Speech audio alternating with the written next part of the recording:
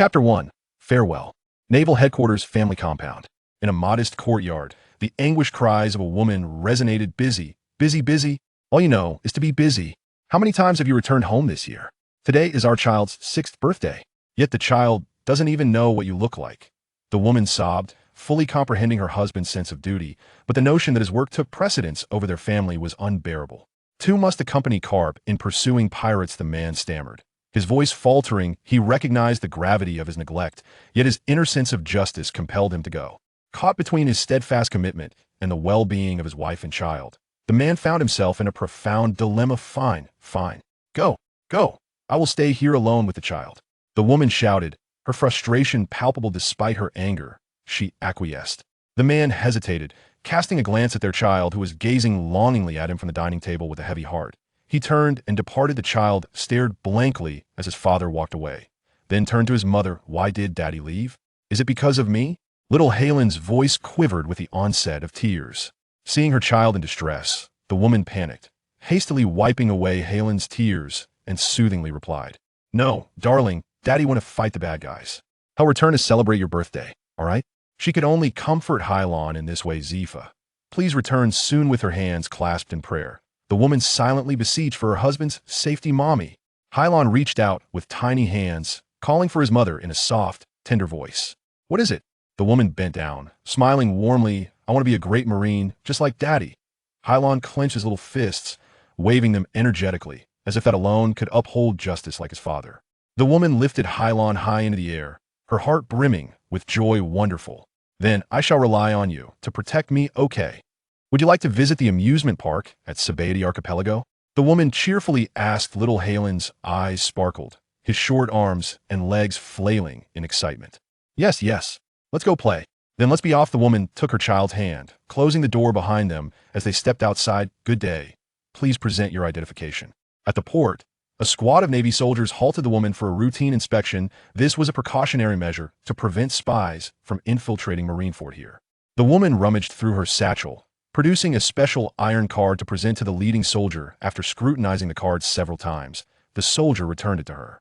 You may proceed. Ms. Liz. Thank you. Eyes nodded gracefully, then took Helen's hand to find a departing passenger ship, purchasing tickets before they stood together on the deck. Waiting. A deep, resonant horn sounded. The passenger ship gradually set sail on the other side. At the Naval Headquarters dedicated dock, a boisterous laughter echoed from a massive warship. Ha. Zephyr, why do you look so glum? A true Navy officer should be laughing heartily. As Zephyr stepped into the dock, a robust elder with salt and pepper hair and a scar near his eye shouted, leaning against the ship's railing. Oh, it's you rascal. Carp. Zephyr retorted, accepting a cloak handed to him by a nearby sailor, playfully scolding Carp. Phew. Zephyr leaped beside Carp. Crunch. Carp casually pulled out a pack of Sunbay from his pocket and began munching, crumbs scattering over him, yet he paid it no mind. Zephyr, however, did not share Carp's carefree demeanor. He stood alone, watching the sailors scurry about, preparing for their duties. Crunch, what's wrong? Noticing Zephyr's somber mood, Carp leaned in, clutching his Sunbay. Sigh, today is Howard's 6th birthday, yet I must pursue pirates. Zephyr lamented with a frown. I see no worries. I've already spoken with Kazan and Sengoku. After we complete our mission tonight, we'll celebrate little Howard's birthday together. Carp reassured, patting Zephyr on the shoulder. There was no choice. Such was the way of the world to uphold one's ideals of justice. Sacrifices must be made. Indeed, this time we will capture the Roger pirates in one fell swoop. Zephyr clenched his fist. As long as Zephyr, draw breath, I shall do everything in my power to prevent you, Roger, from becoming the pirate king. Seemingly sensing Zephyr's thoughts, Carp patted him on the back with enthusiasm, his spirit unyielding. Ha. I can hardly wait for that scoundrel Roger to feel the force of my iron fist.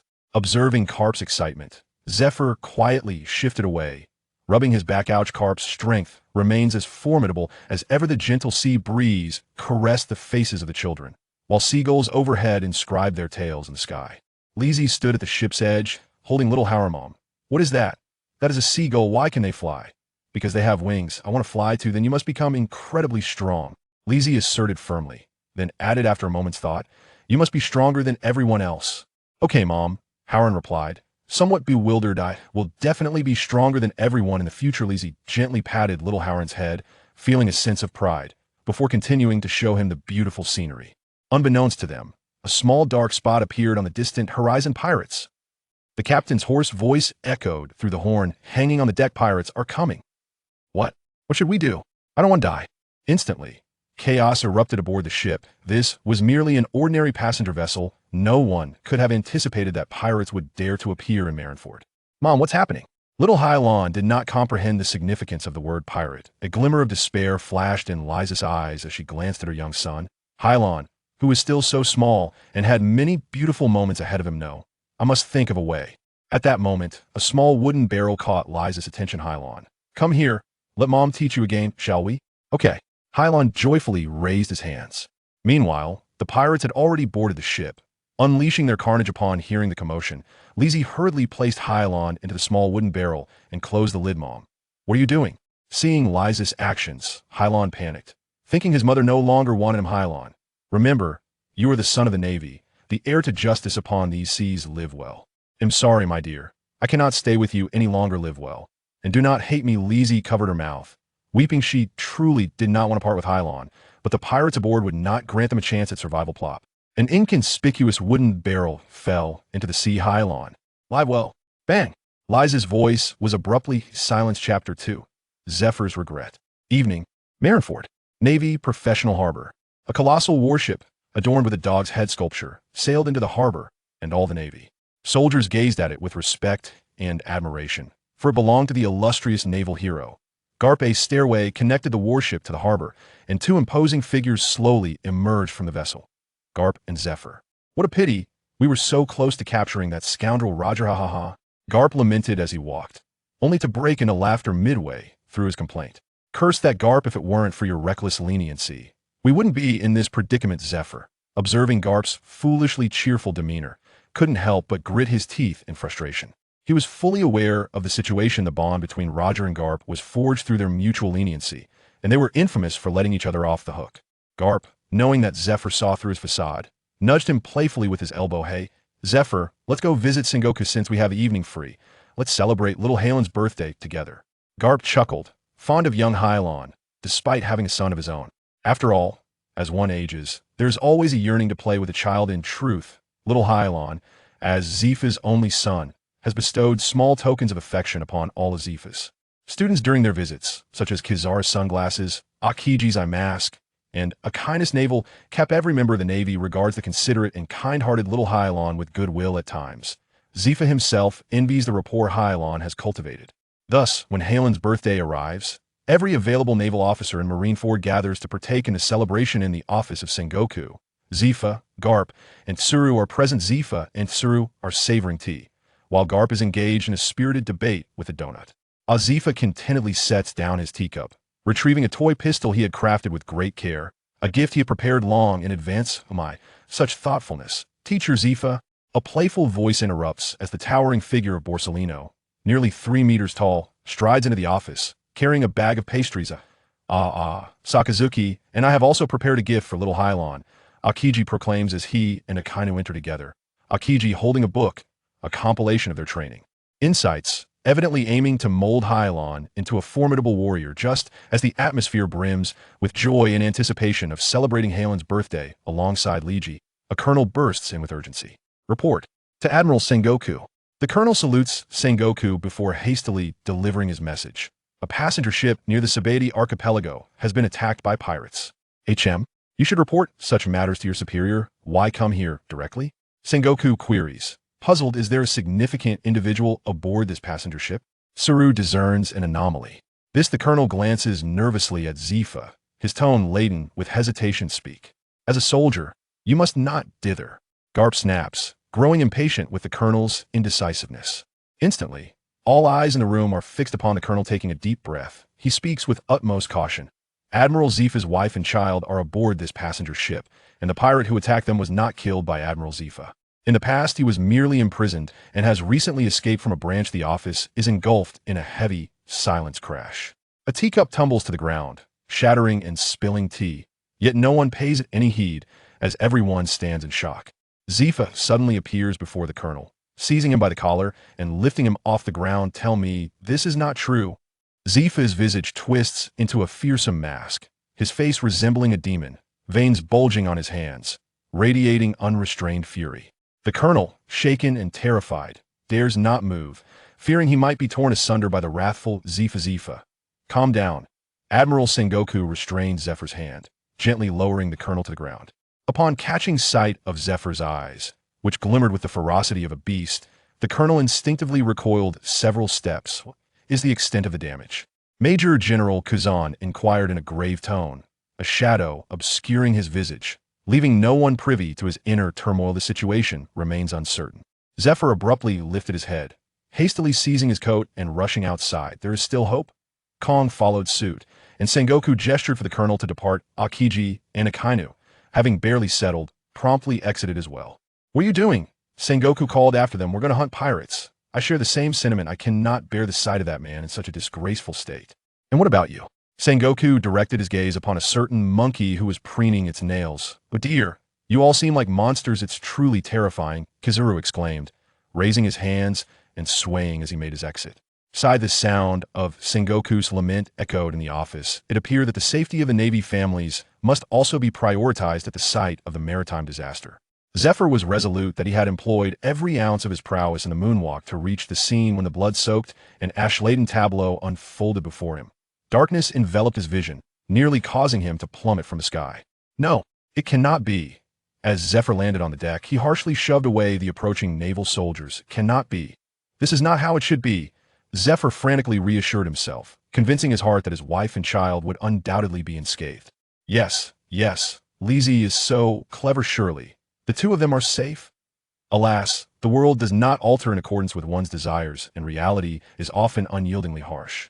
Just as Zephyr's gaze fell upon the corpse of a woman clad in white, draped beneath a shroud, he froze. Entirely white was her favorite color. Slowly, Zephyr crouched down, widening his eyes, and with trembling hands, he gently lifted the white cloth covering the body. A familiar visage emerged in that moment. Zephyr felt as if the entire world had silenced. Everything around him vanished, leaving only Liza's lifeless form and Zephyr kneeling beside her. Thud! Zephyr collapsed to the ground, akin to a grievously wounded beast. Emitting a heart-wrenching and helpless wail, Kong approached Zephyr with quiet steps. Understanding that for a man, some matters do not require consolation, this was a burden Zephyr alone must bear. Vice Admiral Karp, the sailor, approached, softly addressing Karp. According to our investigation of the scene, 368 individuals aboard the passenger ship have perished. One is missing, and we are short one wooden barrel. Oh, Karp queried suddenly. Who is missing? A child named Hylon. Chapter 3. Arrival. Upon hearing the words of the Marine, Garp seemed to recall something and approached Zephyr. At that moment, Zephyr silently wept over the lifeless body of Lizzie. Entirely oblivious to Garp's presence, Garp called gently, but Zephyr, ensnared in despair and self-reproach, could not hear him. Bang! Garp delivered a powerful punch to Zephyr's head, sending him hurtling into the sea. Garp. Zephyr leaped from the water, instantly appearing before Garp, seizing him with a fierce gaze. Garp, what are you doing? Huh? What are you trying to achieve? Look at me. Do you wish to mock me as well? The admiral who spared lives has had his entire family slaughtered. Zephyr, now bereft of reason, clutched Garp and roared in fury. Thud. With all his strength, Garp struck Zephyr down to the ground. At this moment, Zephyr lay motionless on the ground, his eyes devoid of life, resembling a fish laid upon a chopping board. Zephyr, pull yourself together. Are you really going to be defeated like this by Karp, a man of the sea?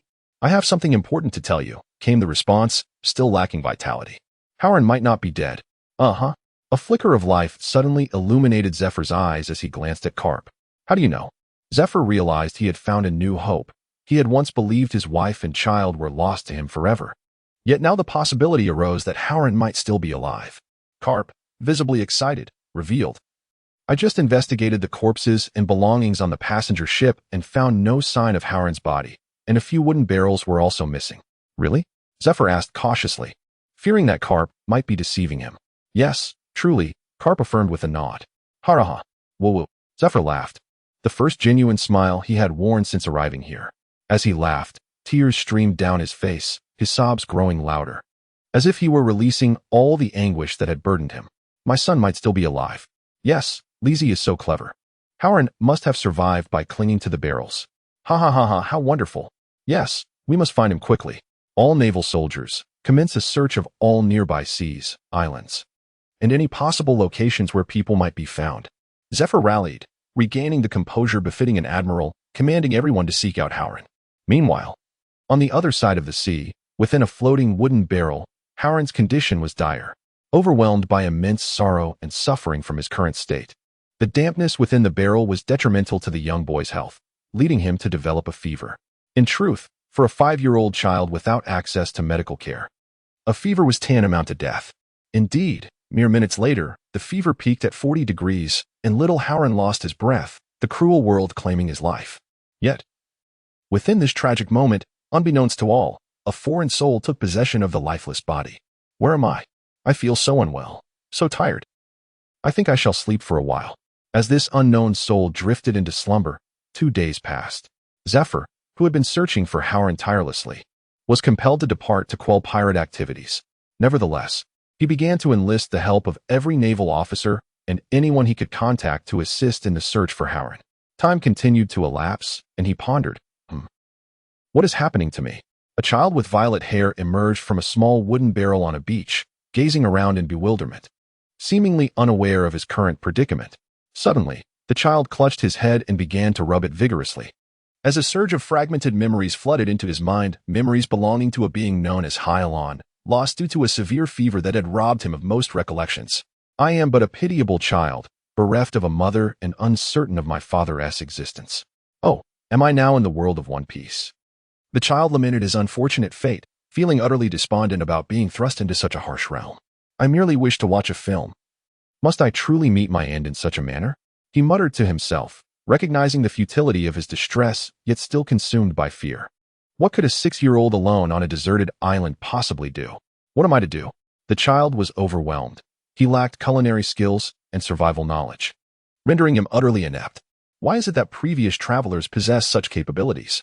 I cannot even kindle a fire. He observed his small hands, feeling a wave of despair wash over him. Amidst the sound of crashing waves, his plight grew ever more pronounced. To his astonishment, a peculiar fruit adorned with strange patterns washed ashore. A devil fruit. His eyes sparkled with excitement, sensing a shift in his fortune. As for the fruit's power, does it even matter now? I might as well take a gamble. With caution, he pinched his nose and consumed the devil fruit whole. After a prolonged bout of retching, he finally subdued the nauseating sensation. Let me discover what prowess this fruit grants. The child closed his eyes, attuning himself to the energy within, and when he reopened them, a glimmer of elation flickered across his gaze. It was the barrier fruit, the very same that belonged to the future admirer of Luffy, Bartolomeo. Excellent. The child felt a wave of relief wash over him, realizing he had acquired a means of self-defense. The barrier fruit was among the most formidable in this world, and with his own imaginative prowess, he believed he could surpass Bartolomeo's utilization of its abilities. With a swift motion, he extended his hand, conjuring a transparent barrier measuring 1 square meter before him. Only 1 square meter? He felt a twinge of disappointment, for the size of the barrier was proportional to the user's strength, and he was still too weak. The child then pondered his name. He desired to leave a resounding mark in this world. My name feels incongruous in the world of pirates. It must be changed. What shall I choose? I shall be known as Vain Marcus. Chapter 4. Survival on the deserted isle on the desolate island with a look of trepidation. Wayne traversed the forest, clutching a nearly transparent spear-like barrier. Today, he must procure sustenance, for his endurance is waning.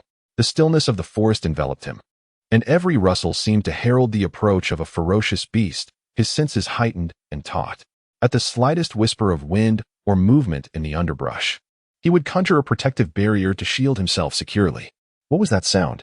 Startled by the noise, Wayne instinctively shouted, transforming his spear into a formidable shield that enveloped him completely.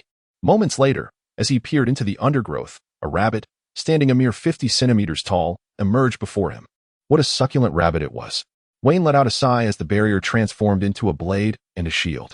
The rabbit seemed to sense the impending danger, propelling itself away in a flash of white, vanishing before Wayne's eyes. What? A bead of cold sweat trickled down Wayne's chin. Just as he suspected, suddenly, 2 rabbit feet, each the size of an infant's fist, struck him squarely in the face. That hurts. Vane fell to the ground, covering his face, yet even in his prostration, he did not forget to envelop himself in a protective barrier. The large rabbit clawed at the shield with fervor, employing various methods in a futile attempt to breach the barrier and eliminate the detestable human within.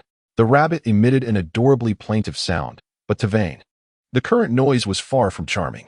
Wayne felt as though he were ensnared by a formidable white rabbit. This situation could not persist. So he began to manipulate the barrier, causing it to constrict. In a place where the great rabbit could not perceive, a transparent spike materialized above its head. Perish! With a downward thrust of his hand, Wayne's spire swiftly pierced through the cranium of the great white rabbit. Despite its formidable vitality, the rabbit struggled for several moments before ultimately succumbing to the silence of death. Dinner was secured.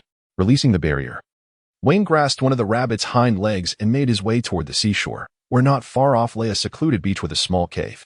Within this cave resided the embers Wayne had collected during a tempestuous storm. It served as his stronghold. Wayne entered the cave, first placing some dry twigs upon the embers, and then manipulating a barrier to form a colossal hand. This hand pushed a massive stone to block the cave entrance. From the crevice, Wayne retrieved a black object wrapped in leaves from his bosom. He meticulously applied the black object to the gap. It was the feces of a towering black bear, standing over 10 meters tall, located at the heart of the deserted island. Wayne believed this would serve to deter various vermin such as mice, ants, snakes, and insects, thus preventing any untimely demise. The sound echoed softly. As Wayne savored the roasted rabbit leg, he pondered the development of new techniques. A robust physique is indispensable. All formidable warriors possess a monstrous constitution, capable of overturning the seas and shattering islands, battling for days and nights on end. Alas, for now, he could only rely on running, weightlifting, and combat to strengthen his body. The absence of a systematic training regimen was ultimately a hindrance. He must find a way to enlist in the Navy to receive superior guidance.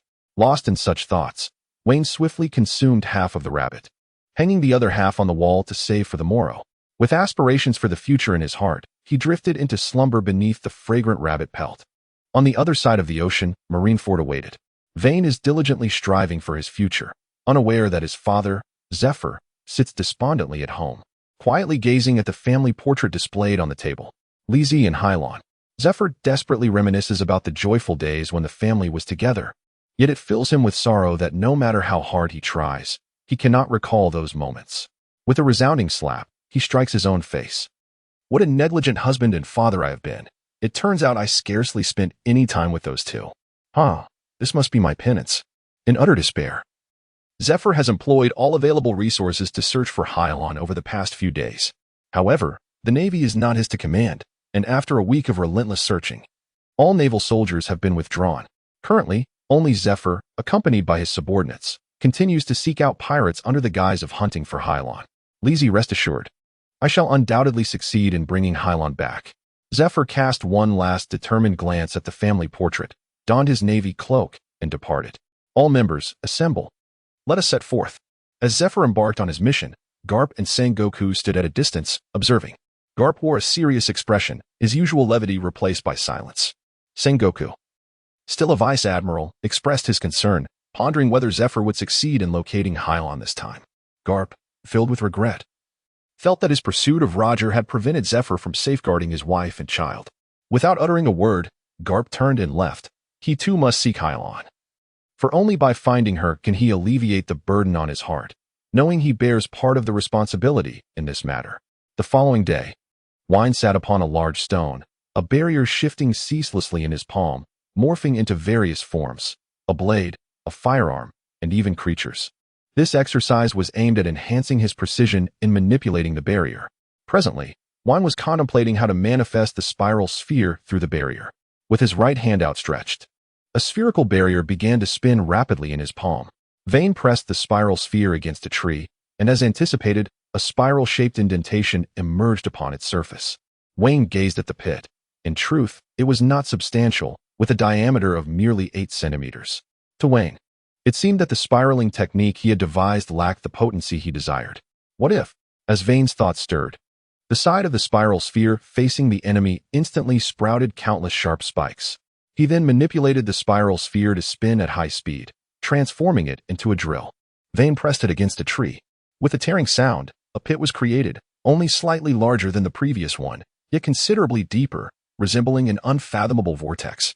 Indeed, the power had significantly improved this time. Satisfied, Vane nodded. He had now acquired a preliminary ability for self-defense. All right, let's set off.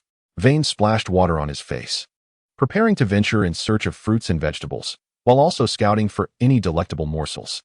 As a growing child, Vane understood the necessity of a balanced diet. Without it, his development would be hindered.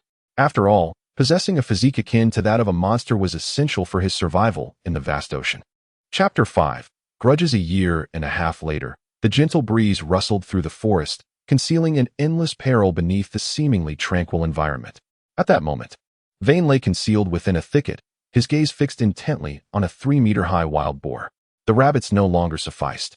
He sought a more formidable opponent, one that would provide succulent meat. He had heard that wild boar meat was quite delectable. With such thoughts, Vane's eyes burned with fervor as he observed the boar. The boar's sixth sense tingled, sensing that it was being watched. Thus, it resolved to remain steadfast amidst uncertainty. Today's grass was particularly tasty. How amusing, this pig had a personality of its own. Wayne distinctly sensed that the wild boar was aware of being observed, yet it remained immobile, continuing to forage. Was it embodying a zen-like tranquility, or perhaps exuding confidence? Regardless, it was of little consequence.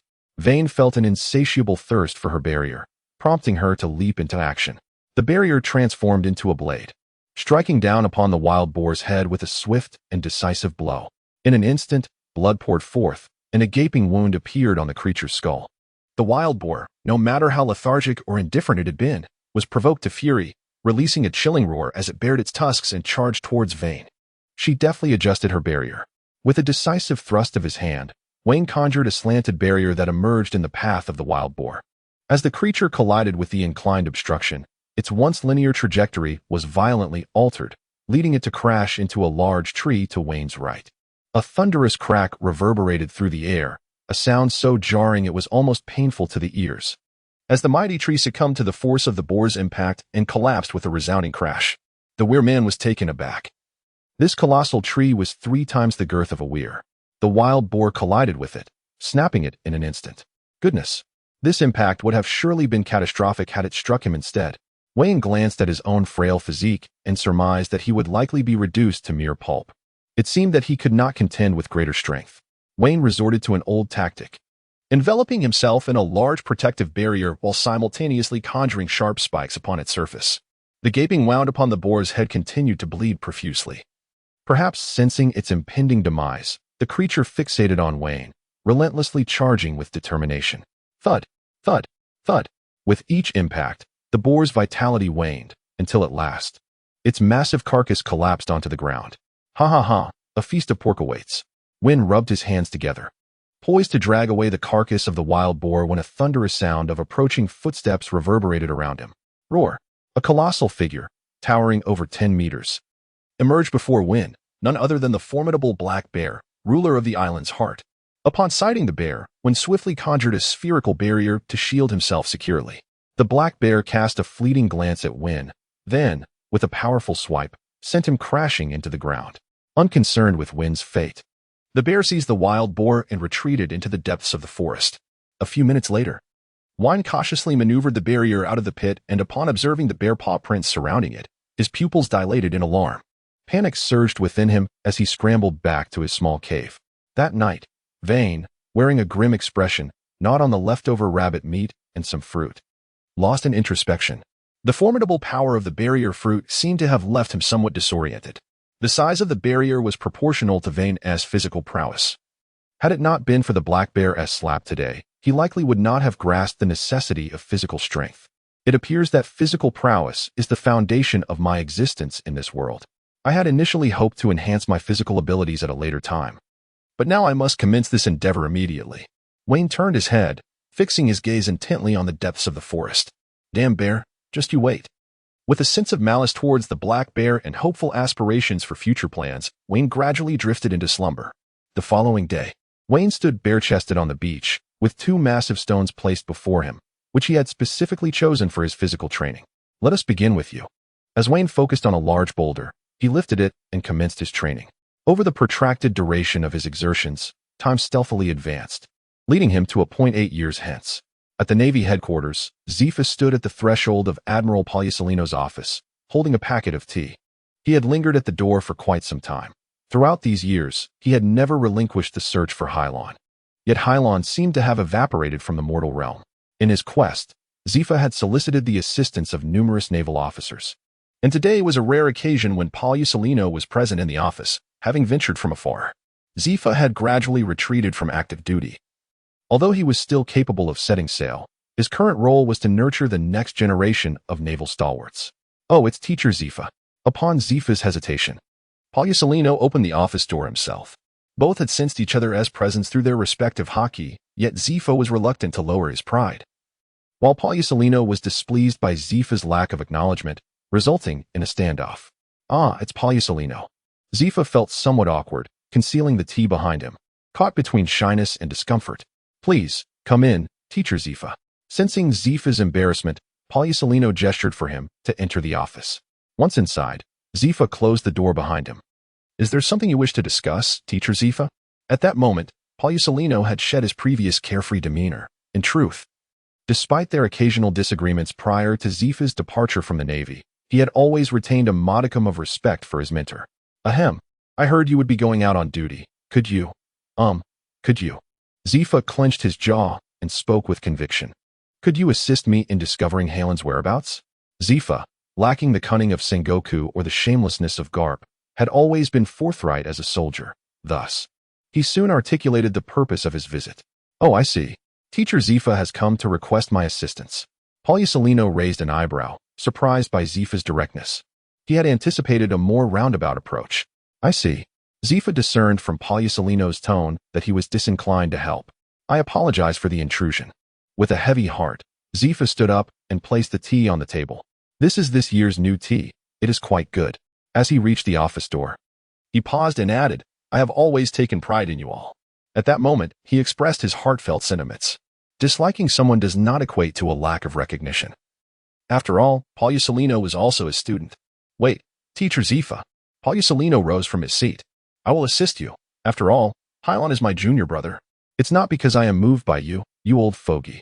After speaking, Paulusolino added a few words. Chapter 6, Success. While Zephyr clung to his final hope and continued his search, our protagonist, Vane, had already completed his training and was prepared to confront the sovereign of the island's heart. A gentleman's vengeance is never too late, even after 8 years.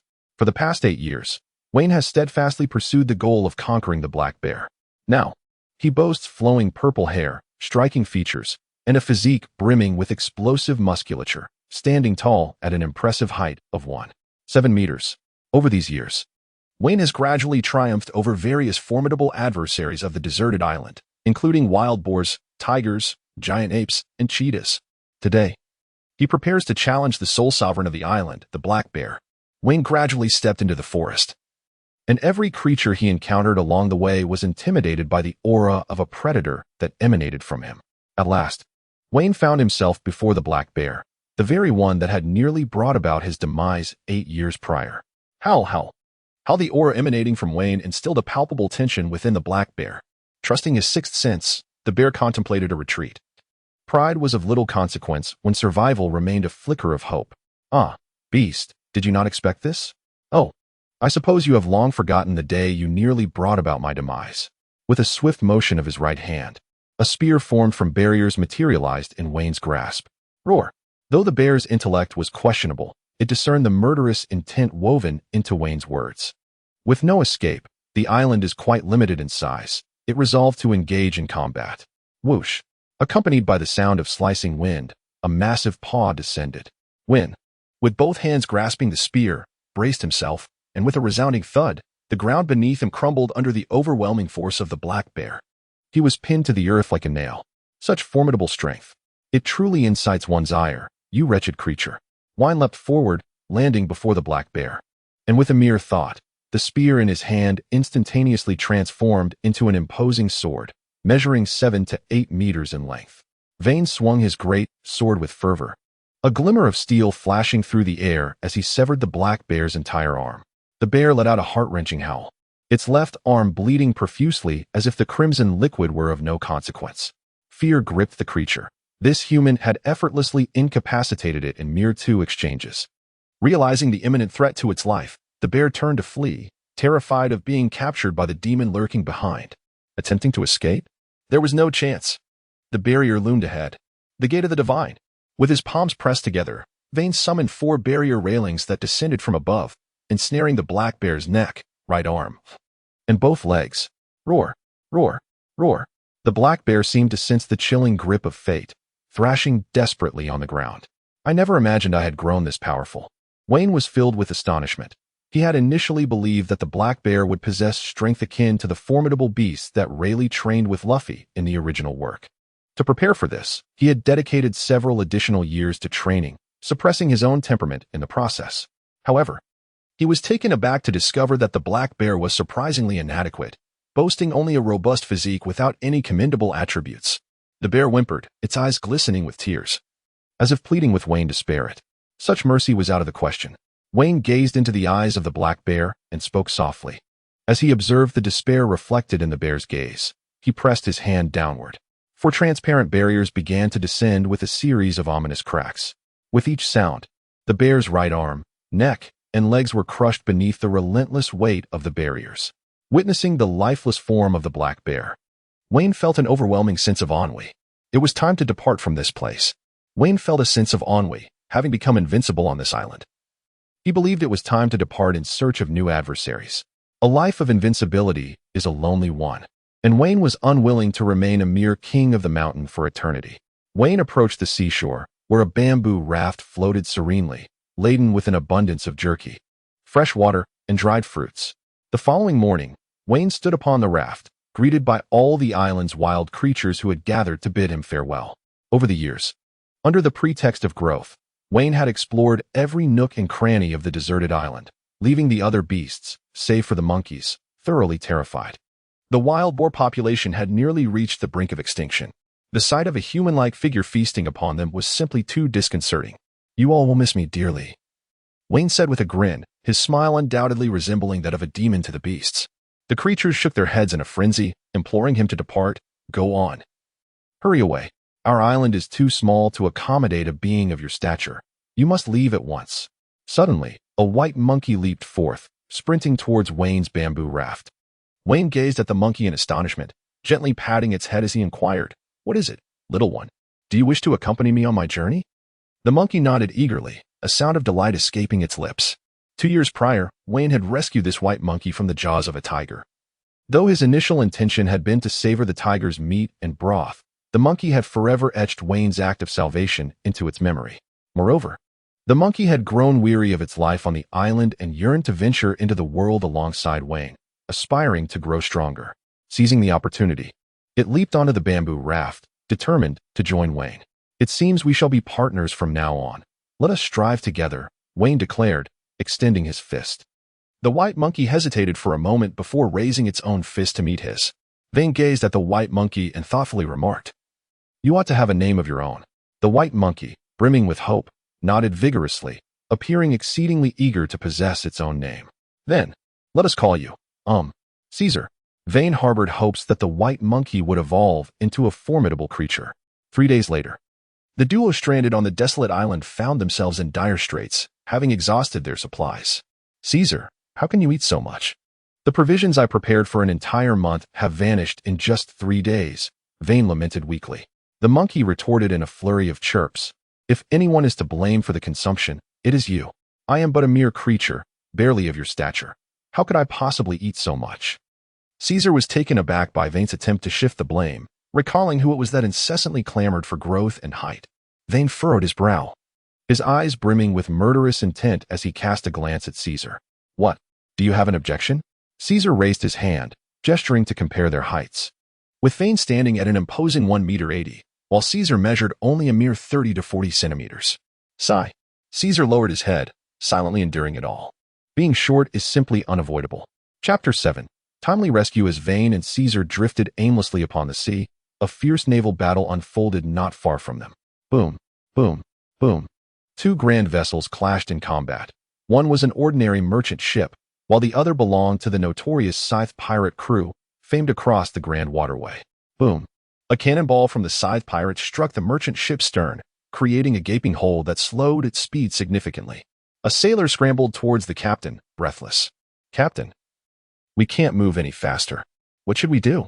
The captain, with an air of calm detachment, surveyed the battlefield, seemingly enlightened and strategizing. The sailor, upon seeing the captain's demeanor, felt a wave of tranquility wash over him. The captain appeared utterly confident. Why should he be anxious? It seemed the captain had a plan, and all he had to do was follow his lead. With this thought, the sailor's gaze towards the captain grew increasingly reverent. Yet, the captain was grappling with his own silent struggles. Confidence? Nonsense. He knew his own limitations well. At that moment, he was merely feigning contemplation on how to articulate their surrender without facing execution. Meanwhile, the Scythe pirates had successfully boarded the merchant ship, and a dozen pirates surged forth like ravenous hyenas, unleashing chaos with shouts of plunder and the sounds of slaughter echoing through the air. The commotion drew the attention of the drifting duo on the deserted island. Vane, peering through a spyglass, observed the dire situation of the merchant ship and grinned. Caesar, I found our escape. If we assist in driving off these pirates, we can board the merchant ship and head to the nearby town to seek out the naval branch and grow stronger. Oh, how delightful. Then let us hurry to help. Boss, quickly. Caesar gestured fervently, urging Vane to rush to their aid. Vane extended his hand, conjuring a paddle of protection as he hastened towards the merchant ship. At that moment, all aboard the vessel were gathered upon the deck, with the captain standing at the forefront, maintaining his cold and stern demeanor. The sailor, unable to contain his frustration, cast a glance at the captain, who returned the gaze with a frosty stare. A sudden realization struck the sailor. It dawned upon him that the captain possessed formidable strength and refrained from intervening to inspire them to rise in defiance and self-reliance. With newfound resolve, the sailor straightened his posture, stepped forward, and boldly pointed at the leader of the Scythe pirates, Dead Scythe William, exclaiming, "Wretched pirate, be gone. Our captain chooses not to act today, but should he decide to strike, your demise is inevitable." In that instant, all eyes turned to the captain's face. The captain, perplexed, uttered meow. Oh. William transformed his right hand into a scythe, menacingly pointing it at the captain. He had not anticipated the presence of such a formidable opponent. He scoffed.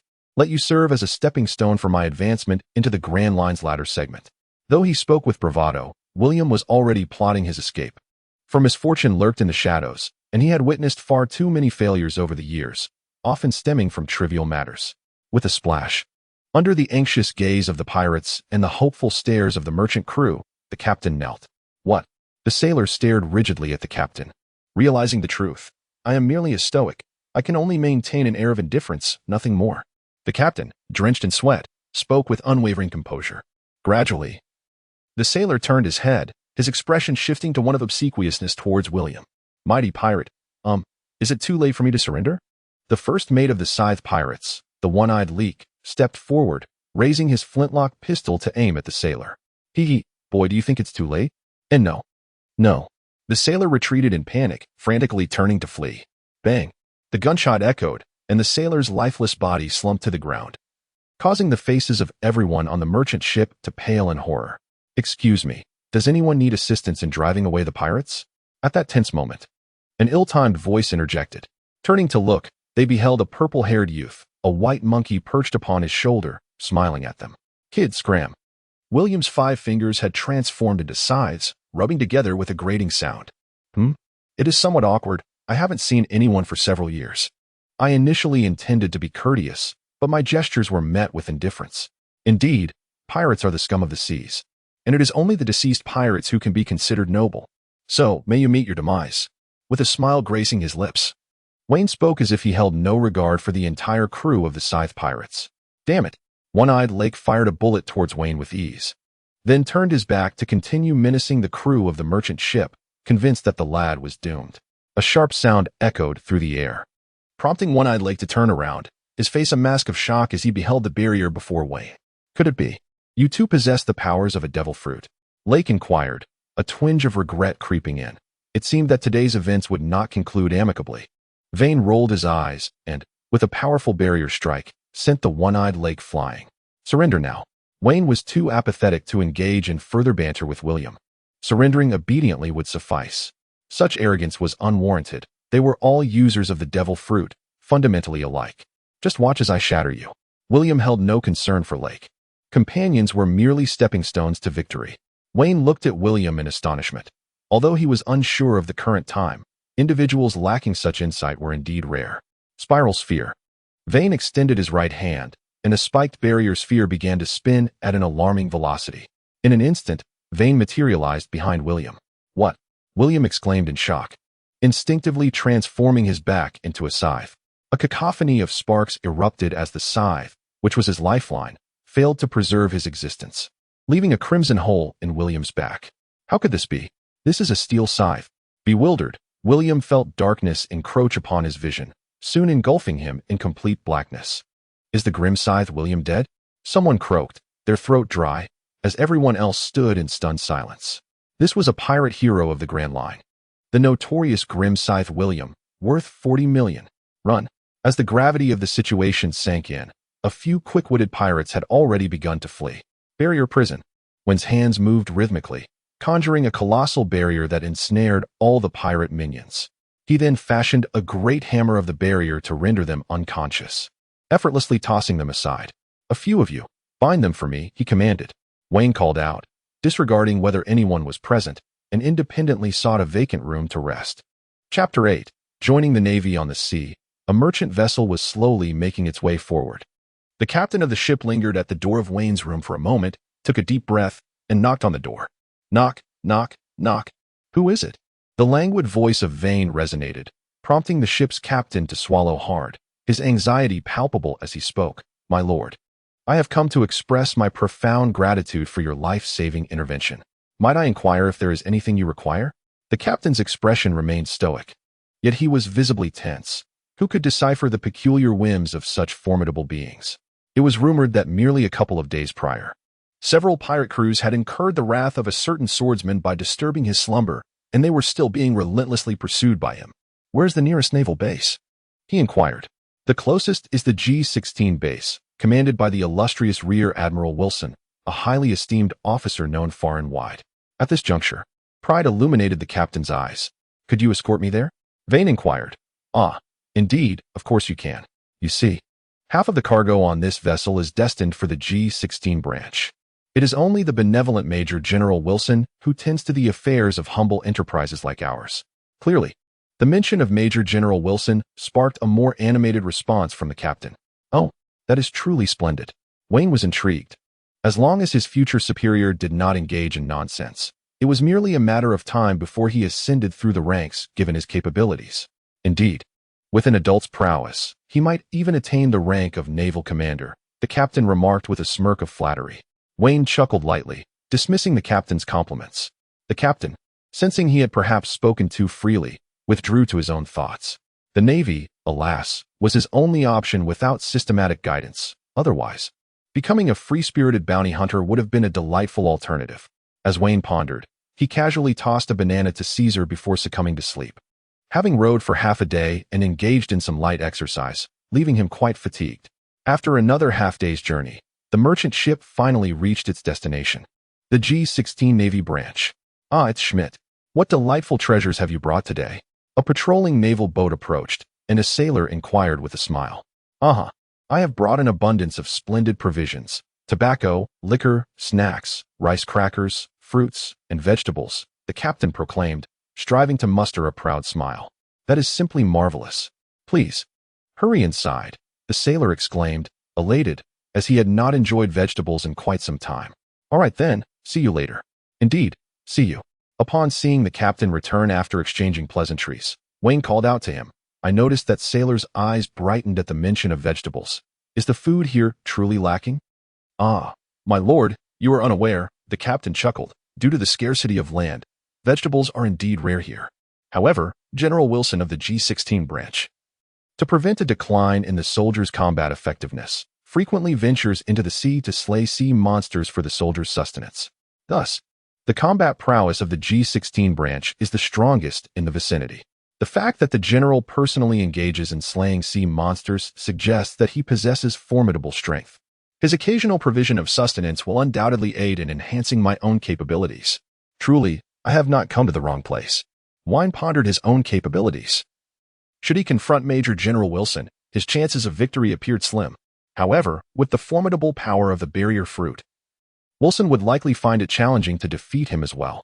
After all, Wilson was a powerhouse capable of toppling sea kings, a far cry from Wayne's humble skills. Moments later, The much-anticipated Major General Wilson stood before Wine and the captain, engaged in lively conversation with the latter. "Thank you, Schmidt. Without diligent merchants like you aiding us, I truly would be at a loss," he remarked, a hint of guilt creeping into his demeanor. As the highest officer of the G16 branch, he felt a pang of shame for nearly failing to ensure his comrades' nutritional balance. "You are too kind.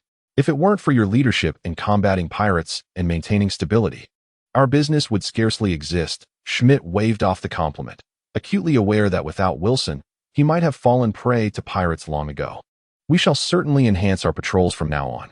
I hear you encountered pirates today. How vile. Even in death, Gold Roger continues to plague the seas." "Ah, forgive me. May I ask who this young gentleman is?" Wilson's frustration towards the pirates was palpable, but he quickly shifted to a more apologetic tone. "This is an extraordinary individual." Schmidt gestured towards Wine. "We faced the Scythe pirate crew, and it was Lord Wine who vanquished Scythe William and saved us. Moreover, he intends to join the Navy." "Oh," Wilson exclaimed, intrigued as he scrutinized Wine. As a master of physical prowess, he had already perceived Wine as strength, yet he was astonished by his true capabilities. "Remarkable. Is the Navy on the verge of welcoming another prodigy? Since the promotion of those three monsters to Rear Admiral last year, we have not encountered a talent of such caliber. Youth is formidable indeed. Scythe William was no trivial adversary. The Navy welcomes exceptional talents like young Wine," Wilson declared with excitement. "Though I may never ascend to the rank of Admiral, perhaps Wine can fulfill that aspiration on my behalf." As this thought crossed his mind, Wilson's gaze intensified, as if he wished to devour Wine with his eyes. Startled by Wilson's predatory gaze, Wine felt a chill run down his spine. It seemed the Major General was a man of considerable stories. "Young brother Wine." Wilson's demeanor shifted, becoming stern. "Yes," Wine responded, his voice echoing the memory of a stern instructor barking commands during his military training, prompting him to stand at attention instinctively, chest out and feet together. "Excellent. You exhibit the bearing of a natural naval soldier." Wilson nodded approvingly. Taking a deep breath, he proclaimed, "In recognition of your commendable strength, I hereby bestow upon you the rank of lieutenant. I hope you will uphold justice and protect our realm." "Yes, sir." Wayne saluted Rear Admiral Wilson, mirroring the customs of other naval officers. Upon receiving permission from the Admiral, Wayne proceeded to his designated quarters, accompanied by Brigadier General Ivy, the Admiral's aide. As a junior officer, he was afforded his own private room for rest. Within the confines of his chamber, Vane gazed at his reflection in the mirror, his violet hair cascading elegantly, adorned in a naval uniform. Alas, it was only upon reaching the rank of a school-level officer that one could don the distinctive naval cloak. A new chapter of life was about to commence. Vane adjusted his cap, resolute in his belief that even in this new environment, he would not be overshadowed by others. Chapter 9. Training G16 Division in the Navy's uniquely equipped gym. Vane was immersed in his workout. After completing 3,000 sit-ups, he retrieved a somewhat worn notebook from his pocket. This notebook had been entrusted to him by Major General Wilson. As a master of martial arts, Major General Wilson had discerned that despite Vane's formidable prowess, he bore hidden injuries, strains, pulls, and minor muscular deformities. Recognizing Vane as a potential pillar for the next generation of the Navy, Major General Wilson could not allow him to jeopardize his future due to improper training. Thus, he bestowed upon Vane his own training notes. I see now that I have erred in this regard. Oh, so this is where I have consistently gone astray. Fortunately, it can be rectified. Wait, a medicinal bath formula?" Vane perused the notebook with keen interest. This collection of notes was indeed unexpectedly comprehensive. Wayne has been relentlessly refining his physique, for the body is the cornerstone of revolution, and one must lay a solid foundation while the opportunity for improvement still exists. It is indeed you, Brother Wayne, who has returned to train once more today. A tall yet rather unsightly muscular man pushed open the door, greeted Wayne, and then, with familiarity, picked up a dumbbell to commence his workout. "Ah, it's you, Penn. I heard you single-handedly apprehended a pirate worth nearly 20 million the other day." "Impressive," Wayne remarked with a teasing expression. Upon hearing this, Penn shyly waved his hand in dismissal. "Brother Wayne, please don't put me on a pedestal. Everyone knows that you eliminated the grim Scythe William as soon as you arrived at the branch, far more formidable than the one I captured." "Ha ha ha. Enough about that, Penn. I heard there's a significant event happening tomorrow. What is it all about?" Wayne inquired with curiosity, having overheard discussions upon his arrival. "Are you interested in joining?" Penn asked, I want to assess the results of my recent training. Wayne nodded, deciding to attend. Very well. Why don't you drop by Brigadier IV's office later? The operation details have already been communicated to the rank and file officers. Didn't you know? Penn inquired with intrigue. I've been preoccupied with training and didn't receive any updates. Is there an issue? Wayne raised an eyebrow, casting a shadowy glance at Penn. No, how could I dare?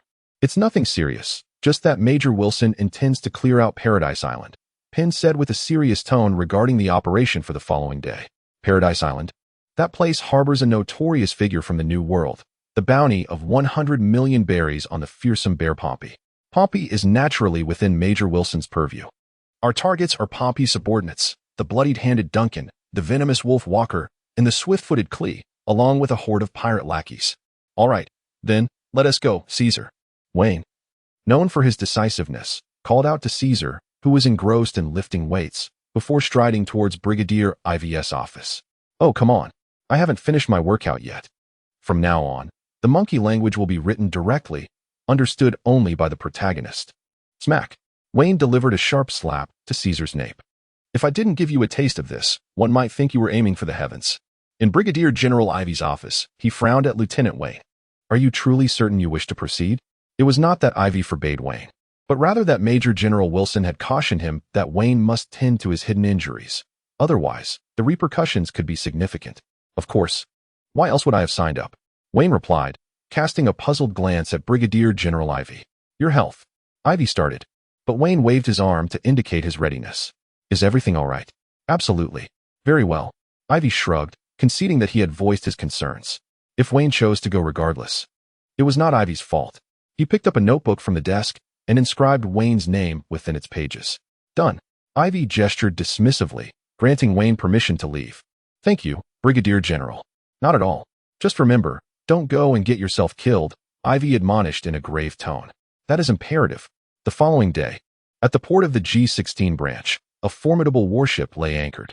Major General Wilson, cigar clenched between his teeth, surveyed the assembled naval soldiers. His gaze lingering momentarily on Wayne and Penn before he averted his eyes and waved his hand. All hands, set sail. On the deck, Wayne, Penn, and Caesar, who was perched upon their shoulders, gazed quietly at the sea, the surging waves mirroring the tumult within Wayne's heart, rising and falling in disarray. This marked his inaugural mission. Vane pondered to himself, yearning for a more rapid encounter with those formidable adversaries. Just as he drifted into thought, the entire vessel began to tremble violently. Boom. Boom, a thunderous roar erupted, and a colossal sea creature, resembling a horse-headed leviathan, emerged alongside the warship. A monster. It is a sea demon. The Sea King has arrived. Quickly, summon Major Wilson. The naval soldiers aboard the ship were thrown into disarray, as the nearly 1,000-meter-long Sea King was a rare sight in the Grand Line. This was no calm belt. Curse be it. Vane gazed at the horse-headed leviathan, cold sweat trickling down his back. This was an entirely different caliber compared to the mere 10-meter-tall black bears he had previously confronted. Damn it. Penn unsheathed the great sword strapped to his back. Bracing himself for the impending confrontation, Vane extended his hand, and a colossal barrier blade materialized within his grasp. Penn stood beside him, their eyes meeting in silent understanding. And together they leaped into action. The barrier struck with swift and powerful slashes, leaving 2 significant wounds upon the Sea King. Regrettably, despite Vane and Penn exerting their utmost strength, they could only inflict superficial harm upon the creature, barely registering as a light injury. Roar! The Sea King's eyes blazed with fury, and its massive tail arched high, poised to strike the battleship. This is the end. No, please. The crew was thrown into utter disarray. Could even Lieutenant Vane and Captain Penn not contend with this beast? What are you panicking for? Calm yourselves. Suddenly, a thunderous voice resonated in everyone's ears as Major Wilson emerged from the captain's quarters, wielding an exceptionally formidable katana. With a swift movement, Major Wilson appeared above the Sea King, raising his katana high. In a flash of blinding light, he cleaved the Sea King in two. By the heavens! Vane's eyes widened in disbelief as he beheld the formidable mid-sized Sea King, stretching several hundred meters in length. The scene was reminiscent of a slaughterhouse. Although he was aware that the world of pirates was rife with individuals capable of obliterating meteors and devastating islands, the sheer visual impact was nonetheless staggering. Observing Major Wilson's fluid and graceful movements, Vane couldn't help but squint, It appeared that Major Wilson was no ordinary figure. In the original narrative, the weasel seemed to handle a large sea king with such ease. So why was he merely a branch major? Chapter 10. The Outbreak of War. Hey, hey, hey. We arrived, Brother Vane. Pen's booming voice interrupted Vane's thoughts. Lifting his gaze, Vane spotted an island belching thick smoke into the sky. A shadow flickered across Pen's eyes as he suppressed his rage and remarked, Paradise Island has always been a peaceful and tranquil place. But that changed when the brutal bear, Pompey, arrived. Taking a deep breath, Pen continued, Pompey has established numerous munitions factories here, discharging copious amounts of wastewater, transforming what was once a pristine island into this sorry state. The most abhorrent part is that he slaughtered everyone on this island, leaving only his own men. What? Vane's pupils constricted. To annihilate an entire island's populace. If this were his previous life, such a person would surely face severe consequences. Pompey was indeed ruthless and merciless. Yet such individuals were the most formidable to confront. Notions of humanity, love, and kinship held no sway over them. Why, Vane wondered, did the nearby G14 branch remain indifferent? It was perplexing. If the navy across the seas was inept, could the navy of the Grand Line be equally so? In truth, the G14 branch had exerted considerable effort. Brigadier General Vigor had once led an assault on Paradise Island, only to be defeated. Since then, the situation had spiraled out of control. Pen's expression was one of indignation, clearly outraged by Brigadier General Vigor's plight. Vane chuckled, refraining from further conversation. It was absurd to think that one of Doflamingo's top executives could be vanquished. As Vane conversed with Pen, a naval gunner sprinted to the captain's quarters, saluting with his left palm facing upward, and announced loudly, reporting to Major Wilson. We have arrived at Paradise Island, and all cannons are fully loaded. Fire at will. Leave no shells unspent, and after exhausting all ammunition, proceed with the landing operation. Major Wilson's calm voice resonated from the captain's quarters. Understood. The gunner turned and dashed back to relay the orders. 2 minutes later, boom, boom, boom, boom. All the ship's cannons unleashed their fury. The acrid scent of gunpowder permeating the air and infusing the entire fleet with a sense of impending doom. Paradise Island. The sudden onslaught of cannon fire caught the pirates off guard, leaving craters from the explosive impact scattered across the landscape. It's the Navy. From a high vantage point, the lookout, peering through a telescope, beheld a warship and emitted a heart-wrenching roar. In an instant, a cannonball obliterated the lookout tower. Boom, boom, boom. After an initial flurry of panic, the pirates began their counterattack, loading and firing portable cannons. Splash, splash, splash. Most of the projectiles fell into the sea, while a few hurtled directly towards the warship. It was time for the formidable warriors aboard the vessel to showcase their prowess. Vane extended his hand, weaving a gossamer barrier into a vast net that intercepted a third of the cannonballs, though the barrier's surface area was limited. Finger gun. Murder of crows. A naval commander, clad in iron gauntlets, leaped into action, utilizing his finger gun technique to detonate several cannonballs. Storm step. Hunt. Another naval colonel's legs flickered like phantoms, his emerald slashes colliding with multiple projectiles. Heavy slash. Pen drew his great sword, delivering a decisive blow that shattered the final cannonball. With the warship's ammunition exhausted, the vessel began to approach Paradise Island, shielded by the valiant Navy warriors. Bang! In the center of a lavish room on Paradise Island, Bloodhand Duncan forcefully pushed open the door. Boss, the Navy has arrived. Leading them is the monster Brigadier Wilson from a few years back. From the shadows, a figure as robust as a bear rose slowly. Monster Brigadier? Merely a jest. I shall twist off his head and solidify our reputation as the Violent Bear Armory, just as I did when I defeated that naval officer named Vigor. Besides, we have our young master. Pompey spoke with an air of ease, leaning against Doflamingo, ready to advance or retreat as necessary. Upon hearing this, Bloodhand Duncan's eyes sparkled with confidence. We are the subordinates of the great pirates of the New World. Does a mere branch brigadier dare to challenge us? Let us set forth. I wish to see how many of the Navy will return this time. Pompey proclaimed grandly with a sweeping gesture. Very well, I shall summon Walker and Clee to join us, Duncan said without hesitation. Pompey retrieved a spiked club from a rack on the wall and followed suit. As the naval warship drew within 100 meters of Paradise Island, both sides prepared for hand-to-hand combat. The moment the ship touched the shore, the pirates shouted, "Navy, perish!" Behind them, the formidable Pompey, true to his name, led Bloodhand Duncan, Poison Wolf Walker, and Swift Leg Clee, forming a quartet of steel spikes to disrupt the Navy's formation. Impudence! Scoundrels! Return whence you came. Justice shall not be profaned. For figures leaped from the warship, an unknown naval colonel and commander intercepting Pompey and Duncan, while Vane and Penn confronted Walker and Clee. I shall slay you first. Then that violet-haired brat. As Walker spoke, he transformed into a humanoid wolf beast, revealing his identity as the user of the animal-type devil fruit, the gray wolf fruit. Penn, with swords in hand and a calm demeanor, entered the water, declaring, "The Vane brothers are not to be provoked by the likes of you. I must uphold my justice and ensure the Navy's honor remains intact." "We shall see about that," Walker retorted, launching himself forward with his right hand clawed and left hand clenched. Wolf fist style wolf claw.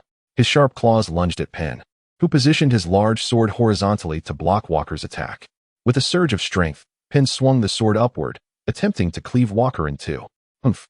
Walker twisted in midair, kicking Penn's sword aside and using the momentum to land gracefully on the ground. Wolf fist style, pack hunt. Walker raised both hands and charged at Penn, fists flying like a rapid-fire barrage. Penn's eyes were as still as a stagnant pool, constantly parrying the fists raining down upon him from all directions. Such swift and powerful strikes would undoubtedly drain his stamina. He thought to himself that when he was utterly exhausted, that would be the moment for his counterattack. As he pondered, he felt his strength lessen just enough to barely block Walker's punches, giving Walker a false sense of superiority. Looking so imposing, yet you turn out to be nothing but a fool? Prepare to meet your end. As the attacker, Penn's defensive strength waned, and Walker, in his arrogance, mistakenly believed Penn was simply weak. Penn perceived that despite Walker's formidable strength, he lacked the cunning and cleverness inherent to a wolf.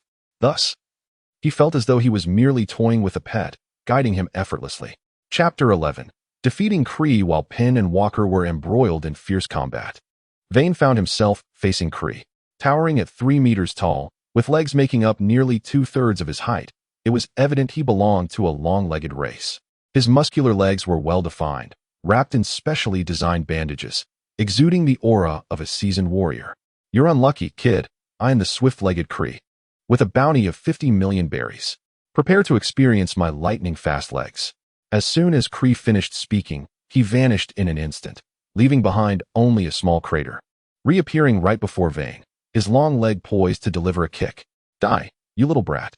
Cree's eyes glinted with a pathological excitement, filled with a morbid anticipation for Vane's demise and the bloodshed that would ensue.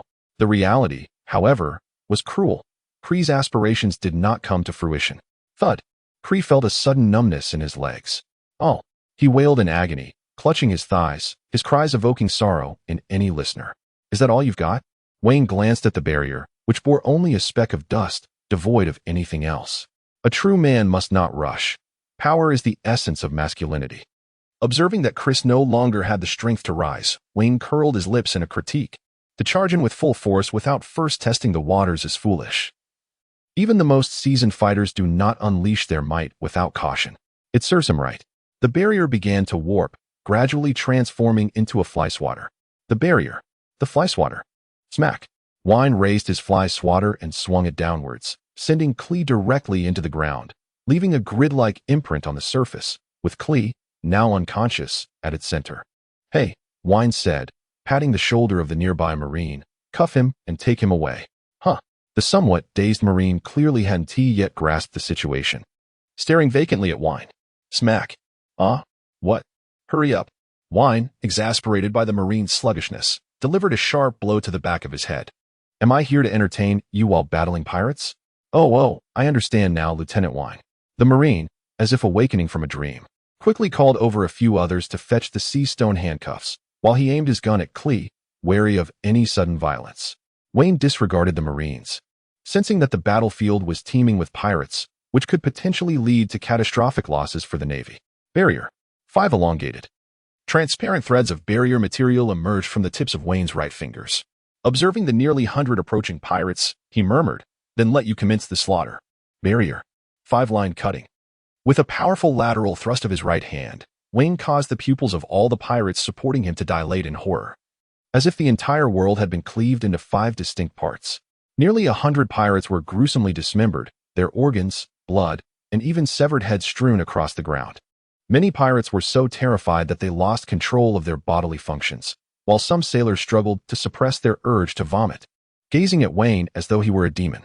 The sheer force of the blow was unsettling, and Wayne himself felt a wave of nausea wash over him. His stomach churned violently. He could already sense the sailors behind him retching uncontrollably, and he no longer wished to remain in this ghastly scene. Fearing that he too would succumb to the urge to vomit, the stench was suffocating, and the mask felt like a noose around his neck. As Wayne traversed the battlefield, Penn sensed the opportune moment for a counterattack. Coincidentally, Walker's frequency of strikes began to diminish, beads of sweat forming on his brow. With a swift flash of the blade, Penn harnessed the power in his legs to evade Walker's punch, drawing his sword back with both hands. Channeling strength from his back, he executed a powerful downward slash, aiming to cleave Walker in two. The battle involving the Wayne brothers has concluded, and in my pursuit of justice, I cannot afford to lag behind. With this thought, Penn intensified his attack. However, events did not unfold as Penn had envisioned. Walker grinned at Penn and deftly evaded his sword. What? Penn's heart sank. Before he could alter his technique, he was met with Walker's colossal fist. Wolf fist style, smash your face. In a single blow, Walker sent Penn flying, who tumbled twice before coming to a halt. Why? Penn was perplexed by Walker's performance. Do you think I am foolish? Merely exhausting my stamina? I am a user of the Grey Wolf fruit, the embodiment of endurance and wisdom, the Grey Wolf King. At that moment, Lieutenant Penn, the Marines behind Penn raised their rifles, intending to shoot Walker down. Halt. Penn slowly rose, extending his hand to halt their actions. But Lieutenant Penn, the Marines exchanged hesitant glances. Withdraw immediately. Bullets are ineffective against him. Evacuate this area at once. Penn shouted again as he regained his footing. Ha ha ha.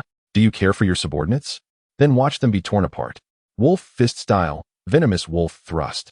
Walker propelled himself forward, swiftly closing the distance to the bewildered Navy soldiers, as though the bloodshed were imminent. Bang! A massive sword intercepted Walker's claws. Do not lay a hand on my subordinates. Penn, suppressing his fury, forced the words through clenched teeth. Then let me witness your prowess, wolf fist style, lone wolf.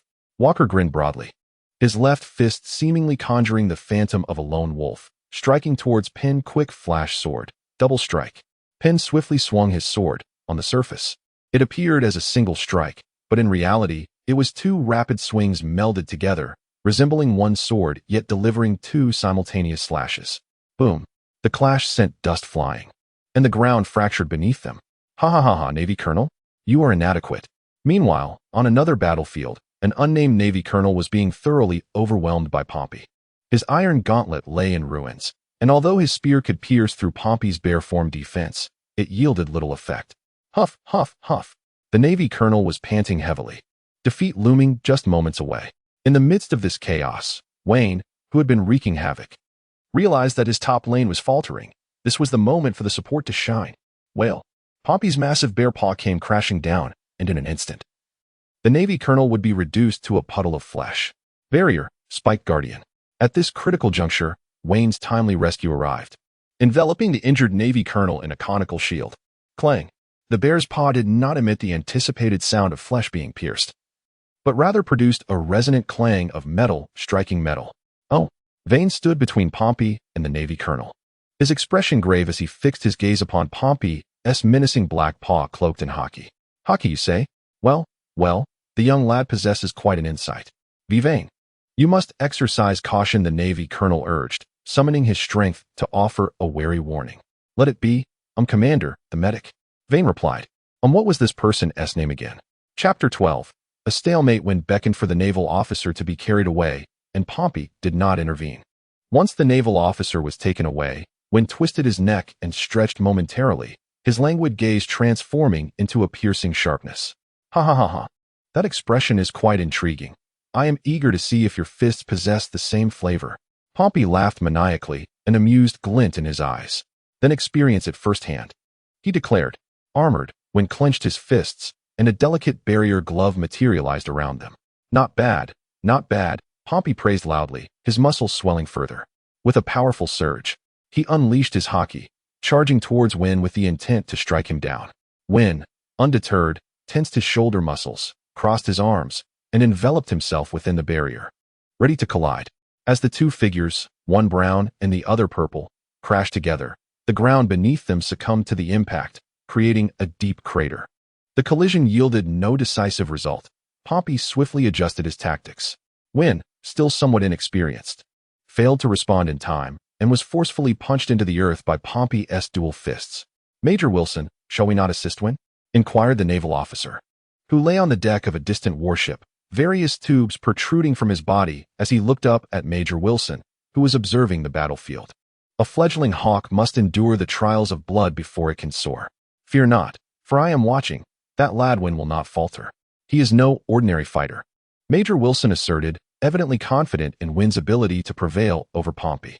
Just as Wilson's words resonated, the battlefield shifted once more. "Damn it, you have provoked me." When emerged from the ground, covered in dirt and seething with rage. "My mother barely struck me, yet you dare to force me into the earth." On the other hand, When realized that without unleashing his ultimate move, he might not emerge victorious. Unlike other protagonists from Tales, he believed it essential to showcase his true strength to earn better treatment. Barrier armament. Magnify. In the blink of an eye, When transformed into a colossal barrier giant, towering over 10 meters high. "Now this is interesting," Pompey remarked, wiping the sweat from his brow as he began to sprout fur, having already transformed into a bearman. "Let us go." When brandished his colossal fists, akin to a titan emerging from the annals of mythology, as his stone-like hands descended upon Pompey with tremendous force. The impact resonated powerfully. Pompey's bear-like paws were raised, now transformed into a pitch-black hue. Boom! The thunderous sound reverberated through the heavens, as Pompey was nearly driven into the earth by a single blow, while When's barrier giant was toppled by Pompey's immense strength. With a swift motion, Pompey thrust his bare paw downward, piercing the ground as effortlessly as slicing through tofu. "Let us see if you can withstand this attack." As Pompey lifted his paw once more, he had already hoisted a massive boulder with a diameter of 30 meters. He cackled, "Behold my mighty stone." At he. With all his might, he hurled the colossal rock forward. Good grief. Vane swiftly rose to his feet, lifting the massive stone with both hands. "You must flee at once." Vane shouted down at the naval soldiers, sweat dripping steadily from his brow. The effort to maintain the barrier against the colossal giant remained a considerable burden for him. And now, supporting the immense stone added an overwhelming pressure. "It seems I have indeed overestimated my own capabilities this time." When felt a twinge of regret for his impulsiveness. Indeed, he truly lived up to his reputation as a formidable individual emerging from the new world. Thunderous. When casually cast the colossal stone aside, causing the barrier giant to diminish slightly, only to have a long sword materialize in the giant's grasp. The barrier, a heavy slash, hardened with armed color. In stark contrast to the tumultuous battlefield of Pompey and When, the clash between Penn and Walker was quieter, yet equally perilous. Walker had begun to gain the upper hand, fully harnessing the speed of a wolf as he maneuvered swiftly, launching rapid assaults on Penn. From a distance, it appeared as though a pack of wolves was relentlessly probing the endurance of their prey. Penn, now fatigued and on the brink of collapse, had only a fraction of his strength remaining. He cautiously sought out Walker's vulnerability, intent on delivering a decisive blow. "General Wilson, Penn is thoroughly subdued. His defeat is merely a matter of time," remarked the anxious naval colonel, unable to bear the thought of losing this young man, so full of righteousness, whom he had nurtured. "Have you lost your wits along with your injuries?" General Wilson scolded as he observed the colonel's flustered demeanor. "Look closely." Penn's gaze remained steady. His breathing is rhythmic. Clearly, he is devising a plan for a lethal strike. What is there to fear? After a moment of contemplation, General Wilson added, "This cunning wolf, Walker, poses a challenge. Penn's quest for his opening seems insurmountable. Allow me to assist him. Let us see if he can seize the opportunity." With that, General Wilson retrieved a coin from his pocket and casually tossed it. Swoosh! The coin struck Walker's right foot, disrupting his balance amid his rapid movements and creating an instant opening for attack. "What was that? What struck my foot?" Walker felt as though he were soaring, and before he could comprehend the situation, he was enveloped in darkness. Gasping for breath, Penn felt as if his lungs were about to burst. He raised his eyes to the tumultuous scene around him, where the Navy clashed with pirates. The Navy fought valiantly to maintain order, while the pirates, aware of their misdeeds, fought desperately for survival. "I cannot falter. I must uphold justice." Penn continued to wield his great sword, joining the fray on a tumultuous battlefield. At the Navy headquarters in Marine Ford, within Admiral Zephyr's office, a heavy sigh escaped his lips, a sound he had lost count of after so many repetitions over the past 8 years. The relentless pursuit of finding Hylon had waned, replaced by a haunting thought that consumed his mind. Perhaps Hylon was already dead. Zephyr had relinquished his command and now occupied a more subdued role, mentoring the next generation of the Navy from the sidelines. As was his custom, he retrieved a toy handgun from the shelf, meticulously cleaning it with a small brush. This was the very toy he had prepared for Wayne 8 years prior, and throughout the years, the old man had diligently maintained it. Alas, everything has an expiration.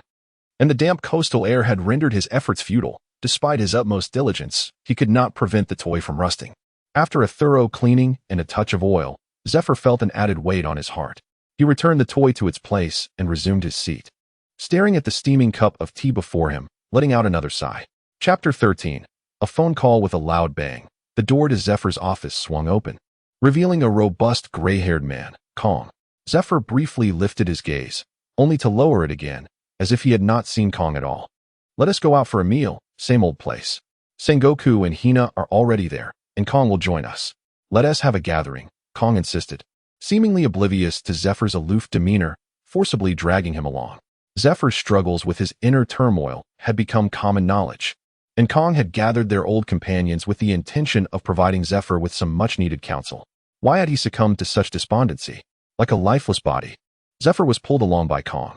10 minutes later, at a quaint restaurant, an elderly woman, a shrewd old man wearing glasses, and a burly man with a pointed hairstyle and triangular beard awaited the arrival of Zephyr, courtesy of Kong. Bringing you here was no easy feat, Kong jested. Indeed, Zephyr replied, as coldly as ever, lifting a glass from the table and drinking deeply. The battlefield of Paradise Island awaited. When increasingly perceived his movements becoming sluggish and his body burdened, while the colossal figure of the barrier giant diminished from over 10 meters to a mere 10, continuing to shrink. Although Pompey was also panting, he appeared to possess ample strength. With a powerful leap, Pompey delivered a blow that proved to be the final straw for the overburdened camel. The ground trembled as the barrier giant toppled backward, crashing down before the astonished gaze of all the naval soldiers. Cough, cough, damn it. Wayne lay on the ground, the recent violent collision with Pompey leaving him feeling as though his very insides were dislocated. He spat out a mouthful of congealed blood and could only gaze helplessly as Pompey approached. Ha ha ha, young one, your punches carry some weight, yet their lethality is lacking, Pompey remarked, slowly advancing. Wayne had not inflicted any significant harm. At best, it could be deemed a mere superficial injury, merely exhausting for Wayne to contend with. Suddenly, a figure draped in the mantle of justice stood before Wayne. It was Major Wilson. Wayne's eyes widened. The manner in which Major General Wilson made his entrance was truly unprecedented, undoubtedly indicative of his profound mastery of cultivation. You should take a good rest, Major General Wilson said, turning his head with a pleasant demeanor. Wayne nodded, then closed his eyes, allowing the medic to carry him away. Hey. Are you the renowned pirate Bane, Wilson? Let me see if you can truly defeat me. Although Major Wilson's entrance was quite imposing, Pompey, confident in his own abilities, charged forward with his massive bare paw. With a swift motion, Major Wilson vanished, only to reappear right before Pompey, a black finger poised menacingly at his chest. What? Pompey's pupils constricted. The speed and the application of hockey were enough to reveal Wilson's formidable strength. Since I cannot evade it, I must endure. The sound of flesh being pierced echoed as Wilson's finger penetrated Pompey's flesh. Staring down in disbelief, Pompey realized that his chest had been pierced, blood gushing from the wound. What? A mere branch major's hockey is stronger than mine? Regaining his composure, Pompey unleashed a bare paw strike from below, the wind pressure even lifting Wilson's cloak, showcasing the sheer force behind the attack. Iron block. Major Wilson stood unmoving, as if his entire being radiated a metallic sheen. The sound of a heavy collision resonated. Yet Major Wilson remained unfazed, his demeanor calm. Oh, it hurts. Pompey clutched his right hand, half kneeling on the ground, his arm hanging in an irregular shape. Is that all you've got? Wilson raised an eyebrow, casting a cold gaze at Pompey. With a swift motion, Wilson's left foot executed a slicing strike, effortlessly slicing through Pompey's arm as if cutting through butter. Ah! Pompey collapsed to the ground, cold sweat streaming down like a small river. Farewell. Major Wilson extended a finger towards Pompey's forehead. Wait, I have something to say. Pompey stretched out his remaining hand, halting Wilson's impending strike. Wilson paused, frowning, curious about what pearls of wisdom Pompey might offer. My backer, The night demon Doflamingo, you cannot harm me. Noticing Wilson's growing impatience, Pompey hurriedly continued. Doflamingo, I wish to see if that flamingo dares to challenge me. Finger gun. Wilson thrust his finger forward, piercing Pompey's forehead. How dare you? Pompey's eyes widened in disbelief and rage as he succumbed to death. Witnessing their leader's demise, all the pirates present involuntarily dropped their weapons and surrendered. Search Pirate Island. Arrest all pirates. Major Wilson commanded with a wave of his hand. Hi. All the naval officers saluted and then dispersed to conduct a search. An hour later, General Wilson sat idly on a large rock, while Wayne stood beside him. As Wilson observed the entirety of Paradise Island, he pointed out Wayne's shortcomings in combat. I noticed some of your movements were rather stiff during the fight. You could, in the future, maneuver the barrier giant into the deep sea for training. General Wilson articulated Wayne's deficiencies and offered advice for the days ahead, captivating Wayne with his discourse. Report. The financial officer approached with news. General Wilson, we have discovered 3,000 rifles, 200 infantry cannons, 3,000 pounds of explosives, and 400 million berries, among other things. Oh, and we also found this. The officer cautiously retrieved a telephone bug from his pocket and handed it to General Wilson. Oh, Wilson toyed with the telephone bug. And at that moment, it rang. Beep, beep, beep, beep. Beep, beep, beep, beep. Click. General Wilson picked up the telephone bug. Hello?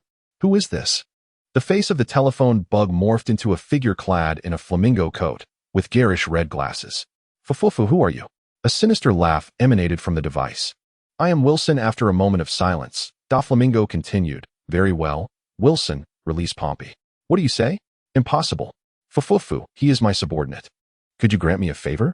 He is already dead. What? You. What? Do you wish to fight? Another silence ensued. Fufufu, let us forget about that. I have no desire to engage in conflict with you. Return the goods to me. Not a chance. What do you intend to do with those goods? Arm the navy. Purchase guns, cannons, and deal with you pirates. Ah, how humorous. I never joke. You. Oomph. The telephone bug fell silent once more. Chapter 14. The Hunt Naval Headquarters. Marineford. Zephyr was inebriated, staggering as he walked. Every time Garp attempted to assist him, Zephyr would swat him away with a hand. With no alternative, Garp and Sengoku had no choice but to follow closely to prevent any mishaps, while Sora and Tsuru trailed behind, casting worried glances at Zephyr. Thud, thud, thud, thud, thud, thud. Zephyr clutched a bottle of alcohol, drinking as if it could alleviate the resentment within him, clutching the bottle tightly as he gulped down its contents. Sengoku, Zephyr cannot continue like this. I know you are always full of schemes. Think of a way out quickly. Kapu munched on Sunbei while playfully nudging Sengoku with his elbow. Get lost, you ruffian. Zephyr is a man of integrity. He merely buries his sorrow deep within. Were it not for the drinks today, he would not be in such a state. Sengoku, initially enraged, struck Kapu with a punch but quickly regained his composure. As Kapu and Sengoku engaged in their light-hearted banter, Zephyr stood motionless by the restaurant window. The scene inside depicted a family enjoying their meal, and Zephyr silently observed. Lost in contemplation, Kapu and Sengoku ceased their antics, while Tsuru, too, remained silent, understanding the depth of Zephyr's inner turmoil. Zephyr continued to watch as the family departed.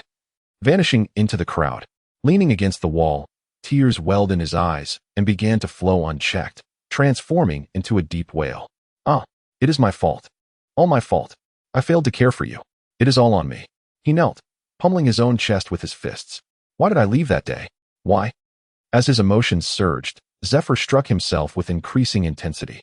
Tsuru wished to offer comfort, but was halted by Sora and Sengoku. Zephyr did not seek solace. A man like him required no consolation, for he would bear his burdens and push forward after a proper release of his anguish. How absurd.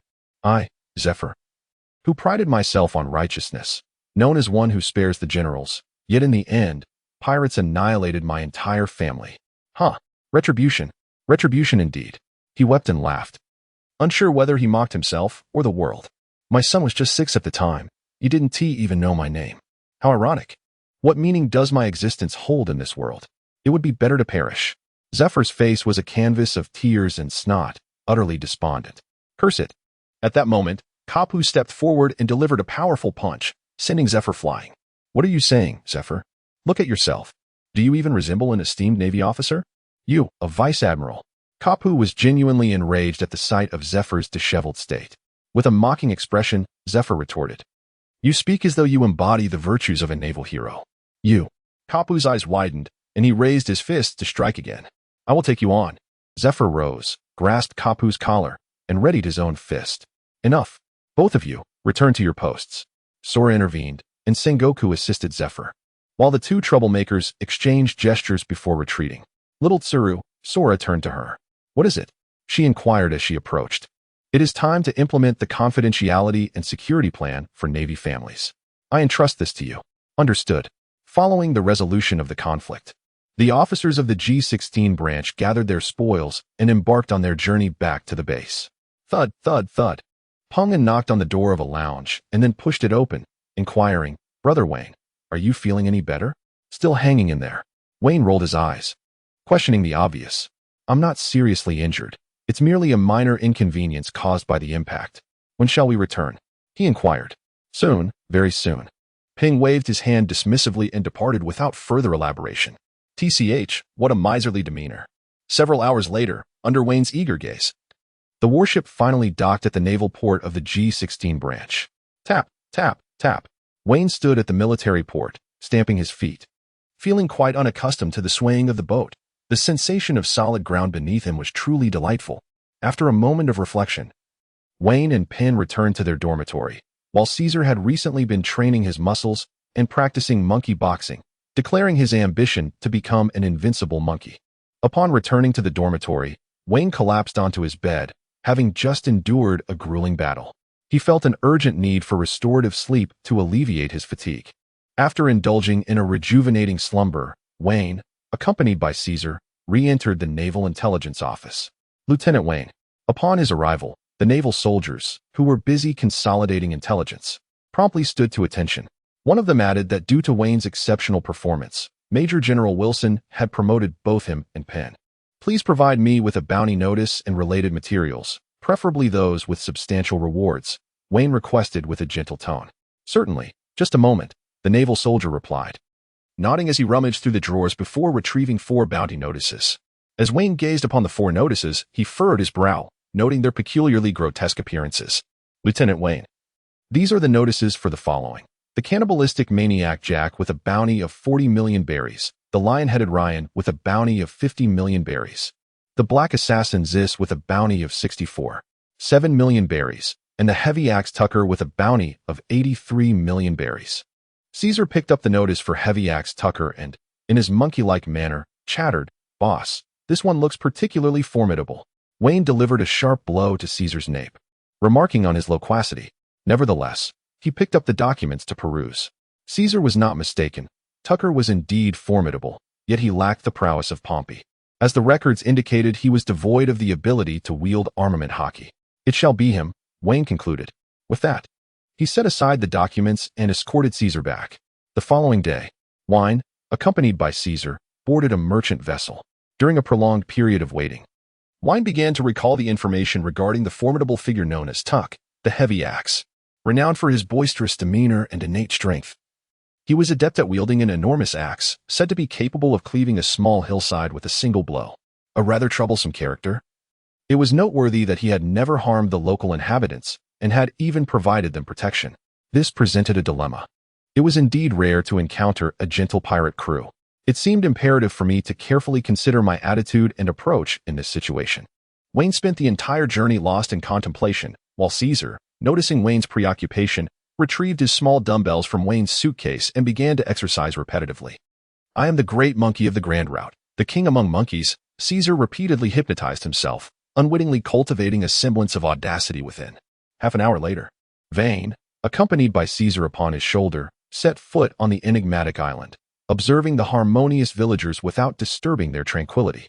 He turned left towards a location adorned with the ominous skull flag, which must surely be the stronghold of the Axe Pirates. Chapter 15. A sudden encounter with a devil fruit. As Vane entered the lair of the Axe Pirates, a momentous event was unfolding within. All members of the crew were gathered, and their captain, Tuck the Axe, was intently scrutinizing an object in his hand, a devil fruit resembling a banana, radiating a yellow glow. Captain, what kind of devil fruit is this? It must belong to the Zoan type, right? Inquired a somewhat knowledgeable pirate. It is indeed a Zoan type, and I suspect it may be of the mythical variety, Tuck replied gravely. That's splendid news. Captain, you should consume it at once. It would elevate our crew to new heights. Someone suggested eagerly. Absolutely not. I am unaware of the powers it may bestow, and it could potentially interfere with my own abilities. I shall first consult a devil fruit compendium before making any decisions, Tuck decisively countered, placing the fruit into a small wooden box. Suddenly, as the crew members dispersed in disappointment, the stronghold's door was shattered with a thunderous crash. You were Tuck the Axe. Worth over 80 million berries, are you not? Vane's voice emerged from the swirling dust. Have you come to claim my head? Tuck narrowed his eyes, grasping his formidable axe from the side. The deep-sea prison is your destined abode. Vane retorted, sidestepping the question. The Navy, is it? Tuck exhaled sharply. The might of the world's strongest forces is not to be underestimated. Barrier. Enlarge. Vane, unwilling to engage in further dialogue with Tucker, transformed into a towering giant of a shield, raising his colossal fist to strike. Tucker, undeterred, swung his axe in retaliation. However, lacking mastery of the armament hockey, he found himself flung back by a single blow rather than inflicting any damage upon the shield giant. A sense of impending doom washed over Tucker, yet as a man, he resolved to meet his fate in battle rather than flee from it. As Vane launched another punch, Tucker deftly leaped back to evade it, then sprang up to the height of the giant's chest, where Vane resided. The successive strikes he delivered failed to yield the anticipated effect. The giant swatted at him as one might swat a fly. With a resounding smack, Tucker braced himself against the giant's palm, exerting all his strength to avoid being crushed. Captain. At that moment, the entirety of the heavy axe pirate crew emerged, raising their rifles to fire at the shield giant. You all need to get out of here, Tucker shouted, his eyes wide with urgency, imploring everyone to flee from the insurmountable beast. Frustrated, Vane manipulated the giant's right hand to create a gust of wind that sent everyone sprawling. Curse you. In his fury, Tucker gradually pushed against Vane's palm, landing on the ground and charging at him with a fierce gaze. He raised his heavy axe, determined to unleash the most powerful strike of his life. The shield giant's left hand intercepted Tucker, pinning him to the ground, while its right hand pummeled down upon him like a pile driver.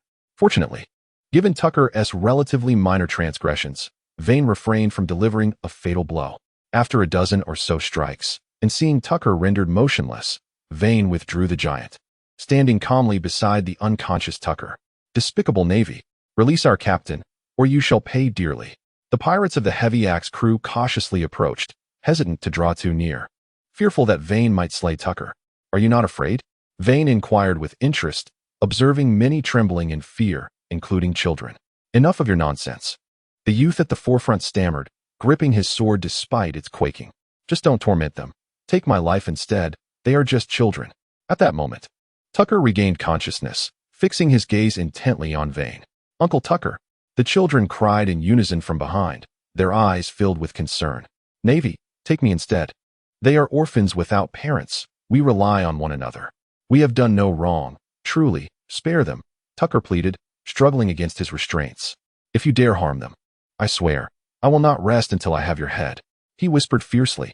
Wayne gazed upon the concerned pirates and the unwavering glare of Tucker, the barrier, and the blade. Vane extended his hand to grasp a transparent blade, swinging it twice, leaving a deep scar on Tucker's face and robbing him of an ear. Tucker bit his lip, stifling any sound, while the surrounding pirates grew increasingly enraged, one even firing a shot, which Vane deftly deflected with his knife. Manage your crew, Vane admonished Tucker. From this moment forth, you may call yourself whatever you wish, but you shall not bear the name Tucker. The scar and the lost ear are the price you pay for being a pirate. With that, Vane hefted his mighty axe, called out to Caesar, and departed. Tucker rose, touching the young man beside him, and lifted his gaze to Vane, saying, You possess a personal sense of justice. I regret that I became a pirate out of necessity. Consider this my token of gratitude. He addressed a child. Go, retrieve that small box from earlier. The child hesitated. No, Uncle Tucker, he has harmed you. His not killing me is a life-saving grace. One must not forget their roots. How have I instructed you all? Quickly go?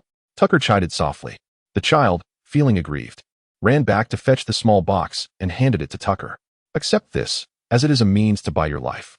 Tucker tossed the box to Vane and called for everyone to board their ship, instructing them to burn their flag as they embarked on a new life. As for whether Tucker would be discovered, Vane believed that the pirates of this world lacked keen eyesight, especially since Tucker now bore a scar and a missing ear. The scar distorted his entire visage, rendering him unrecognizable even to the most observant pacifist. Watching them depart, Vane opened the small box, revealing a banana-shaped devil fruit gleaming with a yellow hue. Before he could examine it further, Caesar snatched it up and consumed it. Moments later, he retched violently, as if he might expel his very liver. Huh, serves you right for your reckless consumption. Vane laughed heartily at Caesar's misfortune. Though his amusement was soon replaced by deep concern over the nature of this devil fruit, he hoped it was not a useless one. Once Caesar had sufficiently purged himself, he vented his frustrations to Vane, gesturing dramatically to illustrate the fruit's foul taste, while expressing his admiration. How did you manage to consume this back in the day? Enough with the theatrics, let us discern its true power. Caesar closed his eyes, concentrating intently, and chirped excitedly to Vane. Ah, this is splendid. Vane was filled with joy as he patted Caesar's simian head. Chapter 16. 1 year later, on a certain morning within the confines of the G16 branch at the naval port, the surface of the water suddenly erupted with considerable turbulence, as if some entity were emerging from the depths of the sea. Surprisingly, it seemed that no one found this phenomenon remarkable anymore. A colossal barrier giant, nearly 100 meters tall, emerged from the ocean, dragging a massive sea creature behind it. Upon sighting the barrier giant, the naval soldiers instinctively alerted the kitchen staff to handle the sea creature. Despite having witnessed such occurrences numerous times, some soldiers still marveled, exclaiming how reliable Major Vane truly was. He not only suppressed the pirates' audacity, but also ensured that we received extra rations. The strength of our G16 branch has indeed risen significantly. Indeed, echoed another nearby soldier, nodding in agreement. Major Vane was renowned as a man of unwavering fortitude. After a year of rigorous training, Vane had grown considerably, now standing at 2 meters tall, having transcended the level of a mere cripple. In the first week, Wayne enveloped himself in a protective membrane before plunging into the sea, deliberately choosing harsh environments to fortify his physique. During the second week, he transformed into a colossal guardian, descending into the ocean's depths to hone his endurance and resilience against pressure, while also engaging in fierce battles with marine creatures, thereby enhancing the physical well-being of the military and civilians in the G16 division. By the third week, Wayne would embark on missions, sharpening his combat skills through the elimination and apprehension of pirates. The remaining time followed a similar pattern. Wayne has grown increasingly robust should he encounter Pompey once more. He is confident that he could effortlessly deal with him. Wayne entered the gym, a place that had ceased to hold any significance for him 6 months ago. His purpose for venturing here was to summon Penn and Caesar for a meal. Upon pushing the door open, he was met with the sight of a burly man grappling with an adult-sized monkey, the latter evidently overpowering the former. Penn shook his head with a wry smile. It was one thing to be outmatched by Wayne's brothers, but now even the monkey they had raised was besting him. Caesar, with a lively leap, transformed back to his original form and hopped onto Wayne's shoulder, proudly gesturing towards himself and then at Penn, conveying that he had triumphed over Penn. Wayne has now learned what fruit Caesar consumed, the devil fruit of the Zoan type, specifically the monkey fruit, a mythical beast form.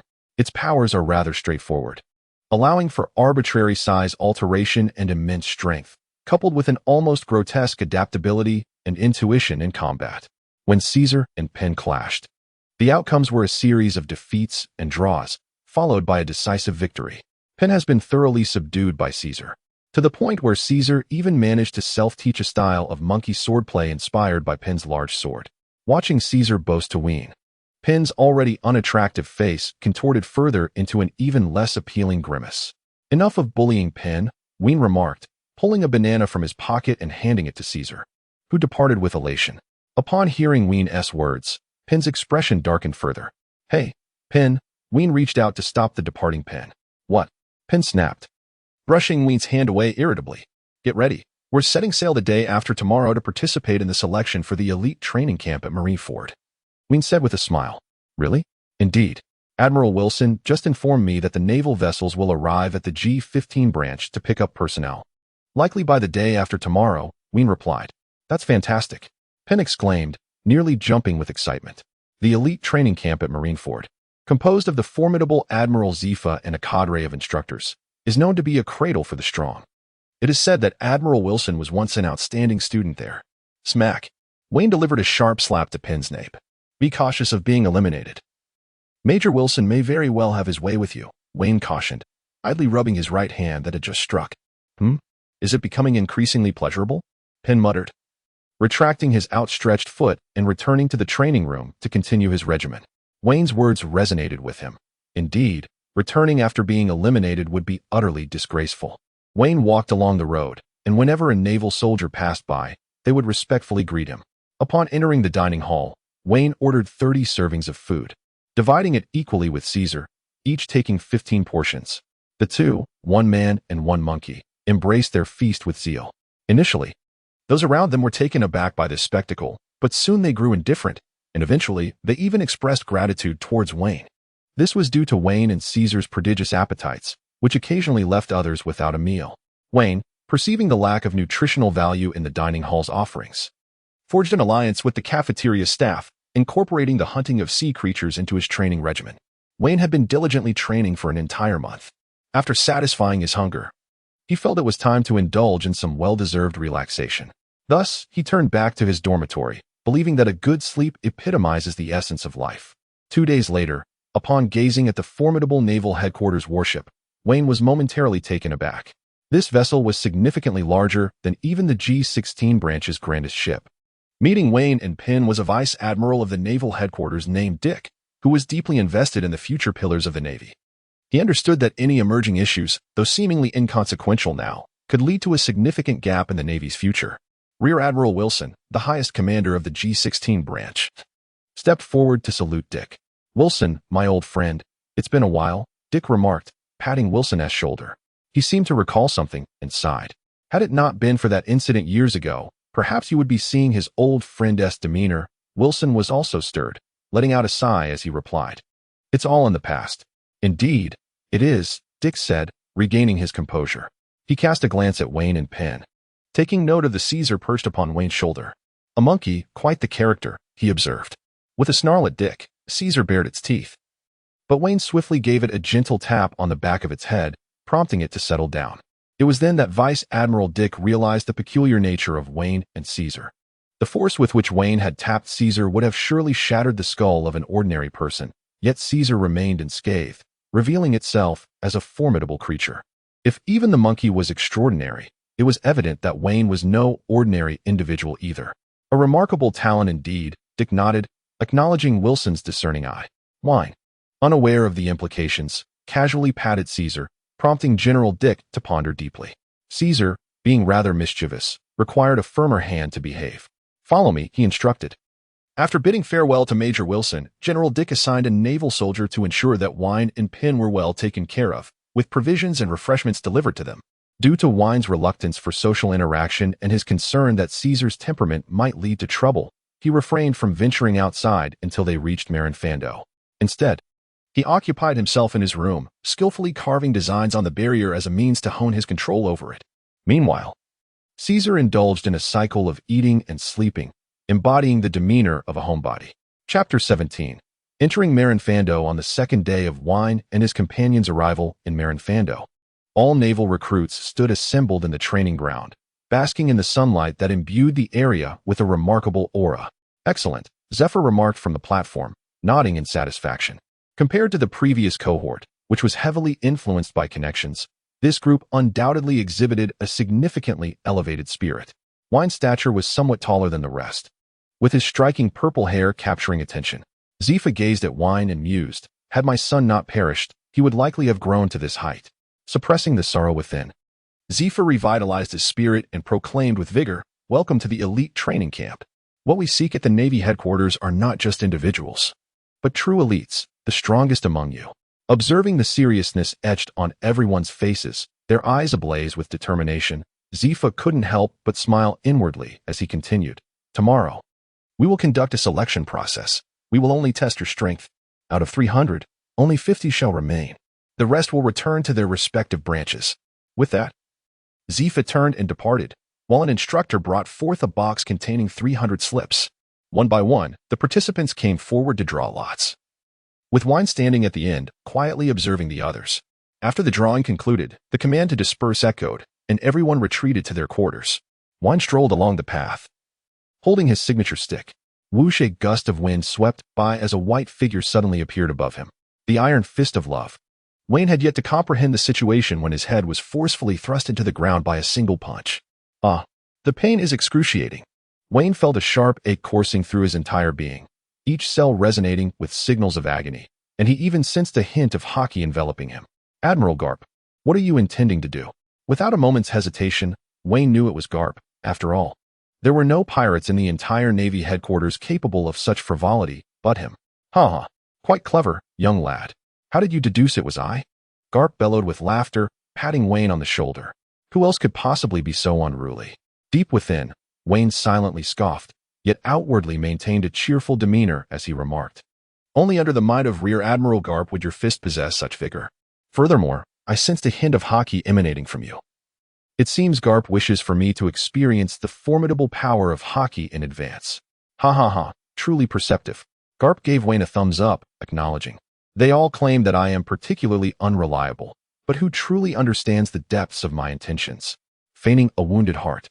Garp theatrically placed a hand on his chest and continued, young one, you truly grasp my essence, unlike the others who remain oblivious to my noble intentions. However, Garp then pinched Wayne's arm, assessing, robust musculature, tightly knit. Your training is commendable. Your bones exhibit resilience and your ligaments possess elasticity. Wilson was correct. You indeed have the potential to fulfill his aspirations. Wait, Rear Admiral Garp, do you know Major Wilson? Wayne inquired, curiosity piqued. With both Rear Admiral Dick and Garp acquainted with him, he wondered about Wilson's true identity. Garp chuckled, that is not for you to know. It involves matters of the government and the Navy. Just remember, Wilson was once the most esteemed disciple of Zephyr. Now go forth. I hope you can become the next Wilson. I must return to my quest to break the record for consuming senbei. Without waiting for Wayne to respond, Garp walked away. Truly formidable, Wayne mused, observing Garp's retreating figure. He discreetly rubbed his hands, realizing he was not entirely unprepared. It was merely that his defenses had yet to be established.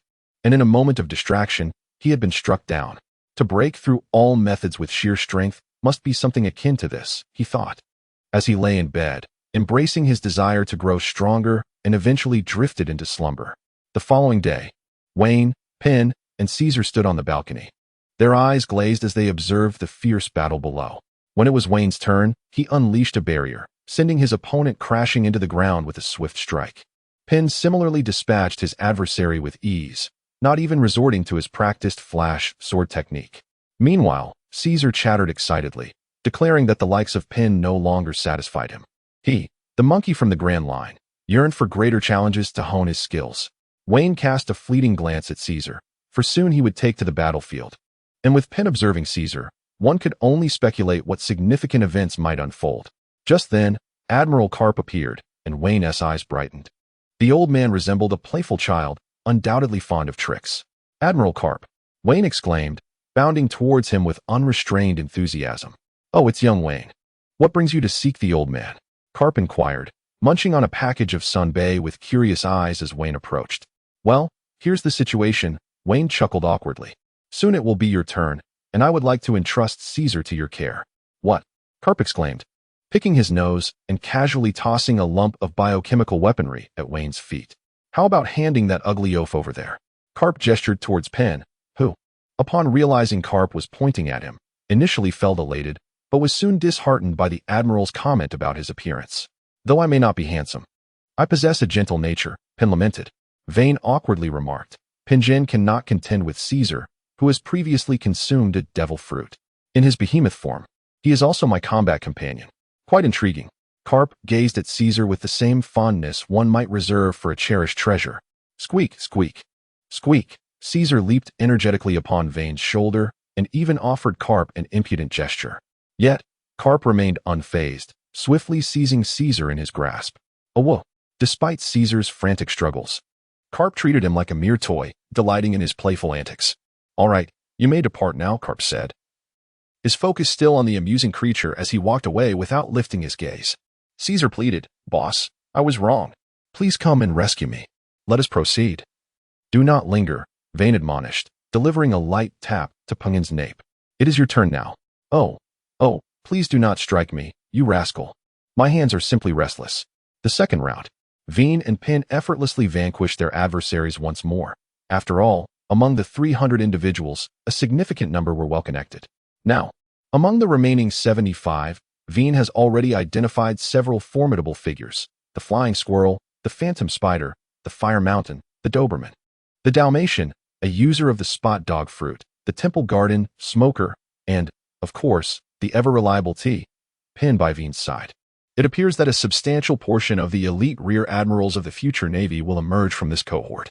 Veen's face radiated an unmistakable excitement, brimming with anticipation. Chapter 18. The Battle Against the Flying Squirrel. The following day, at the elite training camp grounds, there remained 75 Navy personnel, necessitating the elimination of 25 more. In the upcoming match, Veen would face the Flying Squirrel. Amidst the instructor's call, both Veen and the Flying Squirrel ascended the arena simultaneously, eschewing any flamboyant display as they approached step by step. Squeak, squeak, squeaked Caesar, witnessing his leader preparing for battle, desperately attempted to leap forward, eager to behold his leader's gallant figure and escape the clutches of the nefarious old man. Bang! In response to Caesar's commotion, Carp delivered a swift blow, the iron fist of love, causing Caesar to whimper in protest. Boo-hoo, leader, come save me. Oh, that wretched old man. Keep your distance. Standing atop the stage, Wayne and the Flying Squirrel regarded each other with utmost seriousness. The Flying Squirrel spoke. Wayne, I recognize your strength, yet I shall also exert every ounce of my effort.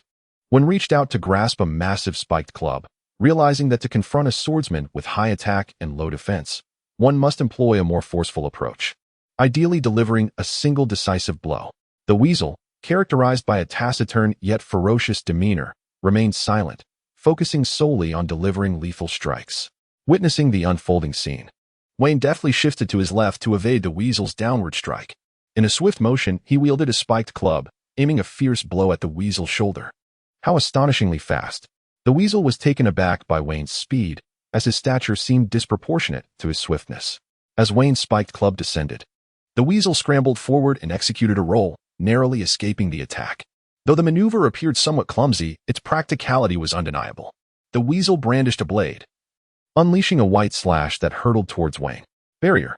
Quintuple slicing. Veen directly dispersed the slashing strike, and the 5 strands of barrier material sliced through the air like 5 long blades aimed at the Flying Squirrel.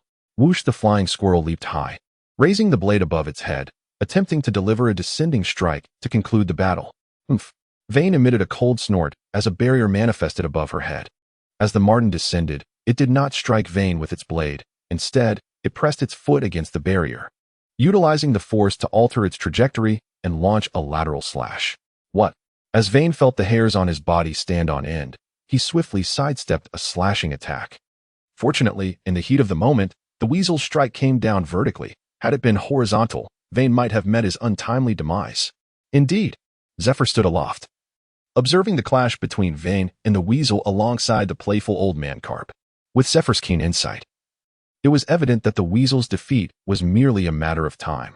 The swordsman excelled in offense, while Veen was adept at defense, making it a formidable challenge. Coupled with the weasel's lesser stamina compared to Veen, his downfall was inevitable. As expected, after a few exchanges, the weasel began to slow down and adopt a defensive stance. This lad is finished, Carp remarked, rubbing his chin. When the weasel resorts to defense, it signifies his defeat. Veen's attacks are both agile and powerful, far beyond the weasel's capacity to withstand. No sooner had he spoken than the weasel was struck out of the arena by Veen's powerful blow. Is he all right? Veen leapt off the field and extended his right hand towards the Flying Squirrel. The Flying Squirrel glanced at Veen's outstretched hand and, after a moment of silence, placed his left hand upon it, allowing Veen to pull him up. Next time, I shall not be defeated. I will triumph over you, the Flying Squirrel declared resolutely. Oh, very well, I shall await your challenge. Veen replied with a light chuckle as he effortlessly lifted the Flying Squirrel. Not far away, Prung was waiting for him. Fortune continued to favor Prung. As he encountered an opponent whose skills were only slightly inferior to his own, he narrowly avoided disaster, triumphing over his adversary with a triple-layered sword maneuver at a critical moment. The Flying Squirrel watched Veen's departing figure, gripping his long knife tightly, etching Veen's image into his memory. As he turned to leave, he was determined that after the third match, 14 more individuals would be selected from those already eliminated. And he, the Flying Squirrel, would undoubtedly earn a place in the elite naval training camp. After satisfying their hunger in the cafeteria, Wayne and Penn parted ways. Wayne felt compelled to intensify his training in preparation for the future. He strolled to the seaside, enveloping himself in a thin layer of protective membrane before plunging into the ocean, utilizing the immense pressure of the water for his rigorous exercise. Meanwhile, Penn contemplated the challenges of the day's battle, deeming it somewhat forced, and retreated to the Navy's specialized kendo training room to refine his swordsmanship. Suddenly, while submerged and hoisting a colossal boulder, Wayne realized he had forgotten something important. However, he dismissed the thought, concluding it was likely insignificant, and resolved to focus on his training instead. Caesar felt as though he were on the brink of demise. The demonic elder had yet to relent. He had initially intended to transform into his behemoth form to deliver a severe blow to Carp, yet reality proved that his formidable adversary remained just that. After accumulating a significant number of burdens, Caesar surrendered to despair, entering a state of sage-like submission. The following day, after a rigorous selection process, 50 elite Navy personnel stood upon the field. As Wayne had anticipated, figures such as Ghost Spider and Flying Squirrel were among them, with Flying Squirrel notably securing the top position in the final selection, advancing to the elite training camp. Zephyr observed from an elevated position, his eyes gleaming with a sense of joy. Having lost his son, he had come to regard these students as his own children. I understand that you all harbor doubts about one another, but this class requires a leader. Now, who among you believes they possess the capability? Zephyr's gaze was filled with anticipation. If they lacked the confidence to assert themselves among peers, how could they ever hope to command respect from subordinates in higher echelons in the future? Wayne was the first to raise his hand, believing that some matters must be fought for, and that showcasing one's strength is the true path. As for those who constantly seek to play the role of a pig to eat the tiger, well, if one plays the pig too often, one may truly become one. Many are familiar with the legendary battle between Wayne and the Flying Squirrel. Wayne's fruit abilities, combat intuition, and physical prowess instilled a sense of apprehension in them. Assessing their own capabilities, more than half of them hesitated, yet some still yearned to take a chance. The Ghost Spider was the second to raise his hand. Only absolute justice can lead the elite training camp to enhance the power of righteousness. The likes of Gun, Fire Mountain, Dalmatia, Doberman, and Smoker also raised their hands in agreement. Penn, having been swayed by Wayne and Caesar, resolved to closely follow in Wayne's footsteps. The Flying Squirrel kept a watchful eye on Wayne, his gaze wavering. He believed he could not defeat him. I will not back down, Wayne. The Flying Squirrel seemed to have made a firm resolution as he finally raised his hand. Good. Zephyr applauded those who had raised their hands, regardless of the outcome. This display of confidence foretold that they would become commendable Navy officers in the future. Zephyr cast a satisfied glance at Wayne, the first to raise his hand, and declared, "In that case, tomorrow, the 8 of you shall compete here to determine who can truly lead the elite training camp." Yes. Chapter 19. The Navy leader. As anticipation filled the air, the day slowly passed. Early in the morning, Wayne and Penn were the first to arrive, having come before dawn. Shortly thereafter, Zephyr and Carp made their entrance as well. Upon observing the sage monkey in Carp's grasp, Wayne suddenly recalled what he had forgotten: Caesar. "Hey, Wayne," Carp called out from a distance. At the sound, Caesar's eyes sparkled with an extraordinary instinct for survival as he scrambled towards Wayne. "Quiet," Carp exclaimed, delivering a punch to Caesar's head, causing him to immediately faint, tongue lolling. "Hey, Wayne, I'll take this monkey off your hands for a couple of days. It's settled then." Without regard for Wayne's consent, Carp seized Caesar by the scruff of his neck, lifting him as one would a dog. "Why?" Caesar shed tears of sorrow, lamenting, "Curse that wretched old demon. The day my powers are fully realized will be the day I trample you beneath my feet." Zephyr arrived, followed closely by the remaining contenders among the leading sheep. Vane stood at the center of the arena, a gentle smile gracing his face. Yet his words cast a pall over all present. "Let us engage together, a perfect opportunity to assess the results of our recent training," he proclaimed with a hint of audacity. "What?" The crowd was taken aback, unable to fathom Vane's boldness. "Vane, do not be so arrogant." Even the usually mild-mannered Fire Mountain was visibly angered. "It is the truth. I never deceive," Vane replied, his voice steady, the seriousness in his gaze revealing a profound honesty. "Should you manage to defeat us all, I, Mongoose, shall willingly become your subordinate." Mongoose exclaimed, clasping his hands in respect, "For those with strength command admiration wherever they go. I too echoed Ghost Spider and Dalmatia in unison, sharing the same reverence for the powerful. Ha ha ha. How amusing, truly delightful, Zephyr. This lad possesses the spirit of my youth. I too was once like this. The laughter of Carp resonated, a perfect match for Vane's audacious display. Indeed, Zephyr nodded in agreement, reminiscing about how Kazan, Sakazuki, and Wilson had once captivated all trainees, leading them to the elite training camp, though he dismissed Borisolino as an exception. As everyone took to the arena, no one found it disagreeable. Vane had requested it, and besides, what joy could there be in the elimination of a formidable adversary? Surrounded by the crowd, Wayne perceived that only by swiftly vanquishing all adversaries with overwhelming force could he truly shine, gaining renown at the naval headquarters and laying the groundwork for future advancements. Barrier. Magnification. Vane transformed directly into a colossal solid barrier giant towering several meters high. As his stamina and power increased, the volume of the barriers he could manipulate also saw a significant enhancement. Boom. The barrier giant swung a fist towards the weasel, who, feeling the immense pressure of the wind, deftly lunged forward, evading the giant's heavy blow. Life restored. The 8-blade technique, the demon spider, truly epitomized the pinnacle of life restoration. Even before mastering the Navy's 6 styles, he grasped the essence of life restoration through sheer talent. The current demon spider resembled a terrifying arachnid, armed with 8 razor-like limbs. The 8-blade technique, the 8-blade drill, saw the demon spider amalgamate all 8 blades into a formidable drill that struck the barrier giant's chest, though sadly, it had little effect. The demon spider landed on the ground, quickly dodging the barrier giant's attack and leaping out of harm's way. The Death's Wing, a strike resembling a wing, reached the barrier giant's arm, merely knocking off a layer of dust. Such a 360-degree impenetrable defense was utterly inhumane. The thought echoed in his mind. Dalmatia, transformed into a half-dog figure, clung to the barrier giant like a flea. Fire Mountain shouted, "Quick!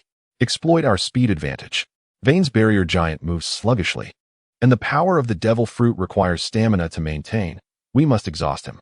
Indeed, Smoker responded, already a user of the smoke fruit. He had an upper hand over Vane, who had yet to master hockey. As long as he could keep evading, victory would inevitably be his. Do you think you can wear me down with speed? Dream on. The barrier giant's body bristled with spikes, and Dalmatia's hand was pierced, causing him to tumble from the giant's form. The group gathered together, and upon helping Dalmatia to his feet, they all regarded the barrier giant, resembling a war machine, with trepidation. It was immovable and impenetrable. They felt utterly powerless. Have you all had enough?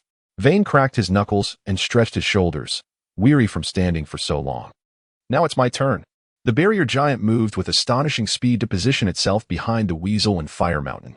After a year of grueling training in the deep sea, Vane had perfected the skill of the barrier giant, and his formidable physical prowess provided him with the impetus for rapid movement. Boom! With a single strike, Dalmatia was caught off guard and sent crashing to the ground. Such terrifying force. Witnessing the enormous palm print left on the ground, the demon spider's pupils constricted, acutely aware of the stark disparity in their abilities. When defense reaches a certain threshold, it transforms into a formidable offense. The Death's Waltz saw Yuyuan draw the renowned blade, Jin Kuan Luo, unleashing a series of arc-shaped slashes that struck the barrier giant's various parts. Each slash felt akin to swatting away an annoying mosquito. Vane has adopted an alternative mode of assault, the barrier. The Black Dragon King, Jobalis, under Vane's meticulous manipulation, gradually transforms into a ghastly dragon's head, while its form begins to swell, revealing countless cannon mouths. A carpet bombing of barrier projectiles is unleashed, all aimed squarely at the ghost spiders, initiating a deluge of fire. The ground shakes with a resounding roar. In the aftermath of the thunderous onslaught, the arena resembles a battleground turned upside down, littered with chaos. Aside from Jiyuan and Smog, the rest lie incapacitated, their eyes rolled back, as Vane refrains from delivering a fatal blow, mindful that these are future subordinates, responsible for any casualties incurred. Jiyuan seems to have had an epiphany, evading Vane's projectiles just in time, while Smog, resorting to trickery, showcases the full extent of his natural abilities. As Smog remains in the process of coalescing his dissipating form, Vane extends his hand, conjuring a sealed barrier that firmly ensnares Smog. It appears only you remain. Vane released the barrier giant and approached the garden step by step. As an adversary, I shall not regard you as merely a woman. How fortunate! The garden trembled as it grasped the golden Kunro once more. A barrier enveloped Vane's hand, yet with a single punch, he sent the garden crashing into the wall. General Zephyr, I shall henceforth be the head of the elite training camp. Indeed, Vane performed admirably. Women only serve to impede my speed in striking.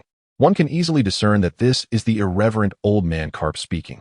Chapter 20. An explanation of the protagonist's life on the deserted island. I have noted that some readers express confusion regarding the protagonist's 8-year struggle on the deserted island, culminating in the defeat of a bear. It is quite natural for the protagonist to begin with relatively low strength. In many other pirate narratives, protagonists possess considerable strength early on, primarily due to their access to sustenance, at the very least, a semblance of comfort. However, our protagonist starts on a deserted island, and as a 6-year-old child, had it not been for the barrier fruit, he would have succumbed long ago. It has been previously mentioned that the protagonist acquired his spark during a thunderstorm, but what transpired prior to that tempest? The protagonist undoubtedly consumed raw meat, which would have led to gastrointestinal distress. It is conceivable that during desperate times, he resorted to consuming spoiled flesh for survival. This inadequate nutrition during his growth would undoubtedly hinder his strength, resulting in a delay in acquiring food and creating a vicious cycle. Furthermore, improper training could lead to hidden injuries and slight deformities, thus rendering the protagonist's initial weakness entirely reasonable. Additionally, regarding the selection for the Navy Elite Training Camp, I have slightly altered the timeline. In my vision, I aspire to form a cohesive Special Forces unit that will be established following the protagonist's promotion to Admiral. Chapter 21. The bewildered Zephyr Wayne did not adhere to Carp's unscrupulous notion. Instead, he personally carried Ji Yuan to the infirmary, enduring the pain to pay for the medical expenses before departing alone. Alas, Wine gently patted his withered wallet, feeling a sense of unease despite the fact that his stay here incurred no expenses. The emptiness of his pocket was a source of discomfort, a reflection of the typical mindset of the impoverished Qin people from his past life. What to do in times of financial hardship? Perhaps he should delve into his underwater training. Overthinking only led to headaches and troubles. With a shrug, he sought out a secluded spot and, adhering to his customary routine, plunged into the depths of the ocean to commence a new day of cultivation. Another day of strengthening had come to a close. In the morning, the 60 participants of the elite training camp gathered at the training ground. Among them, 50 were selected individuals, while 10 were appointed representatives from the world government. After all, the Navy remained an organization under the auspices of the world government. Zephyr strolled over, surveying the crowd.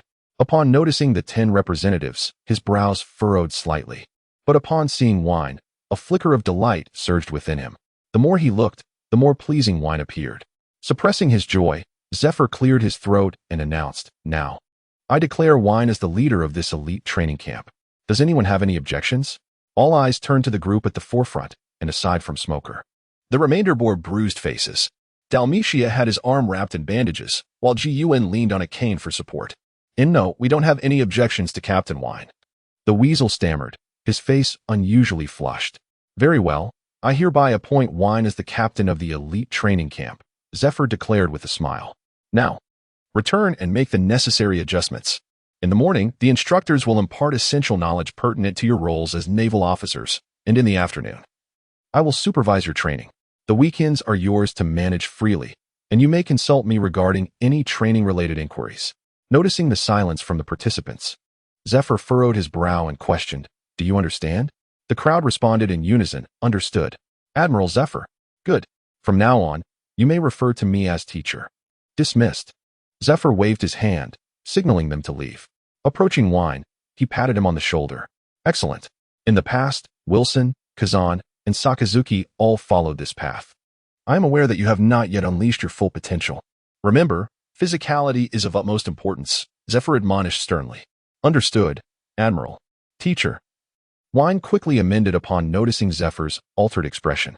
"Indeed," Zephyr nodded, gesturing for Wine to follow. "Carp has requested that you come to him. He mentioned that the white-haired monkey you provided has refused to eat or drink, and he wishes for you to retrieve it." "Understood."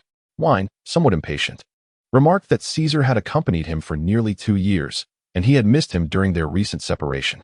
Amidst their cheerful banter, Zephyr found himself greatly influenced by Wine, even contemplating the prospect of nurturing him as the next naval hero. Upon arriving at Captain Carp's office, before Wine could knock, Karp's languid voice drifted through the crack of the door. Is that you, Wine? Hurry in and take this bothersome monkey away. Karp said impatiently. I would appreciate it if you could take care of him. Vice Admiral Karp, Wine replied. By the way, young Wine, where do you hail from? I am curious about the kind of parents who could raise such an exceptional talent as you, Karp inquired, his curiosity piqued. Zephyr, who had intended to leave, remained equally intrigued. Ah, well, I suppose I am an orphan, Wine said, ruffling his hair with a grin. Oh, supposedly. Karp's interest deepened. Indeed. Wine recalled fragments of his past. When I was about 6, my mother took me out to celebrate my birthday when we were ambushed by pirates. I ended up drifting to a deserted island in a small wooden barrel. A wooden barrel? Karp and Zephyr, both sharp-witted, immediately seized upon the key detail. Zephyr nearly leapt up to inquire if Wine was his son. Feeling a bit parched, Wine poured himself a cup of tea from the kettle and absent-mindedly groomed Caesar before continuing. After I woke up, I gained the barrier fruitability.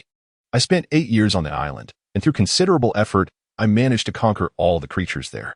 Eventually, I joined the G16 branch, and nearly 2 years later, I arrived here. Realizing he had perhaps shared too much, Wine stood to bid farewell to Karp. I must take my leave, Vice Admiral Karp. Wait, young Wine. I must say, your mother must have been quite beautiful. What was her name? In a moment that seemed to gather all the intelligence of the monkey family, Karp began to probe Wine for more information.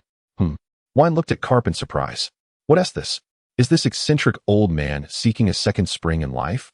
Though puzzled, he recalled that his mother had passed away and replied candidly. Her name was, I believe it was Liz, with golden hair. And she wore a floral dress that day. Liz. Golden hair. Floral dress. These three descriptors echoed in Karp and Zephyr's minds. Solidifying the revelation, this was indeed Zephyr's progeny. Zephyr was momentarily stunned, as overwhelming joy shattered the defenses of his heart. He felt he might need a moment to compose himself. Vice Admiral Karp, is there anything else? Wine inquired, already preparing to depart, as his training for the day remained unfinished. No, I have nothing more. You may go, Karp stammered. Oh. Casting a dubious glance at Karp and the distracted Zephyr, Wayne turned to leave. Just as he was about to push open the door to the office, Karp seemed to recall something and inquired, May I ask you a question? What is it? Wayne replied, If your father were still alive, would you accept him? Upon posing the question, Karp regarded Wayne with a tense expression, while Zephyr abruptly lifted his gaze, fixated on Wayne. With a dismissive scoff, Wayne retorted, Whether he exists or not makes no difference.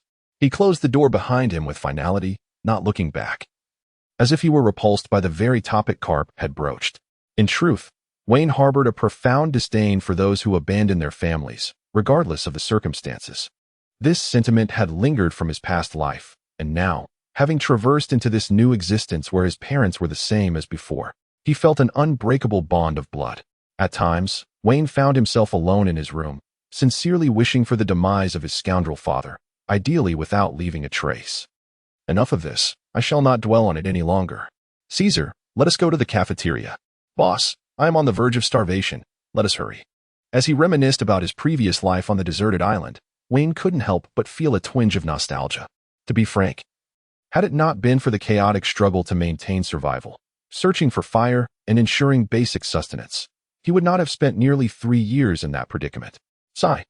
It truly was an arduous feat for a 6-year-old to live alone, and it took over a year before he could sustain himself without resorting to carrion. How pitiable. In the early stages, his physical condition was rather lacking.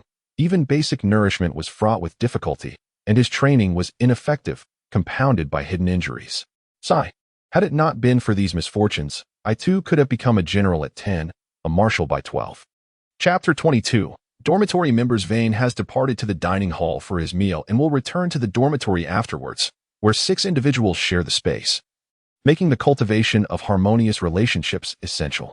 Karp approached Zephyr, wavering his hand before him, yet Zephyr exhibited no discernible response. For a moment, Karp found himself uncertain of Zephyr's current disposition and resorted to sitting in a shadowy corner, extracting a package of rice crackers to consume. After a prolonged silence, Zephyr's bloodshot eyes lifted, fixating intently on Karp, revealing a tumult of anguish intertwined with a flicker of surprise. Zephyr was engulfed in conflict. He yearned to proclaim to the world that Vane was indeed his son, his own flesh and blood, yet he hesitated. particularly upon learning of Vane's solitary existence on a deserted island for 8 excruciating years. 8 years. Zifa could scarcely fathom the hardships endured by the 6-year-old Vane during that time. His relentless dedication to work had already left him feeling guilty for neglecting his family. And upon discovering Vane's plight, he felt even less worthy of being called Vane's father. No wonder Vane appeared so agreeable to him. No wonder the casual conversations sparked within him thoughts of Vane as his rightful heir. It all made sense now. Vane was his son. Carp, startled, exclaimed, "What are you afraid of? I fear that this might all be an illusion, that Vane is not truly my son, yet I also dread that it is indeed true." "That Vane is my son," Zifa articulated, encapsulating a profound contradiction. Carp, momentarily placing the rice crackers aside, looked at Zifa with a perplexed expression. "I can understand your fear of it being false, but why do you fear the truth?" "Because if it is true, I cannot fathom the suffering Vane must have endured as a child. How can I face the late Liz? I am unworthy of being Vane's father. Even Vane himself feels indifferent to my presence. I have been a failure all my life," Zifa declared, his face pale and his teeth clenched, even drawing blood from his lips. Sighing deeply, Carp found himself at a loss in the face of such turmoil. Zifa felt unworthy of fatherhood, while Vane seemed to believe having a father was inconsequential, a deeply troubling predicament. Do not dwell solely on what you have lost or what you deem yourself unworthy of. Consider what you can rectify, what actions you can still undertake, Carp advised, placing a reassuring hand on Zifa's shoulder before resuming his nibbling on the rice crackers. "Indeed," Zifa reflected, "what can I still mend? Since events have transpired as they have, and Vane's suffering has become a part of the past, I vow that I shall not allow you to endure even the slightest harm. I would stake everything for you, Vane. Perhaps, in due time, you will genuinely be able to call me father. For now, I am not deserving."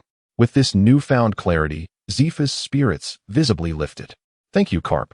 Zephyr looked at Carp with a smile, but suddenly recalled something peculiar. He pointed and remarked, "I never expected you to possess such comforting wisdom, Carp." "How rare." Carp, irritated, swatted Zephyr's hand away, declaring, "I am quite astute. It is merely that you all have overlooked it. Tomorrow, I shall inform that young Vane about your relationship. Please refrain." "Why? I am not worthy enough. When I feel I have attained such qualifications, I shall personally introduce myself to Vane." "Do as you wish, after all. My drag is obedient." "By the way, Drag is one of the instructors, correct?" "Indeed, he applied himself. It seems he was stimulated after quelling a rebellion in a nation a few days ago, and now needs to calm his spirits. I hope he will be all right. Rest assured, Drag is my pride. He harbors no erratic thoughts." After dining, a protective barrier was cast over Caesar, as he would now embark on the journey to grow stronger alongside Vane. Upon their initial descent into the deep sea, the enchanting underwater scenery captivated Caesar entirely, who chattered incessantly about why Vane had not brought him to the ocean sooner. "At that time, you were preoccupied with your monkey swordplay and monkey fish training, while I was utterly focused on my cultivation, thus forgetting you. Hence, all right, I shall take you along from now on. I demand compensation." Caesar gestured with 5 fingers.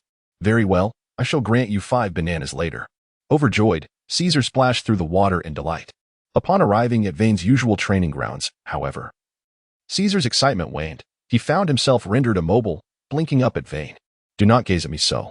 Vane, slightly fatigued, waved his hand and then summoned a barrier. He expanded into a colossal barrier giant, braving the immense oceanic pressure with punches and kicks as he trained. Seeing this, Caesar mimicked the movements, gradually growing stronger under the pressure.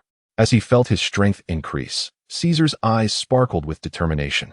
Intensifying his training in hopes of one day delivering a flying kick to Carp, inflicting a proper thrashing on that devilish elder.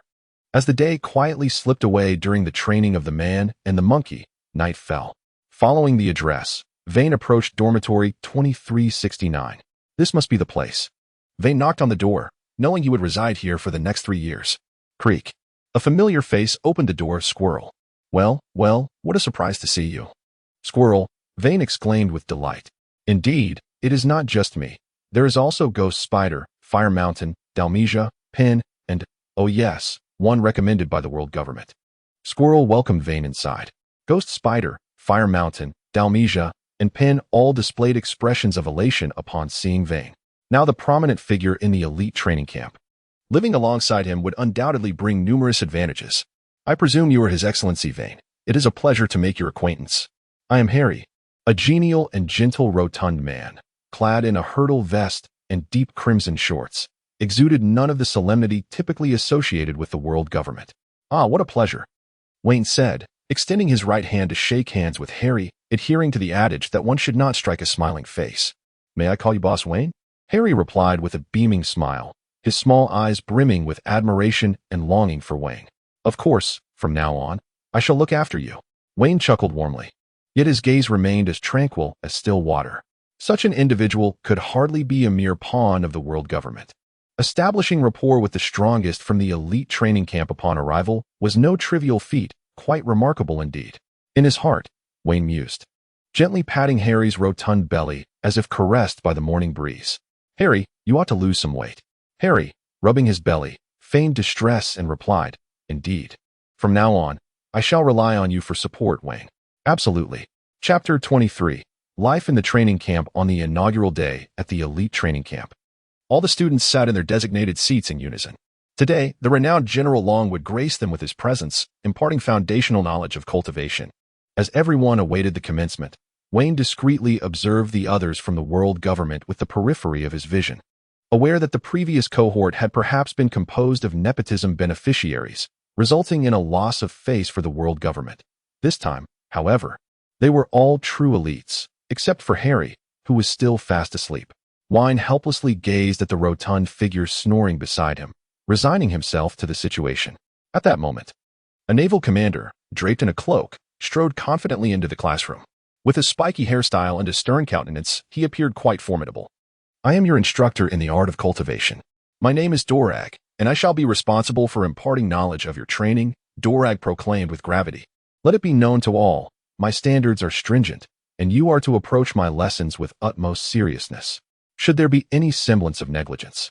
As he spoke, Dorag approached the still slumbering Harry, his expression darkening, and with a swift kick, sent Harry tumbling out of the classroom. "Ack!"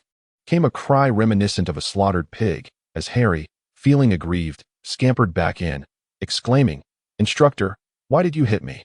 For each infraction of discipline, you shall receive a punishment. Now, return and take your seat," Dorag replied with a cold snort. "Oh!" Bang! The door to the classroom was abruptly flung open, and an elderly gentleman, preoccupied with picking his nose, entered. "Ah, Dorag, I merely came to take a look, and I shall be on my way," Carp said, noticing the menacing glare from Dorag. "Begone. Do not linger here," Dorag waved dismissively, clearly displeased with the old man. Carp feigned clutching his heart, adopting a melodramatic expression. "Oh dear, Dorag, how you've changed. Where has that little rascal who used to shout about protecting world peace and calling me father gone?" A snicker rippled through the classroom, and Dorag's expression soured, knowing full well that his students were in fits of laughter. You. Dorag trembled with rage, pointing at Carp as if he might choke him. "How dare you raise a hand against your father?" Carp exclaimed, his eyes wide as he swung a fist at Dorag's head. Carp's affectionate iron fist had instilled quite a shadow over Dorag, and in a moment of desperation, he pleaded, "Father, have mercy on my dignity. Shall we take this outside?" Carp scrutinized the classroom's occupants, deeming such an action inappropriate, and thus stormed out in a huff, with Dorag trailing closely behind. Moments later, a resounding thud echoed through the air. Under the watchful eyes of all, Dorag re-entered, sporting a sizable bump on his head, a testament to Carp's notorious disciplinary methods. It was likely that the seeds of revolution Dorag would one day sow to combat oppression were born from Carp's vigorous teachings. "Class dismissed," Dorag muttered, his head downcast as he exited. The laughter of the students erupted in joyous cacophony. As Dorag had not ventured far, a more intense laughter erupted from the classroom, rendering him even more embarrassed. In the afternoon sunlight, all the trainees stood in 6 rows and 10 columns, awaiting Zephyr's inspection. As Zephyr walked past each row, a swell of pride surged within him upon seeing Wayne at the forefront. "This is my offspring. Just look at that nose, that hair, that visage. He is undoubtedly my own. Alas, with such excellence, I wonder which fortunate lady will claim his heart." Clearly, Zephyr's thoughts took a rather inappropriate turn. Realizing that the inspection had lingered a bit too long, he gathered his thoughts and returned to the platform. He chuckled, observing the group's spirited demeanor. "Very well. Next, we shall run around the playground 500 laps. Zephyr initially smiled, then, like a jovial tiger, announced the day's training regimen. "Note, 1 lap is 1,000 meters. The crowd exchanged glances, motionless, their gazes fixed upon Wayne at the front. As Vane stepped into the thicket bordering the playground, he effortlessly lifted a boulder resembling a small mountain. With his current physical prowess, he could run for an entire day. Thus, the only way to push his limits was through weighted running. Under the astonished gazes of onlookers, Vane hoisted the massive stone and took to the track, leading the charge. Seeing their leader's determination, the others felt compelled to follow suit. Except for Harry. The remaining members of Dorm 369 instinctively ventured into the thicket to select boulders they deemed manageable and began their own runs. Jiun, Deo Bowman, and Smog mimicked Vane, shouldering their stones as they ran, as they had chosen to increase the difficulty. Zephyr proclaimed that anyone carrying a stone must not let it touch the ground until they reached the brink of exhaustion. With the resonating sound of heavy footsteps, darkness enveloped the surroundings. Harry, the chubby one, was the first to concede defeat. Now, his face flushed, he lay at Zephyr's feet like a spent canine. After the 350th lap, it became evident that others were also nearing their limits. By the 400th lap, only the 9 still bearing stones continued their relentless pace.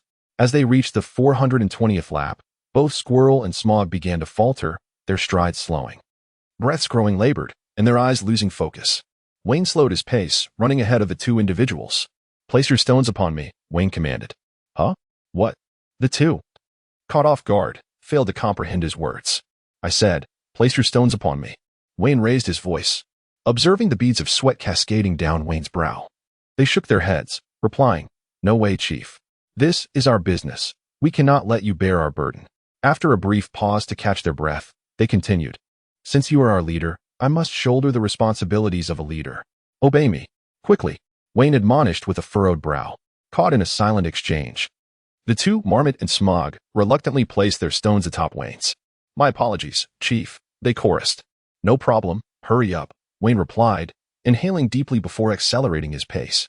By the 450th lap, the massive stone he carried had grown substantially, with everyone except Ji Yuan placing their stones on Wayne's. "Hey, Ji Yuan, halt." It was evident that Ji Yuan had reached her limit. Even Wayne's words barely registered with her. Seeing this, Wayne kicked Ji Yuan's stone away, and with deft force, it landed securely atop his own. "What are you doing?" Ji Yuan glared at Wayne. "If you wish to avoid failing Teacher Zephyr's task, then continue," Wayne retorted coldly. "You, humph." Acknowledging her own fault, Ji Yuan resignedly matched Wayne's pace. Chapter 24, a short film with one final effort. Wayne hurled the massive stone he had been carrying back to the ground, the impact causing a tremor that startled everyone. Instantly, all eyes turned to Wayne with admiration. "Very well," Zephyr proclaimed, thoroughly pleased. It appeared that this batch of recruits held exceptional promise, particularly Wayne, who exhibited undeniable potential as a leader. "Wayne, Ji Yuan, Marmot, Smog, Ghost Spider, you may rest now, but the rest of you must continue, whether walking or crawling, complete a total of 500 laps." "Ah!" The familiar lament of Harry echoed through the air. Zephyr, known for his seriousness, could hardly tolerate such noise. Angered, he directed his ire at Harry. "The others will keep going. You, at 50 laps." "What? I refuse," Harry protested, stunned, witnessing Zephyr's stern demeanor. The remaining individuals resumed their running or walking. "This is an elite training camp. My father is Hart, the overseer of the world government's finances," Harry declared defiantly. Though he was willing to comply with any request, exercising was out of the question. Hart had gone to great lengths to persuade Sengoku to allow Harry into the training camp for the sake of his weight loss. "This is the Navy. My father is Hart. I am Admiral Zephyr. My father controls the funding. Do you believe I won't strike you?" Harry adjusted his trousers and glared at Zephyr. "Run if you dare." With that, he began to stride forward, his ample figure bounding as he shouted, "Just wait. When I turn back, I'll have my father dock your wages. You dare to speak." Enraged, Zephyr picked up a stone from the ground and hurled it at Harry's backside. Harry covered his rear and continued his run, this time refraining from issuing threats. "Damn Zephyr, just you wait, you featherless beast," he thought bitterly to himself. "Hey." The group of 9, granted a moment's respite by Zephyr, sat cross-legged on the ground, observing the remaining members still moving about the playground. "I'm sorry, Captain Wayne." They exchanged guilty glances. "It's all right. As I've said before, I'm your leader, the head of the elite training camp. It is my responsibility to look after you," Wayne replied nonchalantly. "But we didn't manage to complete the run with the stones today. We have failed. We overestimated our abilities, Smog interjected. Hey, Wayne's expression suddenly darkened. He stood up and addressed everyone. We are the Navy, the guardians of order. We may perish. We may fade away, but we shall never be defeated. If the Navy is vanquished, who then can the people rely upon? Wayne observed a contemplative expression on his face, settling down to ponder matters that required personal clarity. Perhaps, in an unguarded moment, they would discover their own sense of justice. In the distance, Zephyr, upon hearing Wayne's remarks, was overwhelmed with excitement. Such disposition, such ideology, such a perception of justice. Truly, he was a prodigious naval talent bestowed by the heavens to uphold the ethos of this era. Indeed, he was the son of the esteemed elder. Stealing a glance, Zephyr silently added a thought of his own. At long last, the night that Harry had longed for had arrived. Upon seeing Harry sprawled on the bed like a lump of flesh, the naive Pung couldn't help but inquire, Harry, what is the matter? Harry turned his face towards Ping. Is it true what you said this afternoon? Does your father really oversee the finances of the world government? Pung asked with curiosity. Indeed, my father Hart is responsible for the funds, though it's not as grand as you might imagine. Our family merely serves the world government. However, my father, in an effort to help me lose weight, secretly allocated extra funds to Admiral Kong, which enabled my entrance here, Harry boasted, indicating the wealth that allowed him to join. I see. Everyone nodded, understanding now why Harry stood apart from the other 9. His entry had been facilitated by money. Are you all worn out? Harry suddenly sprang up, his eyes glinting mischievously. Today's training was indeed exhausting. What's on your mind? Can you help us unwind? The Dormouse initially sighed, then jested. Fire Mountain, who appeared gentle yet harbored a cunning nature, pointed at Harry's posterior, exclaiming, I certainly don't desire such relaxation. Ha ha. The room erupted in laughter, including Wayne and Harry. Enough of this, you rascals, Harry said, mysteriously retrieving a small video phone bug from his pocket. This is a splendid item, a collector's edition from my father. I snuck it out from his office before my departure, and upon obtaining it, I promptly informed my mother, earning quite a sum in the process. Harry grinned. Meanwhile, Hart, who was kneeling and scrubbing a washboard at home, sneezed. Oh, could this be? Dalmatia's eyes sparkled with a mischievous glint. The legendary. The Dormouse's face flushed. The man's ultimate remedy for distress. Ghost Spider completed the thought. Alas, such little films are omnipresent. After a moment of reflection, Wayne, the philosopher, joined in. What are we waiting for? Let us proceed without delay. All right, quickly. Turn off the lights. Harry directed everyone to get things in order. The curtains were drawn, the door was closed, and the lights dimmed. Although the faint sounds from the video phone were somewhat disconcerting, the members of Dormitory 369 were utterly captivated. The alluring figure and enchanting voice captivated all, causing them to overlook the sudden inspection by Zephyr, who had been feeling uneasy due to the afternoon's drills. Under normal circumstances, Zephyr would have been pleased with Wayne's antics. But now it was different.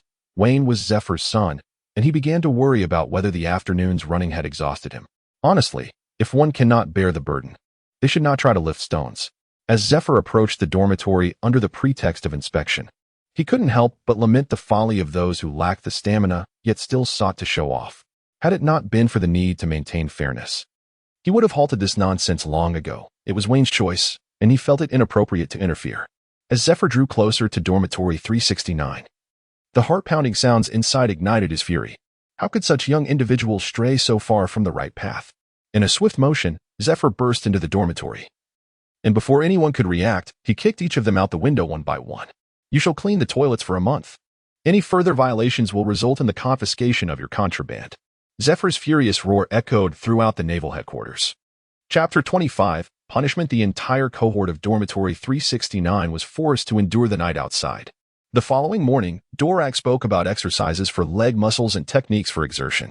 By the afternoon, Vane led the group, followed closely by Ghost Spider, Fire Mountain, Dalmatia, Squirrel, Pin, and Harry.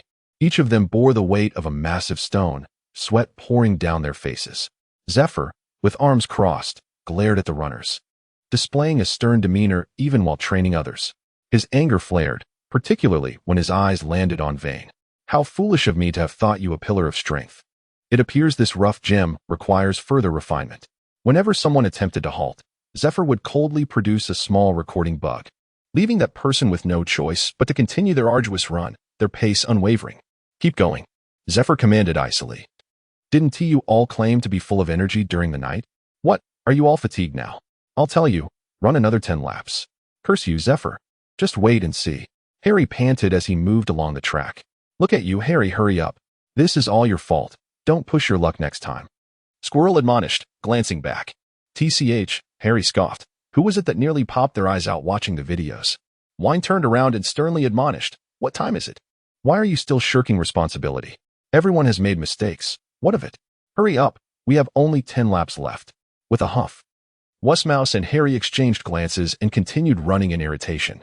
From now on, anyone who shirks responsibility and fails to unite will have to face me first. Only those who can best me may disrupt my rules. Wine cautioned everyone. Understood, they all replied sullenly. As everyone came and went, engaged in their training and studies. 6 months passed by unnoticed. Wine had grown taller, while Harry had slimmed down, transforming into a robust young man. One morning, Dolag led all the trainees into the dining hall, which was utterly deserted, save for Dolag and the elite training camp members. Today, I will teach you the cornerstone of your future strength, the most fundamental ability of becoming a formidable warrior. Dolag proclaimed with vigor. Excuse me, Instructor Dolag, what is it? An unknown student raised his hand to inquire. To eat. To eat? Everyone had anticipated a lesson on dominance or physical techniques. Indeed, it is to eat. Dolag nodded, continuing. Every strong individual possesses a robust physique. How did they acquire such strength? It is through eating. Training merely aids them in utilizing the food they consume wisely. Ultimately, to grow stronger, one must be able to eat. So today we will learn how to eat? Harry interjected, his enthusiasm for food undiminished despite his slimmer frame. And what shall we eat? Wine posed the question that lingered in everyone's minds. Good question, Dolag praised, ready to respond, when Harry chimed in again. It isn't going to be wind buns or consuming waste, is it? People these days are quite imaginative, Dolag quipped before adopting a serious tone. Of course not.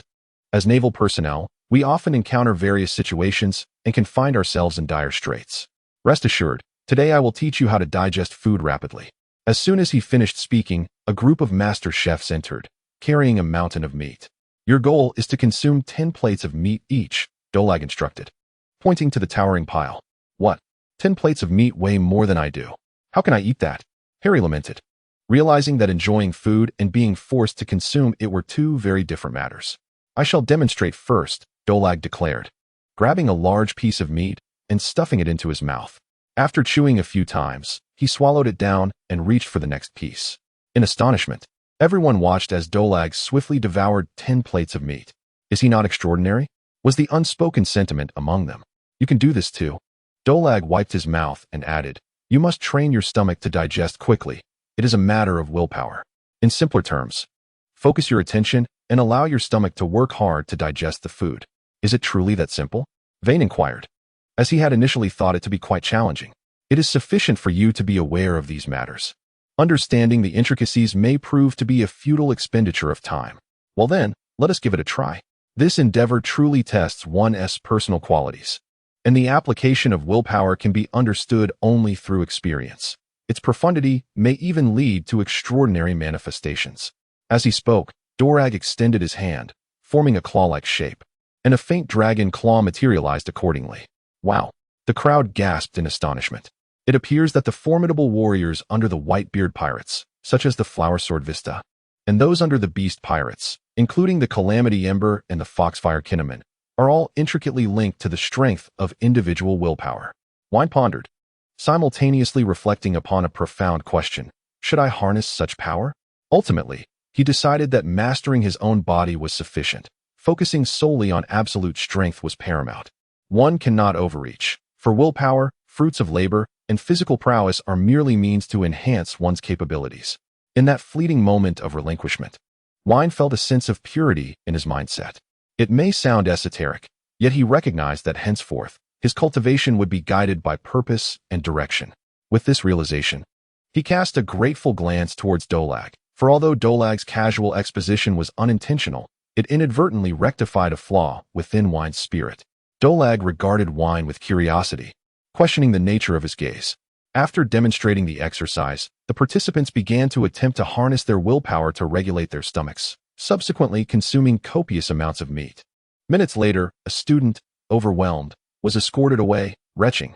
Dolag, with an impassive demeanor, marked a cross next to this individual on the lesson plan. This was the 50th. He mused internally, noting that only 10 students remained in the cafeteria. The ghost spider, truly a paragon of life restoration, though not yet at his zenith, had already begun to shine in the realm of personal willpower and bodily control. He was the first to fully master his stomach. Following the second success of Wayne, there came Gun, the flying squirrel, Huashishin, and Smog, among others. Besides them, Harry continued to persevere. This fellow was quite literally forcing his stomach to engage in a gluttonous endeavor of self-taught adaptation. Now, Harry's stomach began to operate at full capacity, rapidly digesting food, lest it succumb alongside its master. Gun retreated to a corner, diligently digesting while simultaneously observing if anyone was watching her. No matter how efficiently her stomach worked, it could not match the speed of Wayne and the others, rendering her current appearance somewhat unseemly.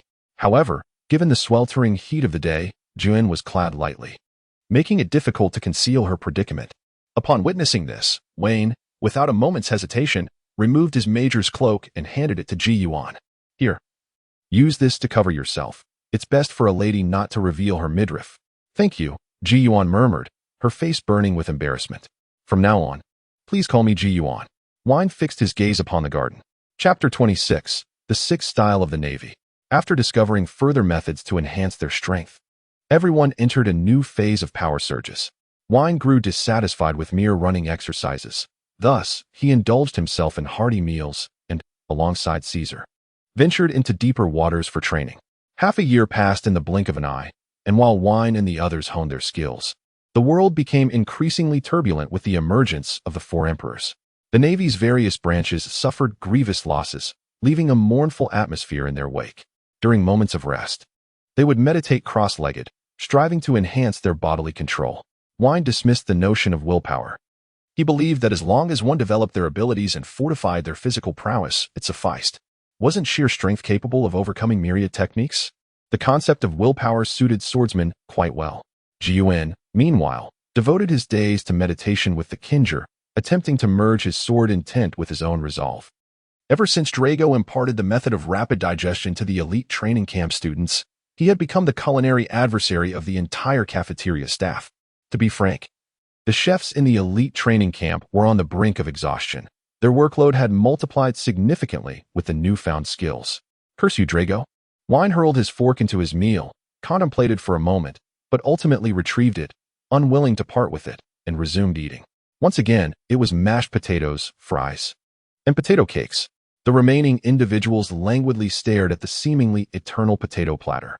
Drago gazed at his own meal, his face turning a shade of green. Why did my mashed potatoes resemble a lump of excrement? Drago, why has our fare come to this? Wayne inquired, holding his plate aloft as everyone directed their questioning gazes at Drago. Upon seeing Drago's mashed potatoes, laughter erupted among them. The cafeteria chef had quite the temper. Yet this was a predicament beyond his control. Drago sighed, stirred his mashed potatoes with a fork to spare his eyes from the sight, and continued. The pirates have grown increasingly rampant. Each day brings numerous casualties among the Navy. Just days ago, Vice Admiral Dick fell in battle. Reduced to mere pulp by Kaido of the 100 Beasts, his body utterly unrecognizable. Vice Admiral Dick? Suddenly, Wayne recalled that Admiral Dick was the very person who had previously been responsible for escorting them to the naval headquarters. It was hard to believe that such a commendable individual had also made the ultimate sacrifice. Is it truly that grave? The mole inquired in a somber tone. Indeed, the Grand Generals of the Warring States and Admiral Zephyr have resolved to allow you to graduate a year in advance, striving to uphold justice at the earliest opportunity. Dolag nodded, simultaneously conveying the high-level decision. There remains 1 year. Wayne contemplated that, according to the original plan, he would have a full 3 years in the elite training camp to learn and cultivate methodically. It appeared that this was no longer feasible, prompting him to resolve to double his training efforts starting today. Caesar, eating a banana in the dormitory, couldn't help but shiver, sensing that something unfavorable was about to unfold. This afternoon, Zephyr did not require the trainees to engage in running or weighted exercises. Instead, he led them into a place reminiscent of a dojo. Time is of the essence, so I shall be succinct. Today, we will study the Navy's 6 styles. I will impart this knowledge over the course of a month, and you will practice for 5 months.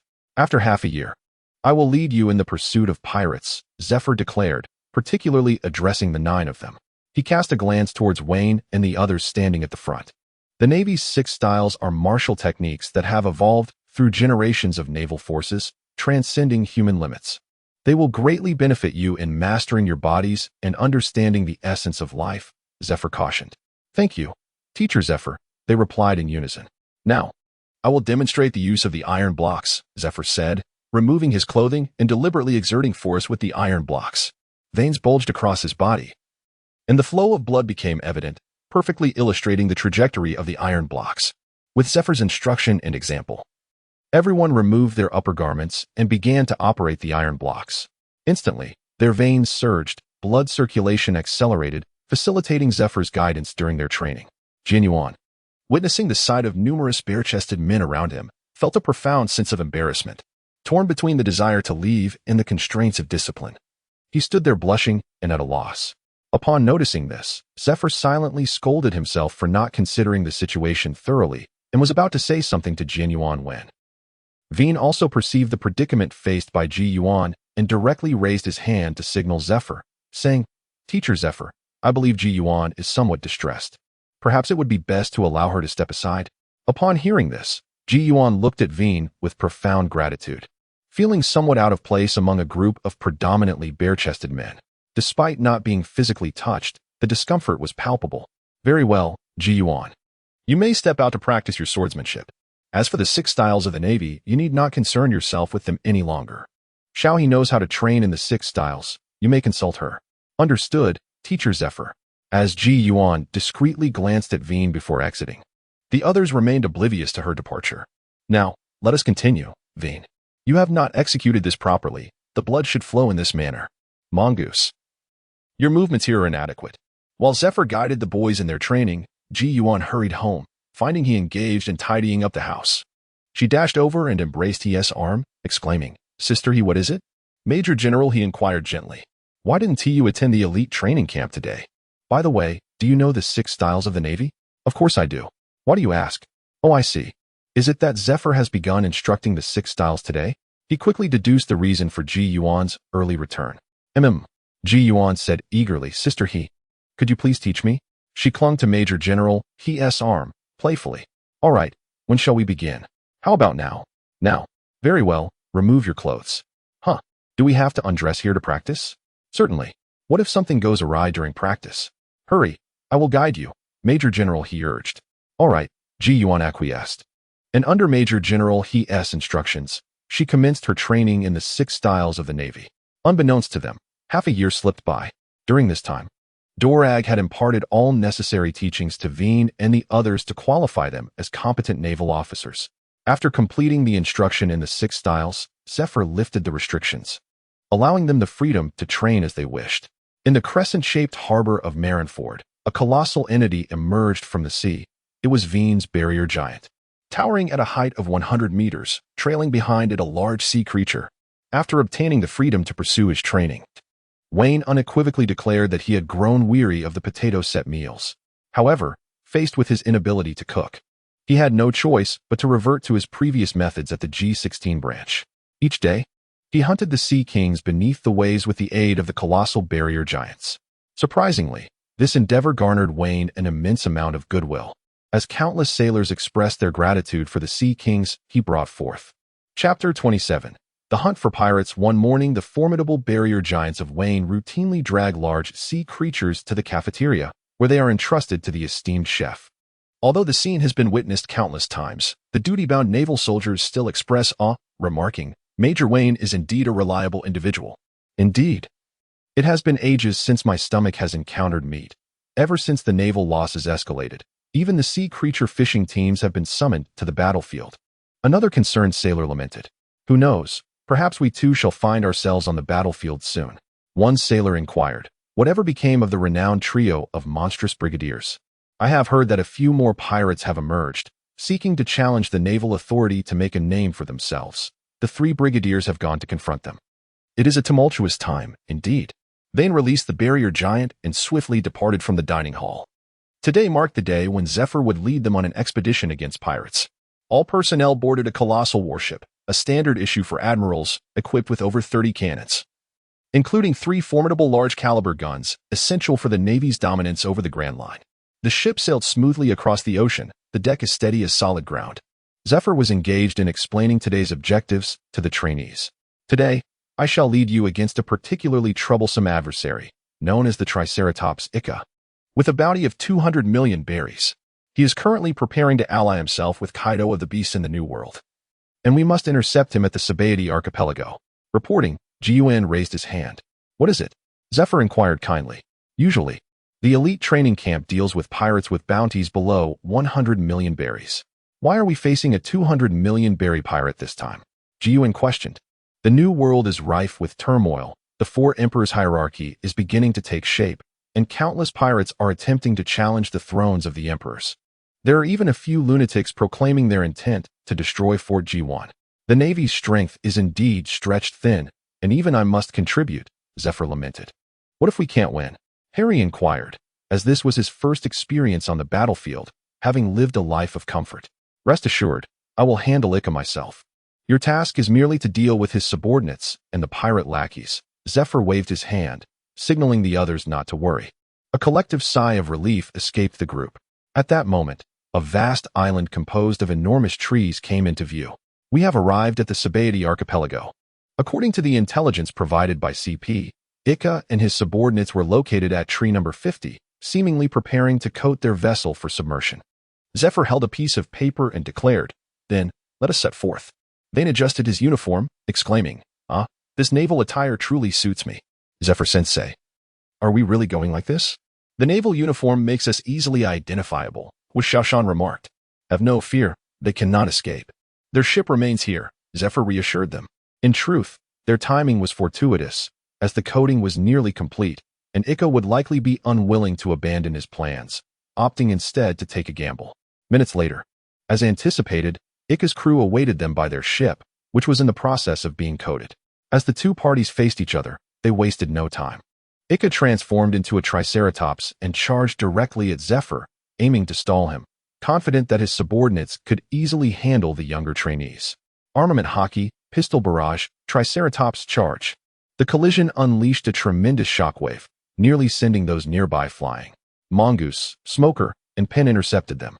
I will cut off their escape route. The rest of you, freely apprehend the pirates. Should there be any resistance, eliminate them all.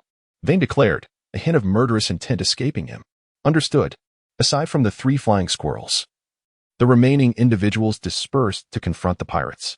One has recently delved into the principles of air compression and the mechanics of projectiles, successfully pioneering a barrier projectile that detonates through air compression. Let this vessel stand as a testament to my remarkable achievement.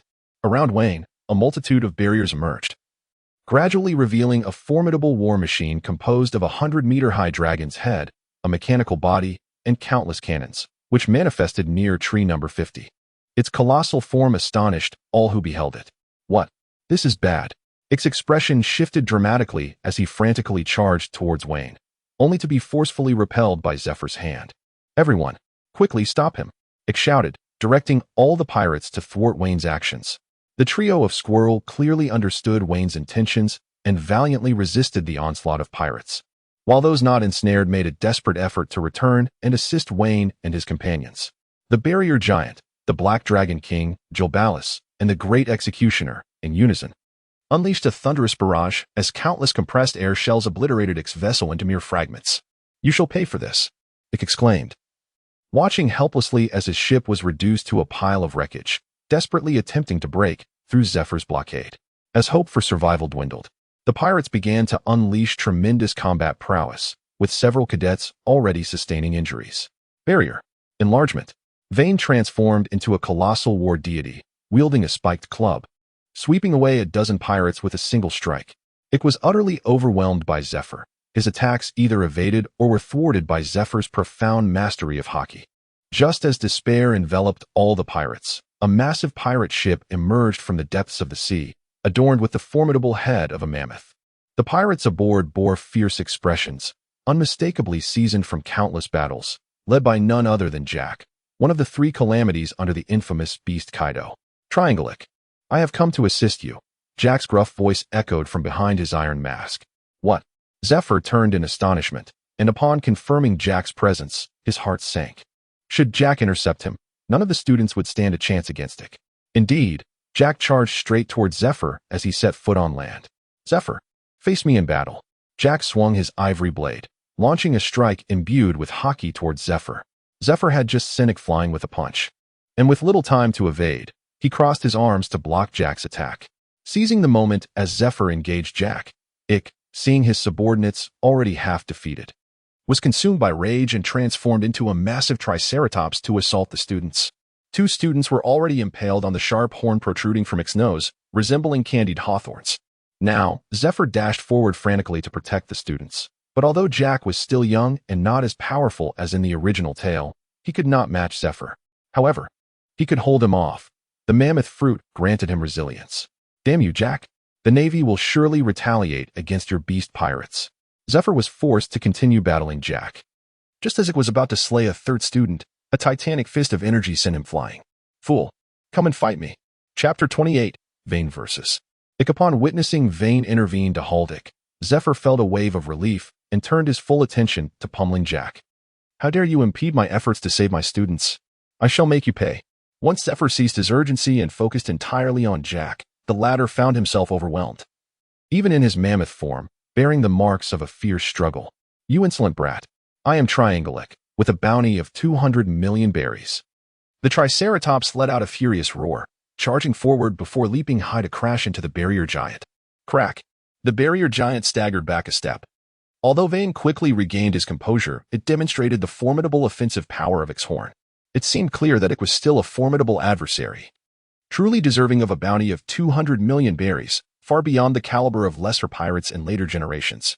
Vane took a step back, reforming his fist to confront Ick head-on. The power, defense, and offensive capabilities of the barrier giant were undeniably formidable. However, its speed could not keep pace with Ick. Each time, Ick deftly evaded the attacks of the barrier giant, a blatant mockery of its might.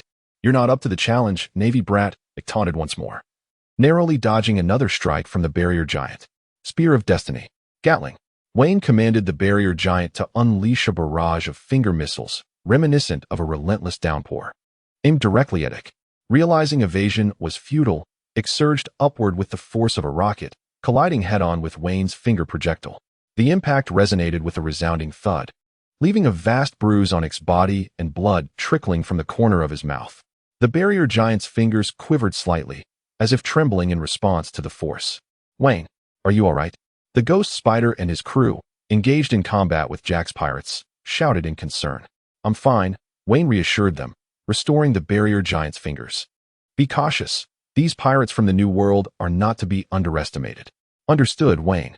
You be careful too, replied the weasel as he felled the pirate with a swift strike.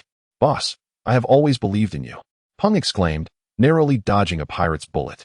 Seeing several elite training camp members severely wounded heightened Wayne's anxiety. Suddenly, he recalled Caesar, who remained aboard the warship. Caesar. Vane conjured a barrier horn and shouted towards the warship. Roar. Enormous creatures, each towering 50 meters high, navigated through the bubble tree forest, thudding heavily onto the ground. Boom. One of them, adorned with long, sharp claws and thick fur, bore a face reminiscent of a primate, with arms nearly as long as its body and muscles bulging prominently. This was Caesar in his behemoth form. Roar. Caesar leapt high, snapping off a thick branch to wield as a weapon, performing a series of impressive staff maneuvers that left the trainees in awe, swallowing hard at the sight. How terrifying. What immense strength. Smoker, covered in blood, shivered at the sight of Caesar. He recalled how he had previously taken advantage of Caesar's inexperience with hockey to steal his bananas. Now fearing retribution. Hockey, a common power in the New World, was a skill all pirates wielded, whether skillfully or not. Yet it could still inflict damage upon those with natural abilities. The elite training camp trainees faced challenges primarily due to their lack of understanding of hockey. Zifa, watching intently, felt urgency. He had hoped to mold them into the Navy's pride over 3 years, but alas, time was too short, and they had yet to learn hockey. Swish, swish, swish. Jack's trunk swung wildly, shattering the earth and raising clouds of dust. Zifa seized Jack's trunk and executed a suplex, throwing Jack aside. Get lost. Jack, dazed from the throw, groggily rose to his feet. Ironhead had some intelligence. Realizing he couldn't win, he contemplated retreat. Jack, at this moment, lacked the audacity to confront a formidable trio of an admiral, a former fleet admiral, and a chief of staff.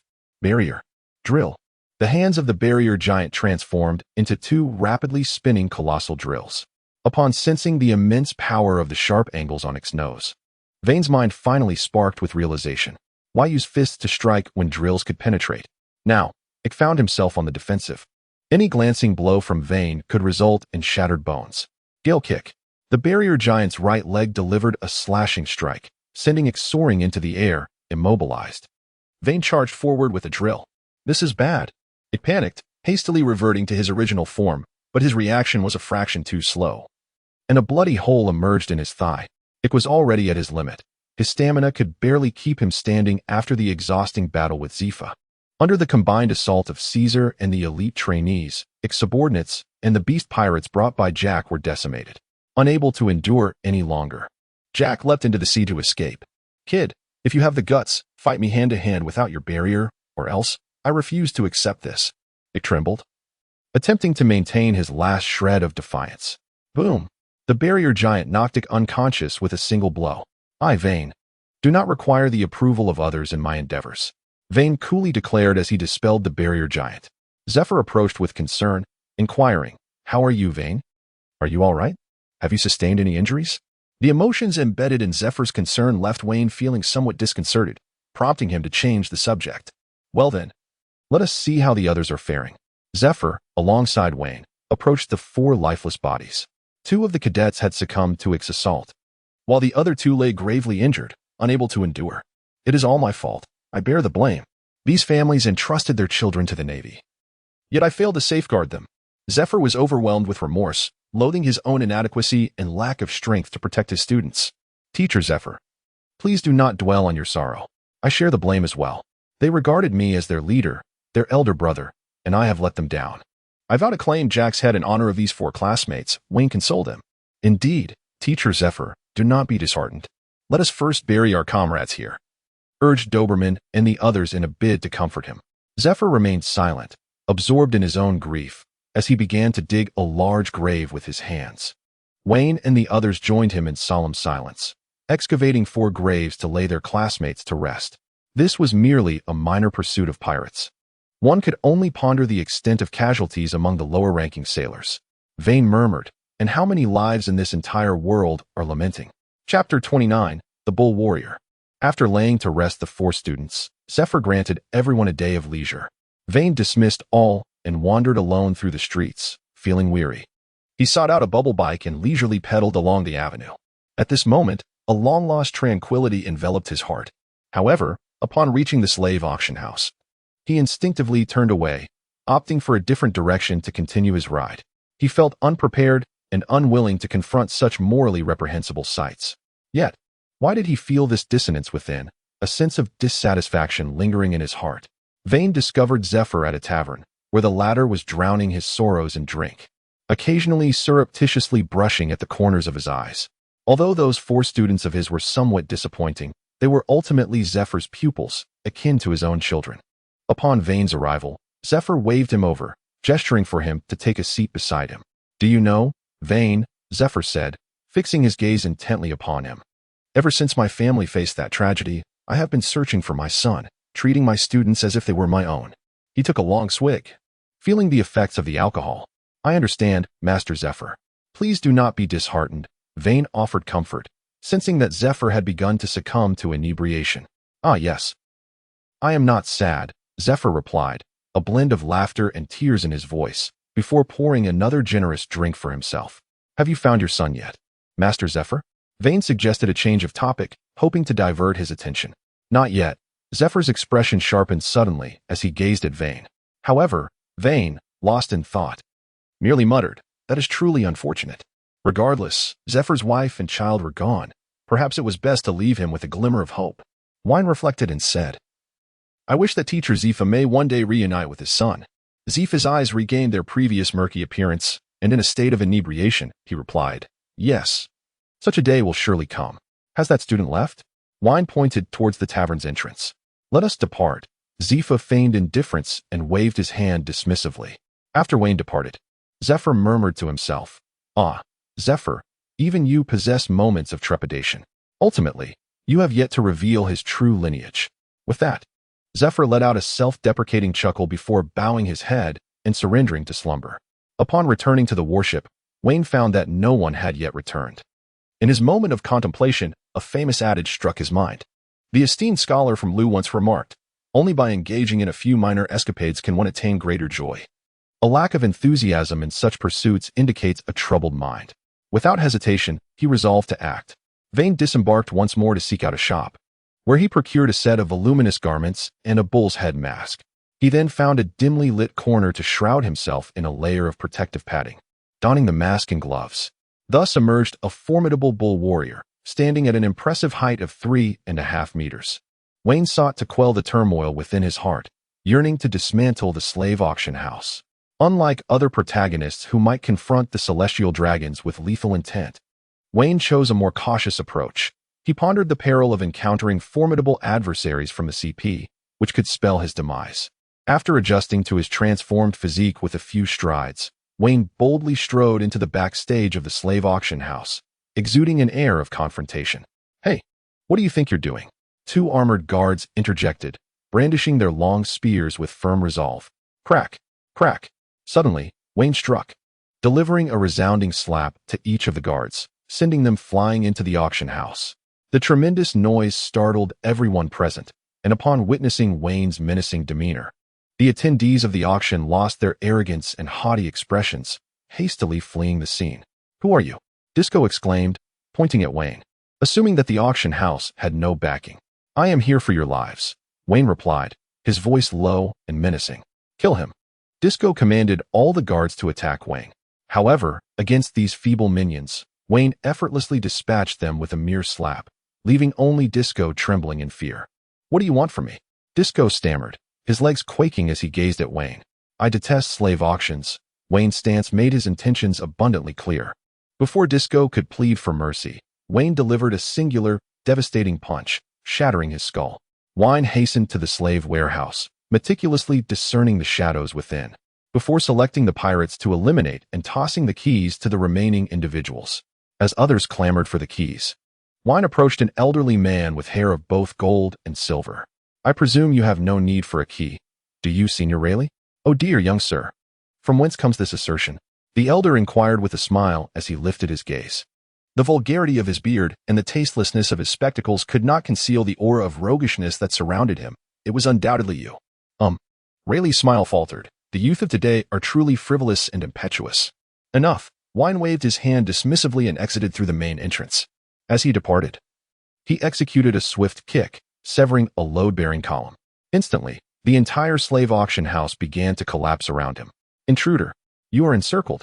Surrender at once, or we shall open fire." A contingent of naval officers had surrounded the entire slave auction house, led by none other than Darmetia and the squirrel. With a few swift movements, Vane deftly escaped the encirclement.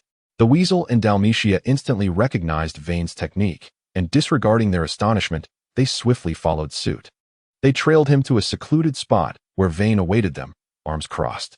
"I know you cannot abide the vile slave trade," the weasel stated, to which Dalmatia added, "However, in the name of the justice we uphold, we must express our regrets.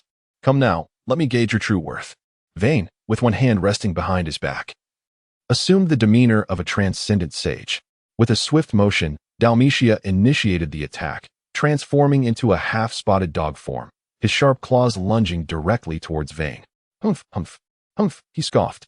Wayne had long been aware of Dalmatia's vulnerabilities.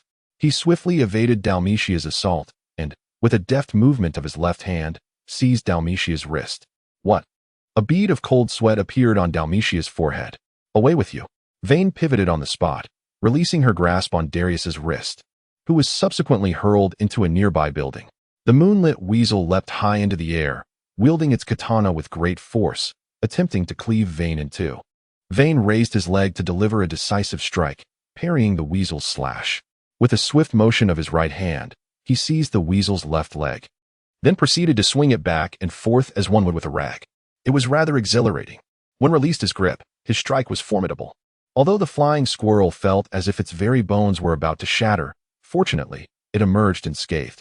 Vane gently touched his right hand, appreciating its remarkable sensation. He felt a mix of amusement and frustration at how the green rotund figure so delightfully relished in throwing people. Yet, he pondered on the absence of Dalmatia. Perhaps it was best to depart, for if teacher Zephyr awakened from his inebriation, the situation could become quite troublesome. With this thought in mind, Vane concluded that it was time to take his leave. "Dare you unmask yourself? I, the mole, vow to defeat you," the mole exclaimed, struggling to rise. The bull warrior would never remove his mask. Vane left behind a cryptic remark, indifferent to whether the mole comprehended it, and swiftly made his exit. Chapter 30. The bestowal of dominance. The following day, Zephyr paid no heed to the incident at the slave auction house. To him, the destruction of such a grotesque establishment was well-deserved. One was wandering aimlessly aboard the warship when he noticed Squirrel and Dalmatia idly leaning against the ship's railing. Lost in thought, with a mischievous grin, he approached them and inquired, "Hello, you two, why do you appear so glum?" Dalmatia turned to him and replied, "Yesterday, we encountered the one who obliterated the slave auction house." When suppressed a chuckle, "Did you engage him in combat?" "Indeed, his martial prowess is formidable, exceptionally so," Squirrel stated earnestly, emphasizing his point. "And his powers of observation are remarkable. He swiftly discerned our weaknesses," Dalmatia continued, his expression grave.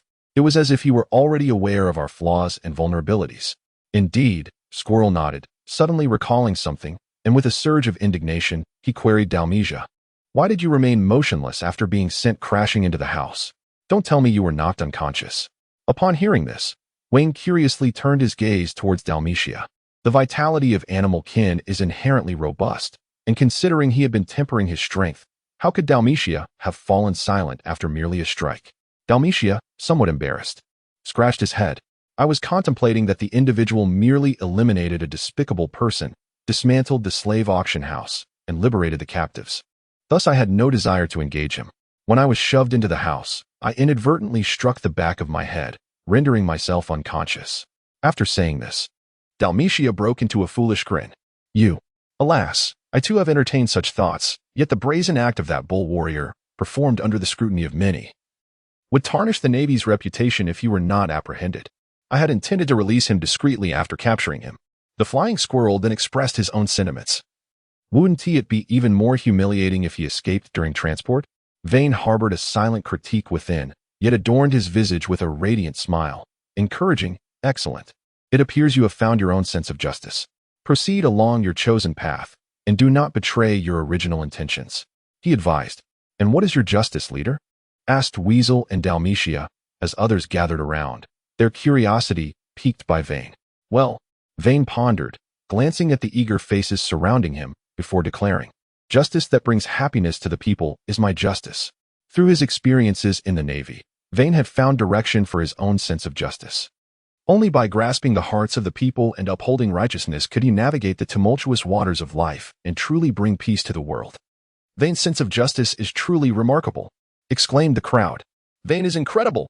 I too desire a justice that benefits the people." They clamored around him, their admiration palpable, making him feel somewhat uneasy under their gaze. "Such an exemplary individual, indeed, Lord Vane," remarked Gun, standing elegantly with his golden staff, pondering to himself. "What then is my own sense of justice? Ha ha ha. Is it the justice that brings happiness to the people?" In his private chamber, Zephyr, utilizing his observation hockey, overheard Vane's articulation of his justice. The conditions required to truly realize one's justice are no trifling matter. "Truly, he is my son. I must find a way to support him," Zephyr contemplated as the elite training camp neared its conclusion, resolving to secure a commendable position for Vane. Back in Marieford, Zephyr sat in his office, deliberating, before producing a sheet of paper. At the top, he inscribed Vane's name, followed by Gun, Ping, Daobuman, Huashishin, and several others. Zephyr resolved to impart hockey to them. Then, he retrieved 3 additional papers, upon which were written the promotion orders for Borisolino, Kazan, and Sakazuki to the rank of Rear Admiral at Marine Headquarters. Zephyr signed with satisfaction. Although they did not excel in physical combat, they were nonetheless his students. The following day, Zephyr convened Vane and the other 9 in his office. "Vane, I see that your physical prowess has met the standards. Especially you. Your capabilities have reached their peak. I have observed your training in the deep sea and under the mountain. Splendid, truly splendid. Zephyr praised, feeling somewhat biased, he added, ahem. I have also noted your training. It is commendable. You have completely forgotten about us, haven't you? The group collectively remarked. Ahem, enough idle chatter. Today, I shall teach you the power of hockey. Zephyr declared, taking a sip of water, satisfied by the anticipatory gazes of all present. He continued. Hockey is divided into observation hockey and armament hockey. As for conqueror's hockey, it pertains to personal will and conviction. I cannot assist with that. Armament hockey is, in truth, a latent ability residing deep within your bodies.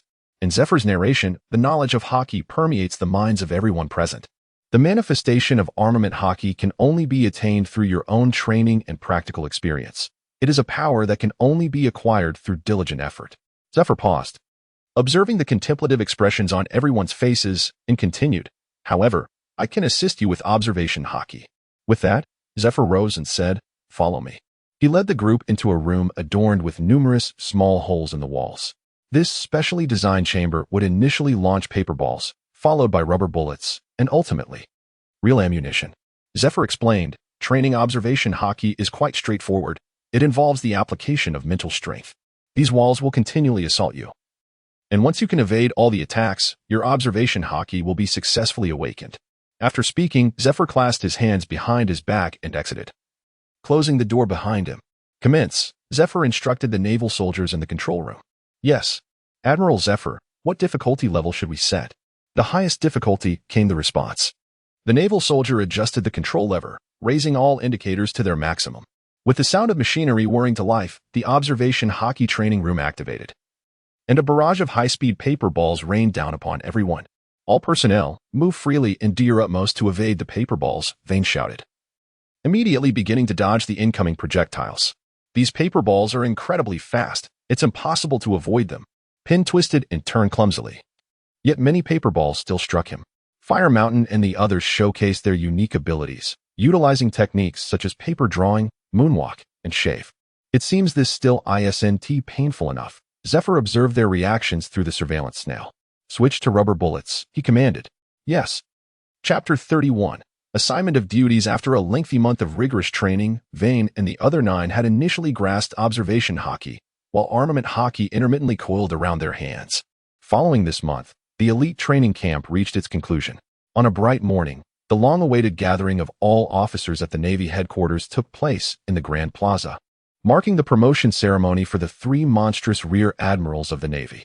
As Admiral Sengoku solemnly adorned Kazan, Borisolino, and Sakazuki with the medals symbolizing their new rank as vice admirals, the entire Navy erupted in cheers, celebrating the enhancement of their strength. Meanwhile, journalists fervently scribbled notes, chronicling this monumental moment.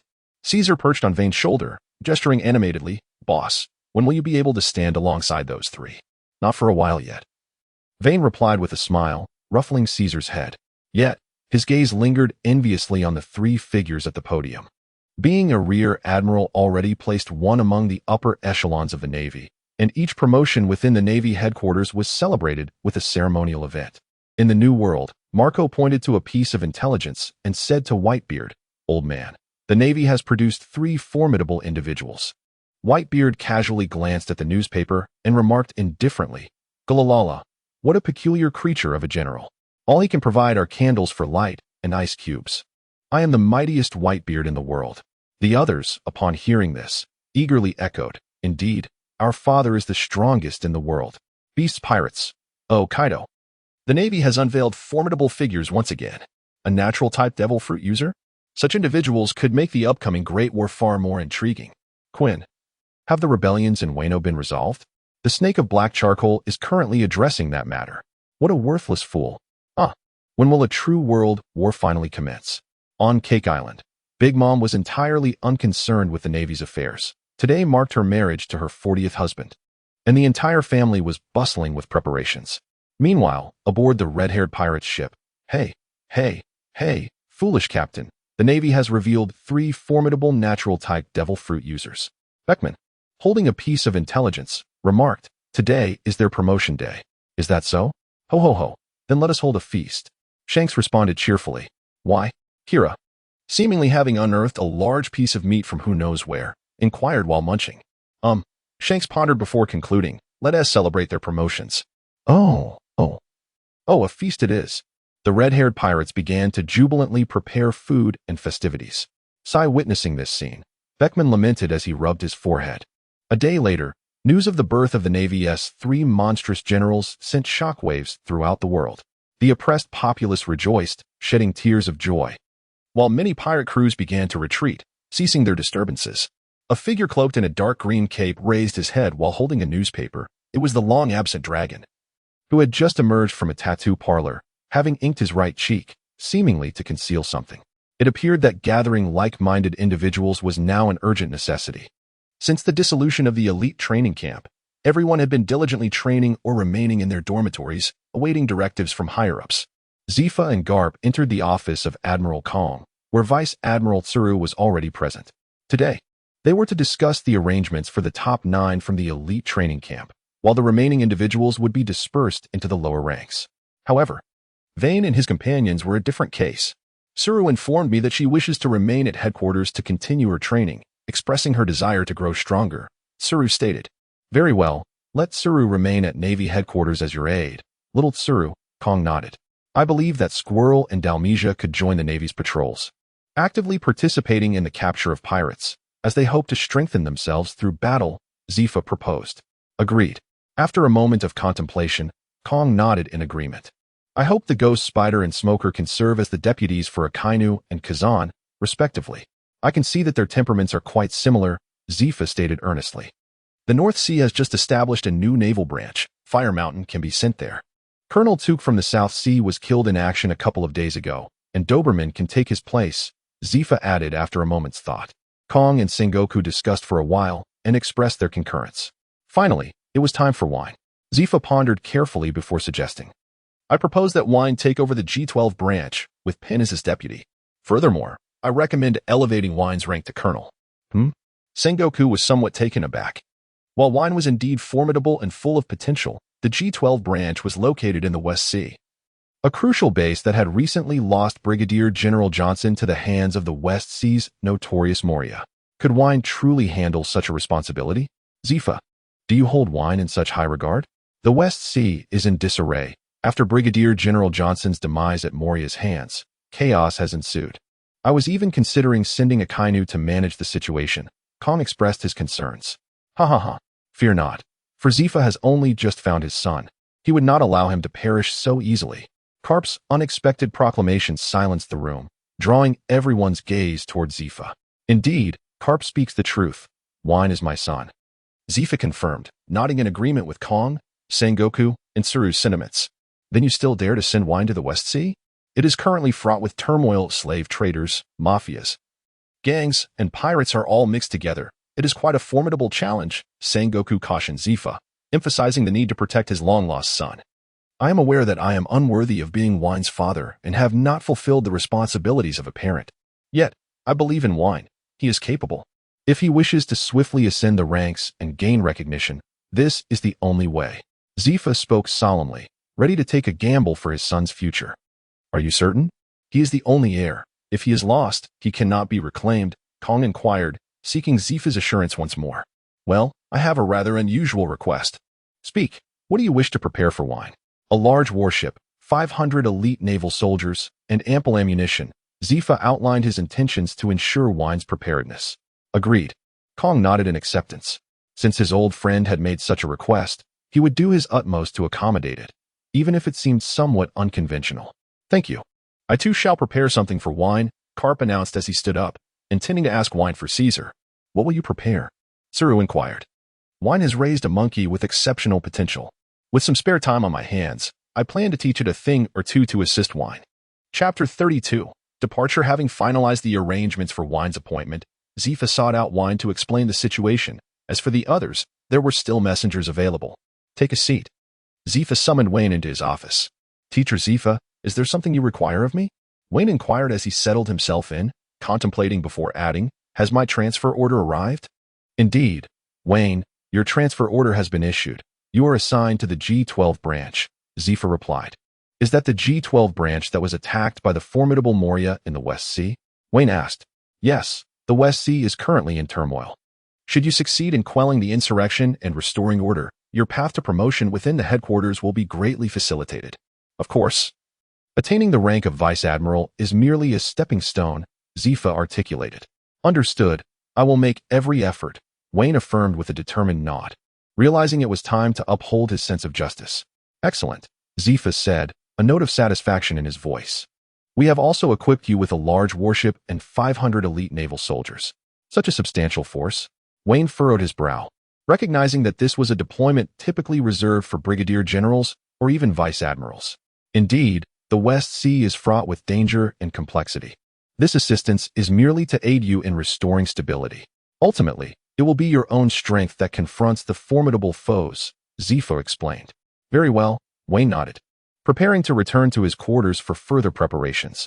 Zifa hesitated, knowing he would not see Wayne for an extended period. Summoning his courage, he said, "Wait. What is it?" "Teacher Zifa?" Wayne responded, gazing into Wayne's eyes and recalling the disdain Wayne had expressed for his father 2 years prior. Zifa swallowed hard and said, What I wish to convey is that you must prioritize your safety upon arriving in the West Sea." "Understood," Wayne replied, casting a skeptical glance at Zifa before pushing the door open and departing, as he still needed to gather information regarding the West Sea. Left alone in his office, Zifa lamented, "Oh, Zifa, why did you falter at such a crucial moment?" Naval Archives. Wayne entered the archives, where a naval colonel on duty promptly stood up to salute him. "Colonel Wayne, yes, I require comprehensive information regarding the West Sea, as detailed as possible." After a moment of searching, the naval officer retrieved a thick file and handed it to Wayne. "Let me see." Wayne opened the file, casually found a chair, and began perusing the documents one by one. The 5 major gangs of the West Sea, 3 significant slave traders, astonishing, the country of flowers, the Bao Bao Navy, the notorious Sheriff Lafitte, infamous for his brutal methods yet remarkably skilled, could be of interest if one can subdue such a person. They serve a purpose. Wayne rubbed his eyes and continued reading. The hometown of Diamond Jaws, the 3rd captain of the Whitebeard Pirates, was intricately linked to the arms trade and the mafia of the underground world. It was indeed a chaotic place. Not surprising considering it had birthed the likes of red-haired Shanks and the formidable battleship St. Juan Wolf. Returning the documents, Wayne looked up as he stepped outside, realizing the sun had set without him noticing. Sighing, he reflected on the immense pressure of taking over such a place. No wonder Teacher Zephyr said that only by properly managing the West Sea would the path to promotion be smooth. 3 days later, at the Navy headquarters port, a large warship slowly docked. Wayne took a deep breath, his eyes sparkling with delight as he gazed at the ship, akin to admiring a beautiful woman. The well-trained Navy soldiers awaited on board. "Pang, we must achieve great things together," Wayne declared with enthusiasm, turning to Pang, who shone with excitement in his eyes. "Hey, you rascal." Carp approached with Caesar in tow. Upon seeing Wayne, Caesar struggled to break free from Carp's grip and swiftly climbed onto Wayne's shoulder. "Haha, I've taught this monkey the basics of the spear and shave. The rest is up to you," Carp said, returning the monkey before walking off on his own. Let us set sail. Wayne and Pang boarded the warship, hoisting the sails and navigating according to the map towards the G12 branch. "Aren't you going to see them off?" Admiral Crane inquired of Zephyr from atop the Navy building. "I shall not. There will be plenty of time ahead," Zephyr replied, shaking his head. TCH, Crane glanced at Zephyr, seemingly aware of his indecisiveness in matters of the heart, questioning how Carp's son had reached adulthood before he even married. Meanwhile, after Wayne and Pang had departed, the G12 branch in the West Sea found itself embroiled in fierce combat. "Hold the line. We must protect the symbol of justice in the West Sea." Colonel Siri, the temporary commander of the G12 branch, directed all personnel in their defense against the pirate onslaught. Ever since the branch commander had been eliminated by Moria, all manner of fiends had emerged. "Report, Colonel Siri." A Navy soldier rushed in, holding a transponder snail. "Speak. Colonel Wayne from the Navy headquarters is en route at full speed, requesting us to hold for one more day," the soldier reported. "What? A day? Damn it!" Colonel Siri exclaimed as he struck down a pirate with his sword. "We need a day? This is ridiculous. Hold firm. For justice. Reinforcements from the Navy headquarters are on their way. We just need to endure for one more day. For justice." The entire contingent of soldiers shouted in unison, their fervor even overpowering the attacking pirates. Gathered together were the leaders of 4 pirate crews who had launched an assault on the G12 branch. brazenly gazing upon the engulfed stronghold.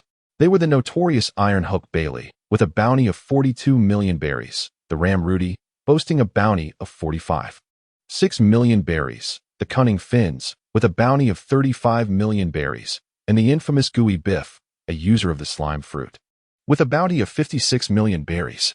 I have already contacted Morgans, the vice president of the World Economic News Agency. Tomorrow, we will launch our final assault and let the world know of our renown once we breach the G12 branch. Finns cackled. Then why do we not strike continuously? Ram Rudy asked, perplexed. If we exhaust the Navy's energy, will they not be at our mercy? They must remain vigilant, and we need only to rotate our shifts. Finns replied, living up to his reputation for cunning. Meanwhile, Wayne and his crew, traversing the comm belts, received orders from the Navy headquarters. Relay the command. All hands, accelerate. Begin rowing to hasten our advance. Wayne commanded. With the cannons of the warship extending outward, the ship surged forward, propelled by the diligent efforts of the crew. Chapter 33. Timely arrival after a grueling night of combat. The eyes of every soldier at the G12 branch were bloodshot, with medical personnel armed and ready for battle. A careless rookie was caught off guard and wounded in the arm by a pirate, just as the pirate aimed to finish him off. An experienced soldier rushed in and struck with a blade. With a swift kick, the veteran sent the pirate's lifeless body tumbling overboard, turning to admonish the rookie, stay alert. Rookie. The rookie, acknowledging the reprimand, could only wield his weapon with one hand due to his injury. Before long, the rookie and the veteran found themselves spilling blood on the battlefield, a scene that had played out many times. After days and nights of relentless fighting, the Navy soldiers, being human, had reached their limits. Commanding officers led by Colonel Seary were nearly all gone.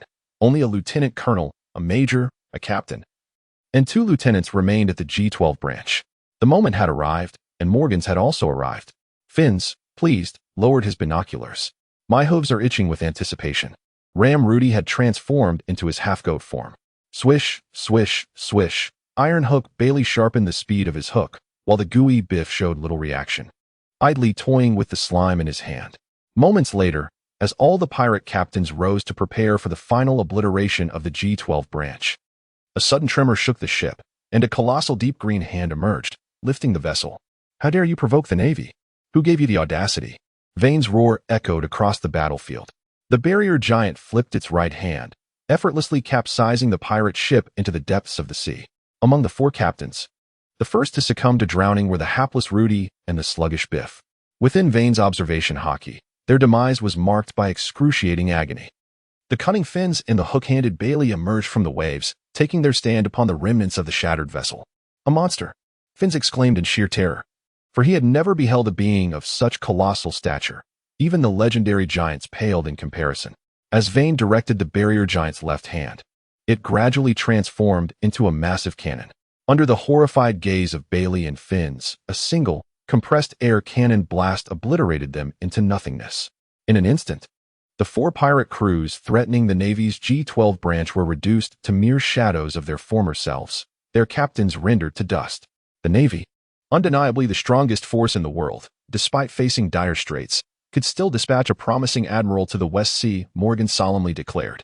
However, he raised his camera and snapped fervently, particularly focusing on the imposing barrier giant. This is truly a major news story, he mused, as pirates, instead of claiming victory, have met their demise, ringing the alarm for the West Sea with their own lives. Morgan hastily scribbled notes on paper, exclaiming, shocking. Navy XXXX, pirate weaklings, justice unrivaled XXX.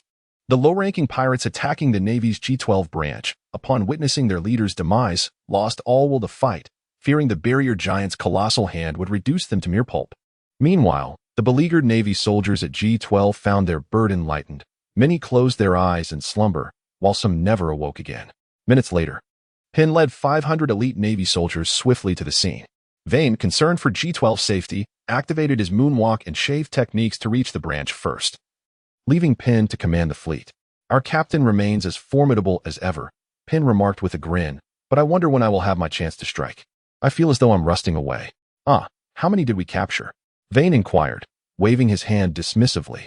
Over 500, all scum, each responsible for at least 3 lives lost, Penn replied, his anger palpable. These 500 pirates equate to the slaughter of no fewer than 1,500 innocent civilians. Wayne clenched his fists, suppressing the impulses that surged within him. As the commander of the base, he needed to embody composure and adhere to protocol, ensuring their passage into the propulsion city was conducted properly. When inhaled deeply, then exhaled slowly. Breathe in, breathe out. Damn it, punk. The veins on Wyn's forehead throbbed with fury. The thought of innocent civilians being slaughtered ignited a righteous indignation within him. No need to transport them to the execution grounds. Let us dispense justice right here and now by severing their heads and constructing a pyramid of skulls. In times of chaos, stringent measures must be employed. I shall bear the responsibility for any repercussions. A surge of murderous intent surged within one. Indeed, Ping, equally stirred, took a couple of steps away before returning to inquire. What exactly is a pyramid of skulls? A pyramid of skulls is created by decapitating the victims and arranging their heads into a conical shape. When illustrated, tearing off a piece of cloth, dabbing it in blood to sketch a rough outline. Oh, Peng acknowledged, picking up the cloth and summoning others to commence the task. The losses were catastrophic. Standing atop the ruins, when surveyed the entirety of the G12 branch, the walls had crumbled completely, leaving only a solitary building standing. Many soldiers appeared unharmed, merely exhausted to the point of slumber, yet they had already ceased to breathe. The G12 branch was left with scarcely over 200 personnel. It seemed imperative to embark on a grand reconstruction, recruiting new members to restore the branch. One pondered, how terrifying. Such an impressive display of deterrence, Major Penn. It's quite gruesome, yet I find it rather appealing. A cacophony of shouts captured Morgan's attention. The first ever capital observation in the pirate world stood out like a beacon in the night, embarrassed by the adoration of a throng of naval soldiers. Penn shyly scratched his head. Despite its bloodiness, this truly provided a sense of satisfaction. Greetings, I am Morgans, a journalist from the World Economic News Agency. What is the name of the naval commander who has turned the tide today? Morgans inquired, leaning closer to Penn. It's Captain One, Penn replied, glancing at the avian figure brandishing a press badge before him. An avian figure? I've encountered monkeys far mightier than mere humans. Oh, it's Colonel One. He must be exceptionally strong, then? Certainly, he must be formidable. What are you all doing? Morgans asked, gesturing towards the capital observation. This is the capital observation. Taught to me by Captain Wynn. He stated that it serves to deter pirates. My captain also proclaimed that in times of chaos, one must employ severe measures. Only by being resolute can true justice be upheld, Penn boasted proudly. A hawkish navy, Morgans mused, while verbally expressing, well, thank you. You're welcome. Penn nodded and returned to his duties. Morgan snapped several photographs of the capital observation, departing with a sense of fulfillment. This was indeed a significant story to write about. Barrier. Infrastructure enthusiast. With arms outstretched, Wayne summoned countless barriers that transformed into excavators, cranes, and drilling machines from a past life, initiating the operations of the G12 branch, which commenced the astonishingly swift clearing of debris and rebuilding efforts. Chapter 34. Renowned across the seas, the occurrences at the G12 branch quickly spread across the globe through the operations of the World Economic News Agency. The G1 branch, situated in the New World, has always been a prime target for pirate assaults. The three newly promoted admirals promptly entered the G1 branch to engage in warfare against the pirates. Early in the morning, Ghost Spider entered Admiral Sakazuki's office, holding a newspaper. Upon noticing Ghost Spider, Sakazuki curiously inquired, "What brings you here, Ghost Spider?" "Admiral Sakazuki, you should take a look at this," Ghost Spider replied, handing him the newspaper. Sakazuki took the newspaper and scrutinized it closely. His eyes brightened upon reading phrases like harsh measures in chaotic times. "Excellent," Sakazuki exclaimed, slapping the newspaper with enthusiasm. "Colonel Wayne is absolutely right." Ghost Spider marveled from the side. "Indeed, he is a remarkable talent," Sakazuki nodded, continuing, "he is a natural-born Navy officer. I have decided that we must utilize the heads of pirates to construct our harsh measures." "I concur," Ghost Spider responded, visibly swayed. "Only in this manner can we instill fear in pirates with justice. Harsh measures in chaotic times. Indeed, splendid." Sakazuki resolved to promote Wayne. Such a promising embodiment of justice must not be overlooked. "Yes," Ghost Spider replied joyfully. Naval Headquarters, Marineford. The contemporary 5 titans of the Navy gathered together, all gazing at the newspaper with troubled expressions. "Zeph, your son is quite impressive, right from the start. He has stirred up such a situation. Harsh measures in chaotic times. That phrase is quite something, Karp chuckled, displaying indifference to hawkish or dovish perspectives. Isn't this harsh measure a bit too bloody? Vice Admiral Crane pointed to the image of the harsh measure in the newspaper. Not too bad, I suppose. Sengoku adjusted his glasses. While it may seem bloody, Wayne is merely eliminating pirates. Those are all wicked individuals. As long as he does not indiscriminately kill the innocent, it is permissible. I trust Wayne. He is not one to slaughter innocents. He has told me that he adheres to a people-oriented justice, Zeph stated. Indeed, people-oriented justice, though somewhat biased, is certainly a noble belief. I trust Wayne will not cross that line, Kong concluded, solidifying the stance on the matter. Vane's actions instilled a profound sense of apprehension among the notorious pirates as they recognized the emergence of a formidable adversary within the Navy. Yet, they deemed the young naval colonel as not worthy of their utmost consideration. The demise of the four great pirates sent ripples of shock throughout the West Sea, causing all factions to momentarily cease their conflicts and observe in silence. As tranquility gradually returned to the West Sea, Vane seized the opportunity to reconstruct the G-12 branch. A month later, the revitalized G-12 branch brought many naval soldiers to tears as the emblem of justice was once again firmly established. Wayne gazed at the naval branch, which comprised a mere 700 individuals, and felt an overwhelming sense of frustration. How could a prominent branch of such stature be reduced to so few? Peng. What is the matter? He called out as Ping hurried over. Have you managed to recruit any naval soldiers? It has been a month, and only a handful have arrived. Wayne exclaimed, his irritation palpable. I have made efforts and sought to promote our cause, but the people of the West Sea remain skeptical. Many are merely observing, fearful that joining the Navy may invite another ruthless attack like that of Moria. Ping lamented, his expression grim. Their reasoning was sound and difficult to contest. Then we must demonstrate the strength of our Navy, Wayne asserted with conviction. It was clear that only a select few were willing to join the Navy out of sheer passion. Showcasing their prowess was essential to attract talent. Whom shall we target? Peng inquired, excitement flickering in his eyes. The gang, of course. I have heard that while other factions remain quiet, the Geely gang continues to revel. If they are so bold, let us make them our first target, Wayne replied. The Geely gang? Their actions are indeed anything but auspicious, he sighed. Exactly. They have even threatened that should the Navy interfere, they will turn us into a sieve with their gunfire, Peng seethed. All right, prepare yourselves. They are truly a bunch of frogs at the bottom of a well. It is no wonder they were unified under the diminutive and cunning Becky, Wayne scoffed. Peng only caught half of the conversation before returning to his duties, responsible for mobilizing various supplies, nautical charts, and ammunition. The following day at the G-12 branch harbor, Colonel Siri arrived with all the officers to bid farewell to Wayne. Colonel Wayne, are you truly taking only a little over 100 naval soldiers? Colonel Siri expressed his concern. Do not worry, just ensure the protection of the entire base. A mere gang is no match for our hands, Wayne replied confidently, admitting to himself that he would rather not lead even 100 men if it weren't for the need for assistance. As they watched the warship sail away, the remaining personnel engaged in murmurs of speculation about Wayne's potential success, each pondering when he might return. A day? A naval lieutenant proposed. Too soon. 3 days. A naval major countered. 2 days would be reasonable, Colonel Siri interjected but suddenly realized the urgency of the situation.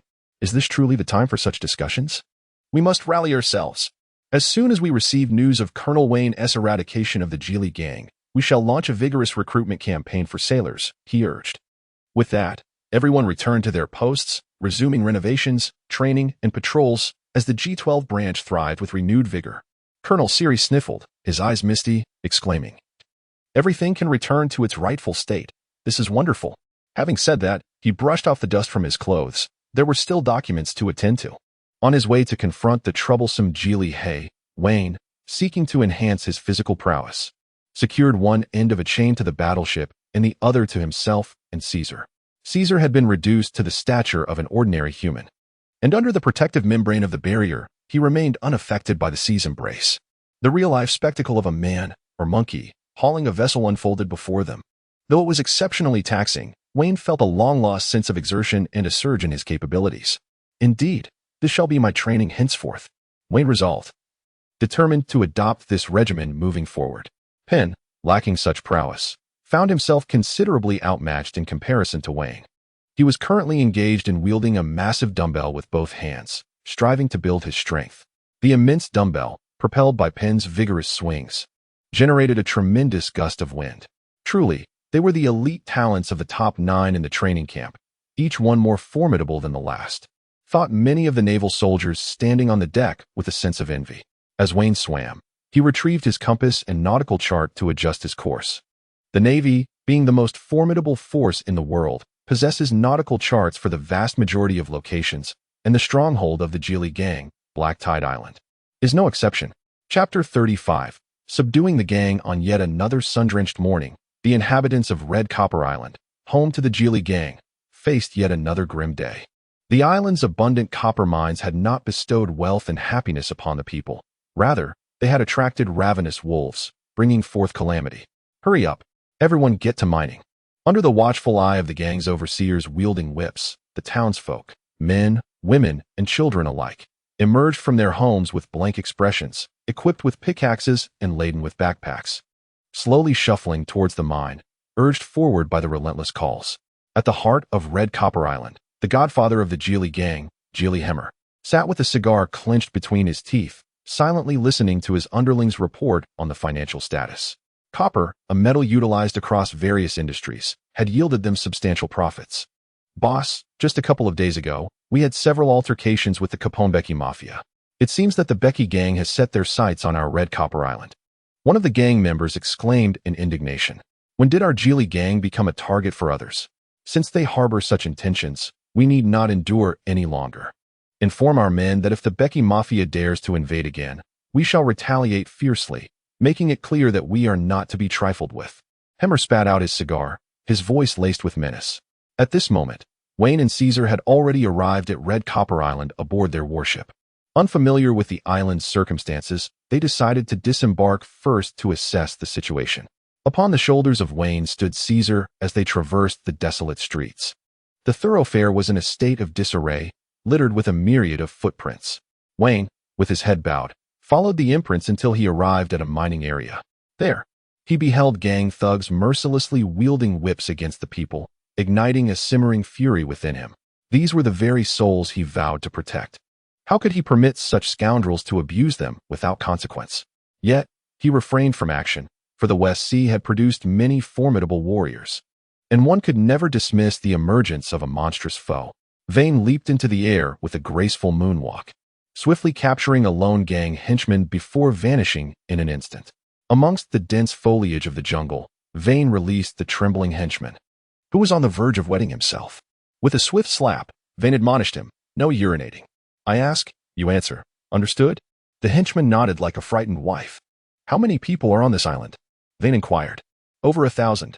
There are more than 20,000 residents, and we forced them into mining," the henchman replied candidly. "Even the children and the elderly?" Vane pressed, barely containing his fury. "Well, no, but the boss thinks the elderly only waste money, so he ordered us to kill them," the henchman stammered. "Kill them?" Vane delivered another slap, sending the henchman sprawling to the ground. "You bastard!" Vane kicked him in a fit of rage, inadvertently delivering a fatal blow. "Troublesome," he muttered, nudging the lifeless body with his foot before vanishing, reappearing atop the palace in the center of Copper Island. Every movement of Helmer and his subordinates was reflected in Vane's observation hockey, revealing their discussions centered around territorial disputes, as if everything could be resolved with bullets and cannon fire. With Caesar and Penn handling it, I need not intervene, Vane mused, turning back to return swiftly. Upon reaching the warship, the naval soldiers guarding the vessel noticed Vane's ethereal descent and called out, "Colonel Vane has returned. Hurry, assemble." Over 100 elite naval soldiers lined up, awaiting Vane's arrival with anticipation. All right. No need for such formality. I'm not a tyrant," Vane waved, summoning Penn to his side. "I entrust you with today's first battle of the West Sea. Can you manage it?" he asked, patting Penn on the shoulder. "Absolutely," Penn replied enthusiastically. "I'm allocating over 100 naval personnel to you, including Caesar. The only requirement is to minimize casualties. Is that acceptable?" Vane inquired. "Rest assured," Penn assured, thumping his chest, and hurried off to gather his forces beneath Caesar's watchful eyes. Vane chuckled, shaking his head at Penn's familiar impulsiveness. He conjured a rocking chair with a barrier, swaying leisurely. Penn, with Caesar atop his head and followed by 100 elite naval soldiers, charged boldly into the town. "I hoped you would be a bit more cunning, but you remain reckless. If it weren't for the gang's usual arrogance, You would have been discovered the moment you entered, Vane thought, nearly laughing at the sight through his observation hockey. Penn looked up at Caesar, saying, "You head to the other side of the island and create as much commotion as you can to draw attention." Caesar scratched his head and darted off like an arrow.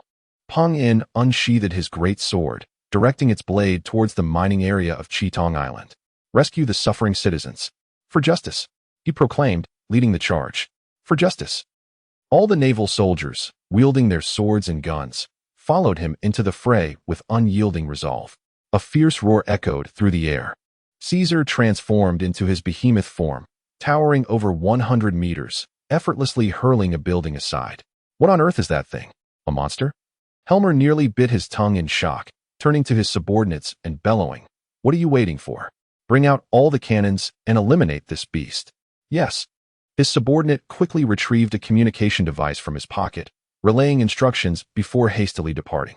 "Goodness gracious, this is like a scene from a Hollywood blockbuster," Wayne, reclining in his rocking chair, opened his eyes toward Caesar. "Your predecessor was toppled by bullets and cannon fire. Let us see how you fare." Roar. Shells rained down upon Caesar's skin like marbles, causing only a slight itch. "Monster." Witnessing Caesar's indifference to the bombardment, the gunners turned tail and fled. "Oh no." Caesar, akin to a whack-a-mole game, flattened everyone beneath his might, casually lifting a building and tossing it aside, sending another crowd scattering in chaos. Now, Ping In observed the commotion stirred up by Caesar, noting the diminished number of guards at the mining site. He rushed in, shouting, "All citizens of Chitong Island, take cover."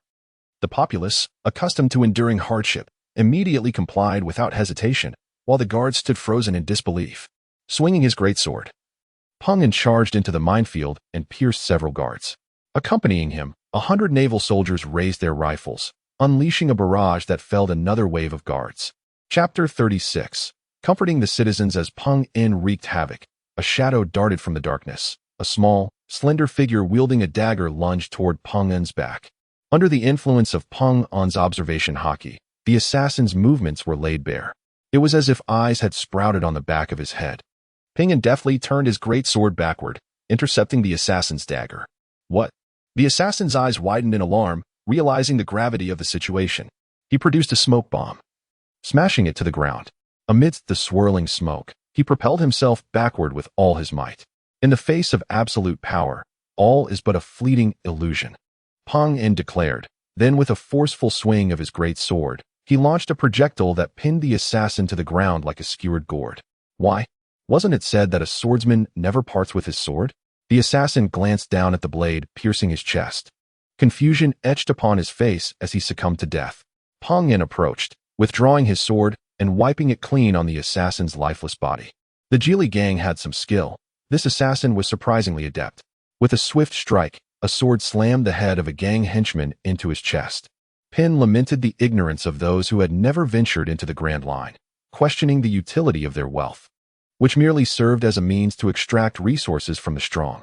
Meanwhile, the battlefield on Caesar's side had also reached its conclusion, cradling a palace in his arms. Caesar watched as Hema and his remaining subordinate trembled together. The bounty hunter he had hired for 30 million berries had yet to make an impact before being crushed by a large stone hurled by Caesar. Thud, thud, thud, thud. Step by step, Caesar approached the shore and casually tossed the palace into the sea. After a tremor that shook the ground, Hema and his companions staggered back to the surface. "Pull them up," Wayne instructed the nearby naval soldiers.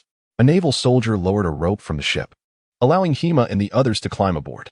Soon, Penn led the Navy in neutralizing all the gang henchmen. He then approached the quivering civilians with a gentle demeanor, assuring them, "Do not worry. We are the Navy, here to rescue you." Yet, facing Penn's somewhat unsightly visage, the huddled masses trembled even more. "Ah, this." Penn scratched his head in frustration, acknowledging that his appearance was simply a product of his lineage, beyond his control. "Uncle Ugly, are you telling the truth?" A shivering little girl cautiously emerged, her hunger compelling her to take a chance. "Of course," Penn affirmed with a firm nod, turning to retrieve ample food from where the gangsters had rested, distributing it among the populace. Seeing the food, the people, driven by desperation, rushed forward to take what they could, though it was scarcely enough to satiate their hunger. "Thank you, Navy Lord." A man who seemed to be a leader knelt before Penn, prompting the crowd behind him to follow suit. "Oh, there's no need for such gestures. This is our duty. I sincerely apologize for our negligence. Penn urged the Navy soldiers to help the kneeling civilians to their feet. Please rise. This is our obligation. We cannot accept such gratitude. Wails of remorse erupted from some emotional naval soldiers as they assisted. The villainous gang, the accursed pirates. I shall eradicate you all. Penn thought as he cradled the little girl in his arms. Everyone, please stand and follow me. There is more food aboard the ship, he beckoned, signaling for all the civilians to accompany him. A throng of people made their way to the ship. Wayne, witnessing the scene, remained silent, as indeed there was plenty of food on board. Under Wayne's orders, bags of provisions and beverages were lowered by the naval soldiers, distributed among the people. Look at the suffering they have endured, he reflected. With a sigh, Wayne observed the return of the colossal Caesar, who held a massive safe in his hands. The residents of Copper Island stirred with anxiety at the sight of the enormous figure. Fortunately, he had previously greeted the naval soldiers while distributing food, and despite their fear, they managed to maintain a semblance of order. Is this the safe belonging to the Gilly gang? Wayne inquired, circling the massive vault with keen interest. Indeed, exclaimed Hemmer, bound and kneeling to one side, nodding vigorously. I can assist you in opening it, provided you release me. I shall share half of Copper Island's profits with you. With a series of grating metallic sounds, the safe was effortlessly dismantled by Wayne, its contents of gold coins and jewels spilling across the ground. Come here, Wayne beckoned, and the dazed Hemmer scrambled to his feet, resembling a fuzzy caterpillar as he crawled to Wayne's side. Quite a fortune, isn't it? Wayne remarked, bending down to pat Hemmer's face, who could only nod in speechless agreement. As long as you grant me my freedom, I will give you all the money, Hemmer stammered, attempting to plead for his release. Why would I do that? Wayne questioned, lifting Hemmer to his feet and brushing the dust from his clothes. Colonel Wayne, how can you act in such a manner? Protested a nearby naval soldier, unable to condone the betrayal of justice for the sake of wealth. Penn, however, remained steadfast in his belief that Wayne would not compromise his integrity for monetary gain. So, shall we consider this money a contribution to justice? Wayne asked with a smile. Of course. I have always been a supporter of justice. Hemmer replied, his expression one of desperation. Are you willing to make a further contribution to justice? Just a small one, a final act, Wayne suggested, his tone suggestive. Absolutely. Hemmer replied eagerly. Excellent. Penn. Wayne turned to Penn and declared, let our esteemed Hemmer make one last contribution to justice, break his limbs and those of his accomplice, and present them to the residents of Copper Island. Certainly, Penn responded, seizing Hemmer and his accomplice by the neck. Amidst Hemmer's pleas and curses, for agonized screams echoed, followed by a tumultuous uproar from the crowd. Subsequently, Penn and a few others disposed of the remains into the sea. This western sea is truly akin to hell. I wonder if there exists a patch of pure land anywhere, Penn lamented upon his return. Wayne turned to Penn with a smile, observing his sorrowful expression, and said, are we not the architects of a pure land? Let us diligently proceed, severing the heads of the fallen gang members and arranging them into a display of justice. I aim to establish such a spectacle in every place that has suffered, allowing those rampant pirates to witness the formidable power of righteousness. At this moment, Penn found himself immersed in the task at hand. It was only by erecting the grim trophies of crime in afflicted areas that the people could perceive the unwavering resolve of the Navy to uphold justice, thus ensuring their peace of mind. With this thought, he quickened his pace. Chapter 37. The recruitment of Lafitte Macabre display. Composed of the severed heads of over 400 gang thugs, loomed high above the port of Cheetong Island. The grotesque visages served as a stark warning to any who dared to disrupt the peace. I am truly grateful to you, Colonel Wayne, said the robust leader, wiping away tears of gratitude. You have elevated our efforts. Wayne waved his hand dismissively, stating that it was merely their duty. If fulfilling one's responsibilities warranted such gratitude, one could only imagine the hardships the populace would endure. After responding to the base, Wayne decided to remain with all the naval soldiers to assist in the reconstruction of the homeland on Cheetong Island. The extensive damage caused by Caesar's earlier actions was indeed considerable, and with the residents lacking the spare funds to hire help, Wayne chose to stay and lend a hand. Vane, utilizing barriers, fashioned an array of engineering apparatuses to cleave massive boulders, transport sand, and even construct several kilns for brick firing. He led every endeavor with unwavering resolve, indifferent to the disarray upon his visage. The islanders, observing this tireless dedication, increasingly held profound gratitude for Vane and his companions. The news of the annihilation of the Geely gang spread throughout the West Sea, Instilling a profound sense of awe, the 5 major gangs had been eradicated with chilling ease, and the Navy was evidently serious in their pursuits. In the Kingdom of Flowers, the 13th generation pillar, Old Kai of the 8 Treasure Navy, perused the intelligence report with a furrowed brow, realizing that the Navy's burgeoning strength posed a significant threat to entities akin to royal pirate factions. Report to Old Kai. The leader of the Green Pepper has once again attempted to breach the ice continent, an 8 Treasure Navy member informed. I shall go and dissuade him, Old Kai replied, rubbing his forehead as he gathered trusted aides to confront the Green Pepper. In the Mafia, Capone Beach listened quietly to his subordinate's report, then spoke with deliberate calmness. Go. Seize the territory of the Geely gang. A tactician with a silver tongue whispered caution. Currently, the Navy is at the height of its power. Recklessly moving now would be unwise. No matter, Beach replied nonchalantly, for they are at a disadvantage in firepower compared to us. A week later, the reconstruction efforts on Red Copper Island reached 80% completion, and Vane and his crew prepared to depart, should they linger any longer. Colonel Seary would personally summon them back. Noble Navy. All the islanders stood in unison at the dock, many weeping as they bid farewell to the departing Navy. Numerous sailors felt their eyes moisten, overwhelmed by a profound surge of emotion. Isn't it touching? A little girl waved her handkerchief vigorously at Penn, who responded with a broad, joyful grin. Indeed, Penn's wide smile could hardly be contained. Wayne turned back to gaze at the islanders of Copper Island, still waiting at the dock. Our purpose is to cherish this profound emotion, he remarked. Soldiers, do you feel moved? Wayne shouted to the entire ship of soldiers. We are moved.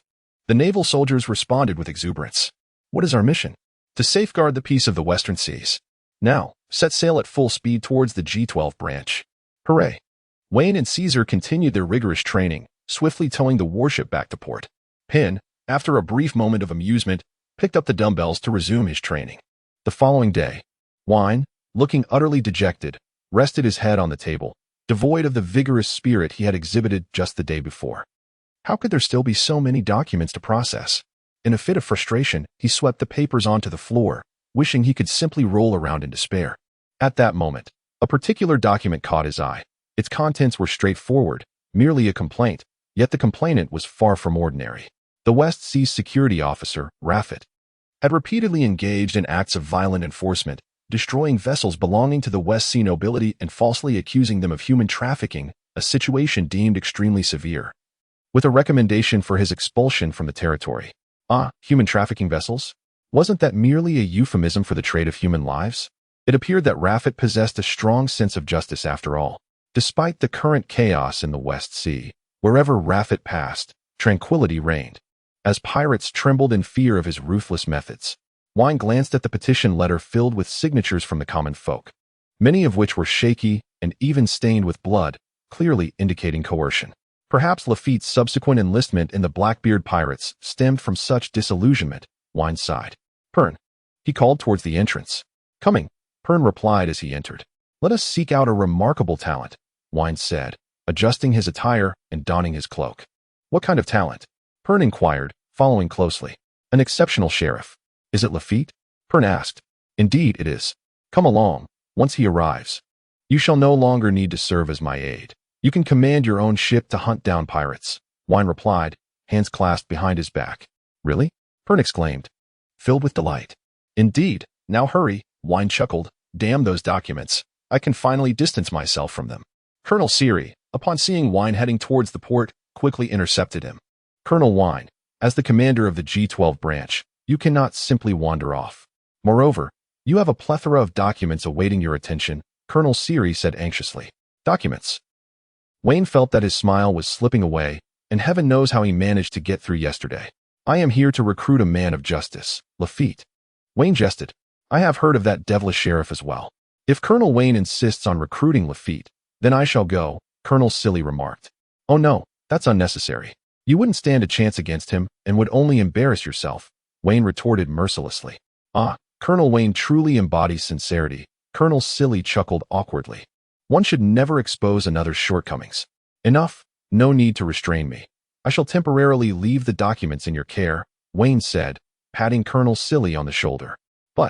But I still need to arrange for the newly recruited naval cadets, Colonel Silly lamented, feeling as if his hair might fall out from worry. You can handle it. You can manage. It's all yours. Wayne waved his hand dismissively. But, sigh. Colonel Silly could only watch helplessly as Wayne boarded the warship, pondering whether having such a powerful yet unpredictable commander was a blessing or a curse. Turning to Major Duco, Colonel Silly said, "You go and settle the new recruits. I will handle the paperwork." With that, he hurried off. Major Duco stood frozen in place. But I still need to procure supplies. I trust you. Colonel Silly called out from a distance, looking quite spirited. Goodness, he is over 40. Why act so young? Grumbling inwardly, Major Duco realized he had to first tackle the settlement issue. As for supplies, there were plenty of potatoes and sweet potatoes available to make do. Chapter 38. Subduing Lafitte. The gentle sea breeze caressed Wayne's face as he continued his quest to find Lafitte, refusing to abandon his ship-like training. Immersed in seawater, Wayne glanced at the map, slightly adjusted his course, and along with Caesar, propelled the vessel forward. 2 hours later, on a medium-sized island, Wayne and Penn found Lafitte drinking in a tavern.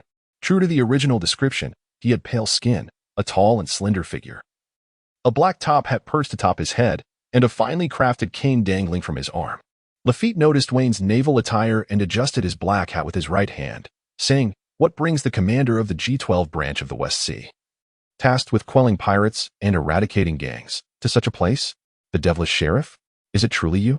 Penn scoffed, eyeing the pale, lanky figure who appeared frail. "Penn," Wayne interjected, stepping forward to Lafitte, "I am here to recruit you. Would you be willing to join me in a grand endeavor?" "A grand endeavor?" Lafitte turned to Wayne, intrigued. "How grand are we talking about?" Vane chuckled softly and leaned closer to Lafayette's ear, suggesting that perhaps the order of this world was to be revised. A bead of cold sweat trickled down Lafayette's forehead, yet a smile blossomed upon his face. "Oh my, this is quite alarming. What if I choose not to comply? Is it true, Lord Vane, that you intend to leave my life here?" Lafayette inquired, stroking his cane. "What do you think?" Vane replied with a grin. Lafayette extended his left hand towards Vane, proposing, "Let us engage in a simple contest of strength." "Very well," Vane responded, placing his right hand upon Lafayette's. 3, 2, 1. Go. Upon the commencement, Lafayette exerted all his might to twist Vane's right arm, yet the situation appeared to be polarized.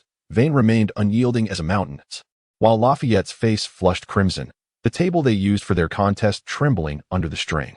The table on Wayne's side is impeccably neat, serene under the gentle breeze, while Lafitte's table is precariously teetering, riddled with gaps. Lafitte admires the formidable control exhibited by Wayne and retracts his hand. "What's the matter?" Wayne teased, casting a playful glance at Lafitte. "No more competitions?" "No more." Lafitte, having encountered Colonel Wayne before, replied respectfully, kneeling on one knee. "Shall we proceed?" "Indeed." "May I inquire what your current agenda entails?" Lafitte asked with curiosity. Wayne, lost in thought, posed a question instead. Lafitte, "At your service. What is your approach to managing domestic affairs?" "Fairly competent, I suppose.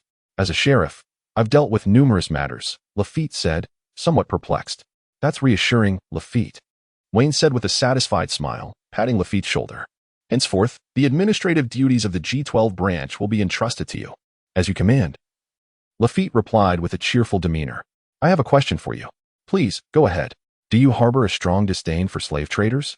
I've observed your fervent assaults on the slaver ships of the Western Sea nobility. Their complaints are nearly overflowing my office. Indeed, I possess an obscure past that drives my actions. But let's not dwell on that. I'm uncertain about our next steps." Lafitte shook his head. "First, we must deal with the remaining 4 gangs. Pirates merely seize and depart, but these gangs are vampires, deeply rooted in the populace." Wayne paused before continuing, "Moreover, gangs are far easier to manage than those pirates." He expressed his true thoughts. "Gangs are more stable and easier to locate." "Excellent. The Western Sea is notorious for its gangs. If we eradicate them one by one, it will undoubtedly bring great honor to the Navy," Lafitte contemplated.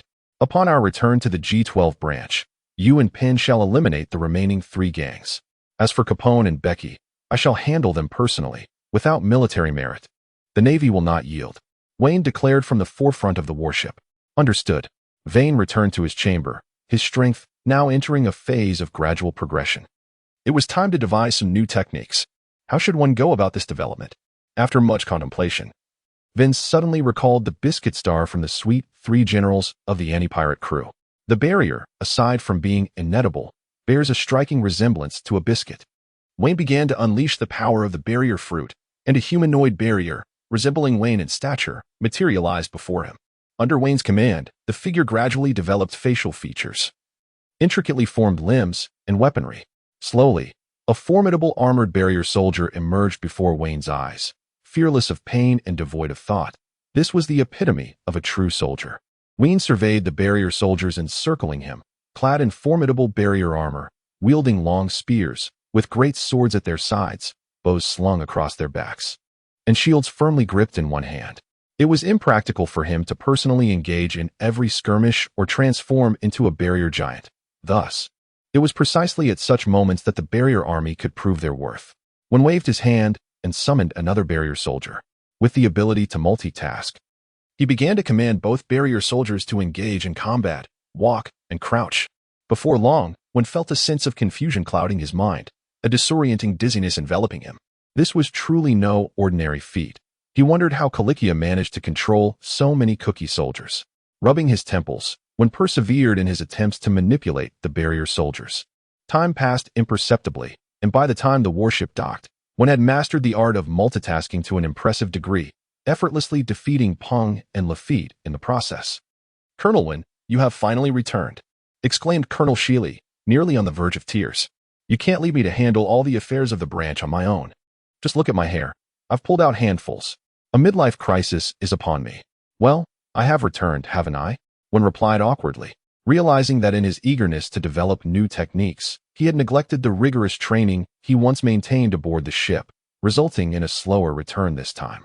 Wayne summoned Lafitte, saying, "This is Lafitte, whom I have recruited. He shall henceforth be my adjutant." Colonel Siri scrutinized him, and although the notorious Devil Sheriff Lafitte was well known in the West Sea, the reality fell somewhat short of his expectations. "In a couple of days, I will have him and Penn collaborate to eradicate the gangsters. The two of them will prove their worth by taking down the crime lord," Wayne declared. "Indeed. However, Siri." Wayne surveyed the surroundings, remarking, "I can't help but notice that our G-12 branch's naval soldiers seem a bit undernourished." "Really? You noticed that?" Colonel Siri exclaimed in surprise, as he had intended to address this issue himself. "What is going on?" Wayne inquired, and in an instant, all the naval soldiers turned their heads, equally curious about the poor provisions. "Well, Colonel, since you brought in Lafitte, we have been burdened with numerous additional tasks, and the rations have been hastily managed," Colonel Siri explained. Wayne felt somewhat embarrassed, as if it were his fault. "Let us expedite the resolution of the food situation. I shall dive into the sea and catch some sea creatures," he proclaimed before leaping into the ocean to pursue his aquatic quarry. "Long live Colonel Wayne." Instantly, all the naval soldiers erupted in a chorus of cheers. Chapter 39. The meeting. Throughout this month, the West Sea was engulfed in fear. Every gang, great or small, aside from the Mafia, was annihilated by the Navy. Slave traders were captured and executed without mercy, and the underworld was turned upside down. Wherever the Navy had acted to punish evil and eradicate wrongdoing, a formidable legacy was left behind. When Wayne is in high spirits, he will personally take action against pirates and gangs. Wayne, esteemed for his benevolence towards the populace and ruthlessness against pirates and underworld figures, has been dubbed Colonel Jingguan and the two-faced man in the West Sea, an angel on one side and a demon on the other. Many regions across the West Sea now take pride in Jingguan, for where his influence prevails, pirate incursions are rare, with marauders fearing to join their ranks. The noble elite of the West Sea have dispatched numerous letters of complaint to the naval headquarters. Yet the headquarters has chosen to disregard these complaints from nobles seemingly devoid of reason, responding only with a vague assurance of investigation, after which silence prevailed. In a noble's residence, an indignant voice erupted, "Damn the Navy. They are meant to serve us. How dare they disrupt our enterprises? Those wretched scoundrels." Indeed. All the grand nobles of the West Sea gathered, lamenting their mounting losses since Wayne's arrival, as their once abundant joy dwindled. Even the slaves, now more cautious in their amusements, have become increasingly scarce and irreplaceable. "I have had enough," exclaimed a young noble, pounding the table, lamenting the depletion of his slaves. An elderly noble with a white beard, his countenance darkened, remarked, "My gladiatorial arena has been closed for several days. Damn it, the G-12 branch is at war with all the nobility of the West Sea." A middle-aged noble with brown hair spoke solemnly. But the lowly citizens of the West Sea do not support us. How dare those base-born miscreants? Each village now has a telephone bug, ready to report to the G12 branch at a moment's notice. Do you remember how Count Gagan met his demise? A hush fell over the assembly. Recalling the recent death of Count Gagan, was it not during tax collection that he was shot down? Those detestable commoners reported him to the Navy. And that odious Lafitte even claimed the offensive nobility as justification for severing Gagan's head. A formal protest must be lodged, this time. All the nobles of the West Sea shall jointly report to the world government. Indeed, it is time to demonstrate our might to these accursed Navy officials. Let them know that the West Sea remains the domain of the nobility. 2 days later, at the naval headquarters in Marineford, a meeting convened with all senior officers present, none holding a rank lower than Rear Admiral.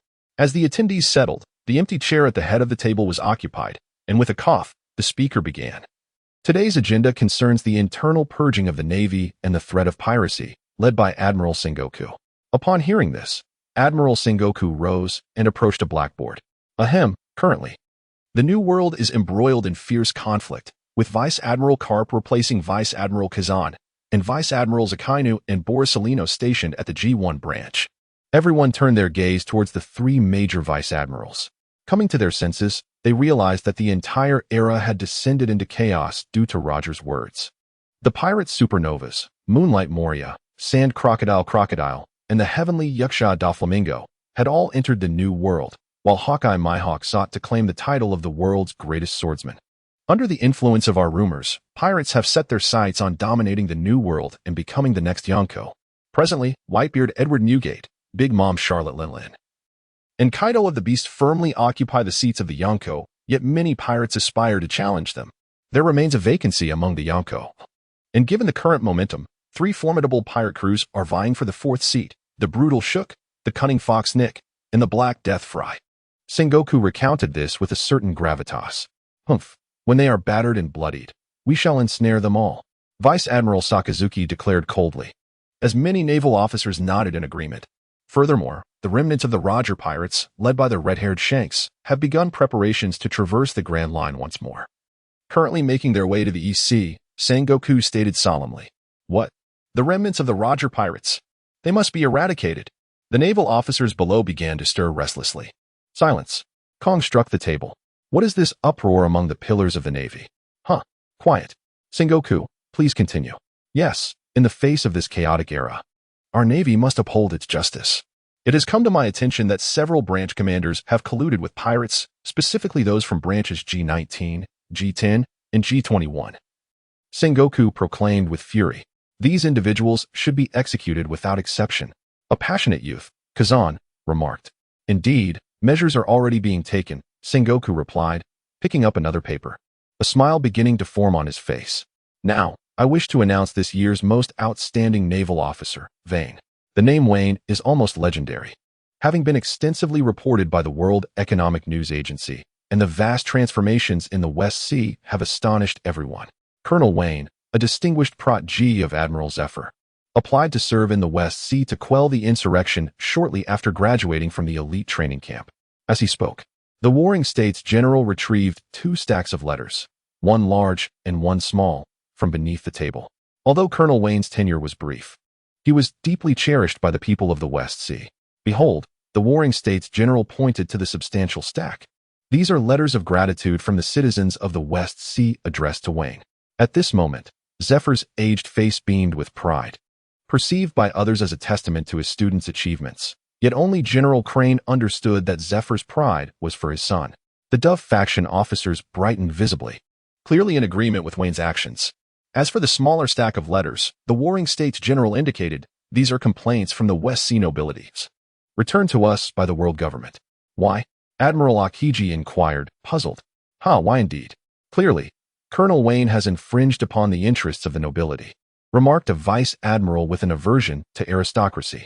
Indeed, after Colonel Wayne's appointment, he vigorously dismantled the slave trade, eradicated numerous gangs, and equipped many islanders with communication devices.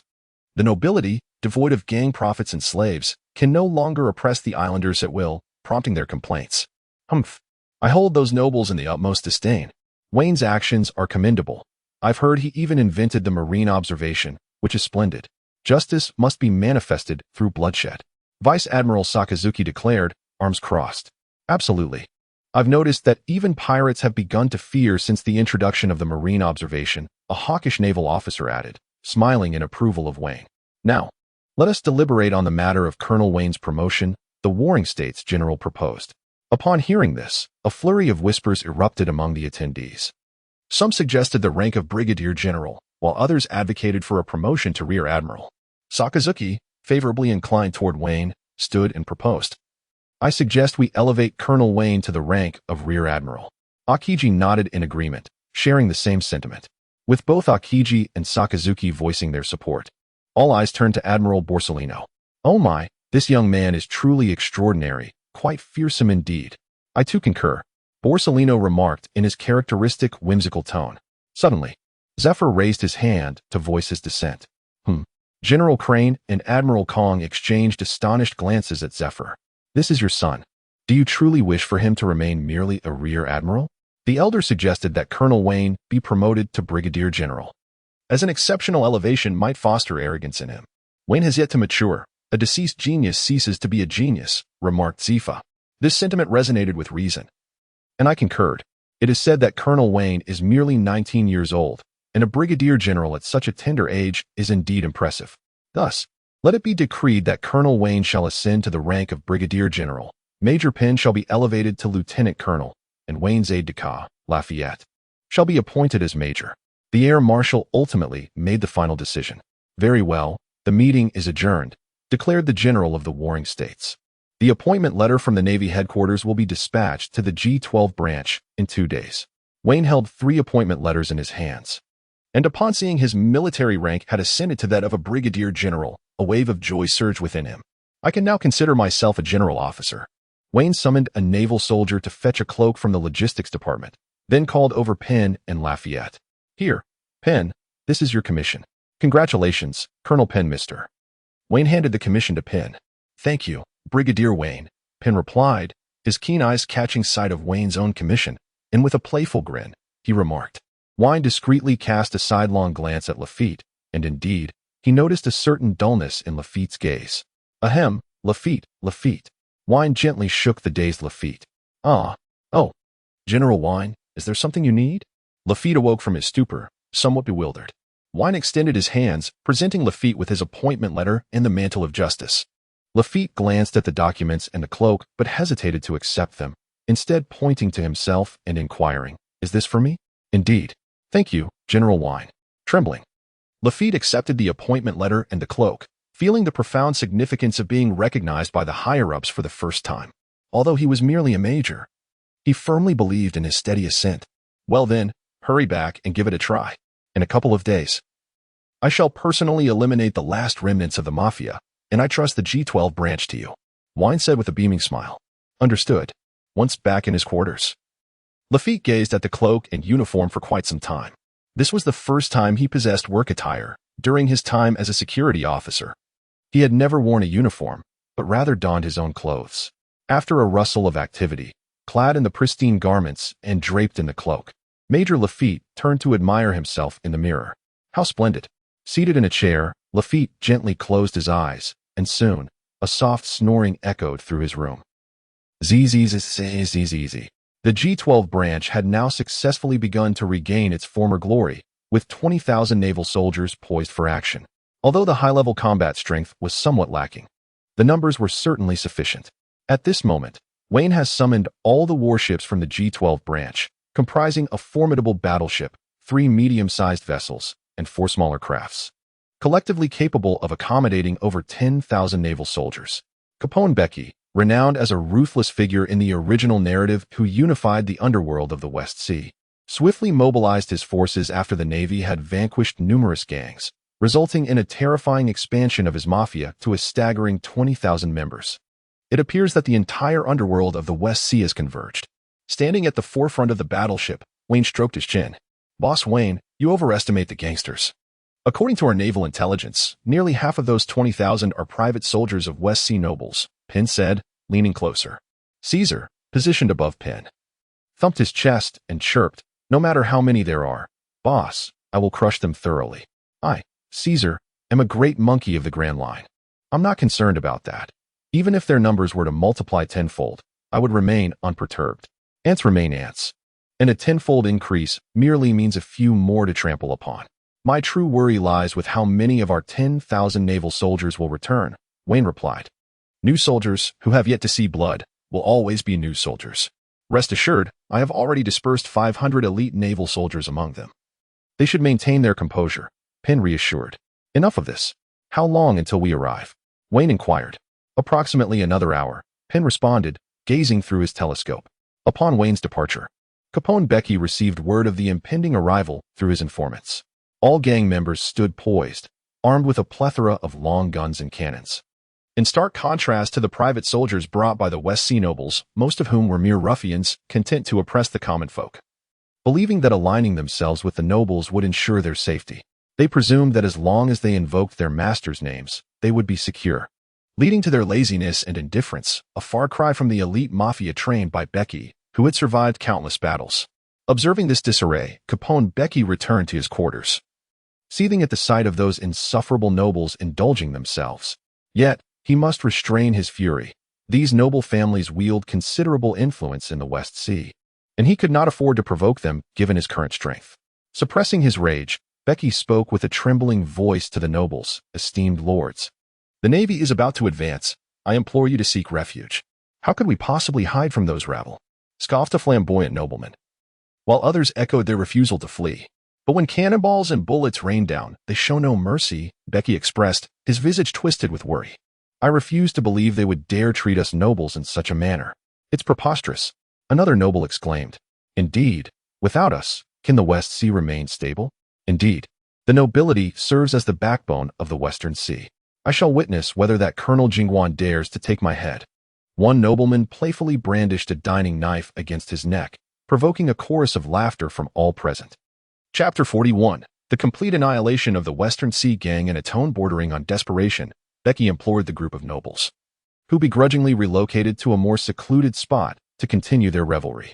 The naval fleet formed an arrow-like formation, led by a formidable warship brought by Wayne, flanked by two medium-sized vessels on either side, with smaller ships trailing behind. Upon sighting the naval ships, the gang members hastily retreated to inform Becky. Fire! Bring forth all the cannons. I want every last one of them to unleash a devastating barrage upon those warships, Becky declared fiercely, realizing the Navy's formidable approach left him with little to lose.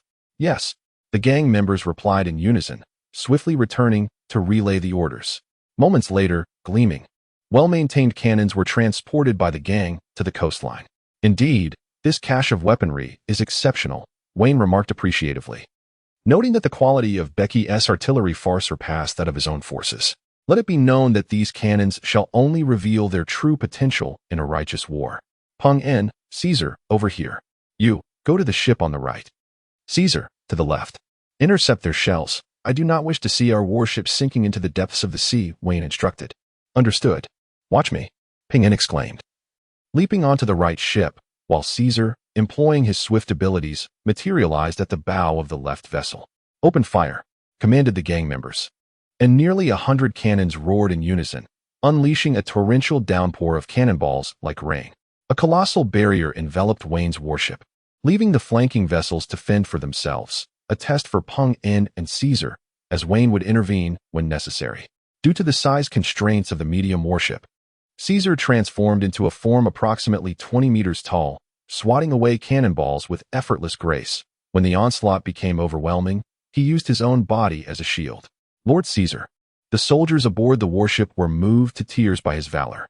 An overwhelming surge of fervor ignited within him, and with a mighty roar, he began to hurl back the cannonballs he had intercepted rather than discarding them. Boom, boom, boom, boom. The returned cannonballs exploded amidst the gang members, scattering them like leaves in a tempest, reducing nearly 100 of them to mere fragments. Long live Lord Caesar. The Navy soldiers cheered in unison. Oh ho ho ho ho. Caesar struck his chest, casting his gaze skyward and letting out a long, resonant howl. At this juncture, Penn required a modicum of support from Wayne. With his great sword in perpetual motion, Penn wove a vast net of sword energy, slicing through cannonballs that fell impotently into the sea. Whenever a cannonball pierced through the web of sword energy, and Penn found himself momentarily unprepared. A badminton racket composed of barriers would return it with the finesse of a shuttlecock. Penn exhaled in relief, refocusing on intercepting the cannon fire. "Colonel Penn, you can do it. Go, Colonel Penn." The naval soldiers aboard the same vessel rallied around him with fervent cheers. Witnessing their encouragement, Penn wielded his great sword with renewed vigor. "Fools!" Bang! Through his telescope, Becky, in a fit of rage at the state of the warship, shot down the man responsible for the artillery. "Damn it!" Becky smashed the telescope to pieces and withdrew a handgun from his coat. "Rally the troops. I will confront the Navy head-on," he declared fiercely, embodying the resolve of a mafia godfather who would not flee. "By the way, is there anything else, boss? Arrange for those worthless nobles to be at the forefront. Even in death, let their demise carry significance." Becky's face was shrouded in darkness, instilling fear and dread. Yes, though the gang members exerted their utmost effort, they could not halt the advancing steps of the Navy. A barrier, a great wall encircled the entire coastline, and under its protection, the naval soldiers disembarked in an orderly and rapid manner. Supported by 500 elite naval troops, they formed a battle formation despite the chaos. "Quick! Fire! Breach those walls!" The small-time gang leader, sensing the dire situation, hastily organized cannon fire. Boom, boom, boom. Yet, it proved utterly futile. The Navy had already arranged its formation, and the soldiers stood in ranks that distinctly contrasted with the disarray of their adversaries. Seeing the Navy prepared, Wayne withdrew the barrier wall. The Navy engaged in fierce combat with the noble forces at the forefront. The petty thugs who could only bully slaves were no match for the Navy and suffered immediate losses of 1/5 of their number.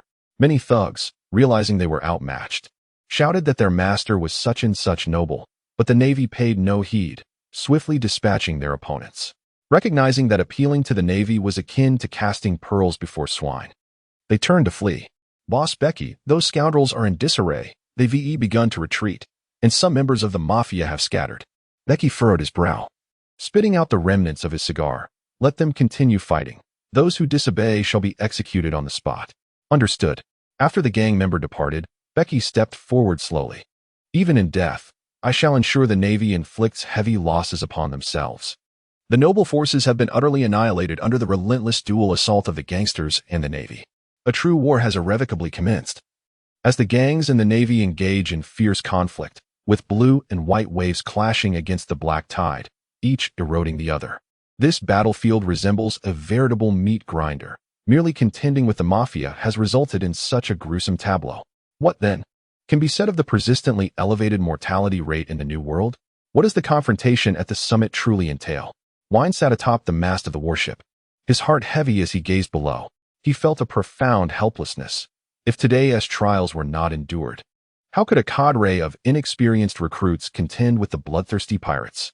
Pung and Caesar also engaged frequently, striving to rescue as many soldiers as possible. At a crucial moment, Becky made his entrance, casting his gaze towards Wine. Aware that the West Sea Mafia was on the brink of annihilation, he felt a fierce unwillingness. He was determined to prove himself as the true sovereign of the underworld. "Great Chief." The power of the fortress fruit was unleashed, and a colossal humanoid fortress giant emerged onto the battlefield. "Wine." The giant's enormous mouth emitted a thunderous roar. "Face me in combat." The fortress giant extended its hands. 5 cannons aimed at Wine, launching 5 cannonballs in his direction. "You are not worthy yet. Storm steps. Pack of wolves. Charge forth." Vane extended his leg, delivering 5 swift slashes that dispatched the incoming projectile. "Caesar, no need to hold back. Reduce this clod of earth to mere dust." Chapter 42. The behemoth tears apart Becky, roaring with ferocity. Caesar's physique began to swell, his arms grew to colossal proportions, and a thick coat of fur enveloped him. His fingers elongated into menacing claws, and his countenance transformed into a fearsome visage, heralding the emergence of the behemoth, a land-dwelling creature towering nearly 100 meters. With a grunt, Caesar plunged his hands into the ground, his muscular arms bulging as he uprooted a mound of earth akin to a mountain peak. With a mighty roar, he hurled the mass of soil towards Becky, resembling a small meteorite. Curse it! How can even Vane's pet possess such formidable strength? Becky pivoted, aiming all her artillery, as her subordinates swiftly loaded ammunition for a counterstrike. Boom, boom, boom. The barrage of shells shattered the earth mound into countless fragments that scattered across the battlefield. At this moment, All combatants ceased their actions. The tide of war had been irrevocably set. With Becky's defeat apparent, the members of the mob surrendered, kneeling in submission. Caesar regarded Becky as an amusing plaything, tossing chunk after chunk of earth at her, transforming what was once a fierce battle into a whimsical snowball fight. Enough. You insolent monkey, how dare you humiliate me? Becky's eyes blazed crimson as she unleashed a colossal fist towards Caesar, firing shells as she charged. The projectiles struck Caesar as if landing upon cotton, either falling to the ground or exploding harmlessly, devoid of effect. Thud. Becky's punch landed squarely on Caesar, who stood unfazed, tilting his head to observe her. Are you even trying? I haven't even felt my boss's wrath yet. Becky swore this was the utmost strength she could muster. In this tense standoff, Caesar discerned an unsettling truth. This imposing figure before him was merely a fade, lacking substance. Roaring in frustration, he pounded the ground vigorously, employing all limbs to swiftly close the distance to Becky, who was still reeling from her own attack, her mind struggling to catch up. Becky, primarily a mafia don, lacked significant combat experience, and was soon caught off guard as Caesar wrenched one of her arms away, sending a cascade of shattered bricks raining down like blood. Ah, damn beast. You shall pay for this. Becky was forcefully kicked to the ground by Caesar, clutching her severed arm as she rolled in agony.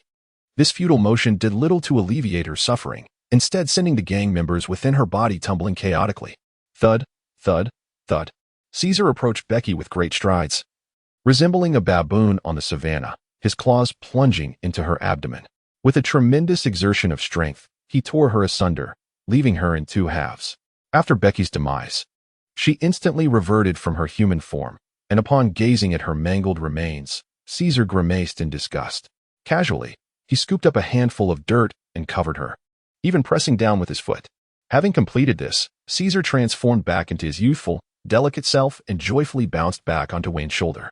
This time, no one dared to underestimate the white ape. It was truly a monster cloaked in the guise of a monkey. Pen. Now, regarding the casualty report. Well, we have lost over 2,000 naval soldiers, with many injured. This operation resulted in the elimination of over 15,000 gang members and the capture of more than 4,000. Penn hesitated before adding, there is one more matter you must see for yourself. Oh, Wine trailed behind Penn, observing the rowdy assembly of Western Sea nobility. And it dawned upon him that in a world populated by aristocrats, the Navy still harbored reservations towards them. Who are you? Make these damned creatures leave at once. Some nobles, unable to grasp the gravity of the situation, continued their raucous outbursts, while a few, sensing the peril, fell silent. I am Wine, the commander of the G-12 branch. Today, were you not also complicit in the actions against the Navy? Wine casually toyed with a fork as he posed the question. Wine. Colonel Jingwan, the double-faced man. The nobles exchanged glances, for Wine's illustrious name was known far and wide. At that moment, a haughty noble stepped forward. What of our actions? General Wine, do you dare to move against us? He proclaimed with an air of arrogance. Upon hearing the noble's words, all the naval soldiers erupted in indignation. They could tolerate criticism of themselves, but disparaging their commander was entirely unacceptable. What are you doing? Step aside. Who kicked me? The encircled noble cried out in terror, as some of his peers were discreetly struck by Navy soldiers. The audacity of this soldier astonished everyone, and soon all the nobles began to wail. Whether they were trampled upon or stealthily pinched, Ween observed the scene with immense satisfaction. We concede. Speak. What do you Navy desire? An elderly noble stepped forward, declaring he could endure no more of the suffocating pressure. Commander Ween, eliminate these nobles. They are the bane of the West Sea. A Navy soldier shouted, soon echoed by the chorus of his comrades. It is indeed disheartening. Not all nobles are wicked, yet those who dare oppose the Navy are undoubtedly corrupt. Look here. I would prefer to spare your lives, but my subordinates insist otherwise, Ween shrugged, addressing the trembling nobles with a sense of resignation. The nobles, now acutely aware of their dire predicament, began to plead vociferously, even resorting to betraying one another. As the Navy soldiers listened to the nefarious revelations, their fury threatened to erupt. All Navy personnel, heed my command. Ween's demeanor shifted to one of stern authority. Seize these unjust scoundrels and deliver them to their fate. Long live Commander Ween. The Navy cheered, their gaze fixed upon the nobles as they slowly unsheathed their blades and readied their firearms. Do not approach us. We are nobles, they shouted, desperation lacing their voices. Cursed commoners. Begone. I was wrong. Spare me. I possess great wealth. Amidst their pleas, the Navy acted without hesitation. Swords swung, blades were drawn, and triggers were pulled. The sound of tearing fabric, slicing steel, and gunfire echoed, culminating in a final, heart-wrenching scream, marking the conclusion of this grim affair. Commander Penn cautiously approached on their return voyage, ensuring the coast was clear. You have slain many nobles. The repercussions will be significant. It matters little. If I were to forsake justice out of fear of the powerful, could I still call myself a defender of righteousness? Wien replied, turning with a grave expression. Penn, are you afraid? Afraid? I know not the meaning of the word. My only concern is for you. If this affects your career, it would be a grave injustice. It is of no consequence. Where there is a will, there is a way. I shall focus on my duties. Indeed. Chapter 43. The Terror of the West Sea. With the complete annihilation of the West Sea's underworld, the name of Brigadier General Wayne the Demon once again rose to prominence. Countless spies from various factions flocked to the war-torn isle, terror-stricken by the remnants of Wayne's formidable presence. The obliteration of the underworld, a hallmark of the West Sea, along with the massacre of its nobles, successfully captured global attention. The extensive slaying of the West Sea's aristocracy was an exceedingly rare occurrence of collective noble extermination. In the New World, Doflamingo chuckled sinisterly, how intriguing indeed. After eradicating the underworld, this double-faced brigadier dares to brazenly eliminate the nobles who supported him. I am quite eager to witness what this enigmatic general truly embodies. In the East Sea, Shanks, the captain of the red-haired pirates, leisurely sipped his drink while perusing the newspaper. Oh, what a noble navy we have here. Shanks, what are you reading? Let me see. A diminutive figure eagerly bounced toward him, attempting to snatch the paper from his hands. Not a chance. Try reaching for it, and maybe I'll consider it. Shanks teased, lifting the newspaper high above. Give it to me. Little Luffy leaped in vain, ultimately surrendering after several attempts. All right, Luffy, here you go. Have a glass of orange juice. Marcino kindly offered, handing him a refreshing drink. Thank you. Luffy beamed, relishing the juice in hearty gulps. Hey, everyone. Shanks stood to capture the attention of his crew. What is it, Captain? Jesus Burgess inquired while polishing his firearm. Let us hold a feast, Shanks declared without hesitation. Why? Burgess questioned. Let us celebrate the emergence of a good person in this world, Shanks exclaimed.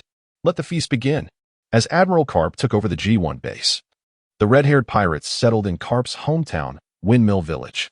With the considerable deaths of the West Sea's nobles, the kingdoms began to seize the estates of the deceased aristocrats, appointing their own loyalists in their stead, with not a single nation standing up for their fallen nobles. Meanwhile, Dragon, still in search of like-minded individuals, became aware of Wayne's deeds. Wayne is truly remarkable. A person of his caliber would undoubtedly thrive in the Revolutionary Army. Once the Navy headquarters decides on his punishment, I shall consider recruiting him, Dragon remarked with enthusiasm. However, this matter requires careful deliberation. At the Navy headquarters, Marineford, in the office of Fleet Admiral Kong, a loud clap echoed. Zifa, look at your son, Kong bellowed, gripping Zifa's collar. He dares to execute nobles en masse. Does he not comprehend the gravity of his actions? The world government has issued orders to address this matter with utmost seriousness. What do you propose we do? Huh? What shall we do? Kong lamented, feeling a throbbing headache. This is the essence of justice for the people. Wayne has not betrayed my expectations of him. Even when being lifted by Kong, Zephyr wore a face of contentment. I have heard whispers. The nobility of the West Sea have gone too far, brazenly assaulting the Navy, supporting gangs, and clandestinely manipulating the slave trade. Such actions warrant punishment. Sengoku expressed his agreement this time. Admiral Kong set Zephyr down and sighed, stating, I too believe that Wayne acted rightly, yet the orders of the world government have arrived. After all, we operate under its auspices. Many of the West Sea nobility have deep connections with the officials of the world government, and this command was jointly requested by the government officials from the Gorosei. The Gorosei issued it? Sengoku asked. Kong, hand me the Den Mushi. I wish to advocate for Wayne once more. Very well, Kong replied, passing a platinum Den Mushi to Sengoku. Bururu. This is the Gorosei. Kong, what is the matter? This is Sengoku, the admiral said with composure. Oh, Sengoku. What brings you here? I report to the Gorosei that I believe the punishment for Wayne should be, through a dazzling display of manipulation, Sengoku successfully transformed the charge against Wayne for the indiscriminate execution of numerous nobles into an unfortunate collateral damage incident. He subtly insinuated that Wayne was Zephyr's long-lost son. a direct descendant of the Navy and a future pillar of the world government. In light of Zephyr and Sengoku's standing, the Gorosei conceded and amended the punishment to a week's contemplation for Wayne. West CG-12 branch. Wayne listened with a furrowed brow to Zephyr's admonitions. Yes, I understand. I sincerely apologize for causing you concern. Very well. I shall reflect deeply. With a heavy heart, he hung up the phone, scratching his face in contemplation. He realized he had acted impulsively and resolved to conduct himself more astutely in the future, leaving no room for error. Sighing, he decided it was best to introspect quietly. A group of nobles, who fancied themselves the last hope of the West Sea, congregated, all of whom had refrained from joining their fallen compatriots due to various inconveniences. The Navy is no longer the force we could easily manipulate. Their commander, Wayne, is formidable and exceptionally skilled, and now the hearts of the people in the West Sea are with him, one noble lamented. Though reluctant to admit it, they recognized that Wayne had evolved beyond their capacity to contend with, or perhaps they never possessed the means to confront him in the first place. A collective sigh echoed among the nobles. Most of us still have some channels to acquire slaves. As long as we exercise caution in our dealings, we can continue to thrive, suggested one noble, clearly intimidated and unwilling to oppose Wayne. This notion stirred many among the group. A life of discomfort was preferable to losing their lives. Very well, let us exercise restraint moving forward, conceded the meeting's initiator, albeit begrudgingly, acknowledging that circumstances were stronger than their wills. What if Wayne decides to eradicate us completely? We have indulged in many delightful escapades, another noble cautiously interjected. Silence fell over the assembly as they were all too aware of their own shortcomings. Fear not, we could enlist his aid, suggested one. Him? Indeed, after all, he is a legendary figure. Yes, if we find ourselves in dire straits, we should resort to him. He is the one who forced the naval hero Carp to obliterate 8 mountains to defeat the legendary pirate. Once again, the day dawned bright and fair. Since Lafitte's arrival, Wayne had been completely liberated. He only consulted Wayne on matters requiring a commander's decision. Today, however, Lafitte brought Wayne particularly significant news. Chapter 44, Robbery. Is what you say truly accurate? Wayne's eyes lit up upon receiving Lafitte's report. I obtained this intelligence from a low-ranking member of the gang. Doflamingo's goods are along this route. Lafitte indicated a path on the map. Is this a long-term route? Wayne inquired with reassurance. Rest assured. I have extracted all that the gang's small leader knew. Lafitte confidently sketched several routes on the map. Doflamingo's goods are along these paths, he declared with pride. Well done. Vane expressed his delight, proclaiming that pirates had been robbing the Navy for years, and now it was the Navy's turn to seize from the pirates. What shall we do? Lafitte inquired. You and Penn should prepare along the route of the cargo. Once it arrives, seize it. I will dispatch 30 astute naval soldiers to assist you in navigating the ship. Vane pondered for a moment before responding. Very well, I shall summon Penn. And we shall embark together. Lafitte nodded, returning to gather the necessary personnel for their mission. While Vane and his crew were still devising their plan to ambush the pirates, a message was dispatched from naval headquarters. It announced the death of the infamous criminal Fisher Tiger, who had been slain by Rear Admiral Borsellino, urging all naval branches to emulate Borsellino in their pursuit of justice. Emulate Borsellino? Vane mused, envisioning the naval forces mirroring Borsellino's countenance. A shiver ran down his spine. However, upon further reflection, Vane realized that Tiger's demise marked the beginning of the Sun Pirates' disbandment. And Jinbei's inheritance of Tiger's will of peace signified the impending establishment of the warlord system. From Vane's hazy memories of a past life, he recalled that the first generation of warlords included Jinbei and Don Quixote Doflamingo among others. With the passage of time, many details had faded, and since Vane's arrival, the world of pirates had undergone tremendous transformation. The tides of the world had been irrevocably unleashed, heralding an era of remarkable talents, and it was indeed something to anticipate. This nefarious age would come to an end by my hand, Vane thought, gazing down upon the G-12 branch, his fist clenched as if grasping something significant. A heavily armed merchant ship, adorned with a jester symbol, slowly docked at a concealed port on a small island. The crew disembarked to rest, leaving behind 5 or 6 individuals to guard the vessel. All of this was observed by a disheveled dock worker. He exchanged a nod with a nearby colleague and seized the opportunity to slip away under the pretext of visiting the restroom. The worker scanned the surroundings, ensuring he was not being watched, before slipping into the woods where Lafitte awaited him. Did you see clearly? Lafitte inquired, scrutinizing the worker. Yes, sir. I confirmed it is indeed a merchant ship bearing the jester symbol. It turned out that the worker was a spy dispatched by the Navy. How many remain on board? Lafitte asked. From my estimation, there are approximately 5 or 6 individuals, but I cannot ascertain the number inside the ship, the worker replied. Lafitte smiled approvingly, handing the spy a small transponder snail. You will be responsible for monitoring this location. Should any situation arise, use the transponder to contact me. Yes, for justice. After carefully securing the telephone bug, the naval spy returned. In the dead of night, while the members of the merchant ship were sound asleep and the night watchmen were somewhat drowsy, Lafitte led 10 naval soldiers aboard, mercilessly slaying the crew one by one. Meanwhile, Penn directed 15 naval soldiers to eliminate the escort personnel resting at the dock. Additionally, 5 naval soldiers were covertly stationed by Lafitte as spies at the docks of 5 clandestine routes used by Doflamingo for transporting goods. Within 10 minutes, Lafitte and his men had completely seized control of the armed merchant vessel, with Penn returning, escorting the ship's captain. What do you intend to do?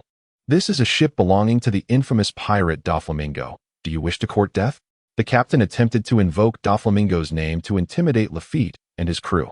Hee. We are indeed seizing Doflamingo's vessel, Lafitte replied with a grin, as the armed merchant ship slowly departed the dock under the command of 25 naval soldiers. Although the night watchmen found it peculiar, it was not within their purview to interfere. Their guiding principle was to speak less and see less, adhering strictly to protocol.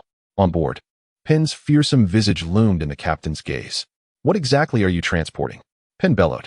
No, nothing at all, the captain stammered, wiping the sweat from his brow, feeling increasingly guilty. Nothing. I suspect you're being less than truthful.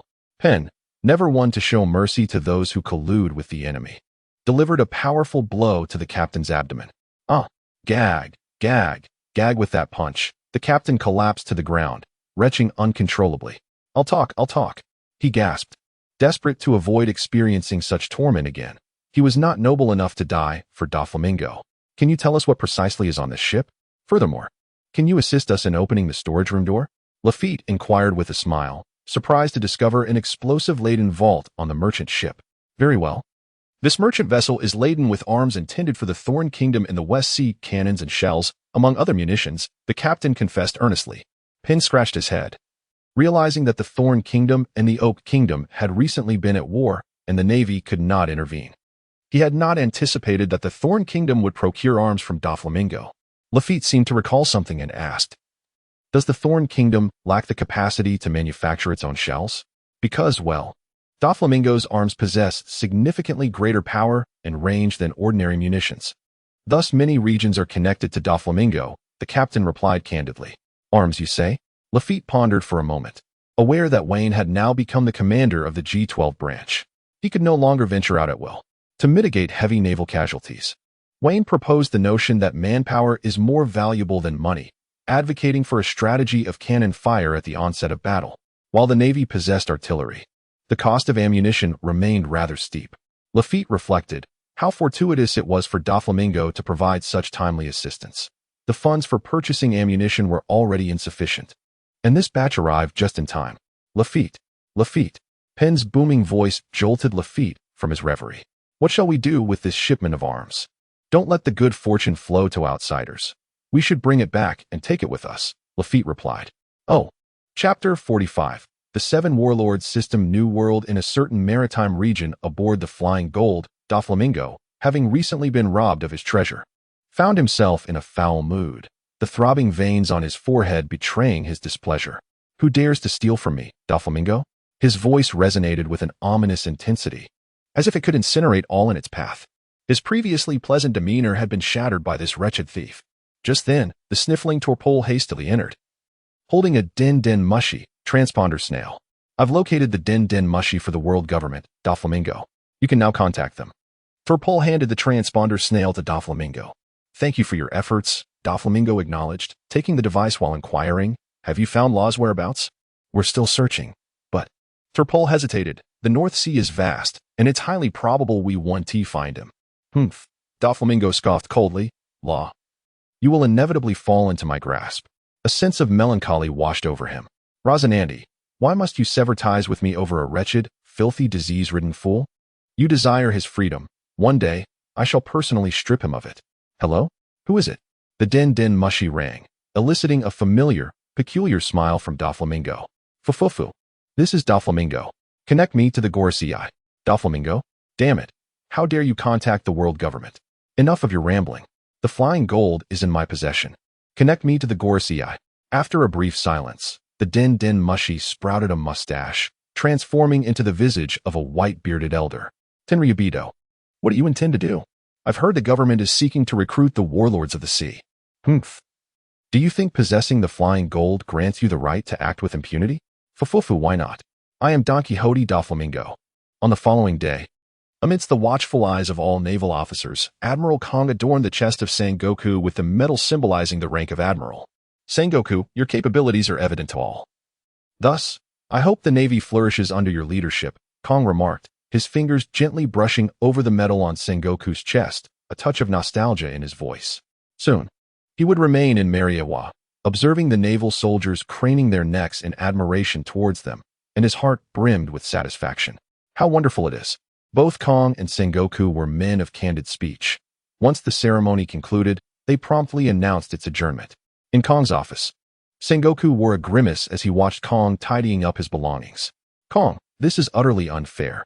You have transferred your responsibilities and can leave. Yet I must bear this burden, Sengoku complained reluctantly. Ah, what nonsense. Haven't you long desired to become admiral? You should be delighted. Kong replied with a cheerful smile. Look here, Sengoku retorted angrily, waving the directive from the world government, for the sake of avoiding disgrace. I must propose this absurd notion of the 7 warlords of the sea.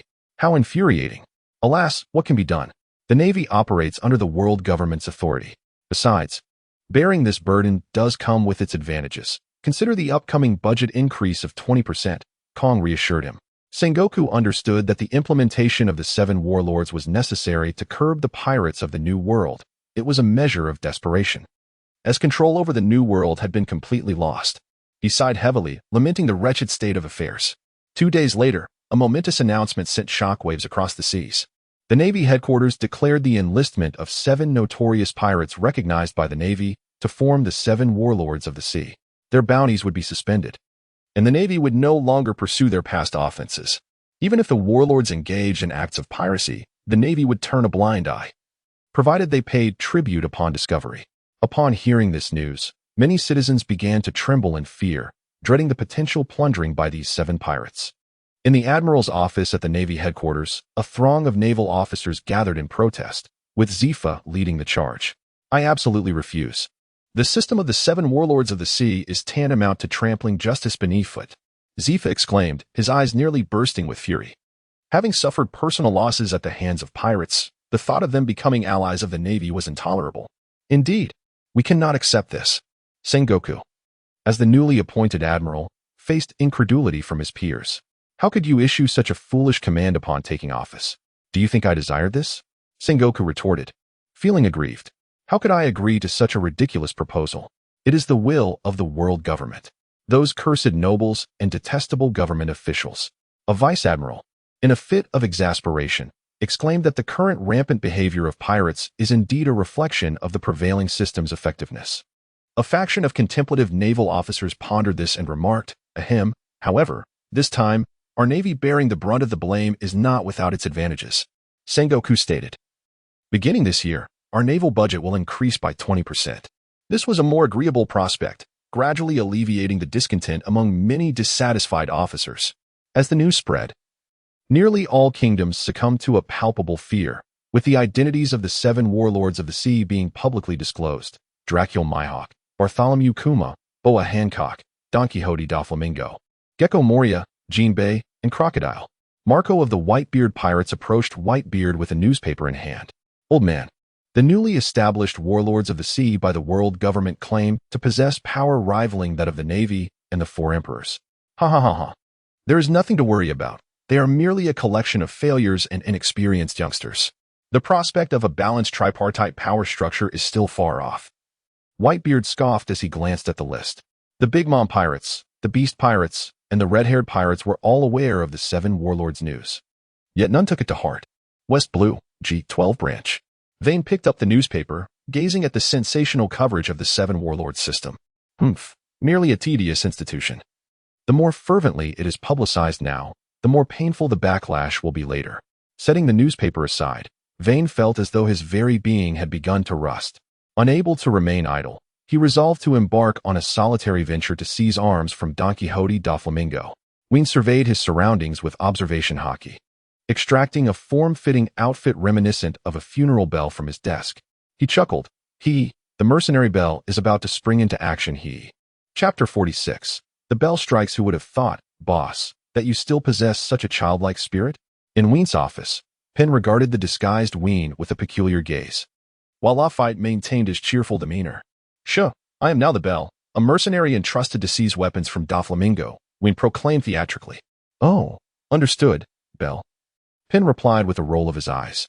I'm off. The branch is in your capable hands. Ween waved goodbye to Lafayette and the others, leaping into the sea and departing in a barrier submarine. Lafayette and Penn exchanged resigned glances as they observed the pile of documents on Ween's desk. Without hesitation, they pulled over 2 chairs and began to tackle the paperwork, indicating that this was not their first encounter with such a task. As the submarine glided serenely through the ocean, Ween's mood inexplicably settled into a rare tranquility. The intense pressures of his maritime training often left him feeling mentally and physically drained. Yet it was only on his way to Doflamingo's cargo transport that he truly appreciated the allure of the sea. Alwine gently exhaled, accompanied solely by the vast ocean, enveloped by an inexplicable sensation that filled his heart with a profound sense of tranquility. On the merchant vessel targeted for plunder, Diamante awaited in silence. Repeated assaults had granted the Navy a taste of success, while Don Quixote Doflamingo's fury intensified. The reputation and brand of the Joker's arms began to decline, should this continue. Their share in the underworld's arms trade would dwindle. Suddenly, Diamante, who had been meditating, opened his eyes in suspicion as a peculiar entity approached the merchant ship. With a resounding thud, a figure clad in a striking black and orange bodysuit, wielding twin swords, leapt from the sea and landed gracefully on the deck.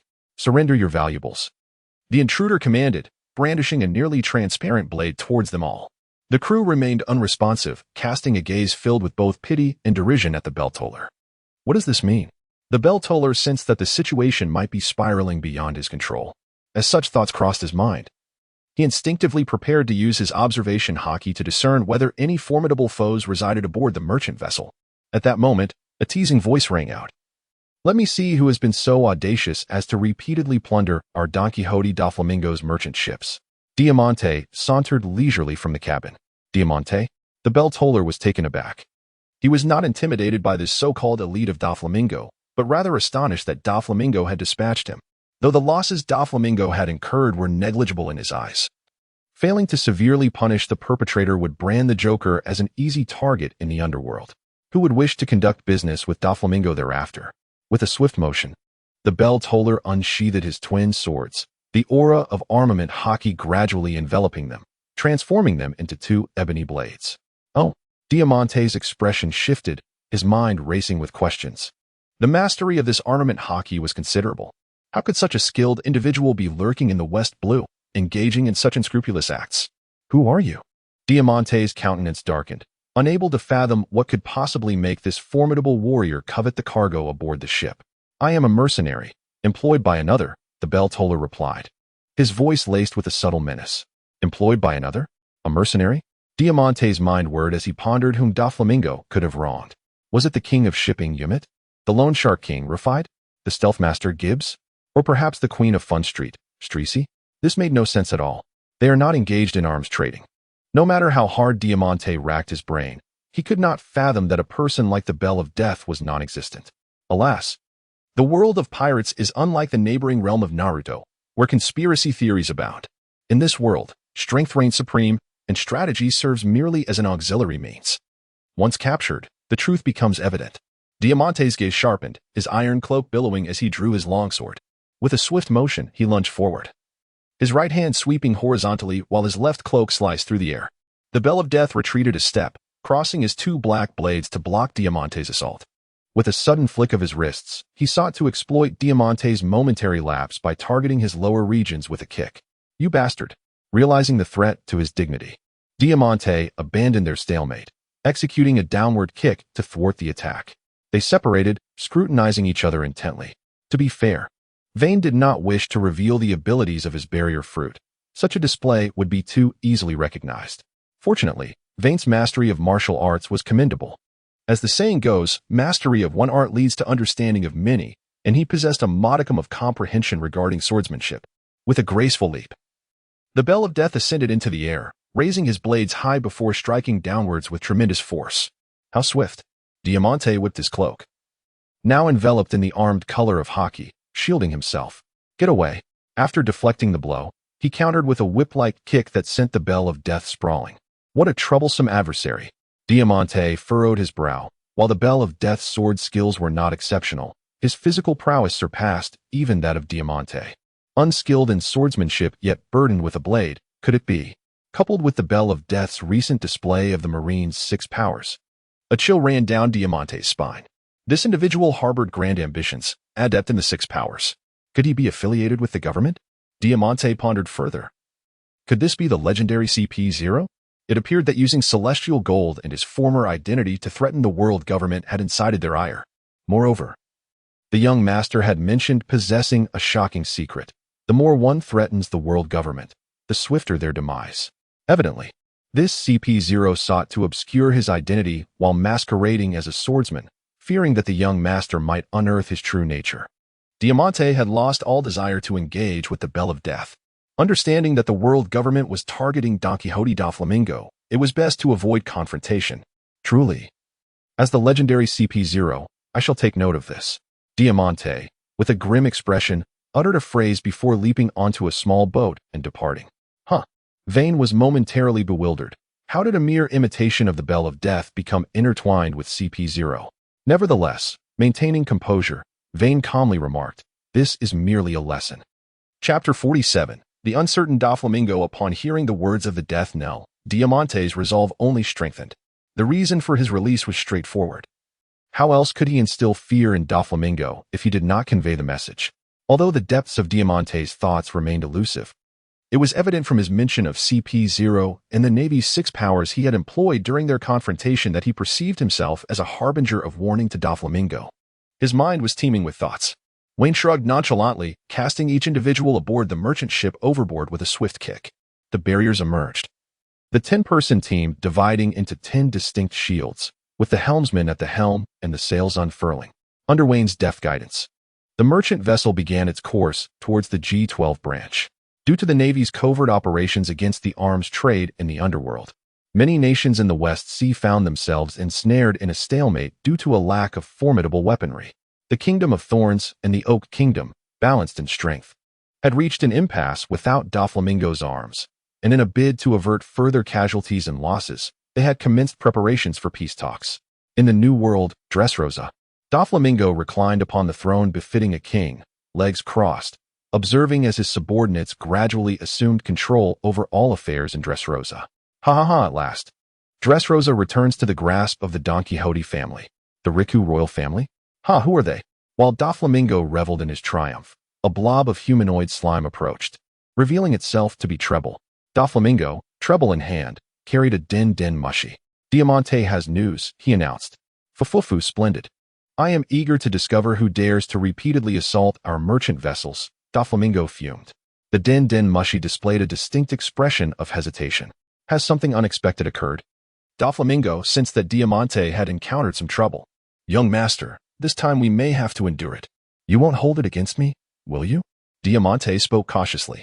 Doflamingo, seemingly unconcerned, replied, Fufufu, of course not. We are family. Would we blame one another? Yet, who exactly is responsible for seizing our arms? Doflamingo was intrigued by the identity of those opposing them, well aware that Diamante would not casually suggest enduring the situation. It is CP0, Diamante exclaimed, a hint of terror in his voice. What? CP0? Doflamingo was taken aback, his caution evident as he had yet to establish contact with Kaido and remained wary of such a formidable entity as the world government. How did you recognize them? Doflamingo, perplexed, uttered, I have encountered those who have seized our arms, mastering hockey and proficient in the 6 styles of the Navy, to conceal their identity. They masquerade as a swordsman, donning a hood, and they have already acknowledged this as a lesson directed at us. Diamante stammered in response, "Good heavens." Upon hearing of their mastery of hockey and the six styles, Doflamingo began to entertain the notion that Diamante was indeed telling the truth. Having departed from Mariewa at a young age, he had not encountered many of the world government's elite CP agents. The true visage of these puppets of the world government remains elusive, with only the understanding that they will resort to any means necessary to achieve their ends. It is conceivable that their intent is to intimidate him and undermine his dealings. Coupled with Wayne's pretense of delivering a lesson, Doflamingo was now convinced that Wayne had come to issue a warning regarding CP0. Fufufu, I had thought that after my threats, the Gorosei would swallow their pride. Yet here they are, waiting for me, disrupting transactions, tarnishing our reputation in arms, attempting to sever our economic lifeline? Such a cunning scheme. With this realization, Doflamingo exhaled in relief, grateful that he had dispatched Diamante to investigate. Otherwise, he would have been unaware of the magnitude of the impending loss. Truly, a method of killing without bloodshed.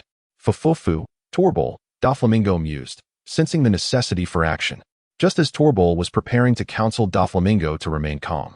He was taken aback by Doflamingo's words. This year, the tribute of heavenly gold shall be doubled, Doflamingo declared. Huh? Torbol was momentarily at a loss. I said, the tribute of heavenly gold shall be doubled this year. Doflamingo reiterated with irritation. Oh, understood, Doflamingo, Torbol replied, regaining his composure and hastily nodding before retreating to make preparations. Once Torbol departed, Doflamingo sat quietly upon his throne, suddenly erupting into laughter. Fufufu, world government, celestial dragons, Fufufu, one day I shall drag you all down from your pedestals, forcing you to descend to hell with your arrogance. Only I am destined to rule this world. West Sea, G12 branch. Upon Wayne's return to the branch, the orders from the headquarters were promptly issued. The Thorn Kingdom of the West Sea and the Oak Kingdom were preparing for negotiations. However, the royal families of both nations harbored mutual distrust. Consequently, the headquarters specifically appointed Brigadier General Wayne, the commander of the G12 branch, to mediate the situation. Wayne held the order in his hand, feeling quite vexed. How troublesome it was. If a truce was to be established, was it truly necessary to summon a witness? He gestured for the naval soldier to bring in Colonel Siri. Moments later, Colonel Siri briskly entered Wayne's office. Brigadier Wayne, what is the purpose of your summons? He inquired. Dust clinging to his attire and ink smudged upon his hands, clearly having rushed over from reviewing documents. Wayne handed the document to Colonel Siri, saying, Take a look for yourself. Colonel Siri picked up the file and examined it closely. Raising his head, he remarked, it seems quite normal.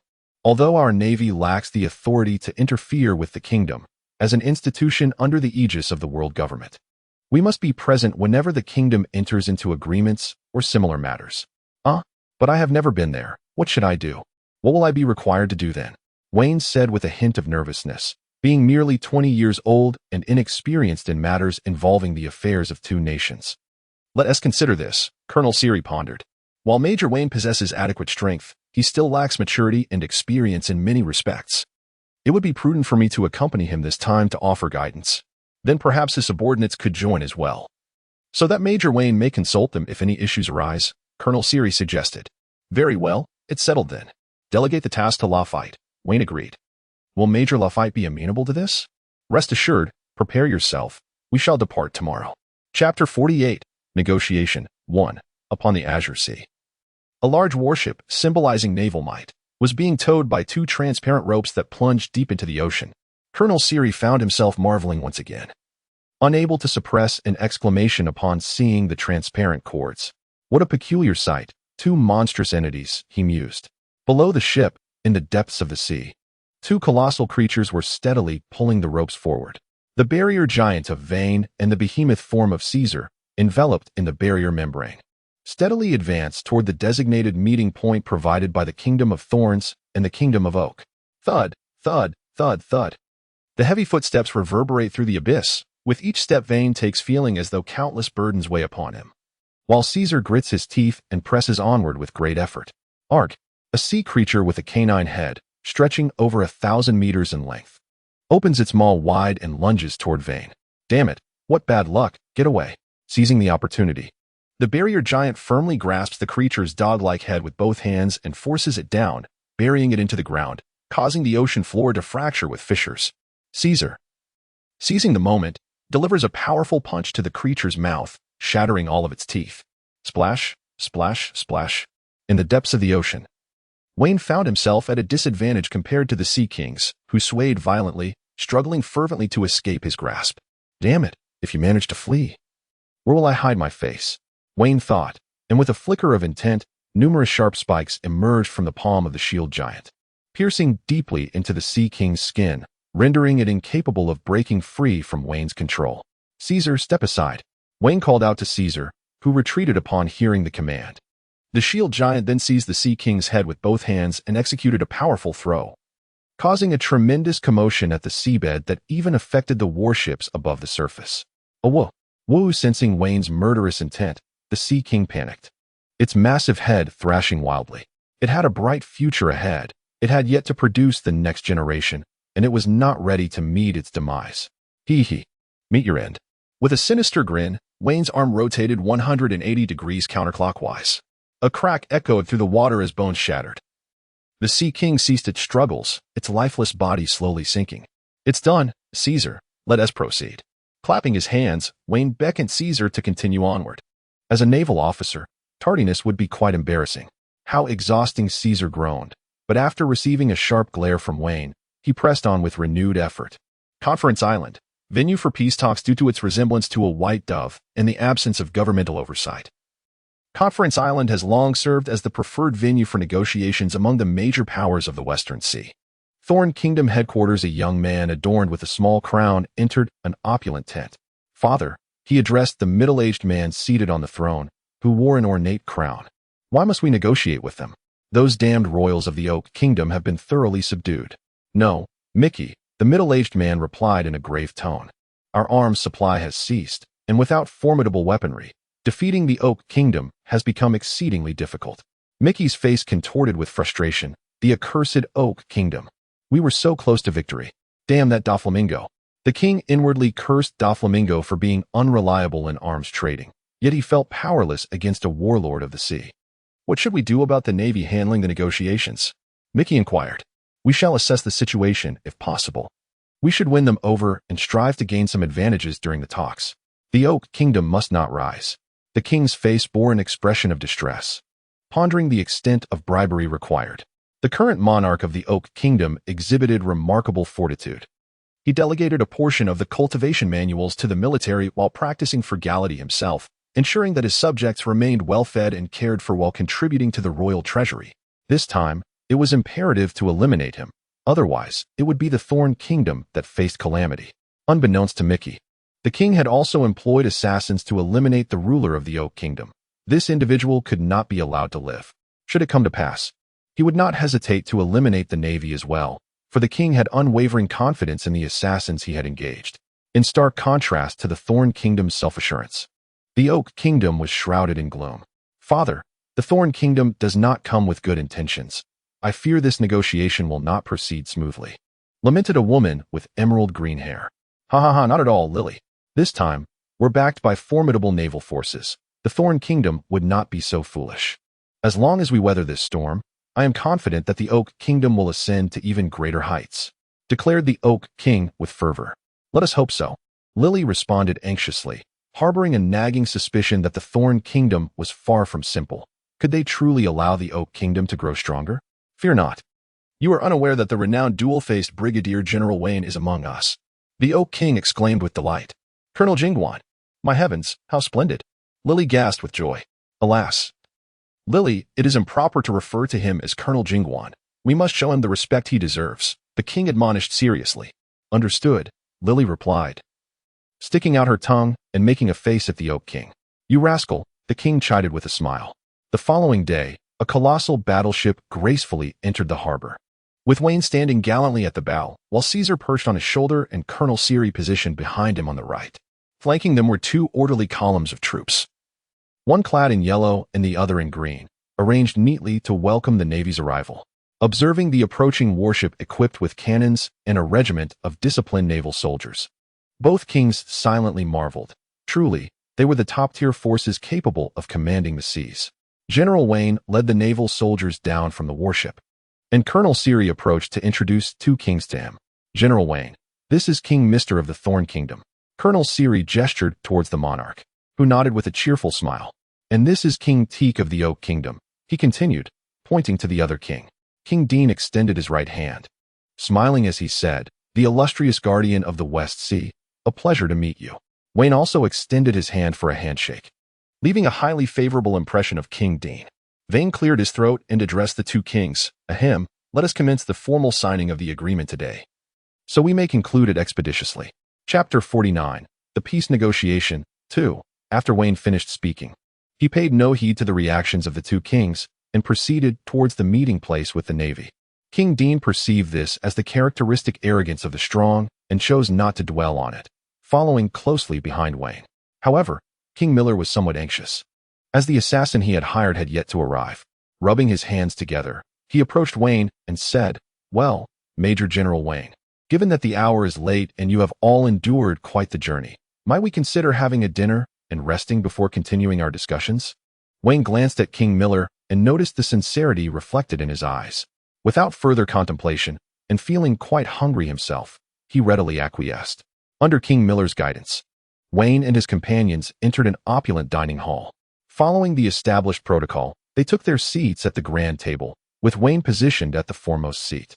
To his left sat King Dean, while King Miller occupied the seat to his right. Colonel Siri, along with other naval officers and the Royal Guard, were seated at the adjacent table. Wayne reached for a piece of meat, preparing to indulge when King Miller approached with a young man beside him. "Greetings, General Wayne. This is my son, Mickey," King Miller said, pushing Mickey forward. "Well, this lad certainly possesses an impressive bearing. He bears a striking resemblance to you." Ah. Wayne felt a twinge of awkwardness, his hand frozen with the meat, unable to either set it down or take a bite. King Miller, there is something else I wish to discuss," Wayne stammered. King Dean, perceiving Wayne's discomfort, took the initiative to summon Miller for a matter of discussion. Wayne exhaled deeply, seizing the meat and devouring it voraciously. The sounds of his chewing echoed throughout the room, a symphony of smacking and munching. Since this meal bore no cost, every member of the Navy, inspired by Wayne, began to feast with equal fervor. The raucousness of their dining astonished all present. The restaurant was alive with the cacophony of naval appetites, with wind sounds reverberating the loudest, slurping and chomping. The food flowed ceaselessly into Wayne's mouth under the watchful eyes of everyone. Fish fillets, steaks, roasted chicken, cakes, roasted suckling pig, pies, chips, pancakes, vegetable salads, broths, and mushroom soups all entered Wayne's stomach with scarcely a pause.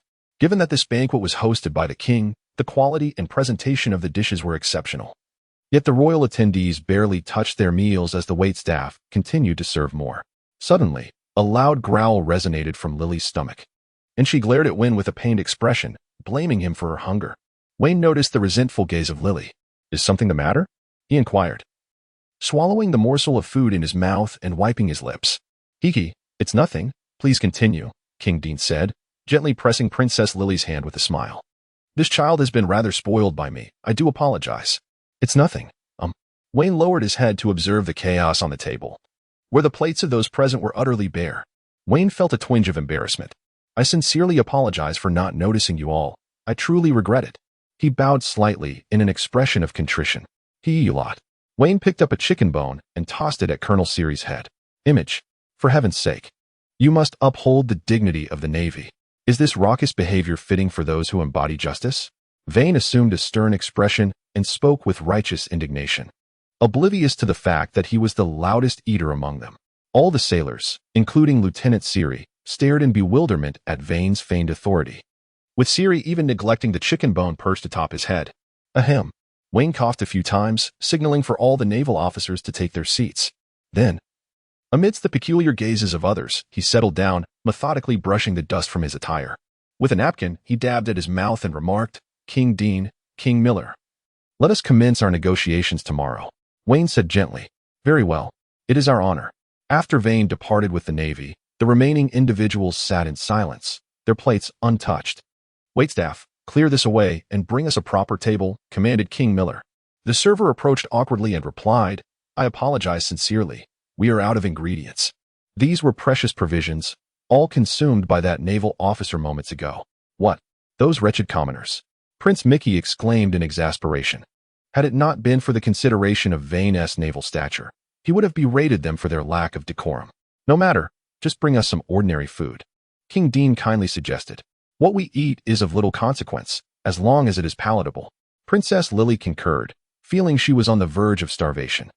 Such inferior fare is beneath the nobles of the Thorn Kingdom, King Miller scoffed, turning away with his entourage and Prince Mickey. King Dean observed their retreating figures with a glint of disdain in his eyes. Oppressive royalty would not endure. For arrogance and disdain inevitably lead one into the abyss of despair. Turning to the hesitant server, King Dean said, Hey, lad, are you going to watch us starve? Bring out the dishes. Oh. The server snapped back to reality, bowing apologetically. I am terribly sorry. I shall fetch your meals at once. Once the server departed, King Dean sat down beside Princess Lily and inquired, What do you think? Does this vain colonel still captivate our princess? Father. Princess Lily stamped her foot, her cheeks flushed. In truth, he is not as impressive as I had imagined. After a moment's thought, she added, His table manners are quite lacking. Perhaps capable individuals are often like this. Hesitating, she continued, Father, I am not particularly inclined to associate with Colonel Vane. With that, she closed her eyes, adopting a cautious demeanor. A large hand gently rested on Princess Lily's head, and King Dean's voice reached her ears. It matters not. Our Oak Kingdom has always thrived through our own endeavors. We do not rely on petty dealings, and if you do not favor him, so be it. Do not fear or feel guilty. I have faith that our Oak Kingdom will flourish even more. King Dean smiled. Princess Lily nodded vigorously. However, there is one thing. King Dean said, This is your choice. You are growing up. Once a choice is made, do not regret it. Life is filled with choices, and I hope you select that which you truly desire. I understand, Father. Chapter 50. The Peace Negotiation. 3. Setting aside the dining affair, upon returning to his chambers, Vane was met with Caesar, who eagerly leapt onto his shoulder, exploring him with fervor. All right, I haven't forgotten you, Vane chuckled, scratching Caesar's furry head and retrieving a small box from his pocket, filled with exquisite desserts and fruits. You're the best, boss. Caesar, with an unabashed demeanor, joyfully embraced the food box that Wayne had presented him, hurrying away with exuberance, truly reminiscent of a playful monkey. Wayne chuckled softly, shaking his head, before reclining on the bed to succumb to slumber. The following morning, in a bid to demonstrate the significance of the peace negotiations between the two nations, Colonel Siri, as dawn broke, roused Wayne from his slumber and urged him towards the conference room. Wayne, with bleary eyes, drowsily settled into his seat and turned to Colonel Siri, saying, The others haven't arrived yet. May I return to sleep for a while longer? Absolutely not, Colonel Siri replied sternly. This event signifies our Navy's commitment to the nation, and we also represent the dignity of the world government. We cannot afford to appear lazy or disorganized. Is it really necessary? Wayne replied languidly. I care not for kings or their ilk. Those who dare to strike shall find their hands broken, and those who speak too freely shall find their words distorted. The Navy protects the common folk, not those highborn leeches. Admiral Wayne, I am aware of your unwavering advocacy for the rights of the people.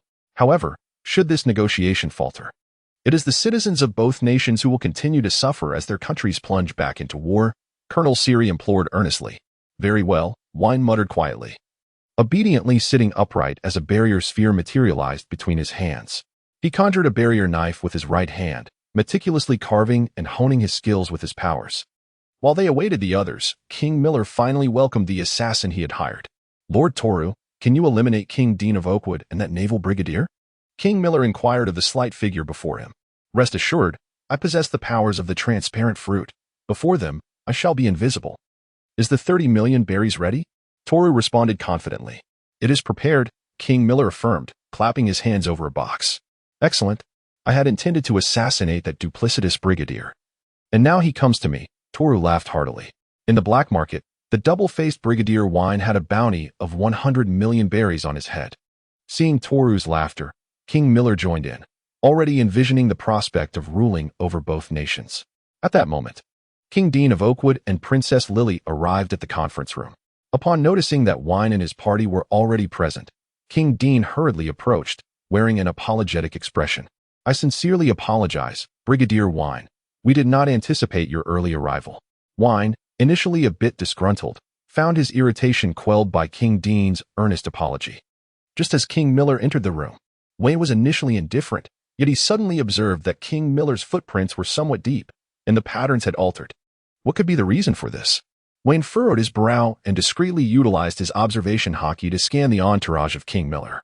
He discerned a translucent figure, brandishing a knife, stealthily following in the footsteps of King Miller as they made their way into the conference room.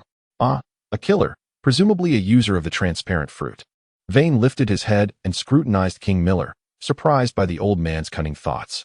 As soon as King Miller entered, he arrogantly declared, "Let us commence negotiations and finalize the agreement at once." Indeed, the presence of allies had emboldened him. Upon witnessing the unfolding situation, Wayne remained unfazed.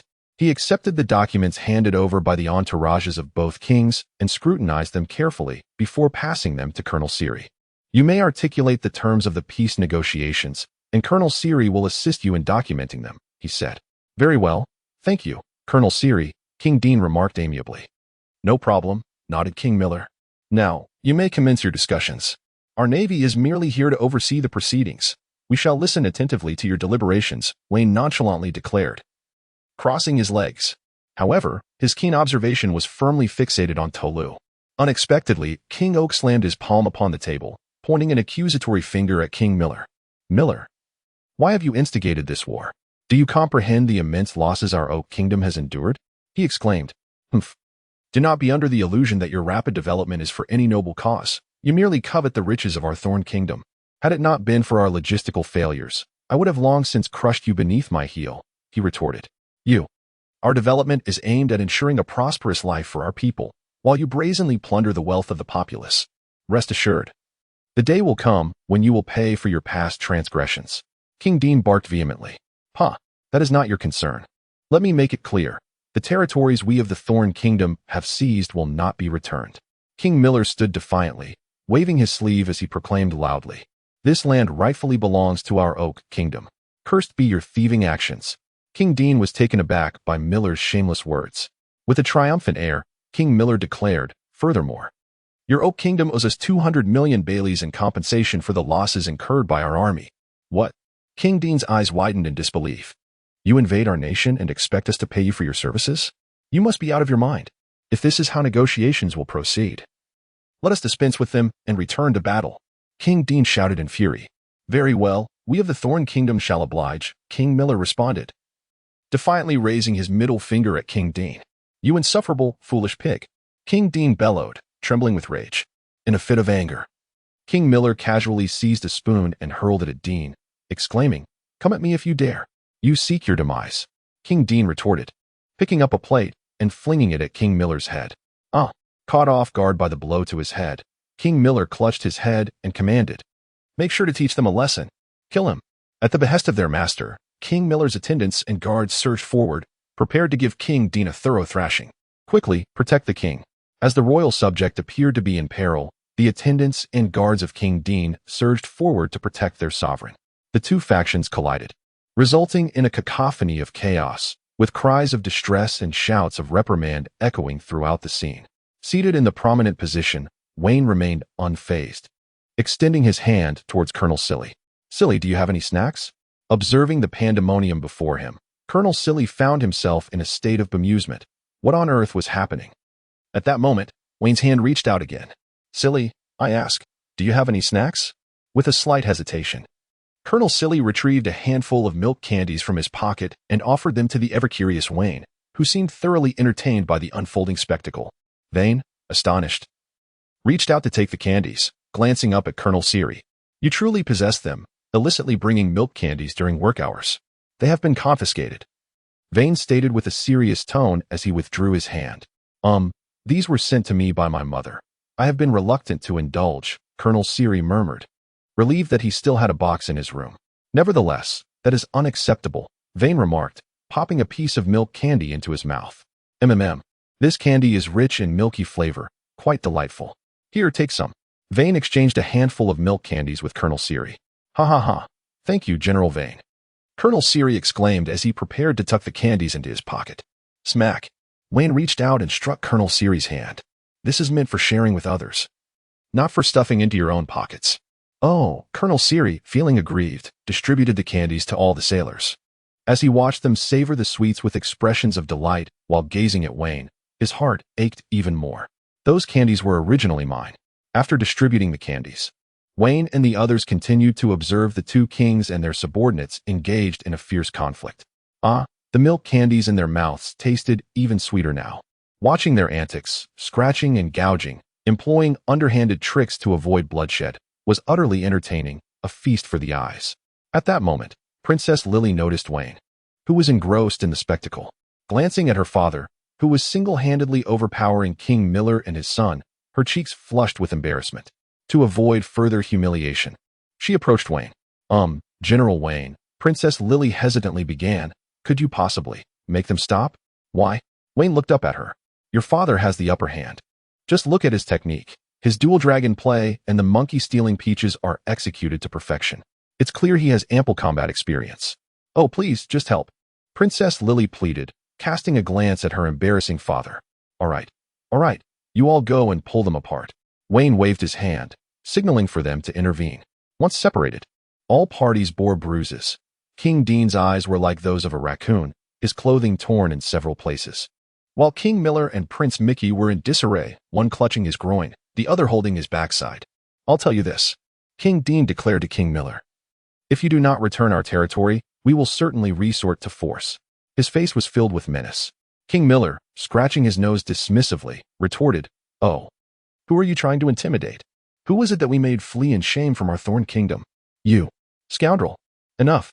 Wayne slammed his hand on the table, exclaiming, I am utterly fed up with this incessant bickering. I have changed my mind. The Oak Kingdom must pay a compensation of 1 billion Bailey. And Princess Lily must marry my son.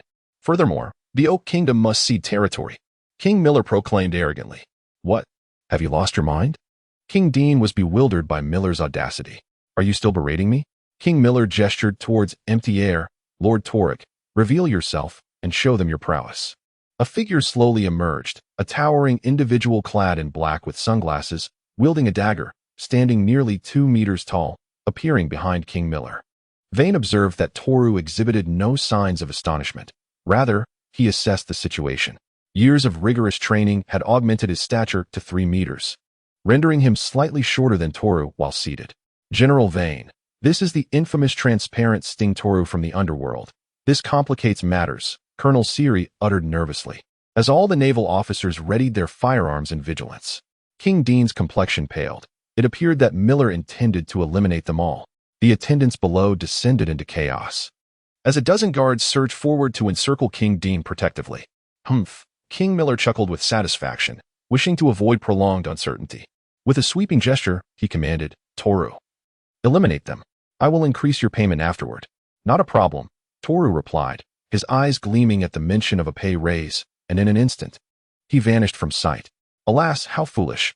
Through Vane's observation hockey, he could see Toru advancing step by step to commit murder, truly believing that his invisibility rendered him invincible. Having seen enough of the theatrics, Vane cracked his neck, seized a piece of candy wrapper, and with a flick of his wrist, the wrapper sliced through Toru's hand, which clutched a dagger, as if it were a razor-sharp blade. A dagger and a stream of blood materialized out of thin air.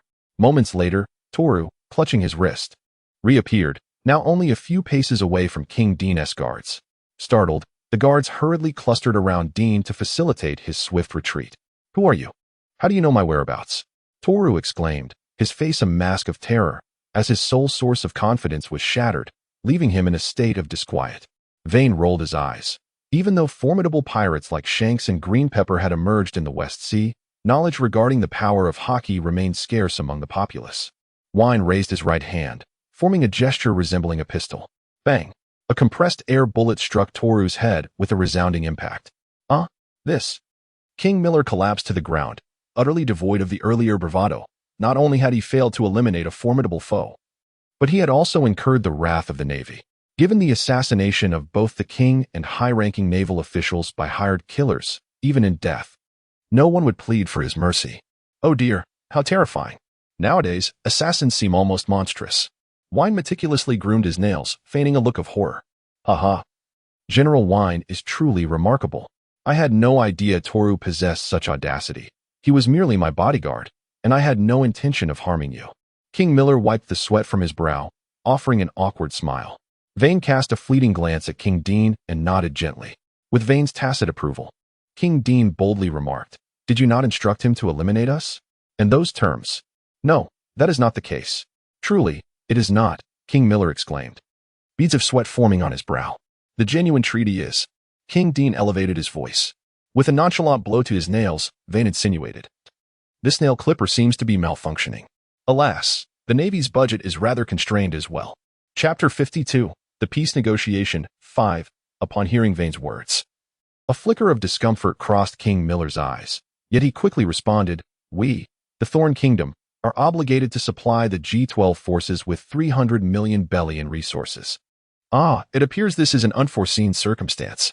However, just moments ago, you indicated a desire to eliminate us. How is it that I sense this unexpected turn was rather deliberate?" Vane alluded to the negotiation terms. "I understand. Very well," King Miller said, rubbing his hands together in a somewhat obsequious manner.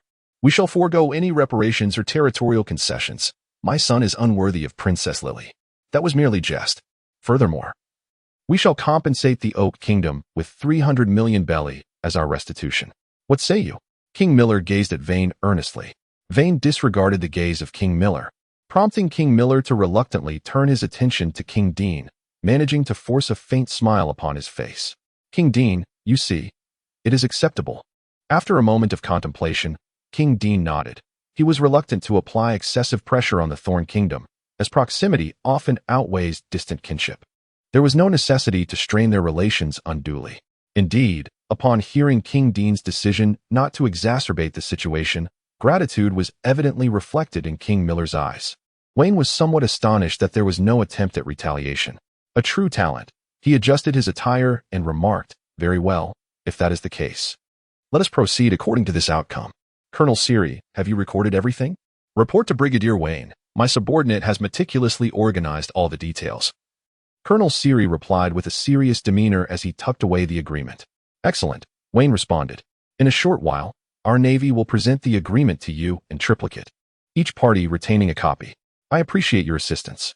"Not at all, Brigadier Wayne. Once the documents are delivered, we shall embark on our return. There are numerous matters awaiting our attention at the branch. Your dedication to maintaining the peace in the West Sea is commendable," he added. "Not at all," Wayne replied. As he departed aboard the warship amidst the praises of those present, Lafitte and Penn prepared to devise some weaponry and ammunition for their Navy. G12 branch, Lafitte's office buzz. Buzz, hello? This is Lafitte. While enjoying a brief respite over tea with Penn, Lafitte was suddenly interrupted by the sound of a telephone bug, revealing a call from an underground world informant. "Report, Chief Lafitte. My subordinate has gleaned information at the tavern that a consignment of valuable goods worth 500 million berries is to pass through." 500 million? Lafitte furrowed his brow. Such precious items could not possibly be known to others. Don Quixote da Flamingo couldn't he be that foolish, could he? "How did you come by this information?" "I overheard the dock manager, quite inebriated, while washing dishes. He was mumbling about needing to guard it closely," the informant explained. "Oh? Are you certain he was merely drunk and not deceiving you?" Lafitte remained skeptical. "Indeed, I personally served him food and poured his drinks. The wine was undeniably potent." The spy insisted earnestly. "Understood," Lafitte concluded, hanging up the phone and stroking his chin. Frankly, during his tenure as a security officer, he preferred action over words. He was not particularly adept at espionage. If only Wayne were present, things would be different. Penn, listening intently, leaned in closer upon hearing the prospect of a significant operation. "Let me handle this one.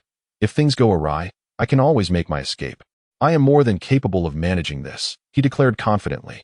Having grown weary of merely signing documents, Lafitte hesitated momentarily, but reasoned that with Penn's strength, he could likely flee if necessary. "Very well," he said, handing the telephone bug to Penn. "Upon arrival, someone will be there to assist you. Use this device to communicate." He understood. With a cheerful grin, Ping-In snatched the phone bug from Lafitte's hands and swiftly dashed out. In the new world, in the kingdom of Dressrosa, Tori-Pol, leaning on his cane, entered Don Quixote da Flamingo's chamber. "Da Flamingo, the news has reached the ears of the government spies. It is likely that CP0 will attempt to seize that box," Tori-Pol remarked. His expression peculiar, clearly indicating that the contents of the box were extraordinary. Da Flamingo erupted into a hearty laugh, Fufufu, world government. Do not assume that severing our arms trade in the West has rendered us powerless. The treasure worth 500 million berries will surely be entrusted to a high-ranking official. Let us surprise them, Fufufu. To prevent it from being detected by observation hockey, I have coated the inner walls of the box with a special layer. Unless one possesses the most refined observation hockey, the contents of the box shall remain undiscovered. Toripole proclaimed with pride, but suddenly his smile faded. Oh, Doflamingo's expression darkened upon learning of Torpole's actions. You dare to misuse such a precious item? Ah, what is wrong, Doflamingo? I understand. You must be worried about what might happen if the box is damaged and cannot be inspected. Fear not. I have crafted a special box from sea prism stone, quite valuable. Toripole replied. Valuable? A sea prism stone box? One that can withstand the special coating against observation hockey? Doflamingo felt a pang of distress, as if he could hardly breathe. These were precious strategic resources, you extravagant fool. What is it? Toripole, sensing something amiss in Doflamingo's demeanor, cautiously inquired. Doflamingo took a deep breath, calming his inner turmoil. Items can be replaced or recreated, but family, once lost, leaves one with nothing. Fufufu, it is nothing. Just ensure you consult me regarding material choices in the future. Moreover, I am concerned that this nation's puppet may attack Sugar. Could you ensure her protection? Doflamingo chuckled. No problem. Rest assured, Doflamingo, under my watch. Sugar will face not a single issue, Toripole replied, wiping his nose. Very well, off you go. Doflamingo waved his hand, signaling Toripole to attend to his own affairs. After Toripole departed, Doflamingo approached the window, his gaze fixed upon Mary Geos. Fufufu, world government, I wonder if you are satisfied with this little gift of mine. You wish to sever my arms trade in the West Sea? Very well, I shall endure this for now. When Vigor locates that accursed funeral bell, I will dismantle his bones piece by piece, you wretched lapdogs of the world government.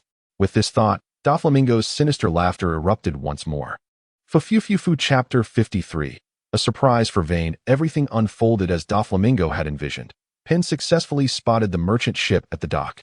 Eyeing the vessel, he patted the spy on the shoulder, inquiring, Are you certain this is the one? No strongmen to escort the 500 million berries worth of cargo?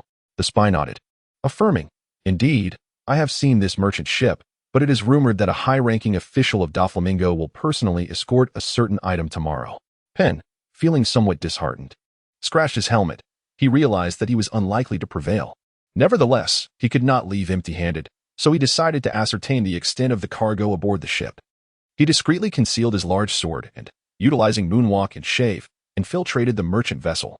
Observing the drowsy night watchman, Penn smirked. It was evident that a deception was afoot. Upon entering the cargo hold, Penn discovered it to be nearly barren, save for a single crate positioned in the center.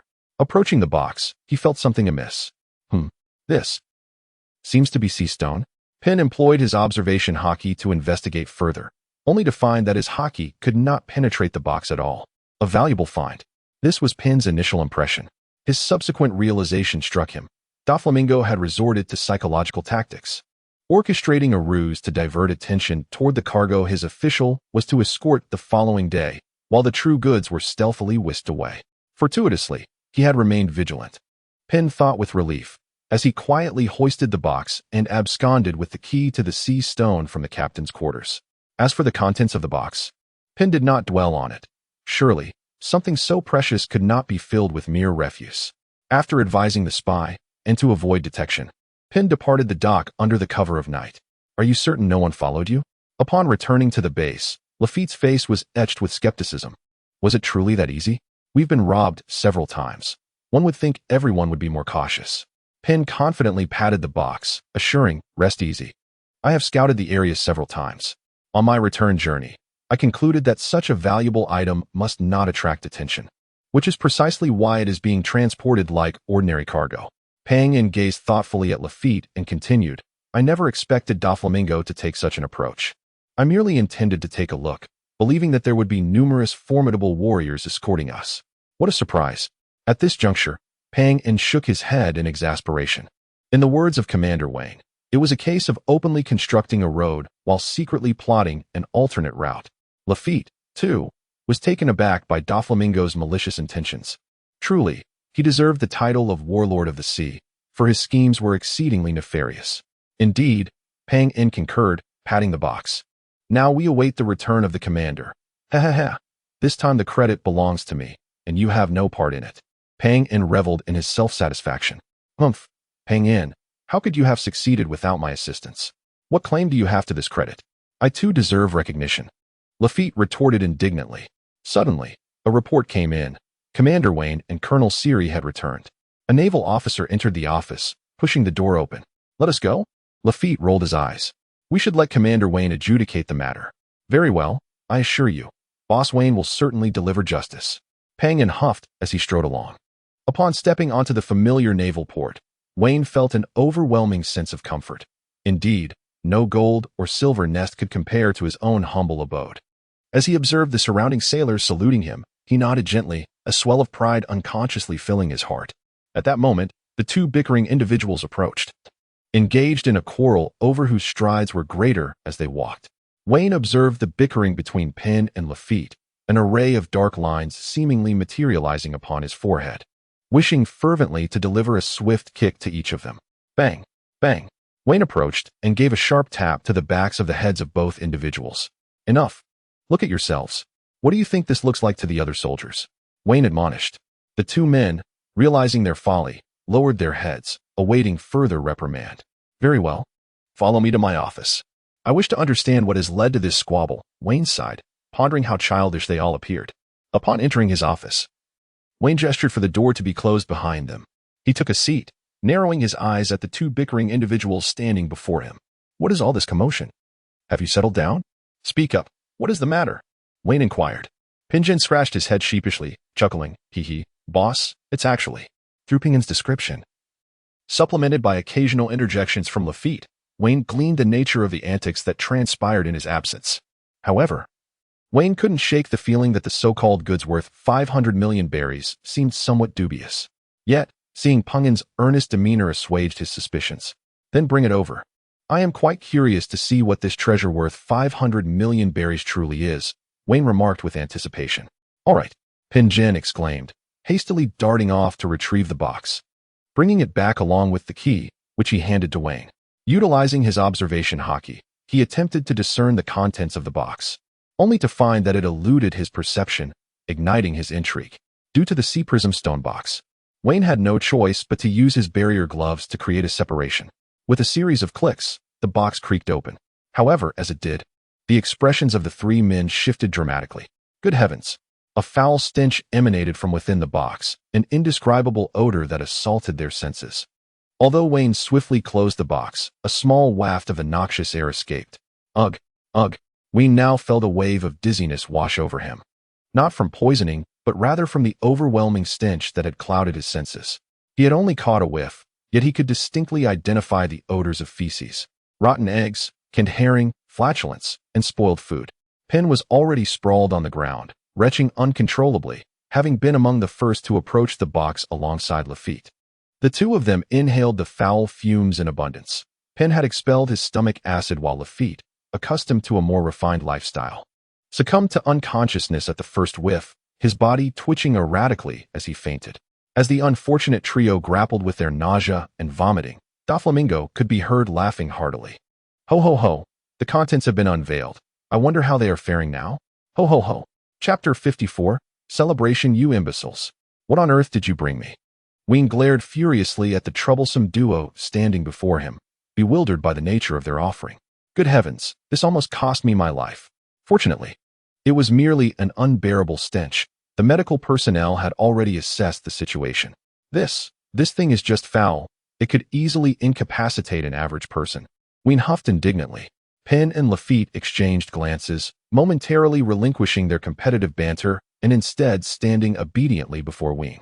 Penn hesitantly remarked, well, at least it's not toxic gas. Who would have thought Doflamingo could be so malevolent? Wouldn't you agree? After speaking, he nudged Lafitte. Indeed, Doflamingo is utterly despicable for pulling this trick on us. Lafitte's face flushed with embarrassment. Enough. Wayne suddenly composed himself, his expression devoid of emotion as he queried, is this truly the item valued at 500 million berries? Surprising, Lafitte and Penn stammered, shivering at the gravity of the situation. Doflamingo, I swear I will flay you alive as a warning to others. Wayne declared with a fierce intent, causing Penn and Lafitte to tremble in fear. Report. A naval soldier entered, carrying a tray.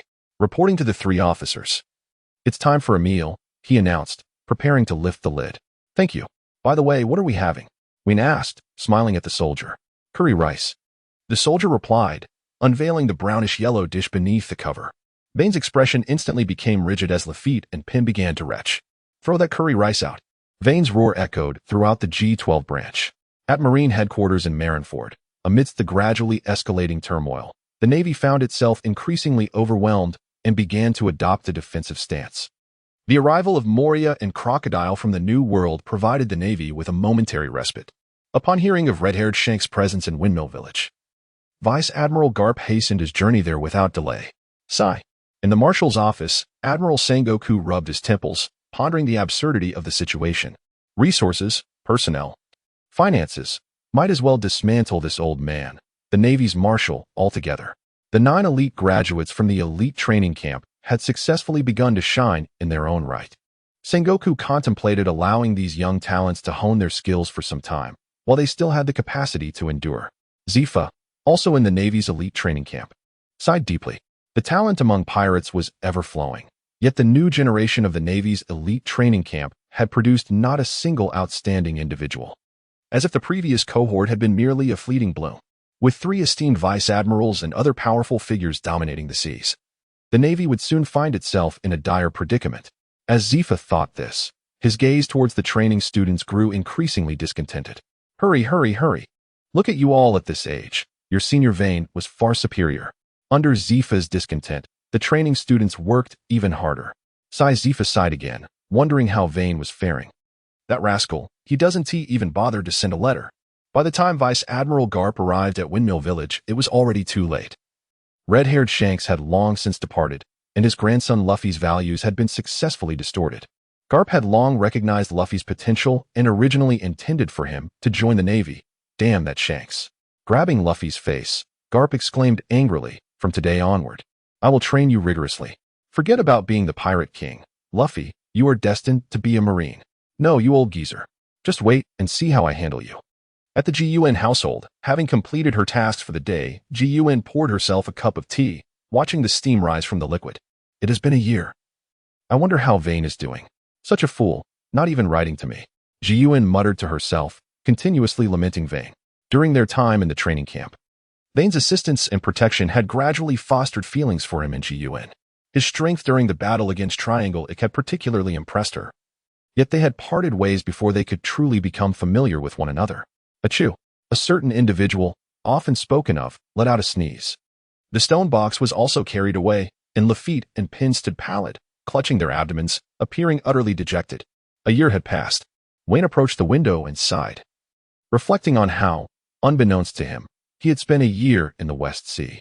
Upon further contemplation, he realized that amidst his relentless endeavors, vanquishing gangs, slaying nobility, and battling pirates, a whole year had slipped by. With a clap of his hands, Wayne turned to Lafitte and Penn, declaring, I've made a decision. What have you decided? Boss. The 2 subordinates gazed at him with a perplexed expression. Annoyed by their cluelessness, Wayne exclaimed, I've resolved to celebrate at the naval branch in a couple of days. After all, everyone has worked hard throughout the year. Really? That's wonderful. Lafitte and Penn expressed their delight. Given the prolonged tension and battles against pirates, many naval soldiers were feeling mentally fatigued. Hosting an event to celebrate would be an excellent way to alleviate their stress. Indeed, we need to discuss the specifics further. Penn, go summon the other senior officers, Wayne said, stroking his chin. Let us gather our thoughts. Understood, Penn acknowledged, stepping out to call for others. After Penn left, Wayne leisurely made his way to the conference room, with Lafitte trailing a step behind. By the time Wayne and Lafitte entered, all the naval officers were already assembled. Those recently promoted, including Penn and Lafitte, sat on the left, while the seasoned officers, led by Colonel Sheely, occupied the right. What are your thoughts on this celebration? Wayne asked, interlocking his hands and resting his chin on them. The 2 groups exchanged glances, both adept at combat, but lacking experience in organizing celebratory events. Speak up. Don't be mute. Wayne said angrily, aren't you all usually brimming with ideas? Suddenly, Penn raised his hand, suggesting, how about we host a tournament? That sounds good. Wayne nodded in agreement. Reflecting for a moment, Lafitte added, "We must ensure all naval personnel are well-fed and well-watered. Perhaps we should hire a few chefs." Excellent idea. Wayne concurred. Chapter 55. Preparations. After Penn and the others had voiced their opinions, Colonel Shealy, unwilling to be left out, proposed, "I've noticed that the uniforms of our naval soldiers are somewhat tattered. Regrettably, our budget has been quite strained. Fortunately, the Kingdom of Thorns has provided us with a substantial financial grant, which could be utilized to procure new uniforms." At this point, the naval major responsible for logistics lowered his head, feeling disheartened. The tight budget was largely a reflection of his own responsibilities. Upon witnessing this, Wayne addressed the naval major, saying, "It is not your fault. The continued operation of our G12 branch after enduring hardships is inseparable from your efforts. You have truly worked hard." No, it's nothing," the major replied, waving his hands repeatedly, somewhat embarrassed. "It is all that I ought to do. If it were not for Commander Wayne's ability to procure 300 million bellies worth of supplies from the Thorn Kingdom, we would truly be left to endure the harsh winds of the Northwest. Indeed, many naval officers lamented, the days of yore were truly arduous." Hey. Wayne interjected with displeasure, "Those tough times are long behind us. With my presence, are we to continue living in fear? Let us summon some naval fortitude. Never mind. I can devise a solution myself." After dismissing those officers, Wayne sat alone in the conference room, lost in thought. What, one wonders? Were the celebrations like in a previous life? Perhaps comedic dialogues? Song and dance? Skits? Goodness, who would know? Wayne sat in his chair, his brow furrowed with worry. He had already made grand proclamations, summoned the cook, and the tailor was on his way. Alas, what to do? Suddenly, a spark of inspiration illuminated Wayne's mind. It seemed he had conceived a solution. Ironically, this strategy had yet to be employed against his adversaries and was instead destined for performance. How absurd. Vane found himself in a state of distress. The Marine headquarters, Marine Fort, observed Sengoku with a sense of gratification as he perused the documents sent by Vane. "Look, this is truly an exemplary member of the Navy. Vane is remarkable. Unlike others who incessantly demand favors, he can secure sponsorships independently, significantly alleviating the pressures on the headquarters. Furthermore, he has organized a New Year's celebration to ease the soldiers' mental strain, which is commendable. Hey, Sengoku, what are you looking at?" At that moment, Zephyr abruptly entered, greeting them. "Ah, it's Zephyr. Nothing much, just reviewing the documents from Rear Admiral Vane," Sengoku replied, waving the papers in his hand. Zephyr's eyes widened with anticipation as he inquired, "So, how is this young man performing?" "Quite well," Sengoku responded joyfully. "Under his leadership, the entire branch is operating smoothly, and the pirate menace in the West Sea has been thoroughly suppressed. He is even planning to host a celebratory event at the G12 branch to relieve the soldiers' mental stress." "Is that so?" Zephyr exclaimed with excitement. Being of advanced age, he felt that aside from dedicating his life to the Navy, all his remaining energy was devoted to Vane. In his heart, Vane had transcended even the Navy's ranks. Fortunately, Karp has taken an extended leave to visit his grandchildren. Otherwise, his character would surely have him joining the fray. Sengoku, appearing at ease, noted Zephyr's thoughtful demeanor and could not contain himself. "Hey, Zephyr, you're not contemplating a visit to Vane, are you?" I merely wish to take this year's students to witness their seniors' prowess. Besides, I believe they could use some relaxation," Zephyr replied earnestly. Sengoku, feeling somewhat exasperated, thought, what a pretense of admiration for a senior, what relaxation, to put it plainly. You just want to see your son. Spare me the charade. I see right through you. Chuckling, Zephyr realized he had been discerned by Sengoku, leading to a moment of awkwardness. Sengoku, understanding the depth of Zephyr's feelings, knew that after losing his son for 8 years, their reunion was a significant moment. Zephyr's intention to visit the G12 branch was not unexpected to Sengoku. By the way, I recall that only the young girl Shiwan remained at the headquarters from the previous elite training camp. She seems to be growing bored under Xiao's supervision. I shall arrange for her to join Vane. The West Sea is no simple matter, Sengoku remarked, adjusting his glasses. Green pepper? Zephyr pondered, having heard that the new generation of the 8 Treasure Navy had mastered hockey, and that green pepper was preparing to retreat into seclusion. Indeed, a treasured blade left unused for too long may rust. Zephyr scratched his head, signaling his agreement. Sengoku has always been known for his decisive and swift actions. Within just 2 days, orders from the Navy headquarters arrived at the G12 branch. Is this a joke? This was Wayne's initial impression upon receiving the orders. He thought he was merely following protocol by giving Sengoku a heads up, yet here they were, unexpectedly involving both Zephyr and G.U.N. Such matters could not be dealt with lightly. Within the depths of his mind, Wayne contemplated the necessity of organizing additional programs. "Come in," he called towards the entrance. A naval officer, appearing serious, stepped forward and inquired, "Brigadier Wayne, is there something you need? Please summon all naval officers, regardless of rank, to the conference room." "Thank you," Wayne replied with a gentle demeanor. "Yes, it is my duty," the sailor responded before turning to relay the message. As anticipated, Wayne was the last to enter the conference room. Once seated at the head of the table, Penn eagerly asked, "Wayne, what is the matter?" "Take a look for yourselves," Wayne said, handing the document issued by the naval headquarters to Lafitte for distribution. After reviewing the contents, the attendees found themselves less elated than expected. Instead, an air of tension and unease filled the room. Only Penn, displaying his usual navet, cheerfully inquired, "Wayne, does this mean that Teacher Zephyr and the others are truly coming?" "Indeed," Wayne nodded, his mind already troubled by the implications. With Teacher Zephyr's arrival, he did not wish to appear disorganized, and it was imperative that their provisions be improved. "Lieutenant Siri," Wayne called, raising his gaze. "Present." Siri stood, addressing Wayne with enthusiasm. "I shall venture into the sea to hunt a few sea kings.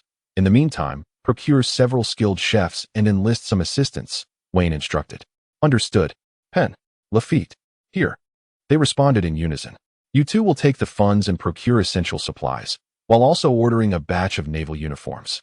Now that we have some funds available, it is crucial to ensure the quality of life for our sailors." "Yes." Chapter 56, Arrival. What a headache. As Wayne strolled alongside Caesar beneath the ocean, observing the marine creatures gliding above, he lamented, "Since Teacher Zephyr is coming, I must strive to perform to the best of my abilities." Yet, glancing at the peculiar and unsightly denizens overhead, his spirits sank further. "Had I known, I would not have dispatched so many sea kings." Wine, secretly vexed, patted his head. In the past, due to insufficient funds, he often resorted to fishing for sea kings to serve as sustenance, which not only saved money, but also provided a means to earn some income. The headquarters had allocated all its budget to the reconstruction of the branch, leaving him without a salary to this day. Yet, he could not bring himself to believe that the Sea Kings had entirely vanished. Vane was filled with frustration as he called out to Caesar, and together they ventured deeper into the ocean's abyss, certain that they would encounter a colossal sea creature. Ignoring the mundane aspects of marine life, accompanied by the sounds of swirling currents, two immense figures advanced step by step into the profound depths of the sea. Amidst the shimmering waves, a medium-sized warship sped forward, where a violet-haired Zephyr stood with arms crossed, gazing intently ahead, seemingly anticipating something significant. At that moment, a strikingly beautiful woman, adorned with a long sword at her waist, approached respectfully and said, "Master Zephyr." "Oh, it's you, Ji-Yuan. What brings you here?" Zephyr turned with a smile, clearly in high spirits. "There is something I am particularly curious about. May I inquire?" Ji-Yuan asked cautiously. "Ha. What is there to hesitate about?" "Feel free to ask," Zephyr replied, chuckling. "Well, I've noticed that you seem especially attentive to Vane. My sister mentioned that you frequently inquire about the G12 branch, as if you are particularly concerned for him," Ji-Yuan asked with intrigue. "Is that so?" Zephyr scratched his head, reluctant to let Vane know of his own inadequacies as a father, yet aware that Ji-Yuan would inevitably relay this to him. A mischievous grin appeared on his face as he continued. "Ji-Yuan, how did you come to know this? Have you been keeping an eye on Vane as well? I am Vane's teacher. It is only natural for me to be concerned about him. But you, I heard that you dressed up specially before departure. Could it be?" Zephyr chuckled. "Oh dear." Ji-Yuan, flustered and overwhelmed with embarrassment, covered her face and fled. Seeing her retreat, Zephyr sighed in relief, and his thoughts turned to his son's future. After much contemplation, he deemed Ji-Yuan an unsuitable match.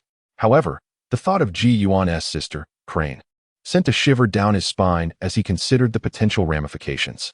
For his son's future happiness, he resolved not to allow them to be together. Yet, the reality struck him that he would only be present for a short while Ji-Yuan would accompany Vane long-term, allowing feelings to blossom over time, which would be hard to prevent. Perhaps it is best to let nature take its course, he mused.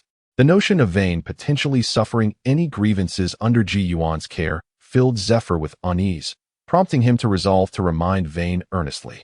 "Report," General Zephyr, shouted the lookout perched atop the mast. We are almost at the G12 branch. All right, Zephyr responded, turning to the elite training camp students. Everyone, stay alert. We must not allow the G12 branch students to mock us. Yes, Master Zephyr. Everyone answered in unison, as the spirits of all aboard the ship rose. A colossal wave suddenly surged upon the sea. Zephyr, employing his observation hockey, discerned the nature of the disturbance and chuckled softly, choosing to remain silent. The initial panic among the trainees gradually subsided. Seeing Zephyr in a light-hearted mood reassured them. It was likely a sea beast, they all thought, except for Ji-Yuan. Her beautiful eyes were fixed on the ocean's surface, as if she could already perceive the scene beneath the waves. Two enormous creatures emerged. Struggling to carry a large sea king, one a dark green giant, and the other resembling an ape with a translucent membrane, hoisting a pig-headed sea king. What is this? A monster. The crew aboard the warship was thrown into chaos. They had never encountered such a gigantic creature. Zephyr, witnessing the disorder on the ship, felt a surge of frustration. This group lacked the poise of the previous cohort. Silence, Zephyr commanded in a deep voice. The others, observing the nonchalant demeanor of Zephyr and Ji-Yuan, felt reassured, as if Zephyr was acquainted with the entity before them. Indeed, the giant paused upon spotting Zephyr on the warship. And the Sea King it bore seemed to sense a glimmer of hope, beginning to struggle vigorously. Kaiser nearly lost his grip in the commotion. One who refuses a toast must drink a penalty. The giant, needing to stabilize the Sea King with both hands, manifested an arm wielding a massive hammer from its back, delivering a crushing blow to the Sea King's head, rendering it unconscious. This Sea King pig had required significant effort from Wayne to obtain. It was known to be the most succulent and flavorful of its kind, with the sole requirement being that it must be killed fresh and bled to make delicious blood pudding. Oh, it's Teacher Zephyr, Wayne exclaimed as he maneuvered the giant to lower its head, emerging from the giant's forehead with a look of astonishment. Ha ha ha. Wayne, you've really come into your own. Zephyr beamed, patting Wayne on the shoulder before gesturing towards the slightly inexperienced elite trainees aboard the ship. You see, these are your juniors. You must perform admirably today. While patting Wayne's shoulder, Zephyr discreetly assessed his abilities and found that Wayne's strength had reached a level where he could spar with him for several rounds. Coupled with the barrier fruit, Wayne could be considered a formidable force. With this thought, Zephyr's face broke into a radiant smile. All right, Teacher Zephyr, Wayne replied, retracting his gaze from the trainees. He had to admit that the quality of this year's cohort was somewhat lacking, aside from a girl with pink hair. The rest were unlikely to achieve more than a school-level rank. I shall return now. If this creature awakens, it could become troublesome, Wayne informed Zephyr. I am ready. Once the chefs prepare this beast into a delectable feast, we shall enjoy a hearty meal. Suddenly turning to Ji-Yuan, he remarked, Ji-Yuan, I wonder if you have mastered the simplified version of life returned from years past. Do refrain from appropriating my cloak this time if you overindulge. Ji-Yuan, initially in high spirits, huffed in response to Wayne's teasing and chose to ignore him. Very well, off you go. Zephyr, observing the Sea King pig, recognized that this particular marine delicacy was best enjoyed fresh and did not hinder Wayne's departure. Ha ha ha, we await your esteemed presence. Chapter 57. Reunion. As they watched Wayne depart with an air of nonchalance, the cadets aboard the warship were nearly overflowing with envy. When will I possess strength akin to Senior Wayne? A tall cadet expressed wistfully. I believe that is beyond your reach. A girl with pink hair, holding a book, replied earnestly. Ah, please do not dishearten me. The tall youth lamented, clutching his head in despair. Tina never spoke untruths. She was convinced of her correctness. With a disdainful huff, the girl turned and strolled to the edge of the ship to gaze out at the sea. Wynne and Caesar, bearing the colossal form of the Sea King, undeniably captured the attention of the G12 branch. As Wynne placed the Sea King upon the dock and severed its head, the naval personnel systematically began their tasks. Some drew blood while others attended to the butchering. Penn leaped into action, skillfully dissecting the Sea King with remarkable speed. Once the initial shock subsided, the chefs, upon beholding the exquisite meat of the Sea King, became utterly engrossed, forgetting the astonishing spectacle they had just witnessed.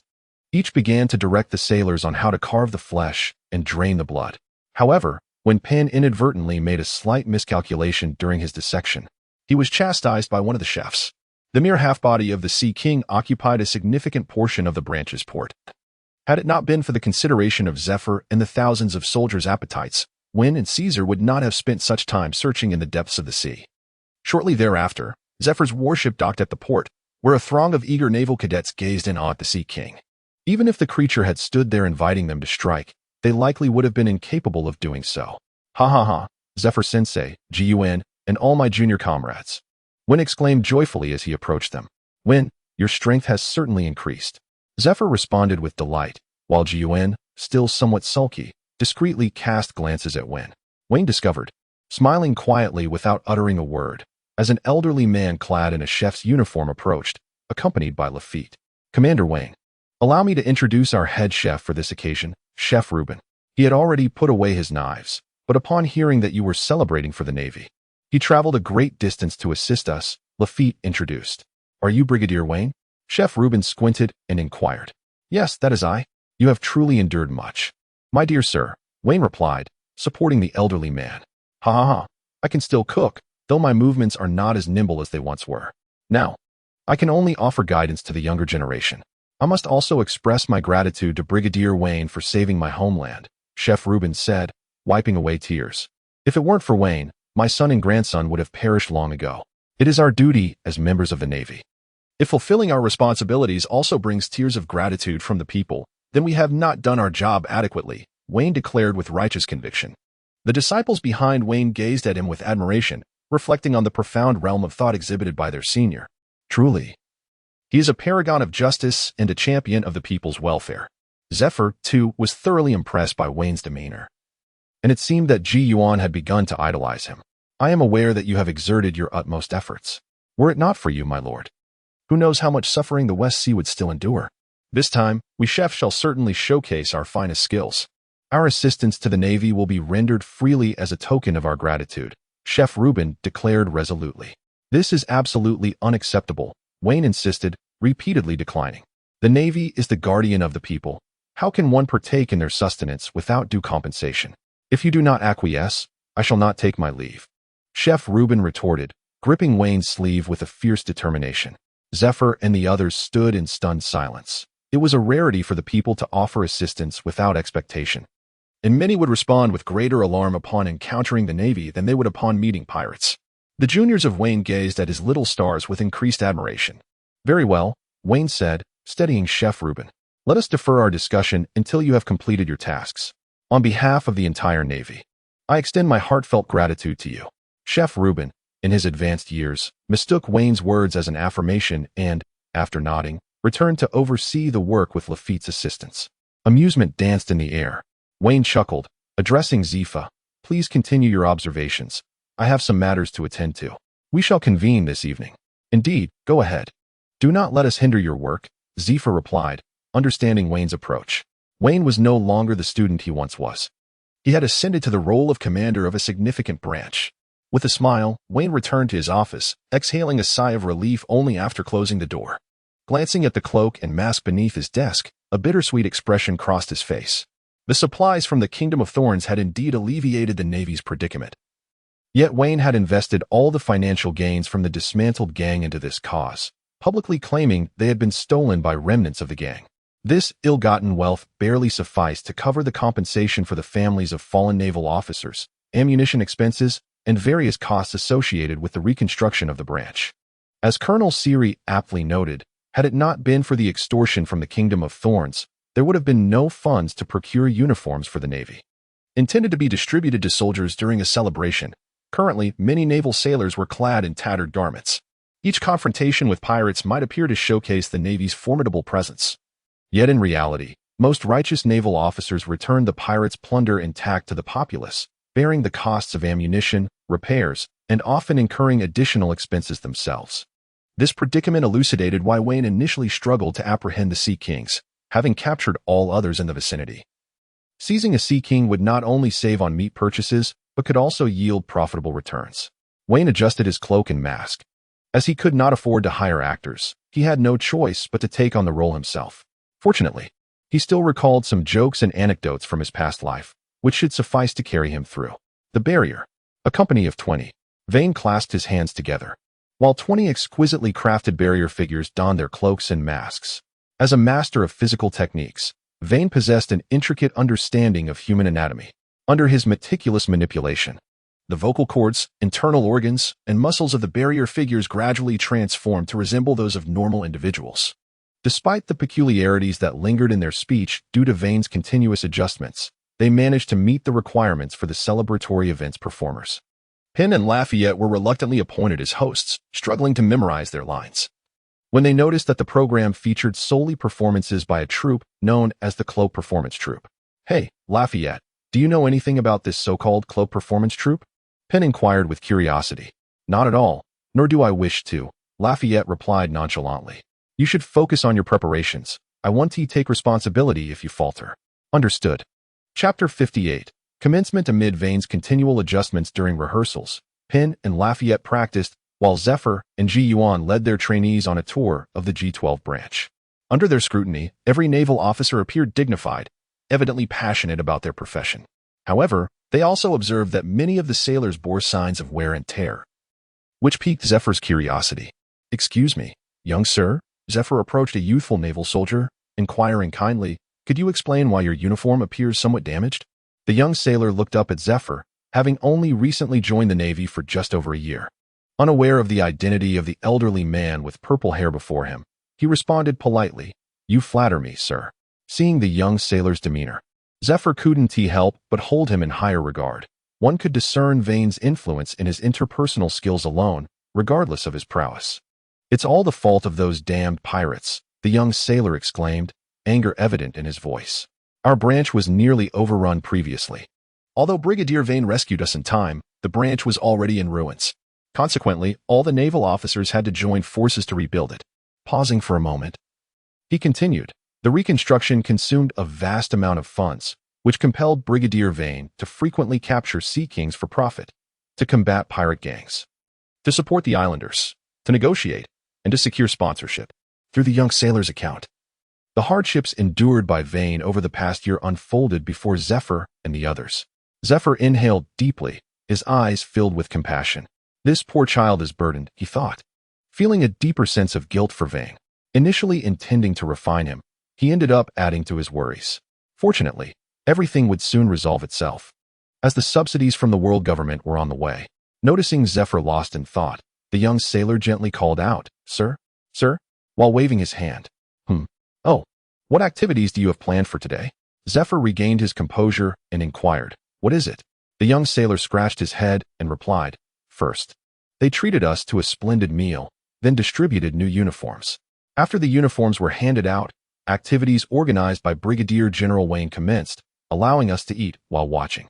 At this point, the young sailor chuckled, clearly brimming with anticipation for the evening's events. Zephyr nodded approvingly and patted the young sailor's shoulder in encouragement. After watching the young sailor depart, he sighed deeply and remarked to Ji Yuan, "I never imagined that within just a year, Wayne would endure so much hardship." Indeed, Ji Yuan concurred with a nod, sharing in the sentiment. She too was astonished by Wayne's unfortunate circumstances, had it not been for the support from the Thorn Kingdom. It seemed Wayne might have to continue selling marine creatures. Alas, Zephyr sighed profoundly, resolving to return and do everything within his power to secure some funding for Wayne.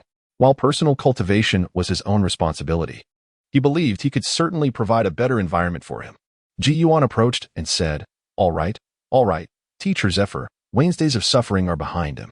The sky is darkening. Let us hurry to the training ground."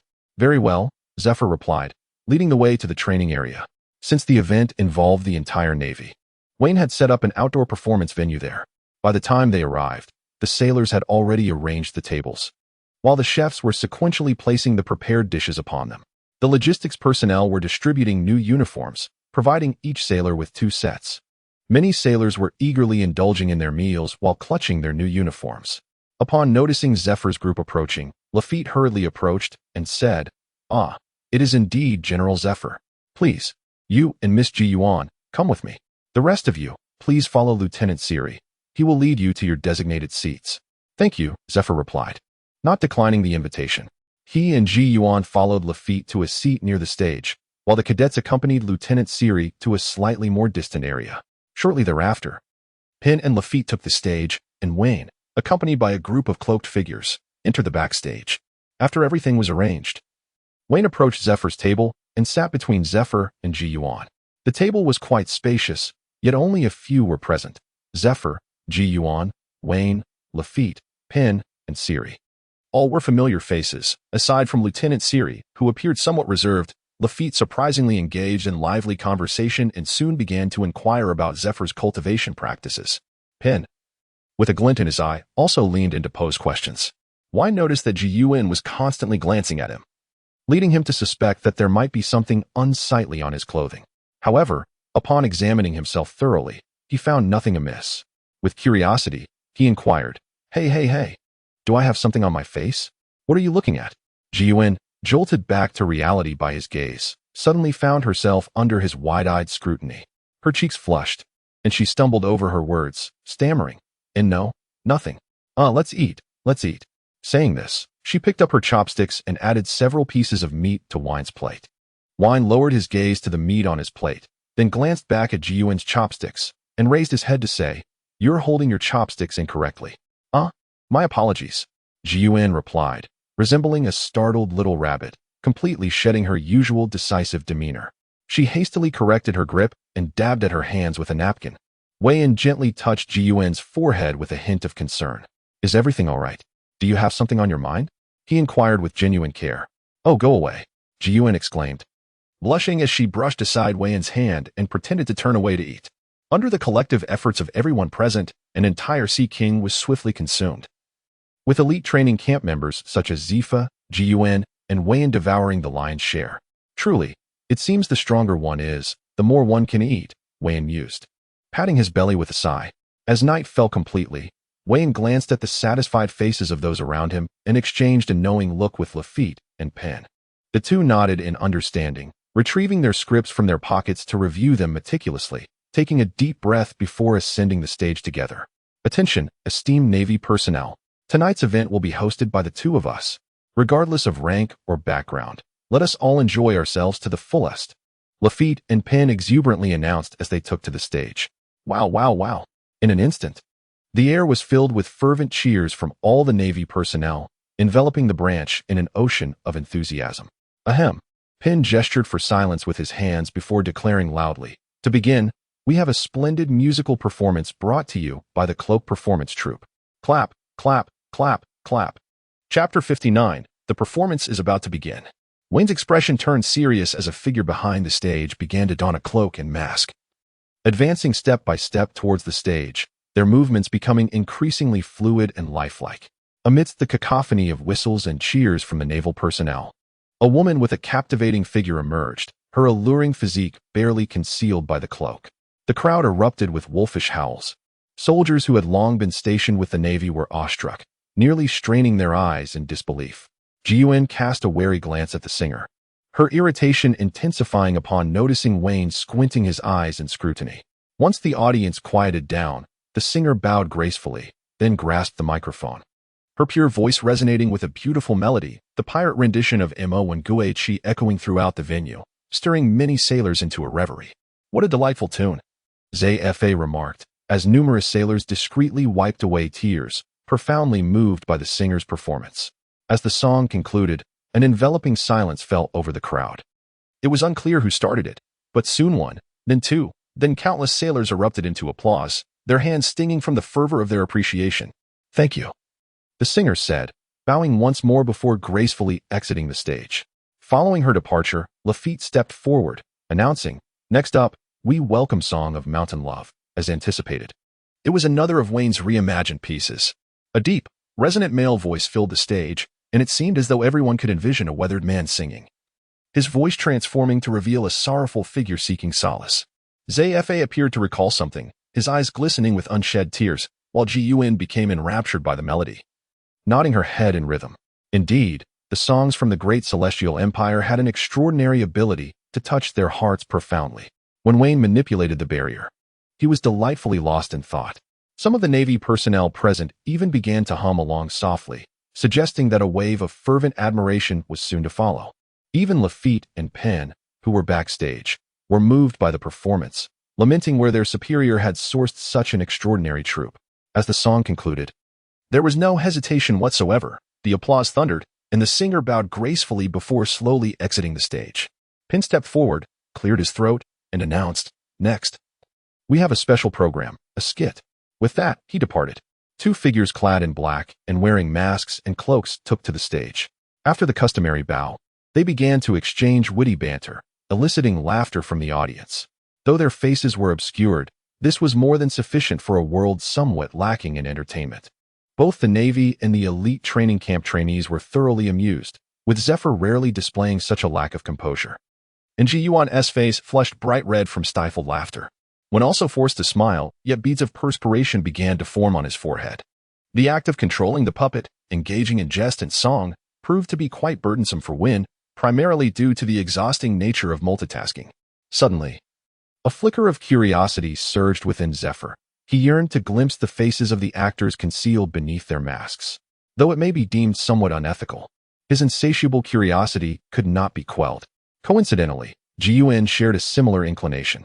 While When continued to manipulate the puppet, exchanging laughter and banter, a powerful wave of observation hockey swept across the entire stage. The barrier manipulated by When paused for a moment before continuing. Yet beads of cold sweat more profusely adorned Wayne's brow, reminiscent of a child caught misbehaving by their parents. Suddenly, the expressions of Zephyr and Ji Yuan turned rigid. They exchanged glances and then activated their observation hockey, sweeping the area several times. It was confirmed. The two reaffirmed their earlier judgment just as the actor in the skit concluded their performance. Their observation hockey firmly locked onto the actor, and under their vigilant gaze, the performer vanished, their cloak and mask meticulously collected and arranged by another individual. Zephyr and Ji Yuan exchanged looks, and after a moment of hesitation, Zephyr disregarded the subsequent performance and posed a question to When. "When, from where did you procure this troupe?" To which When, feigning innocence, replied with vacant eyes. Attempting to evade the inquiry, Zephyr, being an astute figure, immediately discerned Wayne's intent to withhold the truth. His expression hardened, and he remained silent. Fixating his gaze intently upon Wayne felt a shiver run down his spine under Zephyr's piercing gaze. With an ingratiating expression, he suggested, "Let us first enjoy the performance, and we can discuss matters later." "That is not an option." Zephyr shook his head, his eyes fixed on Wayne. "These performers are but mere shadows. They vanish the moment they leave the stage." "Wayne, what on earth have you done?" Colonel Siri and Yu Yuan also turned their attention to Wayne. Fortunate that Zephyr spoke in a hushed tone, unbeknownst to the others. Sighing deeply, Wayne lamented, "It is a long tale fraught with sorrow. I have meticulously calculated every expense, excluding compensation, construction costs, chef fees, tailoring expenses, and so forth. I am utterly devoid of funds, yet I cannot afford to forego the show." Thus, Vane extended his hand, and a delicate little figure appeared in the palm of his hand. Observing the lively figure, Zephyr fell silent, realizing that his son was enduring hardships far beyond his expectations.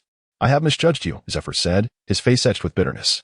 Ji Yuan felt a pang of guilt, while Colonel Sheely displayed a look of sudden understanding. As the head of logistics, he recognized that Vane's faction primarily managed external combat, which explained why Brigadier Vane claimed to be able to procure the finest performance troops. "It is nothing, truly. It is my inadequacy as a commander that leaves our soldiers underfed and poorly clothed. Alas, had it not been for the need to repair the branch, how could our lives have descended into such despair?"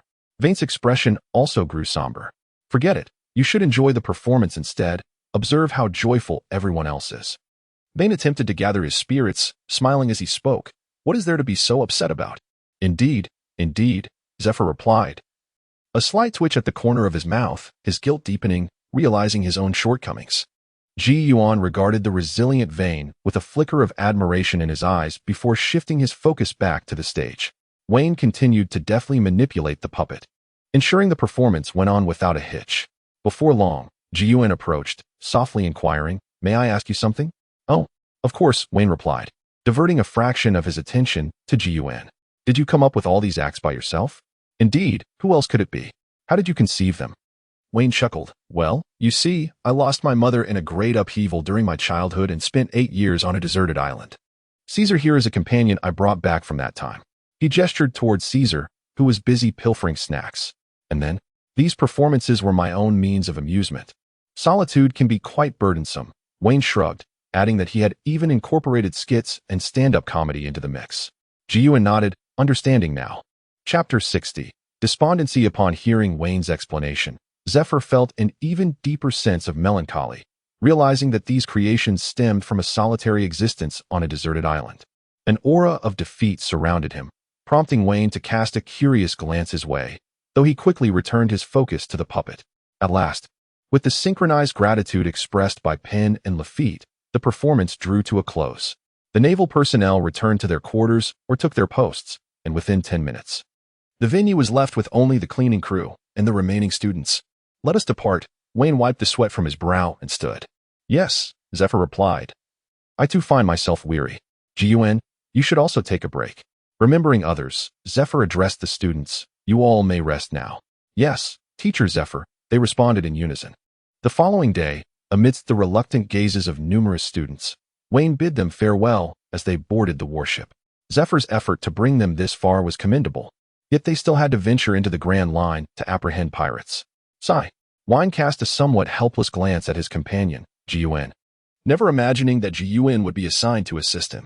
In the entire West Sea, aside from that old fool from the Flower Kingdom who looked down upon him, who else could be his equal adversary?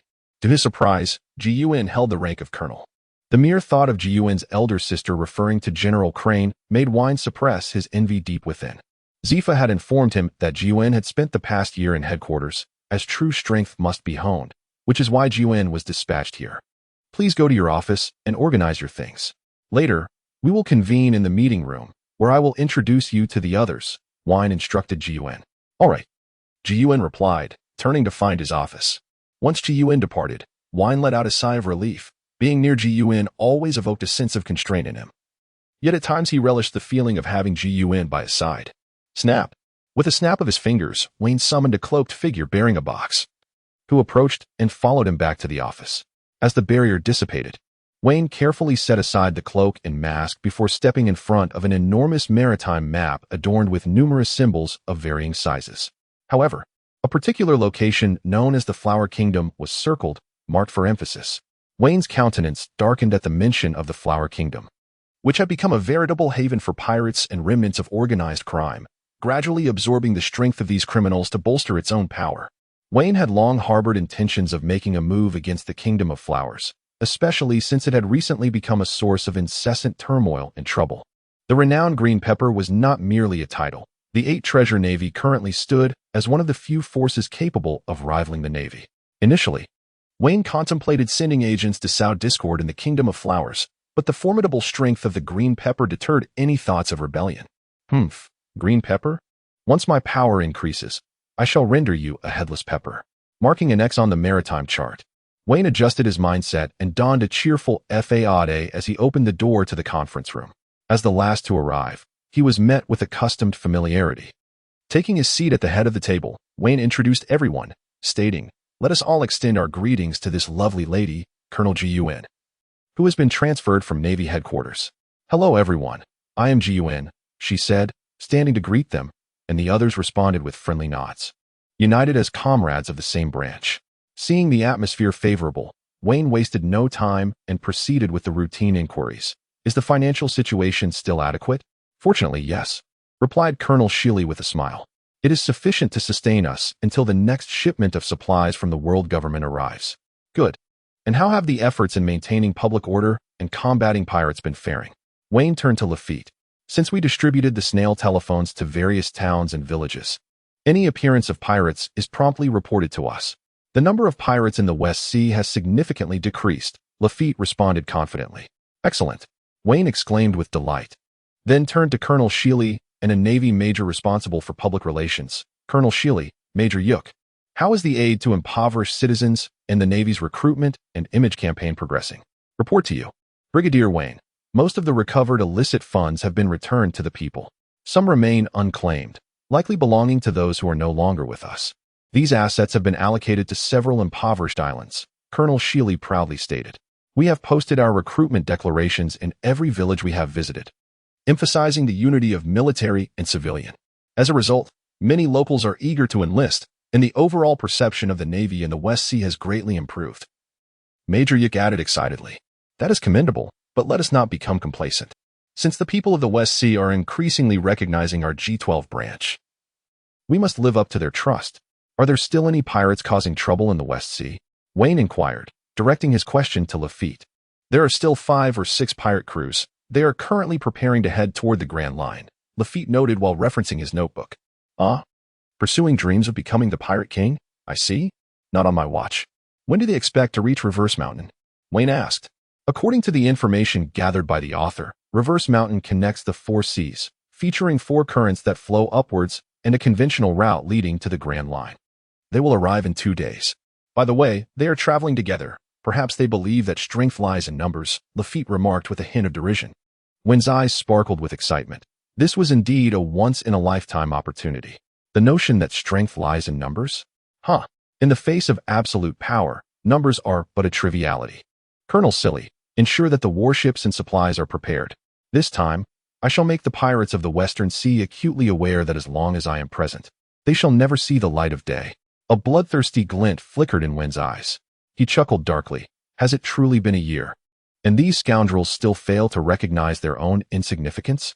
Justice shall never allow them to realize their so-called dreams. Pen's foolish visage also bore an incongruous ferocity. Then Ji-Yuan asked softly, May I partake in this operation? Wine pondered for a moment and said to Lafayette, There must be someone to remain and guard the branch. This time, you shall stay behind while I venture out. Lafayette contemplated briefly, aware that his superior was a person who could not endure solitude. It was the perfect opportunity for him to cultivate his burgeoning prowess, as he had yet to fully grasp the formidable authority entrusted to him. Very well. I shall leave it in the capable hands of Miss Ji-Yuan, Lafayette replied with a smile. Indeed, I will strive to do my utmost, Ji-Yuan declared, clenching her small fist. Chapter 61. Preparations. Naval G-12 Branch Naval Training Grounds. A cacophony of clashing sounds echoed, causing passing sailors to retract their necks in apprehension, fearful of being caught in the aftermath of the skirmish. A powerful slash hurtled towards Wine, who swiftly transformed his right hand into a darkened fist, deflecting the strike. Just as the blow was repelled, a figure materialized behind Wine, poised to deliver a treacherous backstab that seemed destined to pierce him through. Moonstep Vane ascended to the heavens, his feet executing a series of slashing strikes. The tempestuous assault resembled a pack of wolves hunting their prey, surging towards the figure wielding a sword. Ji-Yuan took a deep breath, activating his observation haki, parrying each strike with precision. The lullaby of death manifested as Ji-Yuan pivoted, wielding his sword in a feint, akin to a small boat navigating through tumultuous waters. The strikes, shrouded in a semblance of illusion, bore Ji-Yuan's haki, attempting to disrupt Vane's perception. Impressive. With Vane's current level of observation haki, he barely sensed the encroaching darkness as it crawled towards his fingertips. He countered the somewhat sinister strike with a finger gun. Whoosh. After unleashing that strike, Ji-Yuan appeared to expend all his strength, leaning against his sword, Kinbaira. So what do you think? Were you intimidated by my technique? Ji-Yuan's complexion was somewhat pale. Indeed, had my observation haki not been sufficiently honed, I too would have been ensnared by your lullaby of death, Vane replied, his expression one of admiration. It seems your skills have indeed progressed, he added, ruffling Ji-Yuan's hair with a smile. Humph. Ji-Yuan lifted his chin defiantly. Had I not exhausted much of my energy during our earlier sparring, I would have certainly employed more techniques to defeat you. He waved Kinbaira with a flourish. Indeed, indeed. Vane concurred, acknowledging Ji-Yuan's hidden prowess, while he himself had not deployed his barriers. How about here? He offered Ji-Yuan a towel to wipe away her sweat. This spot is wonderful, Ji-Yuan replied, drying her brow as she walked alongside Vane. Tomorrow we shall venture near Reverse Mountain, where we intend to eradicate the pirates of the West Sea and subsequently devise a plan to eliminate Qingjiao.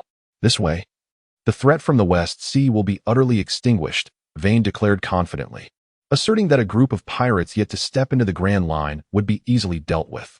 I must also perform to the best of my abilities. Ji-Yuan resolved, planning to train at the training grounds shortly. Haha, fret not.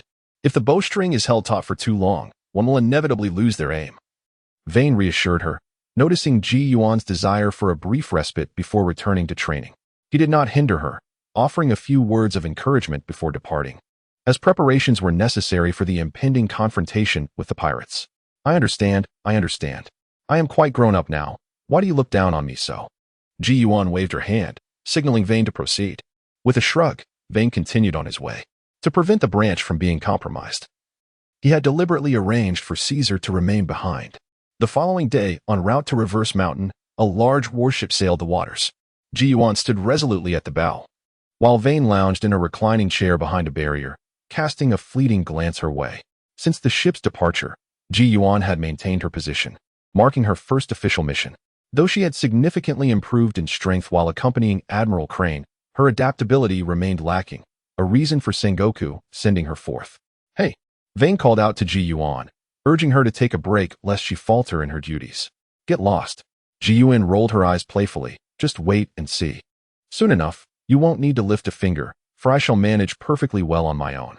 All right, Wayne replied with a grin.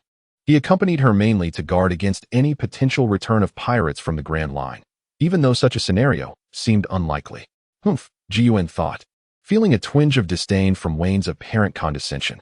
Though somewhat displeased, she complied with his suggestion to hydrate and nourish herself to regain her strength. Upon arrival at their destination, Wayne and the others sought a concealed spot to secure their warship. All the naval personnel disembarked onto a small island, planning to lie in wait for the pirates to spring an ambush. After all, it was essential to rest and inspect the vessel before navigating into the treacherous currents. For only the Straw Hat pirates would dare to charge into the reverse sea without a proper check. Wayne raised the telescope and gazed towards the direction where the 5 or 6 pirate crews were anticipated to appear. Excellent. It seems they have yet to arrive. Wayne felt that the timing was opportune, with several nearby miniature islands available as potential docking points. While theirs was the largest, one could never be certain that the pirates wouldn't whimsically choose not to come, so it was prudent to clear the surrounding area. A colossal figure clad in armor, wielding a long spear, emerged from the depths of the sea, a barrier, the war god. The Navy personnel, busy setting traps, gaped in astonishment. Wayne, in this form, was truly magnificent, reminiscent of Uchiha Shusui's Susanoo. Ji Yuan was equally taken aback. This was entirely different from the earlier confrontation at Sabaody Archipelago with Triangle Lake, radiating an entirely distinct aura and presence. The barrier giant raised his long spear and struck forcefully at a miniature island, and amidst the crashing waves and tumult, the island vanished beneath the might of the barrier giant's spear, leaving behind merely a small whirlpool. Subsequently, Wayne effortlessly shattered the surrounding islands suitable for docking, leaving only the one where their navy lay in ambush. I suppose this could be considered a manifestation of my power to obliterate islands. Wayne felt a sense of self-satisfaction. In the distant waters, a fleet of 5 pirate ships was sailing slowly. At this moment, Larry, the captain of the evil ghost pirate crew, twitched his ears, as if he had heard something. "Ha ha ha. Brother Larry, what's the matter? Still worried about that madman from Jingguan?" A large, corpulent man approached, resembling a mountain of flesh. This was Meat Mountain, the captain of the gluttonous pirate crew, known for his warmth and love of food. His ship was filled with chefs dedicated to preparing delectable meals for him. Yet, beneath his amiable exterior lay a dark past. He had once slaughtered an entire village for a particularly delicious golden tuna, making him a prime target for the G12 branch. Alongside him were the Fork King Raleigh of the Raging Waves pirate crew, Black Tiger Afu of the Black Tiger pirate crew, whose bounty notice Wine had scrutinized for quite some time, and finally, Slippery Bob of the Slippery pirate crew. These were all pirates that Lafitte and Penn had been relentlessly pursuing, each guilty of heinous crimes. Despite the islanders' attempts to warn them, these criminals had managed to escape time and again. This time, it was supposed to be Penn and Lafitte working in tandem, but alas, Ji Yuan had taken Lafitte's place. "You know," Larry turned to Meat Mountain and said, "ever since we 5 formed an alliance, I felt a sense of security. However, there is still an undercurrent of unease. Fear not. Once we reach Upside Down Mountain, we will inspect the ships and depart, leaving this wretched West Sea behind.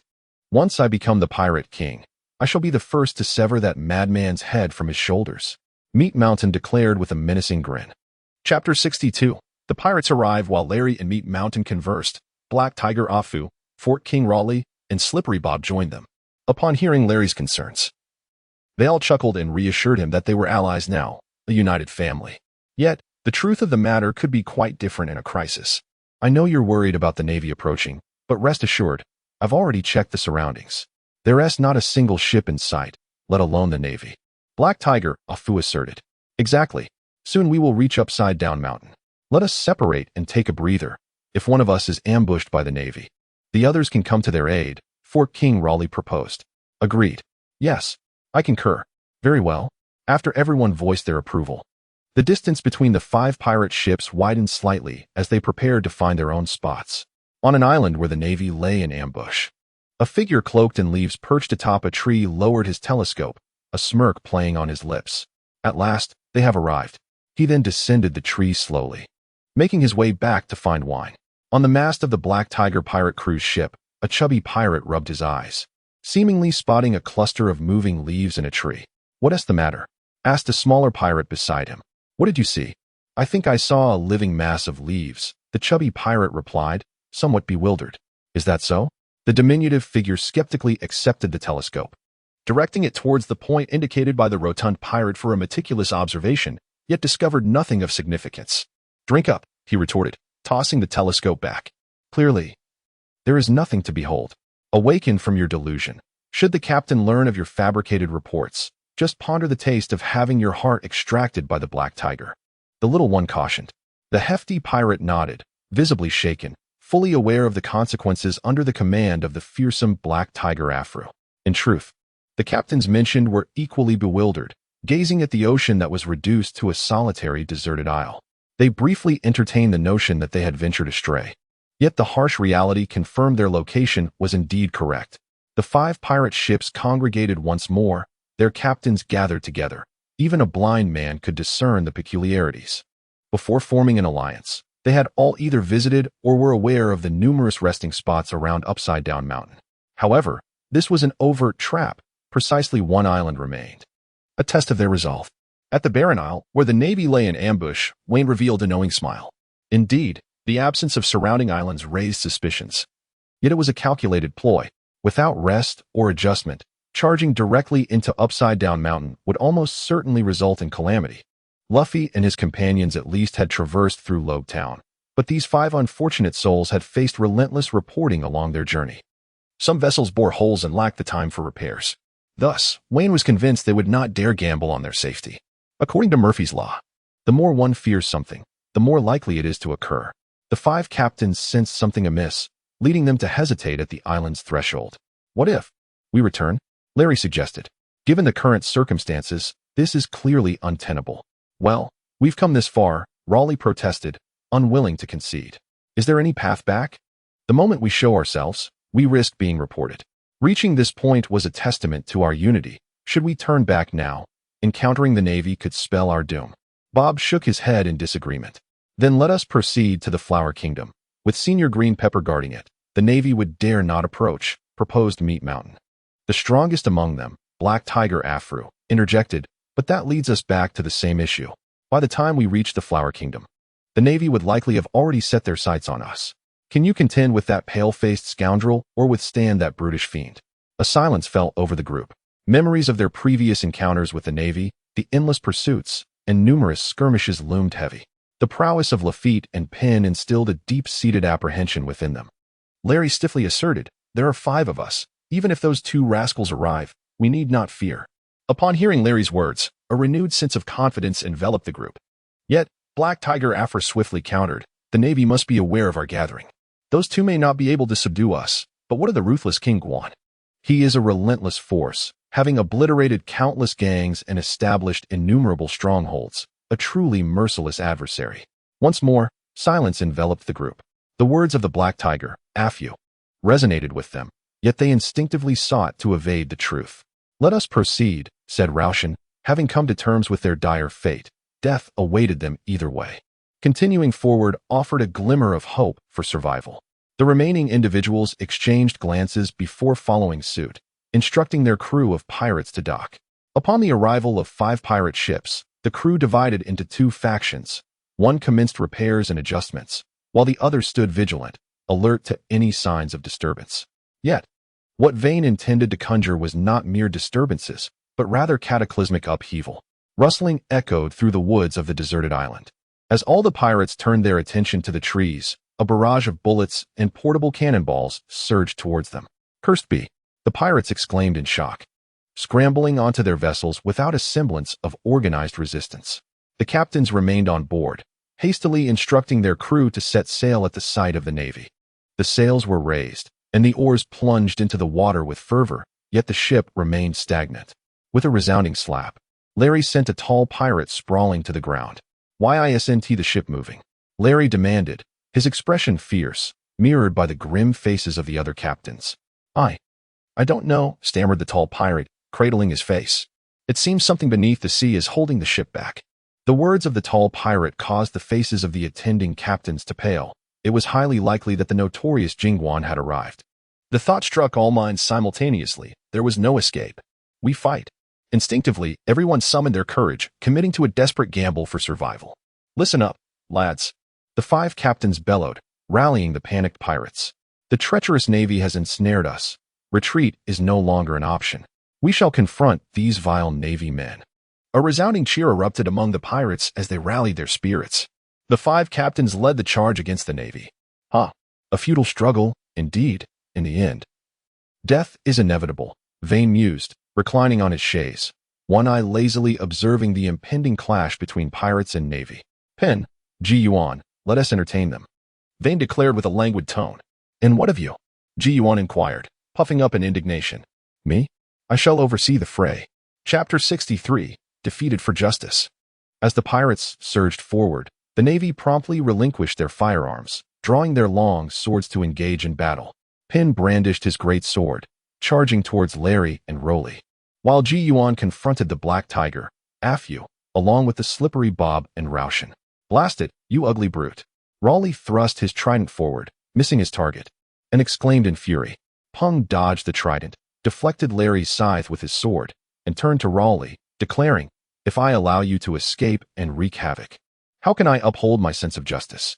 Prepare to meet your end. Larry leaped aside to evade the sweeping strike of Ping's great sword, while Rolly recoiled, resulting in Ping's blade leaving only a shallow wound on his abdomen. Where's that pale-faced scoundrel? AFO licked his tongue, now transformed into a half-tiger form. The stout visage of the mountain of flesh twisted into a grotesque grin. This little girl appears delicate. I wonder how she tastes? Slurp. Bob's skin shimmered, revealing his powers as a user of the slip fruit, confident in his ability to evade any attack directed at him. In response to his opponent's taunt, Ji Yuan remained silent, drawing his sword, the golden kinger, and charging at AFO with the intent to cleave him in two. Roar. AFO bellowed, his black tiger paw clashing against the wind. Boom. The kinger collided with AFO's paw, and to AFO's astonishment, Ji Yuan's sword easily sliced through the claw he had honed over many days. AFO abruptly released his grip, leaping aside with a fresh wound on his hand.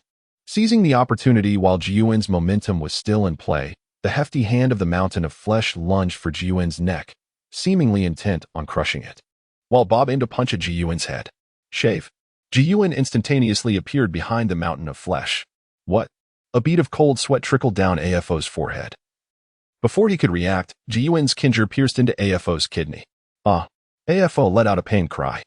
Yet his movements remained swift as he swiped his left hand towards Ji Yuan. Shave. Ji Yuan vanished once more, this time reappearing above AFO's head. The dance of death, a circular slash descended upon AFO, who sensed a lethal threat from the strike. Roar. Transformed into a majestic black tiger, AFO rose, his powerful paws striking against the circular slash. Sizzle. AFO's paw was gashed, though fortunately, Ji Yuan's strike dissipated. Roar. AFO, filled with rage, turned and lashed out with his tail, as rigid as steel, towards Ji Yuan. Shave. Ji Yuan vanished yet again, now behind Bob, and upon witnessing Bob's smooth skin, a twinge of jealousy flickered within Ji Yuan, prompting him to accelerate his attacks. Boom. A dull sound reverberated, and though Bob was slow to realize the situation, Ji Yuan did not inflict any harm upon him. Rather, a bruise formed where Ji Yuan had struck. With a missed attack, Ji Yuan promptly retreated. Upon returning to his original position, merely a minute had elapsed. I possess the mightiest of all superhuman fruits. I am Slippery Bob, and all attacks are futile against me, Bob proclaimed, rubbing the bruise on his back with a brazen demeanor. A bunch of ignorant frogs at the bottom of the well. The title of the strongest fruit does not belong to the slippery fruit. I am curious to see if your slippery fruit can evade the armed hockey, Ji Yuan retorted, rolling his eyes as a peculiar black substance began to envelop his sword, transforming it into a blade of darkness. The deathly chorus commenced as Ji Yuan wielded his sword, unleashing a torrent of slashes towards Afu and his companions. Heavens! What the hell? Utterly useless. Afu and the towering figure of Meat Mountain swore they had evaded with their utmost speed, yet many of the slashes still found their marks, forcing them to muster all their strength to defend themselves. Meanwhile, Bob stood there, lost in arrogance, convinced that Ji Yuan's actions were in vain, believing that the slippery fruit could evade any assault. The sound of tearing echoed as 6 slashes struck Bob almost simultaneously. Before he could comprehend, he was cleaved into pieces. His expression frozen in a mix of pride and confusion, realizing too late that he was not invincible. Bob's demise seemed to signal a turn in the tide, as a deafening roar resonated across the battlefield, followed by the crackling of splintering trees. It turned out that the demon Larry, caught off guard, was struck by Pong, who seized the opportunity to swing his great sword with all his might, sending Larry flying. He crashed into the woods, shattering a dozen trees, only to meet a jagged stone, his eyes wide open in shock as he succumbed to his injuries. "TSK, TSK, TSK," Wayne remarked, his expression grim. That death was truly gruesome. Witnessing Larry's fate, Raleigh, who had seemed perfectly fine moments before, was struck with dread. Glancing at Ping, who was shaking the blood from his great sword, his legs buckled, and he fell to his knees. "I surrender. Lay down the trident," Raleigh said submissively. Faced with the choice between freedom and life, Raleigh unhesitatingly opted for life. After all, with the Navy's tendencies, they would likely be imprisoned and impelled down. There had been pirate predecessors who had escaped and shattered the myth of Impel Down's impregnable fortress. Perhaps he could do the same. Besides, who knows? Maybe one day a lunatic would break into Impel Down and set them all free. Raleigh felt that survival was the better option. Upon seeing Raleigh kneel, Larry and Bob, who had perished, exchanged glances with the struggling AFO and Meat Mountain. Confirming through their gaze, they recognized each other as valiant men who would risk everything for their dreams. Turning back, upon noticing that Ji Yuan was preparing for another wave of slashes, AFO and Meat Mountain simultaneously knelt and proclaimed in unison, "I surrender. I can help you deal with that detestable Meat Mountain, the heart-extracting psychopath." "Eh?" The two exchanged glances once more. "What is wrong with you? How dare you harbor such thoughts about me? What happened to your dreams?" Thud. 2 pairs of handcuffs were thrown before them, interrupting their eye contact. Ji Yuan pointed at them with his golden trident and commanded, "Cuff yourselves." The pirates, witnessing their captain's demise and the surrender of others, lost their fighting spirit. Except for a few diehard loyalists like Larry and Bob, who continued to resist, albeit unsuccessfully under Pin's overwhelming pressure. Thus, the battle against the pirates concluded. As a formidable presence, Wayne felt it was time to assert his significance. Just as everyone began to relax, an extraordinarily massive slash hurtled towards them from the side. It was a strike of a legendary swordsman. Ji Yuan's pupils constricted, exclaiming, "Barrier." Rashomon. Chapter 64, Confrontation with Red-Haired Shanks. A colossal barrier, adorned with carvings of demons, stood before the Navy. Boom. The tremendous slash collided violently with the barrier, producing a deafening roar. As the noise subsided, everyone looked up to see a deep sword mark etched onto the demon face at the center of the barrier. It seems a formidable warrior has arrived." A voice teased. A ship with a crimson dragon figurehead appeared, its sail bearing the image of a skull with 3 scars. The Red Force had indeed brought a remarkable figure, the intern aboard the Pirate King's ship, Red-Haired Shanks. Wayne, with a somber expression, emerged from the woods. Had he not intervened earlier, all participants in this operation would have perished. "Oh, such bold words. Let me see. Oh, that must be the notorious Major Wayne. I've heard you've been thwarting the dreams of men in the West Sea," Shanks declared from the bow of his ship. "Humph. If murder and arson qualify as dreams, then I can only shatter those dreams," Wayne retorted disdainfully. "But tell me, how does someone of your caliber find their way to the 4 seas? He chuckled lightly. Shanks felt a sense of awkwardness, clearly aware of the notorious reputation that most pirates hold. "Naturally, I must follow in the footsteps of my captain, embarking on a journey across the seas before venturing into the Grand Line." With a spirited tone, Shanks expressed his desire to have the captured pirates released by Wayne. "Hey, double-faced Major, we are merely 2 rivers flowing separately. Could you do me the favor of releasing these pirates? They are all good men who cherish the sea," Shanks implored. The bound pirates, upon hearing his words, were overwhelmed with emotion, only settling down after enduring a barrage of punches and kicks from the Navy. "What nonsense is this?" Ji Yuan was the first to object. "These are wicked pirates, their hands stained with the blood of countless innocents. The chaos in the West Sea cannot be divorced from your influence, Red-Haired Shanks." "Me? Shanks innocently pointed to himself, inquiring. Precisely, Pingen echoed. Half of these 10 pirates have been swayed by your actions. Vane stepped forward, stating, Look, I would indeed like to show you some courtesy. But my subordinates are not in agreement. How about this? You visit our branch as a guest, and I shall host you splendidly. Sounds good. Woe is me. Shanks mused, his thought process intriguingly unorthodox. Just as he was about to acquiesce to Vane's proposal, a man with gray hair, a cigar clamped between his teeth, covered his mouth. And what if we are unwilling? The gray-haired man was none other than Ben Beckman. In that case, I shall compel your compliance, barrier or God. With a sharp-witted approach, Vane unleashed his formidable abilities. The current red-haired Shanks was not yet the future Emperor of the Sea, but it was the perfect occasion to test the results of his recent training. The barrier giant executed a colossal slashing kick, a magnificent display, twice the size of Shanks's previous efforts. Bring it on. Today, you shall not interfere. I intend to duel him, Shanks declared, drawing his rapier and addressing Beckman and the others. Understood. Rest assured, Captain. You must not allow the Navy to defeat you. As the captain, how could I possibly be vanquished? Shanks smirked, his right hand slicing downward, cleaving through the barrier giant's kick with a single stroke. No longer the carefree rogue. The current red-haired Shanks bore a sharp gaze and a composed demeanor, fully immersed in the battle state.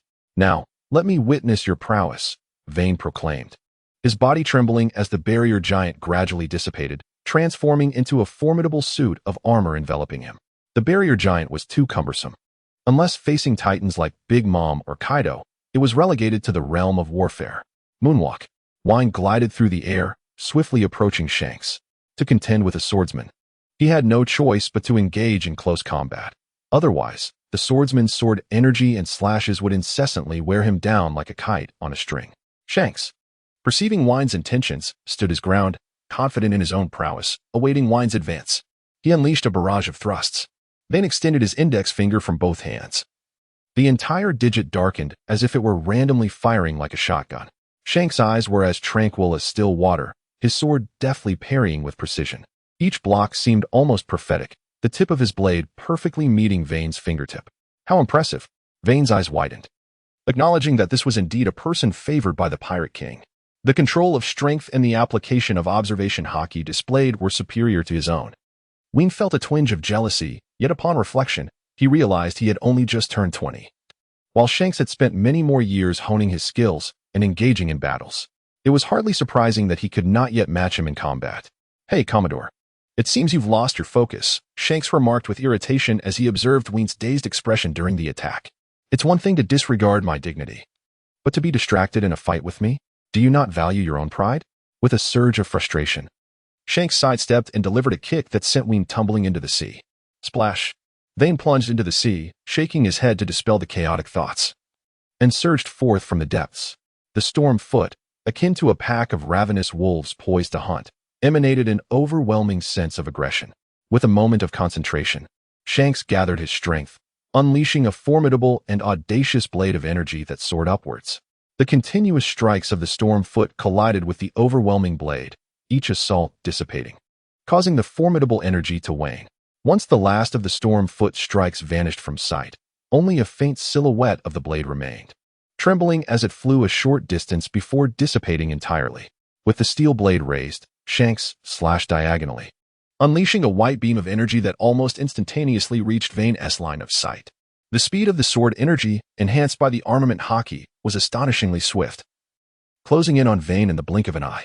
Although Vane's observation hockey sensed the impending attack, he chose not to evade, feeling no sense of lethality, and thus resolved to test his defensive capabilities. Boom!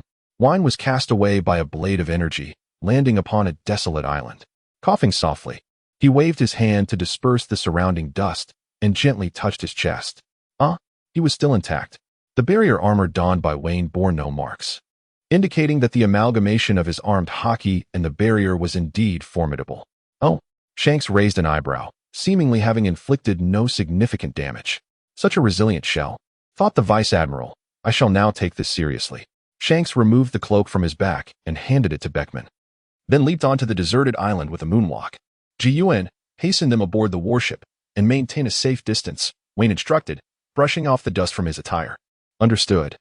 Please ensure your safety, Gun replied, aware that this was not the moment for recklessness, leading the Navy to retreat while also taking the captured pirates with them.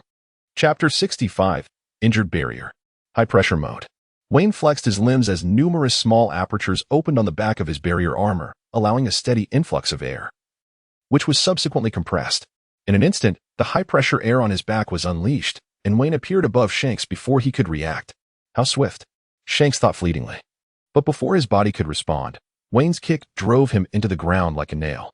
Regaining his composure, Shanks, disregarding his own pain, leaped backward. A surge of Conqueror's haki enveloping his western sword. Shanks had fallen utterly silent, his right hand moving ceaselessly, unleashing chaotic slashes intermingled with both Conqueror's and armed haki, transforming him into a spiny creature, leaving Wayne with no viable options. In the face of such a scenario, the most effective course of action was to confront it head-on. Wayne crossed his arms and, with a keen eye on Shanks, charged forward, enveloping his limbs in the armor of haki. After enduring 5 or 6 strikes, Wayne closed in on Shanks, raising both fists high before bringing them down with great force. Shanks remained utterly unperturbed, pushing off with his feet to evade Wayne's assault. Boom. The location of Wayne's fist transformed from solid ground to a deep pit. Shanks sheathed his sword only to slowly draw it once more, his gaze brimming with murderous intent. Such a promising Navy officer could indeed disrupt the delicate balance if he were to grow. Shanks certainly did not wish for the era of great pirates, initiated by Roger, to meet its end at Wayne's hands. With a swift motion, he prepared for his signature move, the one-sword style, II slash. Observing Shanks' stance, it was evident that he was about to unleash a formidable attack, employing the most explosive technique of the II slash. The air around him buzzed with intensity as all the compressed air erupted simultaneously. A torrent of air began to jet from Wayne's right elbow. Cannon fist. With a powerful thrust of his foot, Wayne surged towards Shanks at an astonishing speed. The technique was swift and decisive. His swordplay was met with a resounding clash against Shanks' fist, causing the very earth beneath them to fracture and the forceful shockwaves to uproot the surrounding trees. Both the naval forces on the ocean and the pirates who had already disembarked were left in awe. How formidable is Rear Admiral Wayne? When will I ever reach such heights? The sailors murmured amongst themselves. He remains as strong as ever, Yuen silently contemplated as he observed Wayne grappling with Shanks. Pin, meanwhile, remained silent, his gaze locked in a fierce standoff with Kira of the red-haired pirates. The two had been glaring at each other for over 10 minutes, while their subordinates engaged in an array of gestures and taunts. To be honest, I could maintain this all day, Pin declared, his eyes ablaze. Ha ha ha, kid. You're still a novice, Kira retorted, removing his sunglasses and fixating his gaze on Pin. The naval forces and the pirates exchanged heated insults. But when it came to verbal sparring, the sailors found their limited vocabulary woefully inadequate against the pirates' relentless barbs. The pirates' taunts cut deep, leaving the Navy with no recourse. You filthy pirates. Curse you. You wretched scoundrels. After a brief exchange of blows, both combatants retreated momentarily. Shanks regarded Wayne with a mixture of surprise and intrigue, panting slightly as he realized that his most powerful strike had been thwarted by this naval rear admiral, a feat previously achieved only against a Marine vice admiral well-versed in haki. Wayne wore an inscrutable smile upon his face, his hands clasped behind his back, exuding an air of indifference to any injury he might have sustained. His observation haki enveloped him entirely, skillfully concealing his true state from Shanks. A flicker of hesitation crossed Shanks' eyes. This young naval officer possessed an unsettling aura. His fleeting desire to rescue the pirates seemed whimsical, utterly at odds with the notion of risking his life for a band of notorious scoundrels. Ah, indeed, Rear Admiral Wayne lives up to his reputation. I shall forego my pride, he chuckled to himself. With a grin, Shanks sheathed his sword and prepared to make his exit. With a smile, Wayne suggested, "Why not visit our naval headquarters? I assure you, you will be treated exceptionally well." Chuckling to himself, Shanks replied, "Well, I suppose you mean thoroughly entertained, right? Never mind. In the future, I will undoubtedly visit the naval headquarters. Who knows, I might accomplish something significant." "As you wish, but what about your left arm? You didn't display your full potential today?" Wayne inquired. During their recent duel, Shanks had appeared somewhat awkward, his body not entirely in sync. "Ah, my left arm," Shanks reminisced. "I wagered it on the future. As for Luffy, it's no wonder he ventured to the West Sea. Surely old Garp has been pursuing them relentlessly." Vane contemplated the situation. Indeed, After discovering that his grandson had been brainwashed by the red-haired Shanks, Karp relentlessly pursued him aboard a warship.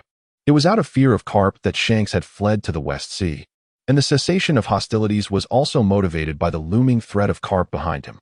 Ha ha ha, the dual-faced Commodore. I eagerly anticipate our next encounter. Leaping to the prow of the ship, Shanks bellowed to his crew, "Set sail, my comrades. We embark on an adventure." The jubilant cheers of the pirates had scarcely faded when the furious voice of Vice Admiral Karp echoed from afar. "You red-haired brat, don't run away. I shall end your life." Accompanying his furious shouts were a barrage of cannonballs. "Run," with a few casual swipes of his sword. Shanks unleashed waves of sword energy behind him, then directed a few more towards the warship commanded by Jiun. Seizing the moment, while Jiun and Peng were thrown into disarray, Shanks' pirate ship unfurled its sails and made its escape. Having dispatched the sword energy and realizing that the warship could no longer keep pace, Jiun ordered the Navy to dock. Seething with anger as he questioned Vane, "Why did you not stop the red-haired Shanks?" With a wry smile, Vane replied, "I wished to, but it was beyond my capability." As he spoke, blood began to pour from a massive gash on his chest, staining his hands crimson. In the fierce confrontation between Vane and Shanks, Vane had indeed sustained injuries, yet he cleverly sealed the wound with a barrier thread before any blood could flow, creating an illusion of being entirely unscathed. He was also cautious of revealing any signs of vulnerability on the back of his hand. Having scarcely caught his breath, Vane began to feel lightheaded and dizzy. Just then, it seemed that Karp was approaching, and Yuan was holding him. In an effort to conserve energy and find comfort, Vane tilted his head and fainted. At that moment, Karp's formidable dog-headed warship arrived, and a robust elder leaped down from the vessel, furrowing his brow upon seeing the severely injured Vane. "Yuan, how has the lad Vane come to be so gravely wounded?" After checking Vane's pulse, Karp sighed in relief. He was not dead. Yuan replied, reporting to Vice Admiral Karp. "Vane just had a fierce battle with Shanks, which led to his injuries." Karp nodded. "Had I not arrived in time, you both would likely have perished." Enough talk. Let us return to the base. Yes. Chapter 66. Awakening Morning, G12 Branch, Navy Wounded Soldiers' Quarters. The figure lying on the hospital bed furrowed his brow. Vane sat up and glanced at his bandaged chest, letting out a sigh. Although he had startled Shanks away, had the latter shown even a hint of probing, Vane would have been compelled to reveal his true form. Fortunately, he mused to himself, there remains a considerable gap between him and the red-haired Shanks. It seems that once I am fully healed, I must double my training. 700 meters of sea pressure is insufficient. 1,000 meters is necessary. As Vane contemplated his future training regimen, the door to the infirmary was kicked open. An elderly man clad in grayish-white attire entered, a monkey in tow, while Yuan trailed behind him with his head down. Upon noticing Vane awake, Caesar's eyes sparkled with excitement. He broke free from Karp's grasp and leaped onto Vane's bed, exuberantly scratching and fidgeting. After the initial joy, Caesar, with tears welling in his eyes, pointed accusingly at Karp, recounting his grievance. He had anticipated that following Vane in training would allow him to give the old demon a sound thrashing, yet all that happened was that Karp, slightly surprised, retaliated with even greater force against Caesar. Karp, in his boisterous manner, remarked, "Not bad, Kid Vane. You even managed to hold your own against that scoundrel Shanks. It appears you are on the mend. I shall take my leave. I still have to pursue that rascal Shanks." With that, Karp waved his hand and departed with an air of nonchalance. Caesar, distressed, scratched his head and resolved to seek amusement at the Navy training grounds, figuring that his joy could only be derived from the suffering of those tender recruits. With Karp gone, Caesar swung through the window and made his way to the training area, leaving Yuan standing there, fidgeting and uncertain. Wayne picked up an orange from the table and began to peel it, inquiring casually of Yuan, "What is the matter?" Standing there like a statue. I. Yuan faltered, feeling somewhat at a loss. She had come to apologize today. She should not have questioned Wayne for not stopping Shanks at that moment. "You? What do you mean by that?" Wayne rolled his eyes, finding her hesitation rather irritating. Seeing Wayne's nonchalant demeanor, Yuan felt a surge of frustration. Yet she managed to redden her cheeks and said, "Yes, I'm sorry. I shouldn't have questioned you about why you didn't stop Shanks." "Oh, that matter? It's nothing. I forgive you," Wayne replied, scratching his head. To be honest, he understood her feelings.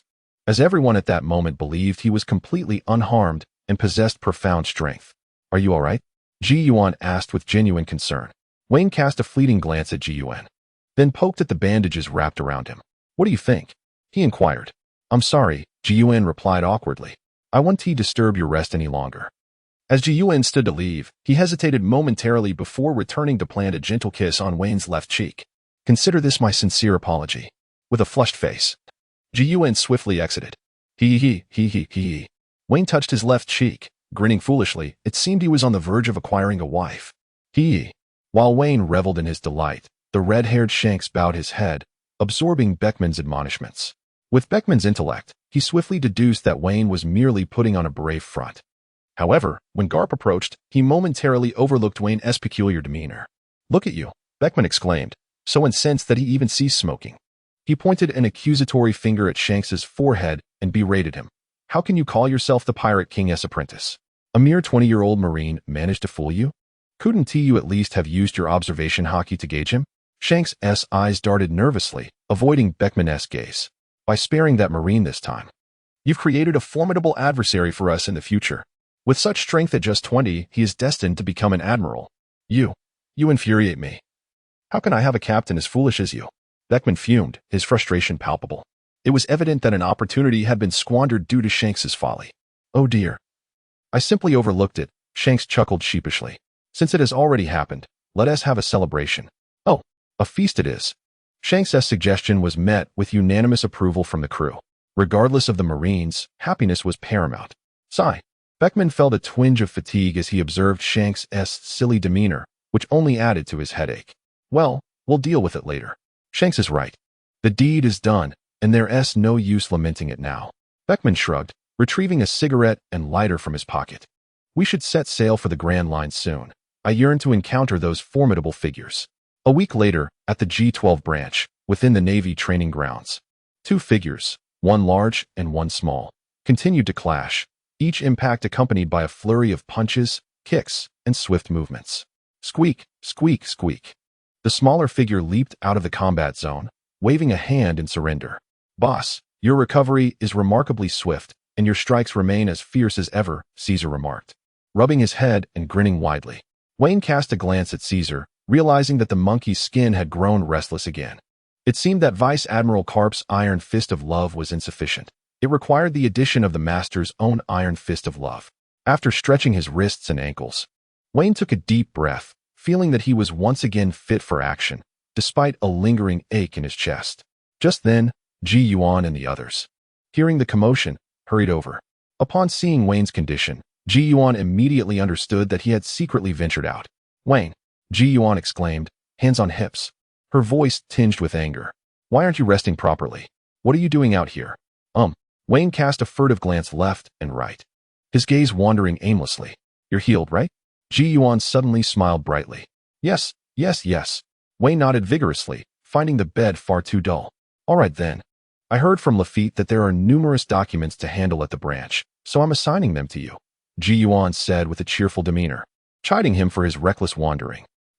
Wayne's expression fell, feeling that staying in bed would be preferable. He glared at Ji Yuan with a pair of lifeless eyes, wondering if her heart was as dark as it seemed. HM, you still dare to glare at me? Ji Yuan said, her smile unwavering. The cafeteria's meat supply is running low. Commander Wayne, what do you propose? Wayne's eyelids twitched, forcing a smile onto his face as he replied. I'll take care of it. I'll catch a couple of sea beasts in a few days. Oh dear, Commander Wayne's complexion doesn't look too good. I can see your face twitching, Ji Yuan chuckled, covering her mouth. And no, it's nothing, Wayne replied, his face forlorn. This woman must have a hidden darkness within her. Chapter 67. Development of the barrier aircraft. Early morning, near the waters of the G-12 branch. Buzzing, a large aircraft, equipped with two propellers, spiraled out of control and crashed into the sea once more. The plane resembled the Albatross seaplane from Wayne's former life in the film The Expendables 2. How many times has this happened? At the farthest lookout tower of the G-12 branch, a square-faced naval officer inquired of the slender naval officer beside him. The slender officer pondered for a moment before responding, I can't recall, perhaps over a dozen times. Brigadier Wayne stated that he was a man destined to conquer the skies. The naval officers, with their square-jawed faces, expressed admiration, stating that although Wayne's barrier aircraft had repeatedly faltered, they recognized the progress he had made, firmly believing that his contraption would soon soar into the skies.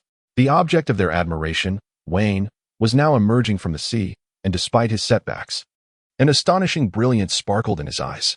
He had just successfully flown nearly 100 meters, with a few more attempts and some acclimatization to the atmospheric currents. Success seemed imminent. During his convalescence, Wayne adhered to the directives given by the headquarters, diligently reviewing documents. However, as he delved deeper into the files, he began to uncover discrepancies. Despite having established an extensive intelligence network teeming with informants, enabling local residents to alert the Navy upon the appearance of pirates. By the time the Navy arrived, the marauders had already completed their plundering and, in some cases, bloodshed. The Navy could only pursue them in vain. Although the number of pirates had dwindled, they had become increasingly elusive, devising a series of clandestine tactics around the Flower Kingdom. They would pillage and swiftly retreat, sharing half of their ill-gotten gains, including captives, with the Flower Kingdom as a form of protection money. The Navy found itself firmly barred from entering the Flower Kingdom, lacking the king's permission to breach its borders. The pirates darted away with the swiftness of rabbits, leaving the Navy at a disadvantage, lamenting their inability to keep pace. Vane found himself in a predicament, a lamentable reflection of this era. The pirates had departed, while the Navy seemed to have only just arrived. In their pursuit of justice for the people, the Navy resumed their relentless hunt for pirates, perpetuating a cycle of conflict. This situation served as a wake-up call for Vane. The prospect of encountering a formidable pirate posed significant challenges, as by the time he arrived, the culprit would likely have vanished. He contemplated the necessity of devising a swift mode of transportation, realizing that only with sufficient speed could he avert numerous calamities. Thus, the concept of a barrier aircraft emerged within Vane's mind. Despite his modest educational background in his previous life, he possessed an understanding of the principles of aviation. After all, he would not need to design the internal structure, and the propulsion would be self-generated, suggesting that the development process would be relatively straightforward. Vane wiped his face and resolved to try once more. He found a rocky outcrop and climbed atop it, reimagining the structure of the aircraft in his mind. After making some adjustments, he conjured another plane using his barrier technique.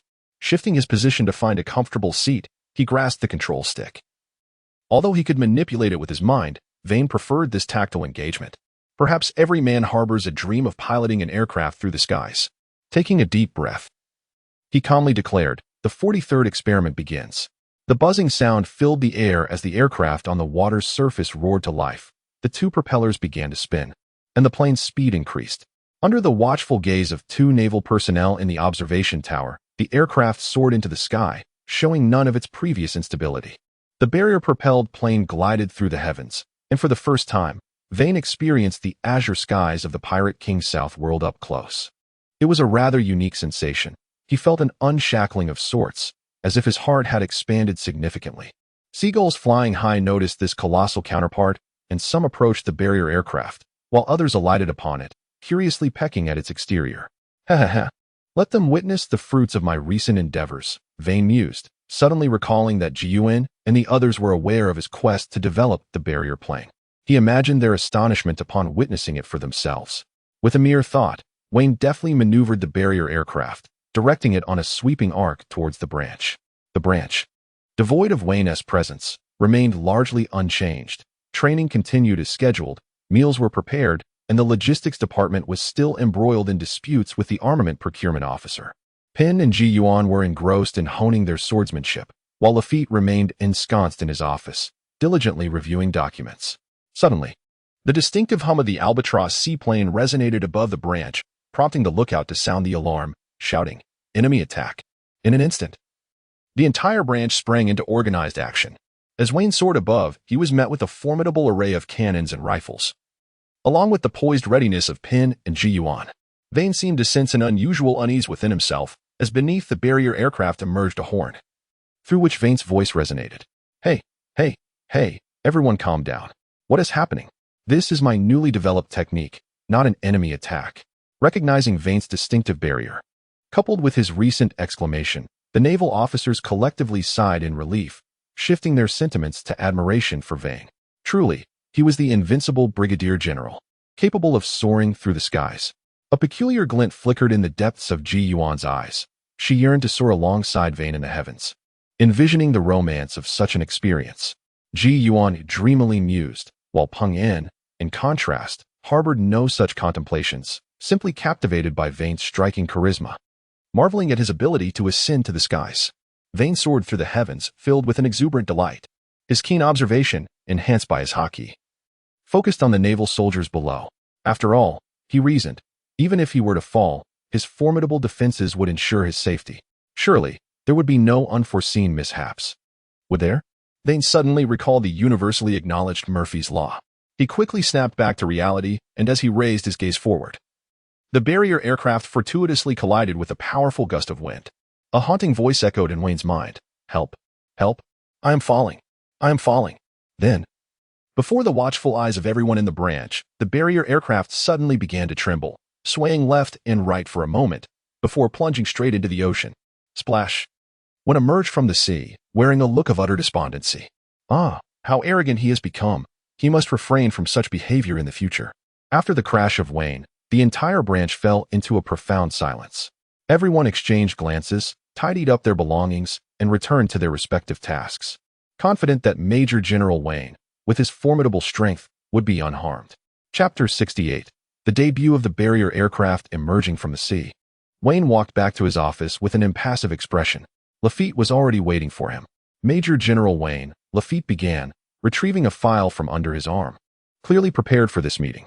Colonel Siri has informed me that supplies from the world government are arriving and require your signature. Very well. Colonel Jiun has suggested enhancing the swordsmanship training for naval soldiers. Agreed.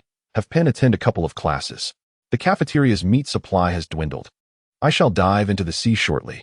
Moreover, regarding the pirates you encountered during your skirmish with red-haired Shanks, they have been captured and returned. How shall we proceed? Execute them. Divide their spoils into 5 parts, placing the head of their captain atop the pile. If they aspire to dreams, let them illustrate the price of pursuing such ambitions. Wayne replied with a calm demeanor. Understood. Lafitte nodded in agreement, recognizing the necessity of accountability for one's actions at their age. Lastly, 3 pirates have retreated from the Grand Line: Axebill, Lightning Will, and Bone Kurt, with bounties of 90 million, 100 million, and 80 million berries respectively. Lafitte continued. We have 3 formidable adversaries. What brings them to the West Sea? Wayne inquired, intrigued by their motives, considering their bounties could afford them a comfortable existence in the earlier stretches of the Grand Line.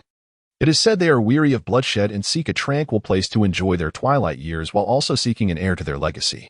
However, I suspect they are fleeing from vengeful pursuers, as they inadvertently seized a shipment in the New World that seems tied to the Beast's pirates. They are all merely in their 40s. What tranquility are they seeking? Lafitte speculated. Have they come to the West Sea to evade disaster? They must think it an easy target. Where are they now? Wayne queried. On a deserted island. Our surveillance teams cannot approach too closely, so we are unaware of their numbers, Lafitte replied thoughtfully. Very well, summon Penn and Jiun along with you, and wait for me at the port tomorrow. Also, inform headquarters, so they can prepare to fend off any potential presence of the Beast's pirates, Wayne instructed. Understood. I shall notify headquarters and prepare the team at once. Lafitte meticulously organized the documents before placing them into a folder, then turned to depart. On a desolate island in the West Sea, a group of individuals encircled a large bonfire, all clad in pirate attire. Nearby lay various meats, while they skewered pieces of meat over the flames. Yet, the faces of the pirates were pallid, whispering amongst themselves in hushed tones, overwhelmed by fear after inadvertently seizing the cargo of the pirate emperor, particularly during a time when the 4 emperors were asserting their dominance. One could easily surmise that the Beast's pirates would dispatch a formidable creature to annihilate them, using their heads as a grim warning to those who dared provoke the Beast's pirates. Among the 3 leaders, a gaunt figure nudged the middle-aged man with yellow hair. Boswell, what do we do now?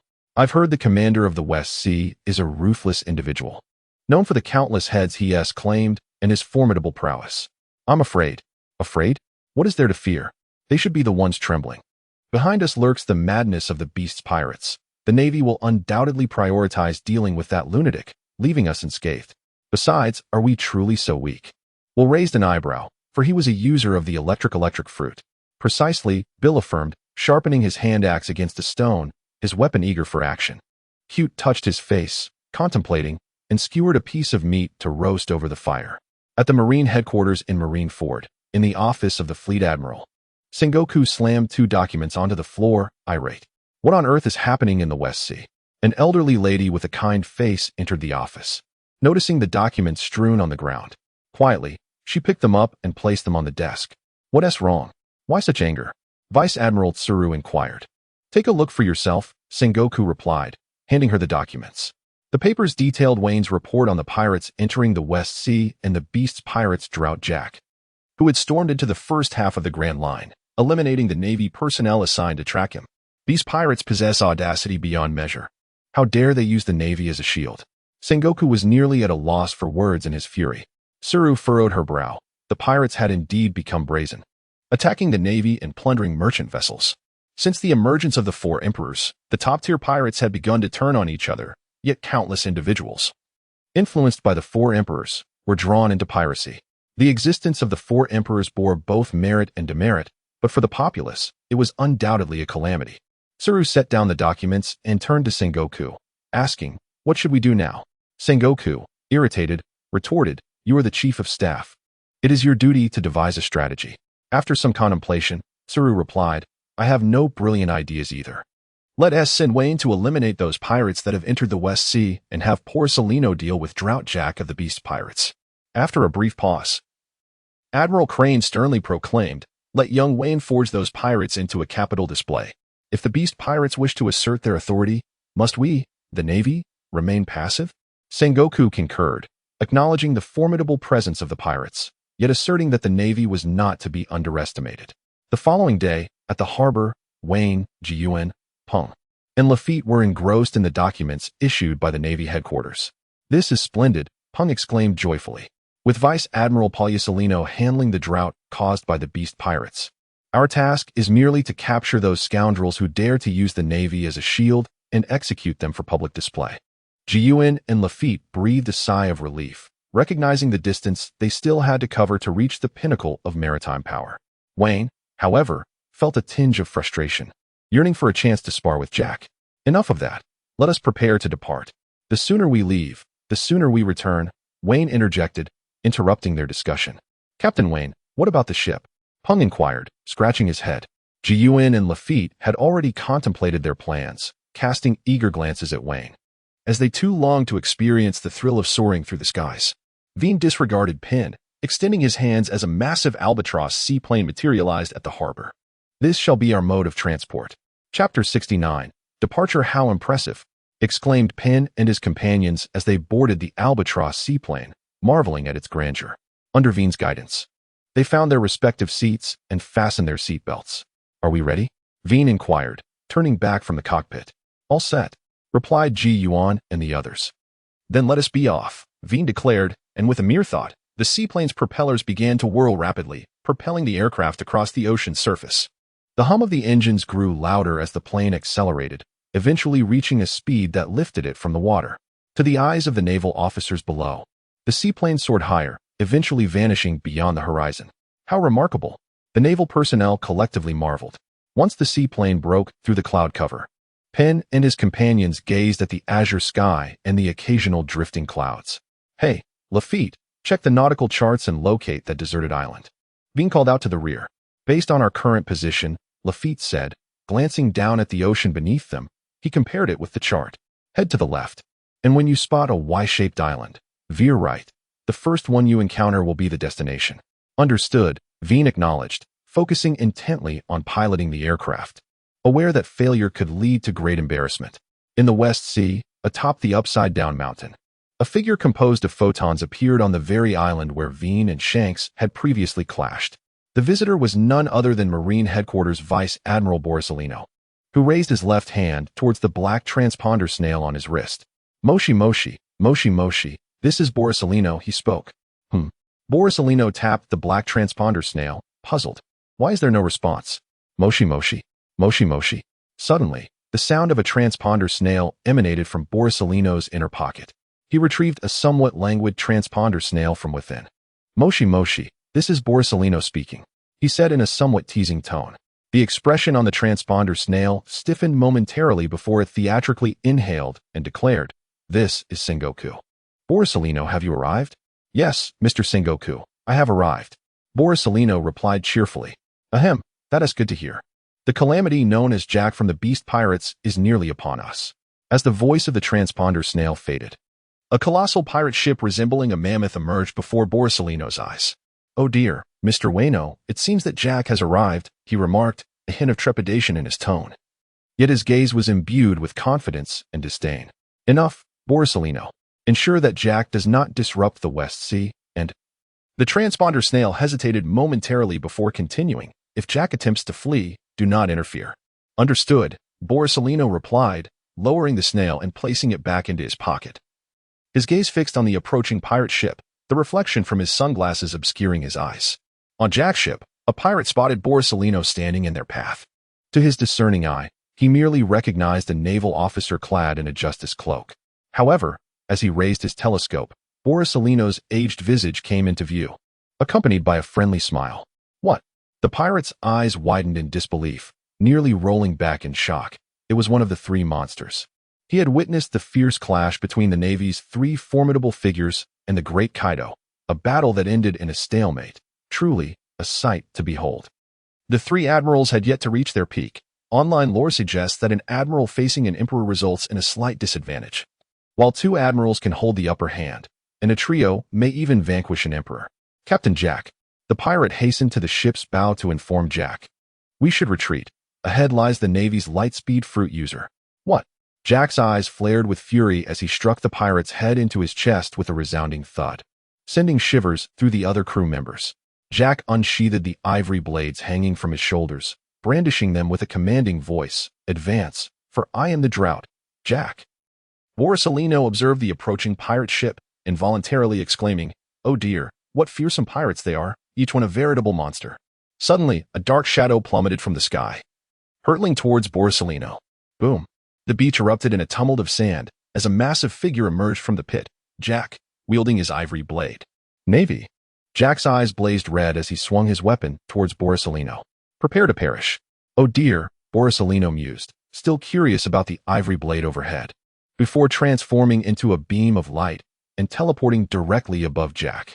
You are indeed formidable, akin to a monster. However, have you ever been struck by light? Beep, beep, beep, boom. Captain Jack. As Jack was being toyed with by Borsalino, Wayne and his companions were nearing their destination.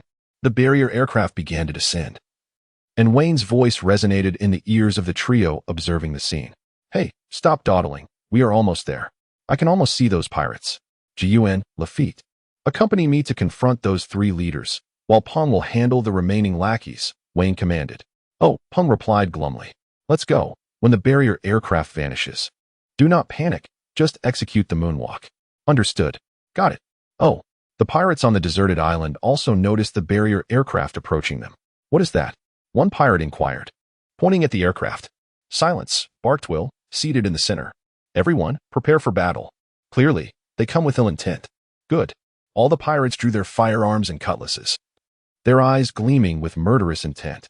Suddenly, the barrier aircraft dissipated, and four Navy officers, cloaked in naval capes and gracefully executing the moonwalk, descended from the sky. It's the Navy's Six Styles, Bill exclaimed, his pupils constricting in alarm. Be cautious.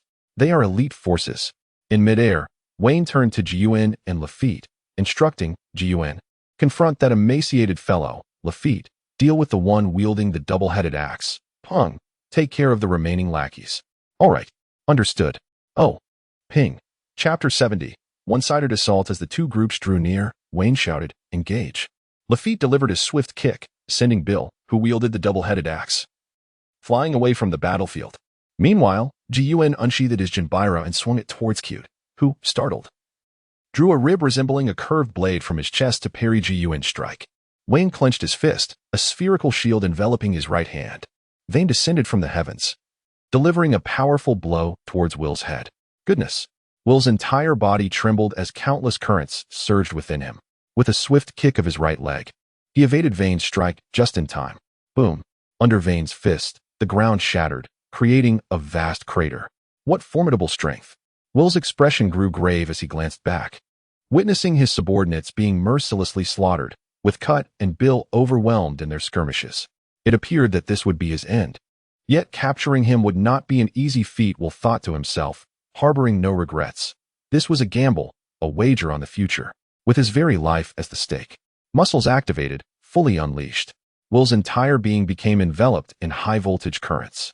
Within Vane's observation and color of observation hockey, Will's body teetered on the brink of overload. Even if Will emerged victorious, his body would bear irreversible damage. This was a fight for survival. Wayne adjusted his state. A faint glow enveloping his entire being, emanating from the specially prepared insulating film.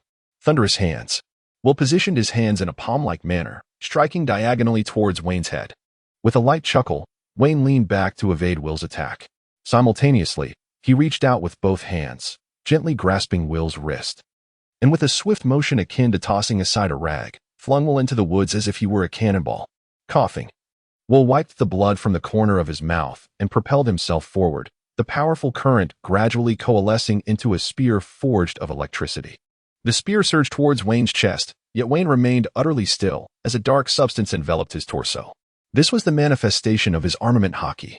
Wayne relied solely on his hockey for defense, rendering even his barrier armor ineffective. In Will's eyes, Wayne's demeanor was not one of confidence, but rather arrogance. He was acutely aware of the formidable power of his electric spear and firmly believed that Wayne would be utterly incapable of withstanding his assault.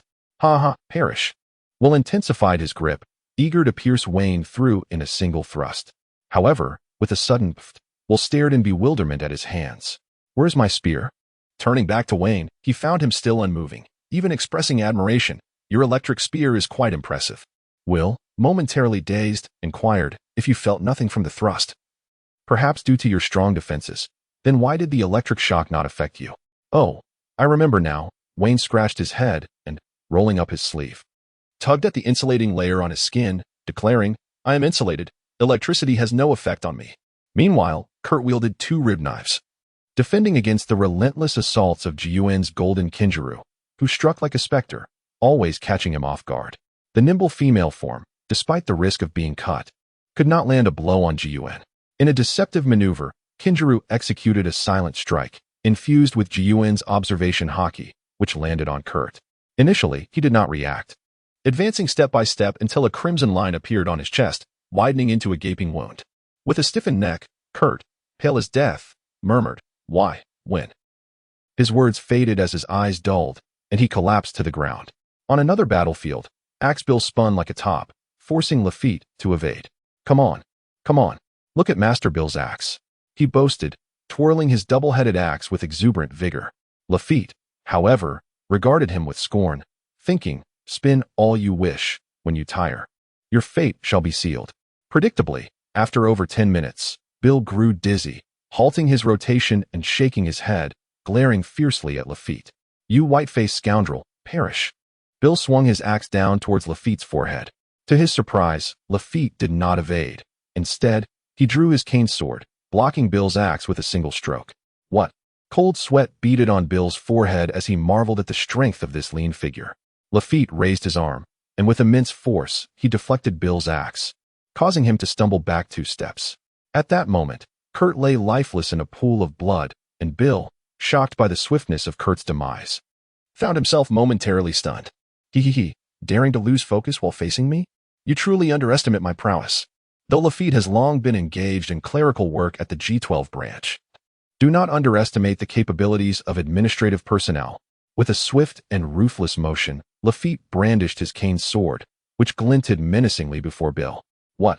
Suddenly, Bill perceived a disconcerting imbalance on his left and right sides, and then he felt himself tearing apart. A gruesome spectacle ensued, with organs strewn across the ground, causing the pirates nearby to retch in disgust. Vane observed that his subordinates had successfully dealt with their adversaries, turning his attention to the nearly wrecked Will. This toy had outlived its purpose. Contemplating this, Vane suddenly appeared behind Will with a swift motion. How could this be? Will was taken aback by Vane's speed. His fully unleashed body had failed to catch a glimpse of Vane's figure. Was this truly his real strength? A flicker of realization dawned upon Will. Those indifferent eyes of the Navy officer had merely been toying with him all along. Cannon fist. Boom. A massive hole was blasted through Will's chest, the force of the punch carving a long scar into the ground below. Will's life was dissipating at an astonishing rate, and the last words he heard echoed in his ears. You thought you could use the Navy as a shield? How naive. Casting the blood from his hands, Vane flexed his wrists. Penn had already beheaded the other pirates, while Lafitte and Gun meticulously wiped their swords with cloth. Penn, Vane commanded, decapitate them all and bring their heads back to forge a display at the branch's borders, alongside the monument we erected when we first arrived last year. I am curious to see just how many monuments we can place at the branch's edge. Oh, Penn muttered despondently, having him deal with the minions was one thing. But now he is burdened with trivial tasks as well. Chapter 71. Jack's dive again. West Sea, G12 branch.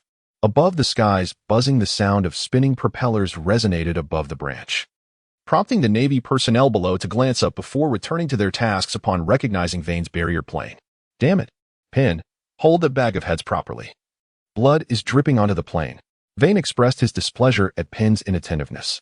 Oh, Penn rolled his eyes, wiping the bottom of the head bag with a piece of paper before resuming his daze while gazing outside. Gun, cradling Jinbira, contemplated the essence of swordsmanship. While Vane believed he lacked understanding in this realm, he couldn't shake the feeling that Gun appeared to be asleep. Gun, huh. As Wayne cast a glance at Lafitte, he found solace in his presence. Even aboard the aircraft, Lafitte diligently attended to official documents, proving himself to be an exemplary aide. Approaching the branch, Wayne deftly maneuvered the barrier aircraft to descend gradually, eventually docking at the harbor. Hey, wake up, he said, gently tapping Gun's forehead. You've been lost in thought while reviewing documents. We've arrived at our destination. Let us proceed. Understood, came the reply. Upon returning to the office, Wayne began to ponder the troubles that still lingered in the West Sea when a sudden thought struck him. The fabled O'Hara was rumored to lie within his jurisdiction. Yet, why had the world government not yet issued a decree for the eradication of devils? Could it be that my presence has triggered a chain reaction? Wayne pondered silently. In truth, Robin's mother had not set sail for some unknown reason. Instead, other scholars had returned with imprints of historical texts. O'Hara continued its forbidden research, nearly undetected due to the attention drawn away by Wind's great purge of the West Sea. At the upside-down mountain, beep, beep, beep, beep, beep, beep, boom. Under the laser fire of Borsalino, a gaping hole was opened in Jack's mammoth head.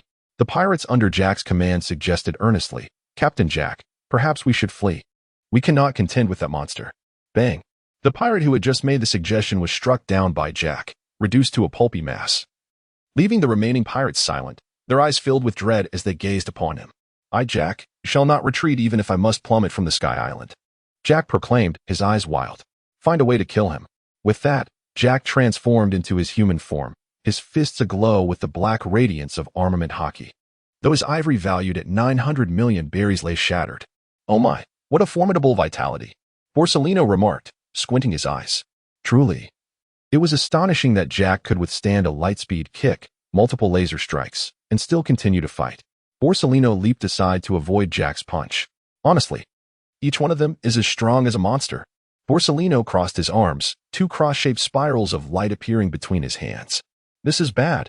Jack's observation hockey alerted him to the lethal threat posed by the glowing orbs in Borsalino's hands. Faced with such a creature, I must show some true prowess. Shakuyata no Kagami. Borsalino extended his arms forward, unleashing a barrage of light bullets aimed directly at Jack. Enduring this attack would surely leave him gravely injured. Jack made a swift decision and leaped into the sea. Yet he was still struck by two light bullets that pierced his chest and kidney, inflicting severe wounds. As he sank slowly beneath the waves, memories of his earlier bravado flooded his mind, accompanied by an inexplicable sense of shame and an indescribable feeling. If Wynne were present, he would tell Jack that this was the essence of irony. A flash of light appeared as Borsalino materialized on the shore where Jack had just jumped into the sea, his expression behind sunglasses devoid of emotion. Ho ho ho, who would have thought that a devil fruit user could survive in the water? Oh ho ho, today's pirates are truly becoming more formidable with each generation. At last, Borsalino found the correct den mushi, tapping on its shell a few times before picking up the receiver. Moshi moshi, moshi moshi, this is Borsalino. This is Sengoku. Borsalino, have you accomplished your mission? The den mushi morphed into Sengoku's visage. All done, Mr. Sengoku. I've sent Jack to the depths of the sea, Borsalino replied lightly. What? He jumped into the sea? Is he dead? Borsalino, I have previously mentioned that if he wishes to flee, do not impede him. Sengoku expressed some concern, pondering how to address the unpredictable Kaido of the beasts. No, I was pleasantly surprised to discover, with a slight upward curve of his lips. Borsalino revealed his pearly white teeth, his eyes narrowing in a mischievous smile as he said, I have found that Jack can breathe underwater. Sengoku-san, how will you commend me for this? Borsalino said with an ingratiating tone. The Den Mushi fell silent for a moment, clearly taken aback by Borsalino's charming demeanor, as evidenced by the feedback from the device. The revelation that Jack could breathe in seawater, either due to his fishman heritage or bloodline, constituted crucial intelligence. For this, I reward you with 10 days off. Sengoku, well aware of Borsalino's character, knew he sought to do nothing while still reaping rewards. Oh, Borsalino exclaimed, his eyes wide with surprise and his mouth agape. Thank you so much, Sengoku-san. Without a second thought for Jack, who remained in the sea, Borsalino detonated the pirate minions and Jack's ship, transforming into a beam of light that vanished into the sky. He yearned to return to the office to savor his newly purchased tea.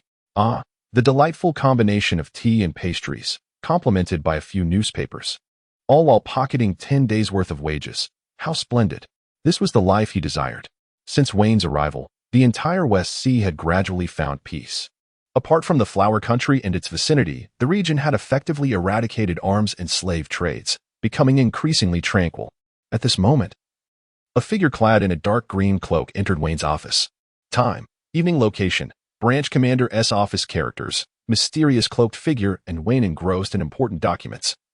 Wayne sensed the presence of an uninvited guest. With a swift motion, he pinched a pin cap and flicked it, sending it hurtling toward the intruder with the speed of a bullet, accompanied by a sonic boom. Smack! The cloaked figure deftly caught the pen cap and gently placed it on the table. Wayne, your strength continues to grow, the figure remarked with a smile. Exuding familiarity with Wayne as he surveyed the office, his eyes filled with nostalgia and reminiscence, as though he shared a deep connection with the Navy from the past. You're too kind, Wayne replied, ceasing his review of the documents and looking up. I hardly compare to you. The Navy's former rising star, hailed as the next generation's hero, a former rear admiral, codenamed Dragon, and the son of the legendary marine hero, Garp, Monkey D. Dragon. The visitor was none other than the one who had sought to recruit Wayne to form a revolutionary army. Destined to become one of the most notorious criminals in the world, Monkey D. Dragon. Chapter 72. The conversation Dragon shook his head and replied, You must not say that. You are the true hero of the Navy, a man who fights for the people. After a brief pause, he continued, I have come to seek you. Oh. Vane retrieved 2 packets of Sea King jerky from his desk pocket. He opened one for himself and tossed the other to Dorag. Why? Dorag, showing no hesitation, seized the jerky and tore open the packaging, munching away as he spoke. I have come to recruit you, Vane. Let us contribute to the construction of a new era. Vane gazed at Dorag, somewhat speechless, taken aback by this unexpectedly youthful exuberance. Dorag scratched his head, a hint of bashfulness evident as he continued. I know you uphold the justice that benefits the people, even going so far as to eliminate numerous nobles to enforce your ideals and combat the slave trade. However, Dorag glanced at Vane's expression and added, such a stance will inevitably draw the ire of the world government. Remaining within the Navy is not a sustainable path. Join me instead. No, Vane shook his head resolutely. The Navy is ultimately a force that commands the trust of the vast majority of the populace. To realize my vision of justice, I will transform the Navy and break free from the shackles of the world government. Rather than being angered by Vane's refusal, Dorag recognized something profound. Vane, too, aspired to change the world. At their core, they were kindred spirits. If he could not join him, then they could unite their efforts. Dorag extended a hand, and Vane, seeing the gesture, grasped it firmly. In truth, he yearned for the revolutionary army to grow stronger. Only through the pressure exerted by the revolutionaries could the Navy secure more resources from the world government. Wayne picked up the jerky once more and began to eat, simultaneously stating, Since we are friends, I shall speak candidly. I have some suggestions regarding the power you wish to establish. I am all ears, replied Dorage, setting aside the jerky and adopting a more formal posture. Vane raised a finger. First and foremost, one must have people. They may emerge from the oppressed populace subjugated by the nobility, or be rescued from the clutches of slave traders' vessels. Even amidst the chaos of war, one can gather individuals. In essence, the very foundation of any power lies in its people. Wayne raised his second finger. Secondly, one must establish a territory, preferably in a secluded location. If you can seize control of a nation, using it as a shell to cultivate your own influence. As long as you dutifully pay the heavenly gold on time and remain discreet, the authorities will not trouble you. Vane raised his third finger. Thirdly, talent comes in two forms, civil and martial. The martial aspect must rely on your own capabilities, but I possess a solution for the civil side. O'Hara serves as a veritable hub of intellectual talent. Dorag interjected, feeling somewhat embarrassed. I currently have nothing but myself and a few friends. How can I attract the scholars of O'Hara? That is easily resolvable. O'Hara has recently been delving into historical texts, and you are aware of their value, are you not? Vane inquired. Historical texts? Dorag was taken aback by the scholars of O'Hara. He had heard of their significance, but dared not to set his sights upon them. The scholars of O'Hara were audacious indeed. Well, the world government will inevitably seek to destroy O'Hara. When that time comes, I shall discreetly inform you. Once you rescue the scholars of O'Hara, they will become your allies. Furthermore, I plan to take action against the Flower Country in a year's time. You should gather your forces and seize the opportunity to establish a base there, Vane declared. Excellent. Dorag's eyes sparkled with excitement. Vane had already considered both talent and a base.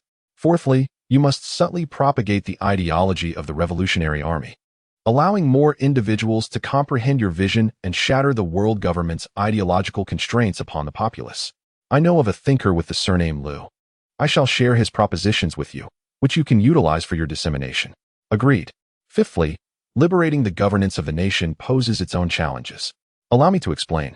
The separation of powers, parliamentary systems, the judiciary, rule of law, the people's sovereignty. Dorag listened, enraptured, and even found a piece of paper to jot down notes. By the time Vane paused to drink some water and clear his throat, Dorag had carefully tucked the paper away in his pocket. After a moment of contemplation, Dorag suddenly lifted his head and said, Vane, you should lead the Revolutionary Army. You are far more suited for it than I. Wayne spat a mouthful of water onto the ground, repeatedly gesturing with his hands as he implored, Spare me. I have no interest in this. I am merely engaging in idle talk. In practice, it ultimately relies on you. Well, it seems dawn is approaching. You must leave quickly, lest you be discovered. Oh, Dorag felt a tinge of disappointment, for he believed Wayne to be the most deserving candidate to lead the Revolutionary Army. Yet, with Wayne's firm refusal, there was little he could do. Nevertheless, in the depths of his heart, he had already envisioned himself as the second-in-command of the revolutionary forces. Suddenly, Vane seemed to recall something, rummaging through his pocket until he unearthed a pair of communication bugs. He handed the female bug to Dorag, stating, These two communication bugs can only connect with each other. From now on, they shall serve as our means of communication. Very well, Dorag nodded, cautiously tucking the bug into his pocket, recognizing it as an essential tool for contacting the leader. Indeed, Vane had already been tacitly acknowledged as the head of the revolutionary forces. Once he had arranged himself, Dorag performed a deep bow to Vane, and before Vane could react, he leapt out of the window.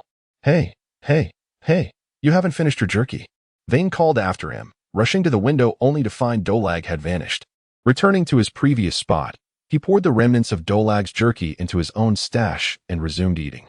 In these times of frugality, one must not allow any morsel to go to waste. With these thoughts in mind, Wayne opened the door to summon Pin, Gun, and Lafitte, preparing to embark on a journey to the sea for cultivation. The impending crises would multiply, and only through the acquisition of strength could one uphold their own sense of justice. Vane summoned them all, and, after elucidating the situation, everyone was filled with immense joy. In this tumultuous era, strength is paramount. As they ventured into the ocean, Pin and Lafitte engaged in training in a relatively spacious area of the seabed. While Ji-Yuan practiced his swordsmanship in deeper waters, Caesar undertook rigorous exercises even further down, and Vane immersed himself in self-discipline in the depths. He lifted a colossal boulder, akin to a small mountain, and relentlessly trained, pondering why other protagonists could ascend to the rank of Rear Admiral in merely a year, achieving Admiral-level prowess in 3. At the age of 20, he had only grazed the periphery of such power, holding the rank of Brigadier General. He mused that he might be the most inept transmigrator, lacking a golden finger, a robust background, and the signature thunderfruit that many protagonists possessed. Chapter 73. 1 year later on a certain day, 1 year later. A series of bubbling sounds resonated from the harbor of the branch. Suddenly, a colossal barrier giant emerged from the sea, hoisting a large sea creature, with 3 individuals and a monkey perched upon its shoulder.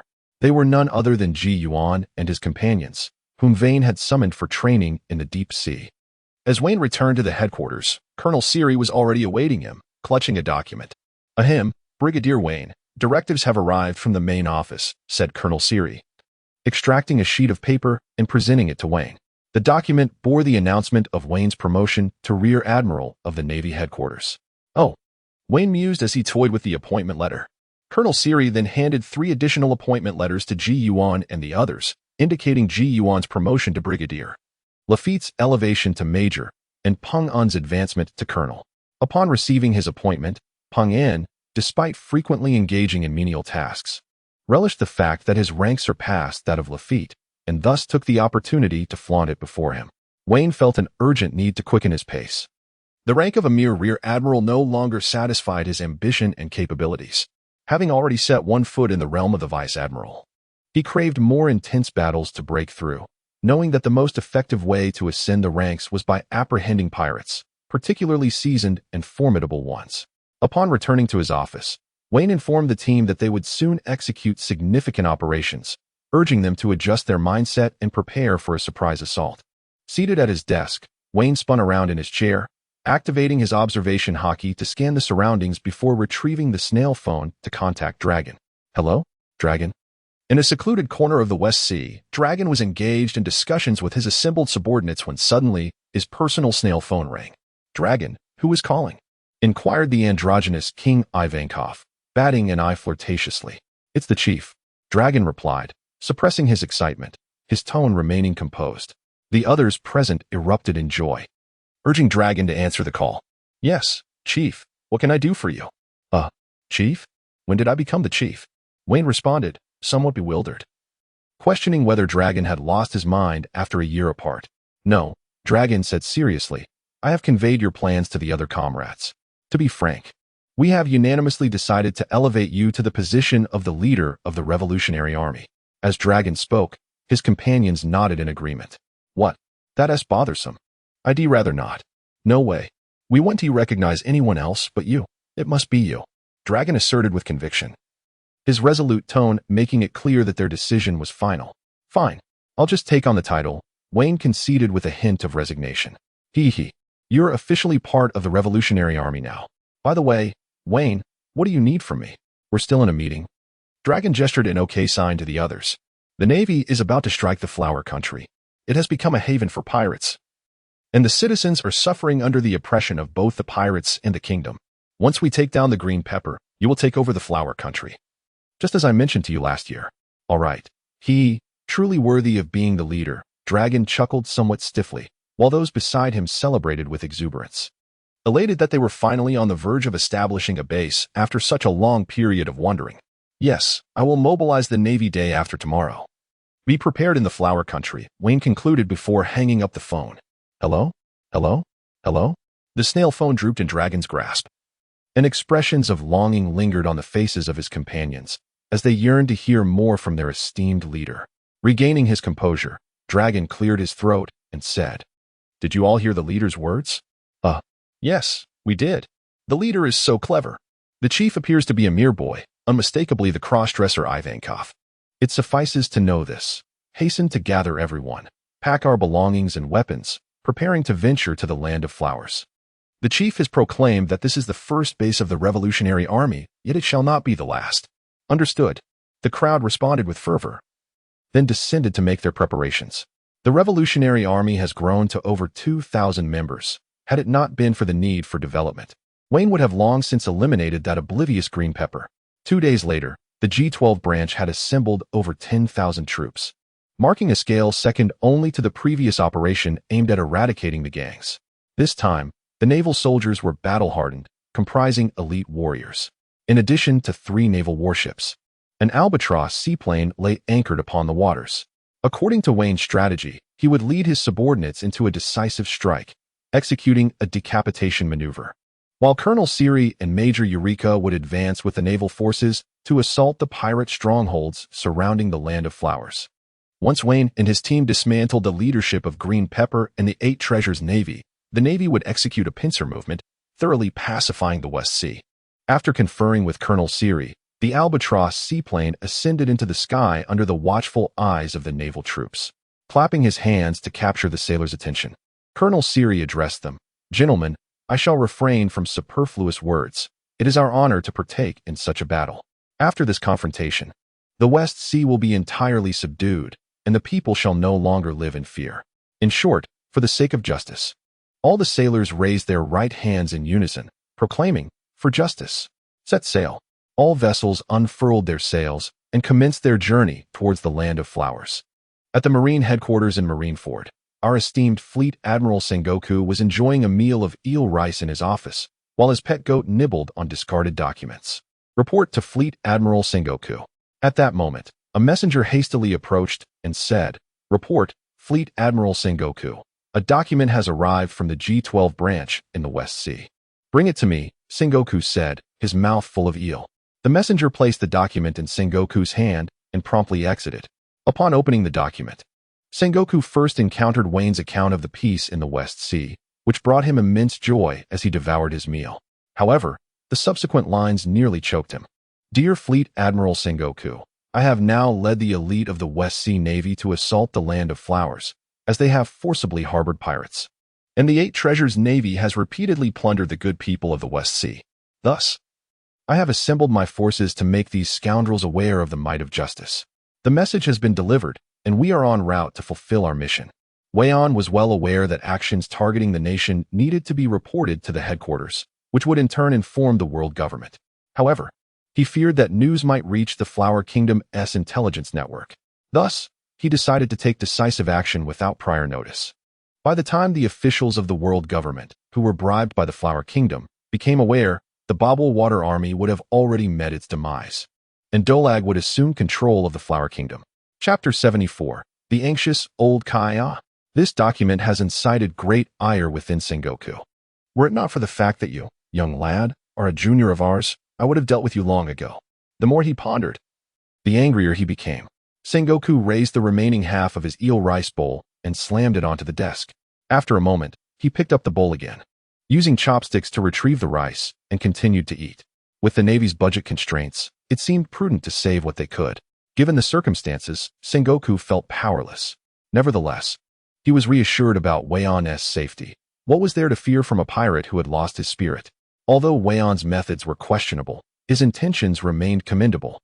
Sengoku understood that the audacity of the Flower Kingdom to blatantly establish the Bobble Water Army indicated that there were indeed those within the world government providing cover.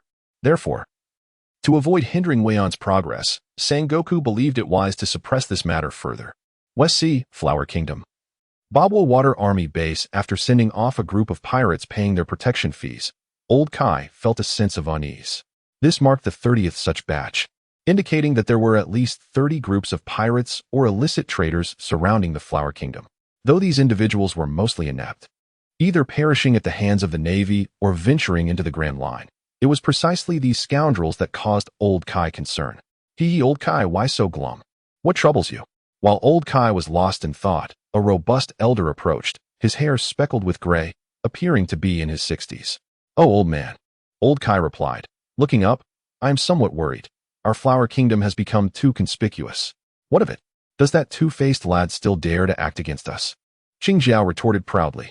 Although he had once been defeated by Carp's punch, he still possessed a formidable mastery of hockey and martial arts, making him a challenge even for rear admirals of the Navy. Yet, that Navy is notoriously intolerant of threats, and I fear Old Kai expressed his concerns. Noting that the entire West Sea was left with only the Flower Kingdom, which now stood out like ink on a blank page, too eye-catching. Qing Jiao patted Old Kai's shoulder with his fist. "I have not yet grown weak. If that Wayon were to come, let him come. It would be a fine opportunity to rid ourselves of a naval genius and assuage the hatred within my heart." As Qing Jiao departed, Old Kai remained anxious, plagued by an ominous feeling that disaster was imminent. Seizing the moment while there was still time, he issued a command. "Send the order down. Everyone in the Bobble Water Army is to return to the Flower Kingdom immediately and enter a state of emergency readiness. I suspect the Navy is about to make a move. Indeed, old Kai Dongliang. Just as the members of the 8 Treasures naval forces departed, the sky above the encampment resonated with the thunderous roar of aircraft. What are you still hesitating for? Hurry up. After issuing a stern reprimand, old Kai disregarded everything else and swiftly set off in search of Qingjiao and Abu. Ah, is this truly the land of flowers? Through the aircraft, Ping Yin gazed down upon the entirety of the 8 Treasures naval forces from above. Vane turned his head and declared, "Are you ready? I'm about to deliver a significant blow. Brace yourselves." With that, the aircraft accelerated, its wings gradually vanishing from sight. After taking aim at the direction of Green Pepper, Vane maneuvered the plane with intent to collide. Green Pepper, having noticed the aircraft hurtling towards him, fueled by the pride of a formidable warrior, clasped his palms together, his head darkening, and charged directly at the plane. The impact of the aircraft colliding with Green Pepper's head produced a tremendous roar, generating a powerful shockwave that sent those nearby flying. With a mere thought, Vane conjured a colossal barrier giant, which immediately swung its massive hand towards Qingjiao. "Humph, my boy. Mere size is of no consequence." Qingjiao raised his right fist, a darkened force coalescing around it as he unleashed the essence of the 8-fold fist, 8 layers of strength. The giant's palm collided with Qingjiao's fist, causing the barrier giant to stagger back a step, while Qingjiao was sent hurtling into a nearby building. Vane shook his hand, showcasing the formidable 8-burst fist, which had reached an unparalleled pinnacle in Qingjiao's mastery. Each strike unleashed 8 distinct forces, penetrating, drilling, cannon, explosive, striking, clear, obscure, and transformative. Seizing the opportunity to strike while his opponent was vulnerable, he unleashed a barrage of finger guns. The towering figure of the shield giant brandished a finger on each hand, imbued with the power of armament hockey, honing in on Qingjiao with his observation hockey, unleashing countless finger strikes toward him. Vane's earlier slap had not harmed Qingjiao, yet the humiliation of being struck down by a mere 20-year-old Marine lingered in Qingjiao's mind. With the profound essence of the 8-burst fist, he retaliated with piercing dragon's rampage. Though the shield giant's fingers were comparable in size to Qingjiao's fists, he was undeterred and returned the assault, filling the battlefield with the sounds of their fierce confrontation. "Old man, we have arrived." At that moment, old Kai and Abu approached, wielding long swords and axes, accompanied by hundreds of elite members of the 8 Treasures Water Army. The trio of Jiuan drew their swords to block their path, prepared to collect Qingjiao's remains. "We shall not allow you to interfere with Vane," Jiuan declared resolutely, wielding his golden sword. Upon seeing the naval uniforms and justice cloaks worn by Jiuan and his companions, old Kai understood the source of his earlier unease. Gripping his guandao tightly, he faced off against them, their intentions unmistakable. Blades would soon clash. With the essence of the 8-burst fist, old Kai leaped high, his black heel aimed at Jiuan. Jiuan's golden sword deftly parried the guandao's thrust, a testament to his year of rigorous training in the deep sea, which had transformed his strength into an asset rather than a flaw. Old Kai was taken aback, surprised by Jiuan's considerable power, which was only slightly inferior to his own. With little time to ponder, he utilized the momentum to leap back, wielding his guandao like a windmill, secretly channeling the 8-burst fist, a unique force enveloping the weapon. As Jiuan executed a swift slash toward the guandao, old Kai staggered back a step, yet the sudden force almost caused Jiuan to lose his grip on his sword. Jiuan's beautiful eyes narrowed in seriousness. He recognized that old Kai was a formidable opponent. While Jiuan and old Kai engaged in battle, Abu and the 8 Treasures Water Army surged forward, attempting to overwhelm them with sheer numbers. Spotting Abu, Lafitte drew his cane sword, preparing to eliminate him, only to be halted by a gentle grip on his arm. Turning around, he found the pitiful Pen. "Lafitte, my brother," Pen implored, "I have not engaged in a true battle for quite some time. Let us switch places." Lafitte hesitated. Yet within his observation hockey, he sensed that Abu was not particularly strong, and Pen could easily defeat him. However, his cane sword was ill-suited for large groups of foes, while Pen's great sword was quite appropriate. "Very well," Lafitte finally conceded, gritting his teeth. "I shall deal with the others. You handle the one with the axe." "Hee. You are the best, Lafitte." Chapter 75. Crushing defeat after the confrontation between Wayne's group and the high-ranking officials of the 8 Treasures Navy. Naval warships from the G-12 branch were poised to breach the protective boundaries of the Flower Kingdom. Following the final directive issued by old Kai, The Eight Treasures Navy began to retreat, with many leaving without even taking their supplies. The unusual behavior of the Eight Treasures Navy went largely unnoticed, resulting in a breakdown of order that allowed pirates to rampage unchecked, committing acts of arson and pillage everywhere. At this critical juncture, Dracul Mihawk led half of the revolutionary forces to the outskirts of the Flower Kingdom. Dracul, what should we do now? The large-headed Ivankov asked, blinking his big eyes at Mihawk. Mihawk surveyed the heavily fortified Eight Treasures Navy in the distance and instructed the others, let us observe the situation. The Navy has arrived. When they engage the Eight Treasures Navy, we shall seize the opportunity to infiltrate. Understood. Once we are inside, we will hide according to the original plan. When the Navy withdraws, at the moment when the Flower Kingdom is at its weakest, we will activate the internal support and commence the uprising. The timing is set for the day after the Navy's departure. Do you all comprehend? We understand. Good, disperse. With that, Mihawk chose a direction and departed, while the others retreated in their own ways. Ivankov dramatically transformed into a voluptuous beauty, sashaying away. Not far from the Flower Kingdom, 3 warships emerged from the wreckage of numerous vessels, remnants of pirate ships and slave ships sunk by the Navy. Pirates lay slain, and slaves had been relocated to an island. Report, Lieutenant Siri. A brown-skinned naval soldier hurriedly approached. We are nearing the Flower Kingdom, on both the east and west flanks. We have spotted 8 Treasures Navy vessels, and sounds of battle are emanating from within the kingdom. It appears Major Wayne has engaged the pirates. As he spoke, the brown sailor handed a telescope to Lieutenant Siri. Through the lens, Siri could faintly discern the silhouette of a towering giant and an elderly man with a gray beard engaged in fierce combat. Excellent, Lieutenant Siri exclaimed. Lowering the telescope and addressing all the naval personnel, Major Wayne has successfully contained the high-ranking officials of the Eight Treasures Navy. There is no one left in the Flower Kingdom to thwart the arrival of justice. For justice! All the sailors raised their swords and guns, shouting in unison, for justice. Bring forth all the cannons, and aim all main guns at the vessels of the Eight Treasures Navy. Lieutenant Siri commanded with precision. Once all cannons were prepared, he shouted, fire! Boom, boom, boom. The sound of hundreds of cannonballs rained down upon the ships of the Eight Treasures Navy, the overwhelming firepower utterly dismantling their vessels. Everyone, disembark in an orderly fashion. Do not disturb the civilians, and do not harm them. Violators will face military law. Amidst the remnants of the Eight Treasure Navy's vessels, a formidable fleet comprising 2 large and 3 smaller warships made landfall. A battalion of naval soldiers, under the command of their respective officers, assembled in formation.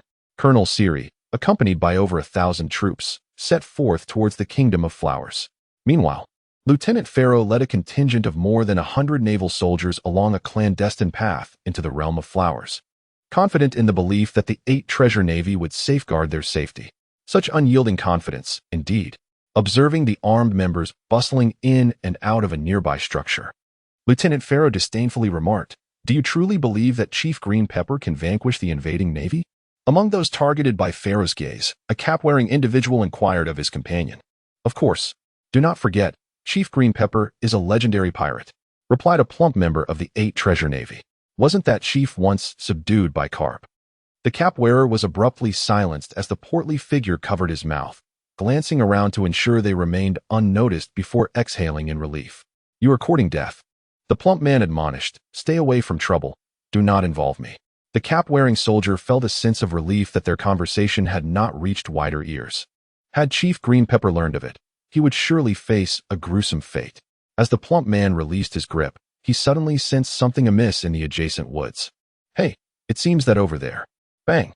Before he could finish his sentence, Lieutenant Pharaoh shot him dead. Kill!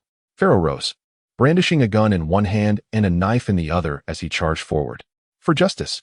The naval soldiers shouted their rallying cry. Those skilled in swordsmanship followed Lieutenant Pharaoh into the fray, while marksmen raised their rifles to fire. Kill! For justice! Slay the Navy! The Eight Treasure Navy shall never retreat. The battlefield erupted into chaos, a cacophony of battle cries and anguished screams enveloping the Kingdom of Flowers. One member of the Eight Treasure Navy, having wounded a naval soldier, was swiftly shot down before he could capitalize on his advantage. A gun-wielding naval soldier helped his injured comrade, asking, are you all right? I'm fine, but my hand. The wounded soldier glanced at his right hand, now severed, with only a sinew connecting it. Sighing, The armed naval soldier assessed the grim situation, realizing the man was effectively incapacitated. "Medic," he called out, summoning several medics to carry the injured sailor away. "Rest assured," he murmured as he took refuge behind a barricade. "I will avenge you, my brother." Upon finishing his words, he lifted the gun and aimed at a skilled member of the 8 Treasures Water Army. Bang! The member, whose face was adorned with a defiant grin, was suddenly replaced by a look of confusion as he turned to face the armed Navy man. Just as he was about to point, the Navy swiftly fired again. Bang! A gaping wound opened in the man's chest, and he fell to the ground, his expression one of bitter resentment. The Navy officer took out a piece of cloth to wipe the gun, and upon noticing the attention drawn to him, he hastily concealed his weapon and fled. Meanwhile, the booming sounds from the 8 Treasures Water Army's encampment and the increasingly faint curses from the soldiers continuously captured everyone's attention. Such is the nature of this world. Those at the bottom toil desperately, yet the authority of speech remains firmly in the hands of the powerful. The collapse below matters not, as long as the strong on one side emerge victorious. Chapter 76, Desperation, the essence of the 8-fist technique, no spike dragon. Qingjiao executed a frog leap, crashing into the chest of the shield giant during Wayne's moment of vulnerability. While Wayne remained largely unscathed, Qingjiao rubbed his head, astonished by the hardness of the shield. "I shall fight with all my might," he declared, seeing old Kai in a state of despair and Abu facing perilous circumstances. The Navy officer before him was no mere trifler. Wayne had already neutralized the shield giant, whose slow speed was outpaced by the old fat man. The 8-fist technique. Eightfold force. As Qingjiao raised his fist, Wayne instinctively grew cautious. This old man had indeed forged a path of his own with the 8-fist technique, showcasing formidable strength. Unexpectedly, Qingjiao struck his own chest with a punch, causing his flesh to quiver and his skin to redden. Even the sound of blood coursing swiftly through his veins could be heard. Under Wayne's observation, the 8 forces contained in Qingjiao's punch invigorated his internal organs and meridians, effectively doubling his strength. Old man, Old Kai and Abu also took note of the commotion surrounding Qingjiao. He had previously shared this technique with them, warning them that its usage would leave him utterly exhausted. "Oh, accursed Navy!" Qingjiao roared. "This move was originally intended for that scoundrel Carp. It is all your fault. Die!" he bellowed, resembling a boiled shrimp in his fury. "Ha ha ha, what a jest," Wayne retorted, clad in his shielded armor as he launched a punch toward Qingjiao. "Oh, 8-fist technique, spike nail," Qingjiao roared, retaliating with a punch of his own.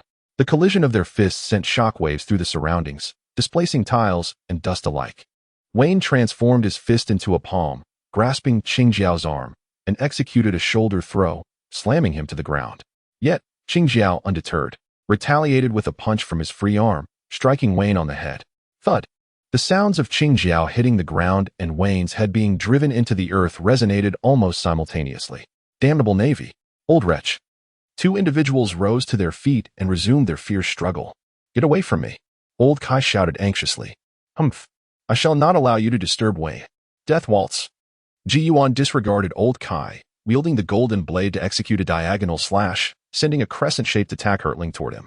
Old Kai, armed with a guandao, countered with an upward thrust, redirecting Ji Yuan's strike, which subsequently cleaved a nearby structure in 2. "Wretched scoundrel! Prepare to meet your end." Old Kai swiftly approached Ji Yuan, launching a sideways kick aimed at his head. The essence of a charged fist, shave. In an instant, Ji Yuan vanished from Old Kai's sight, only to reappear behind him. The golden blade grazed Old Kai's back. He ignored the pain and spun midair, the guandao slicing backward. Whoosh! The weapon merely struck air, as Ji Yuan had already distanced himself. Panting heavily, Old Kai felt the blood seeping from his back. "I falter this time," he thought, realizing that the 8 Treasures Water Army was doomed. At the same time, Abu was being pressed by Peng En. Skilled with an axe, Abu faced off against Peng En, who favored a large sword. Both preferred wielding formidable weapons. The ensuing clash was particularly thunderous due to their fierce exchanges. Initially, Abu's axe struck with frequency, seemingly gaining the upper hand, yet Peng En was merely gauging Abu's prowess. As expected, after a brief encounter, Peng En had discerned the extent of Abu's strength. With the assessment complete, Peng En shifted from defense to offense, sweeping his sword across. Although puzzled, Abu raised his axe to block the blow. "Ha ha ha! That ugly brute is merely defending. He must not be that formidable," Peng En thought. But before he could voice this, he sent Abu flying with a single strike. What the hell? Is this some kind of cheat? Abu pondered as he lay on the ground, rubbing his hands together and picking up his axe anew. Since you were so powerful, why did you not attack from the start? Are you playing with me? Abu lamented bitterly. Ping An chuckled. I merely wish to assess your strength. Many things cannot be discerned at face value. Abu merely grinned in response, feeling that Peng An was mocking him. Though this was simply Peng An's fighting style. Rapid sword technique, triple blade. Peng An raised his great sword, swiftly striking down upon Abu as if two phantom blades entwined around his weapon. Abu hastily raised his axe to defend, yet the overwhelming force bore him to his knees. Even the axe, reinforced with armament hockey, began to show signs of cracking.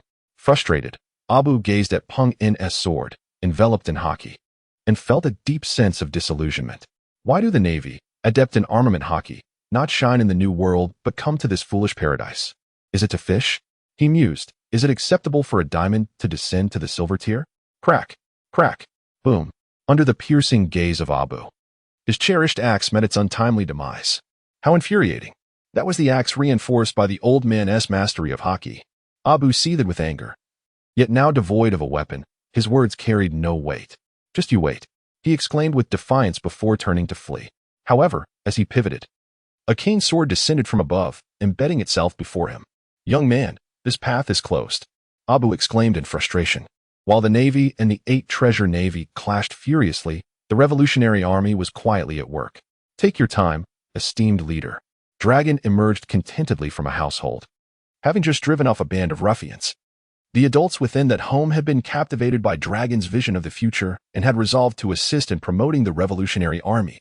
Ivankov, on the other hand, had transformed numerous petty criminals and pirates into a burgeoning group of liberated new humans. Faced with the threat of transformation into new humans without joining the Revolutionary Army, the region overseen by Ivankov also chose to align with the revolutionary cause. Leaders of the Revolutionary Army stationed in various locales exhibited their own ingenuity, as the movement firmly secured the hearts of the populace in the Flower Country. Currently, the Flower Country had devolved into a chaotic tangle, with revolutionaries, pirates, the 8 Treasure Navy, and black market merchants all intermingling with its citizens. Dragon emerged from yet another household, but this time the atmosphere was less than jubilant. It was not due to a rejection of Dragon's ideals, but rather because their son was presently engaged in combat against the Navy at the front lines. They were not in the mood to listen to Dragon, prompting him to depart without further ado. The turmoil of these times. Dragon sighed and continued his search for the next household. Chapter 77, The Death of Old Kai. When lowered his head to evade the punch of the belligerent green pepper, then turned back to extend a claw-like hand, the armored barrier firmly affixed to it. With a swift motion, the two passed each other, leaving one clutching a piece of flesh. Curse naval brat! The green pepper cried out, covering the gaping wound on his arm. Alas, old-timer, this is your comeuppance. When nonchalantly remarked as he discarded the bloody remnant, the green pepper, lowering his hand from his injured arm, replied with a calm demeanor, I concede this round, however. Do not underestimate us old-timers. Wayne cast a disdainful glance at the green pepper and remarked, I fear many of the old-timers from the bygone era. I shall undoubtedly be on high alert for them. However, you ha. Vane's disdain profoundly provoked green pepper. Years ago, when Garp had obliterated his pointed head with a single punch, he had worn a similarly contemptuous expression. Green pepper hurled a substantial piece of debris at Vane, and by the time Vane shattered the wreckage, Green Pepper had already distanced himself significantly. Humph, I shall remember you. One day you will marry and have children, and I shall exact vengeance upon your descendants. Just wait. Ultimately, Green Pepper remained a cunning pirate, uttering threats while plotting his escape. His words rang true. He would indeed seek retribution when Vane had a son. Once I eliminate Garp's grandson, I shall find an opportunity to eradicate Vane's grandson. I will ensure that you are ensnared in perpetual suffering, Green Pepper venomously declared. No sooner had he spoken than he noticed an individual standing before him. Green Pepper felt as though he had been seized by the throat, rendered speechless. In that moment of shock, the breath he had been holding escaped him, and he reverted from his bluster. Do you know why I looked down upon you? With a swift slap, Vane sent Green Pepper sprawling. He crouched beside him and asked, Why? Green Pepper, swollen and battered, thought to himself that he was doomed anyway. Listening to others was merely a diversion. Because you have long since abandoned the heart of a true warrior. As the saying goes, Misfortune does not befall one's family. You old fool. Resort to punishing the younger generation because you cannot hold your own. Truly, you are worthless, Vane remarked coolly. Green Pepper remained silent, acknowledging the truth in Vane's words. Aware of his own moral failings, Vane grasped the Green Pepper firmly, proclaiming, "Once the Navy liberates this place, your blood shall serve to demonstrate the might of the Navy to the world." No. The Green Pepper protested vehemently, writhing like a plump worm, though he possessed no strength to resist. As Vane dragged the Green Pepper back, he suddenly stumbled upon a large cache of black cannonballs. It appeared that during their earlier confrontation, the residual force had devastated a small arsenal belonging to the 8 Treasures Water Army. Wine stroked his chin, suddenly struck by an idea. Captain Pharaoh withdrew his dagger from the chest of a lifeless body, glancing back to see that only around 50 naval soldiers remained. Over 30 had been carried away by medics, and a dozen more had permanently surrendered their lives in the Land of Flowers. In the distance, hundreds of members from the 8 Treasures Navy rushed forward. Captain Pharaoh sighed. Although the 8 Treasures Navy had lost their formidable warriors, their numbers were still overwhelming. Just as the Navy prepared to engage in the next battle, a barrage of cannonballs rained down from the sky, toppling the 8 Treasures Navy entirely. What on earth was happening? Captain Pharaoh found himself at a loss, yet it was undoubtedly a turn of events. What are you still dawdling for? Finish off the wounded and replenish the ammunition. Take 10 minutes to regroup, Captain Pharaoh commanded. Indeed, these cannonballs were the result of Wine's ingenuity. Upon discovering the ammunition depot of the 8 Treasures Navy, an idea sparked in his mind. Although remotely controlling his air-compressed projectiles was cumbersome, having access to real cannonballs would enable him to assist the Navy effectively. Shield. Anti-aircraft artillery. One took a moment to meticulously sculpt the anti-aircraft artillery, including its body, barrel, and spring. Within a few minutes, a formidable piece of anti-aircraft artillery materialized in its place. With a swift gesture of his left hand, Wayne summoned several ethereal arms to autonomously lift shells and load them into the anti-aircraft cannons. Boom, boom, boom. The relentless thunder of the cannons ignited a fervor within Wayne. Yet, one cannon proved insufficient. He proceeded to construct 3 additional anti-aircraft guns, culminating in a total of 4, each unleashing projectiles in diverse directions. It was not that Wayne desired to create more, but rather that his observation hockey was nearing its limits. Now seated in a lotus position, he commanded the shells with precision, striking the 8 Treasure Navy with unwavering accuracy. Vane reveled in his triumph, and the Navy was particularly jubilant. However, Qingjiao's countenance turned a deep shade of green as he helplessly witnessed the once mighty 8 Treasures Navy, which he had painstakingly built, reduced to ruins under Vane's relentless bombardment. A pang of despair gripped his heart. Observing Vane with his eyes closed, Qingjiao sensed an opportunity and endeavored to muster his physical strength. "Do not struggle," Vane remarked. "Eyes still shut. Isn't it more pleasant to await your demise in peace?" As he spoke, a barrier rope ensnared Qingjiao. Feeling increasingly vulnerable, Vane struck Qingjiao's neck with a barrier board, rendering him unconscious. In his final fleeting thoughts, Qingjiao cursed, "Curse you." Once Qingjiao had succumbed to slumber, Vane turned his focus entirely to the control of the anti-aircraft artillery. Not only did he assist the Navy, but he also lent a hand whenever the revolutionary forces found themselves in dire straits. Abu faced an unprecedented crisis. Before him stood Lafayette, the bloodthirsty harbinger of death, while behind him loomed the monstrous pen. All the high-ranking officials of the 8 Treasures Navy, including those brought by Old Kai, had already fallen. Abu felt the cold grip of mortality closing in. "Ha ha ha. Pen, allow me to indulge," Lafayette taunted, for he had yet to slay someone of Abu's caliber. A figure of significant standing within the 8 Treasures Navy. "Very well," Pen replied, sheathing his great sword, having already tasted the thrill of battle. With a sly grin, Lafayette brandished his cane sword and lunged towards Abu. Paralyzed with fear and defenseless, Abu realized there was no escape. He had just witnessed the elder flee, and it was evident that the 8 Treasures Navy was doomed. Abu, at that moment, a figure clad in vibrant trousers, wielding a broadsword, stepped in front of Abu. Lafayette's cane sword pierced Old Kai's chest. Upon seeing Abu in peril, Old Kai had bravely withstood a strike from Gun and rushed to block Lafayette's assault. "Brother!" Abu was rendered speechless. "Run!" Seizing the moment while Lafayette's weapon remained embedded in his chest, Old Kai propelled Abu away with all his strength. "No, brother!" Abu cried out from a distance. "Abu!" Cough, Cough. Listen. Old Kai urged, rising to face Ji-Yuan and Lafayette. Flee. Survive for my sake. With those words, he charged toward his adversaries. Though sorrow filled his heart, Abu scrambled to his feet and fled. When he glanced back for the final time, all he could see was Old Kai's severed head falling to the ground. Chapter 78. Victory with Vane's assistance. The Navy achieved victory after victory, while the Eight Treasures Navy faced relentless defeat. Moreover, with the high-ranking officials and their spiritual leader, Qingxiao, conspicuously absent, an increasing number of Eight Treasures Navy members knelt in surrender. Those who begged for mercy soon joined the Navy, collaborating to persuade others of their former faction to capitulate. Even when confronted by a few stubborn holdouts from the Eight Treasures Navy, these defectors proved to be more ruthless than the Navy itself. Vane observed intently, always perceiving a semblance of treachery akin to that of a traitorous turncoat among the surrendered Eight Treasure Navy. Concealed in the shadows, Abu felt a surge of rage as he witnessed those capitulating Eight Treasure soldiers brandishing their blades against their own comrades, yet burdened by his own plight. Tears welling in his eyes as he gazed upon the remaining defiant Eight Treasure Navy, he resolutely turned away. Vane also sensed Abu's presence, yet he chose to disregard it. Such insignificant figures held no weight in Vane's eyes. As for who Abu wished to apprehend, let Penn take care of it. Ultimately, under the relentless pressure of the Navy, the Eight Treasures Navy succumbed and surrendered completely. Vane withdrew the barrier and the anti-aircraft gun, grasped the green pepper, and strode towards Ji-Yuan and the others. While Lafitte held aloft Old Kai's head, Ji-Yuan and the others stood amidst a heap of corpses.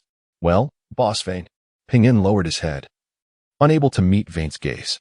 Vane, with an expressionless grunt, fixed his eyes on Peng-In and said, "You made this mess. You shall resolve it. Upon returning to the branch, ensure the safety of your subordinates and bring that Abu back to me." Understood, Peng-In replied, relieved.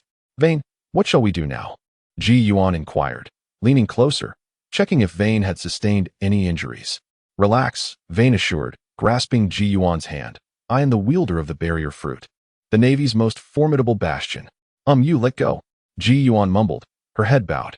Oh, my apologies. Vane quickly released his grip, feeling a slight blush rise to his cheeks, surprised that he had touched her so inadvertently. I must admit, the sensation is quite delightful, he chuckled. Ji-Yuan, feeling slightly embarrassed, retorted indignantly, I was merely checking to see if Vane had been struck down by the green pepper. Wine looked at Ji-Yuan with a sense of disbelief. I truly appreciate your assistance.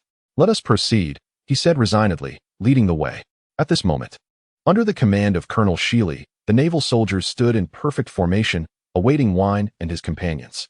The captives from the Baibao Water Army were placed to the right, while some of the naval wounded lingered behind, all gazing ahead with anticipation. As expected, Wine and his group approached, dragging the heads of Qingxiao and Lao Kai. Upon seeing the unconscious Qingxiao and Lao Kai, with their eyes wide open in eternal slumber, some of the Baibao Water Army members, filled with lingering resentment, felt their faith crumble. Recalling their past misdeeds and now finding themselves in the hands of the Navy, those with weaker mental fortitude fainted in despair. With a smirk, Wine seized Qingxiao and, before the watchful eyes of the crowd, brandished a barrier knife, severing Qingxiao's head. The sound of his head thudding to the ground resonated, symbolizing the complete success of this operation against the Flower Kingdom. Justice, my comrades, Wine exclaimed, extending his arms. Let us rejoice. This time, justice has triumphed. Hooray! For justice. We have won. Wayne's heart was tumultuous, and he proclaimed loudly, from this moment forth, there shall be no more great battles in the West Sea. The cheers of the Navy surrounded him, and Yuan felt an overwhelming tenderness welling up in her eyes. This is truly you, a born leader, she thought to herself, as they tidied the battlefield, recovering what could be salvaged and clearing away the remnants. All the sailors boarded their warships, leaving behind the dilapidated naval station of the Eight Treasures. On the journey back to the headquarters, Colonel Sheely hesitated for a moment before knocking on Wayne's door. Is the Major General in? Yes, please come in. Wayne, who was engaged in his training, quickly donned his attire to welcome Colonel Sheely. What brings you here? Major General, we have lost over 2,000 men. Colonel Sheely replied, his voice tinged with sorrow. Another 2,000 gone. Wayne too felt a pang of sadness. Despite everyone's best efforts, in warfare, casualties are an unfortunate certainty. Allocate more funds for the bereavement compensation. How many sailors are unable to continue due to their injuries? Wayne inquired. Over 1,500 sailors have sustained irreversible injuries. I will arrange for their accommodation on the nearby islands, Colonel Shilley responded. Though a small fraction of our forces have perished, it is still worth it. The West Sea can now truly be called peaceful. I see.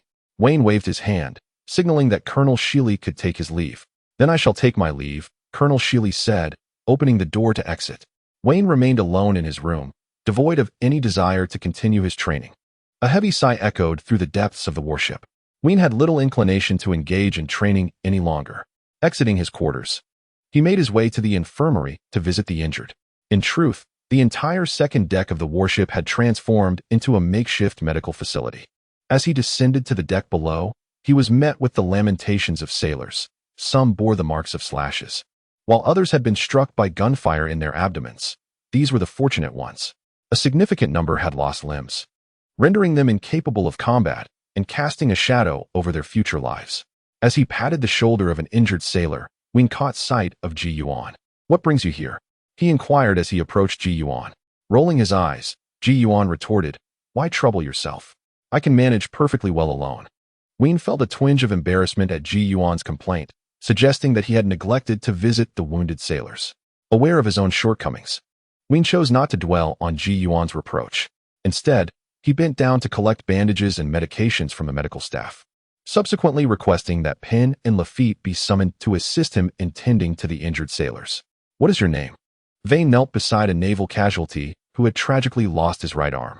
I am Berlon, the wounded man struggled to articulate, a grimace twisting his features from the pain radiating from his severed limb. Do you regret it? Vane inquired. Regret? Why would I? It is an honor to have contributed to the final battle in the West Sea. The injured sailor replied, a smile breaking through despite his agony. Chapter 79. Renowned across the world soon, news of the annihilation of the 8 treasure navy spread like wildfire across the globe. The people of the West Sea erupted in jubilant cheers, many moved to tears, weeping openly. General Vane is indeed a hero. In the Oak Kingdom, King Dean sat upon his throne, clutching a newspaper that heralded Vane's victory over the 8 treasure navy, signaling the dawn of genuine peace in the West Sea. I knew Mr. Vane would bring true peace and justice to the West Sea, exclaimed Princess Lily, her joy palpable. In the Thorn Kingdom, King Miller, drenched in sweat, gazed at the news of the 8 treasure navy's defeat, a profound sense of relief washing over him. Aware of the significant losses faced by the Navy, he resolved to send a substantial shipment of medical supplies and provisions in the coming days. Many shared Miller's sentiments. Soon, numerous cargo ships departed from their docks, all bound for the G-12 branch. Naval Headquarters, Marine Fort Ha. Zephyr, in his office, raised the newspaper triumphantly, laughing uncontrollably in a fit of euphoria. Lizzie, did you see this? Are you witnessing this from the heavens? As laughter turned to tears, Zephyr spoke. Our son has truly made his mark. He is now the guardian of the West Sea. Vane is our pride. Unlike me, who could not protect you all, rest assured, I shall safeguard him, even at the cost of my life. Zephyr vowed with unwavering determination. Warrior Office observing the news in the newspaper, Sengoku took a satisfied sip of tea, while Admirals Karp and Tsuru shared in the delight. Ha ha ha, Sengoku, it seems the next generation of the Navy has no need to worry, Karp exclaimed, nearly spewing crumbs from his sunbae onto Sengoku's face. Sengoku, we are convening a high-level naval meeting. Vane has proven capable of taking down Green Pepper single-handedly. Although Green Pepper has lost his spearhead, it is said he unleashed a special technique to reveal his full power, yet he was still defeated by Vane. Thus, he is worthy of the rank of Rear Admiral, Admiral Tsuru stated. Sengoku nodded in agreement. Indeed, young Vane has already achieved the strength of a Rear Admiral. Furthermore, Sakazuki, Borsellino, and Kazan are now qualified to bear the heavy responsibilities of admirals. The world government has already approved their promotions, which can be executed at any moment. Additionally, to avoid the world government's scrutiny, Zephyr must retreat into the shadows, stepping down from his position as admiral. Tsuru, please inform Zephyr of this. Tsuru affirmed that she would relay the message to Zephyr. Indeed, the ceremony for the admiral's commendation must be executed splendidly, ensuring the entire world recognizes that the Navy remains the formidable force it has always been. As for that lad, Wayne, he shall remain in the West Sea for a year, honing his skills. After the fervor surrounding the 3 admirals subsides, We will release him to broaden his influence. Very well. Admiral Crane consented, and Carp, having said all that needed to be said, prepared to take his leave. Carp, Sengoku called out, halting Carp's departure. What do you intend to do? Carp chuckled heartily, replying, Why, I am off to the East Sea to educate my grandson. Hee, my joy is something you, with no descendants, and Zephyr, who dares not acknowledge his, cannot comprehend. With that, he pushed open the door to Sengoku's office and, with practiced ease, made his way to find his aide and the dog-headed warship, setting off to seek his grandson. Somewhere in the Grand Line, the red-haired pirates have temporarily anchored. Beckman perused the newspaper in his hand, his greatest concern having come to fruition. The once dominant navy had significantly grown in strength, no longer finding even the likes of Green Pepper a worthy opponent. Ha ha ha ha. Hick Beckman, what are you reading? Shanks inquired, his face flushed as he leaned closer. Shanks, if you were to confront Green Pepper, how much effort would it require? Beckman asked. Green Pepper? Shanks pondered, momentarily lost in thought about the information regarding him. Oh, is he the old fellow whom that monstrous Carp flattened with a single punch? After a moment of contemplation, Shanks recalled, though Green Pepper is no longer at his peak, his strength should not be underestimated. If I were to face him now, it would likely take me half a day to subdue him, Shanks estimated.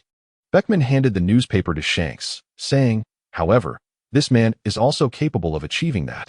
In the New World, aboard the Moby Dick, Whitebeard exclaimed, Garara, this world is about to go berserk. More and more monsters are emerging one after another. He raised a large cup of wine and downed it in one gulp. Yet, I am the strongest in the world, Whitebeard. Garara. The remarkable deeds of Wayne in pacifying the West Sea spread across the vast ocean within a single day.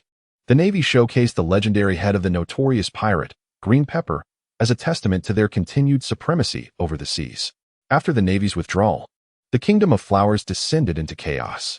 Scattered remnants of thugs and pirates seized the opportunity to plunder the wealth of the citizens, while the once loyal officials and soldiers of the kingdom not only failed to intervene but, in some instances, joined in the pillaging. At this critical juncture, Drago and the Revolutionary Army descended like a thunderstorm, swiftly overpowering the now defenseless Kingdom of Flowers. In a mere day, the Revolutionary Army seized 1/3 of the kingdom's territory. A week later, they fully occupied the Kingdom of Flowers, and before the eyes of the bewildered populace, the once inept royal family was publicly executed. Drago proclaimed the Revolutionary Army's various decrees and announced the adoption of a tripartite governmental system. Indeed, you must remain vigilant regarding any movements in O'Hara. Given the nature of the world government, it is only a matter of time before O'Hara is exposed. After hanging up the phone worm, Wayne sighed, pondering how the color red was destined to spread across the world. Once he had secured the phone worm, Wayne summoned Pin Boss Wayne. What do you need? Pin arrived hastily, clad only in a tank top, having been informed while engaged in his workout. Are you familiar with Abu? Wayne inquired, tapping his fingers on the table. Yes, he escaped from my grasp. I will certainly retrieve him, Pin replied, his expression darkening at the mention of Abu. Now that the West Sea is devoid of criminals, Abu's presence is particularly irksome. I give you 1 week to bring him back. Understood. Rest assured, I will capture him to face justice. Good. You can take the ship and crew. By the way, where is Caesar? I haven't seen him in quite some time. He went to subdue a troop of monkeys in the back mountain. It seems he is attempting to form a monkey army. A monkey army? Very well, let him be. Chapter 80.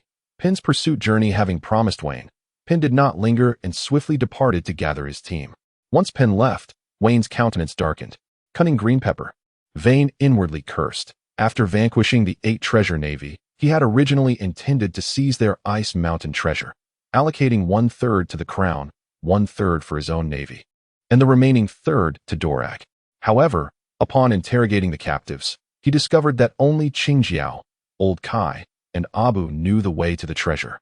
The others had been blindfolded and guided by the trio on their journey to the ice mountain. It seemed he had underestimated the world's heroes. Never mind. He would wait for Peng to retrieve Abu before proceeding. Setting aside thoughts of Abu, he casually picked up a document and began to scrutinize its contents. At that moment, Abu had already disguised himself and entered a small village under the Thorn Kingdom. Upon entering a tavern, he removed his cloak and glanced at the wanted posters adorning the walls. Frustration welled within him. As the last prominent pirate of the West Sea, He had been exorbitantly placed under a bounty of 100 million berries, an unprecedented occurrence. This was, of course, a consequence of Vane relaying information about Abu and the Ice Mountain treasure to Sengoku.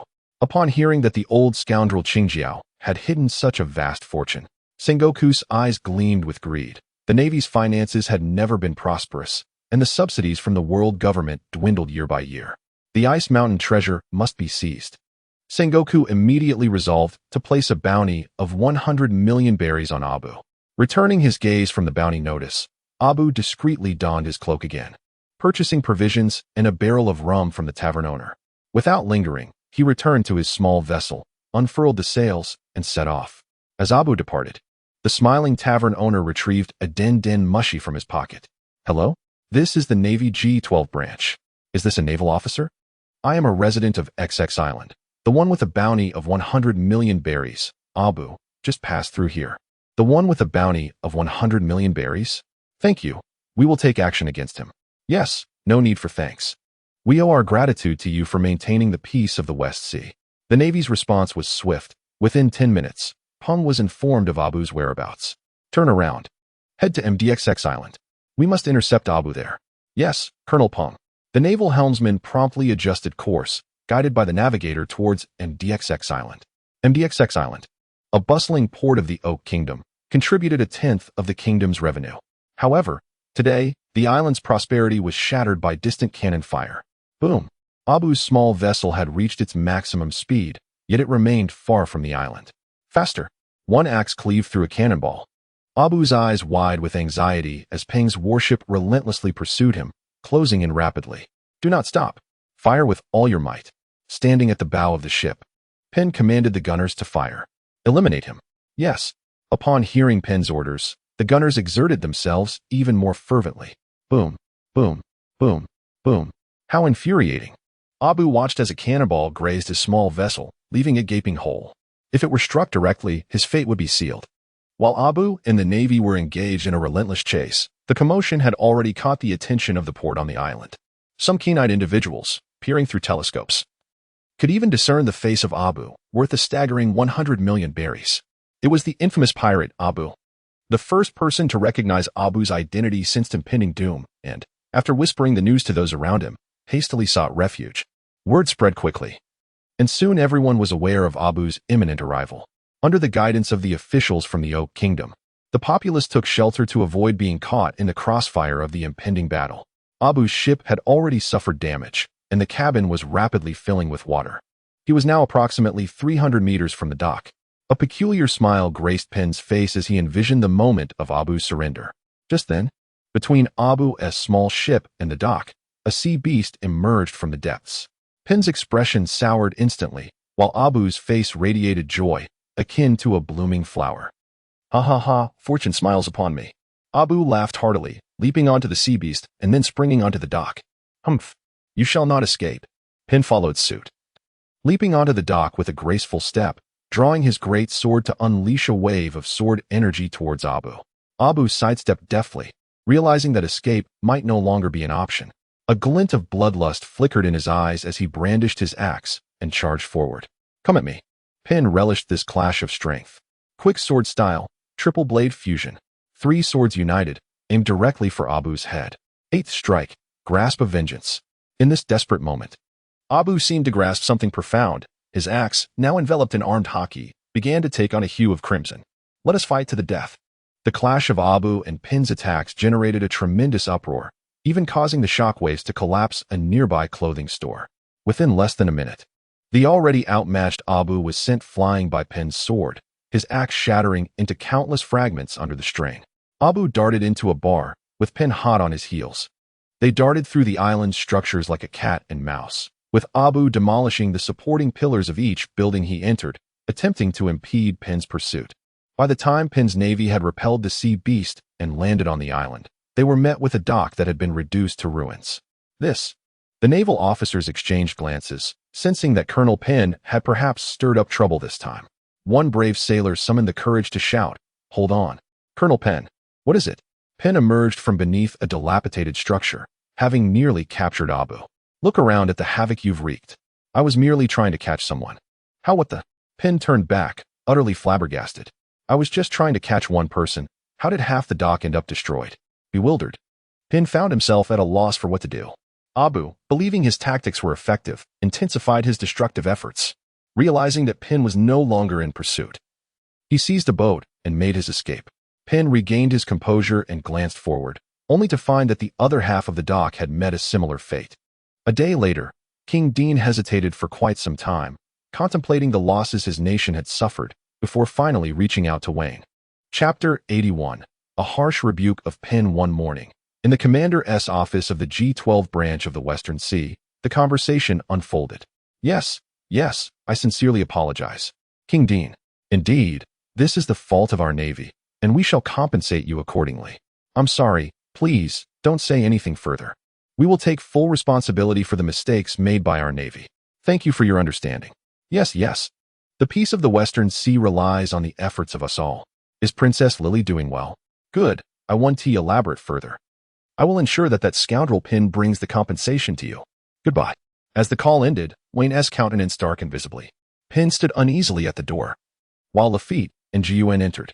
They had intended to discuss certain matters with Wayne, but upon witnessing Wayne's foul expression and Pin's somewhat greenish demeanor, they settled onto the office sofa, eyes glinting with schadenfreude as they prepared to watch the unfolding drama. Wayne's attention was solely fixated on Peng, his countenance as expressionless as an iceberg, indifferent to the two onlookers engrossed in their spectacle. Peng, daunted by Wayne's formidable presence, dared not meet his gaze, opting instead to furtively glance while counting ants at his feet. Gradually, the observers ceased their antics, for Wayne was genuinely incensed this time. At last, Wayne broke the silence, inquiring, "What exactly have you done?" I pursued the pirate Abu with a warship, but he managed to escape," Peng replied, evading the crux of the matter. "Is there anything else?"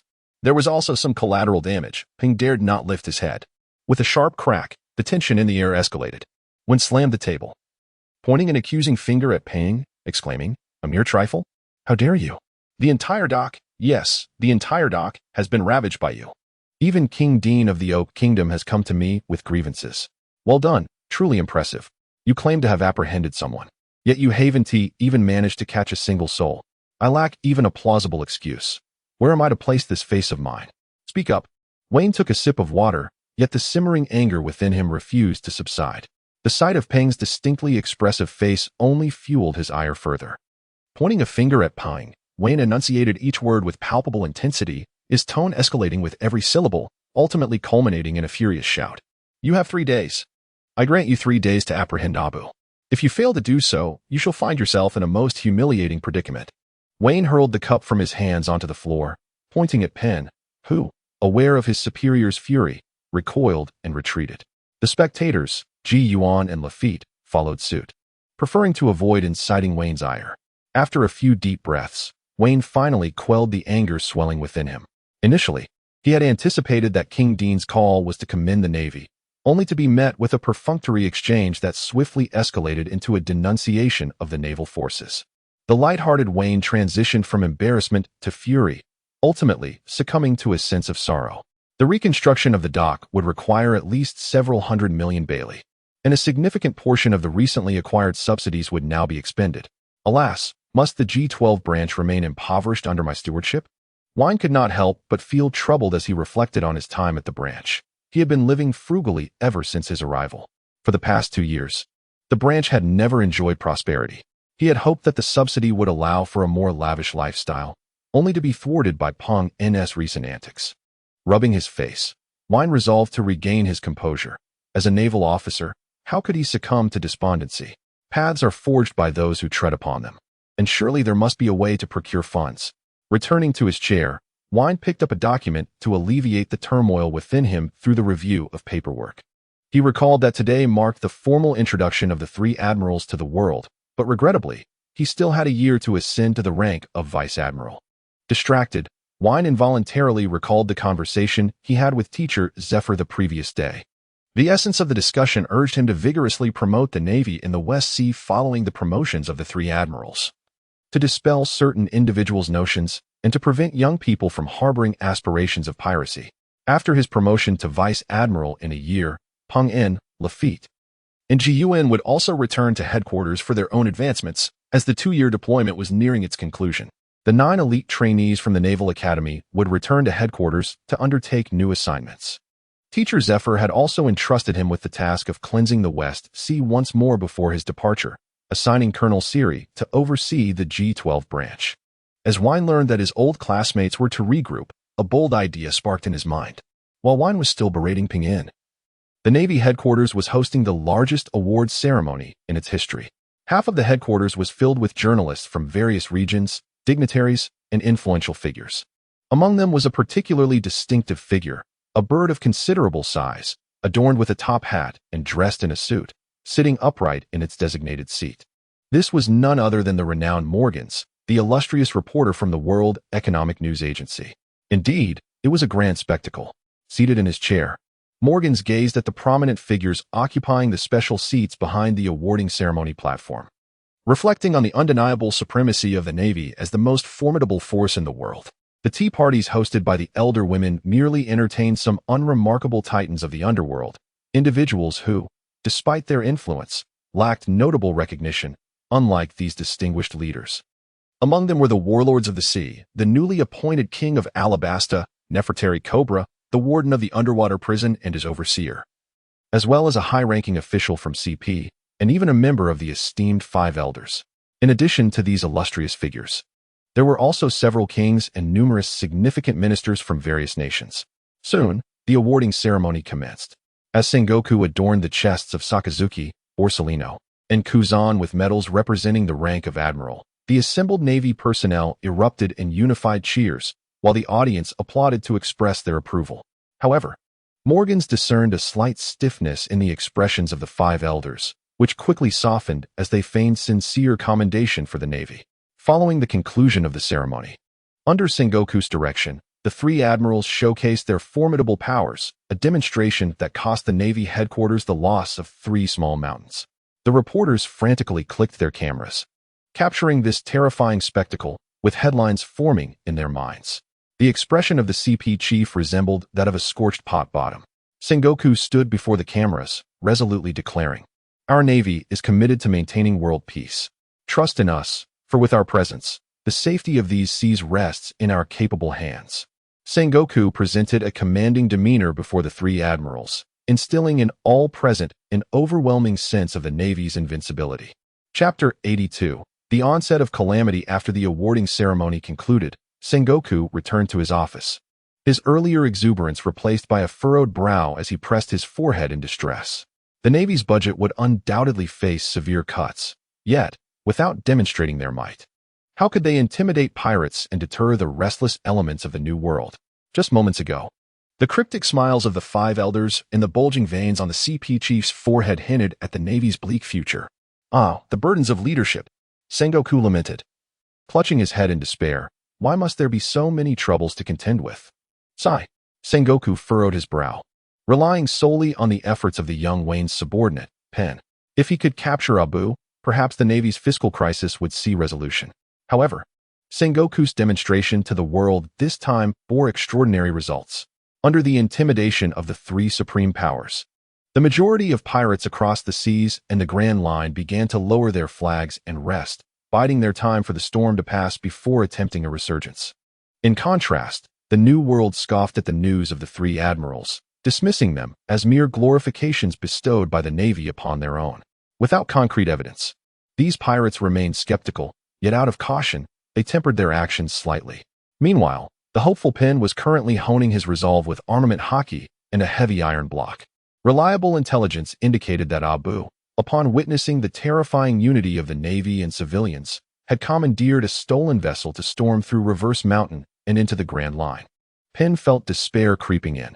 It was unlikely he could capture Abu in 3 days, let alone 3 months.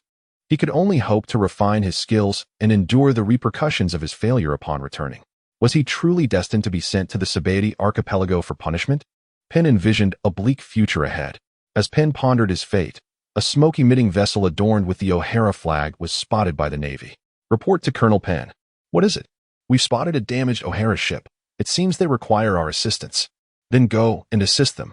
The scholars from the smoking vessel were brought aboard the Navy's ship, expressing their gratitude profusely upon arrival. Hearing the commotion, Pin paused his thoughts and stepped out to greet the O'Hara scholars, who tightly clutched two thick rolls of parchment. "Thank you so much," said a scholar donning a tall hat. "We were attacked. Our ship was struck by cannon fire from those villains. Fortunately, a sea king emerged, blowing them away. Or else we would have perished." Upon hearing this, an equally dark-skinned scholar nodded in agreement. Pin, intrigued, glanced at the parchment the scholars were holding and asked, "Why did those individuals pursue you?" "Unknown," both scholars replied with a shake of their heads. "And what do you carry in your arms?" "The truth." "The truth? What truth?" "The truth of this world." A spark ignited in the eyes of the dark-skinned scholar, while the tall-hatted scholar shook his head in disapproval. It seemed the dark-skinned scholar realized something, falling silent thereafter. "Do you know who was behind the attack?" The ship gradually accelerated, altering its course toward O'Hara. "We do not know." Two scholars found themselves perplexed. They had prominently displayed the banner of O'Hara, hoping that their adversaries would show leniency out of respect for its esteemed name. To their astonishment, however, the sight of the O'Hara flag only incited their opponents to strike with greater ferocity. Pin, too, was bewildered. O'Hara was a sanctuary for scholars, a name rarely disregarded. After all, wherever one may be, the underachievers often feel a twinge of inferiority mixed with reverence in the presence of the academically accomplished. Never mind. Pin decided to disregard the situation and said to the two scholars, "Allow me to escort you back. I am truly grateful to you." G12 branch. Snap. With a scowl, Wayne had already crushed the pen in his hand. Goodness, it had been a week, and it seemed that Peng was becoming quite audacious. How dare he run away? He could escape the monk, but not the temple. Just wait. I'll show you how I will deal with you when the time comes. While Wayne was lost in his thoughts, Peng's warship had already returned from O'Hara. Surrounding naval officers urged Peng to promptly meet with Wayne. Recalling Wayne's furious demeanor, Peng hesitated, his head shrinking as he stepped into the office. Upon entering, Peng found Wayne toying with two broken pens, gazing at the shattered objects. Peng felt as though he could glimpse his own future. "Speak," Wayne commanded, fixing his gaze on Peng. "What exactly have you been up to this week?" Peng twitched his lips, attempting to organize his thoughts. "I was on the verge of capturing Abu. Really, I was just about to seize him. However, I encountered a dilemma. Between the people and Abu, I resolutely chose the people." Peng proclaimed passionately. "This is the absolute truth. I encountered a scholar from O'Hara who was being pursued." Who?" Wayne's demeanor shifted to one of vigilance, the words O'Hara, pursued, and scholar igniting his interest. "Go on." Oh. Realizing that Wayne was captivated by the tale of the O'Hara scholar, Peng hastily began to narrate with fervor, swearing that this time, every word was genuine. In Peng's account, Wayne could unmistakably sense the brewing storm, the ominous tension in the air. Once Peng finished, he stood aside, careful not to disturb Wayne's contemplation. Wayne glanced up at the somewhat uneasy pen, letting out a sigh inwardly. "All right, you may leave, but let this be a warning. I shall deduct a year's salary from you. Furthermore, Abu has long departed from the West Sea. Any information you may acquire, I can too. Now be gone." He. "Then I shall take my leave," Pen exclaimed, cutting his words short as he hurried away, fearing Wayne might change his mind. O'Hara, the truth of the world, inexplicable pursuers, brown paper, scholars. These terms swirled repeatedly in Wayne's mind, until finally, only one phrase remained. O'Hara is doomed. It appeared that even after several years, O'Hara's reckless actions had been uncovered. The mysterious assailants targeting the O'Hara scholars were most likely affiliated with the CP organization under the world government. How long had the West Sea enjoyed its tranquility? A tempest was about to rise once more. Contemplating the terrifying lineup of the Demon Extermination Order, Wayne felt a profound shock within. For true powerhouses, the Demon Extermination Order might hold little significance, yet for the various factions, it was undoubtedly akin to a death warrant from the King of Hell. With this thought, Wayne retrieved a din-din mushy from his pocket. "Hello? Is this Dragon?" "Ah, Chief." Dragon's surprised voice resounded. "It has been quite some time since we last spoke." The din-din mushy transformed into Wayne's likeness, complete with two large eyes and a tiny naval cap. "Dragon," the din-din mushy said solemnly, "serious matters have arisen." "What?" Initially taken aback, Dragon soon regained his composure and inquired, "Chief, what has transpired?" Wayne proceeded to meticulously recount his deductions concerning O'Hara. "Impossible," Dragon responded, skepticism evident in his tone. "How could the world government deploy the Demon Extermination Order? That seems far-fetched."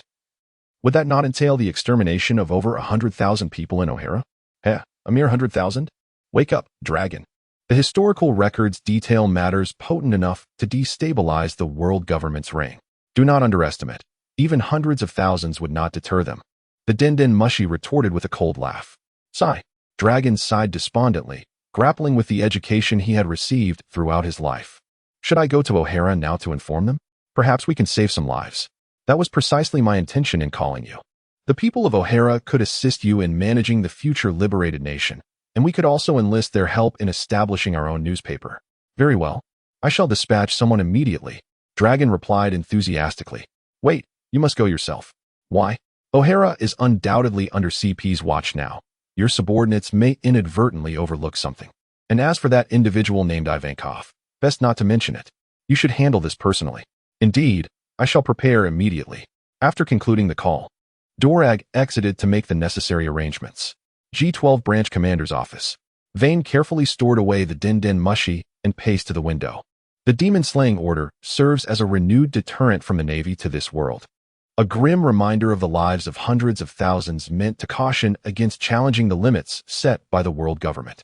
The pivotal question lies in how many individuals Drago can rally to his cause. Nonetheless, the majority are destined to perish, as the world government will not allow them to escape.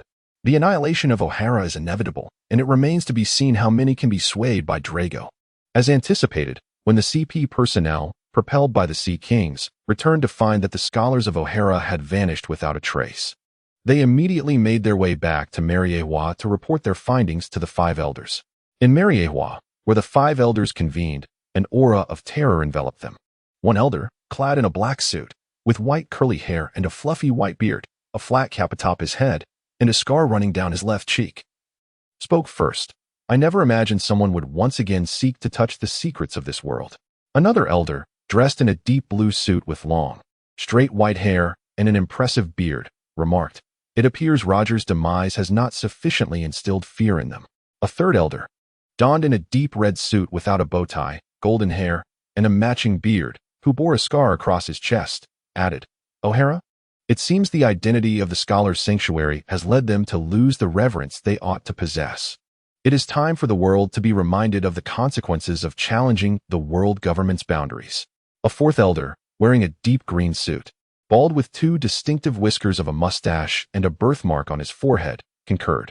Finally, the elder seated at the center, adorned in a white robe, bald and bespectacled, the only one among the five elders without a suit or beard, and wielding a blade reminiscent of Zoro's Shusui, declared, Let the demon-slaying order commence.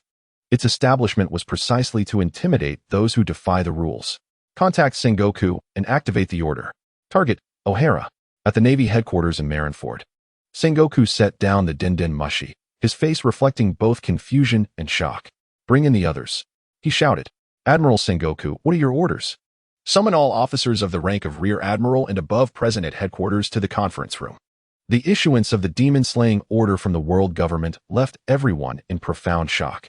After all, deploying 5 vice admirals, 10 rear admirals, nearly 10,000 elite Navy personnel, and 10 top-tier battleships to erase an island from the map is an exceedingly rare occurrence. The last time such a measure was taken involved a certain individual named Barrett. Why? Why must we annihilate O'Hara, the renowned sanctuary of scholars? One vice admiral shouted in outrage. I cannot accept such a command that calls for the indiscriminate slaughter of innocents. Kazan, arms crossed, surveyed the room with icy eyes, seemingly warning the others. Since O'Hara dares to violate the taboos of this world, for the sake of absolute justice, the Navy must eradicate them with unrelenting force. Sakazuki holds his own perspective. In his view, should O'Hara uncover any significant findings, it would pose a threat to the world's stability. O'Hara must be eradicated. All eyes turned towards the nail-grooming Borisolino. It would be inappropriate for him to remain silent with the 3 admirals having expressed their opinions. Oh dear, this world is perilously dangerous. Borisolino raised his hands, signaling his absolute refusal to partake in the matter, as the demon slaughter order contradicted his steadfast belief in moderation. Sengoku scratched his head, while Zifa, Karp, and Vice Admiral Tsuru sat in silence. It was now the realm of the younger generation, and it would be prudent for the remnants of the old era to refrain from speaking too much. Karp was acutely aware of the weight the world government placed on historical narratives, those like Roger and Rocks. Anyone who dared to challenge the world government's dominion met with dire consequences. Karp discerned that although the younger generation cheered enthusiastically, none wished to take action. Sakazuki, however, seemed inclined to go, yet Karp feared that if Sakazuki proceeded, Ohara might very well face annihilation. After a moment of hesitation, Sengoku slowly shifted his gaze towards Sakazuki. Sakazuki, you may lead the expedition. Sakazuki stood and affirmed, indeed. However, I shall not require the presence of these fragile individuals. True justice is often ruthless. I only need to take Ghost Spider and Doberman. He glanced disdainfully at the hesitant Navy personnel, whose expressions screamed their reluctance. The mocked Navy personnel bore anger on their faces, yet deep down, they felt a sense of relief. The massacre of Ohara was indeed a daunting challenge to their sense of justice, and since they could not impede it, it was better to abstain from involvement. With a scoff, Sakazuki turned and departed, followed closely by Doberman and Ghost Spider, their faces set with murderous intent. An hour later, nearly 10,000 elite Navy personnel set sail aboard 10 top-tier warships, heading towards Ohara. Chapter 84. Following one's heart west, CG-12 branch. I understand, Zifa-sensei. You need not advise me further. I possess a clear self-awareness regarding this matter. Yes, I shall not act impulsively. All right, farewell. Wayne set down the phone. And the day had finally arrived, though instead of 5 major generals, it was a single general of the highest rank who had come. Wayne's expression was somewhat somber. To be candid, despite proclaiming that he would disregard Ohara and focus solely on those who were useful, he found himself feeling uneasy and even guilty when faced with the reality of the situation. In plain terms, he was filled with regret. On the route to Ohara from the Land of Flowers, Dragon stood aboard a grand vessel, flanked by Ivankov and Lightning. 4 additional ships followed closely behind, representing the entirety of Dragon's current fleet. Although Vane had instructed Dragon to recruit only talents from Ohara, Dragon's former allegiance to the Navy lingered in his mind, making it difficult for him to abandon the innocent populace of Ohara. Dragon, do you think it's wise for us to defy the leader's wishes in this manner? We are taking in the refugees from Ohara, and this matter will inevitably come to light. It's a potential risk, Ivankov expressed with concern. Fear not. If we cannot save the innocent citizens of Ohara, how many will still believe in us? Dragon replied, resolute in his convictions.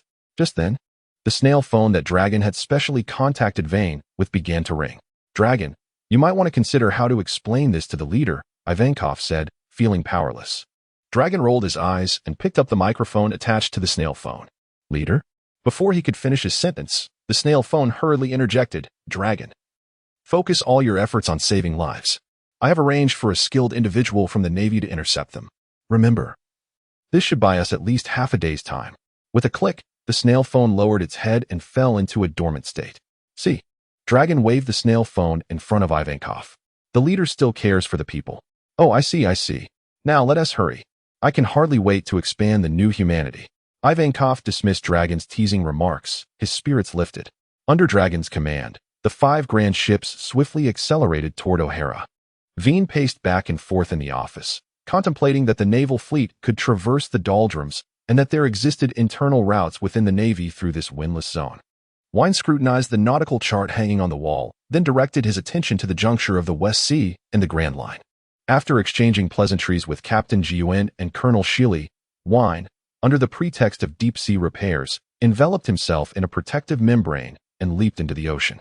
The submarine surged forth with remarkable velocity towards the naval fleet's entry into the West Sea. In the Grand Line, 10 top-tier warships, meticulously crafted by the 7 seas, thundered towards Ohara in the West Sea, exhibiting an unwavering resolve. Any pirates they encountered along the way were dispatched without delay. As a volley of cannon fire swiftly concluded the skirmishes, the troubled Sakazuki, akin to a hellhound, pressed on without a glance back. Doberman felt a twinge of discomfort. In his view, the slaughter of innocents was not the Navy's duty. Ghost Spider, he murmured, tugging at his companion's sleeve. I can't shake off this feeling. I could care less about the pirates I slay, but these civilians. Alas, General Sakazuki has ensnared me in this. We must simply follow orders. Ghost Spider replied with a hint of resignation. As our leader once said, it is a soldier's duty to obey commands. We have no authority to question the orders from above. When we encounter refugee vessels, perhaps we should turn a blind eye. Doberman conceded, finding some sense in his companion's words. Their exchange was overheard clearly by Sakazuki, seated in the captain's quarters. Ah, still so young, he mused. As for O'Hara, which poses a threat to world peace, it must be utterly eradicated.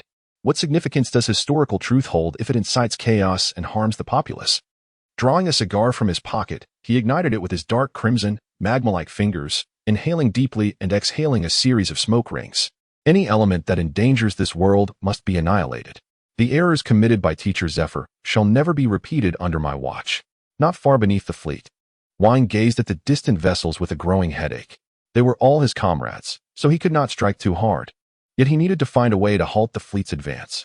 At that moment, a faint whirlpool of currents appeared before him. Oh, a solution presents itself.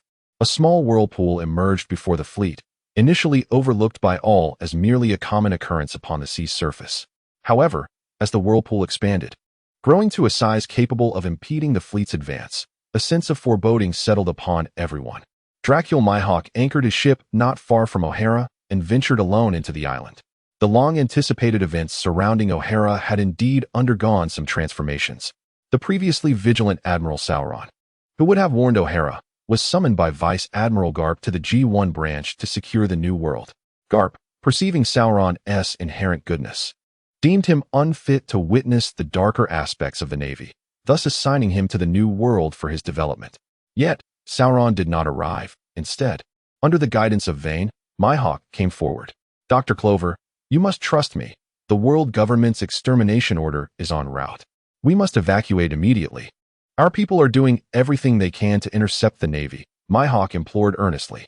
The aged Dr. Clover shook his head, skepticism etched across his face. He could not fathom that the world government would stoop to such malevolence. Impossible. We at O'Hara are merely studying history. We are not pirates. And you, who are you? Do you harbor some ulterior motive against us? Dr. Clover scrutinized Mihawk warily. Desperation clawed at Mihawk, yet he refrained from resorting to force. Suddenly, a thought sparked within him. Why not inquire directly with the world government? You will discover the truth, he suggested. Dr. Clover regarded Mihawk's fierce, yet sincere visage, feeling a flicker of uncertainty. It was unclear whether this wavering stemmed from Mihawk's intimidating appearance or his earnest words. O'Hara, being the most renowned sanctuary for scholars in the world, certainly had the means to contact the Five Elders. Dr. Clover retrieved a transponder snail. Hello? Is this the Five Elders? Ah, Dr. Clover. The transponder snail abruptly transformed into the visage of a balding old man with a distinct mustache. O'Hara is to be destroyed? Dr. Clover's voice quivered with trepidation. The old man fell silent for a moment before responding. If you abandon your research on the true history, incinerate all your findings, and submit to the world government's control, we might consider granting you a chance for survival. The Navy set sail yesterday. They should have arrived by now. Upon hearing this, Dr. Clover felt his strength wane, prompting Mihawk to rush to his side for support. Though shaken, Dr. Clover remained resolute. No. It is our mission to unveil the truth to the world. Every scholar will pursue this. It is in our nature, an indelible part of us. As long as there is one scholar left, O'Hara shall endure forever. This is a spirit, a belief. The demon-slaying order is imminent, and Dr. Clover seems indifferent to everything. As for Dorag allowing them to flee, what a jest. The demon-slaying order is upon us. Where could they possibly escape to? The nearest Flower Kingdom is nearly half a day's journey away. Half a day? The Navy should be crawling over here by now. Do not be deceived by Dr. Clover's age. He still possesses considerable strength. In a fit of indignation, he forcefully smashed the snail phone to the ground, lamentably causing the poor creature's eyes to bulge in its final moments. Dr. Clover, Dorag said quietly, observing the despair etched on the old man's face. Dr. Clover cast a sidelong glance, but remained silent. Dr. Clover? Dorag called again. Dr. Clover shot him another glance, finding the man insufferably bothersome. Could he not allow the old man a moment of peace in his waning days? At that moment, it seemed as though Dr. Clover had achieved a state of transcendence, letting go of all worldly concerns. Just as he felt he was on the verge of ascension, Dorag's voice pierced through. Dr. Clover. What is it? What is it? Can you not grant a dying old man a moment of tranquility? Dr. Clover glared at Dorag. We, the Revolutionary Army, have prepared 5 large ships to retrieve you. You must notify everyone immediately. O'Hara has numerous vessels, and we must evacuate as many as possible, Dorag suggested. The Navy is approaching. The ships in O'Hara will merely be targets on the sea, Dr. Clover despaired, having resigned himself to sacrificing his life to accompany the Tree of Knowledge.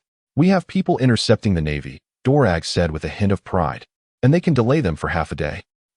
Dr. Clover and the surrounding scholars exchanged incredulous glances, seemingly unable to fathom Dorag's words. After a moment's hesitation, Dr. Clover urgently called out to the other scholars, Go, go, go. Quickly. Inform everyone.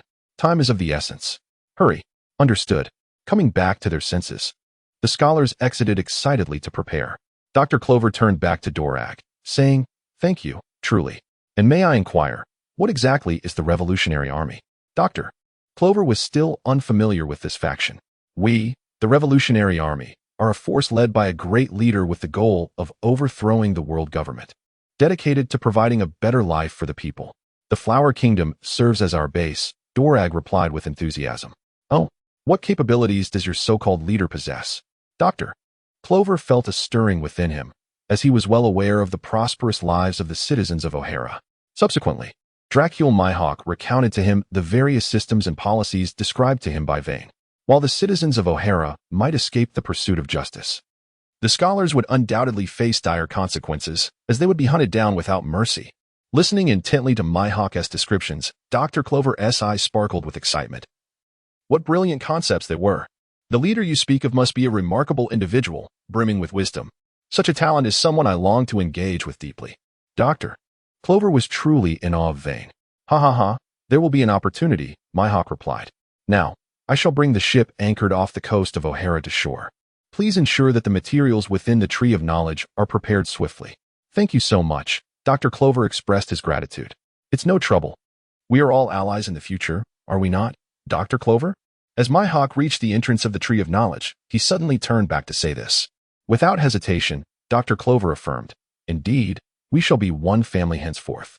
That's wonderful, Mihawk grinned before returning to manage the ship's docking. Dr.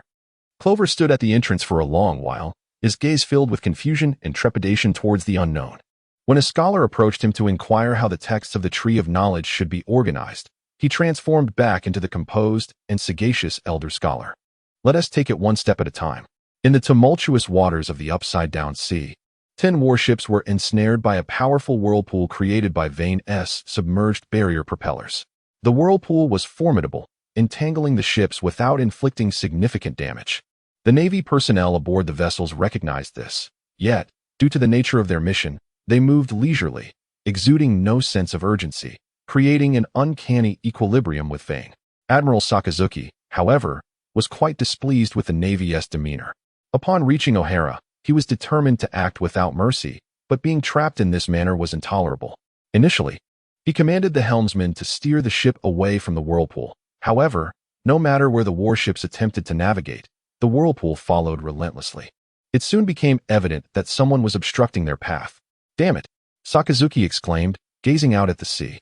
He extended his observation hockey deep into the depths, seeking to discern what was impeding their progress.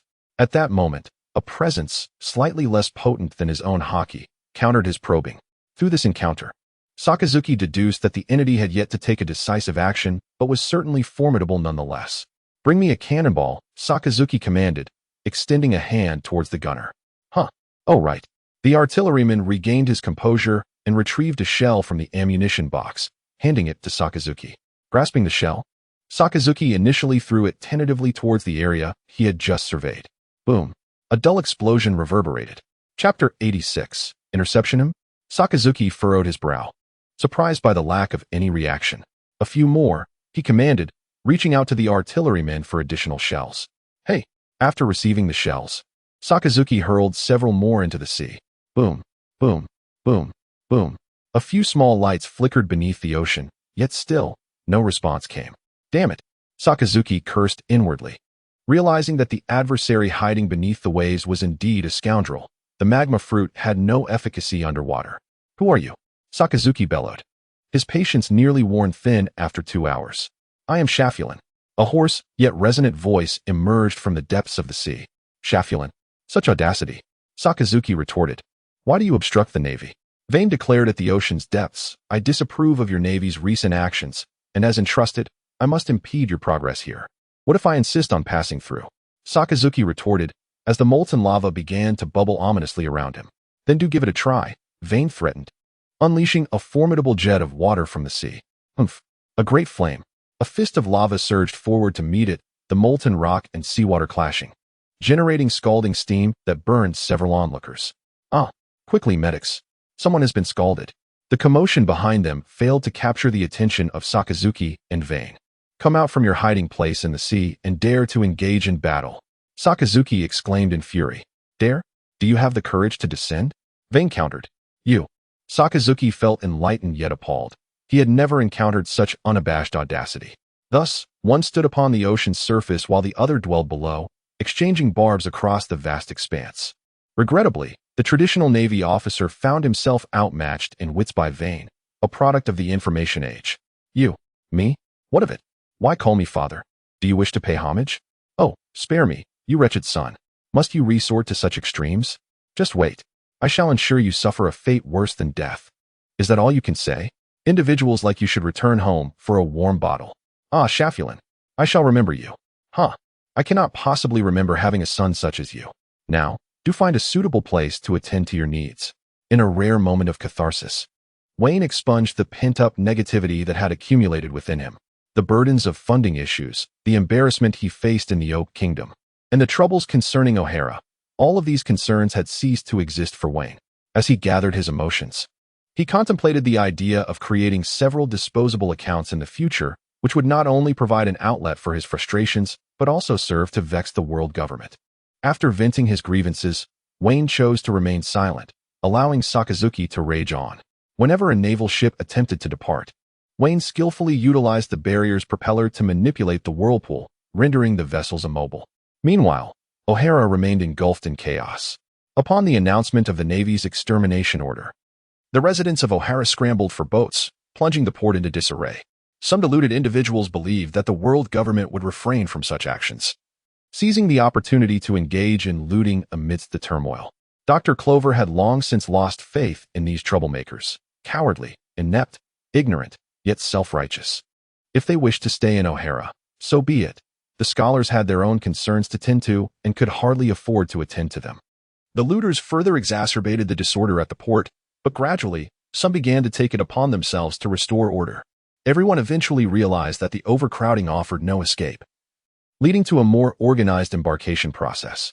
Dragon dispatched 3 large ships to the port to accept refugees, while the other 2 were tasked with loading the tomes from the Tree of Knowledge along with the scholars. On the other side, Wine, mentally counting the moments, estimated that half a day had passed. Observing the completely darkened expression of Sakazuki, he felt that if he delayed just a little longer, Sakazuki would likely resort to a desperate measure. Indeed, the Navy, as the most formidable force in the world, was truly terrifying. Well then, if that is the case, I shall take my leave, wishing for good fortune. With that, Wine hurried away as the swirling vortex entangling the warships gradually dissipated, leaving 10 ships idly adrift on the surface of the sea. Admiral Sakazuki, shall we head to O'Hara? Gueju, with a hint of trepidation, inquired. Sakazuki lowered his gaze, fixating on Gueju until the latter felt a shiver run down his spine, before he finally uttered a single word, go. With a sigh of relief, Gueju wiped the sweat from his forehead and hurried down to inform his subordinates, as Dragon and his allies busily transported and prepared for the arrival of the Navy. It became evident that O'Hara had dwindled to almost nothing, aside from those who, unable to leave the island, and the deluded who believed the world government would not enforce the demon-slaying decree, were still looting. The once vibrant island was now desolate. The Tree of Knowledge stood empty, and the absence of people was palpable, even to the naked eye. Fire at will. Sakazuki commanded his men, his patience having been thoroughly worn thin by Shafulin. Meteor volcano. Sakazuki raised his hands high, unleashing a torrent of molten fists into the sky, transforming the atmosphere above O'Hara into a deep crimson hue. The colossal magma fists, magnified many times over, combined with the cannon fire of the warships, unleashed their might. In less than an hour, O'Hara succumbed to the depths of the sea. On a small boat at a distance, Dr. Clover gazed at the collapsing Tree of Knowledge and the slowly sinking island, unable to suppress the tears at the corners of his eyes. Ha ha ha, forgive my sentimentality. Growing old makes one prone to such emotions. Lord Dragon. I truly appreciate you allowing me to accompany O'Hara on its final journey. Dragon shook his head, fully understanding Dr. Clover's feelings.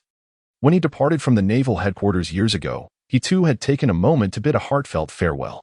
Let us go to the land of flowers, where we shall fight together, for the sake of this world. Ha ha ha, your words ignite a fire within me, making me feel rejuvenated. Really? Then may I ask if Dr. Clover could be the editor-in-chief of our upcoming publication, the Dawn Daily? Not a problem. Rest assured, I will promote it diligently. I have grown old. It is time to entrust the study of history to the younger generation. Chapter 87. Wanted, Shafulin. O'Hara has been erased by the world government. The news of O'Hara's complete erasure from the map swiftly spread across the vast ocean. Many skeptics set sail to witness the sight of O'Hara for themselves. Yet all they encountered was an endless expanse of sea. The obliteration of O'Hara rendered the entire ocean eerily silent, as if the world had suddenly entered an era of peace. The Whitebeard pirates. Ha ha ha. The world government remains as despicable as ever. It's a pity. For the scholars of O'Hara are worthy of my respect, Whitebeard sighed, taking a hearty swig of his drink. At Marine headquarters in Marineford, Sengoku held in his hands the world government's orders to pursue the survivors of O'Hara. He glanced down at the document, crumpled it into a ball, and tossed it into the wastebasket. Humph. Initiating the demon hunting order has already placed me in a difficult position. Hunting down survivors? Where in this vast ocean am I to find them? Kazan, Garp, and Zephyr sat together, enjoying tea, appearing in good spirits. Pahaha. I truly wonder who managed to hold Sakazuki back at Reverse Mountain for so long. Garp laughed heartily, clearly amused by Sakazuki's misfortune. Indeed, although Sakazuki faced some embarrassment, the perception of him within the Navy remains unchanged, Zephyr remarked. Had no one intervened, he would have annihilated O'Hara, and slaughtering civilians would have garnered him much disapproval. As his mentor, I must consider his reputation as well. At Shaki's bar in the Sabaody archipelago, an elderly man with a scar over one eye, wearing glasses and possessing a mane of salt and pepper hair, sighed while reading the newspaper. O'Hara? It seems the world government remains highly vigilant regarding such secrets.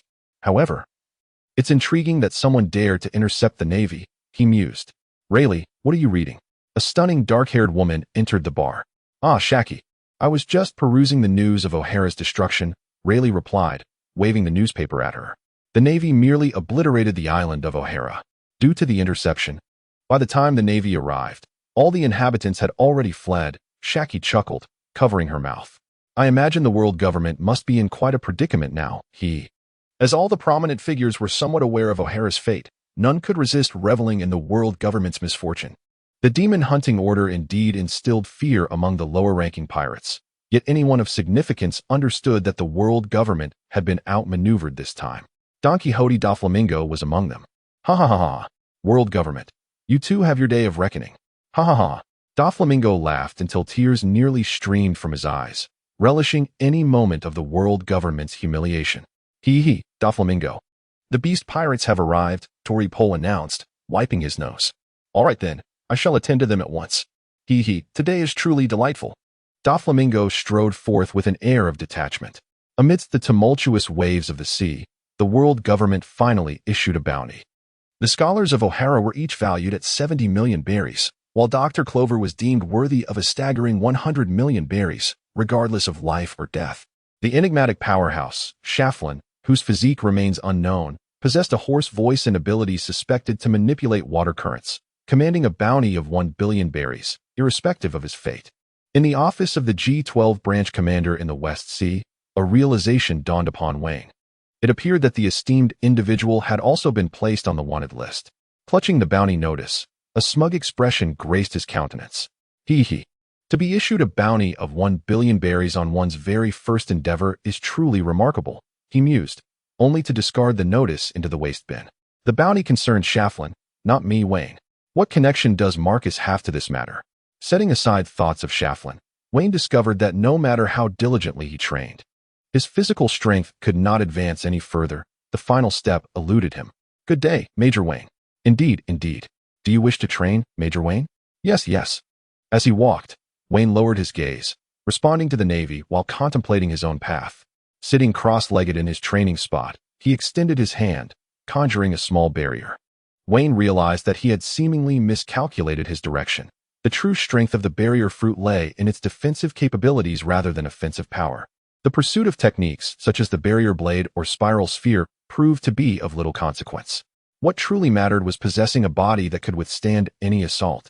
He contemplated the necessity of enhancing the hardness, penetration ability, and solidity of the barrier. Only when these attributes reached a sufficient level of resilience could they transcend into the mightiest form of offense. Wayne mused to himself, acknowledging that while hardness is inherently linked to physical prowess, immediate enhancements were not feasible. However, by compressing and solidifying the barrier, its durability could be augmented. He envisioned fortifying the barrier upon his own body, thereby strengthening his internal organs and meridians. Indeed, though Garp's physical form and mastery of armament hockey had reached an unparalleled pinnacle, who could deny that his strikes were anything less than excruciating? The Axe Emperor, Monga, would certainly contest this notion. Let the journey commence. Wayne extended a finger, and the barrier gradually enveloped it, slowly penetrating deeper. As the barrier seeped into his finger, Wayne's brow began to furrow in discomfort. It was painful, and it felt as if something was amiss. Shaking his hand to withdraw the barrier, he noticed that the tip of his finger had already started to redden and swell. Wayne realized he could not recklessly allow the barrier to enter his body at this moment. He resolved to first cultivate the solidity of the barrier and the restoration of life, determining that he must wait until he could perfectly master his own body before contemplating the integration of the barrier. Without hesitation, Wayne settled cross-legged on the ground and began to meditate quietly, gradually gaining mastery over every aspect of his being. As the vast ocean began to settle into tranquility, a newspaper known as the Dawn Daily began its distribution throughout the West Sea. At the underground laboratory of the Flower Kingdom, Dorag inhaled the scent of ink as he entered the newsroom, observing Dr. Clover, who was diligently writing. With a hint of a smile, he inquired, "Dr. Clover, how are the newspaper sales faring?" "Quite well," Dr. Clover replied, turning to Dorag. "Our Dawn Daily is currently focusing on entertainment news and humorous stories. As our leader has suggested, we will first disseminate the daily widely. When the newspaper reaches every corner of the ocean, it will be the moment for our revolutionary army to spread our ideology." Dr. Clover hesitated, contemplating, but ultimately concurred with Dorag's reasoning. It was wiser to wait until the public was accustomed to the Dawn Daily, making it impossible for the world government to effectively suppress it, before revealing the Revolutionary Army's true intentions. Very well then, I shall write a couple of articles, he decided. Chapter 88. Restoration of Life. West CG-12 Branch Training Room. In a rhythm of steady breathing, Wayne closed his eyes, and the hair atop his head began to grow longer. With his control, the emerging strands of hair gradually coalesced into sharp spikes. One such spike shot forth, piercing the wall of the training room and leaving a small hole behind. Wayne slowly opened his eyes, exhaling gently as his hair gradually returned to its original state. He had essentially mastered 80% of his body. Clenching his fists, Wayne felt a newfound clarity in his control over his physical form, accompanied by an enhanced mastery of observation hockey. Unlike the likes of Big Mom and Kaido, who relied on innate talents to grow stronger, he could only strive for perfection in his own physique. Massaging his shoulders, Wayne contemplated with a hint of melancholy. After 2 months of rigorous training, Wayne had achieved an 80% mastery over his life return technique. However, as he progressed, the training became increasingly arduous. He estimated that it would take him another 6 months to attain a flawless command of life return. "All right, on to the next exercise," he declared, rising to his feet. He summoned a pale green barrier, a manifestation of 5 overlapping shields, its strength significantly heightened compared to the previously nearly transparent barrier. Commencing the 39th session of sixfold shield overlapping training, he announced. As he observed intently, a transparent barrier began to merge slowly with the pale green one, the latter's hue deepening progressively. Suddenly, a cracking sound interrupted his concentration. Noticing the fissures forming in the transparent barrier, Wayne halted the fusion and employed observation hockey to discern the source of the issue. "Ah, it appears the error lies here, and here. Oh, and the pressure is uneven as well." While Wayne meticulously analyzed the fusion of his barriers, a figure appeared at the training room's entrance, holding a pot of soup. Hearing Wayne's murmured thoughts, Ji Yuan stood motionless at the door, glancing down at the soup she had prepared for him, feeling a twinge of disappointment at the prospect of his prolonged training. Just as she turned to leave, the door swung open, revealing Wayne. "Ji Yuan, is this for me?" he inquired, a hint of hesitance in his voice, immediately regretting his directness. Ji Yuan slowly turned, her cheeks flushed, presenting a charmingly bashful demeanor that starkly contrasted her usual battlefield bravado, resembling a shy neighbor girl instead. Why yes, I made it myself, Would you like to try it? She stammered. Since you insist, I shan't be polite, Vane replied, swiftly taking the soup from her hands at an unprecedented speed before promptly shutting the door. Ji Yuan stood momentarily stunned, then a radiant smile broke across her face. Surprised to witness this softer side of the idol of the West Sea, the people's liberator and Major Jingguan. Wine tilted his ear to listen to the distant sounds of the departing garden, then leaned against the door and took a hearty gulp of soup. Slurp, slurp, ah, how delightful. Lost in ecstasy, he exclaimed with joy. Setting down the bowl, he wiped his mouth and refocused his mind to continue solidifying the barrier. Under the leadership of the commander, the entire branch began to immerse itself in a fervor of cultivation. Time flew by like an arrow, and before one could realize, a year had slipped away just like that. Ha ha ha, success. In the cultivation room, Wine's thunderous laughter resonated, echoing throughout the entire branch.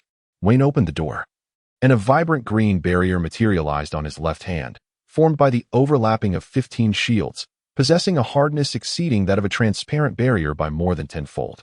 However, his right hand presented a more unsettling sight.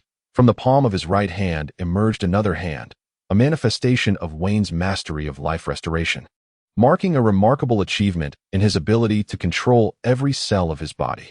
Amidst his joy, Wayne felt a tinge of curiosity regarding his extraordinary aptitude for martial arts. The life restoration technique, renowned for its difficulty, had been grasped by him in just over a year. Despite his already commendable physical prowess, it was indeed astonishing. Nevertheless, he decided to embrace this as a fortuitous development.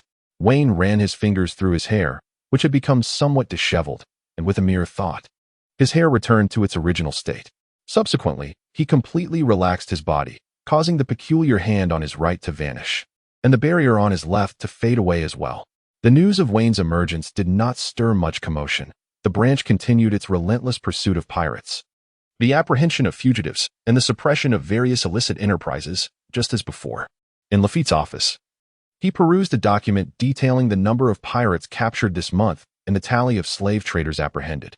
With swift strokes, he inscribed his comments upon the paper before placing it atop a stack of files. Sighing deeply, Lafitte rubbed his temples. Since Wayne embarked on his training, the troublesome figures of the West Sea had been vanquished by him, allowing Penn, Lafitte, and Ji Yuan to sail forth unimpeded, yielding bountiful results. The branch's prison was now overflowing with inmates. At that moment, Wayne entered, casting a glance at the beleaguered Lafitte and exclaimed, "Ha ha ha. It seems our esteemed Vice Admiral is quite occupied." Upon lifting his head and meeting Wayne's gaze, Lafitte's eyes sparkled with remarkable intensity. He then gathered the documents requiring Wayne's approval and approached him. "Here." "What?" Wayne replied, momentarily bewildered as he accepted the stack of papers, unsure of Lafitte's intentions. These documents contained personnel matters from the past year, encompassing pirates, robbers, and numerous slave traders, all necessitating Wayne's assent. Wayne contemplated the pile of files, feeling a sense of overwhelm. Very well. Clutching the documents, he initially intended to revel in Lafitte's misfortune, only to find himself ensnared in a predicament of his own making. Returning to his office, Wayne meticulously opened each file, reading with care, and inscribed his decisions regarding the fates of those within. For individuals with justifiable reasons and minimal wrongdoing, Wayne opted for detention. For petty thieves, fines, or a beating sufficed. However, for pirates and slave traders, his verdict was execution, with their remains displayed as a warning, returning them to the very place from whence they came. "Curse Lafitte, you have truly put me through the ringer." As Wayne perused the documents, he seethed with indignation, convinced that matters of petty theft should not fall within his purview. Chapter 89, The Final Tumor. It was yet another day of clear skies. Wayne reclined on a sun lounger by the seaside, basking in the warm sunlight, leisurely observing the distant whales surfacing for air. How delightful it was. He casually reached for the beer resting beside him, relishing the precious moments of respite amidst his busy life. After taking a hearty swig, he returned the beer to its place, closed his eyes, and adjusted the position of his lounger, preparing for a rejuvenating slumber. Suddenly, two naval officers, One adorned with a top hat and the other wielding a large sword and wearing a helmet, obstructed Wayne's sunshine. Wayne opened his eyes just a crack, and upon recognizing his visitors, he lazily remarked, "Lafitte, Penn, what brings you here? You're blocking my sunlight." Lafitte, visibly irritated, replied, "How can you still find time to sunbathe when you should be concerned about the aftermath of the peace negotiations in the West Sea?" Penn, on the other hand, remained silent, merely dragged along by Lafitte, as he gazed enviously at Wayne's leisurely existence. "What is the fuss about? Simply greet the various kings and eliminate those nobles who illegally purchase and mistreat slaves. The kings would surely appreciate it, and if the nobles perish, their lands and riches will rightfully belong to him." Veen nonchalantly remarked that during an era when nobles enjoyed considerable privileges, a profound discord existed between kings and the aristocracy. When a noble passed away, the king might send someone to express condolences, but would eagerly seize all that belonged to the deceased. In the case of a particularly ruthless noble, he might forego even the pretense of mourning and simply dispatch agents to claim the wealth, potentially leading to a complete annihilation of the family. However, what if those nobles refused to comply? It is essential to remember that, legally, slaves could exist. Lafayette hesitantly inquired. This is where your understanding falters," Veen replied. "Only slaves purchased at locations designated by the world government are deemed lawful, and one must possess the appropriate documentation. Private transactions in the buying and selling of slaves are illegal. In short, eliminating them poses no trouble." Indeed, Lafayette, both the esteemed Veen and I were specifically trained in the elite training camp to ensure that we would not err when confronting slave traders and those who procure slaves. Penn chimed in. "Is that so?" Lafayette nodded thoughtfully. "If these were indeed lawful slaves, the nobles would not resort to clandestine acquisitions." "Very well. I see you lost in contemplation, assuming it was something of great import," Veen said, waving his hand to conjure 2 more barrier lounges. Handing a bottle of beer to both Lafayette and Penn, "Consider today a holiday. Let us take a moment to relax." With that, Veen reclined, basking in the gentle embrace of the sun. Lafayette shrugged, agreeing that a bit of relaxation was a fine idea, and settled into the lounge chair, opening a bottle of beer to enjoy a sun-soaked respite. Penn had already reclined as soon as the lounges appeared, simultaneously soaking up the sun and sipping his drink. The bliss of life. The 3 men lay under the sun, gazing at the distant, gliding whales, reminiscent of their fleeting youth. Feeling somewhat constrained by their clothing, they each removed their garments, neatly stacking them aside, leaving only their square-cut shorts. When Jiuan, who had come to find them, beheld the sight of these 3 sunbathers, he promptly retreated to retrieve a camera intended for capturing pirates, returning to snap a photograph of Veen and his companions. This embarrassing moment must be documented. Later, he could leverage it to compel them into completing paperwork and training the Navy. How dare they indulge in laziness? He thought with a sense of pride as he held the camera. After a brief respite, Veen resumed his routine, engaging in training, dining, strategizing to address the unlawful nobles, and resting, repeating this cycle. Eventually, one day, Veen concluded his final phone call in his office, saying, "It is settled, King Miller. We shall apprehend those unlawful nobles under your command. As for what follows, rest assured, the Kingdom of Thorns will appropriately handle the ill-gotten gains and slaves left by the nobles. All slaves will be liberated, and we shall ensure that the nobles' ill-gotten wealth is repurposed for the benefit of the populace." King Miller suppressed his excitement and said, "Once your navy departs, all this wealth will belong to us. With the slaves dispersed and arranged across various regions, we will have both population and riches." Splendid. Not only King Miller, but all the monarchs whom Wayne had conferred with shared this sentiment. The nobility was merely a thorn in their sides. They merely needed to issue a statement, proclaiming that it was the nobility's request for the Navy to intervene, incurring no loss on their part. At that moment, the communication device linking Wayne and Zephyr began to ring. Moshi, is this Master Zephyr?" "It is I, Zephyr. Wayne here. I am calling to share some excellent news." "What is it?" "You and your subordinates are about to return to headquarters for promotions.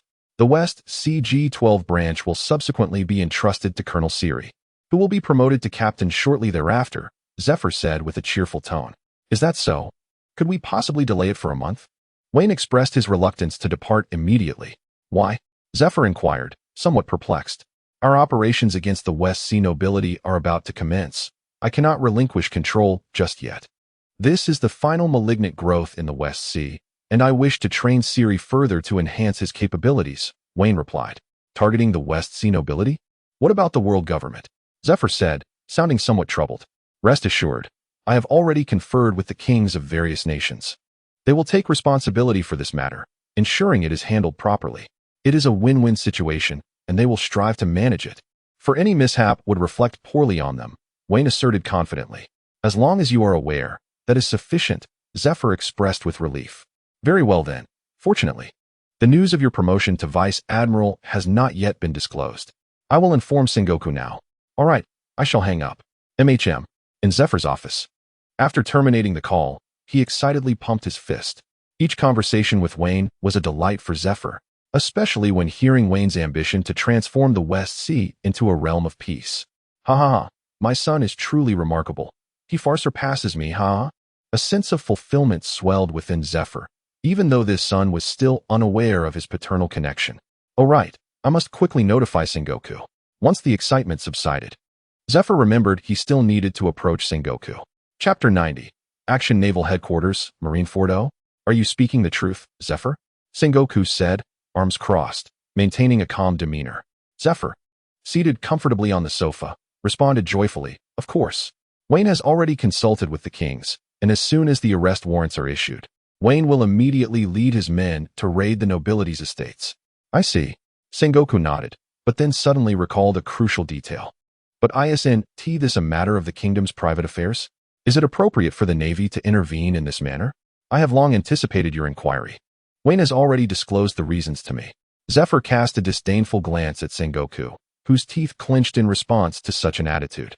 Do proceed, Sengoku said with resignation. Hee. Zephyr first regarded Sengoku with a triumphant look before elaborating. The nobility possessed considerable influence within their respective realms. The king's impulsive actions would incite turmoil, thus, he refrains from taking action. Consequently, they have allied with the Navy to strike decisively and eliminate the aristocrats. Oh, I see, Sengoku replied, feigning astonishment in support of Zephyr's narrative. Ha ha ha, my son is quite remarkable, isn't he? Zephyr laughed heartily. Sengoku, wearing a peculiar smile, responded.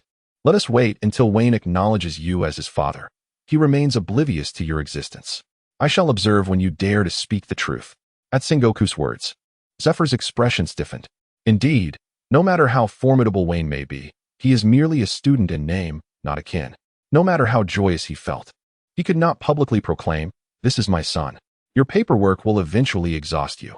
Once I retire, I will embrace my grandchildren with joy, much like Garp. Zephyr retorted with a glare at Sengoku, his face contorted in dismay. I shall not be exhausted, but I shall surely outshine you in leisure upon my retirement, Sengoku mused, handing an unwanted document to his little goat and watching as it swallowed the paper. Goodness, can the pirates of the New World not find some peace? Sengoku furrowed his brow, confronted with the news of the beast pirates engaging in battle with the Whitebeard pirates. That menace Kaido, truly a blight upon this world. Why has Whitebeard not dispatched him with a single blow?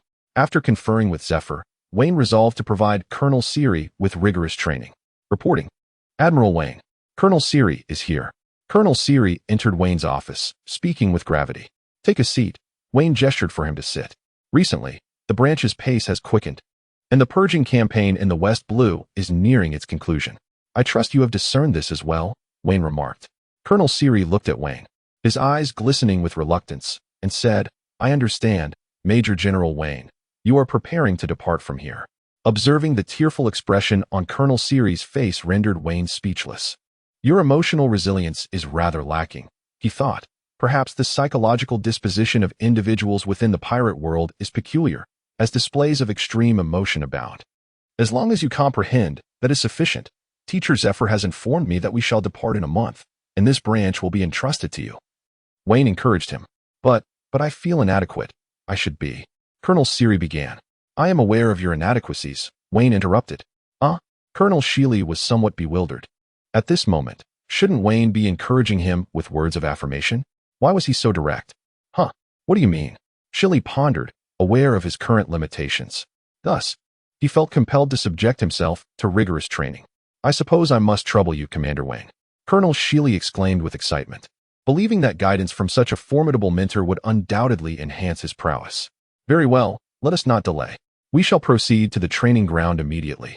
You will accompany me for this entire month, and I will dedicate time to thoroughly instruct you, Wayne declared, rising from his chair. Thank you for your efforts. Ha ha. Do not mention it.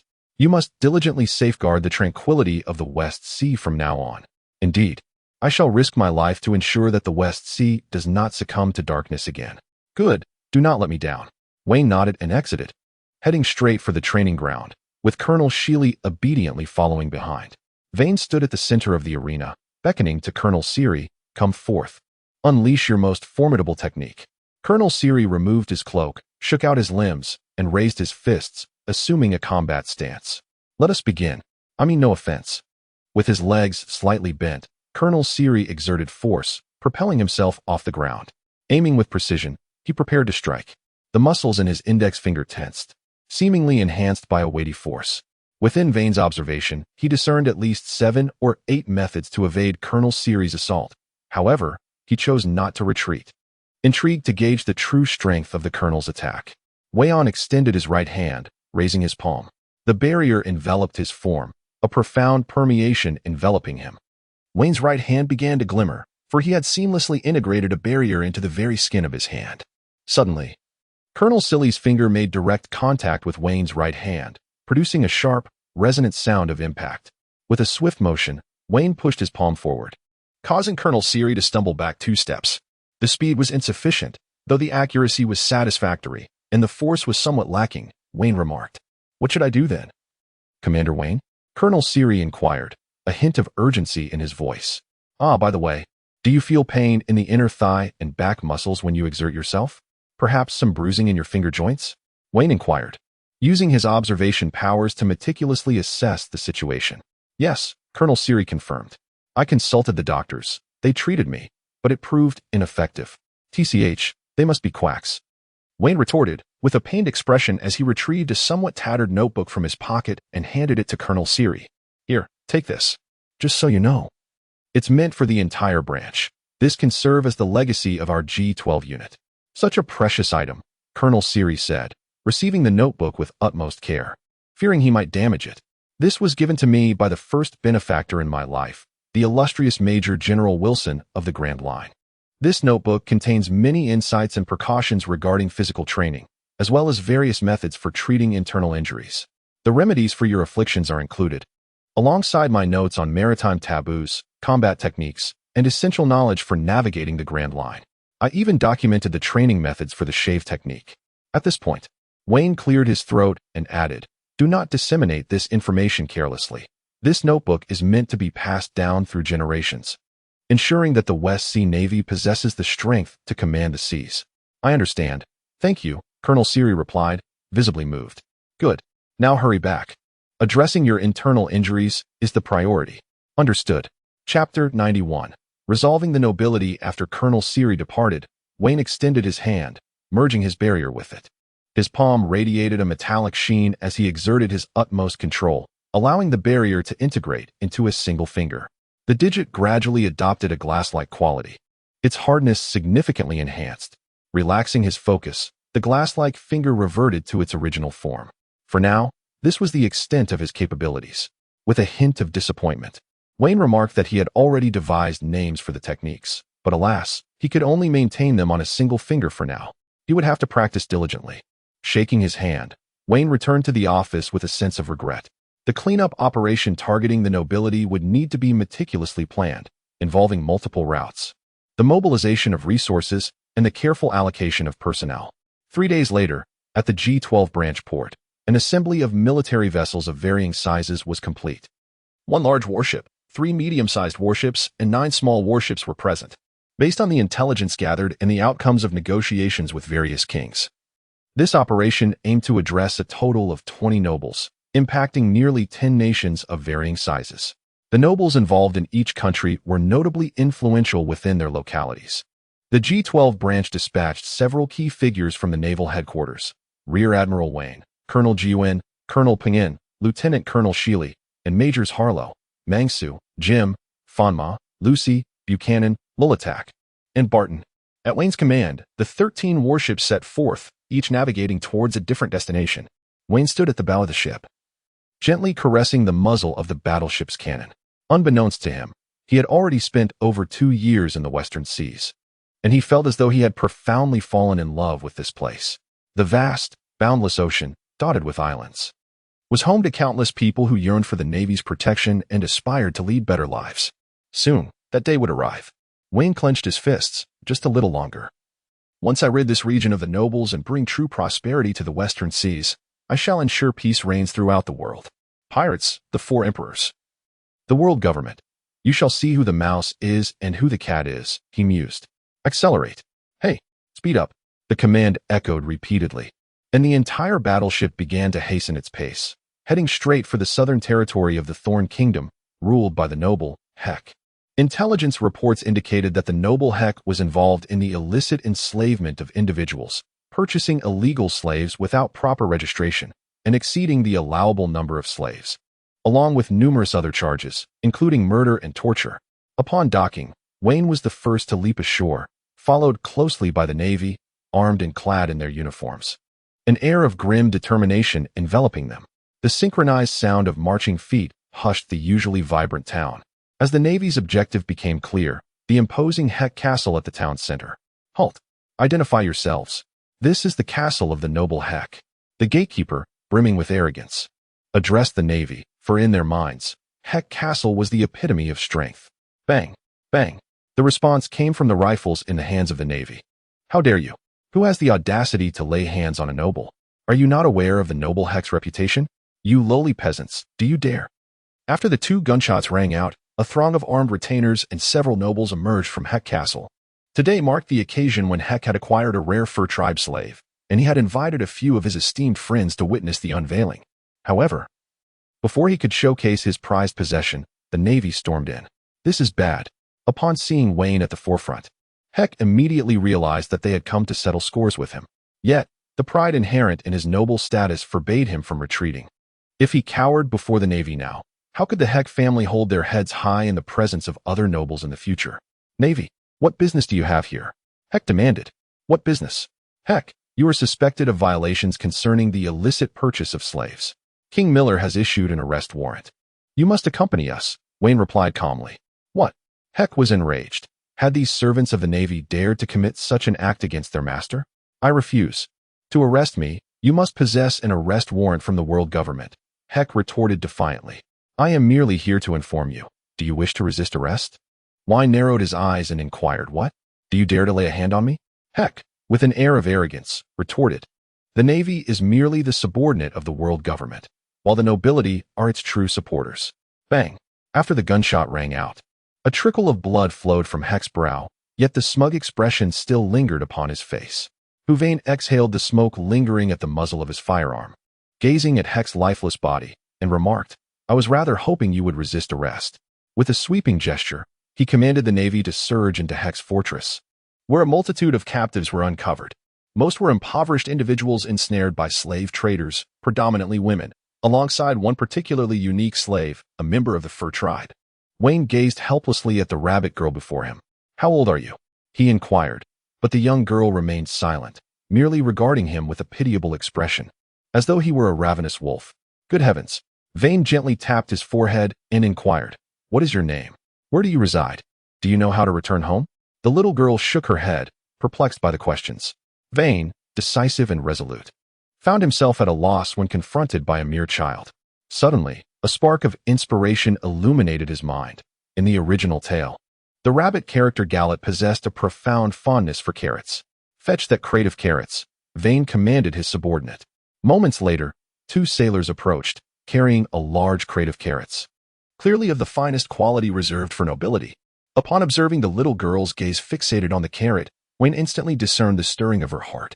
Wayne retrieved a carrot from the basket and extended it towards the little girl. After much hesitation, she could no longer resist the protests of her empty stomach. Swiftly, she snatched it from Wayne's hand and crouched in the corner, taking small bites while tears streamed down her cheeks. Alas, Wayne felt a twinge of sorrow within. How much suffering had this child endured? Wayne gently placed his hand upon the little girl's head. Sensing his kindness, She paused for a moment before continuing to nibble on her carrot. Where is your home? He inquired. She shook her head. And your parents? Again, she shook her head. Do you know the way back home? He asked. Once more, she shook her head. How old are you? 6, she replied, her voice soft and delicate. What is your name? Gallet, she answered. Oh, Gallet, what? Chapter 92, Gallet. Gallet? Wayne gazed in bewilderment at the little girl, who was blissfully munching on a carrot. Wasn't Carrot supposed to join the Straw Hat crew in a decade or so, and then seek out the Big Mom pirates? How did she end up here? Wayne inhaled deeply and inquired. How were you captured? Well, perhaps it was due to consuming Wayne's carrots, Gallet pondered. Believing Wayne to be a good soul, after a moment's reflection, he replied, I am not quite sure. It seems I accidentally fell from Zwa. Zwa was moving too swiftly. And while I was still in pursuit, I was apprehended. You fell from Zwa? Vane pondered the perplexity of Gallet, wondering how one could so inexplicably tumble from the heights of Zao. Do you know the way home? He inquired, crouching to meet Gallet's gaze. I don't know, Gallet replied, lifting his head with an innocent expression. May I accompany you? At merely 5 or 6 years of age, the concept of home remained nebulous to him. Of course, Vane replied, affectionately ruffling Gallet's rabbit-like ears. From now on, you shall accompany me. Given the chance, I shall assuredly return you to your homeland. All right, Gallet responded, his demeanor brightening. Report, Major Vane. A naval officer approached, trailed by an elegantly dressed elder. All slaves from Heku Castle have been freed, and representatives from the Thorn Kingdom have arrived to take over the remaining affairs. Greetings, Major Vane. I am Banner, the Finance Minister of the Thorn Kingdom. Good day, Minister Banner. We must proceed to other matters. We leave this in your capable hands. Certainly, we shall not intrude upon the naval officers. Minister Banner replied with a cordial smile. Very well, Vane acknowledged, gently stroking Gallet's head, grasping his small hand in one and holding a carrot in the other. They made their way toward the warship. Assemble. The entire naval crew boarded the ship amid the cheers of the townsfolk, setting sail toward the next destination. The illustrious jewel of the Thorn Kingdom, the grand treasure at Lock Dock. The Navy's objective was to engage with Prince Mickey, who orchestrated the entirety of the Thorn Kingdom's slave trade from this very port. Prince Mickey, the uncle of King Miller, shared a notoriously strained relationship with him, having amassed resources and mercenaries through the slave trade in a bid to overthrow Miller's reign. At Lock Dock, Mickey's henchmen had covertly clashed with government forces on several occasions. Upon Vane's arrival, they fortuitously witnessed a skirmish between Mickey's gang and the government troops. How intriguing, Vane mused, stroking his chin. With the Navy present, how bold they are to engage in combat. Do they not realize that the underworld of the West Sea often meets its demise at the hands of the Navy? He directed his naval subordinates. Go, quell the conflict. We must not frighten the child. Once the ship was docked, the officer led a contingent of sailors to attempt to defuse the situation. However, after an exchange with the gang, the naval officer became incensed, rallying the sailors to join the fray alongside the government forces against the gangsters. Wayne furrowed his brow and extended his hand to restrain Gallet, who was bouncing with curiosity to see what was unfolding. You need not look any further, he declared, covering Gallet's eyes with his right hand, while his left pointed towards an unoccupied direction. With a powerful punch, he struck the ground, creating a long passageway on the dock. A profound silence enveloped the crowd, as if they were all rendered speechless by Wayne's formidable blow. It was unclear who initiated it, but soon everyone began to lower their weapons, instinctively adopting a crouched position with their hands clasped atop their heads, their movements remarkably practiced. Even the bewildered government troops followed suit, believing that the Navy had arrived to confront them. Wayne cast a glance without further concern, simply summoning the person in charge here. After obtaining the arrest warrant issued by King Miller from the responsible party, Wayne proceeded directly towards Prince Mickey, accompanied by the naval officers. The commotion caused by Wayne had long since captured the attention of Prince Mickey. Thus, upon Wayne's arrival, he was met with a barrage of cannons and a cadre of armed mercenaries. Standing proudly at the forefront, Prince Mickey lifted his chin defiantly and proclaimed, Navy, depart at once. This territory belongs to me, and my ties with the world government run deep. Bang! Foolishness! Wayne dispatched the worthless individual with a single shot, then turned to embrace Gallet, who was covering his eyes. He ordered the confiscation of properties and the liberation of slaves, leaving the remainder to be handled by the local authorities. Alas, Prince Mickey had met his demise, All but the death warriors trained by him had surrendered. Those warriors were no match for the well-trained navy, which swiftly seized control of Prince Mickey's residence. However, this was of no concern to Wayne, for he was now strolling with Gallet, who was blissfully unaware. Curiously, Wayne harbored a fondness for Gallet, but let there be no misunderstanding. It was a familial affection, akin to that of an elder for a younger. Having endured a difficult childhood himself, Wayne wished to spare Gallet from a similar fate. He had inquired about Gallet's family, only to discover that the boy had no relatives, save for a few acquaintances of a somewhat closer nature.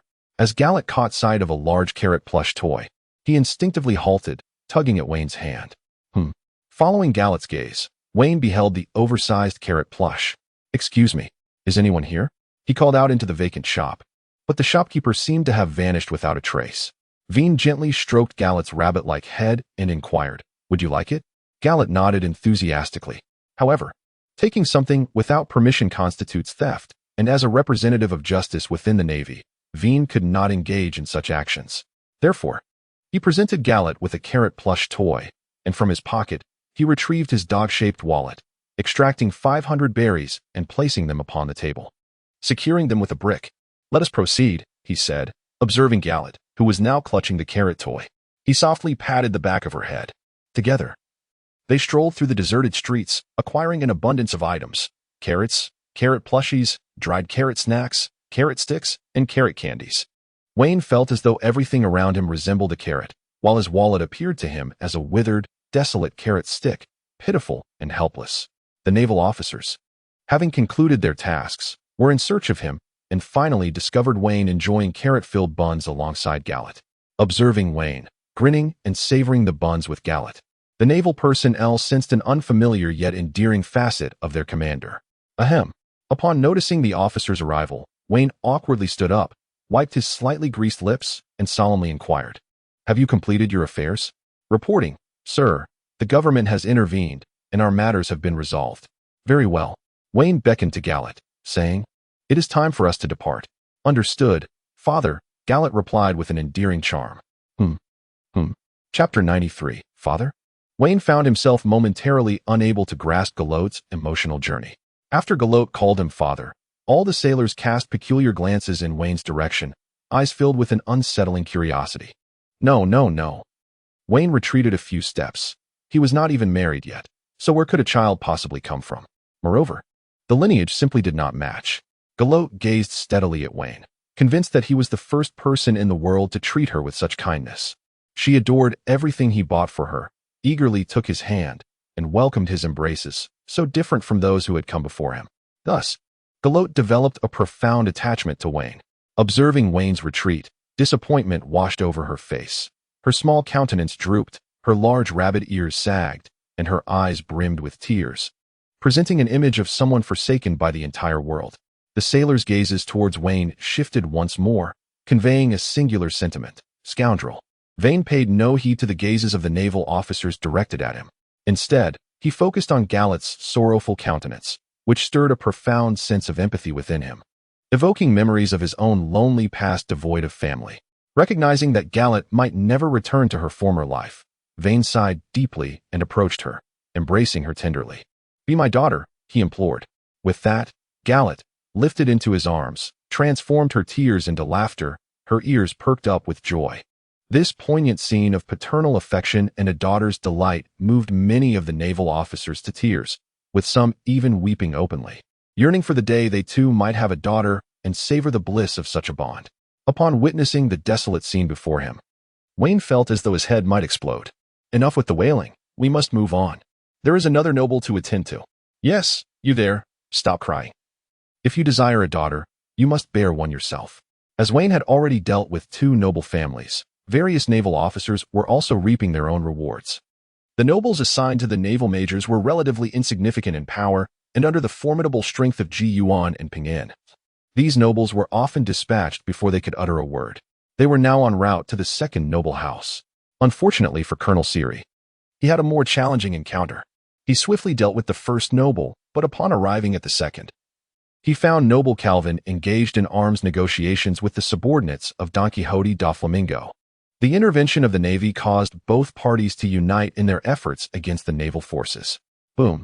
A cannonball soared through the air, toppling several sailors. The Navy took defensive positions aboard their vessels, yet the firepower of their medium-sized warships paled in comparison to the 50 artillery pieces arrayed against them. "Return fire," commanded Colonel Seary, adjusting his hat and brandishing his sword.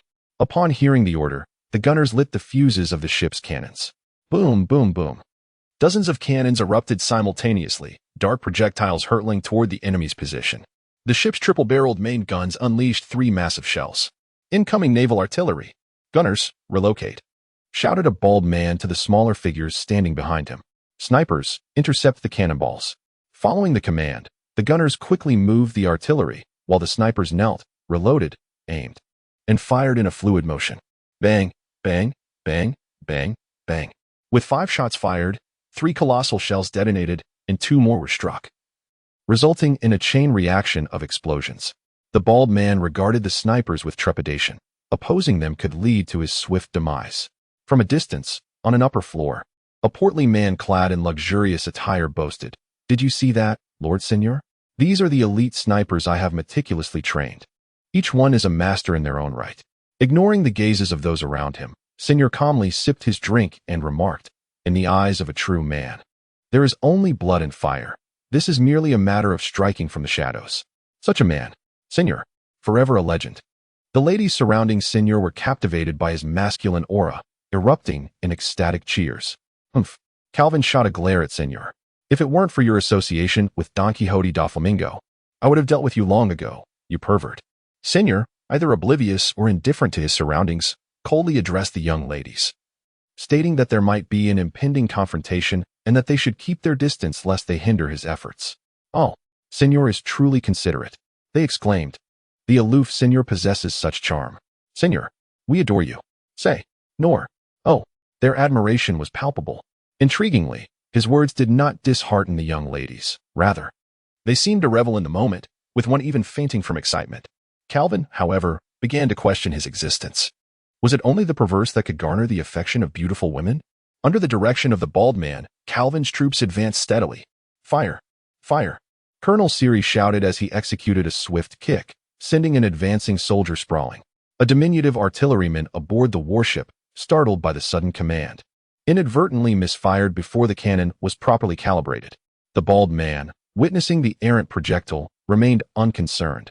After all, he was a subordinate of Doflamingo, and where the cannonball landed was of no consequence to him. The sniper, lacking orders, paid no heed. Thus, an overlooked cannonball descended upon a concealed munitions depot. Boom! An enormous explosion erupted to Calvin's right.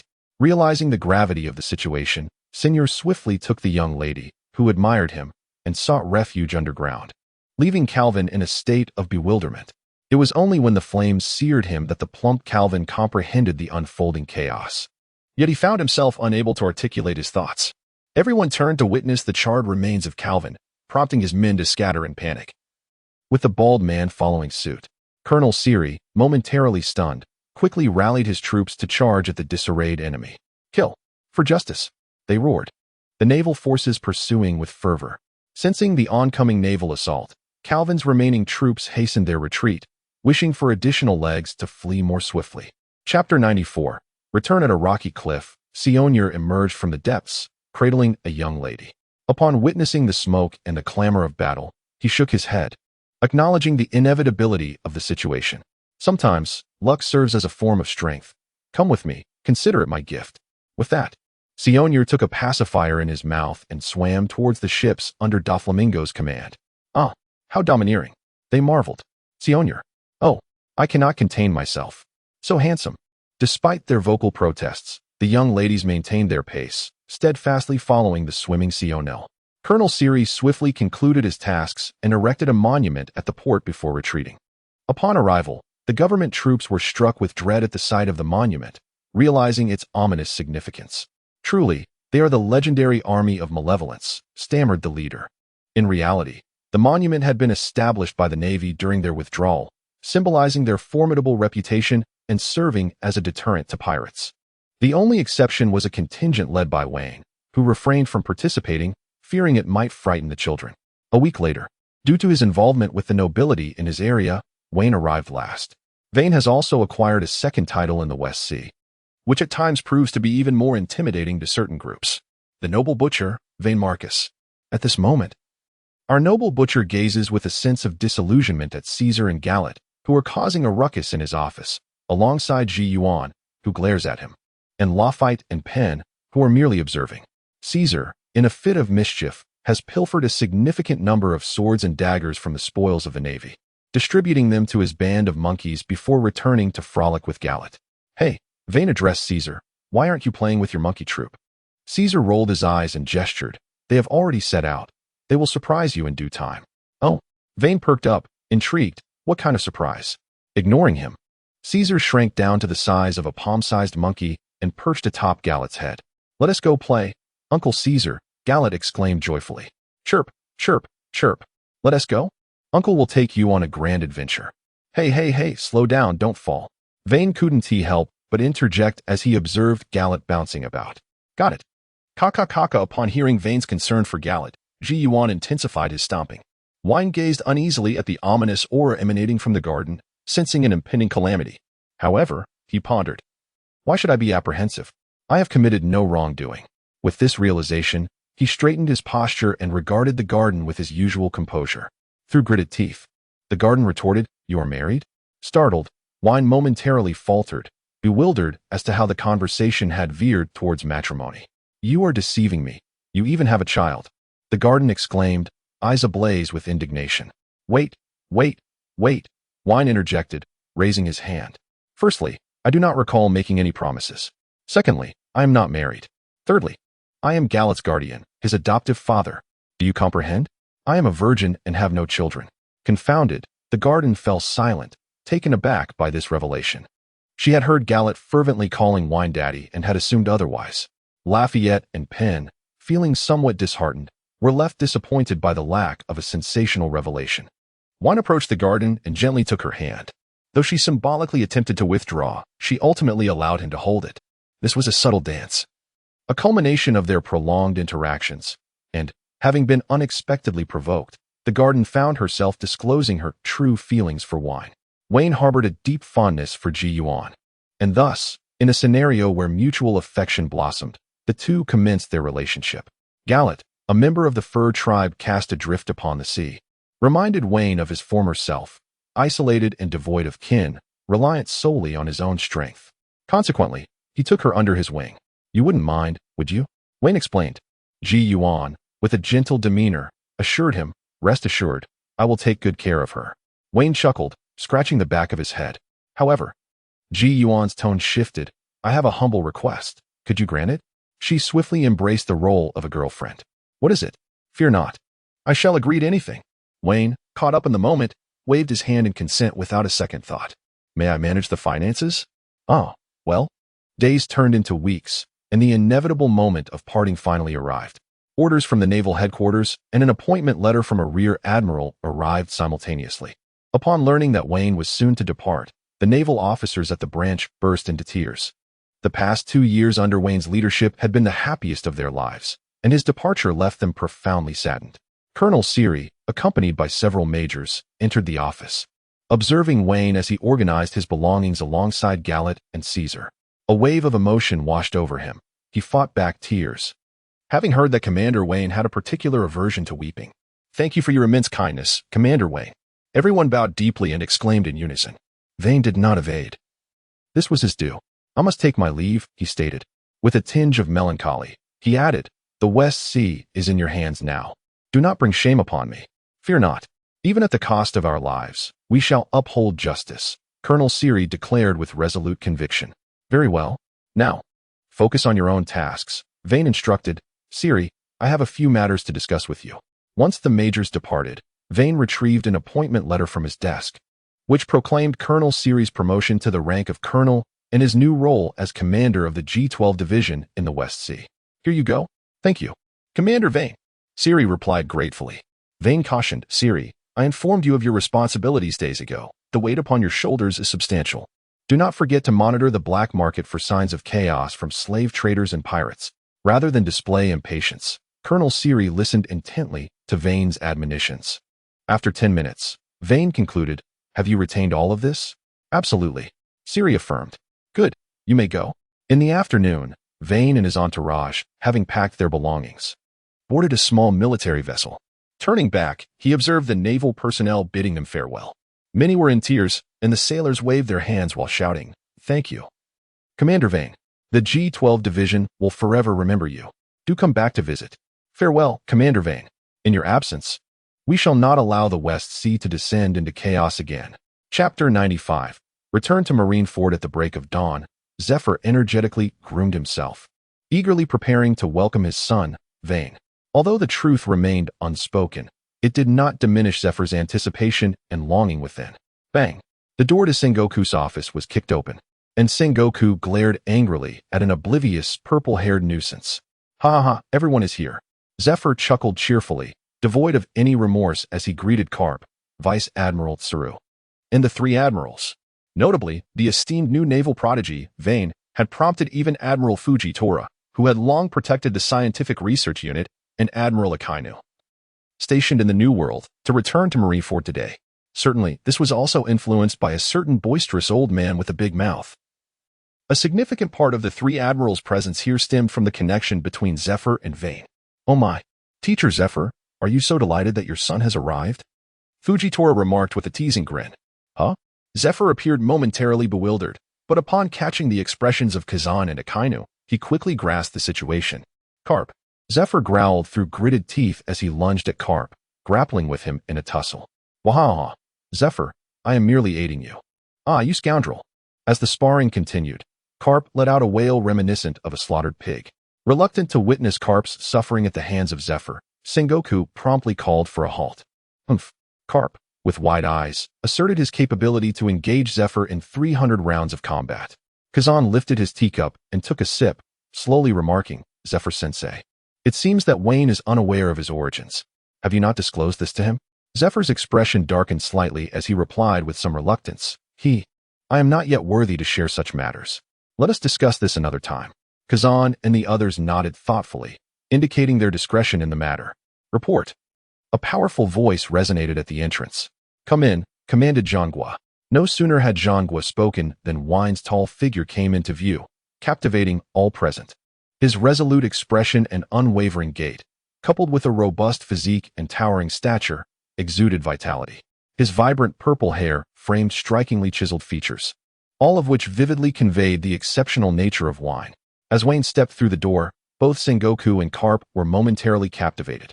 The Wayne of today bore little resemblance to the one from 2 years prior. Zephyr's eyes glimmered with pride, and even the three admirals displayed a hint of surprise.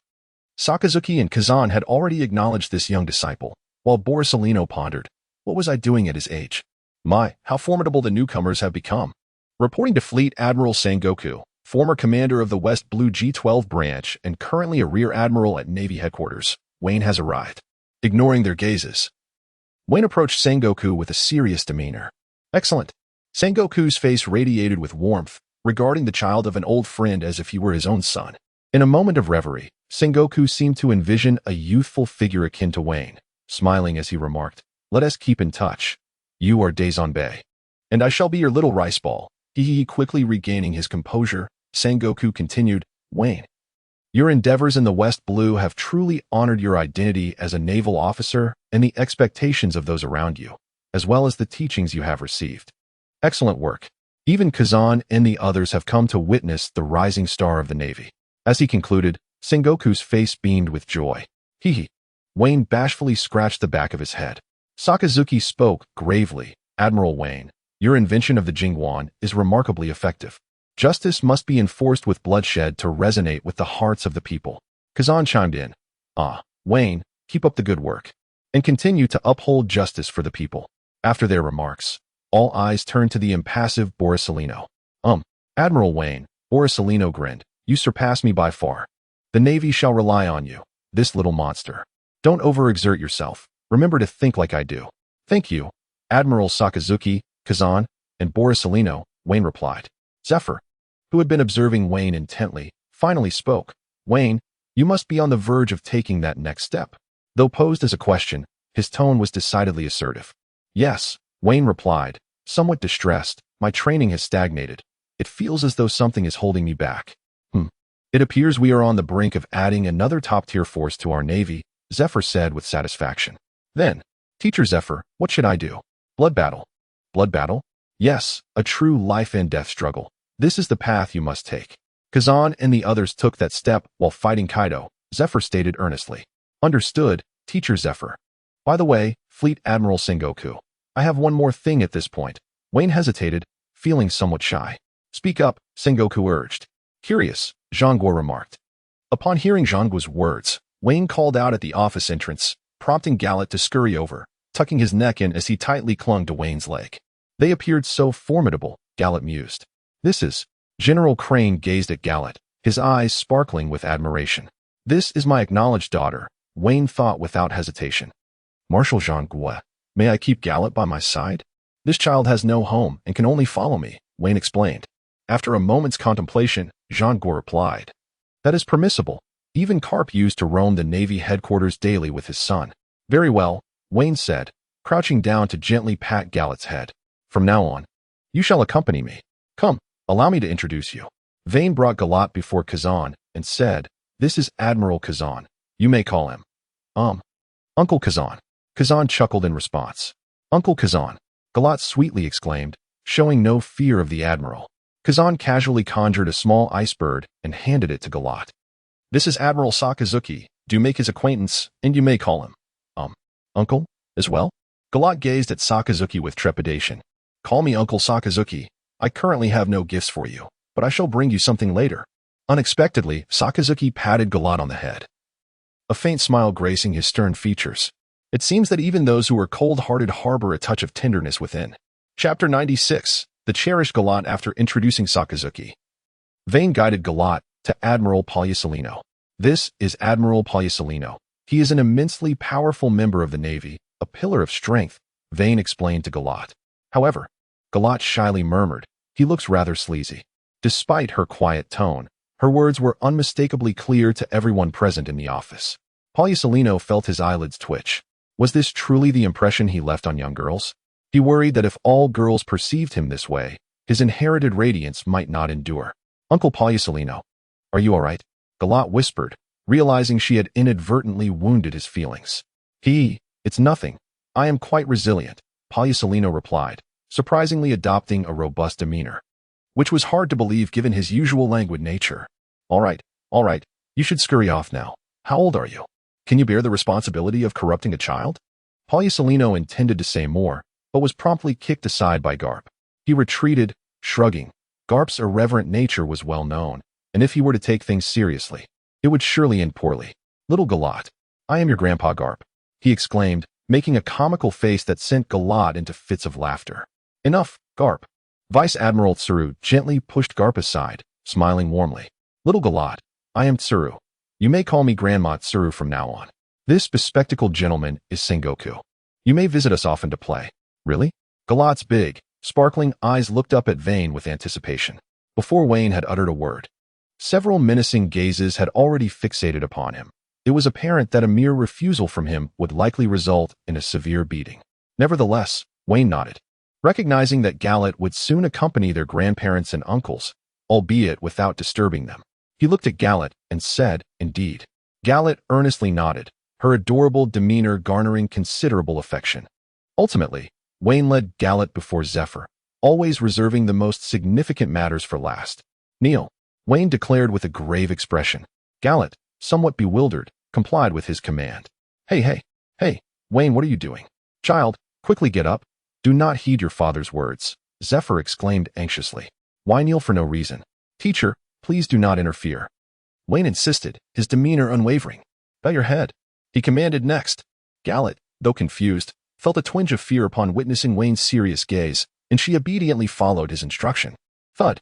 Upon seeing Gallet comply, Wayne's expression relaxed, allowing Zephyr to take the opportunity to help Gallet up, brushing the dust off her trousers. Are you particularly curious as to why I requested this? Wayne inquired slowly. Indeed. You see, I was cast away to a distant land during my childhood, living alone on a desolate island for 6 years.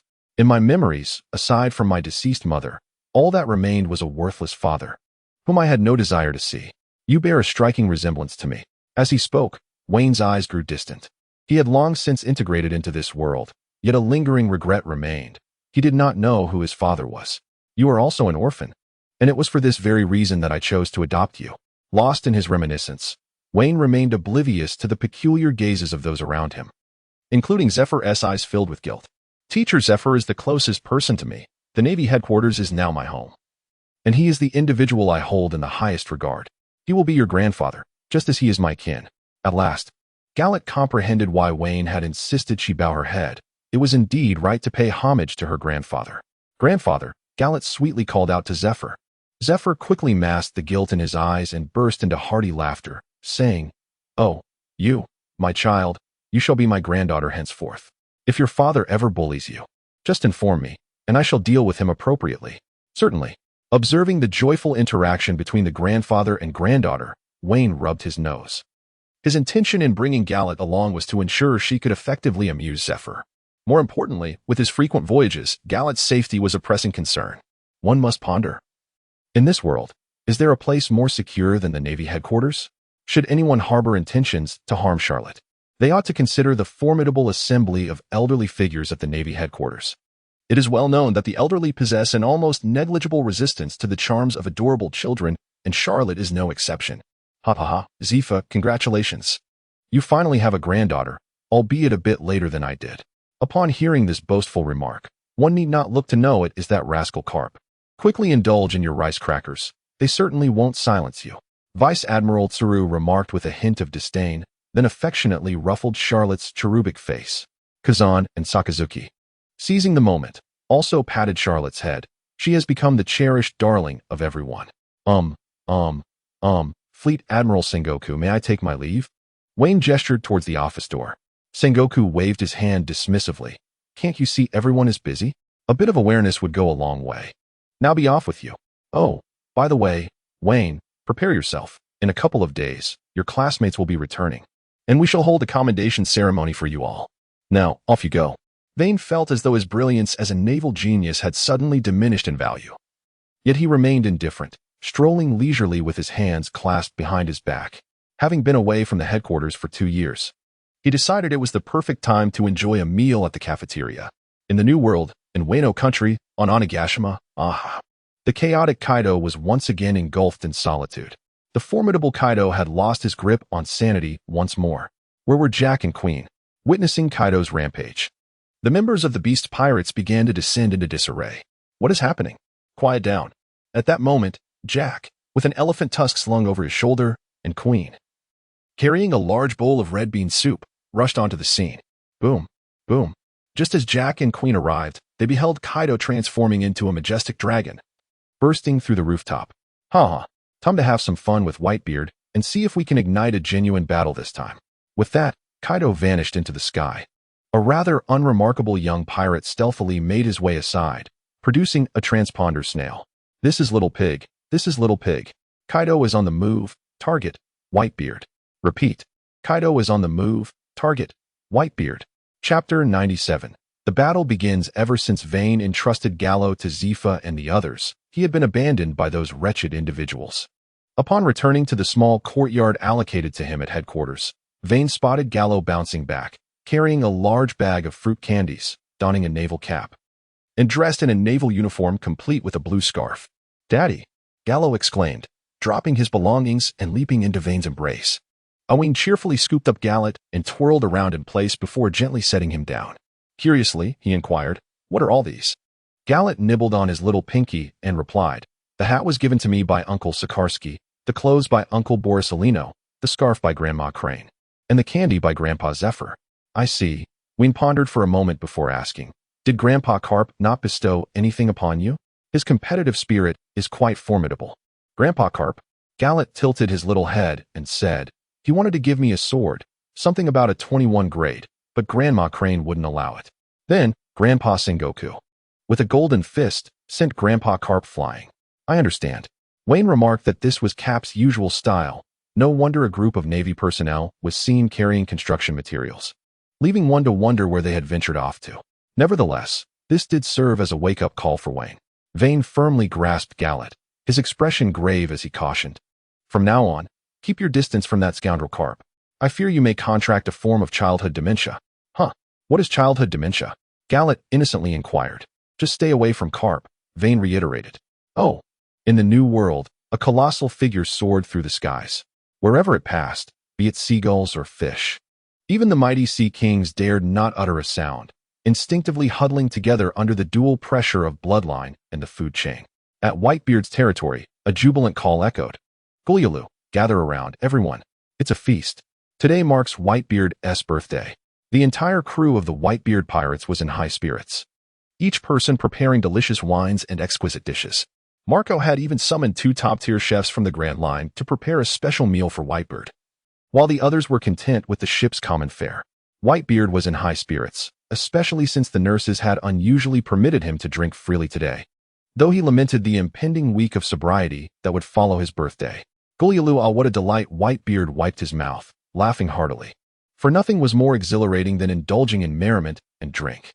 Old man, happy birthday. Jozu approached with a raised glass, his face alight with joy. Cheers, Whitebeard responded, raising his own cup to clink with Jozu's. As everyone celebrated joyfully, singing and dancing, Whitebeard's expression suddenly shifted, a look of extreme fury overtaking his powerful visage as a pale orb materialized above his right fist. Skyquake, you bastard Kaido. How dare you? Ha ha. Whitebeard, come and fight me. A thunderous roar erupted as Kaido unleashed a ferocious breath attack aimed directly at Whitebeard. Boom! The sound of shattering air echoed in the ears of all aboard the Whitebeard pirates, as Kaido's breath began to fracture the atmosphere itself. Humph! A cold snort escaped Whitebeard, who intensified his skyquake, the fissures widening as Kaido's onslaught was met with a mighty fist. Roar! Whitebeard, your fists remain as solid as ever. Come, let us battle. A majestic dragon emerged from the clouds, bellowing with fervor. Gulyulu, Kaido, you have incited my wrath. Skyquake, shattered jade. Whitebeard thrust his fist forward, and for a moment, it seemed as though the very air lamented, fractured by the immense force of his blow. Humph! Thunderbagwa. Kaido transformed into his human form, swinging his colossal kanabo towards Whitebeard with ferocity. Bang! The impact of Whitebeard's strike sent Kaido hurtling through the air, where he morphed into a dragon, soaring towards a distant deserted island. Come on, you bastard Whitebeard. Let us duel. Gurgling laughter escaped him, as he anticipated claiming a dragon's hide for his captain's quarters. Enraged yet mockingly amused, Whitebeard leaped gracefully, stepping lightly as if upon the moon, arriving at the island. Thunderbagwa, Dragon Claw, Airquake, and Cascading Waves. At Marine Headquarters. In the office of Fleet Admiral Sengoku, a wave of frustration washed over him as he examined the intelligence laid out upon his desk. Damn it! Sengoku exclaimed, nearly overwhelmed by the chaos.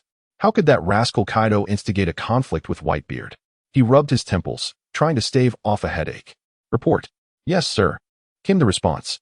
Admiral Sakazuki, Kazan, and Borsalino have arrived. Enter.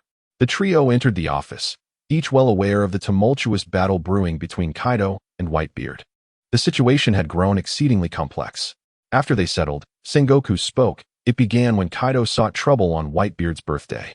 In a bid to protect their captain, Jack the Drought and Queen the Plague of the Beasts pirates rushed to the scene, clashing with the likes of Marco the Phoenix, Jozu the Diamond, and Vista the Flower Sword, among other pirates. Humph! Pirates are nothing but a scourge. They must be eradicated swiftly. I will seize this opportunity to ambush them, Sakazuki declared assertively. Ho ho ho, Whitebeard and Kaido, how terrifying.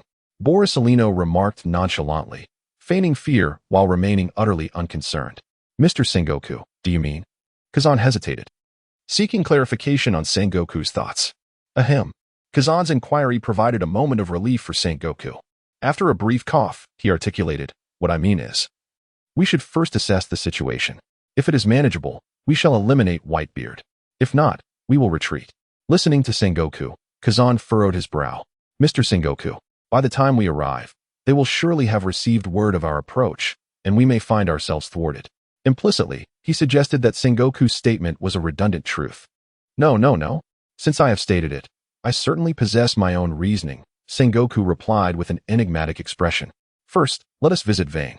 In my old age, I find myself wanting to see the younger generation. Chapter 98.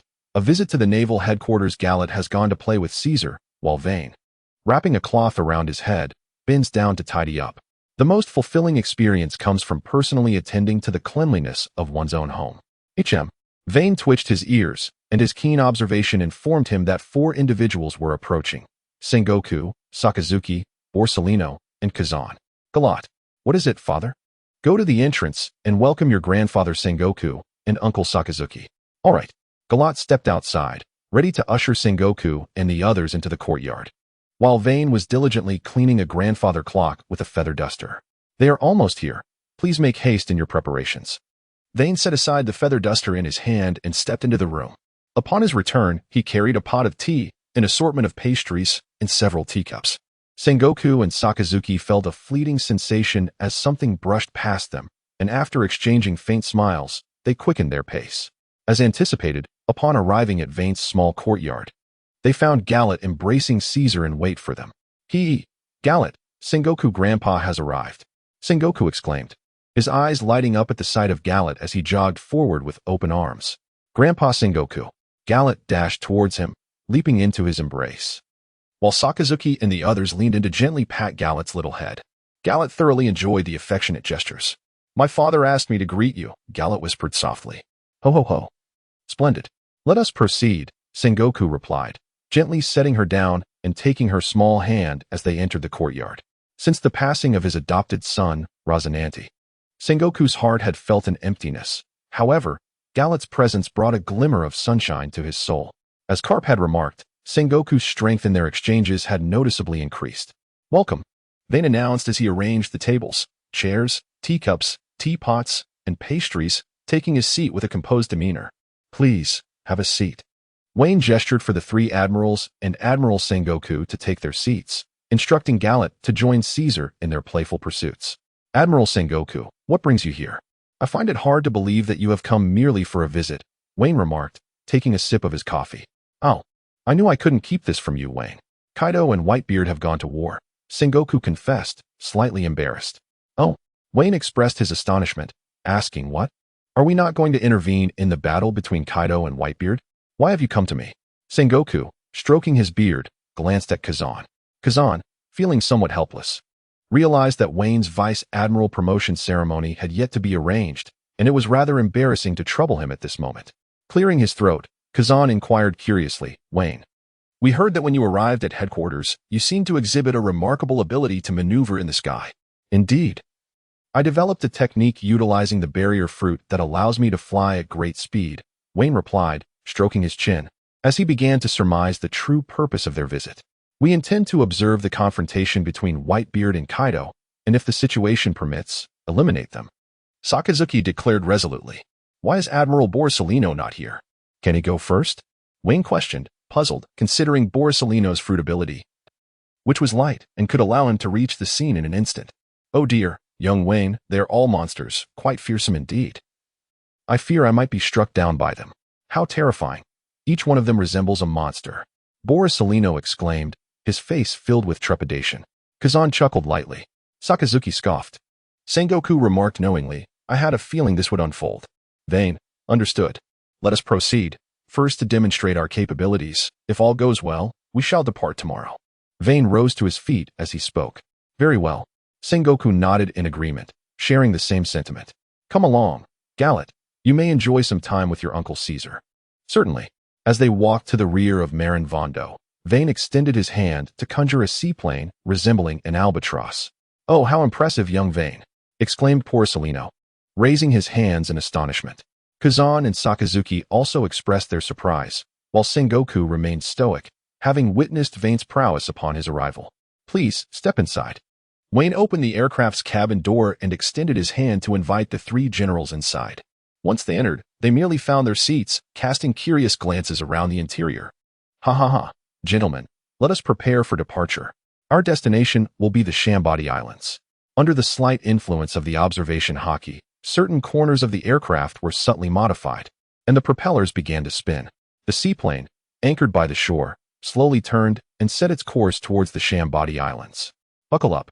Wayne gripped the control stick, and the aircraft immediately accelerated, swiftly ascending to break through the clouds. Oh, how magnificent! Borsellino gazed in astonishment at the sea of clouds and ocean beneath him. Sakazuki and Kazan shared similar expressions, while Sengoku, awed by the grandeur of the vast ocean, finally comprehended the beauty he had dedicated his life to. Truly spectacular. Kazan, observing the seagulls soaring past, found himself enchanted by the scene. At that moment, a vast expanse of thunderous cumulonimbus clouds loomed ahead. "Wayne, what is this?"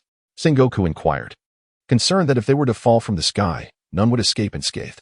"Fear not, I shall ascend and soar over it," Wayne assured, pulling the lever as the aircraft began to gain altitude, flying above the storm clouds.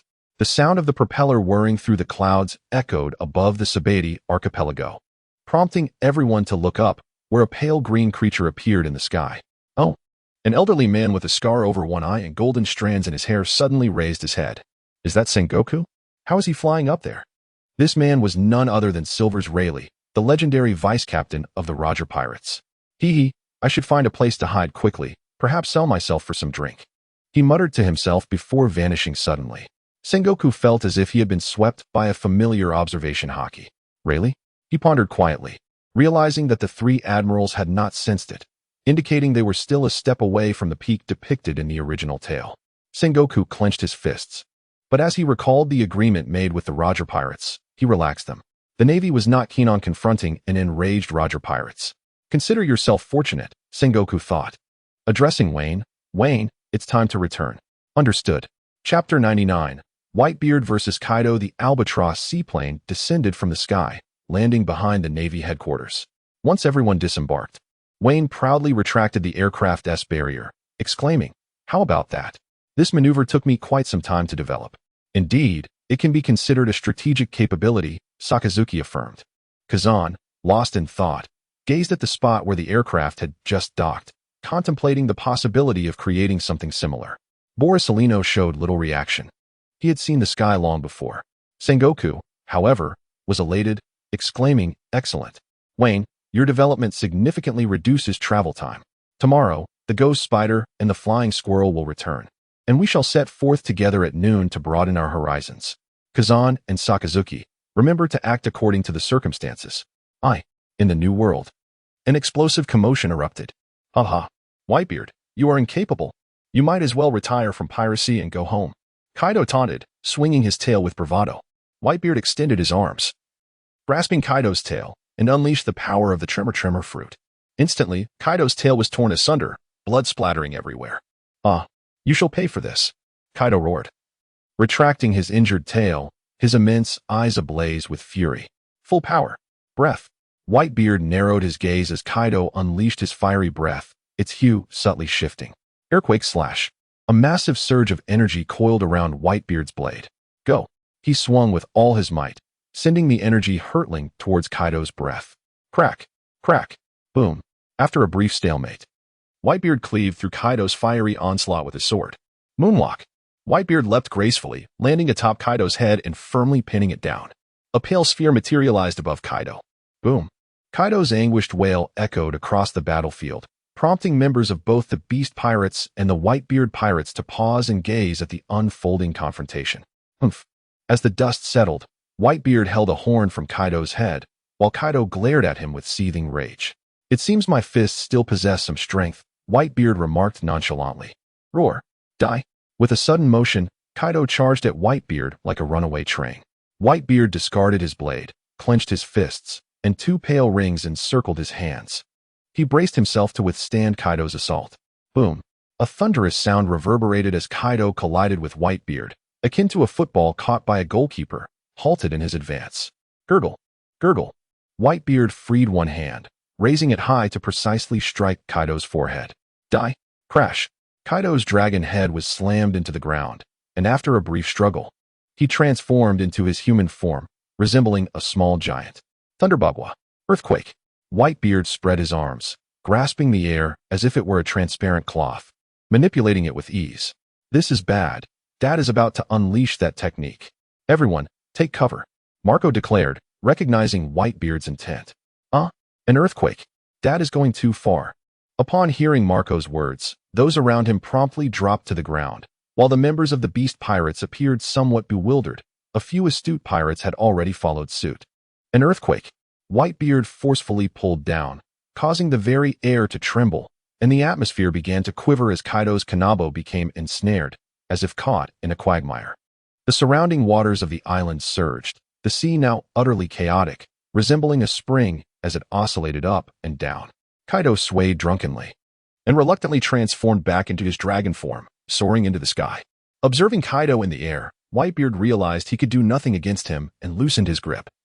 The sea gradually receded and began to calm. Kaido, surrender. If you kneel, I shall show you mercy. Whitebeard bellowed with laughter. Dream on. Kaido's dragon eyes were filled with ferocity, and with a fierce roar, his claws lunged toward Whitebeard.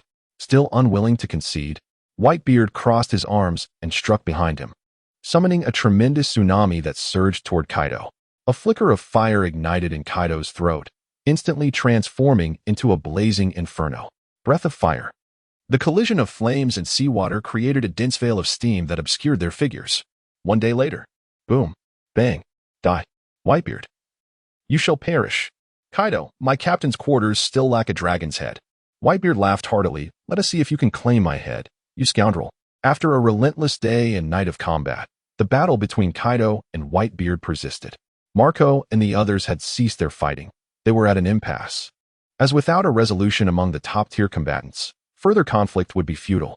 Bista, is there still no word from the Navy? Marco inquired with concern aboard the Moby Dick of the Whitebeard pirates. Bista, equally puzzled, shook his head and replied, no.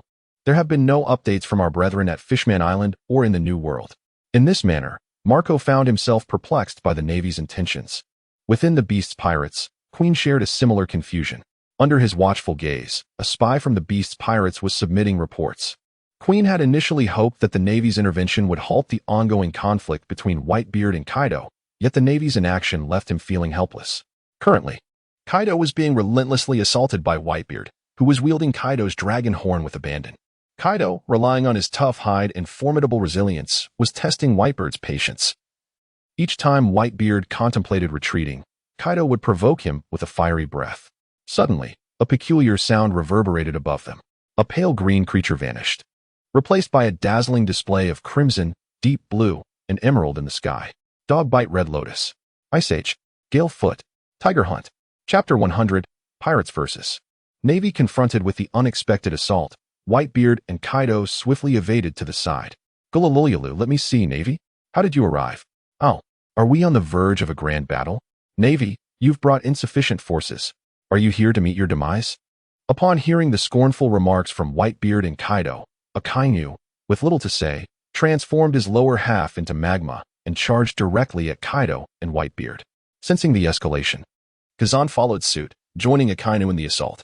The battle rapidly intensified, with Whitebeard, Kaido, Akainu, and Kazan entangled in fierce combat. Smoker, Doberman, Pheasant, Lafitte, Gyun, Weasel, Fire Mountain, Ghost Spider, Dalmesia, remained alongside Wayne. Their initial role was merely to broaden their horizons, yet when Admiral Akainu witnessed the clash between Whitebeard and Kaido, his impulsiveness drove him to engage, prompting everyone else to follow suit. Wayne, with a grave expression, turned to Gyun and inquired, "What shall we do now?" At Wayne's words, all eyes turned to him. He was their pillar of strength, as he had always been. "I will handle Queen of the Beast's pirates, while Fire Mountain and Doberman take on Jack. Dalmesia and Smoker, you deal with Marco. Weasel and Jaws will be your responsibility. Just hold them at bay. If it becomes too difficult, retreat. Ghost Spider, Pheasant, Lafitte, the remainder shall be entrusted to you. Our numbers are too few. We must swiftly deal with our respective opponents to aid one another." Pausing for a moment, Wayne, with a serious demeanor, added, "Whitebeard Pirates, 4th Division Commander, Flower Sword Bista. Gyun, can you handle him?" Drawing his Kenpyro with fervor, Gyun replied, "I would welcome the opportunity." Good. Wayne concealed his apprehensions, rallying with fervent resolve as he shouted towards the pirates for justice. Seeking death, Jack transformed into a mammoth and charged towards the Navy. "Your opponents are us." The Flaming Mountain and Doberman simultaneously exclaimed, and together they unleashed a powerful kick at Jack. A colossal brachiosaurus with a dark head descended from the heavens, akin to a missile. "Get the hell out of here." As Vane's thoughts stirred, his right hand became enveloped in a jade-green meteor hammer, imbued with the power of hockey. With a powerful upward strike, he sent Quinn flying. The moment Jack and Quinn took action, it was as if a fuse had been ignited, detonating the battlefield. Smoker and Dalmesia intercepted Marco, while Weasel blocked Jaws. Yet, Jaws' formidable defense and overwhelming strength quickly placed Weasel at a disadvantage upon their initial clash. Observing both sides embroiled in fierce combat, Vista resolved to assist Marco in eliminating Smoker and Dalmesia, aiming to create an opening to further vanquish the Navy. Suddenly, as Vista took a few steps, a slash hurtled toward him. What? Startled, Vista parried the strike with one blade, while countering along its trajectory with the other. Humph! With a delicate huff, Gun approached Vista, gliding gracefully. The dance of death ensued, with Gun wielding dual blades, sweeping across. Vista crossed his twin swords to block Gun's assault, then thrust upward with his right hand to target Gun's head, while his left aimed to cleave her in two. A mere display of skill, Gun executed a bridge maneuver, allowing Vista's blade to sweep past her face, before countering with a Kumbira block, deflecting Vista's left-hand strike. The symphony of death commenced, an unending chorus of slashes aimed at Vista. Well met. Vista retreated a step, raising his twin blades into a defensive stance. The Sword of Roses resounded with a thunderous clash. Boom. A fiery explosion erupted. The violent onslaught continued as the battlefield trembled. On the opposite side, for Titans clashed with cataclysmic force, transforming portions of the terrain into molten lava and icy wasteland. Akainu, like a powder keg, exploded against anyone he could seize, while Kazan, leveraging his devil fruit powers, retaliated against his foes with equal fervor. Kaido's massive form rampaged, wreaking havoc throughout the battlefield. Like a mad dog, Kaido alternated his fury between Akainu and Kazan, even grappling with Whitebeard. Whitebeard was nearing madness. Not only did he have to contend with the Navy, but he also had to remain vigilant against Kaido, whose chaotic presence disrupted the entire battlefield. Akainu had become a veritable volcano. Apart from Kaido, none dared approach him. What the hell? What are you doing, Admiral Akainu? Amidst the chaos, molten magma splattered, nearly hitting Vayne. How dare those accursed Marines? While battling, do not let your focus waver. Do you look down upon me? Seeing Vayne still in a mood to jest, Quinn felt belittled. Do not underestimate the dashing me.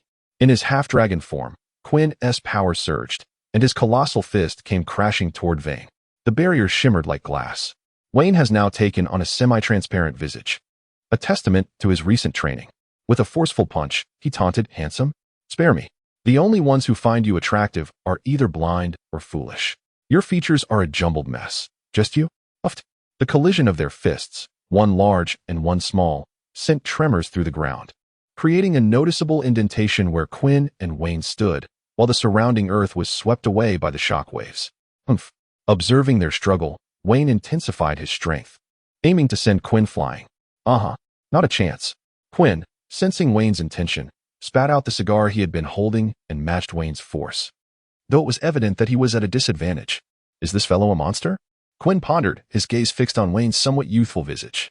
A surge of murderous intent swelling within him as his mechanical left arm began to emit toxic gas. He swiftly redirected his right hand downward, channeling his strength into the ground before retreating rapidly. Seeing Wayne enveloped in the toxic fumes, Quinn gleefully exclaimed, "Ha! The Navy never saw this coming. This is my latest concoction of poison, specially designed to be corrosive. Enjoy." However, before Quinn could finish his boast, a piercing strike, imbued with haki, tore through his shoulder. "What?" Quinn gasped, clutching his shoulder in disbelief as he staggered back. "Why are you still alive? Can your poison penetrate my impenetrable barrier?" Emerging from the toxic mist, the semi-transparent Wayne resembled a god of war. Cannon fist. With a sudden flash, Wayne vanished, only to reappear right before Quinn. "What?" "My observation haki." Before Quinn could finish his thought, Wayne struck him in the abdomen, causing a tumultuous upheaval in his stomach, and he could no longer contain himself. Then he retched. Chapter 101. The blade has perished, monster. Quinn muttered, wiping the stains from the corner of his mouth, his voice trembling.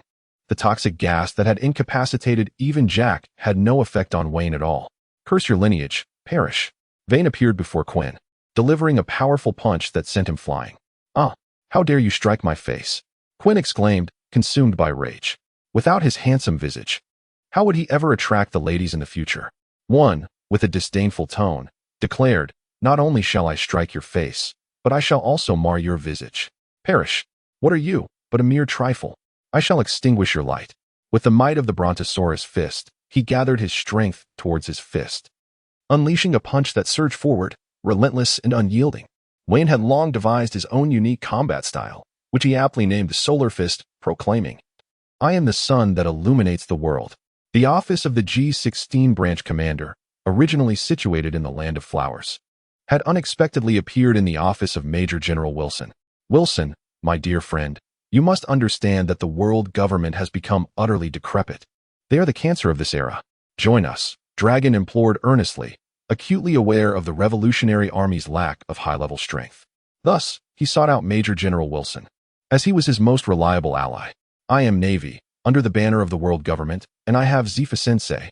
Major General Wilson hesitated, grappling with his loyalty to the Navy, which he considered his home.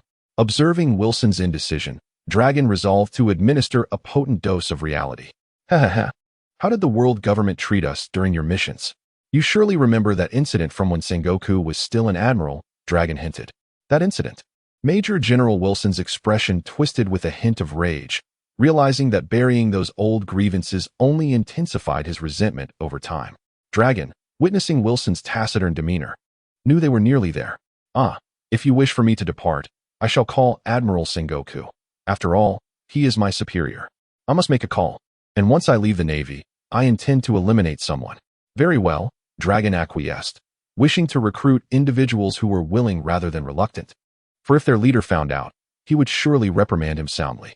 Meanwhile, in the Marine headquarters at Marineford, the elderly quartet of admirals, along with Garp, were gathered in Sengoku's office, sipping tea. Garp was voraciously devouring rice crackers. Sengoku relished his mochi, while Garp cheerfully munched on carrots.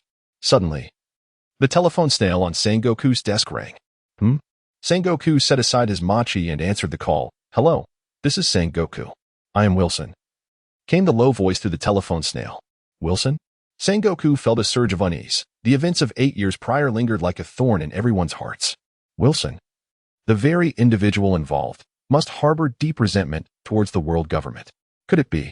"I intend to leave the Navy," Wilson continued.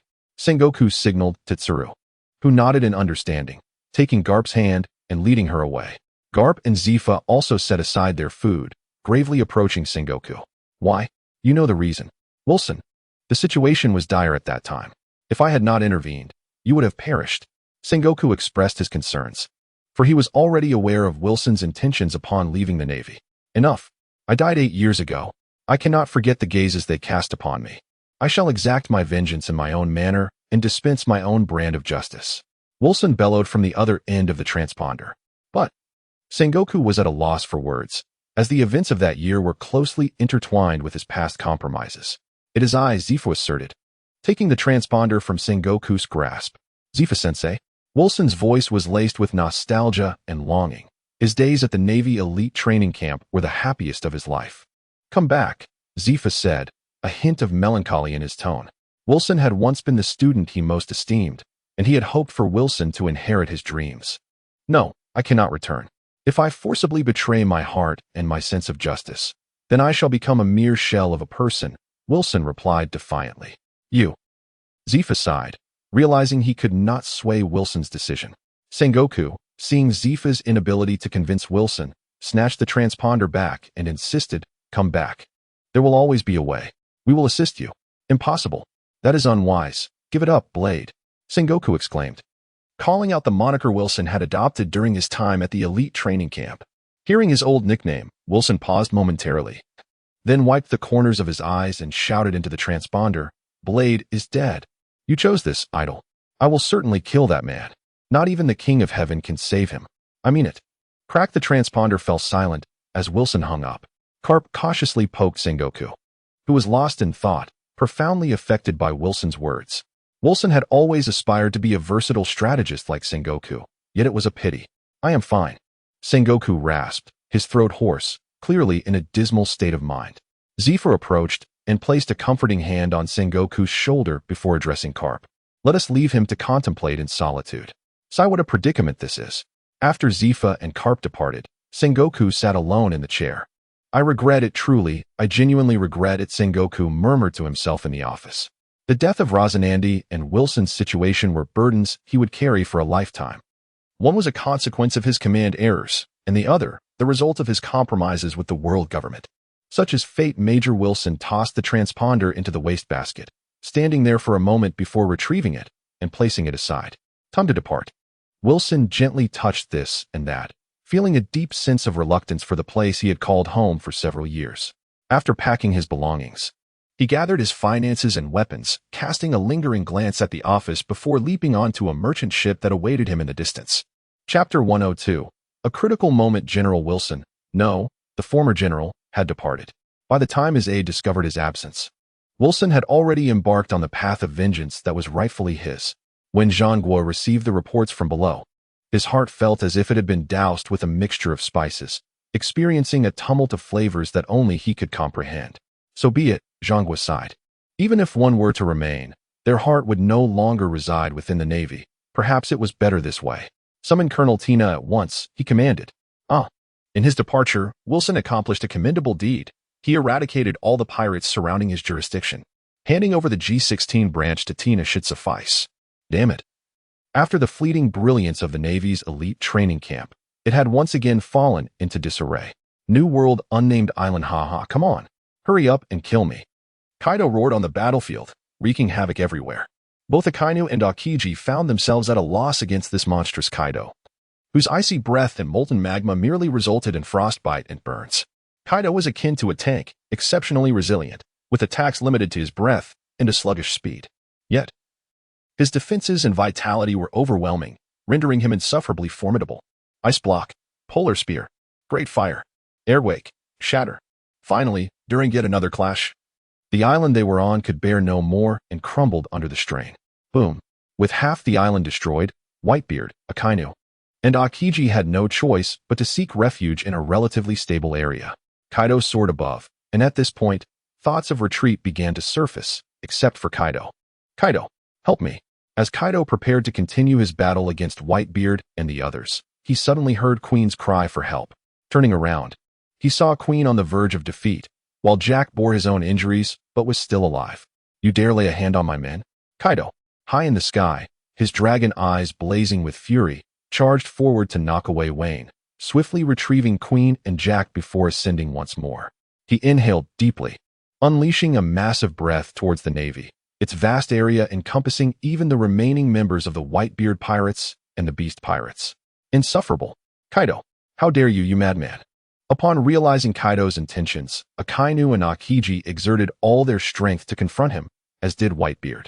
They believed Kaido would surely halt to evade or defend himself. Mwahaha. To everyone's astonishment, the madman Kaido boldly chose not to evade, enduring the relentless assaults from Akainu, Kazan, and Whitebeard with unyielding fortitude. This is dire. Wayne had just emerged from a pile of rubble when he was abruptly struck by Kaido, causing his internal organs to feel dislocated and his back to tremble unsteadily. The direction of Kaido's breath was directly aimed at the garden. Bista was also in a state of anxiety. While others might survive being grazed or indirectly hit by Kaido's onslaught, a direct hit meant certain death. Barrier. As the garden remained in a daze, Wayne suddenly appeared before her, arms outstretched, conjuring a massive arched barrier. Boom. The breath was intercepted by Wayne's barrier. Yet the tremendous force left a long mark on the ground. The breath slid past the sides of the barrier, aside from those Wayne had shielded. Others suffered severe burns from Kaido's attack. The hair of the demon spider was scorched, Doberman and the flaming mountain were singed, and Smoker's smoke was largely evaporated, leaving him severely weakened, while Dalmatia had been reduced to a bald dog. Lafitte, Pin, the squirrel, and the garden were among those protected, while the remaining members of the Whitebeard pirates and the Beast pirates were obliterated, with several captains injured. Kaido, I will see you dead. Whitebeard roared for the first time in such fury, having lost dozens of his kin to Kaido's flames. Kaido, you are challenging justice. Sakazuki and Kazan were also enraged. Both sides synchronously focused their attacks on Kaido. Ha ha ha, deserved. Kaido twirled in midair before swiftly retreating. Only the Whitebeard pirates and the Navy remained. The Beast pirates had been utterly annihilated by their own captain, who showed no regard for their survival when he unleashed his fury. Navy, cease your actions. Whitebeard was the first to speak, the loss of his sons extinguishing his fighting spirit, now solely yearning for vengeance against Kaido. Not a chance. Justice will not yield. Sakazuki retorted vehemently. Kazan intervened, gesturing towards Wayne and the others. Let us go. Wayne and his crew are on the brink, all wounded. Even if we win, what would it matter? If Whitebeard fights desperately, we will all be trapped here. You, Sakazuki exclaimed in a fit of rage. Damn it, Kaido. I will not let this go. He blamed Kaido for exhausting his strength, asserting that had it not been for Kaido, Whitebeard would have surely perished at his hands. Indeed, all this is Kaido's fault. With that, he returned to Wayne and his companions, acknowledging that the Whitebeard pirates were beyond their current capabilities to confront. Gather. With a commanding voice, Sakazuki summoned the weary and limping crew to gather. The weasel's clothing was completely gone, while H-Guy and Dalmesia were reduced to mere undergarments. Smoker's complexion resembled that of a ghost, pale as if painted with whitewash. Sighing, upon witnessing their disheveled appearance, Sakazuki relinquished any intentions of recklessly confronting Whitebeard. Kazan returned to the remaining half of the island, watching Whitebeard's return with vigilant eyes. Whitebeard gazed upon the charred remains of his son, sorrow etched in his eyes. Marco, Jozu, and Vista gently collected the bodies of their fallen comrades, preparing to cremate them and gather the ashes. Whitebeard lifted his gaze to Wayne and addressed him, young man. Wayne felt a twinge of unease, fearing that Whitebeard might wish to eliminate him due to his potential. I owe you a debt of gratitude. Whitebeard continued, though unintentional. You still saved Vista and the others. The Whitebeard pirates are not a crew that forgets its debts. We shall repay you in due time. That is unnecessary. Wayne replied cautiously. It is not up for debate, Whitebeard declared, waving his hand dismissively, disregarding Wayne's objections as he departed with his sons. Return home. You are injured as well. Hurry back to headquarters for treatment, Kazan said gently, with Sakazuki nodding in agreement. Very well, back to headquarters then. Chapter 103. Zifa's Fury. Early morning Marine headquarters. Marineford in the Marine headquarters infirmary. A shriek pierced the air. Ah, my waist is going to break. Be gentle. Are you trying to kill me, Teacher Zifa? Wayne's cries echoed like a slaughtered pig, yet the surrounding personnel wore expressions of indifference, clearly accustomed to such outbursts. With a swift motion, Zifa delivered a sharp slap to the back of Wayne's head. His face darkened as he scolded. What are you screaming for? I am only looking out for your well-being. Kaido's strike bent your spine. If you don't relieve the tension, you'll be rendered useless. Oh, Wayne, feeling aggrieved, lamented that although the doctor had prepared the instruments for treatment, Teacher Zephyr adamantly refused, asserting that the machines could not fully restore him and insisted on administering the treatment himself. Thus, Wayne has been experiencing a bittersweet existence these past few days. The joy stemming from the rapid recovery of his body, devoid of any hidden injuries, while the pain was purely due to Zephyr's rigorous methods. In the background, Jardin stifled laughter, while Lafitte and Penn wore expressions of schadenfreude. Gallet, witnessing her father's suffering, constantly sought ways to drive Zephyr away, but each attempt ended in failure, leaving her to glare at Zephyr with eyes full of indignation. Gallet resolved to ignore grandfather Zephyr from now on. Well, perhaps just for a month. Or maybe a week. The memory of the carrot milk candies that Zephyr gave her caused Gallet to waver, her rabbit ears twitching with indecision. 3 days, yes. Just 3 days. Gallet vowed to endure without acknowledging grandfather Zephyr. That brat, Zephyr huffed, clearly irritated, not appreciating the kindness I extend by personally ensuring his recovery. Observing Wayne. Zephyr's heart ached once more. Curse the warlord. Wayne is still a child. How could he be thrust into battle against a monster like Kaido? No, I must confront Warlord Sengoku and discuss this matter thoroughly. The elder grew increasingly incensed and, upon confirming that Wayne was no longer in critical condition, hastily made his way to Sengoku's office. Sengoku. His voice arrived before him. Ah, he is here, Sengoku thought, having anticipated that one day Zephyr would come knocking. Bang. Upon witnessing the damaged door, Sengoku's eyes twitched slightly. My precious rosewood door. Sengoku. You scoundrel. Wayne is still a child. How could you expose him to a monster like Kaido? Zephyr stormed in, unleashing a tirade, spittle flying as he raged. Sengoku did not refute. Wiping his face as he replied, did we not discuss this with Wayne? How old is he? And how old are you? Zephyr glared at Sengoku, filled with fury, wishing to deliver a decisive blow. But isn't Sakazuki and Kazan keeping an eye on things? Sengoku feigned innocence. Right. Zephyr realized he would also need to settle accounts with Sakazuki and Kazan. What if I grant one a leave of absence? Sengoku cautiously suggested, observing Zephyr's volatile mood. Zephyr grumbled in response, fixing an intense gaze on Sengoku, eager to learn the length of the proposed leave. 3 days? Sengoku proposed tentatively. Has Sengoku thought to himself that a wise man does not suffer unnecessary losses? After much deliberation, he finally offered. A week? Hiki, is my son truly so inexpensive? What is it that you desire? I have no intention of enduring this any longer. You are quite bothersome. A month, Zifa declared, raising a finger. What? Could you repeat that? Sengoku inquired, cupping his ear, indicating he had not heard clearly. Get lost. Sengoku retorted angrily. A month? Zifa, you are quite something. There is no way that is possible. Half a month, Zifa continued, disregarding Sengoku's expression, his gaze fixed on Sengoku's goat, clearly implying that should you disagree further, I shall prepare goat soup for Vane to bolster his strength. You. Very well. Sengoku stood protectively in front of his little goat. This was his final act of defiance. Humph. The old man Zifa sauntered away haughtily, and after a while, Sengoku heard Zifa arguing with Sakazuki, with Kazan's conciliatory voice interspersed. Sakazuki, how could you possibly forget my teachings? You dare to allow your juniors to come to harm? The sacrifice of justice is imperative. Only resolute justice can secure victory. Alas, you were unaware of my execution of justice back then. Humph. Zifa-sensei, do not assume I am oblivious to the reasons behind your ire. When you had Admiral Garp kick us into the perilous forest, I did not witness such concern for our well-being. Ahem, that was ages ago. I aimed to fully harness your potential back then. Enough, Zifa-sensei, Sakazuki, cease your quarrel.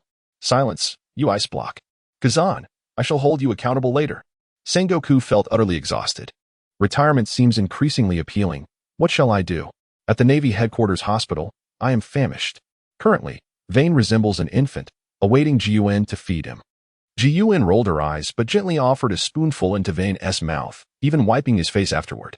The morsel of dog food caught Lafitte and Pin off guard, nearly choking them.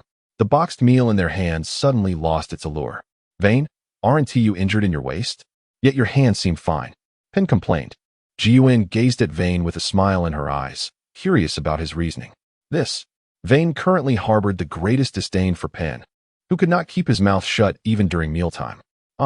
Indeed, the pain in my waist has radiated to my shoulder, resulting in stiffness in my arm, rendering me unable to eat. Vane spoke with utmost seriousness. Moreover, being fed by others is quite delightful. The garden chuckled softly and continued to feed him. Lafitte and Pin were struck by a barrage of over 10,000 blows once again. Lafitte persisted in savoring the eel rice from his lunchbox, while Pin gazed at Lafitte with a contemplative expression. Pin, Lafitte. Lafitte, what is it? Pin, I've heard that eating after being fed is particularly enjoyable. Lafitte, oh, and what of it? Pin, shall we give it a try? I've nearly finished my dishes, and all that remains is plain rice. Lafitte, you can go away. Lafitte, would rather starve to death here than sink to your level, even if it means jumping from the outside. Chapter 104. A serene state of mind, a long-awaited leisure. With such thoughts swirling in his mind, Wayne elegantly picked up the newspaper beside him. The World Economic News? Not worth his attention. The Noble Daily? Quite distasteful. The Dawn Daily? What is this? Wait, the Dawn Daily? Suddenly, Wayne recalled that the newspaper established by Dorag seemed to be the very same. He opened it to take a glance. Not bad. It appears that the distribution of the Dawn Daily has reached a satisfactory extent. Snap. As Wayne folded the newspaper, he felt it was time for a cultural invasion to enter its next phase. With a series of cracking sounds, he twisted his waist and stretched his neck. Realizing he had fully recovered, he decided to seek out Zhangguo shortly, for he had a brilliant idea brewing in his mind. However, he first wanted to check on the recovery of others. In stark contrast to Wayne's monstrous physique and ZFA's personal care, Smog, Doberman, and Dalmatia had endured significantly more suffering. Dalmatia had lost his hair, eyebrows, and beard, bearing moderate burns and being entirely wrapped in bandages. On the fiery mountain, Doberman's arm was also bandaged, while Ghost Spider had been rendered bald. He had suffered internal injuries from a surprise attack by Joss. Smog was still attached to a blood bag, having lost half of his smoke due to Kaido's breath, and was in a state of severe blood loss. How are they faring? Wine pushed open the door and entered, beaming with delight, exclaiming, I am ready. The flying squirrel responded, while the Doberman, Ghost Spider, Fire Mountain, Smog, and Dalmatia echoed various expressions. Who is that? Upon hearing Dalmatia's whimpering, Wine pointed at the mummy and inquired, "Is that Dalmatia?" The flying squirrel confirmed. "Dalmatia?" Wine exclaimed in astonishment, pointing at the mummy. "How did he end up like this?" An awkward silence enveloped the room, and Ghost Spider explained. At the moment when Kaido's breath descended, Dalmatia got splattered with it. In our panic, we hastily grabbed a water flask from the pirate's pocket and poured it over him. Fire Mountain chuckled, adding, "None of us expected the flask to contain liquor." "What?" Upon hearing Fire Mountain's words, Dalmatia glared at them with fiery eyes, brimming with dissatisfaction towards the world and indignation towards his inept comrades. "Ha ha ha!" Wayne laughed heartily, disregarding Dalmatia's gaze with a deliberate indifference. The sound of applause echoed around them. Wayne clapped his hands to capture everyone's attention. "Hey, look over here. I have something to discuss with you all." The crowd turned their gaze towards Wayne. Even a certain mummy twisted its head in curiosity. Ignoring the mummy's resentful glare, Wayne confidently stated, "Friends, don't you think that embarking on missions together feels remarkably safe and efficient? Indeed, when coordinated effectively, it brings a sense of reassurance. Together, our efforts in executing justice have significantly increased in efficiency. If it weren't for someone shielding me, I might have lost an arm during the last encounter." Unfazed by the grievances of a certain individual, Wayne nodded approvingly and continued, "I wholeheartedly agree. The number of pirates increases each year, and the Navy's casualty rate is alarmingly high. Just consider the recent loss. When Admiral Dean fell, they couldn't even recover his body." Upon hearing the grim state of affairs, everyone present instinctively clenched their fists. Wynn was right. Rumors now circulate that the Navy has lost its grip on the seas. "Damn Roger," spat Ghost Spider. "The era of great pirates that Roger initiated is indeed a lament for our times." "Precisely. Thankfully, Roger is no longer among us. However, I've heard that his wicked lineage still roams free." With a fierce resolve, Ghost Spider declared, "I shall surely take his life." Wayne approached and gently patted the mummy's head, saying, "Stop your incessant wailing, resembling a fool. If there's something amiss, merely nod your head. Your lamentations are quite bothersome." "Whoa, whoa." The mummy widened its eyes, expressing its grievances and sorrow. Wine was truly exasperated and wrapped a bandage around Dalmatia's mouth several times. "Stop with the noise," he said. Dalmatia replied with a disgruntled expression. "All right, I shall dispense with further trivialities. I have an idea," Wine declared. "What idea?" Everyone's attention was drawn to him. "Let us form a special task force to combat pirates, specifically targeting those formidable pirate crews. We shall collaborate and eradicate piracy." "Indeed, what an excellent idea. Count me in," exclaimed one of them. "Wine, what shall we name this so-called special task force?" Pung asked with curiosity. "The Suicide Squad." "Suicide Squad. That sounds ominous, doesn't it?" "It almost seems like we are heading to our doom," Lafitte questioned. Vane shook his head. Speaking in an enigmatic tone, "Our death squad is tasked with clearing out pirates ahead of the Navy. We advance boldly, retreating strategically, with death as our constant companion. We bring forth demise, unflinchingly confronting it. We are the daring, the fierce, the fearless, the elite of the Navy." "Well said. Absolutely splendid. The name Death Squad resonates powerfully. We shall embody boldness and fearlessness. We are indeed the Navy's finest." The crowd erupted in fervent cheers, all hearts echoing Vane's declaration of the Navy's undeniable elite status. "I shall take this as unanimous agreement," Vane remarked with a smile. "Agreed. Excellent." Wine surveyed his surroundings before stating, "I shall petition Marshal Sengoku." As he watched Wine's retreating figure, Dalmatia exerted the last of his strength to gesture a middle finger toward him. This was his final act of defiance. "I saw that," Wine remarked coolly. "Pern, please ensure Dalmatia is secured properly. Take good care of it." "Understood." Pern grinned wickedly, extending his malevolent grasp toward Dalmatia. "No." Tears of despair streamed down Dalmatia's face. In the marshal's office, the Suicide Squad? Sengoku sat back in his chair, scrutinizing Wine. "Indeed, the Suicide Squad. I wish to establish a specialized elite unit dedicated to combating pirates. And, Marshal Sengoku, as you know, my abilities are well suited for leading a team to strike against pirates." Sengoku appeared somewhat skeptical. "We shall prove ourselves." "How will you demonstrate that?" "By capturing pirates. Our target, the New World pirate, Governor Pierce." Chapter 105, Governor Pierce. Pierce. Sengoku pondered. The New World pirate, Governor Pierce, commanded a fleet consisting of 80 to 90 ships, relentlessly recruiting formidable pirates to serve his ambitions, declaring himself the pirate governor to showcase his aspirations.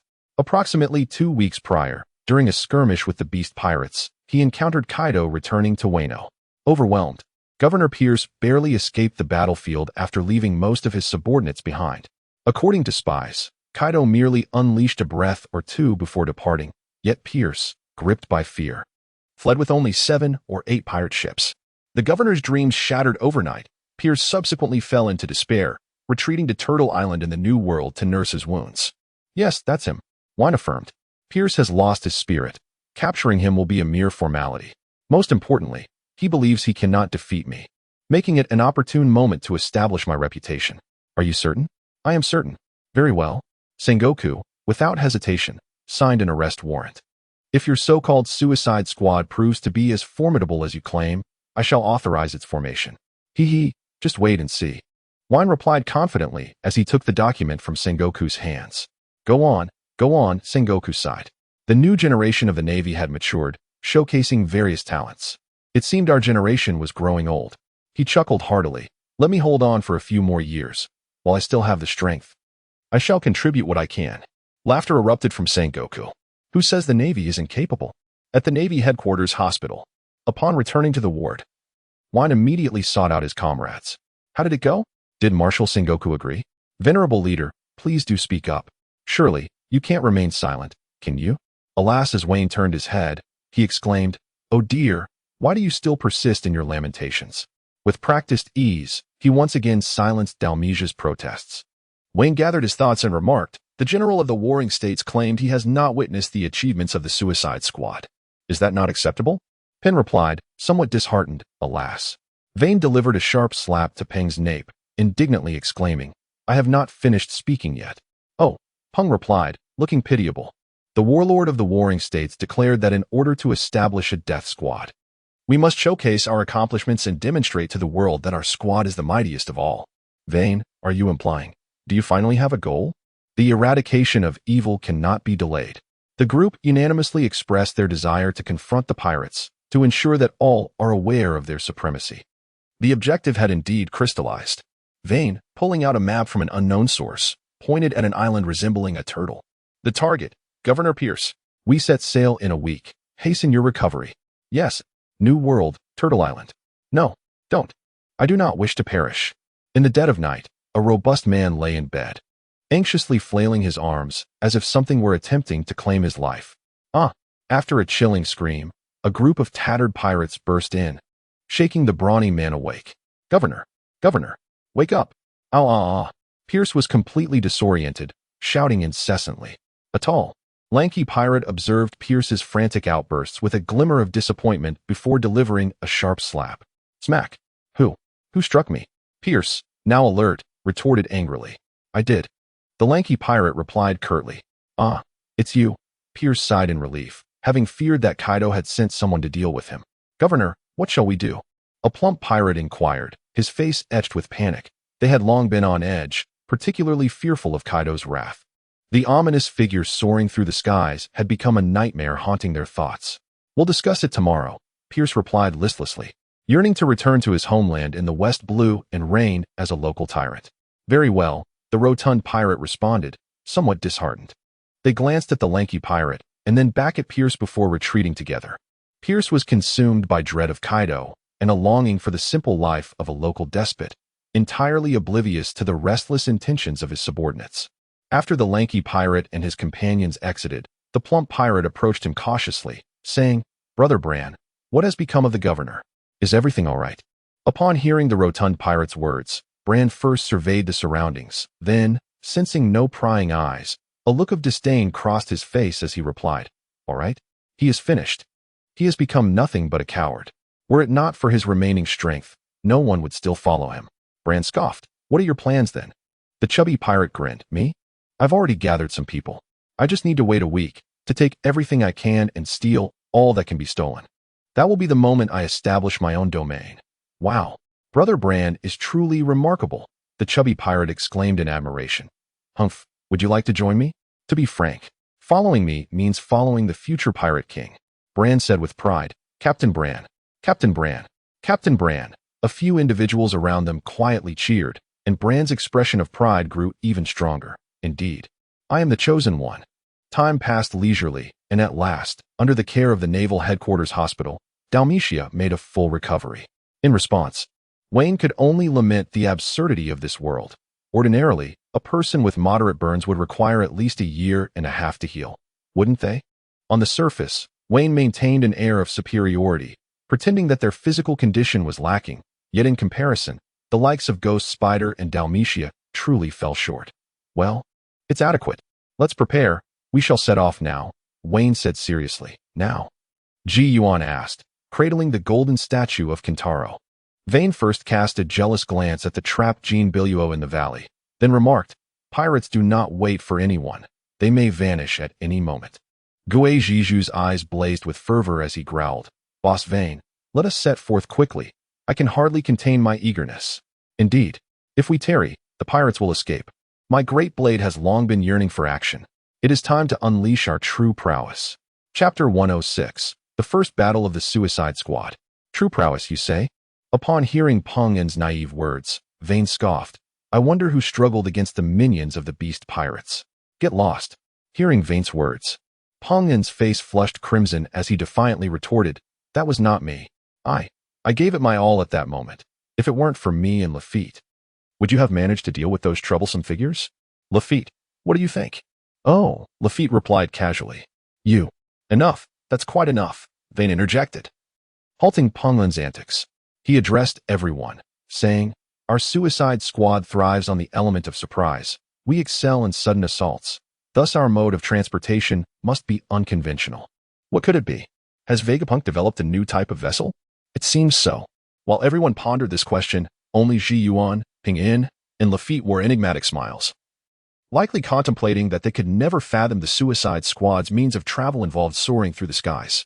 Regarding the group's speculations, Vane chose not to comment, instead making his way toward a beach behind the Navy headquarters. Observing Vane's actions, Gue Jiju and the others ceased their guessing. They would soon discover the truth. Gazing at the tranquil sea, everyone felt somewhat bewildered, unable to comprehend the nature of Vane's intentions. Barrier. Airplane. With a casual wave of his hand, Wayne summoned a massive albatross seaplane that gracefully appeared on the surface of the sea, its pale green exterior exuding an air of indomitable strength. Smoker and the Ghost Spider gaped in astonishment at this spectacle, though they did not fully comprehend the nature of this contraption. They sensed it was undoubtedly related to their journey. With a creaking sound, the plane's hatch swung open, revealing an array of neatly arranged pale green seats. Come aboard. We shall rely on this vessel to reach Turtle Island, Wayne declared, a hint of pride dancing at the corners of his mouth, though their understanding was limited. The others boarded the plane one by one, taking their seats. The propellers began to whirl, producing a low hum that resonated with an indescribable sensation. The aircraft executed a flawless maneuver, turning, announcing its ascent, accelerating, and lifting off in one seamless motion.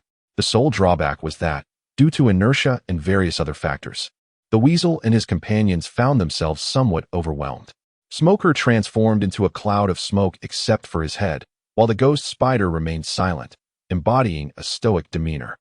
In truth, they were already soaring through the skies, unable to descend. Any complaints were rendered futile. Pen, Ju Yuan, and Lafitte had grown accustomed to such experiences, their expressions unperturbed, even finding amusement in the plight of others. Pen, with a mischievous glint in his eye, retrieved a Navy-grade sausage from his inner pocket, waving it tantalizingly in front of Smoker before indulging in it himself. Delicious. Smoker, care to sample the flavor? He remarked, savoring the taste with evident delight. Before Smoker could respond, a sudden opening appeared beneath Pen's feet, causing him to tumble downward. Just as he began to fall, the barrier unexpectedly constricted, pinching him at the waist. Ah! Pen shrieked in alarm, convinced he was still plummeting, flailing his limbs in a panicked dance. Hey! Stop moving around like a fool, Lafitte kindly advised, offering a reminder. What? Pen blinked in confusion, opening his eyes and surveying his surroundings. Realizing he was unharmed, he exhaled a deep sigh of relief. The voice of Wayne drifted from the front, sounding rather displeased. Ugh, boss. Startled by Wayne's chilling tone, Pen inhaled sharply, nearly choking on his breath. If you continue to hold that sausage and lick it, I shall sell you to the Caribbean islands, where you can indulge to your heart's content. No, I won't lick it anymore, Pen replied, somewhat fearful, and upon Wayne's tacit approval, he extricated himself and sat properly, disregarding the scrutinizing gazes of those around him. At that moment, Penn seemed to experience a profound epiphany, adopting a sage-like demeanor. Smoker manipulated a wisp of smoke to waft in front of Penn, gesturing an obscene gesture. Smoker, you, Penn hissed in a hushed yet furious tone. He. Come and hit me. Another wisp of smoke formed a sentence, dripping with mockery towards Penn. Damn. Just as Penn prepared to stand, Wayne interjected once more. If you continue to cause a ruckus, you might as well accompany the seagulls soaring outside. Oh. Penn felt utterly aggrieved. His already unappealing visage appeared even more disheveled. Smoker stifled laughter from the side, flashing a wide grin. Hey, Smoker, do you think I can't see you? Enough already. Oh. Smoker ceased his antics. Yet the atmosphere within the aircraft began to liven. Doberman, Fire Mountain, and Squirrel engaged in hushed conversation, with Ghost Spider interjecting occasionally, while Dalmatian tended to his newly sprouted fur, cherishing it dearly. Although Penn had quieted down, his heart was tumultuous as he fixated on Smoker, attempting to slay him with his gaze. Smoker, sensing Penn's glare, defiantly returned the look. The air between them seemed to thicken with tension. Raffet perceived the childishness of Smoker and Penn, pulling his small hat over his face to rest. The governor, despite being defeated by Kaido, retained considerable strength and influence. Raffet regarded him as a formidable opponent. Meanwhile, Gun, unbothered by the standoff between Penn and Smoker, leisurely approached Wayne's cockpit. Noting the co-pilot seat reserved for him and Wayne's serious demeanor, Gun shot Wayne a knowing glance. Aware of their mutual understanding, there was no need for pretense. Noticing Gun's gaze, Wayne dropped the act. Piloting the aircraft required only a fraction of his focus, and he decided it best to concentrate on his wife. Gun. Wayne chuckled awkwardly, his hand unceremoniously grasping Gun's delicate hand. Humph. Gun let out a soft huff, struggling momentarily before yielding, turning her head away from Wayne. However, the slight upward curve of her enchanting eyes betrayed her good mood. Since I am in a good mood, I shall forgive you this time, Gun mused. Buzzing echoed around as the crowd awaited the arrival of Turtle Island. Chapter 107. Unwelcome guests. It was yet another clear day. The portly pirate gazed up at the sun hanging high in the sky and thought, what is that? At that moment, a verdant object came into view. On board the aircraft. Having arrived at Turtle Island, it would be a disservice not to deliver a surprise. The belly of the aircraft opened, and 2 compressed air bombs were released. The air within these bombs had been compressed to its utmost limit, resulting in a solidified reaction. Coupled with the sweltering weather, the expansion of air was exaggerated. Had it not been for Wayne's fruitability, these air masses, if placed at the island's core, could have obliterated the very foundation of the island.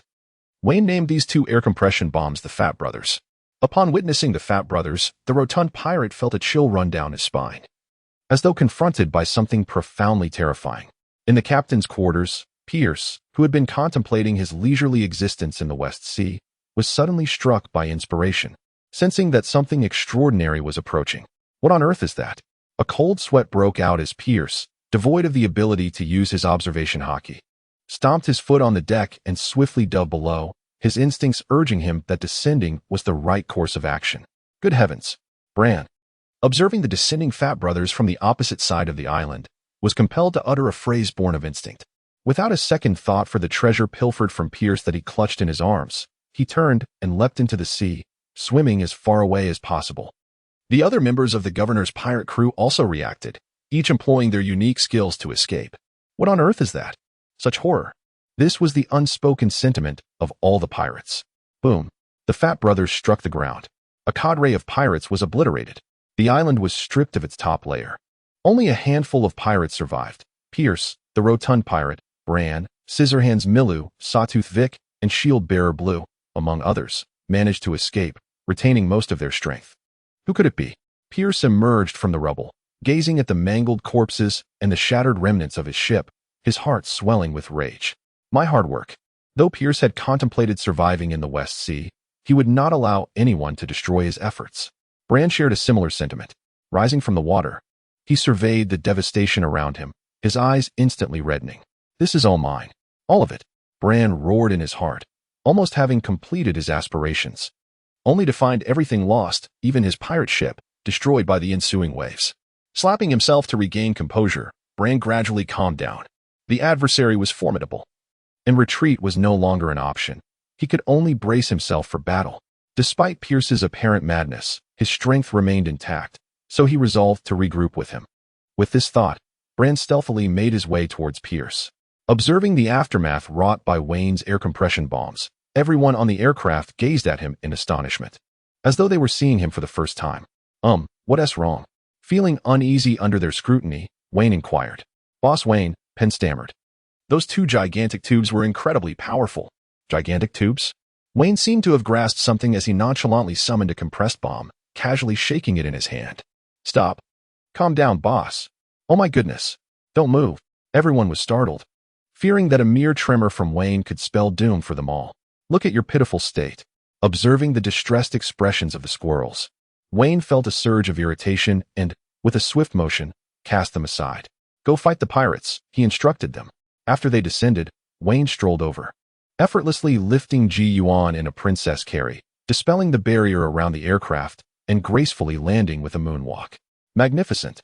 Wayne secretly reveled in his thoughts. Noticing that everyone was gazing at him, Ji Yuan's face flushed with embarrassment as she playfully scolded. What are you doing? Let me down already. Wayne, with an earnest demeanor, gently patted the back of his head and carefully set down Ji Yuan. The expression of innocent bewilderment on his face prompted Ji Yuan to feel an urge to strike him, clearing his throat to dispel the oppressive atmosphere. Wayne turned to Pierce and his group, declaring with righteous conviction, Governor Pierce, you are surrounded.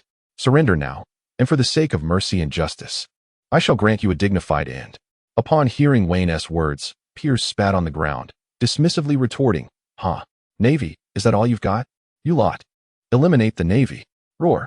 The remaining pirates were formidable, each possessing considerable strength, with even the weakest among them wielding the power of hockey. Die, Navy. Malou, with a keen eye, targeted the flying squirrel, believing it to be the weakest of the Navy.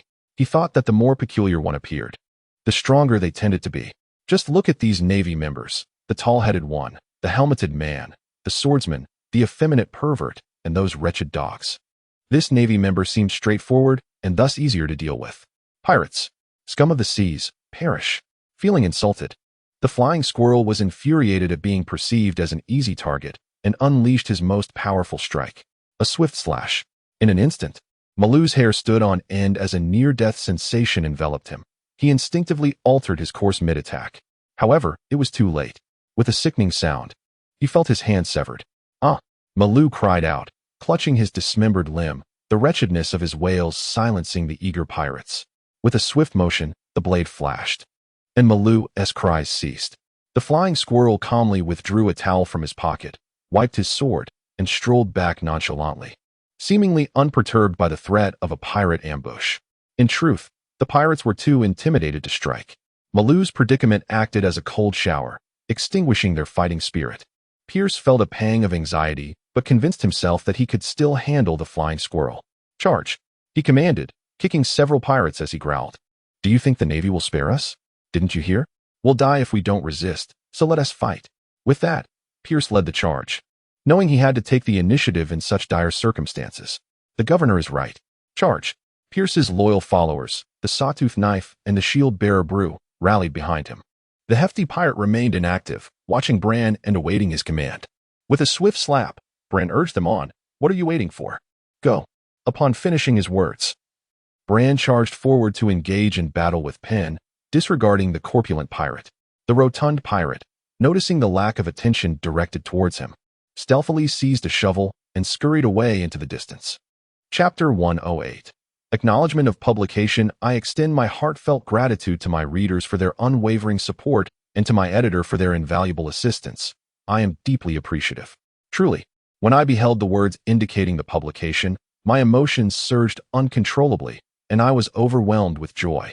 This recognition and encouragement from my editor reflects the fruits of my labor, and I must also extend my thanks to my readers for their steadfast support. Thank you to YB6666 for their monthly votes and generous contributions. Thank you to the Fiercehound Seeking Books for their monthly votes and donations. Thank you to the Expanse of Azure Seas for their monthly votes. Thank you to the Puppet Master with Strings for their contributions. Thank you to the Unusual Knight for their generosity. Thank you to the Indifferent One for their support. Thank you to Moo Wolf Sauce for their contributions. Thank you to book friend 20200801125940245 for their donations. Thank you to those who have invested their youth in monthly votes. Thank you to the Serendipitous Encounter for their monthly votes. Thank you to Lord Husband for their monthly votes. Thank you to the Path of the Celestial Arrow for their monthly votes. Thank you to the Endless Starry Dreams for their monthly votes. Thank you to the Early Morning at 4:30 for their monthly votes. Thank you for the votes that compelled me to reflect deeply. Thank you all. Chapter 109. Destruction with indomitable force. Since the leader has taken the initiative, it is incumbent upon the subordinates to follow suit without hesitation. Why hesitate? Shall we await our demise? How audacious! Do you still wish to struggle in your final moments? The justice of the Navy is not to be desecrated. Prepare to meet your end. Witnessing those pirates daring to resist, even a person as mild-tempered as Fire Mountain could not contain their fury. Is it not better to await death quietly? Must you flail about before your demise? Vane lowered his gaze, speaking with an air of indifference. Is this your choice? Bang! After exchanging a blow with Dalmatia, Pierce staggered back 2 steps, his face a mask of fury as he shouted, "Whether I die or not, I will ensure that your navy pays a price." Noticing Vane conversing with Pierce, Dalmatia chose another target to engage in battle, regarding Pierce with a smirk. He was, after all, already dead. Oh? Wayne gazed at Pierce in astonishment and remarked, "A price to pay? That truly sends shivers down my spine." Wayne merely uttered those words, his body betraying no reaction, while his gaze appeared to Pierce as one of utter bewilderment. "You are the leader of the Navy, are you? Prepare to meet your demise." In Wayne's eyes, Pierce discerned both disdain and contempt. How laughable! When curled his lips in disdain, a sense of contempt arising within him. Go to hell. Pierce's gaze hardened, his right fist turning black as he prepared to deliver an uppercut aimed at the face. Unappreciative fool. Vane's gaze turned icy, and without even employing his armament hockey, he delivered a resounding slap. Smack. Oh. Wayne's curiosity was piqued. Pierce possessed an astonishingly thick skin. When Pierce's fist struck Wayne's chest, Wayne did not flinch.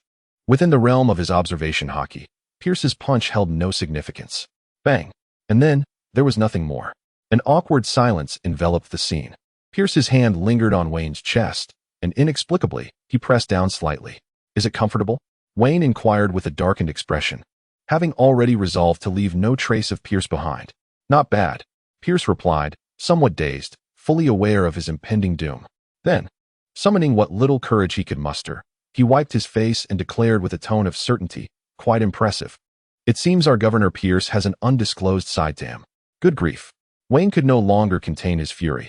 He seized Pierce by the neck and lifted him high. Pierce struggled to pry Wayne's grip loose, but to no avail. I found myself intrigued. Wayne dragged Pierce over and inquired, "You managed to escape from Kaido. Yet how do you appear so feeble?" Kaido. Kaido. Upon hearing Wayne mention Kaido, Pierce erupted like a cat whose tail had been stepped on. Ah! Pierce clutched his head and began to wail. Wayne was taken aback by Pierce's intense reaction. The psychological impact seems rather profound. What animosity or grievance could provoke such a distressing outcry? Moreover, Wayne pondered over Pierce's anguished cries and discerned that the emotions they encapsulated were rooted in fear. What had Kaido done to him? A sharp slap brought Pierce back to a semblance of calm, and Wayne gazed into his eyes, demanding to know what they had encountered. A dragon, Pierce exclaimed. A dragon? What is the matter? Kaido's dragon form is indeed formidable, but surely it could not evoke such terror? You do not comprehend. Pierce shook his head, his gaze reminiscent of one who has seen the world through a narrow lens. The power of advanced technology is beyond your imagination. Ah. It appeared this fellow was indeed a technophile. Through Pierce's narrative, we unraveled the tale's origins. The governor's pirate crew had long been bolstered by the support of the North Sea's Mad 66, and Pierce himself was only of moderate strength, barely qualifying as a pirate of the 300 million caliber. Yet, he held an unwavering admiration for science. Indeed, in this anti-scientific world, there were those who revered the scientific realm. Naturally, Pierce's faith in science did not betray him, from the Grand Line to the New World. Mad's 60 SIXS weaponry rendered him invincible, a force to be reckoned with. His reverence for Mad's 60 SIXS technological weaponry grew to extreme levels, believing it to be the finest in the world. Until, that is, he felt his own firepower was sufficient, his strength formidable enough to challenge a great pirate, to showcase the might of technology to the world. However, he ultimately met his downfall beneath Kaido's might. Pierce, having exhausted all his means, found himself utterly defeated, not even managing to pluck a single hair from Kaido. In more poetic terms, his spirit was shattered. In essence, his dreams lay in ruins, utterly devastated. Wayne gazed at the Pierce he held in his hand, feeling a sense of distaste. Had he known earlier, he would have refrained from selecting him. Such a useless individual. Snap! With a deft twist of his wrist, Wayne swiftly snapped Pierce's neck. Such incompetence fails to embody the formidable strength of our death squad.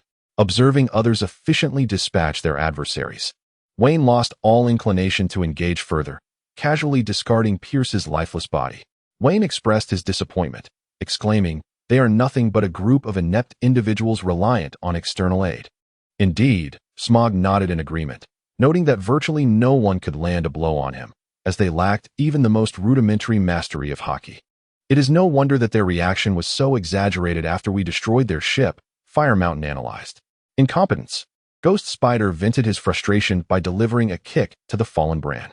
Having anticipated a challenge worthy of a king's difficulty, he found the encounter with mere silver rank to be quite disheartening. Bran felt unjustly treated by this kick. "I tried. I fought, yet I simply cannot overcome you. What more can I do?" Wayne declared, "Let us sever their heads and arrange them as a trophy. This journey shall not be in vain." Excellent. Justice must be served in this manner. Agreed. Indeed, this is true artistry. Upon witnessing the scene, Vayne paid no heed to the antics of the remaining individuals. His sole concern was that the reputation of the Suicide Squad had not yet been established. The governor's pirate crew was pathetically weak, utterly feeble. March 66. Wayne lowered his head in contemplation, remaining silent. He believed that the Suicide Squad must make a spectacular impact, accomplishing something that would astonish the world. The legendary Evil Legion. The nightmare of the North Sea. This should suffice, he murmured to himself. Without further ado, Wayne retrieved a communication device from his pocket. "Moshi Moshi, this is Wayne." "Hello? General Wayne, what information do you seek?" "The location of March 66. Don't tell me you are unaware of it." Your clearance does not extend to knowing the whereabouts of the kings of the world government member states. This is a directive from Fleet Admiral Sengoku. The power backing the Governor Pirate crew is March 66. Now, disclose March 60SIX's location." Wayne's tone had turned distinctly irritable. "But, there are no buts." "Hurry." "Very well. Please do not be angry. It is on Brandy Island in the New World, where the red-haired pirates are also located." "The red-haired pirates? Excellent. It is time to settle the score." Chapter 110, Red-Haired, Pyfewer. Once everything was in order, Wayne savored his own artistry, smacking his lips as he located the point on the nautical chart. He called out, "Hey, let us go. Onward to the red-haired pirates." "No, to Germa 66. "Yes, for justice. Let us eradicate the scum of the seas." The group erupted in enthusiastic cheers, eager to unleash their fists upon Kaido and deliver kicks to Whitebeard. Wayne smiled faintly, effortlessly conjuring a barrier aircraft. As he observed everyone boarding the plane in succession, he calibrated the direction, preparing for departure. "Red-haired Shanks, this time, I shall undoubtedly defeat you." A profound glimmer flickered in Wayne's eyes. Just as his stylish demeanor had yet to endure 3 seconds, the phone bug rang. "Hello? Who is this?" Wayne's tone was tinged with irritation. "It is I," came the somber voice of the Warring States from the phone bug. "Vayne. It is the illustrious Admiral Sengoku. What brings you to seek my company today?" Vayne smiled cheerfully. "Enough with the nonsense. Speak plainly. What do you want with the position of March 66? Sengoku retorted, unimpressed by Vayne's frivolity. "Playing games." Sengoku felt his intellect being belittled. He barked into the den mushy, "Get lost. Do you think I am oblivious to your intentions? Where is that red-haired Shanks?" "Ha ha ha. You know, don't you?" Vayne replied. "Well, what do you think?" Sengoku responded with irritation. "I merely wish for everyone to engage in a fair battle." Vayne chuckled awkwardly. "Enough of your schemes. I'm not unaware of your motives," Sengoku scoffed. "Consulting intelligence under my banner. You truly are cunning." "Ha ha ha." Vayne remained silent, simply smiling. All right. The den mushy humanized with a roll of its eye. "I will dispatch Borisolino to follow. Should any unforeseen circumstances arise, he will intervene." That was precisely what I was waiting to hear. Wayne secretly contemplated that while he could withstand Shanks, it was uncertain whether the likes of Ghost Spider and Doberman could hold off Kira, Beckman, and Jesus Burgess. A layer of insurance would certainly be beneficial. "Hey, Wayne." Ghost Spider and the others have achieved considerable success under Sakazuki and Kazan, albeit they are currently somewhat restless. However, a little experience will suffice. We just need to avoid any fatalities. With Borisolino backing you, you should do your utmost. Shanks, despite his prowess, is still somewhat youthful and lacks sufficient strength, Sengoku remarked. Indeed. Marshal Sengoku, your wisdom grows ever more profound. Wayne thought to himself, feeling quite agreeable. Sengoku chuckled at Wayne's compliance. Yet there was another matter he needed to convey. Listen closely, Sengoku's demeanor turned serious. As for the red-haired pirates, I shall refrain from comments. However, Germa 66 is a member of the world government, which does not tolerate disrespect. Should anything happen to Germa 66, you will face dire consequences. The world government is not short of geniuses or powerful individuals. Should the Navy falter, do not overestimate your own significance. Sengoku's words carried substantial weight, implying that without the Navy, Wayne would be inconsequential. This was also Sengoku's way of admonishing Wayne. After a moment of silence, Wayne softly replied, "Understood." What? Wayne's voice was so faint that the transponder snail failed to relay it clearly, leading Sengoku's device to misinterpret his words. What was that? Did you hang up? Click. In the marshal's office at Marineford, Sengoku was infuriated by Wayne's audacity. Damn that insolent brat, hanging up without my permission, just like that scoundrel Carp. After a moment of contemplation, Sengoku regained his composure and called out to the door, summoned Borisolino. A few minutes later, Borisolino sauntered in leisurely. "Oh, Marshal Sengoku, what do you require of me? Your junior, Wayne, intends to provoke the red-haired pirates. Oh dear, the red-haired pirates are indeed formidable creatures, and their potential for growth is immense. I would prefer not to cross them." Borisolino raised his hands, feigning horror. Sengoku simply stared at Borisolino in silence. Borisolino felt somewhat helpless. If Sengoku were to deliver a typical reprimand, he could accept it, but he was utterly unprepared for this deathly glare. All right, Marshal Sengoku. Stop staring at me. I'll go. Ultimately, Borisolino capitulated to Sengoku's request. Good. Proceed to Germa 66 with utmost haste. What? With utmost haste? Borisolino looked at Sengoku in disbelief. Yes, at the fastest speed possible. Ah, how exhausting this is. Is it possible to board a warship? Staring. Very well. Borisolino raised his hands in surrender, obediently transforming into a beam of light and departing. Hee. Sengoku wore a sly grin. Dealing with a cunning character like Borisolino required such an approach. In the skies above the New World, Jiun sat beside Wayne. After Wayne concluded his phone call, Jiun, with a furrowed brow, expressed his concerns. Wayne, is it wise for us to confront the red-haired pirates? After all, they are not like those worthless pirates. Oh. Wayne looked at Jiun with a hint of surprise, as he had not anticipated that she would remain unclouded by their previous successes. Truly, she is worthy of being my wife. They are rather impetuous, which is quite natural at their age. Possessing such strength is indeed commendable. However, a dead genius is no genius at all, Wayne remarked cryptically. Can't the Whitebeard pirates and the Beast pirates temper their arrogance? He chuckled coldly, stating, You know the caliber of the crew under Whitebeard. They are merely fledglings. After a brief pause, Wayne continued, The Beast pirates, led by Jack, are moving far too slowly. What use is mere strength? He has instilled a misleading sense of superiority in both Fire Mountain and Doberman. I have intercepted Queen. Tell me, how can they not become arrogant? How can they not perceive themselves as the vanguard of the younger generation? Jiun nodded in agreement. She had also noticed that after defeating the Governor Pirates, the Squirrel and his crew had begun to boast of being the leaders of the younger generation. Hey, brothers. Wayne called out, turning back to the group. What is it? Everyone's attention shifted to Wayne. I've heard that the red-haired pirates are the strongest among the younger generation of pirates. What? We are the strongest of the younger generation. The red-haired pirates are nothing. Under my justice, the red-haired pirates will surely be annihilated. Red-haired, mere mortals. Hearing the clamorous shouts of Squirrel and Ghost Spider, a mysterious smile crept onto Wayne's face. Good, very good, especially good. Chapter 111. Confrontation. Wow. On Brandy Island. The glimmer in red-haired Shank's eyes sparkled like tiny stars as he was captivated by the impressive design of the electronic weapon brought by Gaji. Kira Lu paid no heed to Shank's fascination, as he was engrossed in gnawing on the specially prepared thigh meat of a sea king provided by Germa 66. Jesus Berg. Meticulously tending to his newly acquired sniper rifle with cotton swabs and alcohol, took great care, for this was the latest achievement of Germa 66. Gaji had claimed that. In theory, this weapon could take down an admiral of the Navy. Naturally, Jesus Berg dismissed Gaji's boastful words, with Shank's formidable strength. Even he could barely contend with an admiral, so the notion that a mere gun could suffice was laughable. Beckman, with a specially made cigar clenched between his teeth, was well aware of Gaji's intentions but held no interest in someone so lacking in discernment.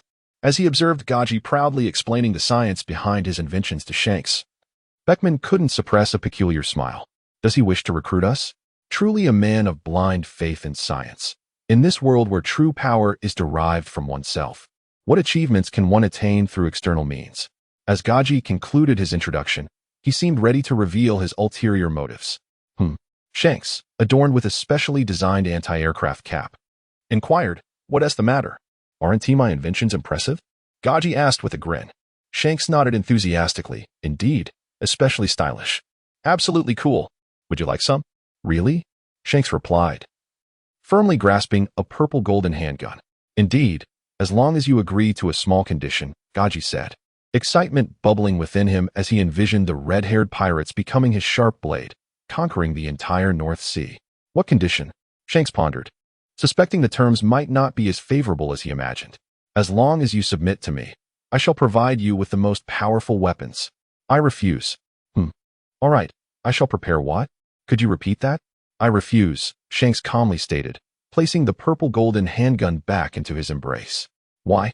Gaji asked, perplexed, as Shanks had shown such enthusiasm for these weapons. "True men of the sea shall not be subjugated by others," Shanks continued, "and we have our own dreams. How could we remain under your thumb?"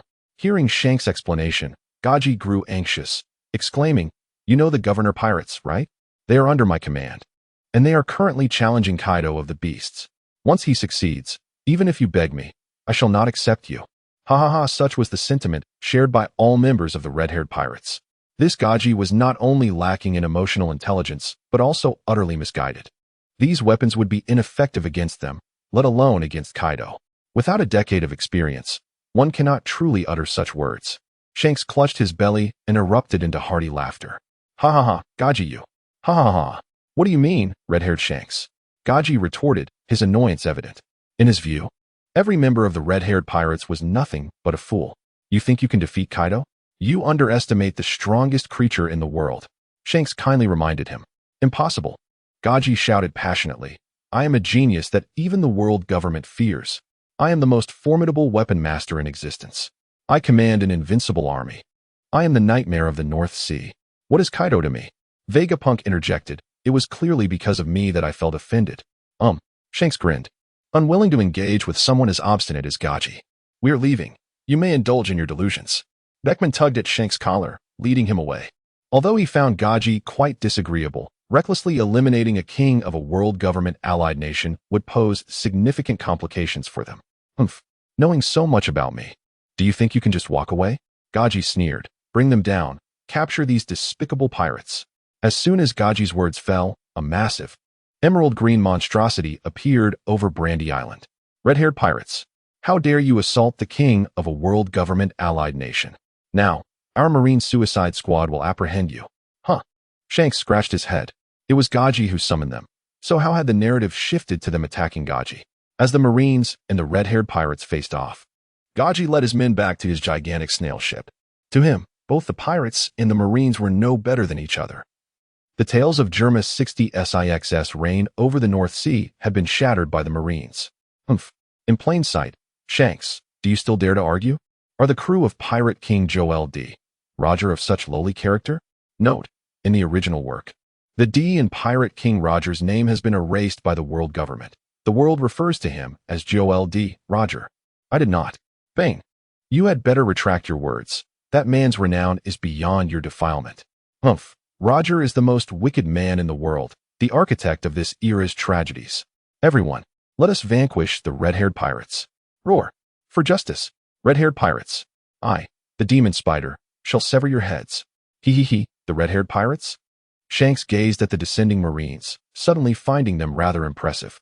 Noticing his captain's daze, Beckman could instinctively guess what Shanks was pondering. Smack. A sharp slap landed on the back of Shanks' head as Beckman shouted, "Prepare for battle. Let these Marines witness the might of the red-haired pirates." Oh! The crew of the red-haired pirates drew their swords in unison, their voices resonating with fervor. Bang! Bang! Bang! Jesus Burgess struck first, aiming for the burning mountain, firing 3 shots in quick succession at Doberman and the Weasel. Clang! Clang! Clang! The trio unsheathed their blades, feeling the formidable hockey within the bullets. Realizing the tenacity of the red-haired pirates. Roar! Upon landing, Pudding set his sights on the formidable Kizaru. He. Kizaru, having finished his meat, charged forward unarmed. Beckman stepped forward to confront Lafitte, the ghost spider, and the burning mountain. A man adorned with a monkey swung into battle against Smoker, a sunglasses-clad figure, wearing a bandana emblazoned with the red-haired pirate's insignia, aimed his blade at the Weasel. Another, sporting long hair, a scar on his left forehead, and dressed in a black coat and trousers, faced off against Gun. Lastly, a man with sunglasses, a grayish-blue aura, dressed in a white shirt and bearing a red dragon tattoo on his right neck, gazed at Dalmatia with fierce determination. Ween paid no heed to them. His focus was entirely on Shanks. Surrender was inevitable. The old man Carp was waiting. Chapter 112, Ween versus Shanks. That old monster Carp. Upon hearing Ween's words, Shanks's expression immediately soured. Heaven knows how arduous his life had been under Carp's relentless pursuit. Drawing the cutlass from his waist, Shanks pointed its blade at Ween and said, "I apologize, Ween, but I have no desire to confront that old monster Carp. It seems we must continue our battle from years past." Ha ha ha. Vane cast aside the cloak draped over his shoulders, rolled up his sleeves, and flexed his wrists, brimming with fighting spirit as he declared, "I yearn to continue the battles of yore. I am not one to shy away from a worthy adversary. Ha ha. I feel the same, bastard blade." With a resounding crash, the collision of fists and blades erupted, and unlike the past confrontation between Shanks and Vane, this time Vane did not find himself at a disadvantage. Rather, he subtly gained the upper hand. After the clash, he leaped backward, and Shanks, taken aback, exclaimed, "Your transformation is remarkable, Vane. You truly are a monster." He. "The Harbinger of Rogersville is not merely a name without merit," Vane retorted with a sardonic smile. "Morning sun, bastard blade. I vow to see your end. Likewise, with the likes of you in the Navy, is there any hope left for us pirates?" As Shanks and Vane engaged fiercely, others held a different perspective. Beckman had successfully subdued Lafitte, the Spider Demon, and Fire Mountain, proving himself a formidable force, indeed a monster, akin to Shanks. Bang, bang, bang. With 3 swift strikes, Lafitte, the Spider Demon, and Fire Mountain were sent flying. The trio slowly rose, ignoring their spilled blood, their expressions grave as they regarded Beckman. "What a monstrous man," Lafitte remarked solemnly. "What a sharp blade," Fire Mountain added. "Cough, his existence is the greatest impediment to justice," the Spider Demon coughed out, acknowledging Beckman's audacity. While the Spider Demon and his comrades deliberated, Beckman too was lost in his contemplations. What Vane brings forth is undeniably the elite of the new generation of the Navy, making him a veritable pillar of strength. However, as he observed Shanks still engaged in combat with Vane, Beckman contemplated whether to eliminate Vane and his crew entirely. Ultimately, he dismissed this enticing notion, recognizing that vanquishing Vane would invite an overwhelming retribution from the Navy that they could not withstand. Kira began to unleash a barrage upon Penn, who was now solely on the defensive, lacking the initial fervor with which he had approached Kira. The swift sword style of Kira delivered a powerful elbow strike, imbued with the color of hockey, which he used to block Penn's attack. A mischievous grin, incongruent with Kira's otherwise earnest demeanor, spread across his face. What? Penn barely had time to react before Kira sent him flying with another elbow strike from his opposite arm. Smoker, bruised and battered with a black eye, had initially aimed to exploit the properties of his smoke fruit against the Monkey Man, only to find himself outmatched by the latter's hockey. It was infuriating that even the monkey could harness hockey. The 4 deep claw marks on Smoker's chest were testament to that encounter. Is this a joke? Why teach a monkey about hockey? Only someone with a serious mental deficiency would do that. Smoker thought angrily. Carp, Vane, have you been offended? Huff, huff, huff. Were all members of the red-haired pirates monsters? Smoker pondered heavily. He. Navy, weren't you quite eager just now? What's the matter? Can't keep up? The Monkey Man taunted with a grin. Humph. Smoker gritted his teeth, tearing off a strip of cloth to bandage his wounds, clutching his jutty as he charged forward once more. He. Navy, still so ungrateful? The monkey man sidestepped Smoker's jutty and knocked him away with a punch. Sneering, "You pirates." Smoker rose again, shouting at the monkey man, "Do not underestimate the justice of the Navy." Boom. Dalmatia was once again repelled, now feeling pain coursing through his entire body. "Is this all the strength you possess?"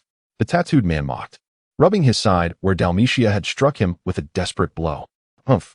What qualifications do the scum of the sea have to judge us?" Dalmatia grunted, launching into another attack. Even if he were to perish, he would take a piece of flesh from the tattooed man. "Very well, let me see your resolve," the tattooed man said, his body tensing in readiness. Dalmatia was not to be underestimated, as a moment of carelessness could lead to disaster. What was intended to undermine his confidence had inadvertently awakened the man as potential, thought the tattooed man, somewhat vexed. Jin Yuan was ecstatic, truly. He felt an overwhelming joy. It had been a long time since he encountered such a formidable swordsman. The man wielding the long blade, let us refer to him as the long blade man for now. Now, a cloud of gloom enveloped him. What a monstrosity! The swordsman, Long Dao, cursed inwardly, feeling overwhelmed by Ji Yuan's prodigious talent in swordsmanship. From the very start, he found himself at a disadvantage, as if he were merely feeding Ji Yuan with opportunities to enhance his combat experience. The dance of death, ah? After narrowly evading Ji Yuan's circular slash, Long Dao felt even more disheartened. This was no longer merely feeding attacks. He felt like nothing more than a punching bag. A deep sense of despair settled within him. Compared to others, Daberman's frustration was beyond words. Bang! Another black bullet struck from an unknown source. Bang! Dauberman deflected this shot from Jezub with the blade of his sword. He then swung his weapon toward the origin of the bullet, but once again, he met only empty air. "Damn it," Dauberman cursed, "coward. If you have the guts, face me head on. You think you can escape that easily?" Jezub's voice echoed from an unseen corner. "As a marksman, you expect me to engage in hand-to-hand combat? Do I look like a fool? I'm a naval fighter who thrives in direct confrontations, yet you hide and shoot from the shadows. Do you think that's appropriate?" "Not appropriate." After a brief silence, Jezub continued, "Then I shall take my leave." Dauberman took a step forward, preparing to depart. Bang! "What do you mean by that? Didn't you just say it wasn't appropriate? I may be uncomfortable with sniping, but if I allow you to interfere with my allies, that would be far more unsettling," Jezub retorted, sounding quite confident. "What do you want?" Dauberman demanded. "Let me make it clear. Merely relying on sniping will not secure victory against me. My observation hockey is not to be underestimated." Jezub pondered for a moment before suggesting, "How about this?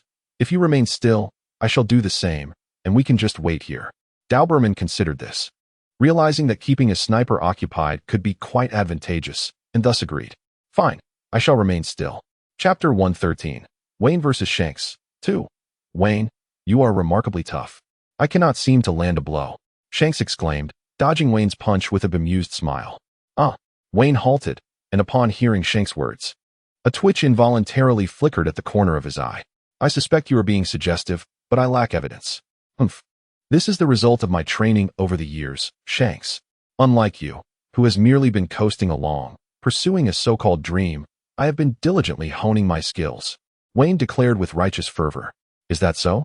Shanks, now serious, responded with fiery determination. "Then let me witness the fruits of your training." Divine evasion. The western sword transformed into an inky blackness, and a bead of cold sweat trickled down Shanks' forehead. Meanwhile, Wayne grew vigilant, secretly gathering his power, as golden light began to radiate from his right fist. Divine evasion. The sun. Boom. Between the black blade and the golden fist. Even before their complete contact, the airwaves generated by both had already uprooted the surrounding grass. When they finally collided, a tremendous sound accompanied by fleeting black fissures captured the attention of all. What? Such formidable power! I felt the looming threat of death. Truly. The Navy's supernova is evenly matched with Shanks. Yet, I sense Shanks might be at a disadvantage. Humph. The power of justice is boundless. Eight-handed man. You seek your own demise. Humph. Beckman, wait for it. Though we may not defeat you, once Captain Wayne finds the time, you shall await your end. Shanks is not a man to be easily vanquished. His resolve is beyond the comprehension of you Navy folk. Beckman was already fuming with genuine anger. With a swing of his sword, he dispatched Lafitte, drawing a pistol from his waist with his left hand. Bang! Without even glancing, Beckman fired a shot, and the bullet, imbued with the color of armament hockey, seemed to possess a will of its own, striking the ghost spider just as he had used shave. What? The ghost spider, hit in the abdomen by the bullet, was momentarily stunned. Cough, cough, cough. The ghost spider collapsed to the ground. Beckman's shot had been lethal, striking a wound in his abdomen. Monster. As they gazed upon the fallen ghost spider, the words Fire Mountain and Lafitte echoed in their minds. Whoosh, whoosh. Beckman swiftly dodged, sending Fire Mountain and Lafitte flying with a single strike. As they were struck, both Fire Mountain and Lafitte unleashed their most powerful techniques in retaliation. Splurt, splurt. Both Fire Mountain and Lafitte spat blood, trembling as they leaned on their swords, while Beckman too suffered, an X-shaped wound appearing on his chest, inflicted by Fire Mountain and Lafitte. Cough, cough, cough. Not bad, Navy. Beckman grinned, pulling a handkerchief from his pocket to wipe his mouth. Cough, cough, cough. Beckman, I never imagined you could be so delicate. The ghost spider mockingly wiped his hand. Hey, I call this refinement, Beckman replied. Pirates, meet your end. Spider ate sword style. The ghost spider struggled to rise, resolutely charging towards Beckman, while Lafitte and Fire Mountain exchanged glances and followed suit. Well, Navy, I find myself somewhat admiring you. Beckman laughed heartily, wielding his sword in one hand and his gun in the other, meeting the challenge head-on. Bang! Boom! Clatter, clatter! Damn it! Pin was once again sent flying by Kira's elbow. Navy, your resolve is indeed steadfast. Kira smacked his lips in astonishment. Hee. Pang En rose to his feet, leaning on his great sword, rubbing his belly and adjusting his helmet, resolutely declaring, the justice of the Navy is beyond your imagination, pirate. Ha ha ha. Kira, out of nowhere, produced a piece of meat, devouring it ravenously. Let me see the extent of your justice. Humph. For the sake of justice. The mocking laughter of the monkey perched on the shoulder of the monkey man filled the air, leading Smoker to feel as if the entire world was ridiculing him. Still unwilling to concede. Are you kid? The monkey man chuckled menacingly. You are nearing your limits. Pooey. Smoker spat a mouthful of blood and tightened his grip on his clothing. Just wait. Once Captain Wayne defeats your Captain Shanks, you will see how he deals with you. A shadow flickered in the monkey man's eyes as he retorted, seeking death. Are we? I am curious to see how long you can endure. Ha ha. I could keep fighting you all day long. Stubborn as a dead duck. Monkey fist. Whitesnake. Ha ha ha. Dalmesia, is it too much for you? Surrender. A man like you is better suited to join us in turning the seas upside down. The tattooed man laughed, adding, our captain would surely welcome someone like you into our red-haired pirate crew. Get lost. Damn pirates, justice will never yield. Five-finger gun. Dalmesia charged once more. The tattooed man remained silent, launching a powerful punch in response. As for Doberman, seeing him so engrossed in conversation with Jesus Burgess, it was best to ignore him. Ha. Wayne, you truly live up to your reputation as the Navy's butcher and the noble's terminator. You are indeed a prodigy. Ducking to evade a thrust of the finger gun, Shanks could not help but praise Wayne's strength. Thank you. If you truly consider me a prodigy, might I invite you to visit the Great Prison? Wayne casually raised his hand to block Shanks' sword energy. Do you really think that is possible? No. Wayne replied solemnly. I have already shown you considerable respect. You know well what fate awaits pirate offenders in my hands. What if I refuse? Then I shall reserve a spot for you atop the Jingwan. Saying this, Wayne sidestepped Shanks' thrust and reached out, seizing Shanks' wrist. Come here. Vane smirked wickedly, flipping Shanks onto the ground with a swift motion. It was a mutual exchange. Shanks, with a mysterious smile, seized the opportunity and delivered a powerful kick to Vane's head. Boom. Thud. Shanks felt as though his very insides were shattered, as the ground beneath them was left with a considerable crater. Wayne felt a slight dizziness, as if he were experiencing a mild concussion. Ha. Lying on the ground, Shanks looked at his comrades who had subdued the Navy and proudly exclaimed, Behold my companions, Wayne, your brothers are in grave peril. Wayne shook his head, regaining his focus as he surveyed the battlefield. As long as you are defeated, I do not believe your companions will dare to make a move. He scoffed, how arrogant. Yet, he merely spoke the truth. Chapter 114, Wayne vs. Shanks 3, let us see if you can truly overcome me. Then you shall observe closely. Divine Evasion Sunlight once again, Wayne and Shanks clashed. Following the collision between Divine Avoidance and the sun, Shanks seized the opportunity to deliver a swift kick to Wayne's abdomen. Wayne swung his right fist while extending his left hand to block the area targeted by Shanks, using the back of his hand as a shield. With the first strike failing, Shanks swiftly aimed a kick towards Wayne's head with his other foot. With a slight bow of his head, Wayne seized the opportunity for Shanks to withdraw. Such remarkable martial prowess. Your swordsmanship is equally impressive. I sensed a formidable power within it. Perhaps the Conqueror's haki? Ha ha. This is the very path I have been diligently exploring. Are you intimidated? Shanks boasted with a sense of pride. Vane chuckled softly, shaking his head. Even though you, Shanks, have ventured down a path that no one else dares to tread, I must say, should your arms remain intact, I would still harbor some trepidation. However, with your left arm now lost, you bear a significant flaw. Humph. Vane, your words are overly confident. Let us see if that holds true, shall we? Steel blade. Rising sun. As Wayne's left hand transformed into a dark hue, it deftly intercepted Shanks' rapier. Seizing the moment, Wayne thrust his right fist forward. A sense of dread washed over Shanks as he inwardly lamented the predicament. Indeed, the disadvantage of having but one hand was starkly illuminated in this encounter. Reluctantly, Shanks executed a kick with his right foot, propelling his dark flip-flop to deflect Wayne's right fist. However, Shanks soon realized that the force behind Wayne's punch was surprisingly feeble, allowing it to be easily brushed aside. A sense of foreboding gripped him as he witnessed Wayne retract his hand, twist his torso, and deliver a spinning kick that struck Shanks squarely in the chest. The impact resonated with a thunderous boom. With a powerful kick, Wayne sent Shanks sprawling far away, leaving a long mark on the ground. Shanks, Captain, the members of the red-haired pirates exclaimed in alarm upon witnessing Shanks' injury. It was evident to anyone that Wayne had successfully subdued him. I'm fine. Really, Shanks insisted, rubbing his chest as he stood up. Truth be told, Wayne's punches stung a bit, and while he might spit blood occasionally, he was far from capable of breaking bones with his current strength. However, Wayne was incredibly resilient. This was the singular thought that echoed in Shanks' mind. Resilient. So resilient. Despite launching a barrage of slashes at Wayne, it was as though he were striking a tenacious beast.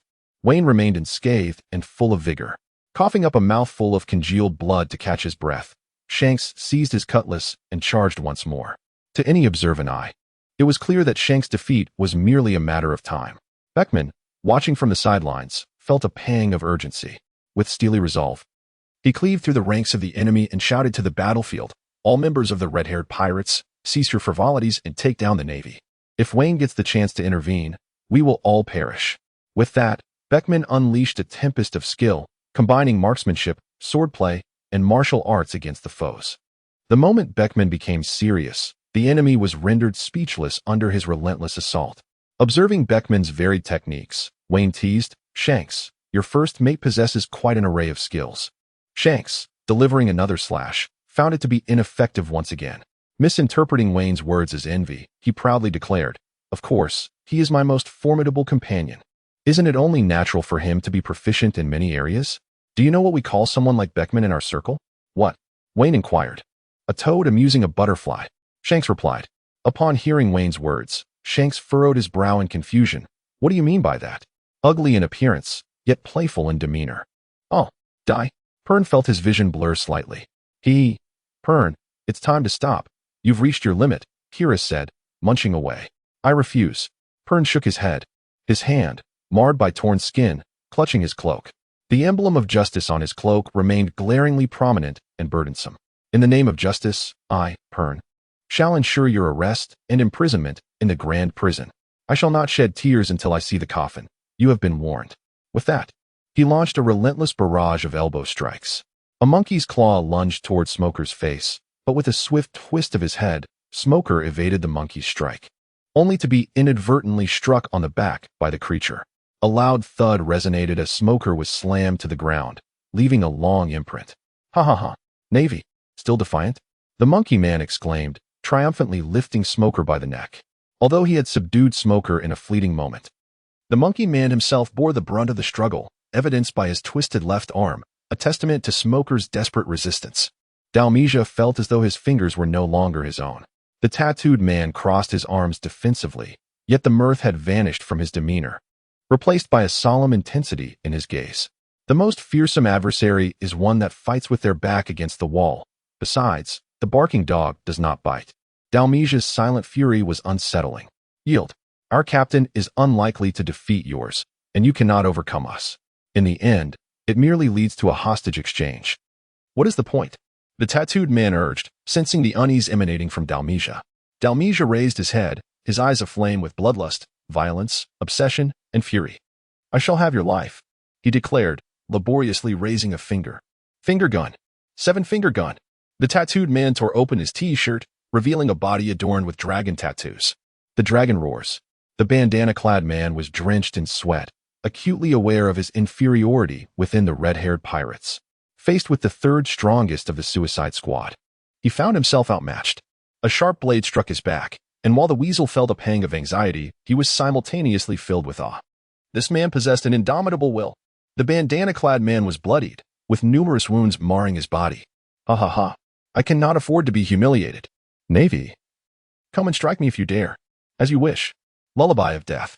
The long-bladed man's weapon had been shattered by Ji Yuan, staring at his fallen blade. He appeared momentarily dazed. Why? He struggled to inquire. My observation hockey had clearly detected your presence. How could this be? Because I have successfully integrated my observation hockey into my strikes. What you perceived was merely what I wanted you to perceive, Ji Yuan replied with disdain. Oh, I see now. I thought the long-bladed man abruptly lost consciousness, blood gushing forth as he collapsed to the ground. Chapter 115, Wayne vs. Shanks, 4 bang, bang, bang, bang, bang.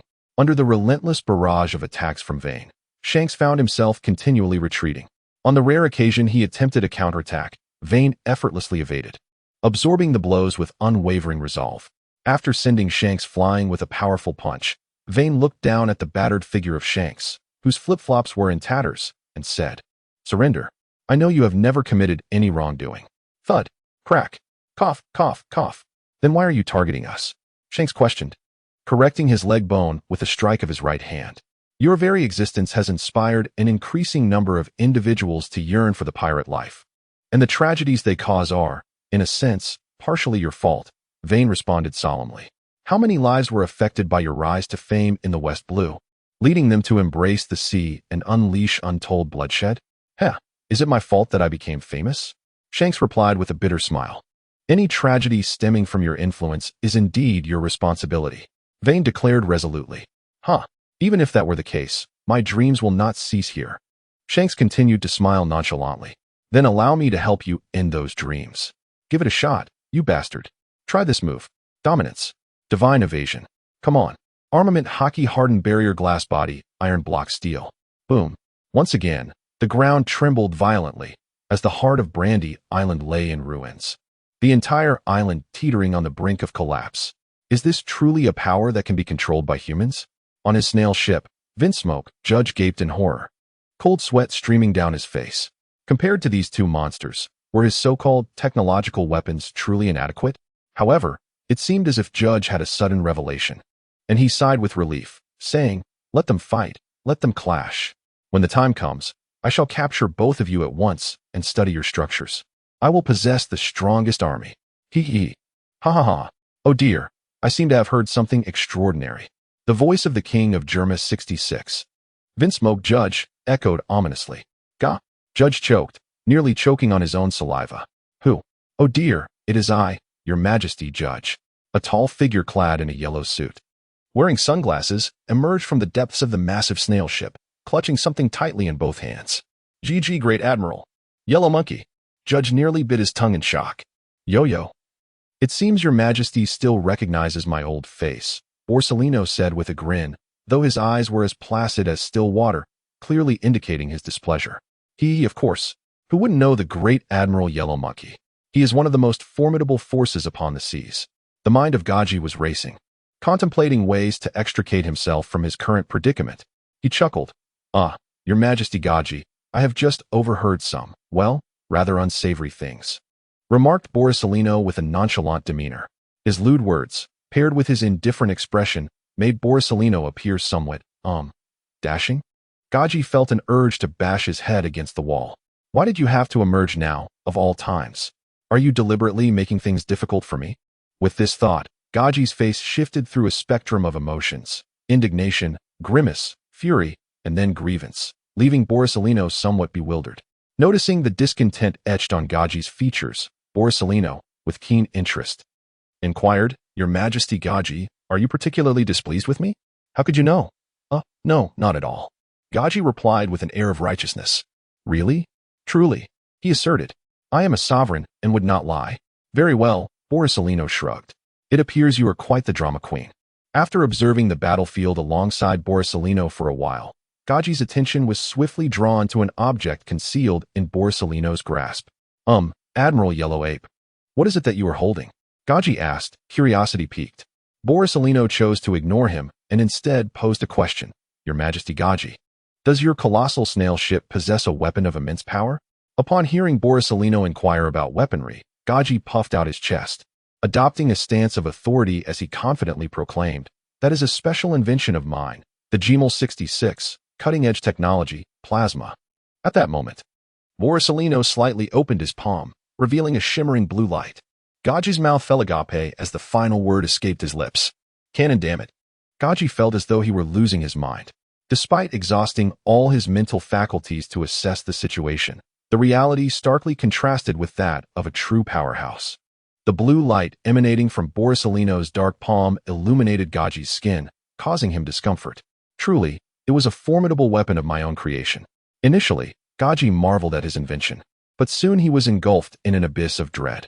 His most potent weapon was merely covered by another's hand. How utterly. "Admiral Yellow Ape, might I request you to, could you perhaps reveal what you are holding?" Gaji stammered. "Is there an objection?" Borsalino replied, slightly opening his hand. "No, none at all." Gaji quickly retracted. "Very well, then." Gaji lowered his head, feeling a sense of grievance, yet he chose to remain silent. Borsalino cast a fleeting glance and then dismissed the matter. After all, he was merely a jester. It was imperative to promptly fulfill Mr. Sengoku's directives. While Gaji and Borsalino were engaged in their exchange, Shanks was struck in the chest by Wayne, resulting in several broken ribs, and was subsequently caught by the throat. Beckman ensnared the incapacitated spider with a rope, while Lafitte and Fire Mountain joined him. The weasel in the yard captured the longsword man and the turban man. The tattooed man approached Beckman, with the unconscious Dalmatia at his feet. Hero was carrying Pen over, and the monkey man, having contained Smoker, also approached. Doberman, oblivious, was still chatting away with Jesus Burgess, yet neither side paid them any heed. "Hey, Wayne, release Shanks and the others." Beckman shouted at Wayne. "Release Smoker too." Wayne retorted. "First, let Shanks go." "No way. Then let us remain in this stalemate." "Damn it. Oh dear, it appears the time has come." As the situation reached an impasse, Borsalino's lewd voice unexpectedly pierced through. Before anyone could react, they witnessed Borsalino hurling a spectral blue object into the air. Boom. Chapter 116, Wayne vs. Shanks finale, crash. A colossal splash drenched everyone, as Borsalino's arrival instilled immense confidence in the Navy. In stark contrast to the chilling dread that enveloped their hearts, akin to being doused in icy water, the farce was destined to conclude. "It's time to end this," Borsalino declared, extending a finger from his right hand. With a swift motion, several lasers severed the ropes binding Spider and his companions, enabling them to struggle towards Wayne's side. Vane released Shanks, the swordsman, and the turbaned man, for the arrival of Borsalino rendered their restraint futile. Shanks, appearing somewhat disheveled, approached Beckman and inquired, "Beckman, is there any way out of this?" Beckman rolled his eyes and replied, "I am presently contemplating a matter." "What matter?" Shanks asked. "The quality of the cuisine in this grand prison," Beckman stated with calmness. Shanks's expression fell, and with a sorrowful countenance, he lamented, "Is there truly no way at all? Let us arm ourselves." Then he suggested, "Is there a solution? Struggle a bit before we meet our end. That would at least preserve some dignity for the pirates." This. The group, with the exception of Wayne and Gun, moved forward with a limping gait. Wayne gazed at the injured individuals around him, feeling a twinge of sympathy, yet he maintained a stern demeanor and remarked, "Are you still formidable? The strongest young generation in the world?" Upon hearing Wayne's words, everyone present felt an overwhelming sense of embarrassment. Their heads bowed and faces flushed, as they had previously boasted of their prowess, only to be soundly defeated by the red-haired pirates.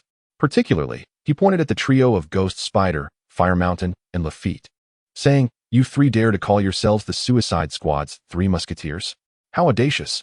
Ghost Spider and his companions shrank back, resembling three quails. After being thoroughly humiliated by Beckman, were they still proud? They immediately shook their heads vigorously, indicating that they had learned their lesson and would no longer be arrogant. Hee. At that moment, Wayne noticed someone laughing at the dire predicament of Ghost Spider and his crew. Borsellino watched Wayne admonishing others, seemingly indifferent, as he was wholly absorbed in the unfolding spectacle. Who could it be? Vane thundered. What in the world? Who was that laughing? Step forward. I, Dalmatia, timidly emerged, head bowed. Who else? I, Penn, also hesitantly stepped forward. What is so funny? We both found their expressions amusing. These two were quite straightforward. When Vane inquired, they simply admitted they wished to mock the ghostly spider. What in the world? Vane stammered, visibly infuriated. I have never encountered such shameless individuals as you. Penn, come here. Penn, startled, quickly responded. What does Boss Vane want from me? Have you defeated Kira? Have you? No. Then why are you laughing? Vane, with a furrowed brow, inquired, sensing that something was amiss. Lafitte, standing behind Vane, quickly signaled to Penn, urging him to be astute. However, Penn, lacking such discernment, naively stated, I simply want to laugh. Oh, you wish to laugh. Do you? Vane chuckled darkly. A man who laughs is always fortunate. Really? Penn pondered whether Vane had perhaps forgiven him. Really? Damn it. With a swift kick, Vane sent Penn sprawling aside, the force sufficient to cause pain without inflicting harm. Go on, laugh for me. Laugh until your whole body convulses. And only then can you cease. Penn, feeling somewhat aggrieved, glanced back but was startled by Vane's fierce gaze and had no choice but to stand with his hands on his hips, laughing towards the sea. Ha ha ha! Dalmatia observed Penn's plight, swallowing hard, and when Vane turned his attention to him, his tail stood on end. What are you laughing at? I was wrong, Boss Vane. Dalmatia quickly conceded. You understand your mistake? Seeing Dalmatia's compliance, Vane's face broke into a gentle smile. Yes, you understand. Now go, join Penn in his laughter. And only stop when your voice gives out. Hearing Vane's command, Dalmatia felt a twinge of dissatisfaction. Why? I am being sincere. You are far better than Penn. In what way? He must laugh until his body convulses, while you can cease when your voice is hoarse. But, no buts. If you continue to procrastinate, do not blame me for striking you. Very well. Dalmatia sulkily approached Penn and also placed his hands on his hips, laughing. Ha ha ha ha! After dealing with the laughter of his companions, Vane felt a sense of relief. Truthfully, it was somewhat embarrassing that his subordinates couldn't match Shanks. Observing the dejected faces around him, Vane realized not everyone was as shameless as Penn and Dalmatia. Clearing his throat, Vane thoughtfully declared, Do not be disheartened, my brothers. We have faced defeat this time, but let us strive to reclaim victory next time. What is there to be downcast about? A man must not accept his fate nor admit defeat. But, Smoker lamented, we lost and were taken as hostages. It's nothing. We were fortunate this time, and no harm has befallen us. But, there are no buts. Since we have lost this time, we shall win next time. Do you truly believe that my brothers are inferior to Shank's crew? Vane scoffed. Impossible. Not at all. We are certainly stronger than them. Good. Vane nodded approvingly. Now that is the spirit of my brothers. Setbacks are merely transient visitors in our lives. Success is our ultimate goal. Roar. Observing the revitalized Suicide Squad, Borsellino felt for the first time that this was a formidable, dynamic group brimming with limitless potential. Ha ha ha, truly terrifying, Wayne. Let us see how far you can go. Borsellino shook his head, suddenly feeling as though he had aged, as if the world had become a domain for the youth. Ha ha ha, I must be losing my mind. By the way, counting heads, Wayne suddenly sensed that something was amiss. 1, 2, 3. Huh, has anyone seen Deo Bowman? Deo Bowman? Have you seen him? No. Could it be that Deo Bowman is dead? Nonsense, how is that possible? Didn't the members of the red-haired pirates fight alongside us? Jesus Burgess is also missing. What? Find him. Chapter 117. A sudden mishap as the Navy rushed about in search, the red-haired pirates, under Borsellino's oppressive presence, could only remain in a state of discomfort. Initially, Shanks intended to search for Jesus Burgess, but after a single laser shot, he fell silent.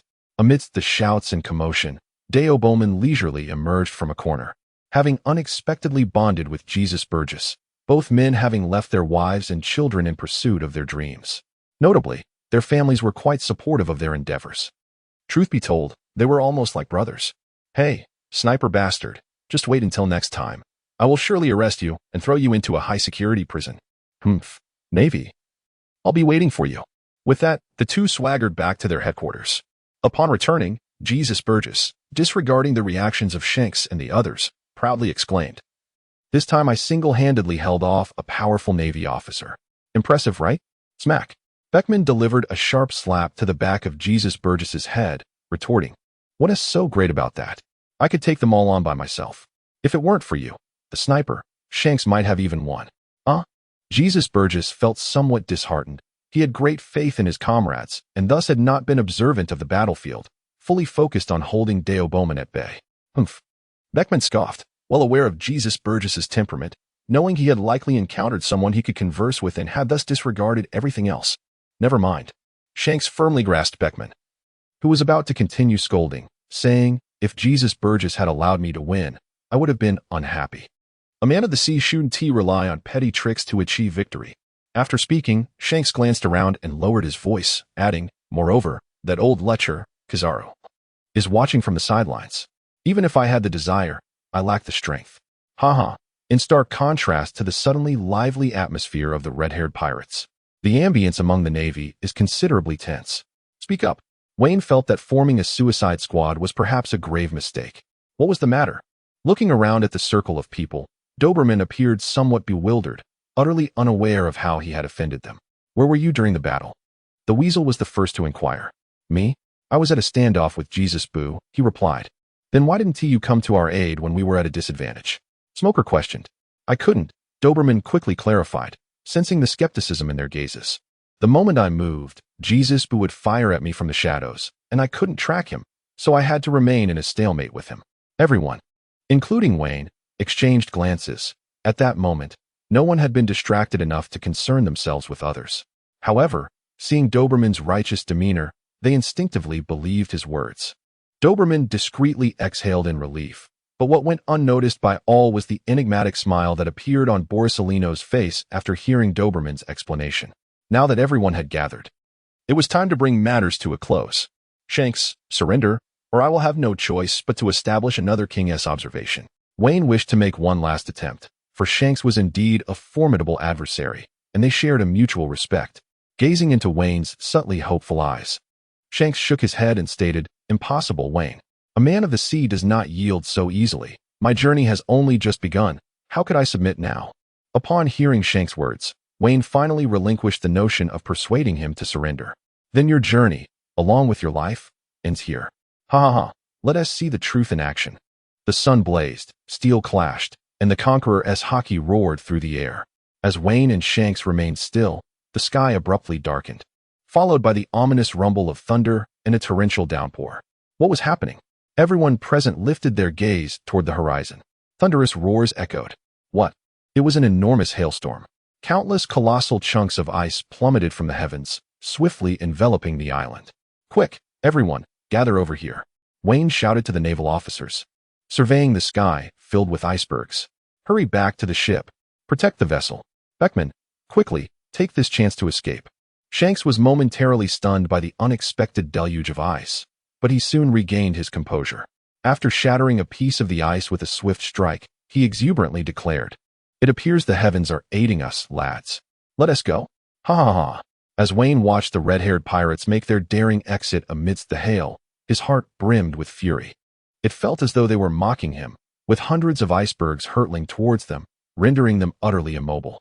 Glancing at the panicked Borsalino beside him, Wayne felt a wave of helplessness wash over him. He was merely a vice admiral who had yet to be officially recognized. Commanding an admiral was far beyond his reach. An hour later, as the storm subsided, Wayne lowered the barrier, only to find that the red-haired pirates had vanished without a trace. The weather in the New World was indeed capricious. What a pity. Damn it, the red-haired pirates had nearly been captured. Oh dear, Wayne. It seems today is not your lucky day. The others lamented on the shattered island, collectively mourning the lost opportunity to apprehend the notorious crew. Wayne lifted his head, scrutinizing the heavens above with meticulous attention. Could this truly be a serendipitous occurrence in this new world? Rubbing his brow, Wayne chose to dismiss such thoughts. He extended a finger, activating his barrier ability, and this time, the intensity of the shield deepened. Indeed, Vane pondered to himself. After this battle, I have indeed made significant progress in my abilities. Several nautical miles away, Hira exclaimed joyfully, Captain, this time we truly struck gold. Escaping from Vane and Kizaru was indeed a stroke of fortune. Beckman refrained from countering this time. They had indeed been fortunate to escape with their lives. Shanks boisterously declared, Ha ha, this is all thanks to me. The heavens could not bear to see a man like me perish in vain. Cut it out, Captain, we don't buy it. The crew retorted, their disbelief palpable. Undeterred by their skepticism, Shanks enthusiastically proposed, let us celebrate this victory with a grand feast. Oh, a feast it is. Chapter 118. Dealing with Gaji Boss Vane. Can we consider this a success? After all, we have defeated the red-haired pirates, Smoker inquired after a moment of silence. We? Vane surveyed the excited group, his eyes twitching slightly, and replied, No, it was I, the Weasel, and Jiuan who succeeded. What about you all? The defeated crew exchanged glances, lowering their heads to count the ants on the ground. Never mind, Vane concluded. Vane let out a sigh. They had exerted every ounce of their strength. Ahem, this time. Let us hope for success. Oh, we have triumphed. The formidable red-haired pirates of the new generation have been vanquished by our navy. Observing the jubilant crowd, Vane's lips curled into a smile as he proclaimed, Upon our return to headquarters, I shall treat everyone to a grand feast lasting a day and a night. Oh dear Vane, I too have exerted myself to assist you. Surely, you haven't forgotten your poor senior, Borisolino? Alas, I can scarcely afford a meal. As Vane chuckled merrily, Borisolino's lewd voice echoed. Vane's expression stiffened. He had not anticipated the audacity of Borisolino's demeanor. Of course, it is imperative that we honor your efforts. Dear senior, we must extend our hospitality. Indeed, Vane replied with a forced laugh. The others, including Weasel and Fire Mountain, felt a tinge of discomfort. With Borisolino present, they would find it difficult to relax. Ha. Never mind, it is now your world.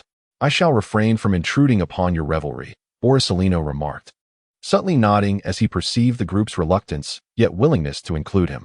Really? Of course, you wish for me to join. Yet I find myself rather unaccustomed to such company. Moreover, are you truly willing? He teased. The group felt a wave of awkwardness as they scratched their heads in response to Borisolino's playful jibes. At that moment, a colossal snail ship emerged from the depths of the sea. It turned out that Gaji had commanded the snail ship to dive beneath the waves upon witnessing the hailstorm. With a pop, a bubble surrounding the giant snail ship burst. Gaji poked his head out, only to be startled back when he saw the grinning Borisolino. Realizing Borisolino's formidable power and the imposing presence of Vane beside him, Gaji obediently descended from the ship. Hey, Vane lad, Borisolino said with a mischievous grin, eyeing the somewhat anxious Gaji. This King Gaji had originally planned to wait until you were exhausted from your battle before dealing with you all. Vane and the others widened their eyes, and the somewhat irritable squirrel directly drew a knife and pressed it against Gaji's throat. What do you mean by this? We discovered that you were kidnapped by the red-haired pirates, and we traveled a great distance to assist you. And yet, what do we find? Gaji, feeling the cold steel against his neck, struggled to swallow and cautiously edged his neck back, forcing a laugh as he stammered, Admiral Kazu, you jest. I was merely yes. I intended to help you. Really? Vane raised his gaze slightly, his indifferent eyes causing Gaji to feel a pang of anxiety. Of course. I am a member of the world government, and the Navy is my protector. Who else would I assist if not you? Oh, Your Majesty Gaji. I distinctly recall you mentioning that once the Navy and the pirates were dealt with, you would retrieve their corpses for dissection, Borisolino interjected promptly. Gaji felt a wave of sweat drench him, more than he had ever experienced in his life. As Gaji frantically contemplated a way out, the brutish visage of Fire Mountain morphed into a cruel smile.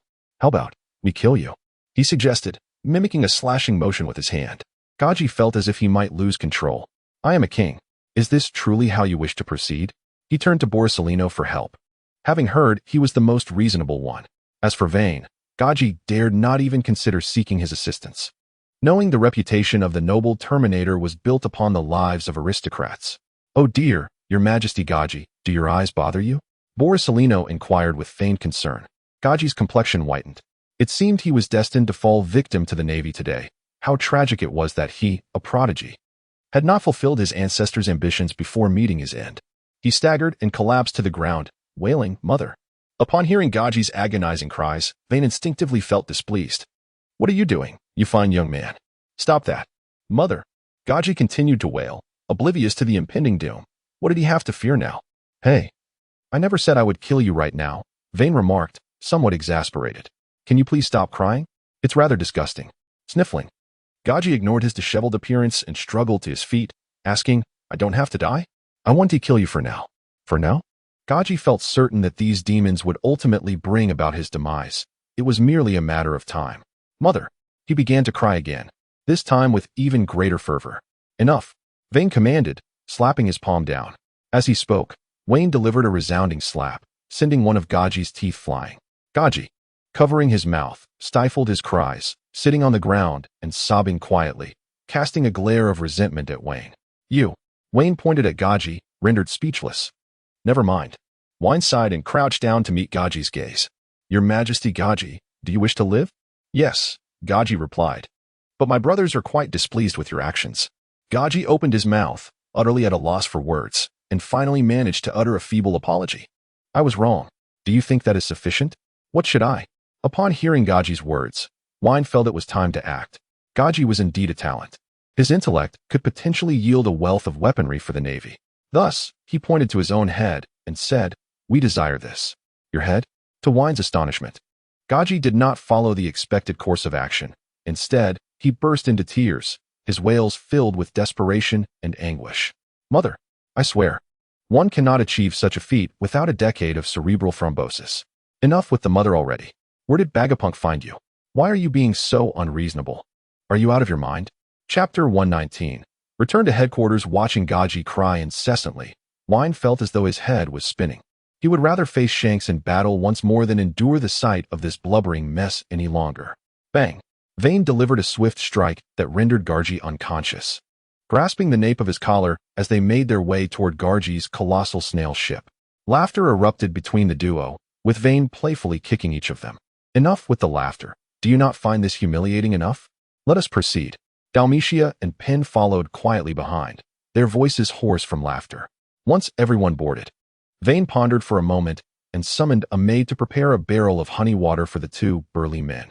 The maid, fully aware of the formidable prowess of Vane and his companions, acted promptly, knowing their king was in their custody. A day later, under Vane's rigorous tutelage, our beloved Emperor Gaji finally agreed to return them home aboard the giant snail ship, while also discussing the arms deal between Gamar 66 and the Navy.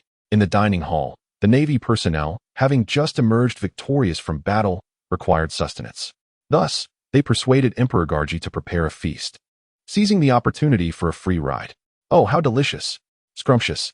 As Vane observed Penn, who was choking on meat, yet continuing to eat, the gluttonous ghost spider, the laughing Dalmatia, and the savoring Lafite, he rubbed his temples, no longer expecting these individuals to maintain any semblance of decorum.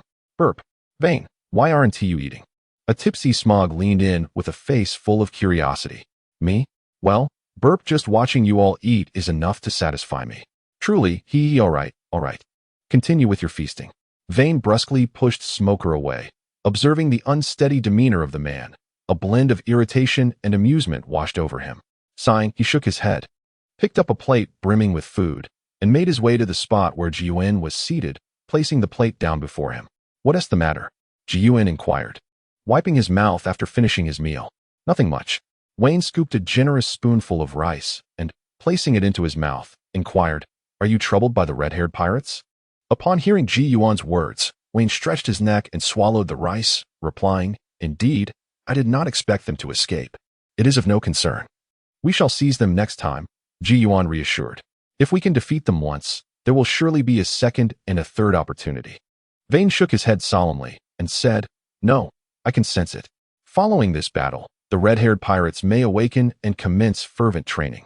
Stirring the curry poured over the rice, Vane continued in a grave tone, Shanks is an extraordinary man. He has successfully integrated Conqueror's Haki into his swordsmanship, and his strength will soon experience a qualitative leap. Upon hearing Vane's words, Jiuen's pupils contracted. To merge Conqueror's Haki with swordsmanship, Jiuen has already begun to incorporate observation Haki into her swordplay. Thus she can more acutely perceive the difficulty of integrating Conqueror's Haki. With a gentle sigh, Jiuen expressed her concern.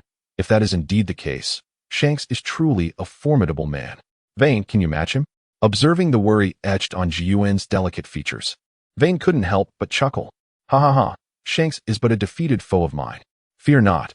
Even if he successfully melds Conqueror's hockey with his swordsmanship, he shall still be unable to breach my defenses. I am Vane Marcus, the future strongest in the world, the indomitable bulwark guarding this realm. Hee, indeed. Once again.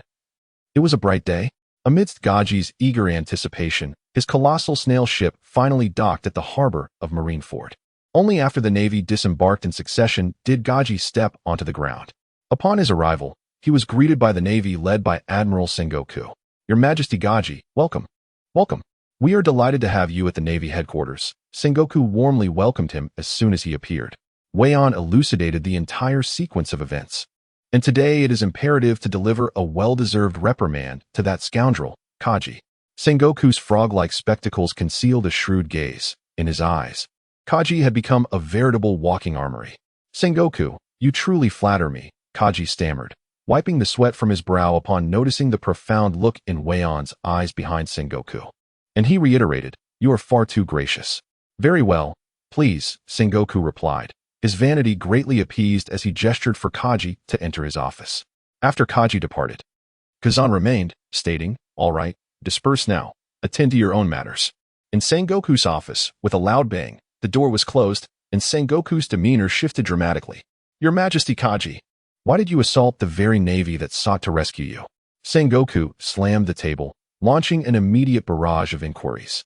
Kaji was taken aback by Sengoku's sudden interrogation, and before he could muster an explanation, Sengoku unleashed a more terrifying accusation. I have heard that you were on cordial terms with the pirate Shanks. Might it be that you have ties to the Roger pirates? Sengoku inquired earnestly. Kaji's heart raced in terror. If the world government were to ascertain any connection between him and the Roger pirates, even 10 heads would not suffice to save him. No, absolutely not. Sengoku, you mustn't make baseless accusations. Kaji's complexion paled as he insisted vehemently. Sengoku, I am the king of a world government member nation. There is no way I could be linked to the Roger pirates. Oh, then why, Your Majesty Kaji, do you appear so anxious? Sengoku casually stroked the goat at his feet, his question laced with subtlety. Kaji, merely a reclusive scientist engaged in research, immediately fell into Sengoku's trap. You know? Sengoku detected an unusual undertone. He had initially intended to extort Kaji, but had inadvertently uncovered a significant revelation. Indeed, Your Majesty Kaji. Do not underestimate the intelligence capabilities of the world government, Sengoku stated, maintaining his composure. Kaji seemed to deflate, collapsing onto a chair, weakly confessing. I never imagined that even if I replaced everyone around me with clones, the world government would still find a way to acquire such intelligence. Of course, the remaining details need not be elaborated upon, correct? Well, yes, I do have a slight connection to the Roger pirates. Sengoku. Chapter 120, The Truth Behind Roger's Surrender Indeed. Kaji's face turned ashen as he recounted, back in the day, just after I had narrowly escaped the world government's pursuit. I believed they were envious of my talents, which led me to promote my abilities far and wide. Upon reaching this juncture, Gaji swallowed hard before continuing. At last, an unexpected pirate crew sought me out, the Roger pirates. Roger, exuding both warmth and an undeniable aura of authority, candidly declared, I am dying. At this revelation, Sengoku was taken aback. He had long yearned to comprehend the myriad ways in which Roger could herald the age of pirates, yet why resort to such a manner? It turned out that Roger was indeed on the brink of death. Observing Sengoku's stunned expression, Gaji cautiously inquired, Marshal Sengoku, should I continue? Proceed. Sengoku urged. Very well. Gaji recalled, Roger approached me, hoping to harness the power of his bloodline factors to prolong his life. He mentioned a desire to spend time with someone special. Continue. At that time, the ship's doctor of the Roger pirates, Dr. Correja, had exhausted his last vestiges of strength to save Roger. Alas, the latter's life was all but extinguished. Did you not save him? Sengoku pressed. Me? Gaji replied with a bitter smile. I had merely grasped the basics back then. How could I possibly save Roger? Though I am reluctant to admit it, perhaps if Vegapunk had been present, it might have made a difference. This belief in science was Gaji's guiding principle. For even the formidable pirate king Gold, Roger could not evade the clutches of illness. Only science could serve as an everlasting force. Alas, Sengoku sighed. a sound laden with ambiguous sentiment. Was it regret or sorrow? Then you know, the pirate king Gold. Roger was apprehended by the Navy and ultimately executed, thus igniting the age of pirates. You may leave now. Return tomorrow. Sengoku gestured, and Gaji, wary, made his exit.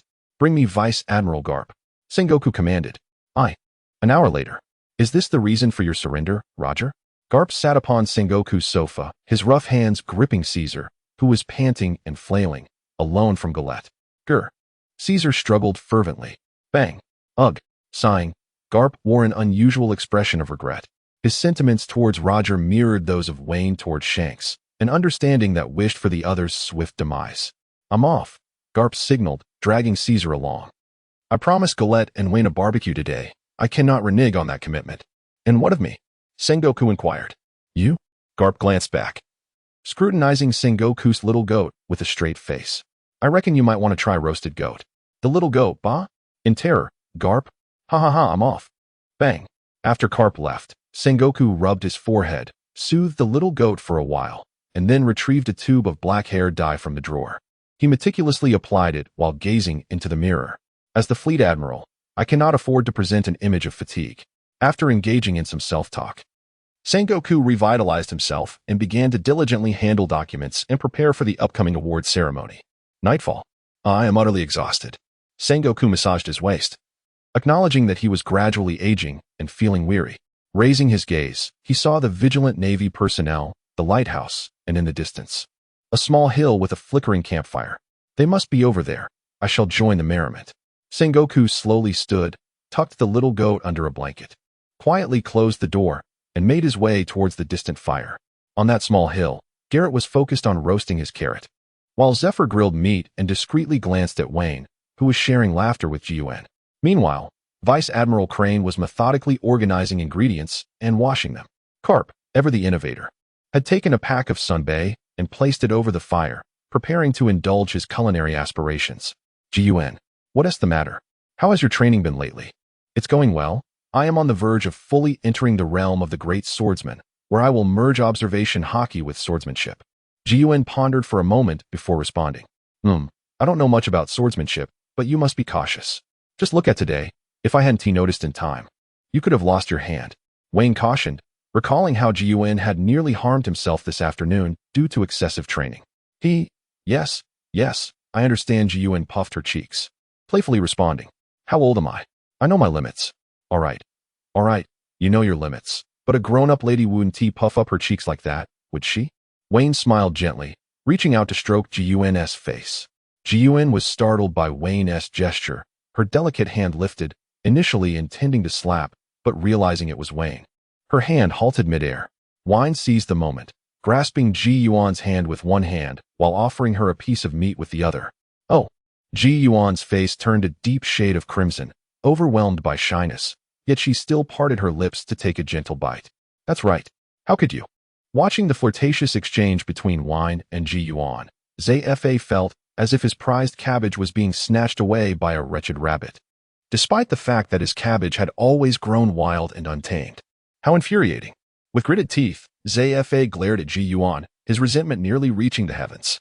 Vice Admiral, he chuckled at Zfa, fully aware of the unfolding drama, but choosing to remain silent. She relished the sight of Zfa's frustration and helplessness. Grandpa Zfa, Gallet suddenly cried out. Huh, what is it? Oh dear, don't cry. Zfa snapped back to reality, noticing Gallet's tear-filled eyes as he hurried to comfort her. Grandpa Zfa, you're mean. What? I haven't done anything wrong. You burnt Gallet's carrots. Gallet doesn't like Grandpa Zfa anymore. The little girl sobbed, for she adored roasted carrots above all else. Oh dear, Zfa looked down, realizing that the carrots were not just burnt but had been turned to carbon. It's Grandpa Zfa's fault. Gallet is very angry. You must roast another skewer for her. No, Gallet wants 2 skewers. All right, 2 skewers it is. He. Zfa, I want some too. Get lost. Enjoy your roasted senbei. I shall only roast for Gallet. Chapter 121. The Ascendant Vice Admiral. While Gallet and Zfa reveled in their joyful camaraderie, Garp discovered that his senbei had vanished. My senbei is gone, Garp bellowed, glaring furiously at an elderly man clad in a floral blue outfit, who was still munching away. Munch, gulp. Swallowing the last of the senbei, Sengoku inquired, "What's the matter? Am I not allowed to eat? How many times have you eaten in my office?" Carp had initially intended to unleash a tirade, but found himself swiftly rebuffed by Sengoku. After a moment of stammering, he produced a large bag of senbei from somewhere, tore open the packaging, and continued to roast them in silence. TCH. Sengoku scorned Carp's pettiness, casually grabbing a skewer of roasted vegetables to eat. Wah! Gallet burst into tears once more.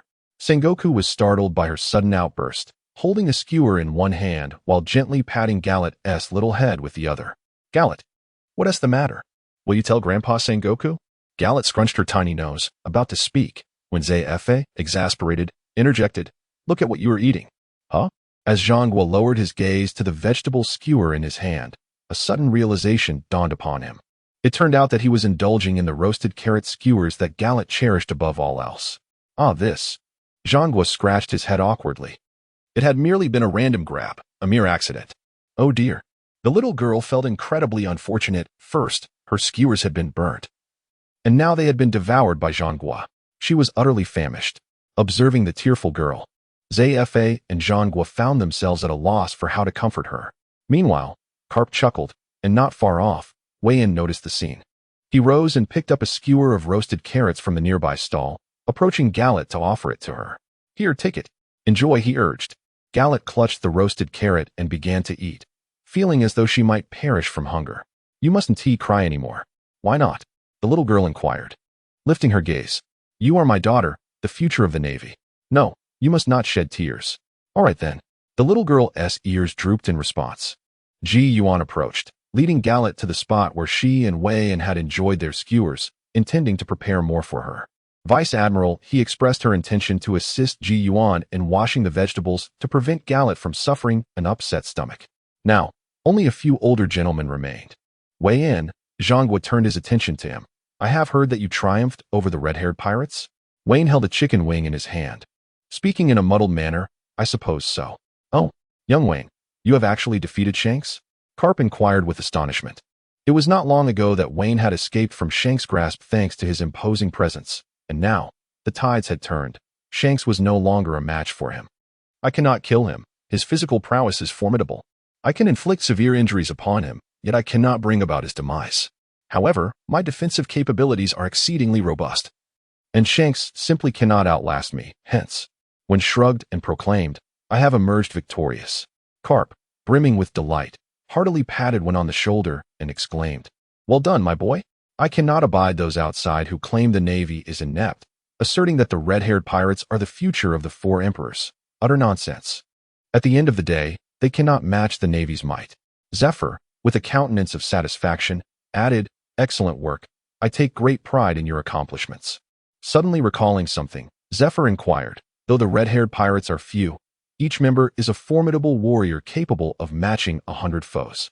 How do you intend to contend with them?" "This I know." Sengoku casually discarded a fruit pit and replied, "One has formed an elite unit known as the Death Squad alongside his classmates." So this is the reason behind your triumph over the red-haired pirates?" Zephyr realized, his understanding dawning. "Indeed, Mr. Sengoku, our Death Squad has performed admirably, has it not?"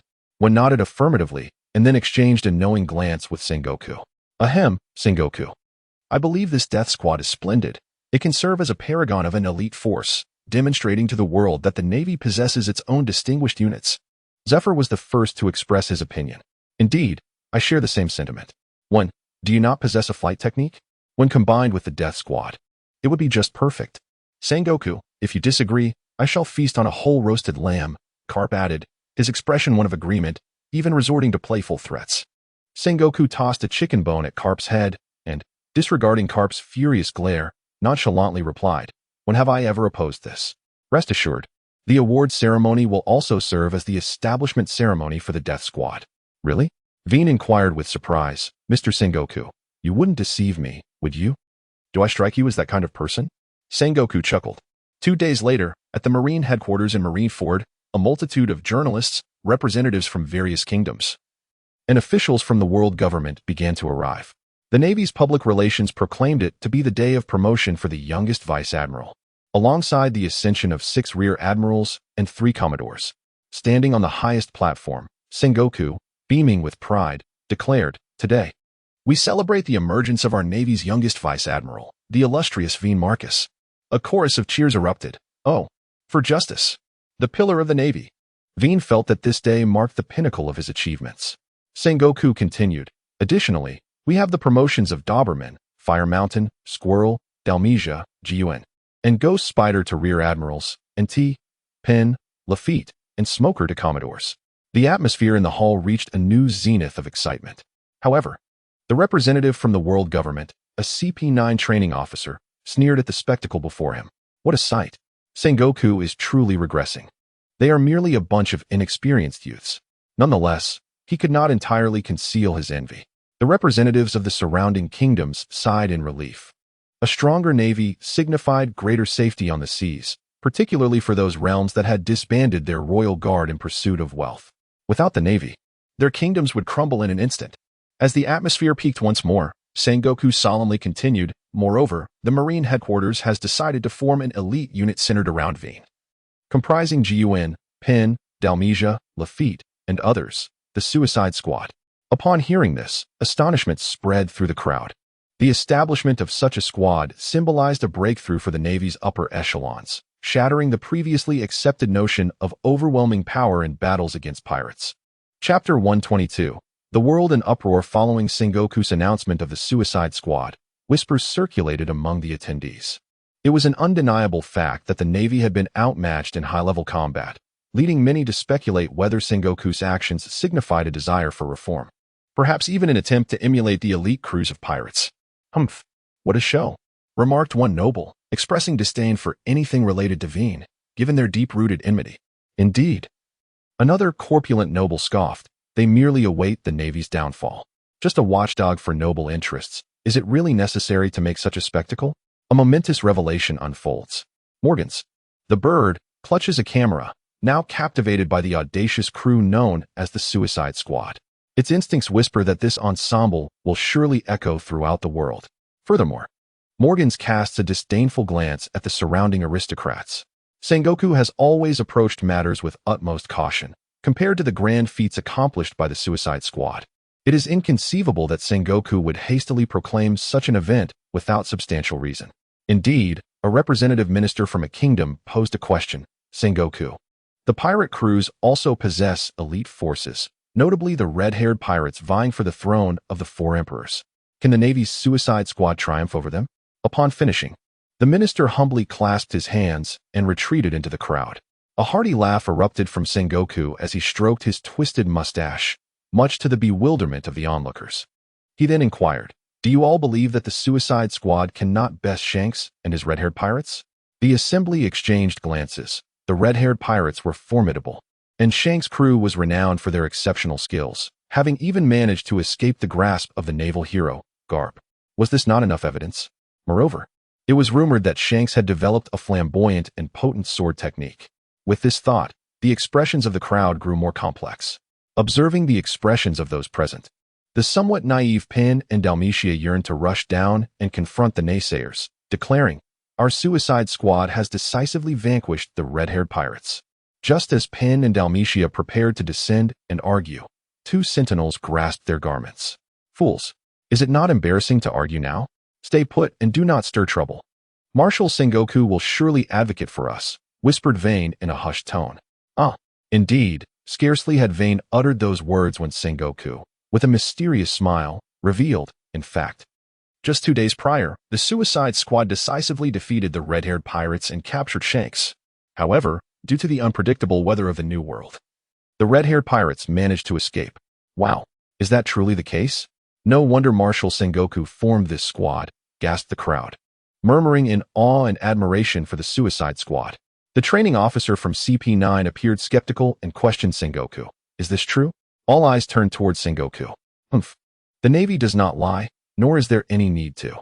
You may inquire with that rascal Shanks if you wish," Sengoku proclaimed grandly. "Doubt if you must. But the Navy fears nothing." The presence of Sengoku brought a sense of reassurance to everyone, as the reputation of the world's most formidable military force was universally acknowledged. Soon, a tidal wave of exuberant cheers erupted, with numerous Navy personnel expressing their joy. The younger sailors were filled with aspirations, while seasoned veterans such as Garp, Zephyr. And Sengoku looked on with satisfaction, knowing that this generation of navy, from Sakazuki to Vane, had decisively subdued the pirates. However, Sengoku rubbed his temples in frustration. Following Vane's tenure, the navy would once again face a dearth of capable successors.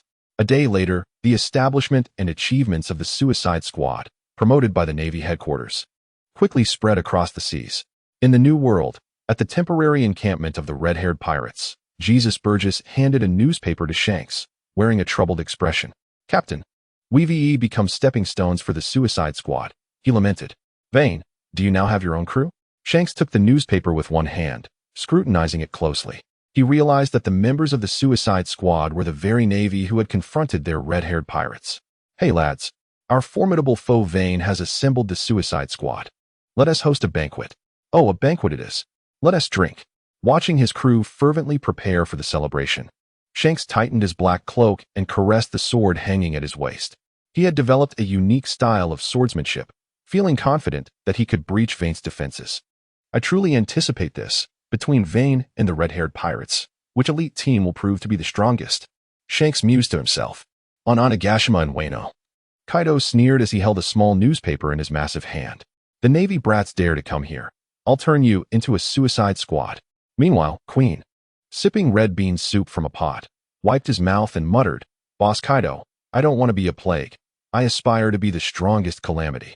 With a resounding slap, Kaido sent Queen crashing into the wall, declaring, "I've already chosen someone, wah." But Jack interjected, "He tormented you in the great prison. Does he have the guts to come?" "Ha ha ha, he does. He is not the kind of man to hesitate." On the Moby Dick of the Whitebeard pirates, Whitebeard boisterously laughed. "Can you believe that Roger S. favored Shanks was defeated by a mere barrier user? The Suicide Squad. It seems the Navy thinks they are quite capable." With tubes protruding from his body, Whitebeard remarked, "There are indeed many talents among the Navy." "Indeed, Father," Marco replied, running his fingers through his hair. "The members of the Suicide Squad completely overpowered us at that time." "Is that so? Rest assured, I shall return to aid you in reclaiming your honor." With a grand gesture, the old man proclaimed with unwavering confidence. Marco and his companions hastily declined, stating, "No, no, dear father. We shall diligently train and restore our dignity on our own." "Very well, it is your choice." "Ah, the news from Commander Wayne has arrived." Colonel Siri and his monkey burst forth from the office, shouting at everyone they encountered. Soon, the entire branch was abuzz with the news of Wayne. Oh. Commander Wayne is invincible. Squeak, squeak, squeak, chatter, chatter, chatter. The master of Big Caesar is truly remarkable. The naval officers of the G12 branch have always cherished the commander who led them through their most arduous times. They have been closely following Wayne's news, eagerly awaiting the day they can assist him. Moreover, when Caesar departed, he left behind a multitude of monkeys. Under Wayne's influence, the naval officers began to develop an affinity for these creatures. They soon discovered that the monkeys could serve as excellent combat allies, leading to the G12 branch being affectionately dubbed the Monkey Branch. Thus, they publicly declared themselves as the successors of Wayne, and unbeknownst to him, he inadvertently earned the title of Monkey Admiral. Chapter 123. The past of Wilson. The establishment of the Suicide Squad has been several days in the making.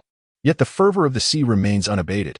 There are continuous assertions that the Navy, from the eldest to the youngest, has successfully quelled the pirates, suggesting that the era of the notorious pirate king, Joel D. Roger, is drawing to a close. Naturally, the Navy headquarters welcomes such proclamations with delight and even subtly seeks to amplify them. In the office of Vice Admiral Wayne, the leader of the Suicide Squad, the atmosphere is charged with anticipation. Vane swiftly scanned through the documents, discerning their contents with remarkable efficiency. Even Sengoku would be moved to tears. Just then, a small transponder snail nestled beside Vane began to ring. "Moshi Moshi, this is Shafulin." "Chief, please don't jest. It's me, Dorag." The resigned voice of Dorag emanated from the transponder. "Ahem. Yes, I understand. I was merely testing your vigilance," Vane replied after a brief cough. "What's the matter?" "Well, our Dawn Daily is ablaze across the vast ocean and has even commenced distribution in the New World."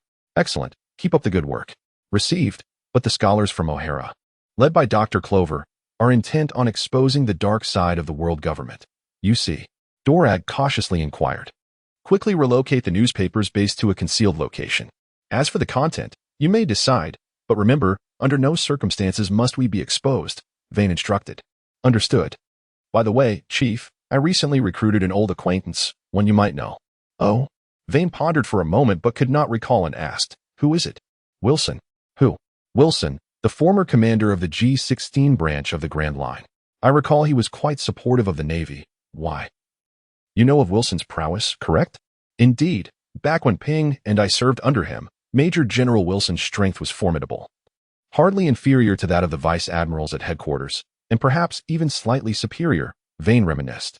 Exactly, you may not be aware. But Wilson was once a renowned rising star in the Navy, often hailed as the successor to Admiral Zephyr, the future master of martial arts, Dorag praised. Then why was he relegated to a branch? What lies behind this? Vane inquired, intrigued. Dorag sighed. Of course, back in those days. Wilson was young and vigorous, his martial prowess only surpassed by the likes of Borisolino, Sakazuki, and Kazan, who are now the three admirals. However, Dorag paused. His greatest admiration was not for Admiral Zephyr. Who was it then? It was Fleet Admiral Sengoku. Sengoku? Indeed, Wilson aspired to be a strategist like Fleet Admiral Sengoku. Dorag casually handed a newspaper to Ivankov and continued speaking into the transponder. And then? Vane set down his signing pen, eagerly asking. And then? Dorag shook his head and replied. Then Fleet Admiral Sengoku received intelligence that the Big Mom pirates had captured several exceptionally rare juvenile whale fishmen. So he ordered Wilson to intercept them, either to return them to Fishman Island or to retain them within the Navy. That sounds promising. What happened next? Wine inquired curiously. At that time, Wilson had repelled the ant pirate crew, yet he was gravely injured, and it was those little fishmen who tended to him. Their bond was undoubtedly profound. Dragos spoke in a somber tone. What a pity. What do you mean by that?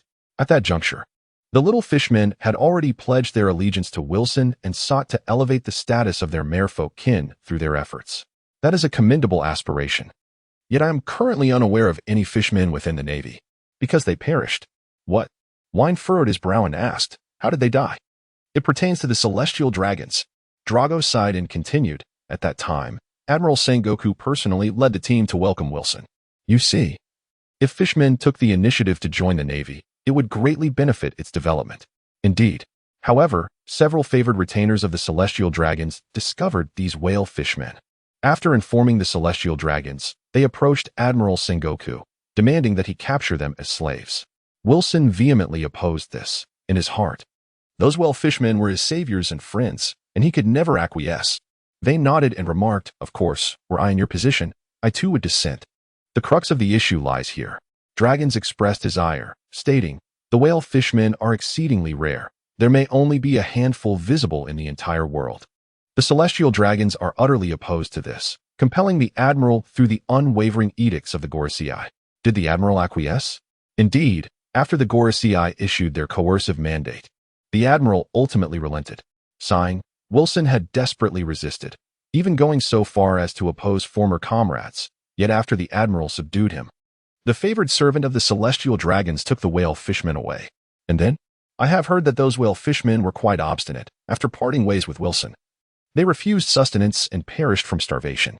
Consequently, Fishman Island nearly severed ties, expelled the Navy, and acknowledged Whitebeard's dominion. Dragons expressed his sorrow. What happened when Admiral Wilson learned of this? He rushed towards Mariewa, but my elder restrained him. Thus, 2 days later, the world issued a decree mandating Wilson, due to his discontent with the world government, to remain permanently stationed at the G-16 branch, never to return to Marineford or Mariewa. Is this? Sigh. Is the rise of a new naval star thus extinguished? Indeed, who could argue otherwise? Where is Admiral Wilson now? I do not know. What? You do not know? You were the one who summoned him, and now you tell me you do not know where he is? What nonsense is this? He is currently seeking that favored servant of the celestial dragons from years past. Very well, that is his own decision, and I cannot intervene. Is there anything further to instruct, leader? Nothing of significance. Do prioritize your safety when bombarding the world government. Once the Dawn Daily withstands the government's onslaught, I shall discreetly unveil a fragment of Mr. Liu's writings. Are you referring to the Mr. Liu who is famously known as the Red Vanguard? Indeed. Splendid. Ever since you mentioned his theories last time, I have been unable to forget them. All right, go about your duties. I apologize for taking a day off. The school has unexpectedly scheduled an examination, and I must request a day of leave to prepare. I am truly sorry. Chapter 124. Wilson in action. After hanging up the phone, Wayne let out a deep sigh. Despite Major General Wilson's prodigious talent, he found himself firmly ensnared by the world government. Feeling disinclined to attend to paperwork today, Wayne stretched lazily and decided to engage in some physical exercise to develop his barrier capabilities. For him, enhancing his strength was of utmost importance. Sabaody Archipelago. Underworld Shaki's bar. A stunningly beautiful woman with a voluptuous figure was leisurely polishing a drinking glass, while an elderly man, sporting a prominent beard and a scarred eye, sipped his wine with evident satisfaction. Creak. A man clad in a black cloak slowly pushed the door open. Shaki cast a glance his way, gently placed the glass down, and asked languidly, "What can I do for you, young sir?" Tap, tap, tap. "I require information, to be precise." Wilson extracted a gold bar from his pocket and tapped it on the counter. Shaki reached out to take it but found nothing, calmly retracting her hand and inquiring, "What sort of information do you seek?" "Information about Turner, the favorite attendant of the Celestial Dragons." "Oh dear, young sir, that is quite a significant figure. How could we possibly have information on him?" Shaki, seemingly having confirmed something, smiled slightly and poured a drink for Wilson. "This one is on the house. Once you've finished, you may leave. Of course, you need not drink it. I need information on Turner." Wilson remained undeterred. "Apologies, but I have no information regarding Turner. And what if I were to resort to force?" "Ha ha ha." Shaki replied with a hint of mockery, the former Rear Admiral, once the rising star of the Navy. "Wilson, do you truly believe you can contend with us?" As she spoke, the man who had been leisurely sipping his drink slowly opened his eyes, his sharp gaze fixated on Wilson. Crash bang. With a swift motion, Wilson tore off his black cloak and slammed his hand on the table, leaning into question, "You, a remnant of the Rock's pirates, are you instructing me on how to conduct my affairs?" "You." Shaki's eyes flashed with anger. Just as Wilson reached out with his right hand to grasp her throat and press for answers, another hand suddenly clasped his wrist. "Oh, is this how the youth of today behave, so impetuously?" The hand that restrained Wilson belonged to the first mate of the Roger Pirates, Shaki's old acquaintance, the Dark King, Silvers Rayleigh. Silvers Rayleigh?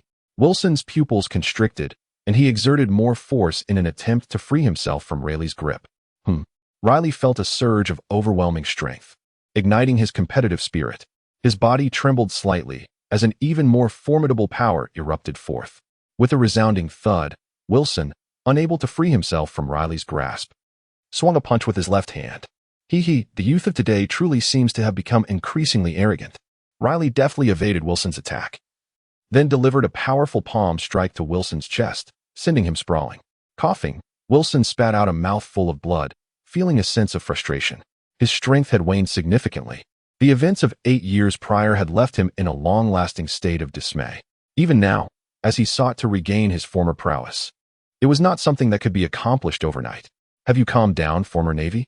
Unexpectedly, Riley did not pursue the advantage. Instead, he sat quietly, observing Wilson, who lay at the entrance.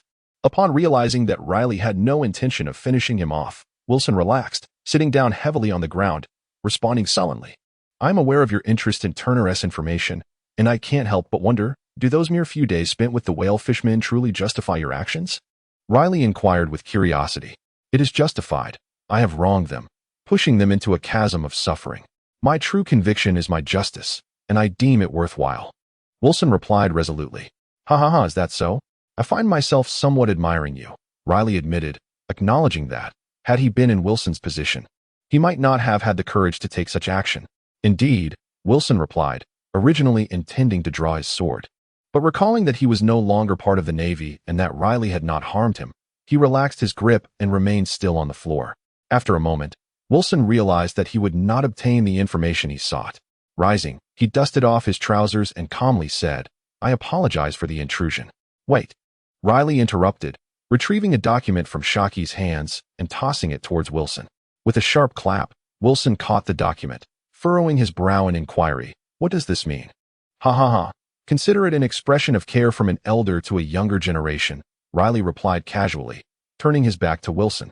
"Ha ha, we are even." Wilson suddenly laughed, pulling out a 100 berries note from his pocket and tossing it onto the bar, landing perfectly in front of Riley. "The accounts are settled. We owe each other nothing." "Ha ha ha." Watching Wilson depart with a carefree demeanor, Riley glanced at the 100 berries in his hand. This guy? Riley shook his head and casually stuffed the money into his pocket. Riley?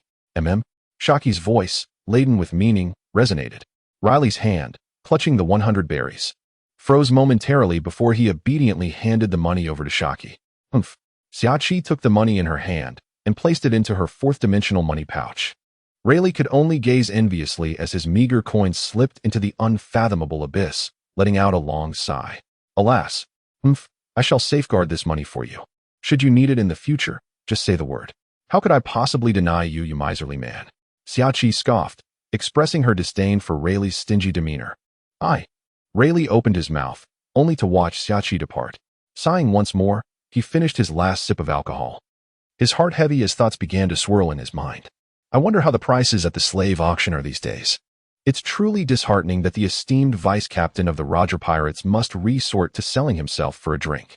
In the depths of the great undersea prison, on the 6th level of infinite hell, someone called, "Hey, are you ready?" Rest assured, Chief Warden, everything is under control. Have all these dangerous individuals been hypnotized? Not quite. They are too formidable. They are merely restrained for now. Otherwise, I would have been torn to shreds by them long ago. Do your best. I have had enough of this decaying place. Soon. Just wait a moment. Let us prepare a little more. I can hardly contain my excitement. These fellows are a gift for Kaido. Ha ha ha ha. Make sure to take good care of me, my lord. Yes, rest assured. Chapter 125. The aggrieved Gaji holding the intelligence. Wilson casually entered a small inn. Upon opening the documents, he discovered records of Turner's recent actions and travel habits. Scoundrel. Wilson seethed with rage as he read the information, wishing he could rush to Mariawa and eliminate Turner in retaliation for his savior and the unfortunate souls lost.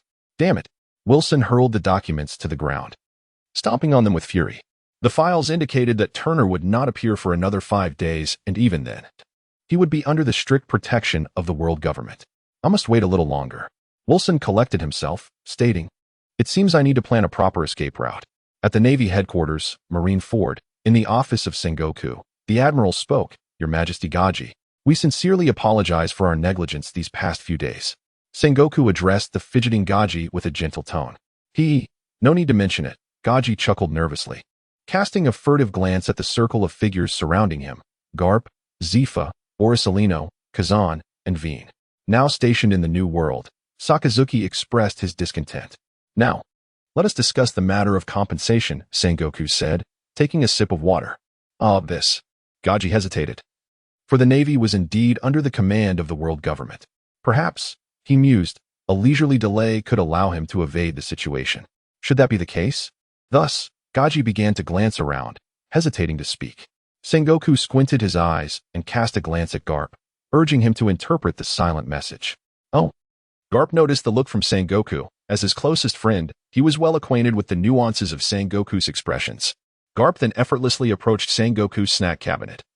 And amidst the curious gazes of the onlookers and Sengoku's furious glare, he retrieved a small pile of snacks and placed them on the coffee table. Ha ha ha, Your Majesty Gaji. Indulge yourself. These are all secretly hoarded by that old rascal Sengoku. As he spoke, Garp rummaged through the pile and, finding a bag of senbei, began to munch on it contentedly. This. The Navy personnel exchanged bewildered glances, sensing that Sengoku's expression might not convey the meaning Garp understood. Crack. Sengoku inadvertently crushed his once favorite pure steel fountain pen in frustration. Upon witnessing this, Gaji's complexion paled, and he subtly shifted his position. With Garp having spoken up, Sengoku found himself at a loss, suppressing his anger and forcing a smile as he said, Your Majesty Gaji, do give it a try. These are all collected by me. Thank you, Admiral Sengoku, but perhaps I shall pass. Gaji wiped the cold sweat from his brow and replied. Vane rummaged through the pile of snacks and retrieved a pack of dried squid, munching on it as he inquired. Is His Majesty Kaji unable to discern the presence of our navy? Upon hearing Vane's words, Kaji trembled slightly, at which point Porisolino interjected, Oh dear, but he is a king. How could he possibly deign to regard the snacks of Mr. Sengoku? What say you, Mr. Sengoku? With a heavy heart, Sengoku, already in a foul mood, darkly queried, Is that truly the case? Startled, Cold sweat trickled down Kaji's back as he hastily grabbed a pack of rice cakes and stuffed them into his mouth, stammering, "No, no, truly, Commander Sengoku. Your discerning taste is simply too refined. These snacks are exceptionally delicious." Sengoku nodded in satisfaction, contemplating the prospect of requesting some monetary compensation from Kaji shortly. "Your Majesty Kaji," Sengoku began. "Well, what is it?" Kaji, still with a mouthful of rice cakes, asked. "It is time to discuss the matter of compensation." "Huh, I find these rice cakes quite delightful. May I inquire where you purchased them, Commander Sengoku?" Kaji stiffened, awkwardly shifting the topic. This time, Sengoku had learned from experience. Realizing that relying on that old scoundrel Carp was futile, so he discreetly signaled Vane with a glance. Upon seeing this, Vane softly addressed Kaiji, "Your Majesty Kaiji, do you truly intend to withhold compensation? How could that be?" A collective scoff resonated among the assembled Navy personnel. Kaiji, with an awkward smile, realized that evasion was no longer an option. He hesitantly glanced at Sengoku and inquired, "What amount do you believe the Navy requires for compensation?" 10 billion berries. Sengoku replied nonchalantly. 10 billion. Kaiji's eyes widened in disbelief, nearly causing him to choke on the rice cake in his mouth. Fortunately, he covered his mouth just in time. Otherwise, he would have had to leave in a rather undignified manner. "Alas, Admiral Sengoku, I believe 10 billion is exceedingly unjust for your Majesty Kaiji." Unexpectedly, Vane stepped forward to advocate on Kaiji's behalf. "Vice Admiral Vane, you are truly, remarkably noble." Kaiji's eyes glistened with emotion, but he was swiftly silenced by Vane's next proclamation. "How about 20 billion? Vane declared with unwavering authority. 20 billion. Kaiji's eyes nearly bulged out of their sockets. 20 billion. You might as well kill me. He quickly turned to Sengoku, saying, "Admiral Sengoku, regarding the compensation." Sengoku raised his hand, signaling Kaiji to remain silent. Though Kaiji felt a surge of indignation, he begrudgingly swallowed his pride given the prevailing circumstances. "Your Majesty Kaiji," Sengoku adjusted his collar and spoke sternly, "piracy is rampant, with nations being razed and cities destroyed. Just recently, we witnessed the unforgivable incident of the red-haired pirates kidnapping a king. In truth," Kaiji silently reflected, "the red-haired pirates were summoned by me." However, he dared not voice this thought. Instead, he nodded in agreement, exclaiming, "Indeed, piracy has become increasingly rampant, and we at Gamar 66 wish to contribute to the fight against these marauders." Kaiji feigned righteousness, oblivious to how noble he appeared. Sengoku suddenly boomed. "It is precisely this statement from your Majesty Kaiji that I have been awaiting." Kaiji pondered whether he was willing to assist the Navy in combating piracy. Well, I am unsure of what Admiral Sengoku specifically refers to. I believe that the weapons from Gamar 66 are particularly exceptional, and I think your Majesty Kaiji could provide the Navy with a modest contribution. And how much might this modest contribution entail? Let us start with 100,000 sets. How much? 100,000? Alas, you might as well end my life. Chapter 126, Assignment of New Duties. Marine Headquarters, Marineford Port. "Farewell, your Majesty, until we meet again." Watching the Navy bid him farewell at the port, Kaiji wore a cheerful facade, yet internally seethed with frustration. How detestable. Turning away, his expression darkened immediately, his eyes reflecting profound anguish. A sponsorship of 15 billion berries along with 60,000 specially crafted Gmal 66 individual combat suits. Ultimately, he was compelled under the Navy's overwhelming authority to sign an agreement. Henceforth, he would prioritize providing equipment to the Navy at cost price. Curse it. Kaiji silently cursed himself and vowed never to return to this wretched place of sorrow again. After bidding farewell to Kaiji, Vane followed Sengoku and pondered for a moment before suddenly inquiring, "Mr. Sengoku, is there any movement from the world government regarding the barrier aircraft I developed?" Sengoku, feeling rather pleased after extracting a hefty sum from Kaiji, smiled at Vane's question. Well, you certainly possess some insight. I noticed your arrival on that day, and I have a fair understanding of the principles behind your aircraft." Vane exclaimed in surprise. "You know the principles?" "Indeed," Sengoku replied with pride. "I discerned it at a glance. It merely involves the manipulation of airflow, differing speeds of ascending and descending air currents." Vane was left speechless, unable to fathom that what he believed to be a closely guarded secret had been so easily perceived. "Do not presume this is a secret. The world government is aware as well." "Then, Why does the world government not possess an air force? The materials are insufficiently robust, Sengoku explained. We have long aspired to establish air superiority, but as you know, the climate of the Grand Line and the New World presents formidable challenges. Currently available materials and propulsion systems are utterly inadequate. I see. Wayne nodded, realizing why only a select few, including himself, Doflamingo, Fujitora, and the Golden Lion, held dominion over the skies. Well then, Wayne shrugged, as he originally intended to leverage this to bolster the Navy's strength and perhaps earn some accolades in the process. With a pat on Wayne's shoulder, Sengoku chuckled, indeed, quite commendable. I knew I was not mistaken in my judgment of you. Well done. Ha ha ha. All for the cause of justice, Wayne replied, scratching his head. By the way, your recent enthusiasm, are you aspiring to become an admiral? How could that be? All right. Enough with the jesting, be serious now. Is it true or not? Yes, Wayne replied somewhat timidly. A soldier who does not aspire to be a general is not a good soldier. All right, I will think of a way, Sengoku pondered in silence, contemplating how to assist Wayne in achieving the rank of admiral. Sengoku glanced at Wayne, recognizing him as the last scion of the old guard of the Navy. Carp's lineage seemed to have waned. Not only had Dragon turned out poorly, but even his grandson had fallen under the sway of red-haired Shanks, incessantly clamoring to become the pirate king, which had caused Carp to lose several strands of hair.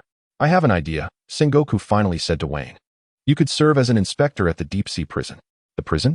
Wayne inquired, recalling that in his impression, the underwater prison could be regarded as half an affiliate of the Navy, even though it was ostensibly on an equal footing with the naval forces. No, Sengoku, stroking his twisted mustache, replied.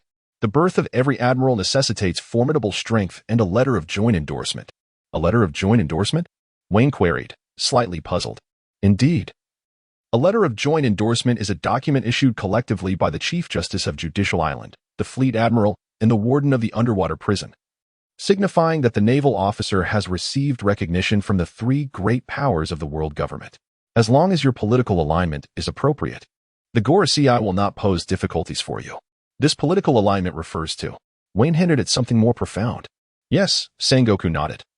It entails the perpetual maintenance of the world government's authority and justice. I believe in upholding the authority of the world government. But as for this justice, Wayne said with a slightly raised eyebrow, are you not clear on the matter? I am aware, but the course of action is for you to determine, Sengoku stated, before turning away with his hands clasped behind his back, leaving Wayne to ponder alone. One step at a time, he mused. Noticing that there was nothing more to attend to, Wayne returned to his dormitory alone. 3 days later. Hey, I'm off. Make sure to train diligently. Don't wait for my return. You still won't be able to defeat the red-haired pirates. Standing at the port, Wayne waved farewell to his companions, the squirrel and the others. Today marked his departure as a naval inspector to the deep-sea prison, where he was to serve a full 6 months before he could return. Rest assured, Wayne. We will train hard, they replied. The head of the red-haired pirates is ours. Have no worries. Vane stood at the bow of the ship, exuberantly declaring, I have already spoken with Teacher Zephyr. He will assign you suitable tasks to hone your skills. We shall meet again in 6 months. Let us depart. Farewell. As Vane bid his goodbyes, Zephyr, perched upon a distant highland, expressed his delight. Since Vane aspires to become a general, I shall assist him in his endeavors. Fortunately, I possess some connections that I can still leverage. In the Grand Line, amidst the formidable forces of the world government, stood the infamous Impel Down. Overseen by the seasoned director, known as the world's toughest, Antonio Daz. He surveyed the 3 individuals before him with satisfaction. Deputy Director Magellan, Chief Warden Jinx, and Warden Shiryu. Although Daz harbored resentment towards the Navy's dominance, the emergence of the 3 admirals and the Suicide Squad had quelled his hopes. Nevertheless, he believed his subordinates, while not on par with the admirals, could certainly handle Vane. Cough, cough. The Navy's observer has arrived. It appears Sengoku intends to elevate him to the rank of 4th Admiral. Who among you will temper his ambition? Daz stated bluntly, his skepticism palpable. I shall take on that challenge, Shiryu replied, his eyes gleaming with murderous intent. He had heard tales of Vane and was eager to ascertain whether the rumors of his prowess were indeed true. Heh, let us hope you possess some strength. Shiryu mused inwardly. Chapter 127. Impelled down, a buzzing sound filled the air as an albatross seaplane descended upon the outer port of Impelled Down. A staircase extended from the aircraft to the gates of the prison. Upon witnessing this, Des nodded approvingly. Vane's display indicated his advanced mastery of his devil fruit abilities and observation hockey. Humph. Jinx scoffed at Vane's ostentatious display, dismissing it as mere theatrics. What a show-off, he thought. Meanwhile, Shiryu's eyes were ablaze with murderous intent. He yearned to slay Vane, his second-generation sword, the ghostly blade, subtly emanating a crimson glow, reminiscent of a caged beast eager to break free. How the deputy warden, Hannibal, gazed enviously at the imposing figure of Vane, who descended from the plane with undeniable charisma. Is this what it means to be a significant figure? How I wish to become the director. Magellan, with his more straightforward demeanor, remained silent. To him, the priority was to fulfill his duties, along with the occasional need to use the restroom. Ahaha! Welcome to our Navy observer. As Vane arrived at the gates of the advancing city, he retracted his shield, and the cheerful Andandas approached with a radiant smile, greeting him warmly. Vane offered a courteous bow to Andandas, who reciprocated the gesture. Vane then politely remarked, "Greetings, Director Andandas. I have often heard the esteemed Master Zifa and the illustrious General of the Warring States speak of you." Upon hearing Vane's words, Andandas smiled with a sense of pride, as if recalling a memory, and inquired, "How is that old rascal Carp faring these days? What mischief has he been saying about me?" At this point, Andandas could not help but grit his teeth in irritation. Vane replied, "Carp's health is quite robust, and he has consistently mentioned that you are a trustworthy individual." As Wayne spoke, his mind wandered back to the words Carp had uttered a few days prior upon learning of his impending visit to the Great Prison. Listen closely, Wayne. Carp had said, "Anton Das of the Great Prison is nothing short of a simpleton, an absolute buffoon." Surely, one would think, he must hold some stature within the world government. Don't be naive, Wayne. Anton Das is utterly inept at everything, yet his confidence knows no bounds. He even crowned himself with the title of the world's toughest. Tough. Indeed, that fellow possesses the ability of the hard fruit, a rather troublesome power. Even I must exert considerable effort to break through his defenses. Quite formidable, which explains why the world government has dispatched him to the Great Prison. Carp scoffed, his expression one of disdain. He's nothing but a fool. I once had a scuffle with him. And who emerged victorious? Vice Admiral Carp. Need you even ask? Naturally. It was I. Yet, who would have guessed that he would eventually rise to the rank of warden? Damn it. For a time he called me daily to gloat. At this recollection, Carp's demeanor soured. Oh, well, but how could I ever concede defeat? Whenever he bragged, I simply mocked him for failing to best me, ha ha ha. Returning to the present, Wayne smiled at Anton Das. Vice Admiral Carp holds you in high regard. Him? I care not for his approval, bah? Anton Das initially stomped his foot in anger before breaking into a grin. Is Carp still a vice admiral? Indeed. Ha ha ha. That old codger can't compare to me. I outrank him by 2 levels. Anton Das declared with satisfaction. I must give him a call to taunt him. Jean, Magellan, please ensure that young brother Wayne is well attended to. I have matters to attend to. With that, Anton Das burst into his office, shutting the door behind him, the sounds of rustling emanating from within. Magellan turned to survey the scene. There stood the foolish Hannibal, the indifferent Jean, and Shiryu, ever poised to draw his blade. Well then, Magellan thought, somewhat exasperated, what a motley crew we have here. Very well, he said to Wayne, let me take you on a tour of Impel Down. Ah, certainly. Wayne looked up at Magellan, his devilish visage eliciting a response. I appreciate your guidance, Deputy Warden Magellan. Ha ha ha. No need for such formalities, Vice Admiral Wayne. Please, after you. A group of individuals entered Impel Down, and the first sight that greeted them was the ominous Red Lotus Hell on the lower floor. Magellan commenced his elucidation of this formidable prison. The Red Lotus Hell was teeming with sword trees, thorny grass, and a multitude of venomous spiders, housing criminals of relatively feeble strength. Ascending to the second layer, one encountered the Beast Hell, where a variety of ferocious beasts resided, including chicken snakes, human-faced lions, and venomous spiders. The third layer, the Hunger Hell, was filled with scorching gases and inmates deprived of both sustenance and hydration, predominantly consisting of criminals with bounties exceeding 50 million berries. The fourth layer, the Scorching Hell, housed the warden's office, kitchen, and granary, where every inmate was subjected to disinfection upon arrival. The fifth layer, the Frozen Hell, was notorious for its prisoners often freezing to death. While numerous savage military wolves roamed freely, the inmates here had bounties surpassing 100 million berries, and due to the frigid air, surveillance denizens were absent. The final layer, the infinite hell, was reserved for the most formidable individuals, containing either death row inmates or those sentenced to life imprisonment. This layer confined criminals so heinous that their existence had been expunged from history, monstrous pirates of legendary status, where the fate of inmates was invariably either execution or life imprisonment. Due to their extreme malevolence, incidents of unparalleled cruelty perpetrated by these prisoners had been concealed by the government, with even newspapers deliberately suppressing such information. Through Magellan's narration, Wayne gradually comprehended the structure of this deep-sea prison. After wandering about, Wayne and his companions returned to the uppermost level. Oh, Vice Warden Magellan, why didn't we visit the 6th layer? Upon returning to the top, Wayne voiced his curiosity. The 6th layer contains individuals of extraordinary notoriety. Only with the Warden's consent can one enter. Without the Warden's approval, not even death would warrant attention, Magellan cautioned. Brother Wayne, do not entertain thoughts of sneaking in. Very well, Wayne shrugged, contemplating a request to Warden Antonidas, as he was eager to behold the legendary figures erased from existence by the world government. Upon reaching the residence of the Marine Observer at Impel Down, Magellan remarked, Brother Wayne, you shall reside here. We will not intrude. Until tomorrow. Wayne nodded in agreement, stepping into the room and preparing to close the door when suddenly a hand thrust in to halt it. Russell. Wayne, I wish to ascertain whether you are as formidable as the Navy propagates, Shiryu drawled, slowly drawing the 2nd-generation Yoru from his waist, his voice gravelly. Chapter 128, Discovery Aha? Vane lifted his gaze and glanced at Shiryu, his expression conveying a clear message. Do you truly believe you are worthy? It is time to cease your condescension. Shiryu shouted and swiftly drew his 2nd-generation Guiche, striking towards Vane. Crack. Mid-swing, Shilyu's blade was intercepted by Vane's 2 glass-like fingers. What? Shiryu was taken aback, retracting his right hand, only to realize that his 2nd-generation Guiche had not budged from Vane's grasp at all. Unbelievable.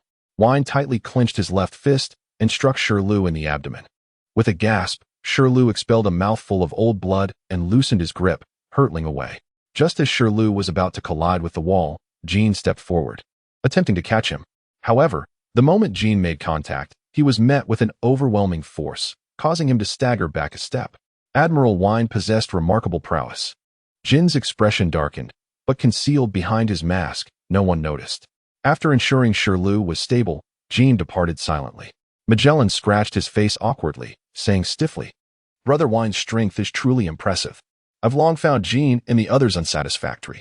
Ahem, I shall take my leave now. Very well, Wine replied gently, thank you, Deputy Director Magellan, for your guidance. The next day, as a naval observer, Wine commenced his inspection of the entire deep-sea prison at dawn. Good morning, Admiral Wine. Indeed. Good morning, Wine smiled and nodded in response to the greetings from the guards, as he passed through the blood-soaked hell of the Red Lotus. Observing the continuous wails of the criminals, not a shred of sympathy flickered in Wine's eyes. After meandering through the 5 levels of the prison, he stood at the very bottom, gazing into the abyss of the infinite hell. He was eager to witness the legendary super pirates. With resolve, Wine decided to seek out Andandas. Yet, as he traversed the frozen hell, a peculiar inmate caught his attention. In the icy expanse, a stiff and eerie figure clad in prison garb was slowly making his way towards a cluster of criminals huddled together for warmth. Upon reaching them, he appeared to say something, igniting a wave of excitement among the group as they began to whisper fervently. What on earth was happening? Vane strode forward with deliberate haste, seizing the peculiar criminal by the throat and lifting him aloft, demanding, Who are you truly? The sinister criminal chuckled softly, then lowered his head, lifeless. In another corner, a blue-haired felon, his eyes shimmering with an eerie cerulean glow, gasped in trepidation, exclaiming, I cannot believe this naval observer has uncovered us. This is unacceptable. I must consult with Jean to orchestrate a rebellion post-haste. An icy inferno. What? Wine shook the lifeless body, confirming its demise. After casting it into the pack of military wolves, he turned and pressed a criminal's head, inquiring, Tell me, what did that scoundrel say to you? The criminal spat defiantly onto the ground, retorting, Spare me, Navy. I will not speak. With a chuckle, Wine replied, a tough nut, are we? My least favorite type. With a swift twist of his wrist, the defiant criminal's neck was abruptly snapped. Vane casually tossed the corpse aside and approached another criminal. Ha ha ha. Feel the fear, Navy. Crack. I shall remain silent. Crack. Perish, Navy. Crack. I could utter. Crack. Wait, something seems amiss. Wayne glanced back at the lifeless pirate with unyielding eyes, shrugged nonchalantly, and then turned his attention to the next, and indeed the final, one. Alas, those pirates were so effortlessly subdued, the sensation of their defeat was almost pleasurable. A guilty indulgence. After a brief moment of inward shame, Wayne fixed his gaze upon the trembling form of the last pirate. Speak, for my patience is not boundless. At that moment, the pirate was on the brink of madness from fear. He cradled his head with trembling hands and squatted on the ground, stammering, I will speak. I will reveal everything. Then speak, I implore you. Just moments ago, that individual approached, claiming to be the specter of Impel Down, asserting that he had conspired with a certain high-ranking official from Impel Down and would soon incite a rebellion. Oh, a rebellion? Could it be him?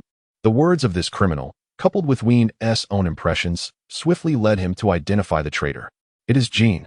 Wayne stroked the non-existent beard on his chin. In that instant, he seemed to transform into the astute detective, Kagoro Muri, instantly deducing the next course of action. To meet the ever-changing circumstances with steadfastness, that was the clever strategy Wayne devised. He resolved to remain stationed at the advancing city, wandering aimlessly in an effort to exert pressure on Jean, firmly believing that Jean could not maintain his composure under such strain. Furthermore, it must be said, Wayne pondered, compared to that specter who had already informed Jean of the situation, as long as we guard the infinite hell, with Magellan, myself, and Andantes, a mere 5 layers of prison would pose no challenge. Indeed, upon realizing that Wayne might be aware of his and Jin's plans, the specter became somewhat bewildered and hastened to find Jean. What the devil? Why is this happening? Jean seized the specter by the collar and hurled him against the wall. Coughing, the specter stammered, I had no idea that damned Wayne would appear there. Slowly rising from the corner, the specter suggested, now, let us contemplate how to proceed. After catching his breath, Jean gradually regained his composure and mused, tomorrow, I shall test the waters to ascertain whether that fellow harbors any thoughts or suspicions. The specter furrowed his brow, uneasily inquiring, what if you find nothing? If I uncover nothing? Jean unsheathed his blade, the tip mere centimeters from the specter's eye. Then we shall release all the inmates and create a ruckus in the city. That understood? Do you comprehend? Why, yes, I understand, fool. With a swift kick, Jean sent the specter aside, straightened his attire, and began to exit. As he reached the doorway, he suddenly paused, stating, remember my words. Follow my instructions without harboring any other thoughts. In due time, I shall ensure your place in the Beast's pirates, and Kaido will undoubtedly put you to good use, provided we can achieve something significant and possess sufficient resources to join the Beast's pirates. Do you understand? Yes, I understand him. Chapter 129. Testing the waters. Ever since discovering the signals of an impending uprising, Wayne abandoned any thoughts of venturing to the 6th level. The Grand Prison remained immovable. First, he would attend to his current matters, and once the chaos subsided, he would seek an opportunity to glimpse the legendary most heinous criminals. Wayne's actions were all too apparent to Jean. After Wayne once again snapped the neck of a criminal with a bounty in the millions and fed the lifeless body to the werewolves, Jean could no longer contain himself. What do you intend to do? He inquired coldly, stepping closer to Wayne as he observed him dispatch yet another pirate attempting to flee. Why do you indiscriminately slay these criminals? Me? Wayne glanced at Jean, a playful smile gracing his lips. If I were to refrain from acting, it would surely leave room for certain individuals. You.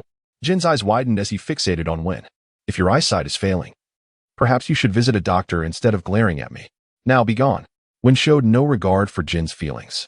Humph. Jean huffed heavily, turning to leave, when suddenly flames erupted from his body. The long sword at his waist materialized in his right hand, sweeping horizontally toward Wayne's neck. Ha ha ha ha. Jean laughed maniacally, envisioning the moment Wayne's head would roll. However, the anticipated scene did not unfold. Jin's blade struck against a verdant object instead. What? Jean realized something was amiss and quickly retreated. Who on earth are you? He asked cautiously, having encountered naval vice-admirals before, yet none possessed such formidable strength. I am merely a passing naval observer, Wayne replied with a smile, the non-existent creases of his coat perfectly smooth. Flame sword art. Lesser Yang. Jin's fiery sword aura shattered beneath the impact of Wayne's fist. With a resounding thud, Jean was sent flying, his arms slightly distorted from the force. Rather than return to engage Wayne further, Jean opted to retreat, acknowledging the futility of the fight. Transforming into a toothless wyvern engulfed in blazing flames, he surged forth. This could spell trouble. When furrowed his brow, gazing at the gaping hole caused by the collision, and remarked that Antonida's fellow may not necessarily believe my words. As anticipated, when Jean reached the 4th level, he assessed his injuries and quickly realized that they were not as severe as he had initially thought, merely a dislocation. This was troubling. Jean pondered, if my injuries are too minor, Antonida's may not impose a harsh punishment on one. With this thought, Jean steeled himself, striking his chest with his right hand, effectively fracturing 3 ribs. He then unleashed a powerful blow with his left fist, leaving his face bruised, and ultimately resolved to break his own calf. At that moment, Antonidas was engaged in his usual mockery of Cap. Upon seeing the battered Jean, he was taken aback, abruptly ending his phone call to meticulously examine Jean's wounds. What happened? Antonidas inquired with genuine concern. Who did this to you? Coughing up blood, Jean replied, it was one. I discovered him ruthlessly slaughtering the criminals in the 5th level prison. With good intentions, I attempted to intervene, but he shamelessly ambushed me. Fortunately, I managed to escape. Otherwise, I would have perished at his hands. Upon hearing Jin's account, Antonidas instinctively doubted him. One had frequently appeared in the newspapers, and in Antonidas's mind, one was a formidable and just young man. Otherwise, the warring states would not have intended to promote him to a general. Are you certain you did not misinterpret the situation? Antonidas queried, still skeptical, though wavering slightly upon observing Jin's injuries. If you doubt my words, I can take you to him. With you present, one would not dare to lie. We could also bring a polygraph specifically designed for criminals to ascertain the truth, Jean suggested, his eyes glinting with fierce determination. That may not be appropriate. Antonidas felt that this was indeed excessive. Should anything go awry, Cap and Zephyr would certainly hold him accountable. Sensing Antonidas's hesitation, Jean felt a surge of urgency. Every second counted. Without the polygraph, one could easily turn the situation to his advantage. Although he deeply trusted Antonidas, any unforeseen circumstances could lead to disaster. With this in mind, Jean declared, if I am mistaken, I will kneel before one and admit my fault. From then on, I shall bow and apologize whenever I encounter him. Antonidas was taken aback by Jin's resoluteness, wondering how deep this enmity ran. Under Jin's unwavering gaze, Antonidas found it difficult to discourage his subordinates, ultimately acquiescing. However, he cautioned Jean, this time, it shall only be the 2 of us. Do not involve Magellan and Shiryu. Very well, Jean replied eagerly. Jean hastily acquiesced, willing to forsake his dignity if it meant securing a conviction against Wayne. With Jin's consent, Antonidas, ever the impatient soul, supported him as they made their way to the 5th level of the prison. Upon their arrival, they found Wayne seated alone, cross-legged, observing them in silence. Just as Antonidas prepared to speak, Jean interjected, inquiring, Wayne, did you strike me? To Jin's astonishment, before the lie detector could be employed, Wayne confessed, yes. Without denying it. Wayne continued, but, no buts. Jean interrupted, turning to Antonidas. He declared, you see, it was Wayne who acted. Why? Antonidas asked, his straightforward nature edging into impatience. Why don't you ask your subordinates what they did? Wayne retorted. Nonsense. Jean exclaimed, agitated. It was you who ambushed me while I was urging you against indiscriminate violence towards criminals. What? You have the audacity to say that? Wayne laughed in disbelief, rising to dust off his trousers. Seeing Wayne stand, Jean instinctively braced himself. Ha ha ha. Wayne chuckled heartily at Jin's reaction, pointing at him. I ambush you? For someone like you, even a dog wouldn't resort to such tactics. Hey, Lord Wayne, that's rather excessive, Antonidas interjected, displeased. Even with the Navy backing you, you cannot wreak havoc and impel down. Apologize to Jean. Impossible, Director Antonidas. Don't you realize Jean intends to rebel? Nonsense. Jean is my protege. He would never rebel. Wayne, you must apologize, or else you shall face the consequences. Humph, blind old fool. I address you as director out of respect. You overestimate yourself. Unbridled. Chapter 130, A Brief Confrontation. Old codger, I grant you the courtesy of calling you director. Don't assume that makes you formidable. Antonidas's insistence on apologies and admissions of fault had long since wearied Wayne. Unbridled. Is this how the Navy treats their superiors? Antonidas bellowed. Let us see your true colors. Wayne retorted, dismissing him. You, boy, still lacking maturity, It seems I must teach you how to respect your elders. Antonidas shed his clothing, revealing his robust upper body. Vane's body stiffened, a flash of emerald light enveloping him. The barrier, the glassy form. Ha! It seems your defenses are formidable, truly befitting the powers of the barrier fruit. Director Andondas's hardening fruit possesses remarkable capabilities as well. Humph! In the name of the world's strongest defense, Vane, let us battle. I wholeheartedly agree. Shave. Shave. In unison, both combatants utilized the shave technique, instantly reappearing at the very spots they had just vacated. Impressive skills. I am honored. Finger gun. Five-finger gun, lesser son. Boom. The black fists clashed against the equally dark fingers in a fierce struggle. Crack, crack. Crack. The ground beneath them began to fracture. The once impregnable surface, now frozen, emitted a mournful cry. As Wayne seized the opportunity while his right hand was engaged in a struggle with Antonidas, his left hand swiftly moved, conjuring a sharp barrier axe that materialized in his grasp. Go! With a swift motion of his left hand, Wayne hurled his axe directly at Andondas's head. A mere parlor trick. Andondas, unperturbed, effortlessly swatted the axe away with his free hand, without even employing the hardening technique. Seizing the moment while both of Andondas's hands were preoccupied, Wayne launched a powerful punch aimed at Andondas's waist. You are still rather inexperienced. Andondas raised his left foot, sidestepped to the left, and deflected Wayne's fist with ease. Displaying remarkable flexibility, he then ensnared Wayne's left arm with a deft hook of his foot. How about this? Just as Wayne was about to retract his left hand, Antonidas, akin to a soccer player, propelled Wayne directly into the wall. Boom! Amidst the debris of bricks, Wayne emerged, his face smeared with dust and grime. Spitting out a few mouthfuls of dust, Wayne truly felt the weight of the seasoned experience of the older generation. With a leap, Antonidas executed a flurry of chaotic kicks, conjuring an abstract depiction of a tiger with 7 or 8 swift strikes, lunging toward Wayne with fierce intent. Iron wall. Vane pressed his hands forward, and a wall of darkness materialized. After the strike aimed at the tiger was thwarted, the assailant, Andontas, vanished without a trace. Where could he be? Vane unleashed his observation hockey and began his search, but before he could make a move, the voice of Antonidas echoed in his ears. During the duel, you didn't even fully activate your observation hockey, Vice Admiral Vane. It seems your combat skills require refinement. With that, he executed a swift kick aimed directly at Vane's face. Thud! Vane was struck directly in the face by Antonidas's whip kick, sent soaring with a single blow. Such formidable strength. Observing the relentless clash between Vane and Antonidas, Jean felt a profound turmoil within. He had previously assumed Antonidas to be merely a feeble old man easy to deceive. However, it now appeared that a reassessment of his strategy was in order. Jean resolved, with unwavering determination, that even in the absence of Vane, he could certainly contend with Antonidas alone. Unyielding palm. Rising sun. Vane burst forth, swiftly approaching Antonidas.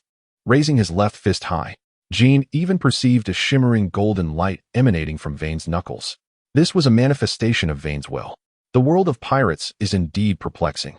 Some individuals toil for ages without their resolve impacting reality, while others effortlessly achieve it. It took Drag to labor for an extended period before the indomitable spirit of the dragon was revealed, yet Vane, with a mere concentration of his thoughts, summoned forth a sun that epitomized his will. Of course, will alone does not signify much.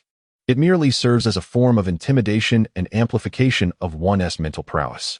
Observing the fist, akin to a miniature sun, that he had successfully parried, Antonidas felt a twinge of surprise. Such prowess in martial arts is undeniably extraordinary. Nevertheless, a lesson must still be imparted. Antonidas's hand transformed into a claw, gripping Vane's wrist tightly. This. Wayne found this scene somewhat familiar. Indeed, the next moment, Antonidas, like a mere flick of a cloth, cast Wayne down onto the ground, leaving an imprint of his form upon the surface. When executed a swift leap akin to a carp, then bent low and delivered a sweeping kick. Antonidas sprang into the air, landing on his knees, and then forcefully descended upon Wayne's abdomen. The ground trembled violently, creating a substantial crater from which one gradually emerged, panting heavily. Wayne lay on the ground in silence, appearing somewhat disheveled.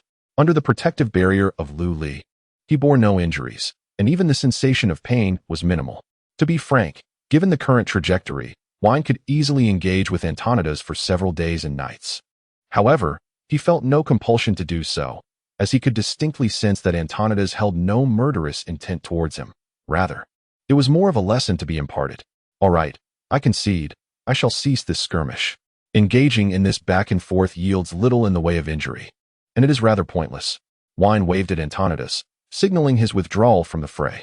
Then you must apologize to Jean. Absolutely not. You scoundrel. You are, after all, colleagues. How can you behave in such a manner? Do not merely heed his words. Jean is not a man of integrity. Nonsense. I personally trained him. How could I not be aware of his character? Hey, with my fiery temperament, why are you so obstinate? Humph. Have you not eliminated the criminals here? Antonidas was no longer inclined to dwell on this issue. I have, but enough with the buts. Arbitrary slaughter of criminals is unacceptable, since you seem to enjoy this place. You might as well remain here for a few days. With that, Antonidas, in a huff, led Jean away. Sigh. When sighed, finding a newfound appreciation for the bumbling old man. It was time to lend a hand as much as possible. Shaking his head, Wynne sat still, beginning to reflect on the insights gained from this confrontation. The command of the superior must be adhered to. Without rules, chaos reigns. Moreover, the surroundings greatly benefited the cultivation of martial arts. As Wynne organized his thoughts, a small group of pirates stealthily approached. I'm hungry for flesh. I heard this Navy brat was just defeated by that old monster, Anton Das. He must be gravely injured now. Ha ha ha. The taste of human flesh, slurp time for revenge. Chapter 131. Demons among us in the midst of the icy wilderness, a perilous scene unfolded. A wounded Navy officer was gradually encircled by ravenous pirates, each gaunt and emaciated, their eyes glimmering with desire and greed as they gazed upon Wynne. Oh, is this what it means for a tiger to fall in the plains and be preyed upon by dogs? Wynne chuckled while sitting cross-legged. Ha ha, it's good that you understand. Navy, be obedient and become our meal. If we can't defeat the military wolves, can we not overpower a single injured Navy officer? Flesh, I crave flesh, dead or alive. I want it all. Gargling laughter erupted from the pirates. Navy, you're delicious. So savory. Have I been reduced to mere sustenance? A sense of absurdity washed over Wynne, swiftly followed by a profound anger. Ants are but ants. No multitude can threaten a dragon. Wayon extended his finger, and, with a mere gesture, a surge of energy pierced through the head of a criminal. All the offenders immediately halted, as the situation unfolded in a manner quite unlike their expectations. After Wayne eliminated one, he remained motionless, contemplating how many more oblivious beings were left. Observing that Wayne made no further moves, several famished pirates, their eyes glinting with hunger, called out, "He is merely bluffing. He is already finished." With that, all the criminals began to slowly encroach upon Wayne, brandishing their guns and shotguns. Wayne extended the index finger of his right hand, gesturing with a few delicate movements, and a dozen ethereal projectiles pierced through the suggested criminals, rendering them utterly helpless. At this moment, everyone recognized Wayne's formidable power and promptly turned to flee. Wayne slowly rose to his feet, extending his left hand as several barrier chains shot forth from his palm, ensnaring all the criminals in the vicinity. "What? Damn it! Let us go," cried one of them. "Navy, sir, I was wrong. Please release me. Grandfather, I truly regret it." Faced with the desperate wails of the criminals, a flicker of malice ignited in Wayne's eyes. This was indeed the natural reaction of thieves caught by the authorities. A deep, sinister laughter erupted from him as he remarked, "It was never I who was forced to be confined with you, but rather, it is you who are now compelled to be imprisoned with me." Ha ha ha. Wayne showed no mercy towards those wretched scum. In that moment, he resembled a malevolent spirit freshly emerged from the depths of hell. Oh, the icy splendor of the capital must be breathtaking. Don't. No. Morning broke over the Shambadi archipelago. At the slave trading post, an opulent yet heavily guarded zone of illicit dealings.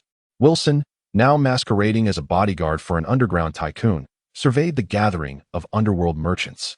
Gang leaders, church patriarchs, arms dealers, pirates, and brigands. His hands itched with the desire to eliminate them all in an instant. Yet he refrained. Witnessing the numbed expressions of the slaves being sold off, each vibrant life about to endure unimaginable suffering, caused a dull ache in his heart. Sighing deeply, Wilson recognized that he could not act just yet. Once Turner arrived, he would exact his revenge and subsequently liberate these slaves, while also dismantling this slave auction house. He recalled that this very place had previously been ravaged by someone, an eccentric known as the Bull Warrior, if memory served. Lost in thought, Wilson S. Charge, the black market tycoon, was frantically wiping the cold sweat from his brow with a handkerchief, for Wilson was holding a gun aimed squarely at his back.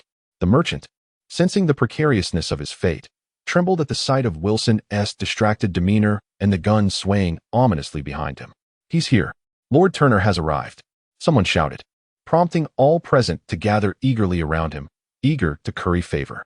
After all, Turner had become a figure of immense power, akin to half a celestial dragon.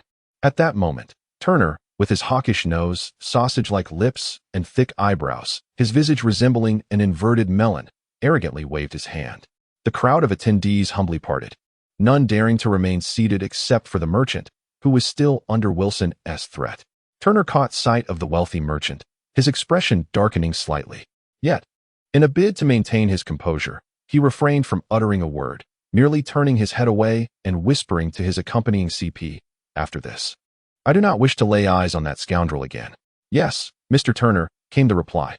Indeed, the celestial dragons had dispatched several CP agents to safeguard Turner, who, in his current standing, could walk with impunity among all but the elders and the celestial dragons themselves. Wilson, of course, overheard Turner's words, but he was indifferent, for he was already marked for death. As Turner gradually approached his central position, Wilson inched his way down the aisle, aware that although the CP agents were somewhat inexperienced, it was prudent to maintain a safe distance. Under Wilson's eager gaze, Turner drew ever nearer, when suddenly, "Hey you, yes you," a CP agent stepped forward, blocking Wilson's path, his expression devoid of emotion. "Keep your distance from Mr. Turner, you are too close." Of course, Wilson fawned. "I shall move at once." Yet, as he spoke, he subtly leaned forward a step. Hey, step aside." The CP, growing impatient, shoved Wilson aside. The commotion caught Turner's attention, and upon seeing Wilson's face, he froze, unable to shake off the haunting memory of that year when Wilson bore a predatory expression, his eyes brimming with ferocity akin to a beast. "Oh, kill him. CP, kill him," Turner shrieked, his voice high-pitched and frantic.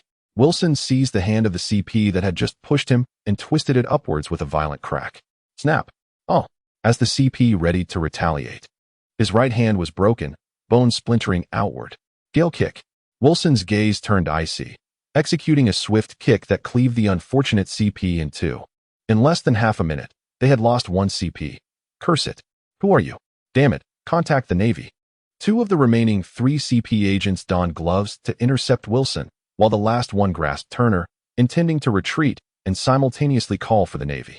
Though lacking in skill, they possessed the requisite awareness. Their adversary was a notorious pirate of at least a 300 million bounty, far beyond their capacity to confront. Realizing the gravity of the situation, those present scrambled to escape, the reckless fighters among them indifferent to their identities, for death would come at a great cost. Chapter 132. Success with his cover blown. Wilson tore off his cloak and hurled it at one CP, then pivoted to appear behind another CP while their attention was diverted. Not good. Iron block. The beast fist. The black tiger's heart. Just as this CP unleashed a heavy strike, Wilson swiftly extracted his heart with a single hand. As another CP prepared to launch a surprise attack, Wilson did not even glance back. With a powerful kick, the sound of crashing tables and chairs echoed around him. In an instant, Wilson appeared before Turner and the last remaining CP. At this juncture, the CP, having not forgotten his duty, raised his pistol to aim at Wilson. Unfortunately, it was futile. They were neither CP9 nor CP0, merely ordinary CP agents. After Wilson shattered the last CP's neck with a single slap, only Turner and Wilson remained in the venue. T. Turner trembled, his voice quaking as he spoke amidst the chaotic surroundings, where flickering lights illuminated Wilson's face, rendering him terrifyingly grim. "Is this your reliance, Turner?" Wilson coldly inquired. "And no, I was wrong," Turner stammered. With a swift motion, Wilson's left hand crushed the heart in his grasp into a pulpy mass. A grin spread across Wilson's face as he smeared the viscous substance onto Turner's visage. Turner's eyes rolled back, and a greenish liquid oozed from the corners of his mouth. It turned out that he had been scared to death while escaping him in terror. "Scoundrel!" Wilson exclaimed, crushing Turner's skull beneath his foot before raising his gaze toward the distant red soil continent. He was acutely aware that another group of enemies awaited him in Mariewa, yet he could not pursue vengeance. It was a venture fraught with peril. The world government would not allow a second tiger fish to emerge. Quickly, surround this place. For the sake of justice, eliminate the rascals. Upon hearing the commotion outside, Wilson snapped back to reality, casting a nostalgic glance at the anxious Navy personnel before swiftly retreating. Bang! The leading naval brigadier general seemed to sense something amiss. Upon kicking the door open, he was met with the gruesome sight of Turner and a barely surviving CP. Coughing and spluttering, a trembling hand emerged from the debris. One CP was discovered by the Navy. Wilson. The CP gasped in terror. It was that Wilson from the Navy. He attacked Lord Turner. This is madness. The older naval brigadier, naturally, was aware of certain matters, and he thought with a hint of headache. It seemed that Major General Wilson was resolute in his decision to sever ties with the Navy. Alas, at least there was still Vice Admiral Wayne. Pondering this, the brigadier signaled for the team to regroup and casually tossed the CP into a dilapidated clinic. It was fortunate enough that he had not dispatched him. Any makeshift accommodation would suffice, for those clandestine rats would surely locate him. In a hotel, Wilson stared vacantly at his palm, clenching and unclenching it, turning it over until the news of Turner's demise and his own wanted notice were announced in the papers. Only then did Wilson come to terms with the reality of Turner's death. He then retrieved a transponder snail, tapping and pressing upon it. "Hello," came the voice of Dorag from the transponder. "Dorag, it's me, Wilson. Senior Wilson," Dorag exclaimed with delight. "What's the matter? Have you agreed to join the Revolutionary Army? Well, I have avenged myself, and I have lost faith in the world government. Now, I wish to meet the leader. The leader is currently engaged in a mission within the higher echelons of the Navy. Please hold on." "Very well. Where are you at present?" "I am now in the Land of Flowers, as the chief executive." "Understood. I shall make my way to you, awaiting your esteemed presence." Wilson placed the transponder back, retrieved a leather suitcase from beneath the bed, and departed. As he rose, a gentle breeze from the closing door stirred the wanted notice on the table. Death to Major General Doug Wilson. Bounty of 648 million berries. A heinous criminal. Life or death indifferent. On the summit of a mound formed by a pile of corpses, a figure clad in a cloak of justice sat quietly, while hundreds of pirates huddled together, trembling against the wall. "How lonely it is," Wayne sighed, expressing his growing boredom. Upon hearing this, the cowering pirates huddled together trembled even more, for one of their comrades had previously lost his life due to such a sigh. "Hey," Wayne called from his elevated position, pointing at a tall pirate. "You?" "Yes, precisely you. Don't hide. Come here and exchange a few blows with me." The tall pirate, quaking in fear, retreated, desperately attempting to blend into the crowd. One, with a stoic expression, proclaimed, "If you venture any further, I shall deal with all of you." "What? Damn it, leave us be. Get lost, get lost." The compassion that once resided in the hearts of the pirates swiftly morphed into animosity and urgency, as they unceremoniously struck and kicked the tall pirate out. The tall pirate tumbled and crawled to the foot of the hill. "Well, I hope you can withstand a bit more." Vane descended the small hill step by step, gradually approaching the tall pirate. No.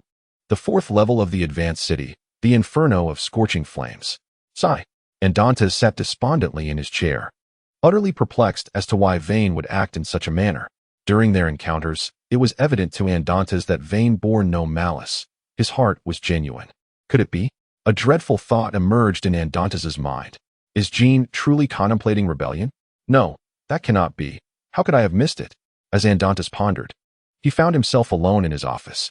As Jean's mentor, Dantes had always led by example, striving to mold Jean into the finest warden of Advanced City. In Dantes's heart, Jean was entirely trustworthy. Just as he was engulfed in his turmoil, the door to his office was suddenly flung open. Is Master Dantes in? It's Jean. I brought fine wine and braised meat from the cafeteria. Shall we indulge? Ha, Jean. Of course, we shall drink heartily. We shall not return sober. Come, bring forth the wine. Right away. Jean entered, carrying 2 bags and 2 bottles of wine. Chapter 133, Rebellion 1. Today, Jean was particularly attentive to Dantes, urging him to drink and savor the dishes. Being of advanced age, Dantes soon set aside his earlier concerns, immersing himself in the feast before him. What he did not perceive was that Jean, behind his mask, discreetly expelled everything he had just consumed, his gaze growing increasingly frigid, regarding Andantes as one might regard a corpse. Suddenly, Andantes clutched his throat, blood beginning to seep from the corners of his mouth. With a sudden loss of balance, he collapsed to the ground, reaching out towards Jean, stammering, "Why?" With a swift kick, Jean dismissed Andantes to the side, retrieved the keys hanging on the wall, and calmly declared, "I seek to pursue greater power, dear Minter. Grant me this, for Kaido will surely delight in the criminals of Advanced City." "What?" Andantes's eyes widened in disbelief, his lips turning a shade of purple as he struggled to utter, "Beast. Ha ha ha ha. Do as you please. By the way, the poison coursing through you was painstakingly extracted from the body of a criminal I eliminated, courtesy of Magellan. Enjoy it thoroughly, ha ha ha." Jean pushed open the door, laughing heartily as he departed. Wretched beast. Andantes did not succumb to despair. He understood that his chances of survival were slim. He was acutely aware of Magellan's poison, especially in its refined form. Yet, one thing remained clear to him. There could be no mishap in Impel Down. Andantes felt his strength waning gradually, but he still managed to struggle to a corner where the snail phone he had used to banter with Carp earlier that day lay. It was indeed ironic. After a lifetime of sparring with Carp, he now found himself in need of his assistance. "Hello? You old rascal, why are you calling? Do you wish to be beaten by me?" As soon as the call connected, Carp's abrasive voice erupted from the snail phone. Andantes coughed in irritation but composed himself to say, "Old man, cough, cough. I'm not here to quarrel with you. What is it?" Sensing something amiss on the other end, Carp quickly inquired, a troubling thought creeping into his mind. "Cough, cough. Jean has betrayed us. He intends to join the beast pirates, and he has taken all the keys to the prisons. Hurry, cough, hurry and send someone. A riot is about to erupt in Impel Down." Upon uttering his final words, it was as if Andantes had exhausted all his remaining strength, falling silent thereafter. "Hello? Hello? Old tortoise? Hello, hello, Andantes." Carp shouted into the snail phone several times, but deep down, he realized that his old comrade had likely perished. Still clad in his beach shorts, Carp did not bother changing, rushing to Sengoku's office in casual attire. Sengoku was in the midst of briefing Akainu, while Zephyr sat beside him, sipping tea. Bang! The office door was forcefully thrown open. Upon recognizing Carp, Sengoku roared in anger, "Carp, what the hell are you doing? Have you lost your mind?" "Damn you," Carp instinctively retorted before urgently saying, "Quickly, Sengoku. Jean has revolted in Impel Down. He is heading to the beast pirates. The riot might have already begun." "Nanny? What? This is terrible." The gravity of the news struck Sengoku, Akainu, and Zephyr with immense shock. "Kaido, Jean, such audacity." Sengoku's teeth clenched in fury, while Akainu began to emit smoke, an unmistakable sign of his rage. Zephyr suddenly recalled that Wayne was also in Impel Down. "Wayne!" Zephyr exclaimed, immediately rushing out the door, with Carp anxiously following suit. "Marshal Sengoku, allow me to accompany you." Akainu declared, "It is time for absolute justice to shine upon Impel Down. If you go, how many will be left in Impel Down? Zifa and Carp are sufficient," Sengoku mused internally. He then spoke with an air of righteousness. "Sakazuki, the current situation in the New World is precarious. I fear that Kazan may not manage alone, and with Borisolino currently overseeing the Scientific Research Division, I hope you can head to G1. There are shadows of Kaido of the Beast behind the recent uprising in Impel Down. I trust you can deal with those unruly pirates." "Kaido of the Beast? Humph. Such scoundrels deserve to be vanquished by justice. Marshal Sengoku, I shall set off immediately to deliver a proper reckoning to this so-called emperor." Sakazuki replied with urgency. "Very well. Go forth," Sengoku responded. In the depths of the Grand Line, at the third level of Impel Down, Magellan was on patrol. Surprisingly, he had not suffered from any gastrointestinal distress today, which left him in high spirits. Thus, when he encountered the most unwelcome presence of Jean, he still wore a smile. "Hey, Jean, are you not in charge of the 4th and 5th levels? What brings you here?" Magellan inquired cheerfully. "There's been an incident at the headquarters," Jean said hastily. Approaching Magellan. "What?" Magellan exclaimed, taken aback. Antonidas possessed the defensive capabilities of an admiral. How could anything happen to him? "Indeed. And the keys to the entire prison have gone missing. I suspect a rebellion is imminent," Jean said, his suspicion palpable. "Nanny, has the situation escalated to this extent?" "Hannibal," Magellan shouted in a particular direction. "At your service." replied Hannibal, resembling a sphinx with his imposing figure, rushing over with a bloodsucker in hand. Gather all guards, including the beast guards and blue gorillas, and seal off the first level. I will accompany Jean to quell the uprising below. With that, Hannibal went to assemble the necessary personnel to thwart the turmoil and impel down. Let us proceed, Magellan instructed Jean. Very well, Jean replied, leisurely following, though a katana had inexplicably appeared in his grasp. As they approached the fourth level, Magellan beheld a multitude of pirates rampaging, and he even spotted many from the fifth level, though they seemed to be evading something. Jean, surrender the keys. A figure slowly emerged from the depths of the fourth level. Since the uprising has begun and impelled down, let us eradicate the threat entirely. Jean, hand over the keys. I will not permit the release of the ancient monstrosity from the sixth level. Wayne spoke in a chilling tone. Do not compel me to take action. Magellan, somewhat perplexed, inquired, Brother Wayne, what is the matter? What has happened to June? It cannot be June. Before Magellan could finish his sentence, a swift flash of a blade cut through the air, striking him unexpectedly. June, why? You obstructed my path, Magellan. Chapter 134, Rebellion. 2. Wayne felt rather foolish at the moment. Just upon arrival, one of his teammates was severely injured, and another had perished. This situation was quite disheartening. Vane pondered to himself. However, before him stood merely a solitary Jean, leading Vane to believe that victory was assured. Surrender the key, or I shall be compelled to procure it from your lifeless body. Vane extended his hand and urged, hurry up, do not force me to take action. With a mocking chuckle, Jean shook his pockets, indicating that the keys were not in his possession. What? Vane charged forward, delivering a punch that sent Jean flying, seizing him by the collar and demanding, where are the keys? Ha ha, Vane. You are wise for a lifetime, yet foolish for a moment. Can you guess? Jean laughed heartily, his words dripping with derision. Before Vane could react, a thunderous roar erupted from the depths below. Ha ha ha. Seizing the moment of Vane's distraction, Jean wrenched himself free from Vane's grasp, transforming into a fire-wreathed, toothless dragon that shattered the ceiling and soared away. In the sixth layer of the infinite hell, numerous criminals had been subjected to brutal torture, and Jean believed that if they were to see him now, their first instinct would be to tear him apart. Jean had made his escape, but his objective had been accomplished. Now, only Vane and the severely injured Magellan remained. Hey, Magellan, can you still move? Vane transformed into a colossal barrier giant, lifting Magellan and inquiring. Cough, cough, cough. Of course, my brother Vane. I can fight for an entire day. Magellan struggled to rise, declaring, now, it's just the two of us. I am eager to witness the true strength of the monsters that the world government has forced us to forget. Vane asserted resolutely. Ha ha, I am willing to accompany you. I will do everything in my power to ensure that these evils do not resurface. Magellan was prepared for sacrifice. Then let us set forth. Onward. In the sixth layer of the infinite hell, Jean exclaimed jubilantly, finally, I am free.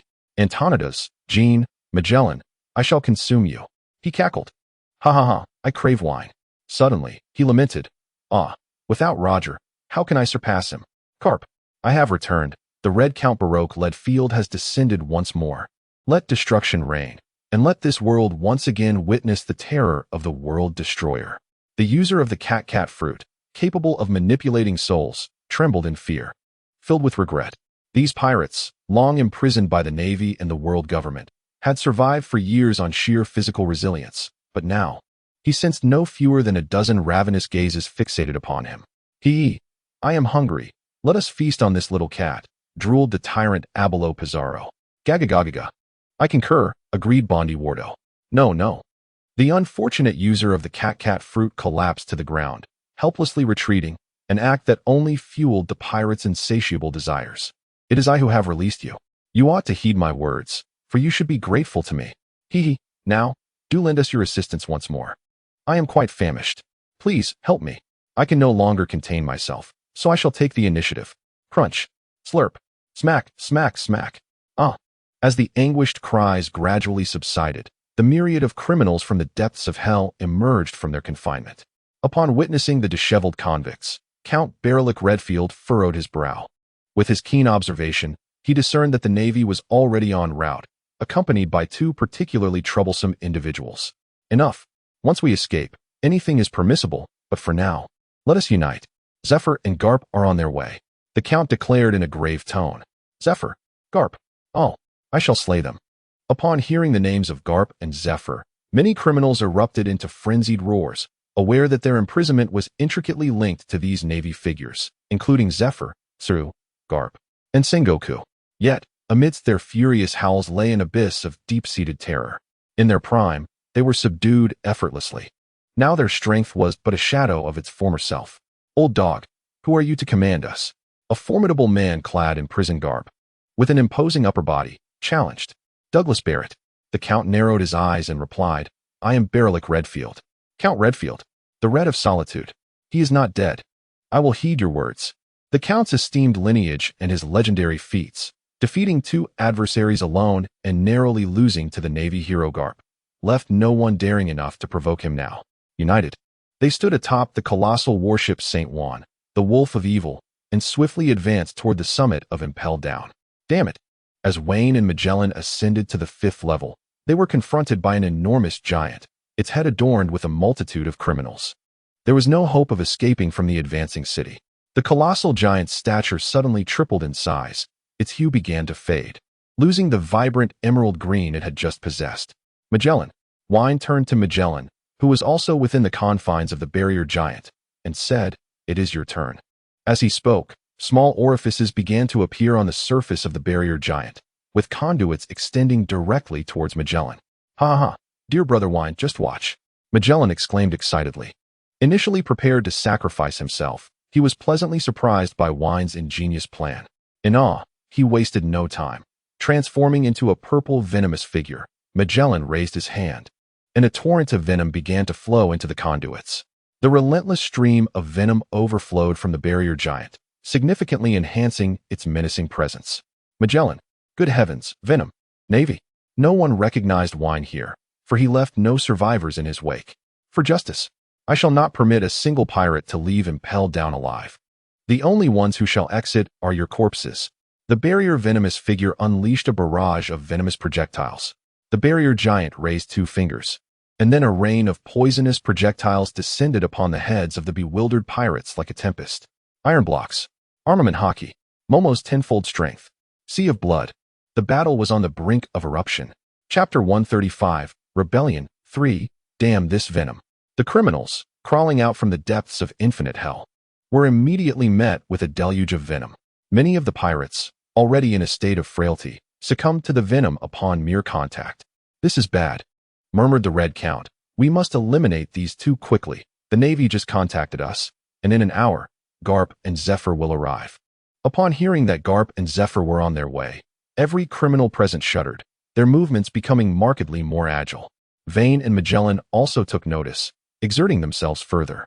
Magellan struggled to withstand the onslaught, while Vane maneuvered the barrier giant, enduring a vicious kick from the ferocious wolf before being pushed back a few steps. What is the matter, brother Vane? Magellan inquired, wiping the sweat from his brow. The continuous supply of venom was proving to be quite a burden for him. The criminals from the 1st to 3rd levels had all emerged. Could Hannibal hold his ground? Vane asked with palpable concern. It was certain that Hannibal was a reliable individual, but his strength posed a significant drawback. Do not worry, Magellan reassured, after incapacitating several criminals with a massive wave of venom. Hannibal is indeed trustworthy, and besides, we have the prison beasts and the blue gorilla on our side. Let us hope so, Vane sighed, when suddenly he spotted an opening. The barrier giant seized a fragment of the crumbling wall, rising with force to deliver a punch to the wolf's face. Ah! The venom-soaked wolf let out a thunderous scream, its balance faltering as it knelt. The reverberations from the wolf's cry caused many criminals to stagger. With a swift motion, the barrier giant extended its hand, and a 2-handed axe materialized. Damn it, perish! The barrier giant flipped its wrist, wielding the axe as it aimed to cleave the wolf in 2. You insolent wretch! The Red Count snorted, his standard longsword instantly transforming into a deep black. He raised his pale hand in defense. Clang! The jarring sound of metal scraping echoed, and an unusual flush crept across the Red Count's face. I've overestimated my strength, he thought, yet he firmly planted his right foot and forcefully deflected the axe. Roar! The Red Count may have been unwilling to yield, but the wolf suffered greatly. The ground where the Red Count had just stepped was drenched in blood, leaving a sizable crater. The barrier giant's axe became lodged in the wall, and without a glance, Vane pulled it out. Crack! Damn it! Curse it! Navy brat! Don't move. A small crack had appeared in the wall, from which a trickle of seawater emerged. Though this stream was scarcely larger than a child's urine, it undoubtedly sent a chill of dread through everyone present. Ha ha! Vane suddenly burst into laughter, realizing that the opportunity he had been seeking to stall had finally arrived. With this thought, he intentionally pushed the axe outward again. Splash! The flow of water increased slightly. You fool! Navy! Are you mad? You dog! The criminals clamored loudly, yet none dared to take action. They were frozen in fear, knowing that the reckless were the most dangerous. In the eyes of the Red Count and his associates, Wayne was undeniably reckless. Ha ha ha! Wayne felt a sense of pride. After all, it was quite impressive for a major general to stand against such formidable foes. Blood escape, Momo's 100-fold speed, shave. In that fleeting moment of distraction, 3 figures surged upward, utilizing the feral wolf to leap over the barrier giant. The barrier severed their escape. Wayne summoned a circular barrier to encompass the entire 5th level of the prison. Yet alas, it was already too late. How infuriating! Vane, filled with indignation, lamented, "It is all my fault. I should have blocked the exit sooner." Alas, Magellan offered solace, stating, "It is done now. Let us keep an eye on the remaining scoundrels." Considering the time, Admiral Carp and General Zephyr should have arrived by now. Very well, Vane replied, somewhat disheartened, as he pushed the axe a little further inside. "Ah, you madman! Stop! I surrender." "Are you insane?" A group of pirates cried out, directing a barrage of exclamations at Vane. "Heh!" Vane gestured a middle finger at the pirates, then muted their curses. The Red Count, Bondi Waldo, and a criminal well-versed in the 6 styles, upon breaking through to the 1st level, did not even glance back as they obliterated 2 jailer beasts, a dozen blue gorillas, and several guards, before making their escape. Just as the trio of escapees inhaled the fresh air of freedom, they encountered the last individuals they wished to see in their lifetimes. The naval hero, Carp, the former admiral, and the current chief instructor of the Navy elite training camp, Zephyr. The escapees felt a wave of despair wash over them. "Shall I send you to meet your ancestors with my fists, or will you return on your own?" Carp said grimly, his mood evidently foul. Zephyr, removing his cloak, revealed the bulging veins on his forehead. Fist of the Meteor, Moonwalk, Infinite Combos. Carp and Zephyr swiftly approached the Red Count and the adept in the 6 styles, while Bondi Waldo, upon seeing Carp and Zephyr, immediately forced himself to accelerate away at an extraordinary speed. "Humph, Carp, you should go down and check on that little madman. Be careful he doesn't T-collapse," remarked the Red Count. "Zephyr, we were colleagues in the past. Please let me go," the adept in the 6 styles said helplessly. "But what you have done is even more despicable than harming others," Zephyr retorted, unleashing a barrage of punches like bullets from a machine gun towards the criminal. "Then do not blame me," the criminal shouted, wildly kicking his legs as dozens of massive slashes flew towards Zephyr. With his arms crossed, Zephyr hardened his Busashoka haki and charged at the criminal like a rampaging bull. The criminal straightened his back slightly, a glimmer of light flashing across him. Shave, moonwalk, air gun, and thus, the 2 sides engaged in combat. "Are you out of your mind?" the criminal exclaimed, dodging a fierce kick. He pointed at Zephyr, scolding. "You come at me with all your might, Zephyr. Have you lost your senses? Why the need for such a trade of injuries?" Zephyr, stepping back with the moonwalk, asked with a grim expression, "I ask you, what has become of that young Navy officer with the barrier fruit ability?" "Oh, so you care about that brat?" The criminal scoffed. "Let me tell you, all the criminals from the 6th level have already escaped. Just think about that." "What?" Zephyr's heart trembled, abandoning the criminal as he rushed towards impel down. He had already lost his family once and could not bear to suffer a second time. Chapter 136, Rebellion 4. Since Zephyr had gone to check on Vane, the criminal prepared to utilize Moonwalk to leave. Fist of the Falling Star. Just as he was about to depart, a black fist struck him squarely in the eye. "Oh, Carp," the criminal exclaimed bitterly. "Why did you have to intervene? Once, we were the best of friends. Why is that?" The formidable figure of Carp appeared above the criminals, arms crossed as he spoke. "That old codger, the Red Count, has always preferred solitude, whereas you, Torque, once unleashed, could set the entire ocean in turmoil." He chuckled. Torque flashed a broad grin, revealing his white teeth, and replied, "Surely not, Carp. I was, after all, a vice admiral in my time. The Navy wouldn't treat its own so harshly, would it? Former Admiral Sphinx Torque, one of the legendary Golden Stars of the Navy, was a figure of immense strength, having clandestinely instigated numerous wars, earning the moniker the war enthusiast. He had personally contributed to the downfall of over 10 nations, his hands stained with countless lives, embodying a profound bloodlust. His bounty stood at an astonishing 356 billion berries. His crimes were heinous, with life and death hanging in the balance. The red count may have departed, but with his character, it won't be long before he reveals himself again. As for you, Torque, if I could imprison you and impel down once, I can certainly do it a second time. Torque's countenance darkened. He had once looked down upon Carp, only to find himself captured by him. Then don't blame me, he retorted, rolling his neck as steam began to rise from his body, his skin flushing red. Humph, Torque, if it were your prime, I might think twice, but now. Carp remarked, digging into his nose. Let us see what you're really made of, you scoundrel, Carp. TCH, I could not have asked for more. Today, I shall shatter your hopes completely. Try me. Gale foot. Tiger roar. Fist of shattering. The clash of fist and foot echoed, shattering the outer walls of Impel Down. Zephyr, oblivious to the commotion outside, felt his heart sink upon witnessing the devastating losses of his Impel Down forces. No, please. Zephyr roared internally, desperately racing downward. Upon sensing a disturbance below, he neglected to carefully employ his observation hockey. In his urgency, his thoughts slipped out. Who dares to threaten my son? As soon as Zephyr uttered those words, he regretted them, his expression frozen upon seeing the chaos on the 5th level. Wine had just been engaging in a verbal spar with a group of pirates, armed with the education of the new era, single-handedly taking on dozens of adversaries.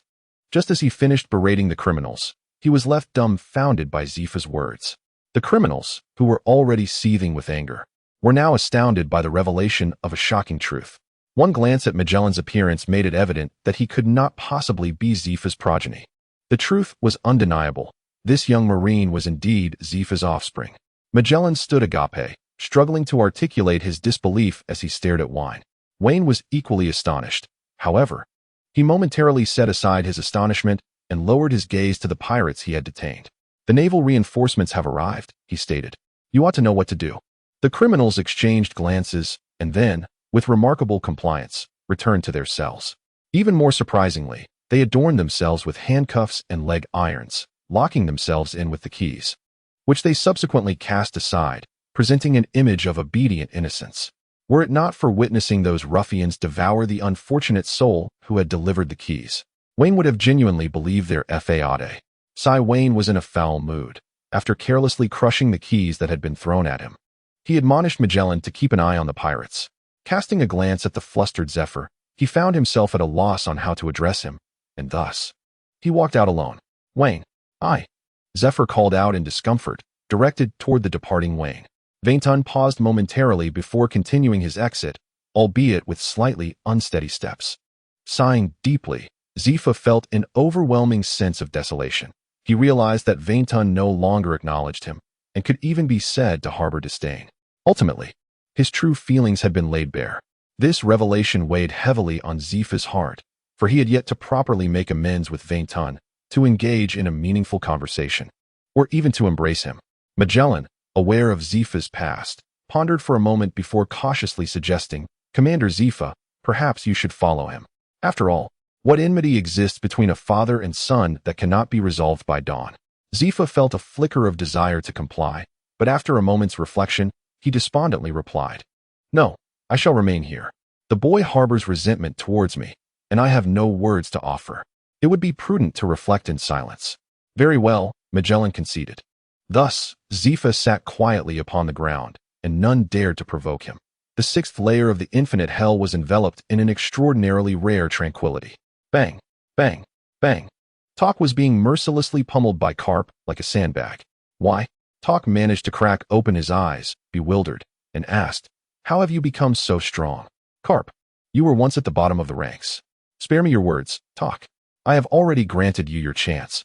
Now face your demise. Carp's eyes widened in fury as he delivered a devastating punch to Talk's head. No, Talk, utterly drained of strength, could only watch helplessly as his skull was obliterated. With a splatter, It was as though a crimson firework had erupted in the sky. With a graceful stance, Carp, holding half a corpse, wore a complex expression before ultimately casting the remains into the sea. To be born of the ocean and return to it seemed a fitting conclusion. In that moment, Carp felt a profound elevation in his philosophical outlook. At that juncture, Carp noticed Vainton emerging from impelled down, drenched in blood, though it was not his own. "Hey, Vainton," Carp began, intending to greet him and perhaps deliver a love-infused punch, but Vainton disregarded him entirely, summoning a small aircraft and soaring off towards the Sabati archipelago.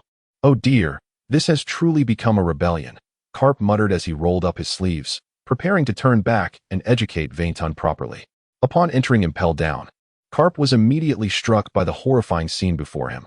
A veritable mountain of corpses lay strewn about, and aside from the trembling guards and the unconscious Hannibal, Carp's observation hockey revealed that the first 4 layers of the prison were devoid of life. Such a heavy aura of slaughter. Carp remarked gravely, "What has happened to that boy to incite such bloodlust? I must inquire with Zifa to uncover the truth behind this matter. Such circumstances are far from ideal. The Navy already has enough to contend with regarding Sakazuki, and with Wayne's transformation, the entire ethos of the Navy may become increasingly extreme. It is essential to recognize that Wayne currently embodies the new generation of naval idols. His every action could yield unpredictable consequences." Chapter 137, Rebellion, Conclusion. As he pondered over how to file a report against Wayne, Carp meandered downwards, jovially greeting the guards and custodians he encountered along the way. Upon reaching the 6th level of Infinite Hell, Garp cautiously scanned his surroundings, only to find Zifa seated on the ground with an expression of foolishness. "Hey," Garp nudged Zifa's shoulder. "What?" Zifa replied, barely lifting his eyelids, his expression devoid of emotion. "You ate too much. You are the one who overindulged," Garp retorted, playfully striking Zifa's shoulder. "What are you doing? Sitting here like this will give you rheumatism. Mind your own business. I could sit here all day without a single worry." Zifa dismissed, swatting Garp's hand away with a gloomy expression. "Wayne has discovered his lineage. That's quite good. It's better for that brat to learn sooner rather than later." Garp responded nonchalantly, wiping his hands on Zifa's cloak. "You." Zifa glared at Garp, and upon realizing his indifference, he asked, somewhat exasperated, "Hey, Garp, could you offer me some advice?" In his desperation, Zifa seemed to have forgotten about the rogue Dracul Mihawk and the ever-ambitious Luffy, who aspired to become the pirate king under Garp's tutelage. "Me?" Garp pointed at himself, taken aback, then chuckled heartily, hands on his hips. "Finally, someone wants to know how I educate the younger generation. Zifa, let me tell you, I am brimming with experience in this regard. You won't regret it." "Really?"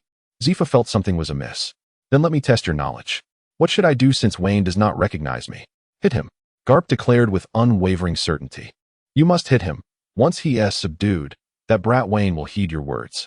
That is how I communicated with Dracul back in the day. Is that effective?" Zifa hesitated. Though he believed he could still overpower Wayne, he harbored doubts about Garp's advice. "Of course, Dracul. Enough about Dracul. He has vanished. And you keep bringing him up?"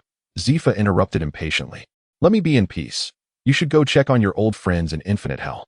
Seeing Zifa's attitude, akin to swatting away flies, Garp shrugged, striding into Infinite Hell with an air of nonchalance, his right hand delving into his nostril. As he excavated, he glanced at the unmentionable object on his pinky, and with a flick of his wrist, he tossed it behind him. "Garp? Ha. A miniature aircraft descends upon a diminutive dock situated in the illicit territory of the Chagos archipelago. Wine stepped onto the barrier, trudging forward in a daze. Before his journey across dimensions, he had not yet reached the age of 18, and now, after the transition, he was merely 6 years old. No one could fathom the depth of his yearning for familial love and companionship. After spending 8 long years on the desolate island, there were times when Wine would even converse with stones, resembling a madman. Sighing heavily, he lifted his gaze to survey his surroundings. Alas, there was nothing to be seen, only a bar named something like what's it called. "Oh well." Wayne shrugged nonchalantly, pushed open the door, and settled into a chair. "Hey, waiter," he called out. "Who?" In the back, as Shaki wiped a glass, she heard the commotion and peeked out, only to be met with the sight of Wayne, drenched in blood. Upon seeing Wayne's closed eyes, Shaki wondered if she had crossed paths with a naval officer. Just a few days ago, one had departed, and now another had arrived. Quietly, She retrieved a piece of paper from beneath the counter, inscribed with the words, Rear Admiral, Captain of the Suicide Squad. Wayne Marcus, renowned for his illustrious achievements, is known by various monikers: the Naval Bastion, the Noble Terminator, the Pirate Executioner, and Colonel of the Jingguan, a Navy supernova. He once led an elite special forces unit known as the Death Squad to triumph over the new generation of formidable pirate crews, including the red-haired pirates led by the legendary Joel D. Rogers crew member, Shanks. In the West Sea, he avenged the legendary pirate, the Green Pepper, slaying hundreds of nobles with unparalleled ferocity. His bounty in the black market stands at a staggering 3,690,000,000 berries. To see the living or the dead. Hey, where's the boss? Has he perished? Wayne shouted impatiently. Coming. A broad smile adorned Shockey's face as she approached cheerfully from behind and inquired, What can I do for you, dear customer? With Rayleigh absent, Shockey felt it prudent to remain cautious, even though Wayne might not recognize her. Better safe than sorry. 10 servings of fried rice, Wayne said, rubbing his brow. And add 20 servings of mixed noodles. Huh. Shockey was taken aback. It was the first time someone had come merely to eat without ordering drinks. What are you waiting for? Hurry up, Wayne said irritably, raising his head. Oh, right. Shockey exchanged a nervous glance with Wayne before hurriedly turning to leave. Wait. Wayne squinted, contemplatively saying, You seem somewhat familiar. Turn around. Oh no, Shockey thought. It seems I have indeed crossed paths with the Navy supernova. Given his demeanor, he has likely recognized me. How strange. When I was traversing the seas, he was still nothing more than a mere cell. How could he have recognized me? Resigned to her fate, Shockey turned to face Wayne. Are you from the Rocks Pirates? Wayne asked tentatively, as he struggled to recall. Yes. Very well, go prepare the food. What about the handcuffs? What? Cooking? Why aren't you apprehending me? Wine, feeling somewhat weary, remarked, In this establishment, I am the diner and you are the chef. Do you comprehend? I understand, came the reply. Then why the delay? Off you go. Oh. Xiachi, as if roused from a dream, swiftly donned her apron and made her way to the kitchen. When lowered his head once more, his heart a tumult of emotions akin to a spice shop overturned. The flavors of sour, sweet, bitter, spicy, and salty were known only to him. When now yearns for a hearty meal. In his childhood, he often faced hunger, and whenever he felt disheartened, he sought solace in food. Is it ready? Almost. Very well. Just then, a distinguished guest entered, a venerable old man, equipped with a coding tool on his back, who curiously inquired, Young lad, where do you hail from? I come from afar. Vane impatiently exclaimed, then shouted into the kitchen, Hey, is the rice ready yet? It's ready, stop rushing me. Tisich. Rayleigh savored Vane's casual remarks, seemingly grasping something profound, and burst into laughter, saying, Little brother, you possess remarkable insight. Don't bother me. Chapter 138. Conversation. Rayleigh took a deep breath, suppressing his impulse to strike someone. Nowadays, every single Navy officer seemed to possess a short temper. It was as if they were all mad. Calming himself, Rayleigh sat beside Vane and inquired, Hey, do you know who I am? I do. Aren't you going to apprehend me?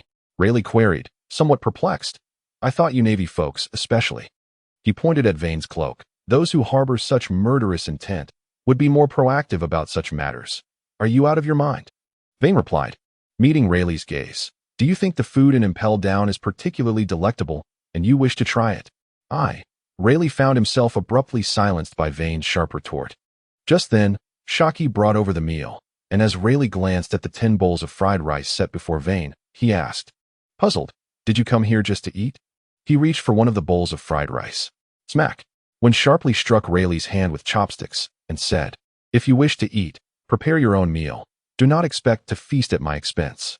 He chuckled mischievously. Rayleigh, somewhat astonished, replied, Oh, you even understand the slang? Snicker. Wayne shoveled the food into his mouth, casting a disdainful glance at Riley. Damn it. Riley quickly took a few deep breaths, fearing that Wayne might drive him to the brink of exasperation. Vane has now finished 2 bowls of rice.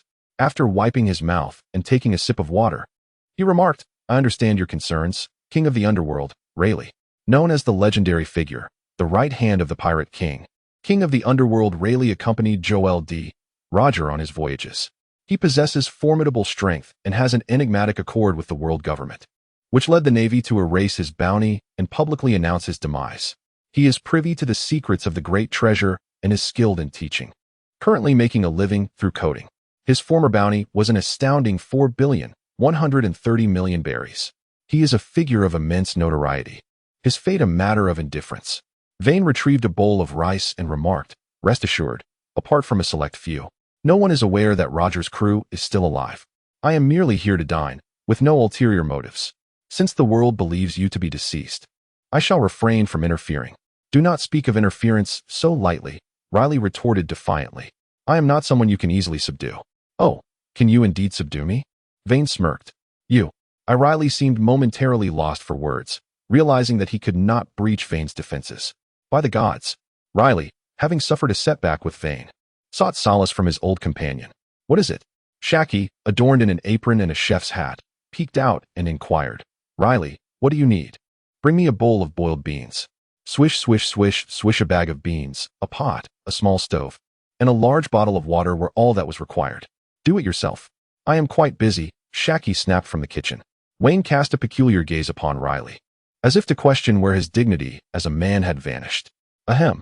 Riley initially intended to respond with bravado, but upon catching the significant look from Shachi, he cleared his throat twice and began to fumble about, preparing to cook beans for himself. "Wayne, what are you staring at?" Riley replied, his face flushed. "One must rely on oneself to secure one's livelihood. Do you understand?" "Ha." Vane squinted his eyes and observed Riley for a moment before returning to his own plate of fried rice. After a while, Shachi approached with a large two-tiered platter, containing the mixed noodles that Vane had requested. Wine took the mixed noodles and, after finishing the fried rice, casually stirred them before continuing to eat. As Shachi was stretching her wrists, preparing for a brief respite, she caught sight of Layli's clumsy demeanor and shook her head in exasperation. With a decisive shove, she pushed Layli aside and personally set about preparing boiled beans for him. Hee. Layli scratched the back of his head and, with a hint of pride, flashed a smile at Wine. TCH. Wine curled his lips, thinking to himself that he too had a girlfriend and would later ask Ji Yuan to cook a meal for him to savor. Feeling somewhat discontented, Wine gazed at the mixed noodles before him, eating with increased vigor as if they were Layli himself. Slurp, slurp, slurp. After half an hour, the plate in front of Wine had transformed into a small mountain. The barriers that once resided in his heart seemed to dissolve as he ate. Zfa must have done his utmost. Returning home, he mused. He could simply call out "Father." What was the big deal? Burp satisfied, he let out a hearty burp, wiped his mouth, and instinctively reached into his pocket. This. A bead of cold sweat appeared on Wayne's forehead. He had forgotten his wallet today. Good heavens. This is quite embarrassing. Wayne's mind raced with thoughts, and at last, he resolved to make a purchase on credit. He departed, when stood up, adjusted his clothing, and rubbed his belly before flashing a bright smile at Shachi, exclaiming, "Your cooking is truly delightful." "Thank you. The cost of the meal." Shachi replied with a faint smile, standing behind Rayleigh. "A total of 100,000 berries." This. One felt a slight headache, but still graciously stated, "When we return to Marineford, simply mention that I owe it. They will provide you with the funds." "You." Shachi patted Rayleigh on the shoulder. "As a righteous Navy officer, how could I indulge in such extravagance? It is out of the question. Perhaps I could bring a few comrades along for a meal on another occasion." Upon hearing Wen's words, both Rayleigh and Shachi were taken aback. What sort of company could a Navy officer bring, if not a multitude of fellow sailors? Forget it, Shachi said, waving her hand wearily. "Consider this meal my treat. I implore you not to bring anyone along." Seeing the sincerity in Shachi and Rayleigh's eyes, Wen felt a pang of guilt. "Very well." He sighed. "I shall take my leave." "Go on. Hurry along," they urged him. Please take care," he replied, as he watched the distant silhouette of the departing aircraft. Shachi exhaled in relief and turned to the stealthily approaching Rayleigh, who was preparing to procure funds for the casino. "Wait a moment." Rayleigh froze, a smile reminiscent of an old flower blooming on his face, and replied, "What is it? Is there something you need?" Shachi, unimpressed by Rayleigh's antics, stated flatly, "That Navy officer has left. You shall cover the meal expenses." "This? What do you mean? I have no money." "Then what about your living expenses for this month?" "No, for the year. It can't be that dire." I see now. What shall I do for my sustenance?" "Perhaps consider selling your services. As an old man, there are always those with peculiar tastes." "You, very well." Chapter 139, Recognition, buzz, buzz, buzz. Wayne piloted a small barrier aircraft soaring through the skies, yet he was drenched in cold sweat. Not due to any peril that befell him, but rather from sheer anxiety. In 2 lifetimes, this was the first occasion Wayne was to embrace familial bonds. Alas, he resolved to let nature take its course and surrender to fate. Wayne let out a quiet sigh, subtly adjusting himself before clearing his throat. With a mere thought, the speed of the barrier plane doubled. The humming sound reverberated as the emerald aircraft soared through the sky. Unbeknownst to Wayne, at a great distance, a valiant elderly man with a ship's rudder protruding from his head gaped at a middle-aged individual with blue hair adorned by a floral scarf beside him. Hey, hey, hey, Dr. Indigo, look quickly. A flying green bird. Huh, Indigo replied, grinning as he picked up a telescope to gaze in the direction pointed out by the golden lion. Yet saw nothing. Ha ha ha, where is it? Don't interrupt my experiments. Is there nothing? Ha ha. After a bout of awkward dancing, the golden lion remembered his purpose and inquired, Hey, hey, Dr. Indigo, is the IQ elixir ready? Indigo wiped the sweat from his brow and replied, It still needs a bit more time. By the heavens, the golden lion exclaimed, grasping Indigo by the collar, spitting as he spoke. 10 years ago, I boasted to that white-bearded bastard that I would make this world comprehend the torment of true pirates, and now, what a farce. It's been a decade, and there is still no progress. Well, Indigo said, somewhat aggrieved, I currently have too few assistants. From research to development, to execution and production, it is all on my shoulders. It's only natural that the progress is slow. The golden lion paced back and forth, his footwear leaving small holes in the ground as he pondered. Are you suggesting that as long as I gather enough people, it will suffice? That should be the case. Ha ha ha ha. Then I shall capture the world's greatest genius, Vegapunk. Really? Indigo exclaimed, for Vegapunk was his idol. He had little comprehension of the Navy's prowess, but he believed that if the golden lion could indeed secure Vegapunk, it would be splendid. But boss, Indigo suddenly recalled something and asked, Vegapunk is a treasure of the world government. Where shall we find him? Well, the golden lion contemplated before saying, Then we shall head to Mariewa and capture a celestial dragon. What? Indigo was astonished, for this idea was simply brilliant. Ha ha ha ha, splendid. Boss, we just happen to have many experimental failures. Let us see what astonishing performances these little darlings can exhibit today. Ha ha ha ha. I'm eagerly anticipating this. Let us hurry and find the route to Mariewa. This time, I'm going to make a significant move that even Whitebeard and Roger would dare not attempt. In the New World, aboard the Moby Dick, a sudden sneeze echoed. Within 4 drip hanging from him, the white-bearded man suddenly sneezed, feeling as though he had forgotten something important. Who could possibly be thinking of me? He mused. The forlorn Zephyr was currently in the office of Sengoku, alongside the idle Kazan, the restless Garp, and Tsuru. Sighing deeply while tightly grasping a cup of hot tea, Zephyr lamented, Oh dear, Zephyr-sensei, is it really so serious? Kazan, with his hands cradling his head, replied nonchalantly, It was merely a slip of the tongue. Vice Admiral Wayne is not one to hold grudges. What would you think if you were lonely until the age of 21 before discovering your father's identity? Moreover, Wayne's tragedy is entirely my fault, Zephyr said, the aura around him reeking of despair. At that moment, Garp stood up, proclaiming loudly, If that kid Wayne is still unwilling to forgive you, let him come to me. It was I who dragged you into capturing Roger. It's all my fault. Enough. Tsuru interjected, giving Garp a sharp jab in the arm, annoyed. You talk too much. Garp, scratching his head awkwardly, sat back down. Feeling dejected at the lack of useful advice, Zephyr gazed at his old comrades, now transformed, while Sengoku appeared troubled. He exchanged glances with Tsuru, hoping she might console Zephyr. Report. Before Tsuru could speak, a naval soldier suddenly appeared at the door. Speak, Sengoku commanded, raising his voice. Report. Admiral Sengoku, Vice Admiral Wayne has returned. The room fell silent as everyone exchanged glances, initially believing Wayne would be gone for quite some time, if not out searching. Yet, he had returned unexpectedly. Cough, cough, quickly let him in. Sengoku urged, excitement palpable in the air, while Zephyr instinctively shrank back. Moments later, Wayne, clad in a blood-stained cloak, cautiously stepped into Sengoku's office, mirroring his father's demeanor, first hesitating, then taking a deep breath before fully entering. Upon entering, Wayne addressed Sengoku, Admiral Sengoku. Naval Observer Wayne, reporting back early. Splendid, splendid. Sengoku exclaimed, adjusting his braided beard, his joy evident. Wayne, you have truly turned the tide. Remarkable indeed.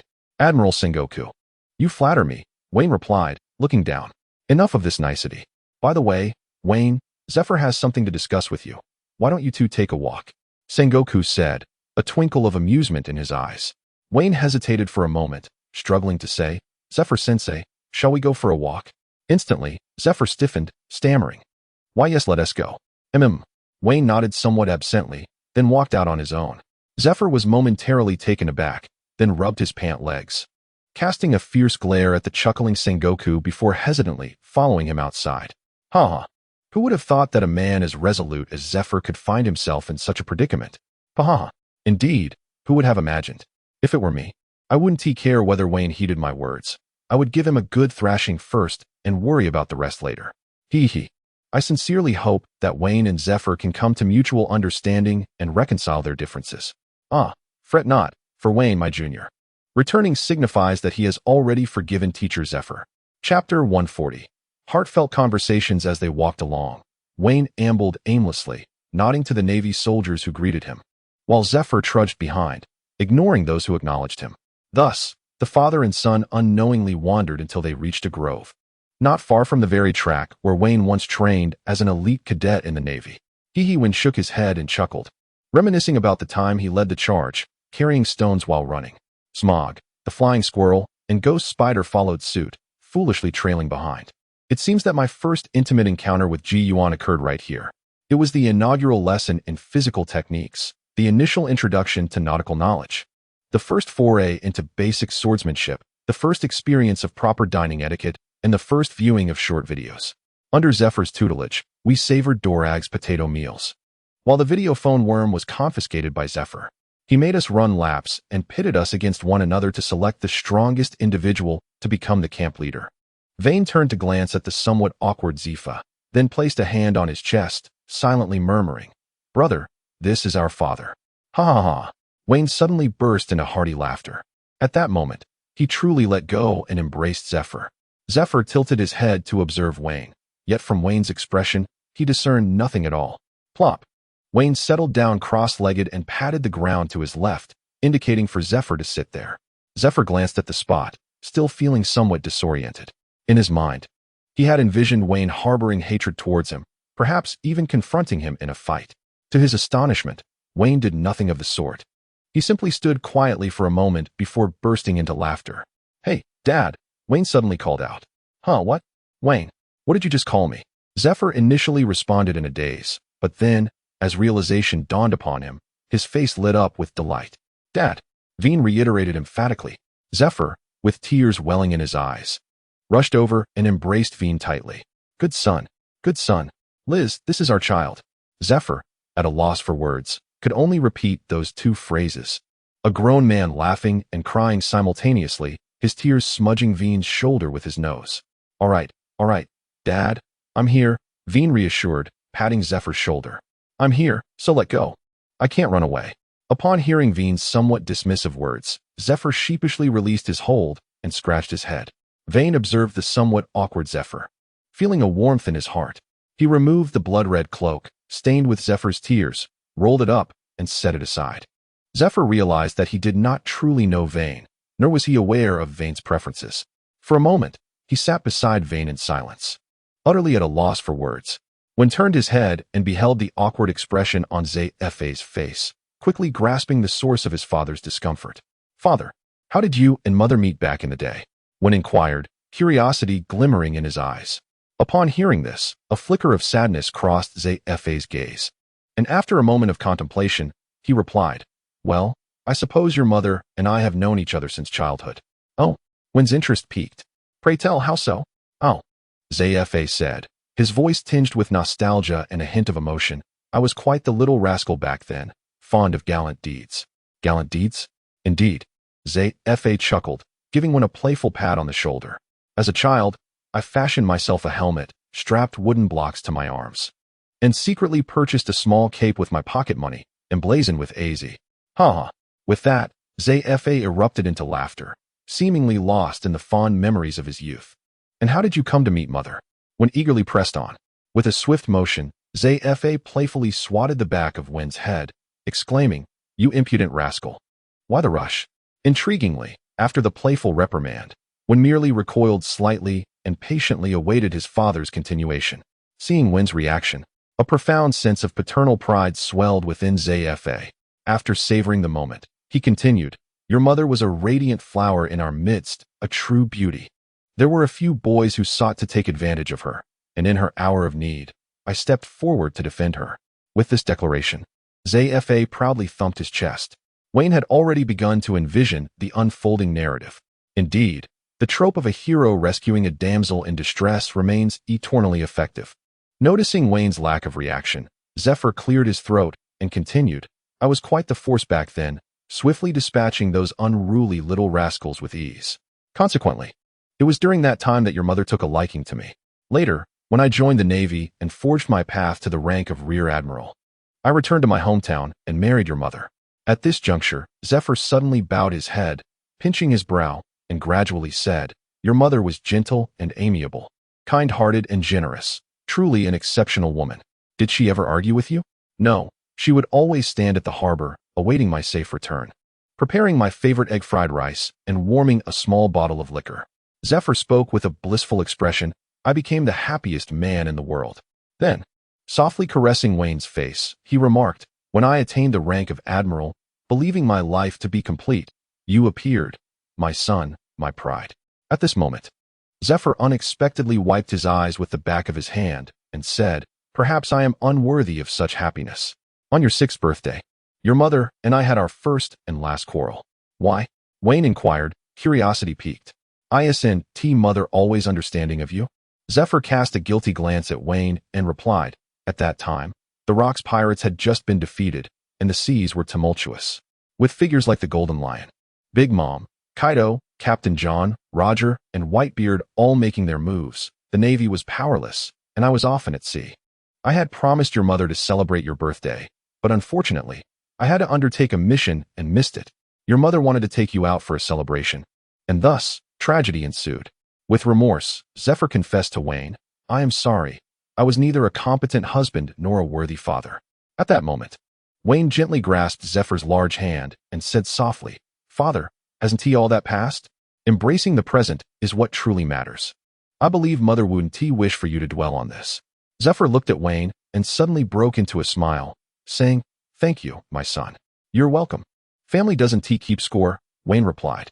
"Ha ha ha, I like that," Zephyr chuckled. "Hee, so do I." Chapter 141, The Unfortunate Golden Lion. Under the setting sun, the father and son leaned against each other, quietly observing the young sailors training in the distance. At that moment, Zephyr suddenly noticed a pair of Navy soldiers supporting each other by the edge of the training ground, seemingly recalling something, and asked, "Wayne, I remember when you were at the Navy elite training camp. You and Ji-Yuan seemed to get along particularly well. How is that now?" With a hint of embarrassment, Wayne remarked, "I have heard that at that time, Ji-Yuan particularly requested for Shao He to be placed in your G12 branch. It has been quite a while." Well, Ji-Yuan and I are now in a romantic relationship." Wayne blushed as he spoke. After uttering those words, he found it peculiar. In the past, such matters were simply stated, yet now, before Zfa, he felt an inexplicable sense of nervousness. This. Zfa scratched his head in slight distress. After organizing his thoughts, he cautiously inquired, "Wayne, is everything all right? Are you certain you wish to be with Ji-Yuan? What is the matter? Do you have objections?" "Not exactly, it's just, I can't shake the feeling that Ji-Yuan and her family possess a certain inclination towards violence." Zfa pondered aloud. "Oh, come on, Dad, are you confused? Ji-Yuan violent? That is utterly unfounded. Furthermore, I find General He to be quite gentle most of the time."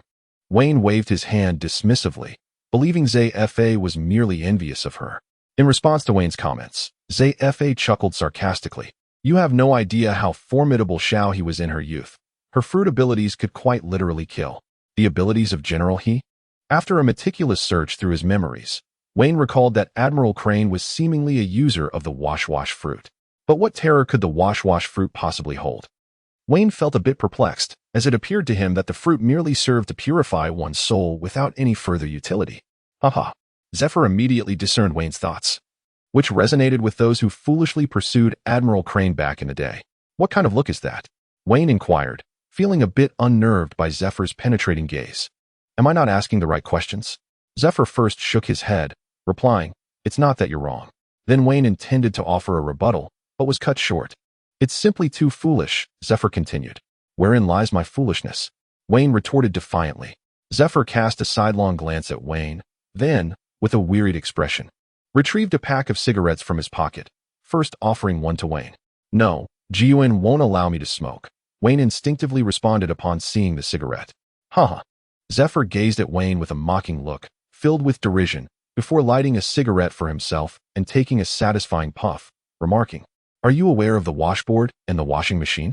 Wayne opened his mouth wide, as if at that moment he comprehended something profound. Silently, he mourned for 3 minutes in honor of the valiant souls who pursued General Crane. Somewhere along the grand route, high above the ground, Hello, Indigo, where are we?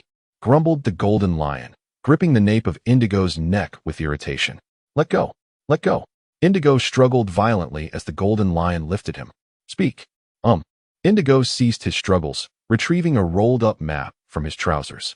After examining it meticulously, he haughtily presented the map to the Golden Lion, indignantly declaring, Look for yourself. The Golden Lion scrutinized the map handed to him, then released Indigo and seized the map, inspecting it closely before flipping it over. Bakayuru. The Golden Lion furiously flung the map back at Indigo's face, exclaiming in exasperation, You fool. You've turned the map upside down. Indigo sheepishly removed the map from his face, realigning it, and cautiously remarked to the Golden Lion, Boss, it seems our direction is exactly opposite to that of Mariewa. Watashi and I am. You shall perish. Ding dong clang pop pop pop eh. A few minutes later, a bruised and battered Indigo curled up, gasping, Boss, what should we do now? What do you think? The Golden Lion retorted irritably. Of course. We turned back. What is it now? Always so indecisive. How did I end up with a subordinate like you? I just checked, at our current speed. Even if you fly day and night, it will take 3 days. What? Bakayuru. Ding dong clang. Boss. No slapping. After delivering a thorough beating to Indigo, the Golden Lion sulkily squatted nearby. Boss. Indigo cautiously probed the limits of the Golden Lion's patience once more. What do you want? If you can't provide a clear plan, just wait for your demise. I'll make sure you regret it. The Golden Lion now resembled an enraged lion, his eyes wide with murderous intent as he glared at Indigo. It seems there is a storm eye ahead. Indigo pointed toward the front of their floating island. Nanny. As soon as the Golden Lion turned, he saw the storm eye ominously approaching them with a fierce intensity. In an instant, the floating island, controlled by the Golden Lion, began to spin wildly within the storm eye, rising and falling chaotically. Do I have a vendetta against the storm? On this day, numerous individuals claimed to have heard the roar of the tempest. Subsequently, rumors of a wailing storm emerged upon the sea. In the New World, above the island of Onigashima, a flame-licked, toothless pterosaur soared through the skies before descending towards a specific target. Who dares approach the lair of the beast pirates? Before the raucous crew of the beast pirates could voice their outrage, Jin plunged headlong into the largest cavern of Onigashima. Who dares? The brooding Jack brandished his ivory blade and swung it fiercely. Jin swiftly pivoted, sending Jack's ivory knife flying with a kick. Queen had also intended to strike, but was taken aback as Jin transformed into his human form, kneeling before Kaido. Kaido, I seek to ally with you. Kaido rose, brandishing his kanabo, and declared, If you wish to bear my name, show me your strength. Very well. Thunderbagwa. Boom. Hey, Queen. Yes. This fellow shall henceforth be known as the Calamity of Flames. Understood. Chapter 142, New Discoveries Naval Headquarters. Marineford Marine Family Quarters creaked. The door of an old house swung open. Cough, cough, cough. Zifa, the first to enter, coughed harshly twice before addressing Wayne, who stood behind him. Come in. Wayne slowly entered the old house and, upon stepping inside, beheld Zephyr lost in contemplation before a picture frame. Within the frame lay a photograph, and through the layer of dust, Wayne could discern the visage of a beautiful woman cradling a child. Beside her stood a distinguished middle-aged man with striking purple hair. Zephyr approached, gently brushed away the dust, and tenderly remarked, This is the family portrait I captured when you were 3 years old. Wayne stared blankly as he received the photograph from Zephyr's hands. Upon seeing the joyous smiles of the family of 3, He inquired, "Is this me?" Zephyr replied, "Indeed, at that time you were quite foolish, always wriggling restlessly in your mother's embrace. It drove me mad. I was tempted to give you a good thrashing. Is that so?" Wayne lowered his head to examine the lingering stains on the frame, meticulously cleaning them away. Then, he surveyed his surroundings and inquired, "Father, why does this place seem as though it has been forsaken for ages?" Zephyr returned his gaze to his pocket, lifting his eyes to the thick dust adorning the ceiling. He replied, "I have not returned here for many years. Only now have I come back. Why? I dared not return, for I feared that doing so would awaken memories of the past. I have wronged both of you." With that, Zephyr disregarded the dust on the sofa and sank into it, turning his back to Wayne as he gently wiped away his tears. "Father," Wayne approached gently, wrapping his arms around Zephyr's neck, and said, "Have I not returned? Let us tidy up this place together. You should move back in. I shall bring Gallet back with me. I believe Mother will surely be delighted." "Indeed," Zephyr replied, raising his hand towards Wayne, affirming, "You are absolutely right." He then stood up and declared, "Let us clean this place thoroughly together." "Very well." Seeing Zephyr rejuvenated, Wayne smiled and hurried back to his residence to fetch Gallet. Arming themselves with a broom and mop, and dragging along Caesar who held a cloth, they returned to the old house. By the time Wayne and Gallet arrived, Zephyr had already shed his outer coat, leaving only his unremarkable shirt as he awaited their return. "Grandpa Zephyr." The little girl spotted Zephyr. Her small ears perked up as she bounced over, leaping into the air. "Careful now," Zephyr said, catching Gallet with a gentle touch. "Would you be willing to assist Grandpa Zephyr in cleaning the house?" "Of course." The little girl laughed joyfully, for in her heart, being with her father and Grandpa Zephyr made any task a source of happiness. "Haha, splendid, Wayne. Hey, over here. Quickly, hand our Gallet a small cloth." "Absolutely."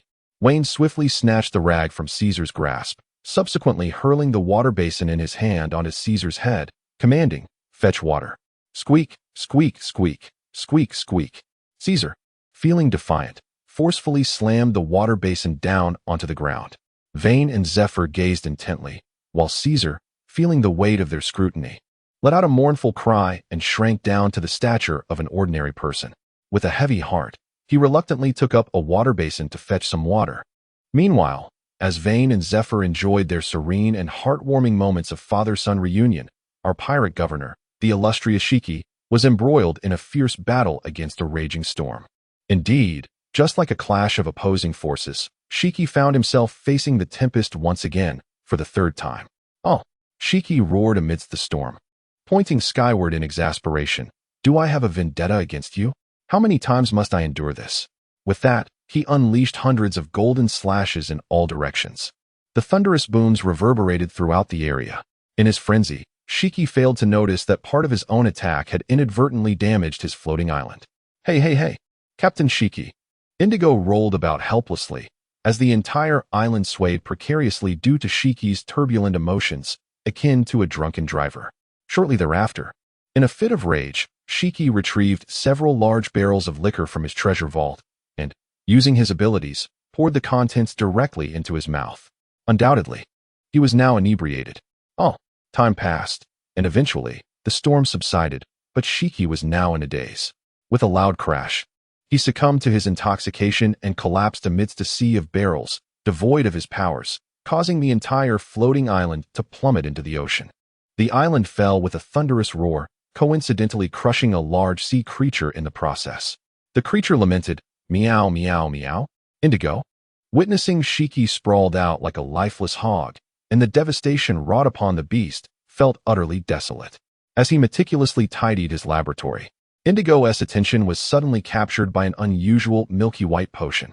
This concoction was a blend of the original Beast No. 3 potion, mixed with those of Beast No. 2 and No. 1, along with some beer and coffee. Indigo dipped a small cotton ball into the mysterious liquid and stepped outside, where he found a beast with a broken leg, gently placing the potion into its mouth. To his astonishment, the creature first convulsed, then emitted strange sounds, and finally, with a pitiful cry, it breathed its last. "What?" Indigo was taken aback, poking the beast with a small stick, muttering to himself, "This isn't right. It shouldn't have perished." Suddenly, the rare beast opened its eyes, and before Indigo, it underwent an exceedingly terrifying transformation. The head of a deer gradually morphed into that of a human adorned with antlers, while its tiger-like claws transformed into hands with sharp nails. Its lower body remained unchanged, still resembling hooves of a goat, yet intricate scales appeared on its back and chest, and a dog's head sprouted from its tail. Indigo gazed in bewilderment at this spectacle, then erupted into a thunderous laugh. Ha ha ha ha. This is it. This is the true weapon. With these, we shall undoubtedly bring about the world's annihilation. Ha ha ha ha. Thud. An empty wine barrel suddenly crashed onto Indigo's head. Be quiet, he exclaimed. Chapter 143. The disgraced Indigo. Hey, wake up. Golden Lion Chief. Hey, wake up. After a long day tinkering in the laboratory, Indigo emerged only to find the Golden Lion still drunkenly asleep. Sigh. Indigo feigned a lament, seemingly reflecting on his unfortunate encounters with others. Get up, deer head, rouse him. Indigo commanded the deer-headed creature standing behind him, quickly. Woof woof. Before the deer head could react, the dog's head at the end of its tail poked out from behind, uttering a somewhat foolish bark. Get lost. Indigo disdainfully pushed away the dog's head, saying, Hey, I wasn't talking to you. Go away. At this moment, the composed deer head finally responded, extending its long-nailed hand directly towards the Golden Lion to prod him awake. What the hell? Indigo's eyes widened in alarm as he hastily reached out to stop it. No. As Indigo's words escaped his lips, the deer-headed creature sensed an overwhelming aura of menace. Growl just as the deer head gasped in surprise. A massive hand came crashing towards its face. Smack. Ga. The deer-headed creature let out a wail as it was struck by the Golden Lion, sending it crashing into the wall. Indigo felt a chill run down his spine and quickly turned to flee. Thud. A wooden cup landed squarely on Indigo's head. Get lost. Don't disturb my sleep. Yes, Indigo muttered, feeling aggrieved. Grr. The deer-headed creature, somewhat indignant, felt it had been caught unprepared and ambushed by the Golden Lion. Woof. The dog's tail glared intently at the Golden Lion, even beginning to drool unconsciously. Smack. Indigo retaliated by slapping the dog's tail, growling fiercely, Let's go. If you provoke him further, neither of us will survive. As a subordinate of the Golden Lion, Indigo is acutely aware of the ferocity of his leader. This tyrant is not only ruthless towards others, but also merciless towards himself. In the past, he even resorted to severing his own feet to escape imprisonment. Such cruelty is truly staggering. Nonetheless, let us first ascertain how many precious beasts remain, for they hold the potential to upheave the world in the future. Indigo shrugged, realizing that it might take some time to rouse the Golden Lion from his stupor. So he resolved to count the precious beasts in his possession. Alas, he often lost track of time when engrossed in experiments, such as the plight of a scientist. Indigo beckoned to the deer-headed creature, urging it to follow him. Jiewu. The deer-headed creature tilted its head and scratched its rear, seemingly perplexed by Indigo's intentions. All right. Let us go find the lost precious beasts. Indigo said impatiently. Doghead, seek out the precious beasts. The deer-headed creature turned to glance at its own rear. But the doghead, still fixated on the motionless Golden Lion, paid no heed to Indigo's command. Goodness gracious. Indigo slapped his forehead, feeling a wave of frustration. Doghead, hey, I'm calling you. Wangwu. The doghead finally reacted, wagging its ears and approaching, eagerly licking Indigo's face. Get away. I was just calling you. You dim-witted creature. Indigo swatted the doghead aside, irate. Hurry and sniff around. Find me those precious beasts. Wangwu, the doghead, wrinkled its nose, indicating its refusal to cooperate. Damn it. Indigo bellowed in fury. You've learned more about being a dog than being human. Are you going or not? Wangwu. Wangwu, I won't go without that premium dog food. To his surprise, Indigo comprehended the doghead as protest. Premium dog food? Where the hell did you hear that? Indigo felt his temper nearing its breaking point. Wangwu, the doghead, produced a magazine from an unknown source, emblazoned with the words premium dog food, alongside Indigo's own scribbled notes. Those were mere formulas and drafts. Heavens!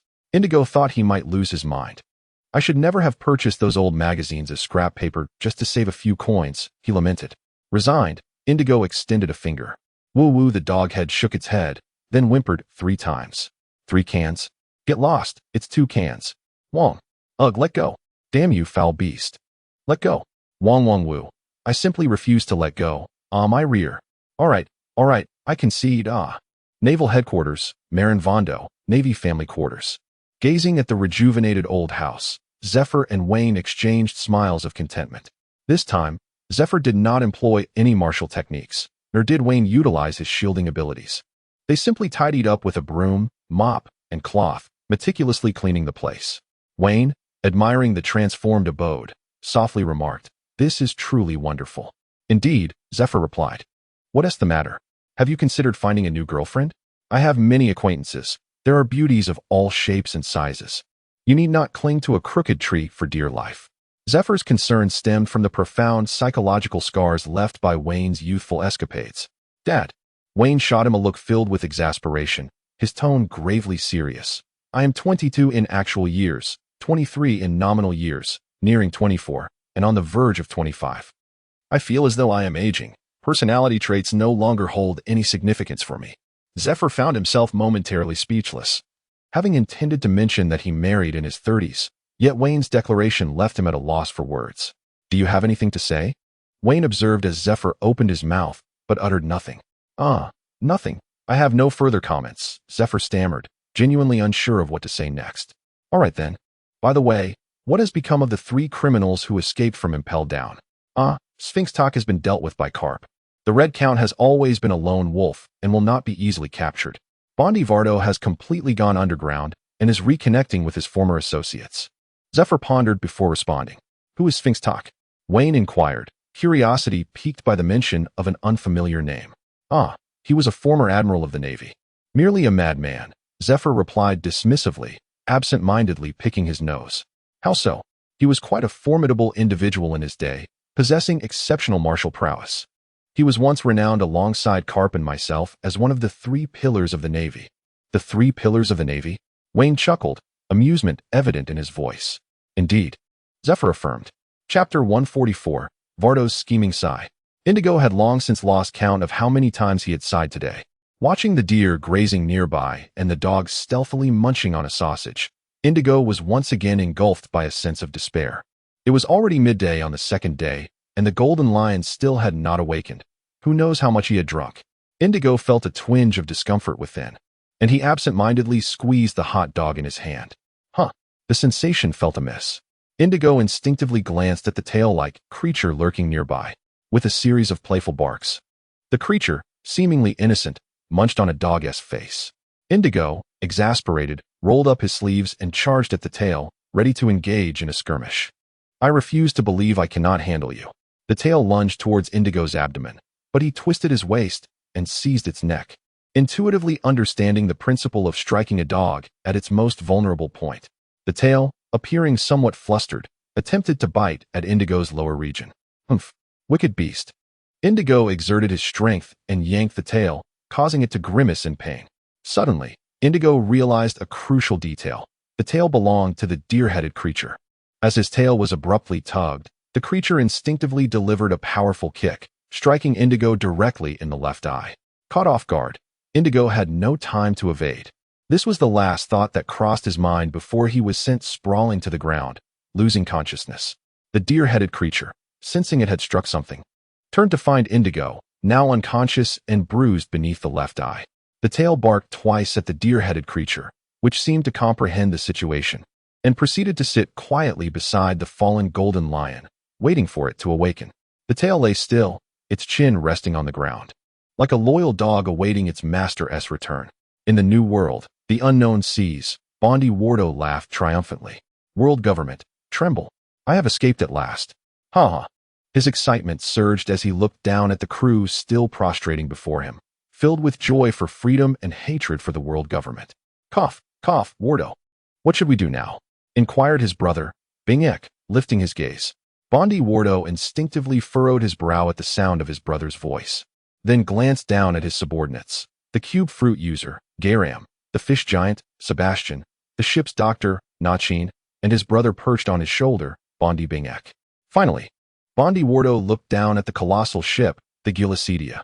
"Let us recruit some allies," Bondi Wardo proclaimed. "In my name, many will surely come to our side." Bing Jack and his companions hesitated for a moment, but ultimately, Bing Jack mustered his courage and said, "Waldo, perhaps no one remembers us anymore." "What?" Bondi exclaimed. Waldo, filled with indignation, retorted, I am the world destroyer, a legend that makes the entire world tremble. How could it be possible for anyone not to recognize me? However, Bing Jack replied, gazing at the irate Waldo and taking a deep breath. That was over 20 years ago. What?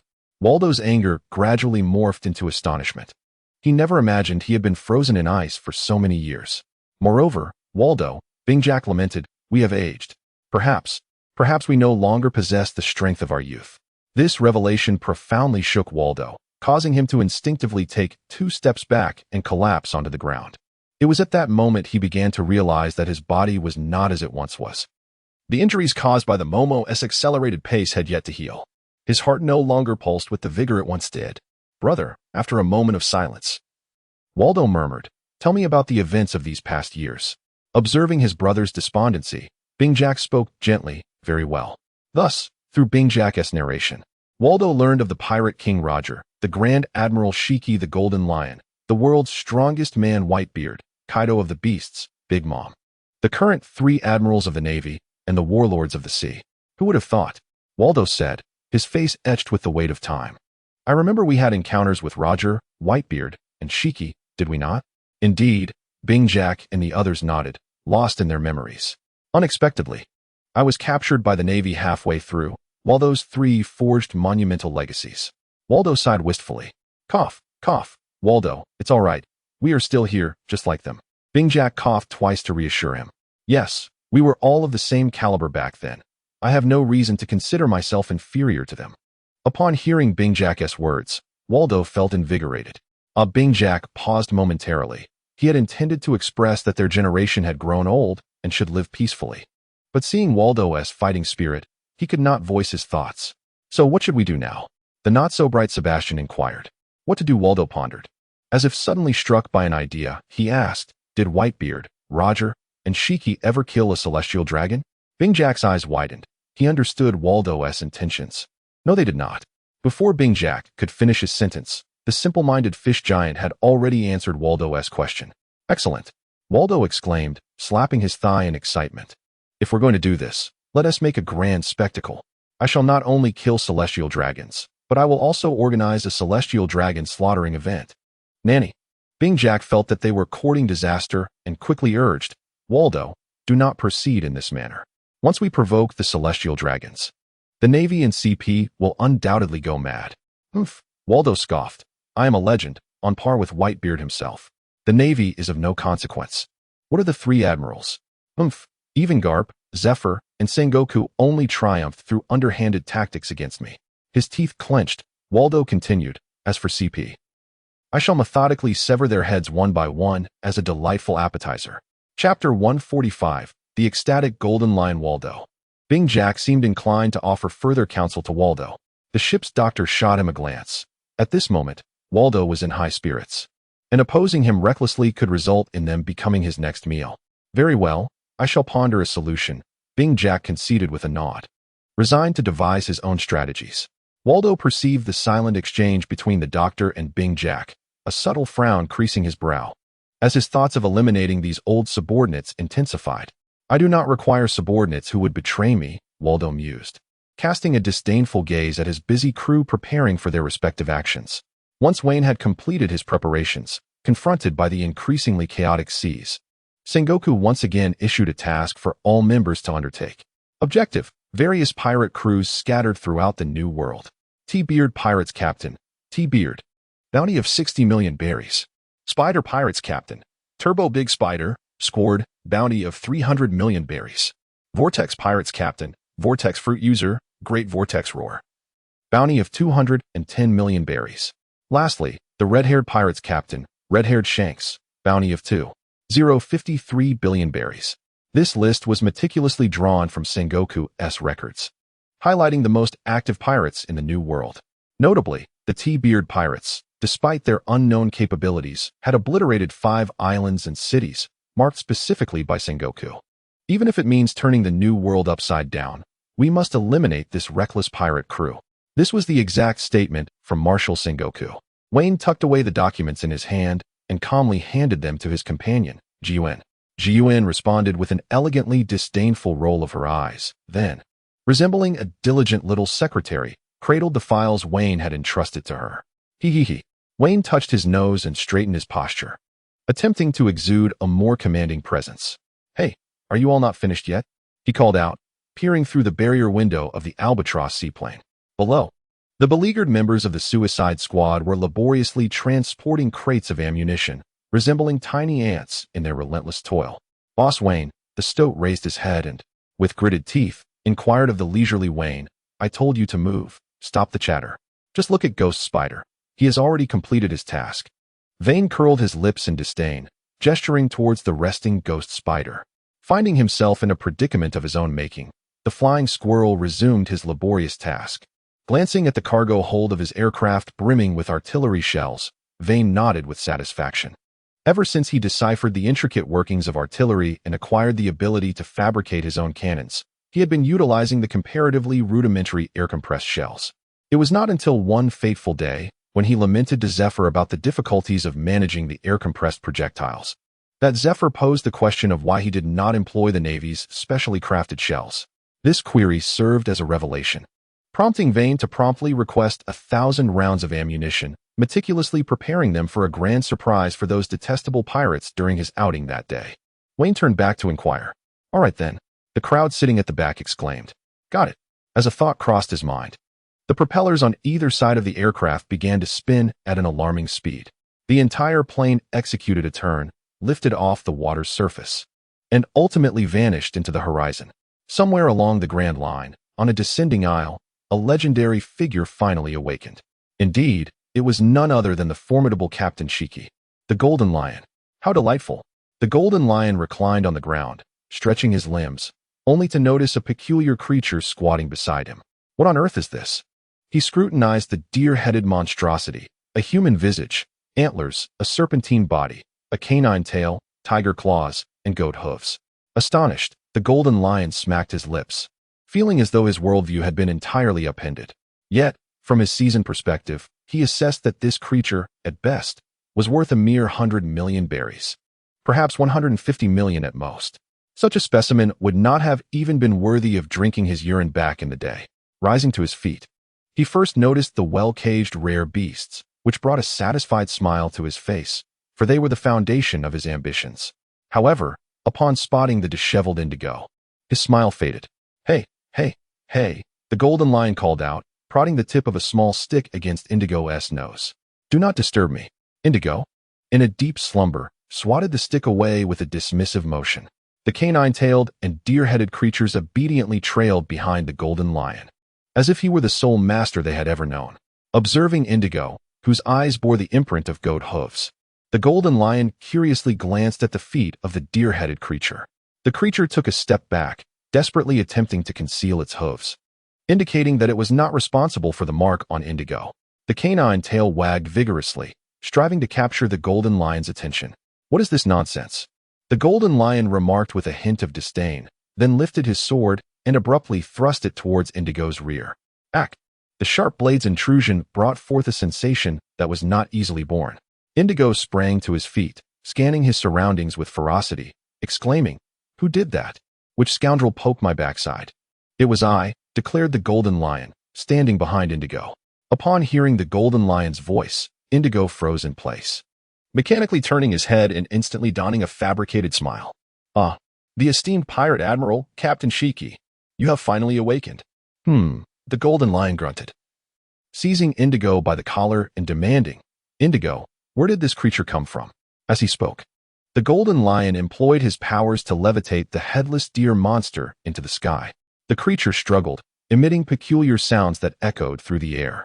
Indigo, observing the spectacle, inquired with curiosity, Boss Golden Lion, what is happening? What is this bizarre creature?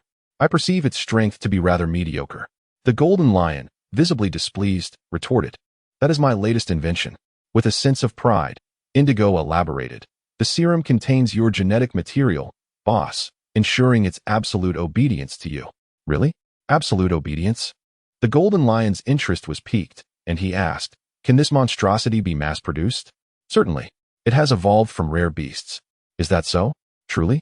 Ha. Navy, prepare yourselves. Indigo, it's time to set sail. To where? To seek the celestial dragons. Are we still pursuing them? Of course.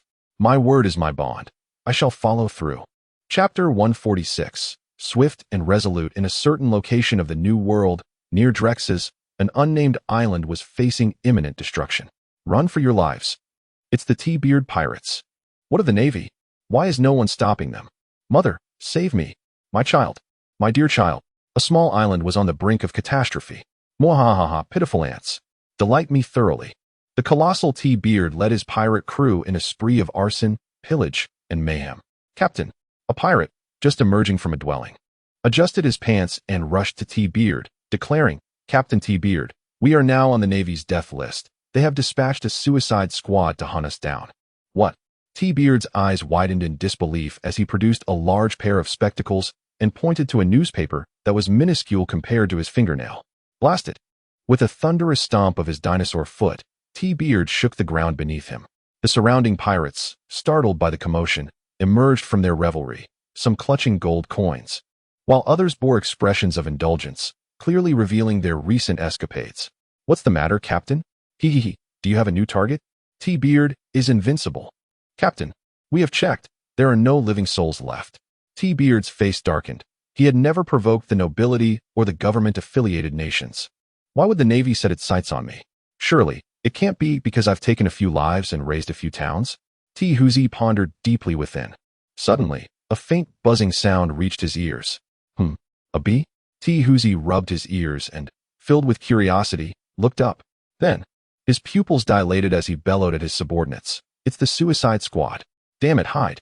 At that moment, Wayne and his companions, after a relentless pursuit, finally located the T-Hoosie pirate crew on this small island. Damn it, I have finally found you. Upon witnessing the distinctive figure of T-Hoosie amidst the flames and ruins, Wayne's eyes brimmed with murderous intent. After carefully sensing the surroundings with his observation hockey, Wayne's murderous intent intensified. There were no living souls left. I will annihilate them. Damn pirates. Their very existence is the utmost affront to justice. Boss Wayne, please let me down.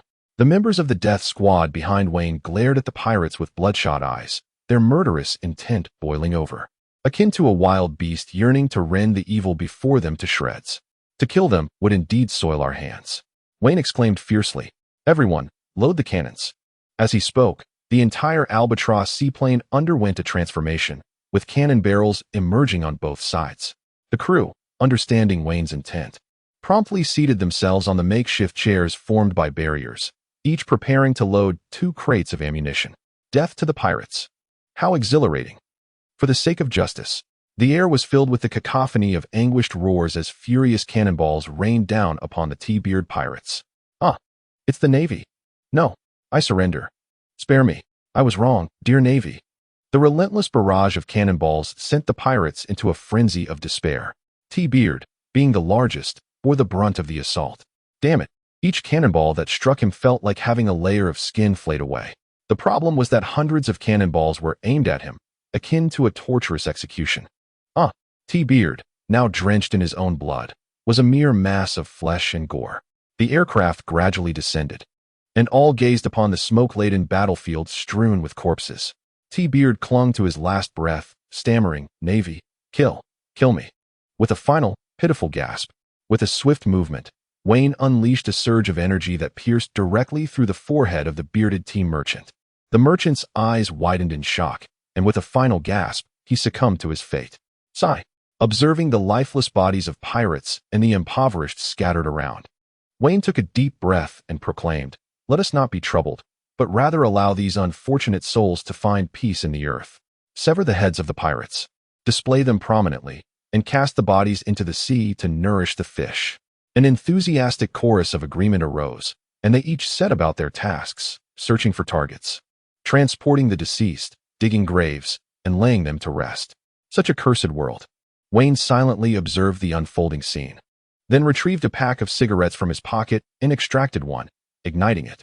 Just as the smoke was about to reach his lips, a delicate hand swiftly snatched it away from him. Upon witnessing Jiwen seize the cigarette from his grasp, Wayne's expression shifted to one of urgency. This was a premium item he had procured from his father.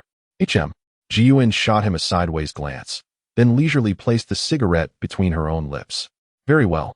It seemed he would not be indulging in smoking today. With a resigned sigh, Wayne tucked the cigarette into his pocket. Let this be a lesson learned. Ji-Yun stated quietly. Understood. Wayne extracted a cigarette from the pack, savoring a deep inhalation. Such is the nature of this world. Vane exhaled a plume of smoke and remarked, indeed. The Gloriosa Yachty, the vessel of the Ward pirates, is situated around the Shambody archipelago. Are you certain this is the location? Waldo inquired, glancing at Benjack perched upon his shoulder. Absolutely, this is the place. The celestial dragons have never concealed their whereabouts. They believe no one dares to challenge them, Benjack asserted, peering over the towering newspaper that obscured his view. Very well, Waldo replied nonchalantly before turning back to his own affairs. Sighing heavily, Benjack sensed the subtle shift in Waldo's attitude toward their old comrades. Stroking his grizzled beard, he felt increasingly powerless. I am aging, he pondered, realizing he could no longer keep pace with Waldo. Perhaps it would be best for me to depart from the Ward pirates and seek a place to lay myself to rest, he mused. At long last, amidst the anxious anticipation of the Ward pirates, 3 warships emerged within Waldo's line of sight. The central vessel belonged to the world government, flanked by 2 medium-sized escort ships under its command. It appears our target lies before us, Waldo declared, folding his arms. The usual protocol, I trust you all understand? 3 minutes. Yes, as long as you remember. Chapter 147. The Celestial Dragon, captured? Though the tiger may be aged, its ferocity remains undiminished. While the members of the Ward pirates had grown quite old, dealing with the 2 accompanying escort ships proved to be a mere trifle. In less than 3 minutes, both escort vessels had sunk beneath the waves. Damn it! The CP members aboard the main ship were thrown into disarray. They were merely attendants to the Celestial Dragons. And with the Navy's 3 admirals, Kapu, Sengoku, commanding respect, they had never anticipated anyone would be foolish enough to confront the Celestial Dragons during the Navy's zenith. Yet, the adversary before them was indeed such a fool. Waldo exclaimed, I am indeed intent on slaying the Celestial Dragons. Observing that his subordinates had cleared the area, Waldo leaped forth, swiftly approaching the main ship with a grace reminiscent of the moon's dance. With a soft thud, Waldo alighted on the deck, surveying the chaotic entourage and the imperious celestial dragons clad in their space suits.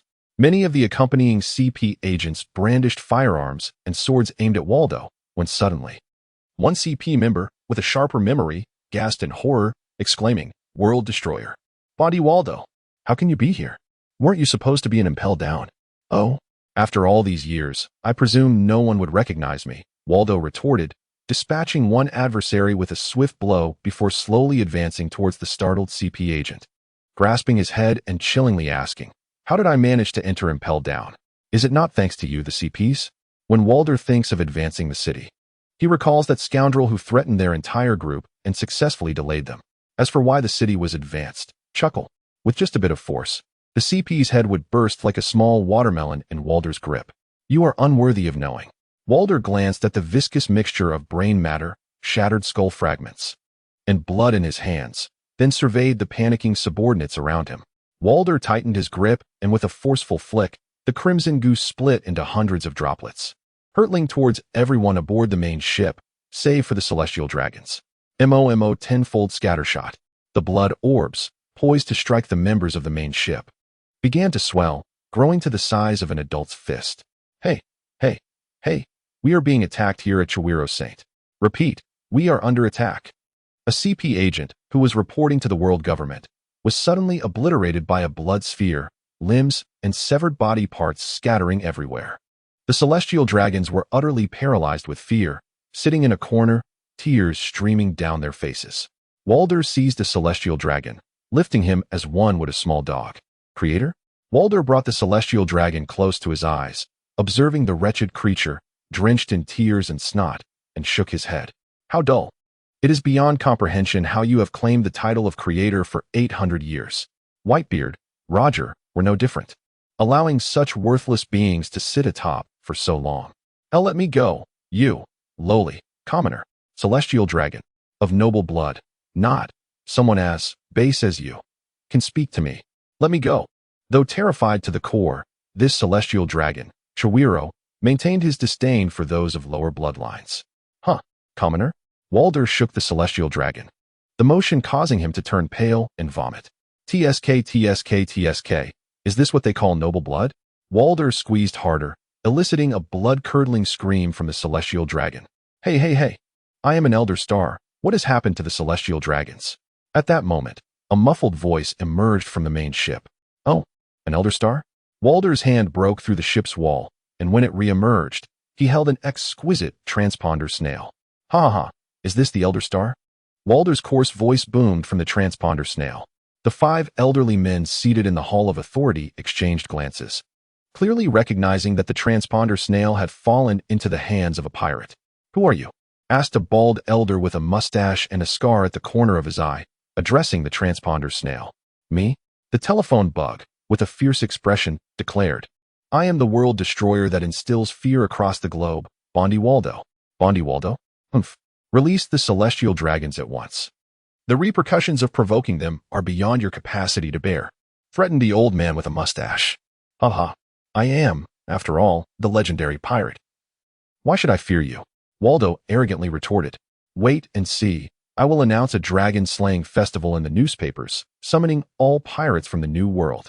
Arrogant. Outrageous. Damn pirate. With the sound from the telephone bug abruptly ceasing, the 5 elders present erupted in furious shouts. It is all that scoundrel Antonidas' fault. He was so easily outwitted and met his demise. If it weren't for Rear Admiral Wayne, who knows how chaotic the seas would be now? Waldo, the world destroyer? Bah. Even the previous Momo fruit user would not dare such audacity. A legendary pirate? He has lost all sense of himself. Let him make his move. One of the 5 elders said, his voice laced with uncertainty as he addressed the elder clad in a kimono, wielding a long sword. After all these years, we have just re-established the Dragon's Guard, to act rashly now. Humph. I shall see if the newly formed Dragon's Guard can truly bear the weight of responsibility. The kimono-clad elder scoffed. During the God Valley incident, the Dragon's Guard suffered heavy losses, which inadvertently propelled Carp into the status of a naval hero. Now the Navy is in unprecedented strength, with the Golden Pentagon above, the 3 admirals in the middle, and the Suicide Squad below. They lack for nothing. It is time to rein them in. The suited elder spoke solemnly. Upon hearing his words, the remaining 5 elders nodded in agreement, no longer dissenting. Indeed, the Navy had grown overly powerful. However, if something were to happen to Saint Chavarol, even if we were to tear Waldo to shreds, it would be of no avail. Once the sanctity of the celestial dragons is breached, those lawless scoundrels will pounce like ravenous wolves. Fear not, the bald elder interjected. Let the Navy's Suicide Squad take action. You are all aware of the strength of Rear Admiral Wayne's barrier ability. Indeed, they concurred. That should provide some assurance. Should we have Borsalino follow closely behind? Agreed. After a discussion lasting several minutes, an order was dispatched to Sengoku's desk. The order read, Rear Admiral Wayne Marcus. Lead your Suicide Squad to seize the opportunity to rescue Celestial Dragon Chavarol. You will be notified when the time is right, with Admiral Borsalino tailing to ensure safety. Huh. Sengoku was momentarily taken aback. The Celestial Dragons have been captured? How was I not informed? Chapter 148. Notification. Sengoku felt a slight ache in his head. What is this madness? We must wait for notification to rescue someone? Have they all lost their minds? In the midst of the chaotic atmosphere, Admiral Sengoku rubbed his temples and called out to the outside. Come in. Yes, Admiral Sengoku, what is your command? Summon Veen and Borsalino. After a short while, Borsalino arrived at the doorway of Sengoku's office. Borsalino? Sengoku remarked with a hint of surprise. You are here earlier than Veen today. Huh. Borsalino replied with a vacant stare. Mr. Sengoku, Veen has long gone out with his team to confront the pirates. Are you feeling all right? He then looked at Sengoku with concern, gesturing toward his own head. Ah, my temper. Sengoku thought, feeling the veins on his forehead pulse. The current Navy displayed a complete lack of respect for their superiors. It was all Garp's fault. He had corrupted the younger generation of Marines. Sengoku silently placed the blame squarely on Garp's shoulders. Meanwhile, in East Blue, at Windmill Village, Garp, who was indulging in the village chief's hospitality, suddenly sneezed. Garp's eyes sharpened, as if sensing that someone was plotting against him. He contemplated various possibilities before relaxing, muttering to himself, it must be that Sengoku fellow scheming against me. I'll sneak a taste of his rice cakes later. He thinks I don't know they're hidden in the shoe cabinet. He continued munching on the village chief's rice crackers. Hey, Garp. The village chief, leaning on his cane, shouted angrily, get out. You're going to finish off all my rice crackers. Ah, you've changed, Ken. Garp remarked, patting his chest. You never used to get angry when I ate your rice crackers. Get lost. You promised we'd share the rice crackers as brothers. Put those down. Curse it, that's my last pack of limited edition rice crackers. Crisp, crunching sounds filled the air. Delicious, Garp exclaimed, savoring the treat. Ah, Garp, I'm going to take you down. With a thud, the village chief collapsed, rolling his eyes. Ah, this. Garp observed his own fist, muttering, this isn't my responsibility. I had meant to inquire about Luffy, but never mind. I shall go see him myself. After rubbing his belly and popping the last piece of rice cracker into his mouth, Garp strolled leisurely with his hands behind his back, leaving behind the fainted village chief in a mess of debris. Garp, you scoundrel, the village chief mumbled intermittently in his dazed state. Ha ha ha, Luffy. Do you miss your grandpa? Garp's hearty laughter echoed from the mountaintop, followed by a series of small sounds. Ah, I don't want to be a marine. Shut up. Ouch. Why does my grandfather's fist hurt so much? The iron fist of my love cannot be thwarted by a mere devil fruit. Wicked grandfather. Bakayuru. Boom. Somewhere in the new world, Navy, spare me. Justice shall not forgive you. Accompanied by the swift strike of the ghost spider's hand, the captain of the spider pirate crew, Turbine Big Spider Squad, was beheaded. From this moment on, the only target remaining on the Navy's bounty list for the Suicide Squad was the red-haired pirates. Thus began the infamous legacy of the traitor. Wayne approached and kicked Squad's head. Boss Wayne, Pen, covered in blood, came over and said, the spider pirates have all been slain. Should we not establish the capital now? Nonsense. Wayne replied without even blinking. As per our usual practice, take care of him.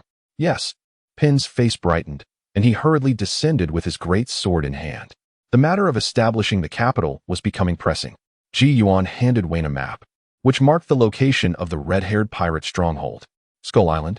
Vane closed the map and smiled at Ji Yuan, saying, Shanks has certainly chosen a splendid grave for himself. Ha ha.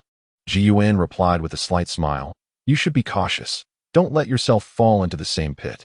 Despite her words, her eyes sparkled with amusement, clearly indicating her confidence in Vane's competition with Shanks. Ha ha ha, just wait and see.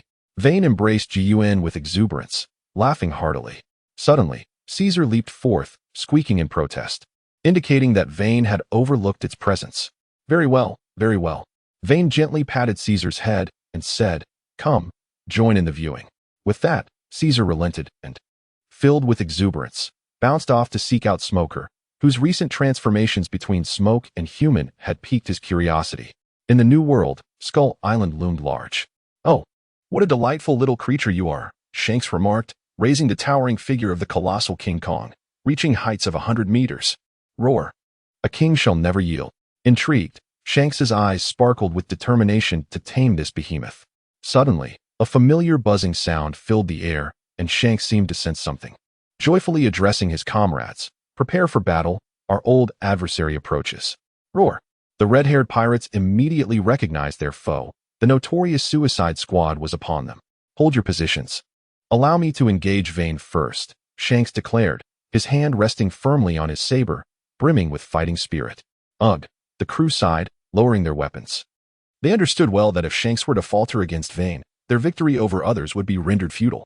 As the barrier plane drew near Skull Island, Vane and his companions were captivated by the imposing figure of King Kong. Squeak. Caesar's eyes widened at the sight of the colossal creature, bouncing with excitement as he attempted to capture it, even beginning to shift subtly into his behemoth form. All right, Vane said, ruffling Caesar's head. Yet the little monkey continued to leap about in excitement. Smack. Wayne delivered a swift slap to Caesar's nape, prompting him to finally quiet down, albeit with a grimace revealing his teeth. Wayne maneuvered the barrier aircraft to a gentle descent. Upon spotting Shanks standing firm, Wayne's face broke into a smile that suggested a worthy rival. Hey, you bastard Wayne. I've mastered my swordsmanship, so beware, or I shall cleave you in two. As Wayne made his appearance, Shanks declared with unwavering confidence. Is that so? Wayne replied, lifting his pinky and teasingly shaking it at Shanks. A novice should possess the humility befitting a novice. Bah, come at me. Show me your pathetic skills. Chapter 149, a stunning strike indeed, like natural adversaries. They could hardly exchange a few words before the battle commenced. The barrier of glass shimmered, Wayne's entire being transformed into a verdant green, exuding an aura of invincibility. The domineering sword technique was evident as Shanks, deviating from his usual playful demeanor, gripped the rapier in his right hand, which gradually morphed into an unfathomable obsidian hue. Suddenly, Vane's figure vanished without a trace. Shanks, his gaze unwavering as if he possessed eyes in the back of his head, deftly maneuvered his sword to firmly intercept Vane's fist with the blade. "Your observation, Haki, is commendable," he remarked nonchalantly. "Mediocre at best, yet your punches remain remarkably powerful." Vane revealed a subtle smile behind Shanks, recognizing him as his true rival, the future Emperor of the Seas. "It is my turn now." Shanks leaned forward, his right heel sweeping horizontally towards Vane. Vane raised an eyebrow, lifting her left hand to deflect Shanks' kick with her forearm. The sound echoed dramatically. Wayne was propelled backward by Shanks' formidable kick, sliding several meters. What impressive strength!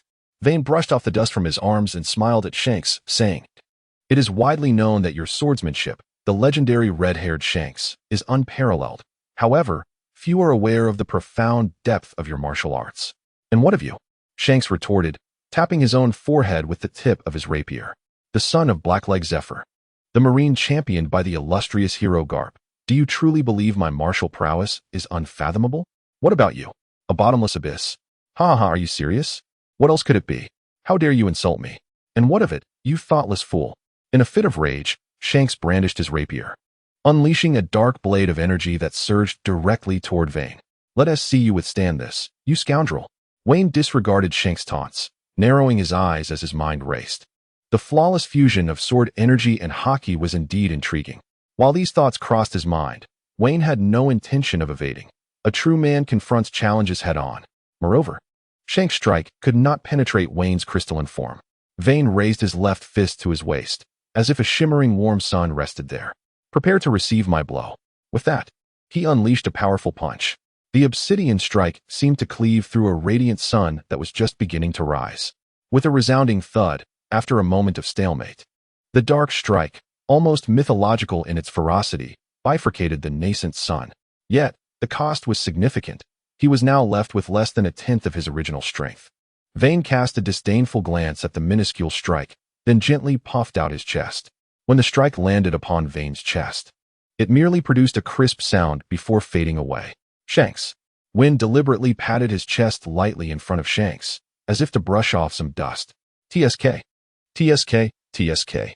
Wynn shook his head at Shanks, seemingly conveying a message of inadequacy. "Damn it." Shanks glared at Wynn, who continuously provoked him. A man of vast experience, Shanks was well aware of the extraordinary nature of the barrier fruit. In fact, the true glory of the barrier fruit was manifested in the hands of the first Marine Admiral, Kralmet, 800 years ago. Shanks recalled that the barrier fruit was renowned as the most formidable defense and the ultimate adhesive.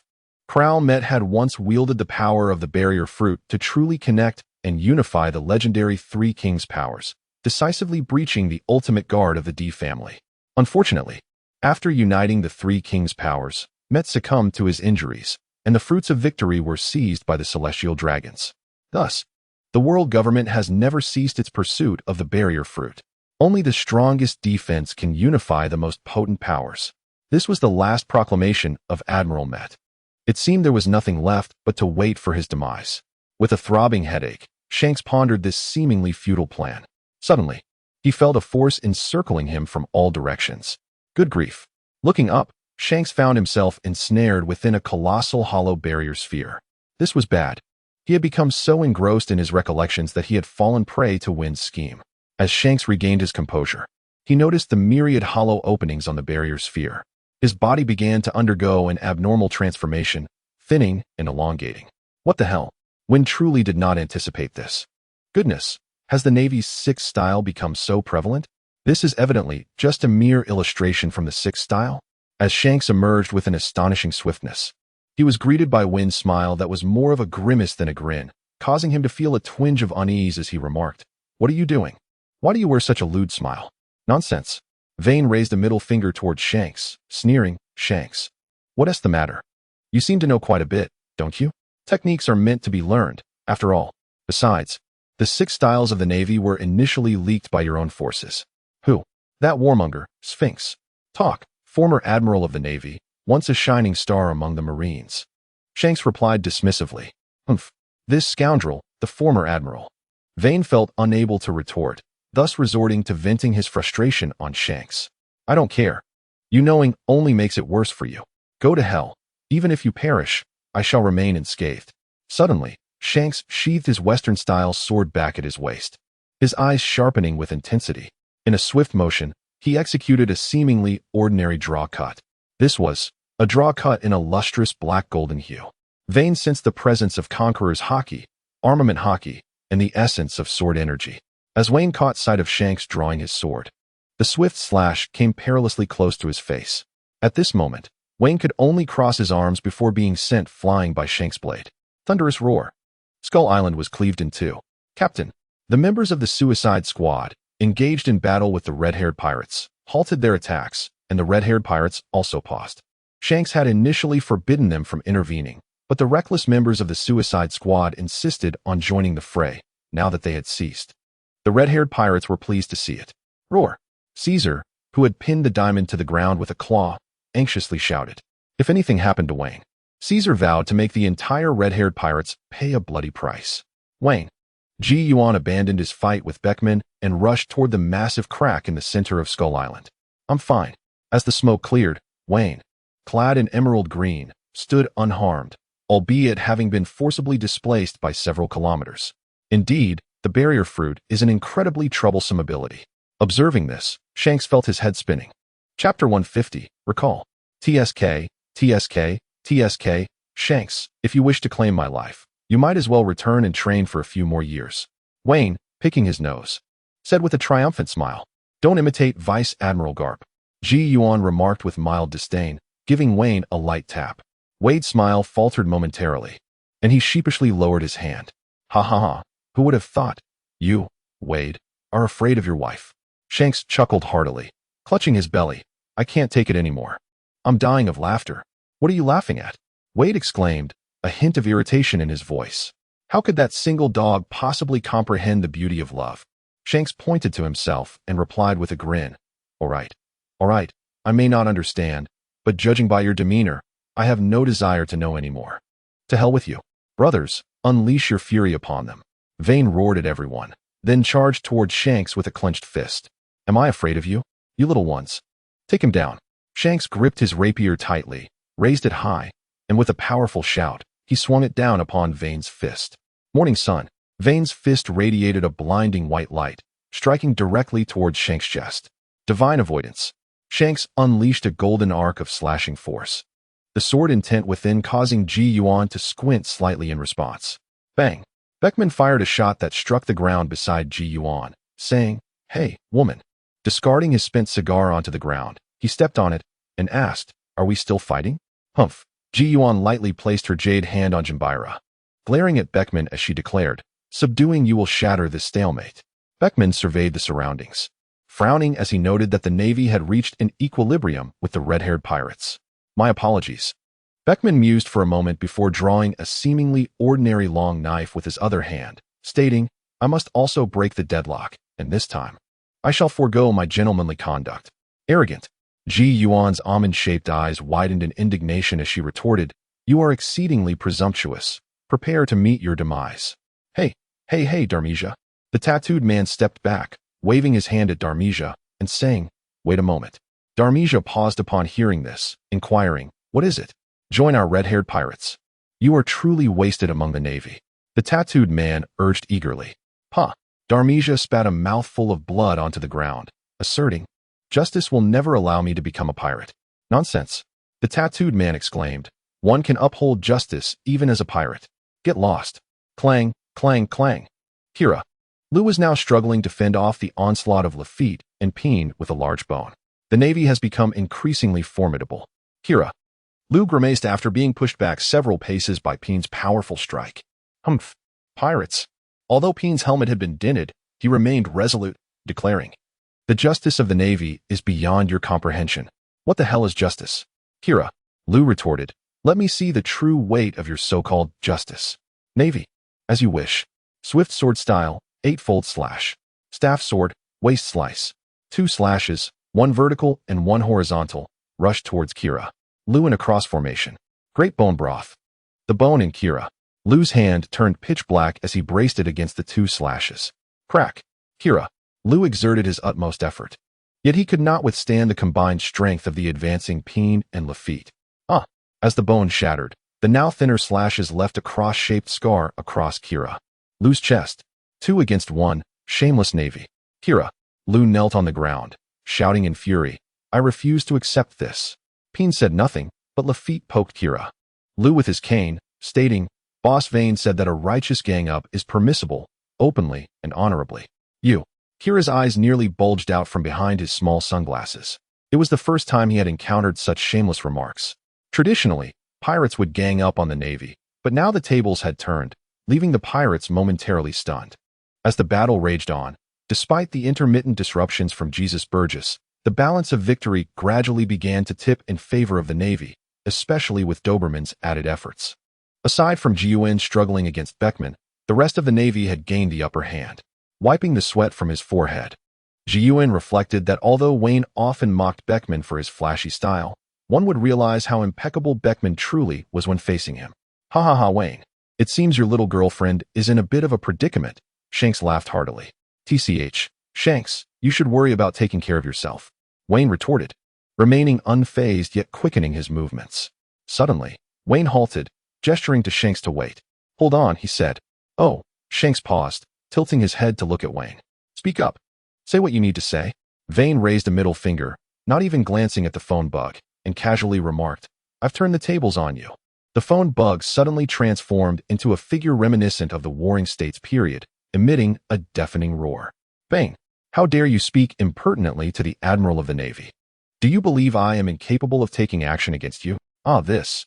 Wayne lowered his head, gazing at the clawing telephone insect, feeling a twinge of headache. Ha ha ha ha ha. Hey, Wayne, did you hear that? You've been turned upside down. The laughter echoed as Shanks, doubled over in mirth, began to roll on the ground. Silence. Vane turned his head and bellowed at Shanks with bared teeth. What did you say? Telling me to shut my mouth? Vane, do not presume that with Zephyr here, I cannot deal with you. If you provoke me further, I shall take on Zephyr as well. Sitting in his office, Sengoku had rolled up his sleeves, prepared for a confrontation. Ha ha ha, listening to Shanks's distant laughter. Vane rubbed his temples and spoke softly. Marshal Sengoku, I am currently engaged in battle with the red-haired pirates. I was just addressing Shanks. I see, Sengoku replied, silently lowering his sleeves and once again adopting the demeanor of a mature and composed marshal. Have you won? Almost. Vane responded, when Sengoku urged, hurry back. Taken aback, Vane noticed Shanks perk up his ears in curiosity. The celestial dragons have been captured by the world destroyer, Bondi Waldo. Quickly return and prepare to rescue them alongside the representatives of the world government. Sengoku said impatiently. Huh? What do you mean, huh? Hurry back. Oh. Chapter 151. The return. What shall we do now? Vane cradled the phone bug back into his embrace, then exchanged a fierce stare with Shanks. Vane, how about we postpone our battle? Shanks suggested, observing Vane's rather pallid complexion. After all, those celestial dragons of yours are rather pressing matters. Vane responded with a heavy nasal grunt. Humph. Shanks released a sigh of relief. Truth be told, battling against such a formidable tank was an arduous challenge for him as a warrior. Cease hostilities. Wayne extended his hand, clutching a megaphone, and bellowed across the battlefield. Ceasefire. Everyone halt immediately. What? Why? Boss Wayne, we are on the verge of victory. Stand down, stand down. Damn pirates, do not strike my rear. Jesus, you scoundrel. The roar echoed. Caesar perched atop the colossal ape, demonstrating to all who the true victor was with a grip of iron around the beast's neck. The ape howled in defiance, thrashing wildly. Roar. Caesar dismounted and lifted the ape, unleashing a furious shout, droplets of saliva splattering the creature's face. With a snort, the ape exhaled sharply, falling silent. An urgent message from the Navy headquarters arrived, commanding an immediate return to base. With a casual gesture, Wayne conjured an albatross seaplane that materialized upon the surface of the sea. Let us depart, he exclaimed. Vane waved farewell to the crowd, preparing for departure. Bah, pirates. Just wait. Humph, octopus spider. I shall inevitably leave you bald. Hey, flying squirrel. What's that? Let us battle again next time. I shall be waiting. The Navy and the pirates, some share a mutual respect while others threaten one another. Some express their concern through mockery. The world of pirates is indeed peculiar. One moment they are engaged in fierce combat, and the next they are united in camaraderie. Perhaps this is a form of mutual acknowledgement. Wayne gazed intently at Shanks, contemplating the peculiar nature of camaraderie among men. "Hey, Wayne." As Wayne finally boarded the vessel, Shanks suddenly exclaimed, with Bondi Valdo going wild, "Even our captain must tread carefully. Do not, under any circumstances, allow that old popsicle, frozen for over 20 years, to shatter." "Nonsense," Vane mockingly exclaimed. "Get lost. Even in death, I would not perish. Ha ha. My life must remain intact to witness the dawn of a new era. The age of the Navy? To hell with that." As the distant buzzing sound faded, Beckman felt a wave of relief wash over him. He feared that Vane might seize the moment of their relaxation to launch a surprise attack. Turning to survey the battered crew and the bound Kira, his irritation flared. "Look at you all," Beckman vented angrily. "In just over 6 months, the Navy has already begun to surpass you. And what have you done? Indulged in idleness and revelry, merely playing around." "Ah, Beckman," Shanks interjected. "Didn't we also manage to escape unscathed?" To Beckman's dismay, Shanks was abruptly pulled by the collar. "It's you, Shanks. If it weren't for your constant feasts, would these people have fallen so low?" Shanks hadn't anticipated being implicated, but found some truth in Beckman's words. Clearing his throat, he averted Beckman's fiery gaze and assumed a captain's demeanor. "Did you all hear what Beckman said? From now on, we must train diligently." "Understood, Captain," the crew replied weakly. "You all." Beckman, observing the dispirited crew, felt his frustration bubbling. "Oh dear," Shanks interceded, stopping the impending outburst from Beckman. Turning to the listless crew, he asked, "Are you feeling exhausted?" "Yes." "Are you thirsty and hungry?" "Indeed." "Would you like to take a break?" "Absolutely." "Great. Let us hold a feast." Roar. "Shanks! Shanks! Shanks!" As he watched the foolishly exuberant Shanks and the crew joyously preparing for the feast, Beckman held his forehead in despair. There's no saving them now. Though they had not captured the red-haired pirates this time, the crew's morale soared high. They had triumphed over the red-haired pirates purely through their own strength, without relying on their captain. Wayne disregarded the jovial chatter of the crowd, his expression darkening. He was acutely aware of the true nature of the celestial dragons. To be frank, he had no desire to associate with such worthless beings. "Fear not. The world government is well aware of the discord between our navy and the celestial dragons. They should not trouble us. We simply need to minimize our interactions with them." Given the circumstances, Ji Yuan was at a loss for what to do and could only offer gentle reassurances to Wayne. Vane grasped the delicate hand of Ji Yuan and said, "I know that when the time comes, you must not go. The celestial dragons are greedy and lecherous. With your beauty, the odds are overwhelmingly against you." Vane cautioned. Despite possessing formidable defensive abilities, he would be helpless against the world government. The moment was not yet ripe. An instinct whispered to Vane that the individuals dispatched by the world government this time were extraordinary, just as Vane anticipated. While the Suicide Squad was still en route to the Navy headquarters, 3 colossal figures, each extending over 100 meters, soared majestically above the headquarters. The world government. The elite force of the celestial dragons, the Dragon Guard. Fire Dragon, Ice Dragon, Poison Dragon. They had come specifically to aid the Navy. In the office of Sengoku, as they observed the 3 dragons flaunting their power outside, Zifa, Garp, and Tsuru gathered solemnly, their gazes fixed intently on the scene. Akainu and Kazan were stationed in the New World, while Borsellino, idly wandering, glanced up at the imposing dragons with a grin, akin to watching turkeys soaring in the sky. "Sengoku," Zifa said gravely, "they have been reassembled, those old dragons." Sengoku nodded, his expression heavy. He had supported Vane's formation of the Suicide Squad partly with the desire to challenge the Dragon Guard. "Humph, merely reptiles soaring in the heavens," Garp scoffed, picking his nose disdainfully. "A bunch of worthless beings. After being defeated by the Rock's pirates, aside from those old dragons, the new generation, in my eyes, are all worthless." "The world government is testing us," Tsuru remarked calmly. "The unprecedented brilliance of the Navy across 3 generations has made the world government wary of us." Chapter 152, The Giant Dragons Indeed. Sengoku nodded. "The world government is anxious. The Suicide Squad signifies a substantial enhancement of the Navy's strength." "Huh, I couldn't care less," Garp said, munching on sunbae, his mouth never ceasing. "When the soldiers come, I shall meet them. When the water comes, I shall dam it." Zifa poured himself a cup of tea and drained it. Suru, arms crossed, quietly closed her eyes in meditation. Sengoku pondered. He was uncertain about the current state of the Dragon Guard. He decided to wait until he encountered them. With a series of roars, perhaps feeling bored or satisfied, the three colossal dragons smashed through Sengoku's office and barged in. You rascals! Zifa slammed the table and stood up suddenly, resembling an enraged lion.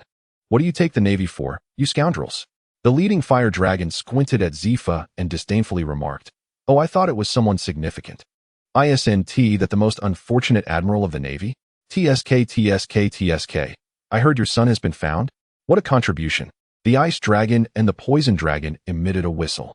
General Zhangguo furrowed his brow, while Colonel he wore an expression of deep concern. And Carp's eyes glinted with menace. What is the matter? Fire Dragon raised an eyebrow, addressing the visibly troubled old Navy man. Do you intend to bully the weak? He continued, invoking Coach Willie's words that their group feared not the Navy. The Ice Dragon asserted his stance with conviction, to ensure their safety. The Poison Dragon brandished a command from the Celestial Dragons, dispelling any obstacles in their path. Pathetic fools. Carp scoffed disdainfully. Humph, old rascal. What did you say? Retorted the Fire Dragon. Your heroic title in the Navy was earned through the efforts of our Dragon Guardians. The three young men, clad in white garments with hair dyed in shades of red, blue, and green, resembled agitated cats. What on earth is happening? Who are these three nonconformists? Just as the three confronted Carp, a large hand suddenly rested upon Fire Dragon's shoulder, followed by a calm voice that resonated. What? Fire Dragon turned to discern the identity of the hand's owner, but it tightened its grip, constraining him. Greetings, Fire Dragon. I am Wine, the son of Admiral Zephyr. I look forward to your guidance. Wine's voice whispered in Fire Dragon's ear. Impudent. Ice Dragon's eyes gleamed with fury as one hand transformed into a dragon's claw, aimed menacingly at Wine. With a fierce glare from Wayne, the Ice Dragon was rendered motionless. The venomous dragon discovered that a transparent substance enveloped the Ice Dragon, rendering it immobile. What could it be? A sense of trepidation overcame the venomous dragon. Haraha! Wine chuckled lightly, patting the shoulder of the Fire Dragon. Before leading the brave squad into the office of the Warring States, Wayne sat at the forefront, while the others stood behind him. Speak. Wayne withdrew a pack of cigarettes from his pocket and, after exchanging a knowing glance with Jiuan for consent, leisurely lit one for himself, saying, Now, let us discuss how to rescue that, celestial dragon. Yes, the celestial dragon. Longhu stared at Wayne for a moment before exhaling in resignation. We are awaiting intelligence from the newspapers. Intelligence from the newspapers? Wayne chuckled at Longhu's words, responding with a grin. Are you all just standing around? What is your purpose here? Hearing Wayne's remarks, Longhu and the others were incensed. Yet, due to Wayne's formidable strength, Ice Dragon lowered his voice and said, Bondi Waldo has few subordinates, and his ship can submerge, which is why he remains concealed. We are at an impasse. You incompetent fools. Zephyr called out in support of his son. You, Poison Dragon was about to retort, but, upon meeting Wayne's gaze, he swallowed his words, submitting to silence. They believed they could surpass the older generation of the Navy. However, in the presence of one capable of easily suppressing Longhu, Poison Dragon felt an instinctive trepidation. Longhu and Ice Dragon were equally astonished by Wayne's prowess. This must equate to the strength of a vice admiral, they mused. Admiral Sengoku. Longhu quickly adjusted his mindset. Since someone of the same age was superior to him, he decided not to flaunt his bravado any longer. Well, as we have yet to hear news of Bondi Waldo, may we stay here for a while? Certainly. I shall make the arrangements shortly. Sengoku nodded, maintaining an air of dignity. You may first take a stroll to familiarize yourselves with the Navy. Very well. The three young ones exchanged glances before simultaneously declaring, Then we shall tour the Navy headquarters. Wait a moment. Wine nonchalantly discarded his cigarette but onto the ground, igniting a furious reaction from the nearby Zhangguo. My exquisite hardwood floor, he exclaimed. The trio of fire dragons paused, turning their attention towards Wine. Wayne approached, first patting the face of the fire dragon, then the ice dragon, and finally the poison dragon. Your skills are commendable, he remarked. Fortunately, you are aiding our Navy. Had you chosen to assist the opposing side? Wayne adjusted the collar of the fire dragon and gently patted its head, letting out a light chuckle. Hee hee. The ice dragon could no longer contain its anger and prepared to confront Wayne. Bang! The ice dragon was kicked out through the wall. Ice dragon. Second brother. The fire dragon and the poison dragon hurried over to assess the ice dragon's injuries. Wayne had been quite measured in his actions. The ice dragon had merely fractured a few ribs and would recover after a night's rest. How infuriating. Those arrogant navy brats. The fire dragon and poison dragon exclaimed in fury. Silence. Wayne replied ominously, in Mariehua. You are formidable. Here, however, I hold the power. Get lost. The fire dragon suppressed its anger and assisted the ice dragon in leaving. Ha ha ha. The entire office erupted into laughter. Hearing the mirth, the fire dragon clenched its fists and walked away without looking back. Well done. The old man Carp boomed with laughter, saying, I've long had a distaste for them. Had it not been for their youth, I would have knocked them out with a single punch. Zephyr also smiled warmly, exclaiming, Well done, truly my son. Hee hee. Wayne, in stark contrast to his earlier imposing demeanor, merely scratched the back of his head and smiled. Wayne. The ominous voice of Sengoku echoed in Wayne's ears. Wayne shuddered, glancing at the menacing Sengoku, and inquired with a hint of confusion, Marshal Sengoku, what seems to be the matter? Sengoku pointed to the ground, where Wayne's recently discarded cigarette, but had burned a small hole in his cherished wooden floor. Wayne felt a twinge of embarrassment as he beheld the damage. Bang! Crack! Exclaimed Carp, who, pinching his nostrils, had also made a dent in Sengoku's prized flooring. Carp, you! Sengoku's eyes widened as he shouted in exasperation, Get out! All of you get out! Chapter 153. Countermeasures on the second day after the Dragon Guard's arrival at the Navy headquarters. The World Economic News Agency released a report that sent shockwaves across the seas. The infamous world destroyer, Bondi Waldo, boldly proclaimed his return, declaring his intent to unlawfully slay the celestial dragons at the Shambadi archipelago and actively recruit pirates as his allies. For more details, stay tuned to me, the illustrious Morgans, as I will continue to provide coverage. Upon reading the newspaper, Sengoku tore it to shreds. Vice Admiral Crane, Zifa, and Carp all wore grim expressions. What was this world destroyer plotting? Was he intent on trampling the dignity of the Navy, impel down, and the world government? Sengoku bellowed in fury. Summon Wayne and those three rascals to me. Quickly. A naval soldier saluted Sengoku and hurried away. Just then, a female soldier approached briskly and handed a document to Vice Admiral Crane, whose expression shifted dramatically upon reading it. Sengoku. Vice Admiral Crane hastily passed the order to Sengoku. Good heavens! Sengoku exclaimed, throwing the order to the ground. Covering his forehead, he seethed. Are none of you capable of bringing me peace of mind? The order ominously stated, the pirate Grand Admiral, Golden Lion, has caused the seawater to flood Mariehua, injuring several celestial dragons. The powerful Wek family has been abducted by Golden Lion, plunging Mariehua into chaos. The Navy is hereby instructed to respond at their discretion, prioritizing the safety of the celestial dragons.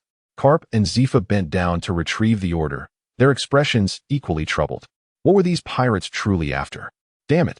I should have smashed that golden-haired scoundrel, Golden Lion, to bits back in the day. Sengoku lamented. Well then, what shall we do now? Vice Admiral Crane produced a life card, stating, This is a life card for infiltrating Golden Lion's floating island amidst the chaos. It can lead us to him. I shall go. Carp volunteered, preparing to depart. Sit down. Sengoku commanded sternly.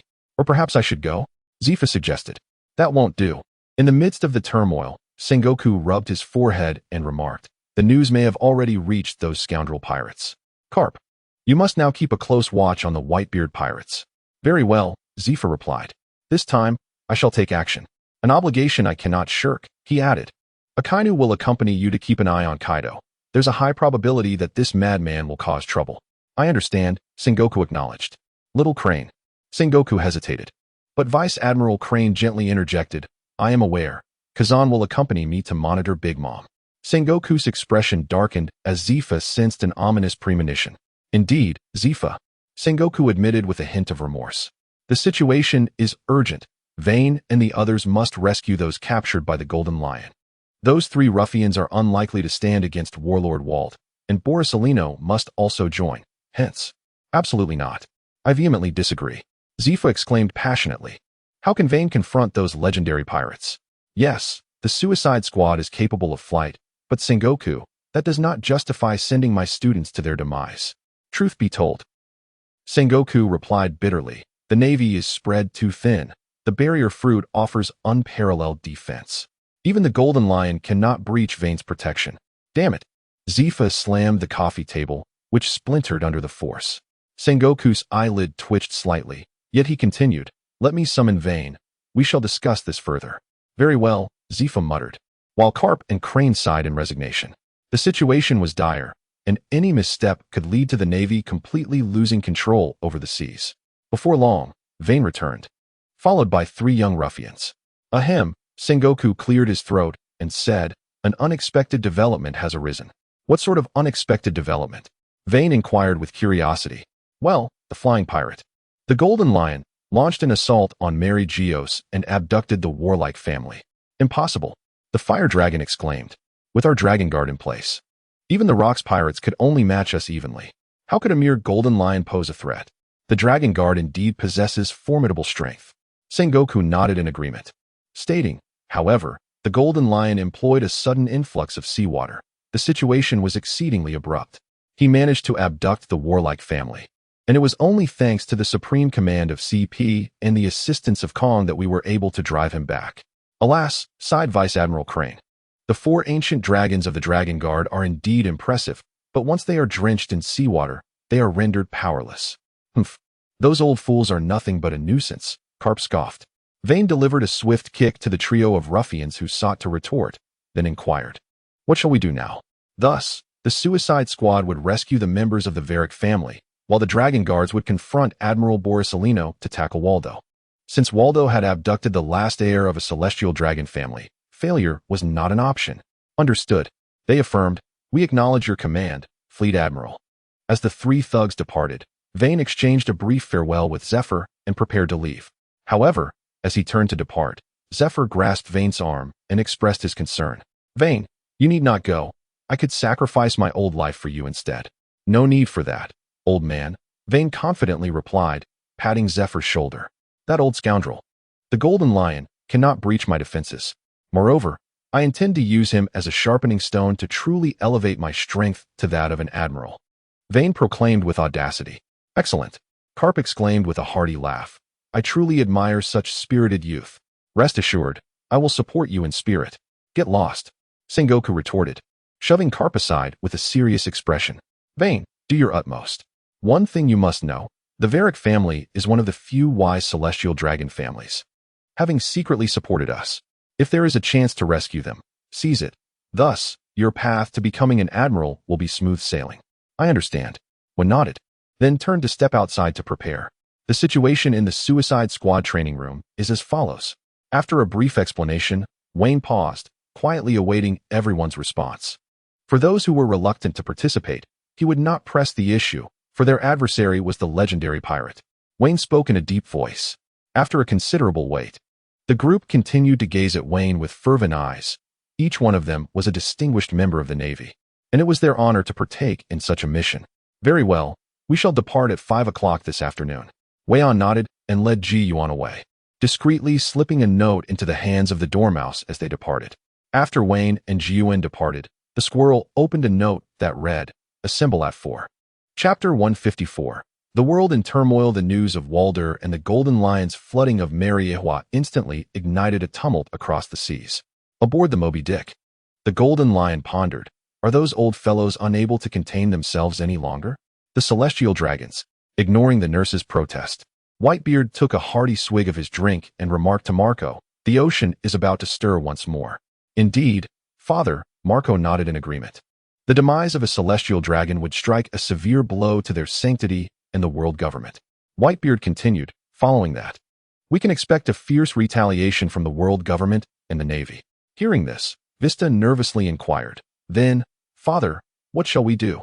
Whitebeard gently ruffled Vista's hair, reassuringly stating, what is there to fear? I am Whitebeard, the strongest man in the world. Ah, father, father, father, the strongest man in the world. Father. Jaws rushed in, exclaiming, father. Whitebeard gestured for him to speak slowly. The brothers have returned with news that the Navy Hero Garp ship has suddenly appeared in our territory.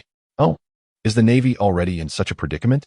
Whitebeard mused, then waved his hand, declaring, let it be. I wish to see just how much strength Garp retains.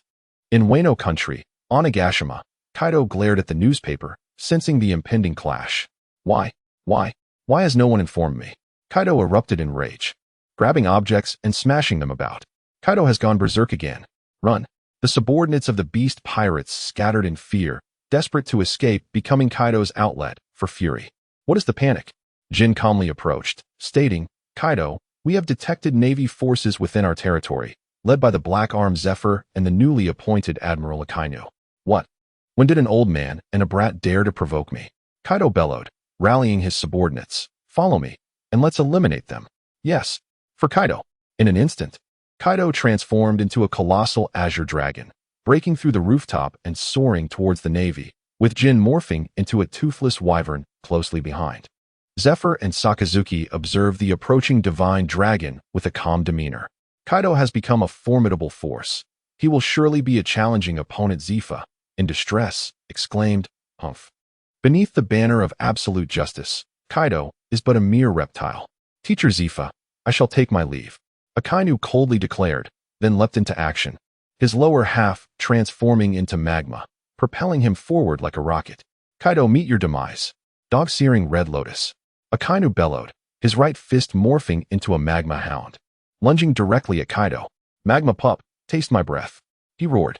Kaido opened his dragon maw, unleashing a colossal breath that collided with Akainu's dog-searing red lotus. Suddenly, Zifa materialized beneath Kaido's gaping maw. Shut your foul mouth. Zifa delivered a fierce kick to Kaido's chin, causing the breath he had yet to expel to explode within his mouth.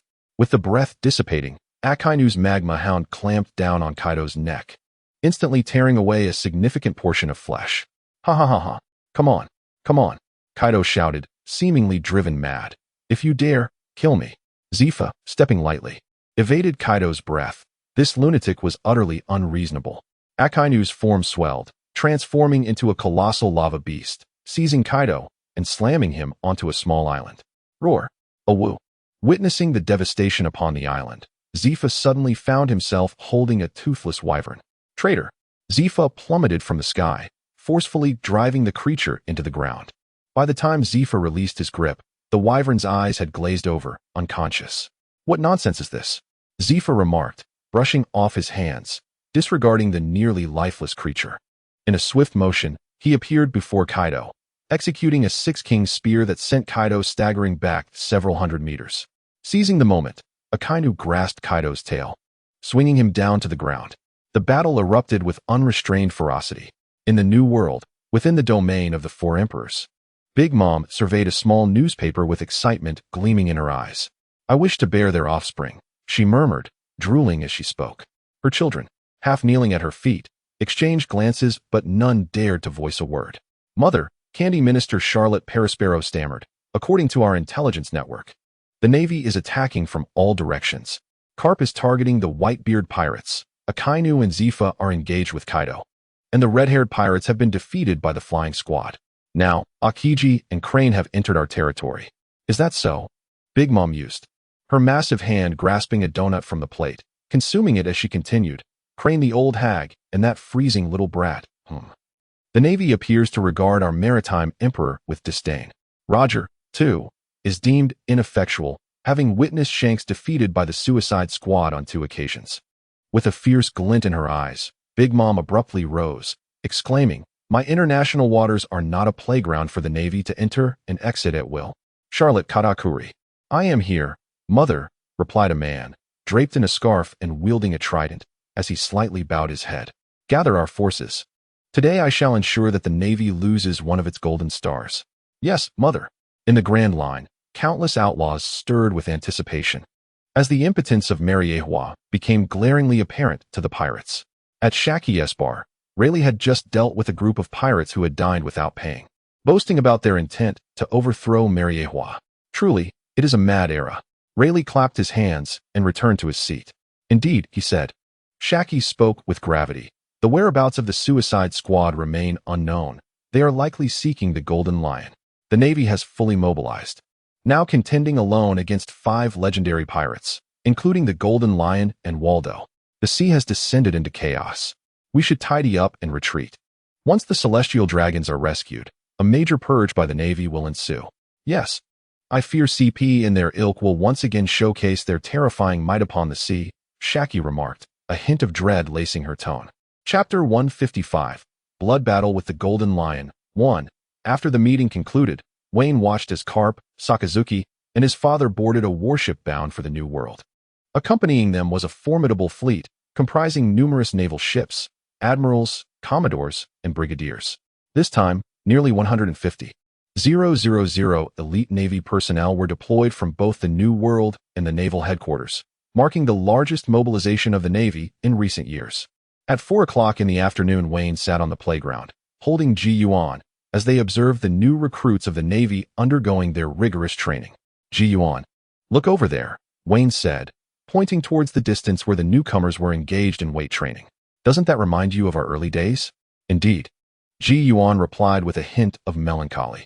Back then, you were so much stronger than us, and we foolishly followed you, running with stones on our backs. Is that so? Wayne chuckled, scratching his nose. I need to use the restroom for a moment. All right, Ji Yuan said, wrinkling her nose, as she found herself lost in memories of the past. Upon witnessing the scene, Wayne stealthily picked up his coat and hurriedly made his way to the harbor. By the time Wayne arrived at the port, everyone had gathered except for Ji Yuan, who was still waiting for him alongside the esteemed general of the Warring States. Oh, the general of the Warring States. Wayne bowed respectfully to General Zhanghua and inquired, General Zhanghua. Ah, I have come to bid you farewell, Zhanghua replied, nodding. He then glanced back and asked, what is the matter? Did Ji Yuan not come? It's too perilous. I told a little fib, Wayne chuckled. Indeed, a true man. Zhanghua nodded in approval and said, well then, I shall not impose upon you any longer. Let us proceed. Very well. Vane waved to the crowd, and they filed into the barrier plane. The hum of the aircraft filled the air as it etched a beautiful trail across the sky, before vanishing into the horizon. At that moment, it was only when Ji Yuan heard the commotion that she sensed something was amiss, prompting her to rush over. Upon her arrival, she could merely see the remnants of the trail above. You have arrived too late, Sengoku remarked with an air of nonchalance. Vane was concerned for you. They set off ahead of schedule. Ji Yuan bit her lip in frustration, exclaiming, I know, that fool. Indeed, he truly is a fool. Sengoku laughed heartily. Humph. When he returns, I shall give him a proper scolding. Ji Yuan retorted angrily, though her eyes betrayed an undeniable worry and concern. On the New World's Thunder Island, a hearty laughter erupted. Who would have thought you, old ghost, would also make an appearance? At that moment, the floating island of the Golden Lion descended beside Thunder Island, where he was sharing a drink with a suave and graceful middle-aged man with red hair, the younger version of the Red Count. Were it not for the vampire fruit in the celestial dragon's treasury, I wouldn't condescend to associate with you, the Red Count remarked disdainfully, taking a sip of ale. These pirates possess no taste whatsoever. They do not even drink red wine. He mused internally, casting a more disparaging glance at the Golden Lion. The Golden Lion, unfazed by the Red Countess' scrutiny, summoned a comatose CP agent at his whim. From the world government? The Red Count inquired, casting a sidelong glance at the unconscious CP, his tone imbued with certainty. Indeed, the Golden Lion nodded, boasting, I am eager to see what sort of individuals this fellow can summon. Just ensure you do not nearly botch it like you did in Mariewa. The Red Count replied coolly. Humph, how was I to know that Kong and that black-clad scoundrel were so formidable? The Golden Lion retorted, picking his nose absent-mindedly. The Red Count subtly distanced himself from the Golden Lion, who paused momentarily before casually flicking away an indescribable substance from his fingertip. Who might come? Garp? Zephyr? Or perhaps Sengoku? The Golden Lion mused with fervor. I fear it may be the world government's hidden dragons or the Five Elders. The Red Count expressed with a hint of trepidation. No one can disregard them, not even Rox, Whitebeard, or Roger. Indeed, the Golden Lion conceded. This time was also a stroke of luck. We diverted attention with the scrap beasts and then flooded Mariewa with seawater. Otherwise, neither of us would have made it out. The Red Count acknowledged with a slight hum, lapsing into silence. Suddenly, the Red Count's ears perked up, and he informed the Golden Lion, your visitors have arrived. Ha ha ha ha, is that so? Your ears remain as sharp as ever. I can hardly contain my anticipation, Indich. As soon as the words of the Golden Lion faded, Indigo, clad in a chef's attire, emerged wielding a spatula. What is it, Captain Golden Lion? He inquired. Keep a close watch on those celestial dragons. We cannot afford for them to perish.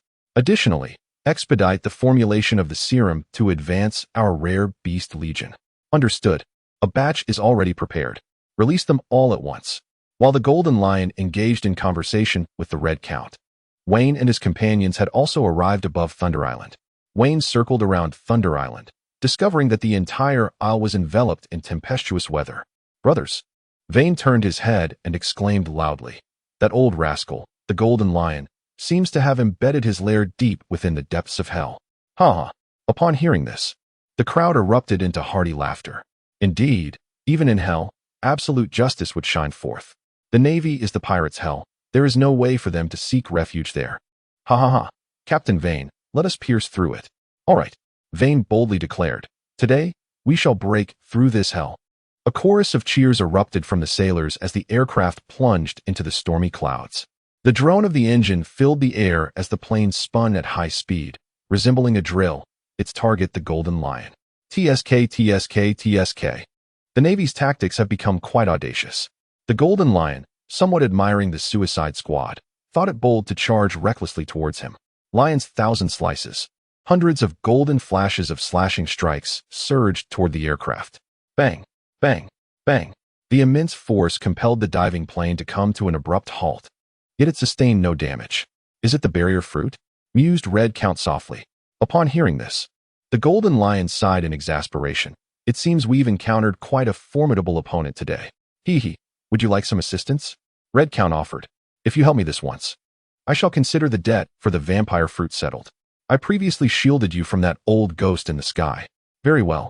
The Golden Lion understood that this would undoubtedly be a fierce battle, and Vane's companions could pose a threat. I intend to engage that barrier brat in a proper duel. You go and hold off the others, he instructed. Hee hee, just as I wish. In my battle with the sky, I landed a solid punch. I could use a bit of blood. What a twisted man. The Golden Lion grimaced, feeling a slight discomfort. Chapter 156, Blood Battle with the Golden Lion. 2. As the aircraft was forcibly halted by the Golden Lion, Vane decided to disembark. The members of the Suicide Squad began to step forward, poised to launch an assault on the Golden Lion. Barrier, war god. Wine transformed into a formidable war deity. Adorned in armor with majestic wings sprouting from his back, wielding a mighty halberd. A thunderous roar erupted from him. Roar. Perched upon Wine's shoulder. Caesar's eyes blazed crimson as he morphed into a colossal behemoth. Golden Lion, prepare to meet your end. As he beheld the Golden Lion hovering in the air, Wine unleashed a deafening roar, sweeping his halberd towards it with unbridled fury. Roar. Caesar pounded the ground fiercely a few times before launching himself toward the Golden Lion with remarkable speed. What a bold lad. The Golden Lion bellowed, such audacity. But to take me down? Even Carp and Sengoku would struggle. The Golden Lion charged towards Wine and his companion, first raising his left leg to block Wine's halberd with his sword. Then, with a swift motion of his hand, he summoned a gigantic earthen lion that immediately engaged Caesar in combat. The earthen lion lunged to overpower Caesar, who expertly ducked and slid behind it. Roar, I am a naval elite from the Grand Line. Caesar let out a series of enigmatic roars directed at the Golden Lion before leaping onto the back of the earthen lion, his colossal fists raining down blows like a pile driver. Roar. Great wood, great wood, great wood, great wood, great wood, great wood. With a mere wave of his hand, the Golden Lion conjured several earthen lions to besiege Caesar, while simultaneously, other strands of earthbound ropes ensnared Wine's waist. Vane severed the soil rope around his waist with his right hand, while his left transformed the great halberd into a claw, his spiked fist hurtling towards the Golden Lion. Ha ha ha ha. Lion's might, royal wrath. The Golden Lion extended his other arm towards the distant sea, causing the entire surface to froth and boil. Could it be? This cannot be real. Is this truly the power of the legendary Pirate King? The members of the Suicide Squad were awestruck. Whether it was Vane and Caesar's ferocious forms or the Golden Lion's majestic command over nature, they were profoundly shaken. Enough, the Weasel shouted sternly. Hurry and assist Boss Vane. Stop gaping here. Yes, indeed, for justice.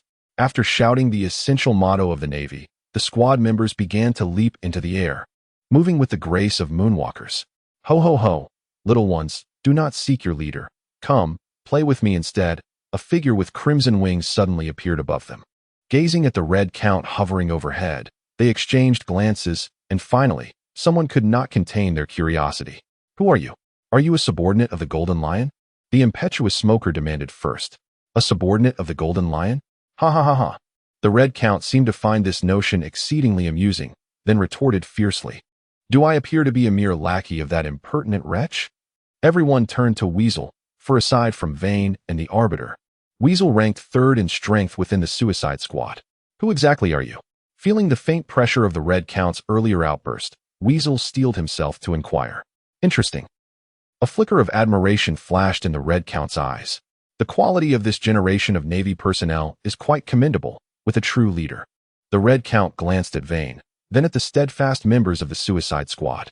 The Navy is truly favored by fortune. Shaking his head, he proudly declared to Weasel, My name is Barlick Redfield. Red Count. Weasel internally groaned. Their Navy had struck a jackpot. The flying pirate, Admiral of the Pirates, Golden Lion. Red Count Barlick Redfield. The world's strongest man Edward Newgate. The world destroyer Bondi Waldo. The world's strongest creature Kaido. And the world's strongest woman Charlotte Linlin. In the blink of an eye, the Navy was on the brink of annihilation. As a pirate, I fear I cannot allow your survival. The Red Count elegantly proclaimed, just as I find myself in need of a bit of blood nourishment. The Red Count, now facing the Suicide Squad, also entered Vane's line of sight. Oh, in the midst of the battle, Wayne caught sight of the Red Count and addressed the Golden Lion, saying, No wonder he managed to escape from Mariehua unscathed. It seems that the Red Count, Barlick Redfield, played a significant role in that. With a hearty laugh, he continued, I possess knowledge that your Navy remains oblivious to, yet I find myself somewhat perplexed. The Golden Lion, intrigued, inquired, How is it that I escaped by severing my own legs, while Valdo and the Red Count managed to get away? It was merely the folly of a fool. Wayne replied, a slight twitch at the corner of his eye, speaking in an indescribable tone. Indeed, it was a fool. The Golden Lion nodded in agreement, remarking, Had I encountered such a fool sooner, I might not have lost these two legs. Upon hearing the Golden Lion's musings, Wayne felt a tinge of embarrassment. Enough with the idle chatter, he stated decisively. Release the Valek family at once. Otherwise, Golden Lion, you shall find yourself condemned to hell. The Golden Lion, taken aback, pondered why Wayne would utter such words and who had instilled such confidence in him. I have always been the one to send others to hell. No one has ever managed to consign me there, he retorted, leaning forward towards Wayne and challenging. Come now, strike me down. Crack, crack. Vane, with a bloodthirsty expression, proclaimed, I have never encountered such a demand. Very well, I shall grant your wish. The barrier giant underwent another transformation, its body sprouting sharp spikes. As it grasped a colossal blade with both hands, let us see if my great sword can sever your lion's head. Wayne's formidable great sword was enveloped in a faint hue of armed hockey, as it began to emit a subtle crimson glow from the friction with the air. The name Solar Slash may sound trivial, yet its power posed a genuine threat to the Golden Lion. As the colossal blade approached him, the Golden Lion spread his arms wide. Caesar was already entangled by a multitude of humanoid beasts, leaving the Golden Lion's full attention focused on Wayne. Lion's might. Command the ocean waves. The waters surrounding Rado began to boil, and a ghostly blue lion stood majestically upon the surface. Even Roger had once retreated in the face of such an attack. The Golden Lion laughed heartily and declared, Prepare to meet your demise. Chapter 157, Blood Battle with the Golden Lion. 3. Did Roger truly retreat in fear? Vane proclaimed loudly, Is your pirate king Roger more formidable than I? Golden Lion, I may falter countless times, but you dare to falter just once. Ha ha ha. Upon hearing Vane's words, the Golden Lion chuckled heartily.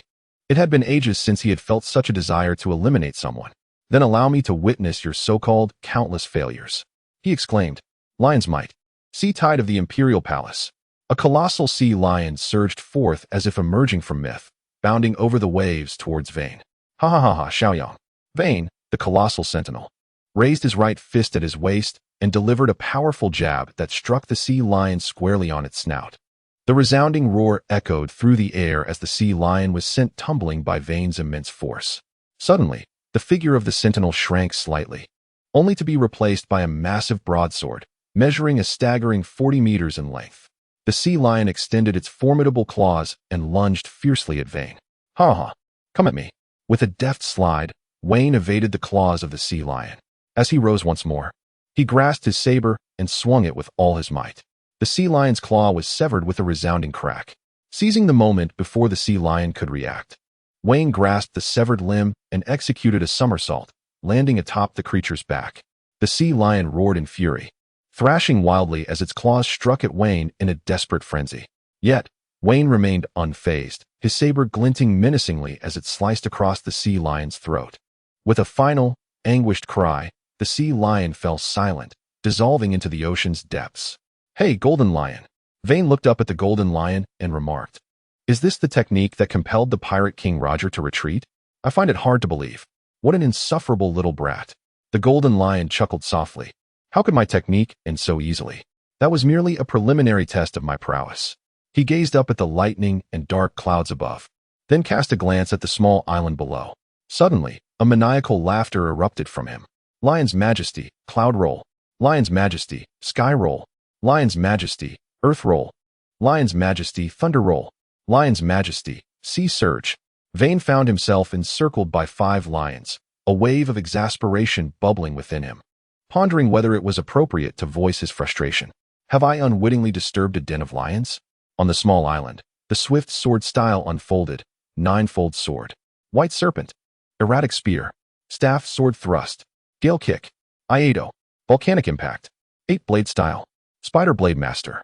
The members of the Suicide Squad displayed their unique skills, each showcasing their signature techniques. Yet, it appeared as though the Red Count was merely toying with them. None of their attacks found their mark. Even when they occasionally struck true, it was evident that the Red Count had allowed it, merely to foster a semblance of hope for their continued assault. "Ha ha. Entertain me to your heart's content, for this is the only reason you still draw breath," the Red Count elegantly proclaimed, uttering words that ignited fury in the hearts of all present. "Nonsense. Justice shall never yield," the Ghost Spider exclaimed defiantly. "Ghost Spider, remain calm. This old rascal is trying to provoke us. Let Vane handle the Golden Lion before we act," urged a few companions beside Ghost Spider. Though he was hot-headed, he was not foolish. After a moment of persuasion, he managed to restrain himself and assumed a defensive stance. "Oh," the corners of the Red Count's mouth curled upwards, sensing the amusement in the situation. To him, the Golden Lion's confrontation with Vane was a trivial affair, and what he truly desired was to eliminate these insignificant creatures in front of the Golden Lion, thus repaying the debt he owed. "TSK, TSK, TSK. The Red Count, observing the Ghost Spider, clicked his tongue in disdain, remarking, "So, you all believe that being a turtle equates to righteousness? TSK, TSK, TSK. Today I've learned that justice is nothing but cowardice. Indeed, the Navy is merely a band of timid turtles." As he spoke, the Red Count lazily extended a finger, casually unleashing a surge of energy to sketch a small turtle in front of the Ghost Spider. "Ah!" The impetuous Ghost Spider could no longer tolerate the Red Count's playful demeanor and his mockery of justice. With a furious roar, he disregarded the warnings of his comrades and charged out of their defensive formation, 8 blades aimed directly at the Red Count's head. "Youngster, you lack composure," the Red Count said, revealing a peculiar smile before vanishing in an instant. "Not good," the Dormouse shouted to the Ghost Spider. "Damn it. Come back. Quickly." After missing his strike, the Ghost Spider attempted to retreat with a moonwalk. However, the Red Count's voice suddenly whispered in his ear, "Young man, why run so earnestly?" Uft. "Ah!" A gaping wound appeared in the Ghost Spider's chest. "Ghost Spider. No. Damn it. You wretched old scoundrel." The crowd gasped as Smoker transformed one of his hands into a wispy white rope, ensnaring the waist of Ghost Spider and lifting him back. "Are you all right?" Squirrel inquired with concern.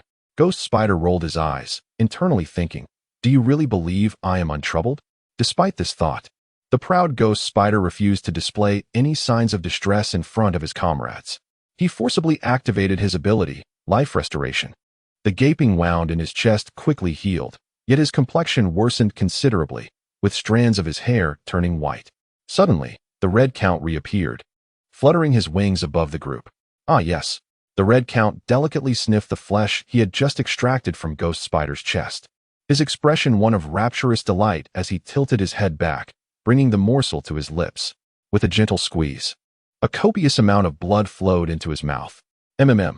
A ghastly smile flickered across the Red Count's face as he remarked, "The blood of a young man brimming with fury and determination is as invigorating as tequila, utterly delectable."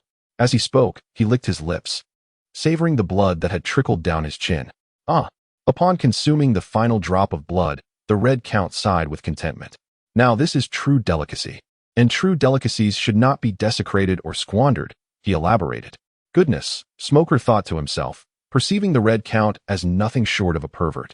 Disgusting. Fire Mountain said with a look of disdain. Squirrel, Dalmatian, Doberman, Pin, Lafayette, and Ghost Spider all nodded in agreement, sharing the sentiment that the bloodsucker was truly testing their limits. Chapter 158. Blood Battle Against the Golden Lion. 4. The members of the Suicide Squad exchanged glances, feeling an unprecedented sense of helplessness. This monstrous being before them was overwhelmingly powerful in speed, martial prowess, and fruit abilities without any apparent weaknesses. Defensive formation. They formed a circle, cautiously guarding against the Red Count. A ferocious roar erupted as Caesar tore the last humanoid beast from his back and devoured it. Roar. Seeing his comrades in peril, Caesar bellowed, "Only I can bully those guys. Who do you think you are?" He swung his massive hand towards the Red Count. What a savage beast. The Red Count effortlessly dodged Caesar's strike and, observing the rage in Caesar's eyes, remarked, "You are simply too brutal." Roar. Caesar slammed his fist into the ground, uprooting a large stone and hurling it forward. Savage. The Red Count extended a finger and gently traced downward. Whoosh. A flash of crimson light surged forth, cleaving the massive stone hurled by Caesar in two, rendering it powerless as it collapsed beside the Red Count. Caesar was taken aback, realizing that he could not fathom the true strength of the Red Count, and a frantic warning echoed throughout his being. Roar, roar, roar, roar, roar.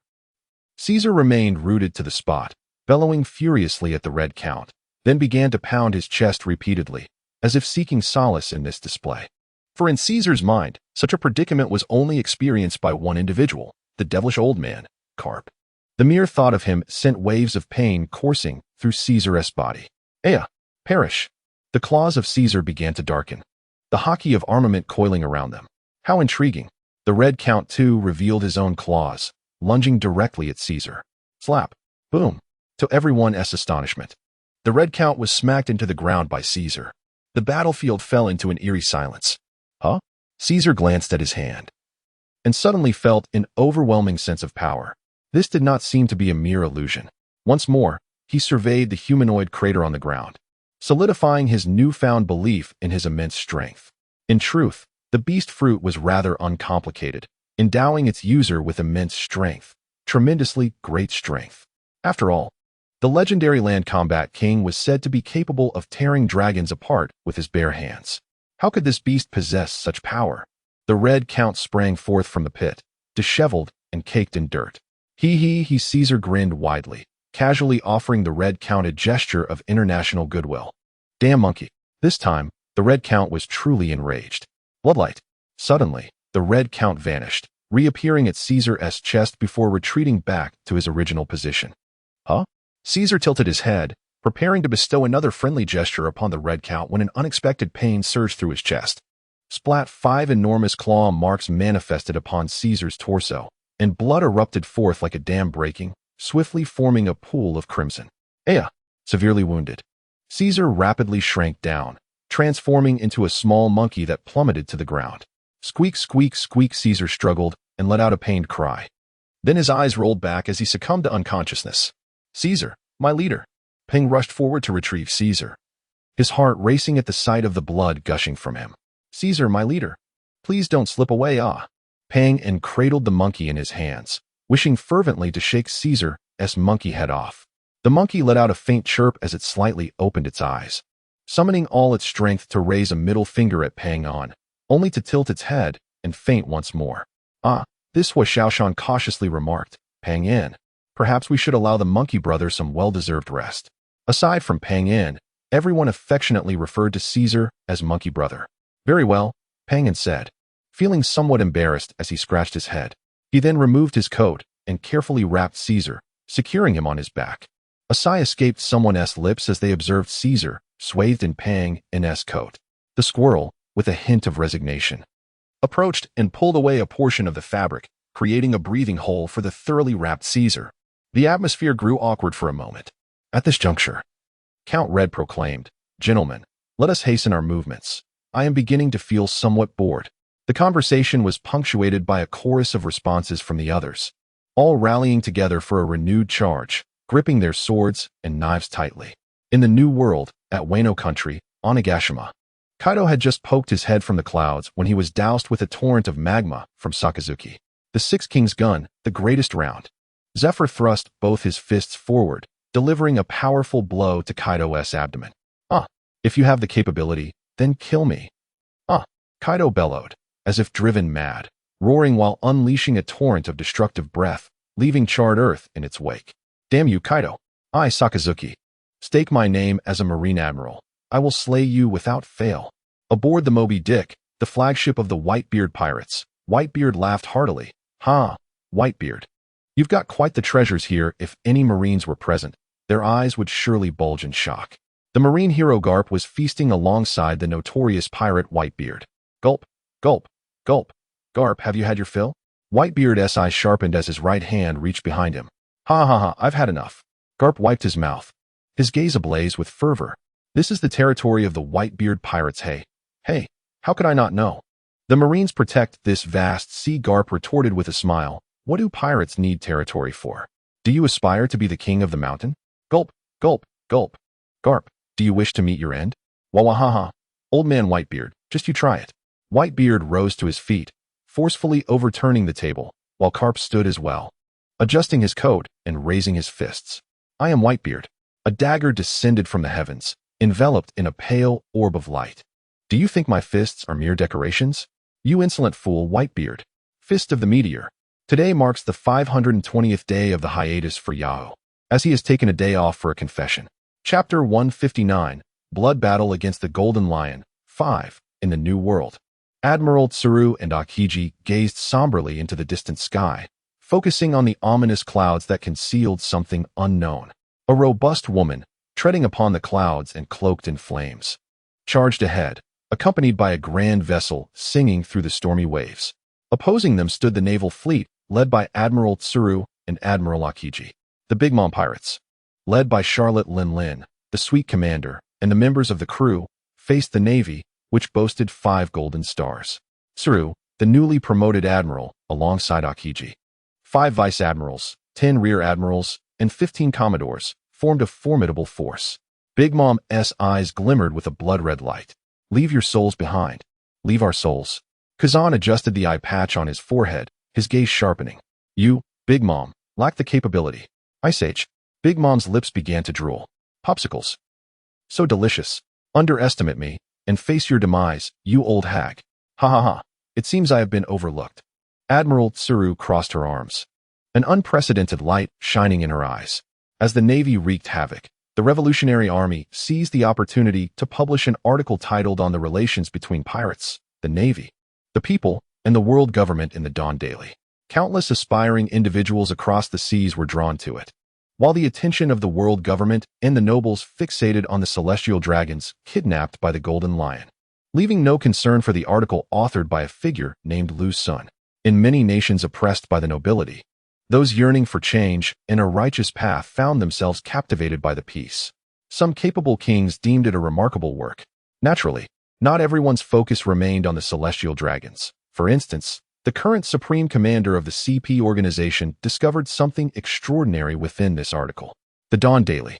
The commander of CP squinted his eyes, meticulously perusing the article. Nobility, commoners, populace, welfare, exploitation, resistance, freedom.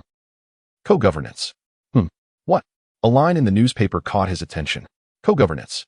He widened his eyes, fixating intently on the 4 characters on the paper. Someone.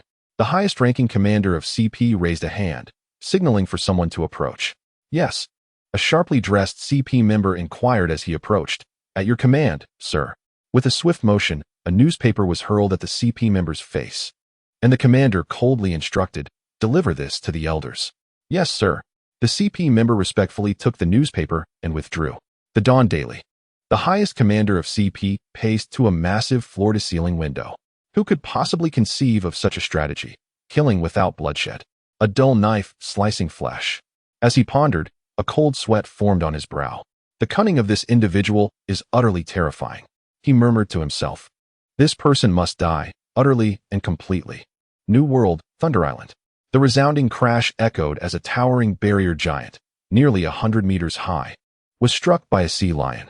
Before it could touch the ground, the Cloud Lion and Air Lion delivered 2 swift blows, plunging Wayne into the depths of the ocean. Roaring. With a fierce growl, the Thunder Lion transformed into a bolt of lightning, striking the barrier giant, which had just emerged from the sea, sending it crashing back. Damn! The barrier giant, submerged in the ocean, crackled with electricity, surrounded by hundreds of lifeless fish, their bellies upturned, struggling to rise. The barrier giant slightly diminished in size, and a long spear materialized. Before Wayne could react, a earth lion viciously clamped down on the barrier giant's head, pulling it forcefully downward. Infuriating. Vane struggled with all his might against the colossal barrier, but just as he grasped hold of something, he was immediately yanked away. It felt as though he had been granted extraordinary powers. Wayne felt utterly powerless to express his frustration. If the Golden Lion's fruit abilities had not awakened, he would be at his wit's end. Now, even something as nearly intangible as lightning could levitate. Why was it that Luffy effortlessly shattered the Golden Lion with the electrically conductive rubber of the Thunder God axe? Goodness! Vane directly dispelled the barrier giant, having momentarily lost his composure, and surprisingly manipulated the colossal figure with unwavering determination. After enveloping himself in a protective barrier to shield against the ocean's depths, he gracefully stepped away from the water's surface. Ha ha ha! Naval scoundrels, have you witnessed the might of your esteemed Golden Lion? Ha ha ha ha! Observing the audacious Golden Lion, Vane could only remark that it appears the Luffy from the theatrical version truly reigns as the pinnacle of the entire pirate world. Navy, meet your demise. Lion's 1,000 cuts. The Golden Lion's legs swung in a continuous motion, unleashing a torrent of slashes that surged toward him like an overwhelming wave. Barrier. Glazed body. When's body transformed into a translucent hue, countless slashes rained upon him, akin to the fleeting sting of a mosquito. The Navy's 6th style secret technique, 6 King's Pikes. Vane gently embraced himself with both arms, then directed his fists towards the Golden Lion. 6 King Spears. Boom. A tremendous surge of energy surged towards the Golden Lion. Ha ha ha, quite amusing. Lion's Might. Lion's Claw. Swish, swish, swish, swish. The Golden Lion swiftly executed for consecutive slashes, creating a phantom imprint of a lion's claw in the air. Roar. It seemed as though a colossal lion's roar exploded beside Vane's ear. Bang. The lion's claw imprint collided with Vane's 6 King Spears. The resounding noise and commotion reverberated throughout the entire Thunder Island. The 6 King's gun unleashed by Vane pierced through Thunder Island at a diagonal angle, while the colossal slash from the Golden Lion cleaved open the 4 great mountains upon the island.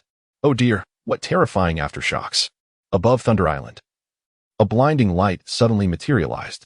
A tall naval officer, cloaked in a mantle of justice, donned in a yellow suit, and sporting orange-tinted sunglasses, appeared in the skies above. Hello. Hello, hello? I am Kizaru. I am Kizaru. Hello, hello? He proclaimed into the black transponder snail on his wrist. Oh, is it broken? Kizaru gently tapped the transponder snail, then continued. Hello, hello. Hello, hello. Chapter 160, Blood Battle with the Golden Lion, 6. What a fearsome technique. The Golden Lion murmured, somewhat shaken, as he gazed at the 6 King's gun that had penetrated the entirety of the island. Is it truly so effortless for a swordsman to cleave mountains and open valleys? Wayne gazed at the hill that had been cleaved open, wiping the sweat from his brow. Grateful for the nearly conceptual barrier he possessed, Wayne swallowed hard, contemplating. If things continue this way, it is likely that I shall be the one to suffer the consequences. This naval brat possesses quite a bit of skill. Golden Lion stroked his chin, expressing his astonishment with a series of clicks. Wine hopped joyfully as he danced on the moonlit path, scratching his face and exclaiming, Old fellow, you're not too shabby yourself. Ha ha ha, bring it on. Humph. I've been waiting for you. Let us battle. The air crackled with intensity as he unleashed his formidable Lion's Might and Lion's 1,000 Cuts, resulting in a significant portion of Thunder Island shattering. At this juncture, both the Golden Lion and Wine seemed to have forgotten the celestial dragons who were still present on the island. Somewhere on Thunder Island, The youngest member of the Willick family clung to his father, trembling with fear. "Daddy, I'm so scared," he sobbed, listening to the roars, howls, and screams echoing outside. "Fear not, my dear. The Navy is here to rescue us. Soon we shall return to Mariawa." The patriarch of the Willick family reassured his son with gentle pats on his back. The surrounding celestial dragons, upon hearing this, displayed glimmers of hope in their eyes. Clearly buoyed by the support of the Navy they had long funded. However, the Willick patriarch harbored doubts. After all, they were up against the Golden Lion, who had decimated half of Marineford. His concerns were somewhat alleviated by the fact that Indigo had secured them with indestructible sea prism stone, thus shielding them from the tumult of the battle. Meanwhile, after a fierce exchange with Kazan, Big Mom realized that this newly appointed admiral posed a formidable challenge. "Frosty brat, I fought alongside the pirate king Roger long before you were born," Big Mom declared, saliva dripping from her mouth. "Oh, but aren't you merely a defeated foe of the pirate king now?" Kazan replied lazily. His words struck a nerve with Big Mom, causing the flames enveloping her and the storm clouds beneath her to intensify in fury. It was that scoundrel Roger who stole my treasures," Big Mom roared, her right hand igniting in flames, forming a massive fireball.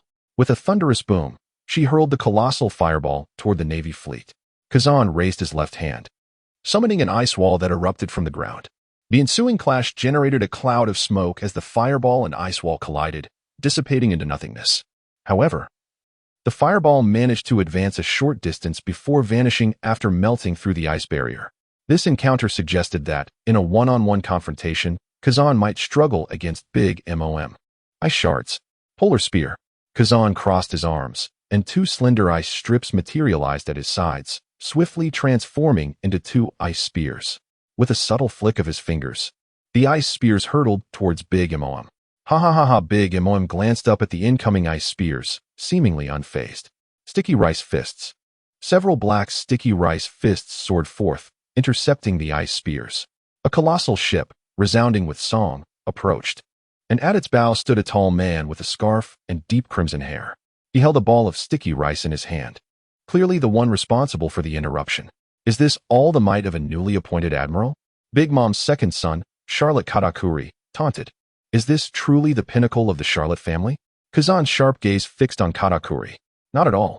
Humph, how arrogant. The impetuous Katakuri retorted dismissively. Mother's opponents are only the likes of Sengoku, Zifa, or Garp. You Akiji are not among them. Such arrogance from a mere child. Kazan leaped into the air, half of his body exhibiting signs of freezing. This was the manifestation of the ice fruit at its zenith. Frosty pheasant. A lifelike ice pheasant charged directly at Katakuri. Impressive. Alarm bells rang in Katakuri's mind. He clasped his hands together, conjuring a massive sticky rice meteor hammer. As inspiration struck him, he enveloped the hammer with black armament hockey. Sticky rice meteor hammer. The black meteor hammer collided with the ice pheasant, and to Katakuri's astonishment, his hammer was gradually pushed backward by the ice beast. What? Katakuri was stunned. He had lost in this clash of wills. Katakuri, brother. Second brother. The other members of the Charlotte family were equally taken aback by Kazan's formidable prowess. Heat fist. Charlotte Oven's right fist glowed as he launched a punch aimed at melting the ice pheasant. Charlotte Cracker also swung his sword to halt the creature's advance. Big Mom observed the unfolding events with a cold gaze, harboring no sympathy for the vanquished. Seeing the three Charlotte brothers working in unison to block his frosty pheasant, Kazan remarked with surprise, Well, you managed to intercept this attack. Ha ha ha. You ice brat, you truly underestimate me. Napoleon, Zeus, Prometheus. Mother, I'm coming. Hee hee. Mother, shall we burn them to ashes? My children. Mother, we are here. The children of the Charlotte family trembled at the sound of Big Mom's voice, instinctively kneeling and bowing their heads in submission to her commands. Eliminate this group of Marines. As you command. The entire Big Mom Pirates crew turned their gaze toward the opposing Marines, their eyes brimming with murderous intent. All Marines. Rear Admiral Tsuru raised her hand, prompting all Marines to lift their swords and knives, as a chilling atmosphere of impending violence enveloped the scene. For justice. For survival. At this juncture, words were futile. If the pirates did not perish, the Marines would face their demise. In the New World, Wano country, Onigashima, the cursed Marines shouted, Slay these pirates. For Kaido-sama. for justice. The Marines had already engaged in combat with the beast pirates, and the entirety of Onigashima was a battlefield filled with pirates adorned in helmets and animal pelts clashing with Marines draped in justice cloaks and white hats. Marine, die. A colossal mammoth and an enormous brachiosaurus battled with several Marine vice-admirals, while other officers of the beast pirates fought fiercely against the Marine commanders. Suddenly, a terrifying roar echoed across the battlefield, silencing the chaos momentarily. On a nearby island not far from Onigashima, Zifa gripped Kaido's dragon head with both hands, executing a powerful move known as the 1,000-pound drop, forcing Kaido's head directly into Akainu's magma pool. Witnessing Kaido thrash wildly from the searing magma, Zifa dusted off his arms and subsequently released his haki. "Oh, Zifa, you shall perish." After violently shaking his head to rid himself of the magma, a furious Kaido bellowed, "I will crush you into pulp." "Is that so? When I was pursuing the Golden Lion, you were still hiding like a coward," Zifa retorted, pulling a cigarette from his pocket, lighting it, and smirking derisively. With a fearsome roar, Kaido dove from the sky, his horns enveloped in haki, seemingly intent on piercing Zifa in one decisive blow. "Come at me." Zifa did not flinch.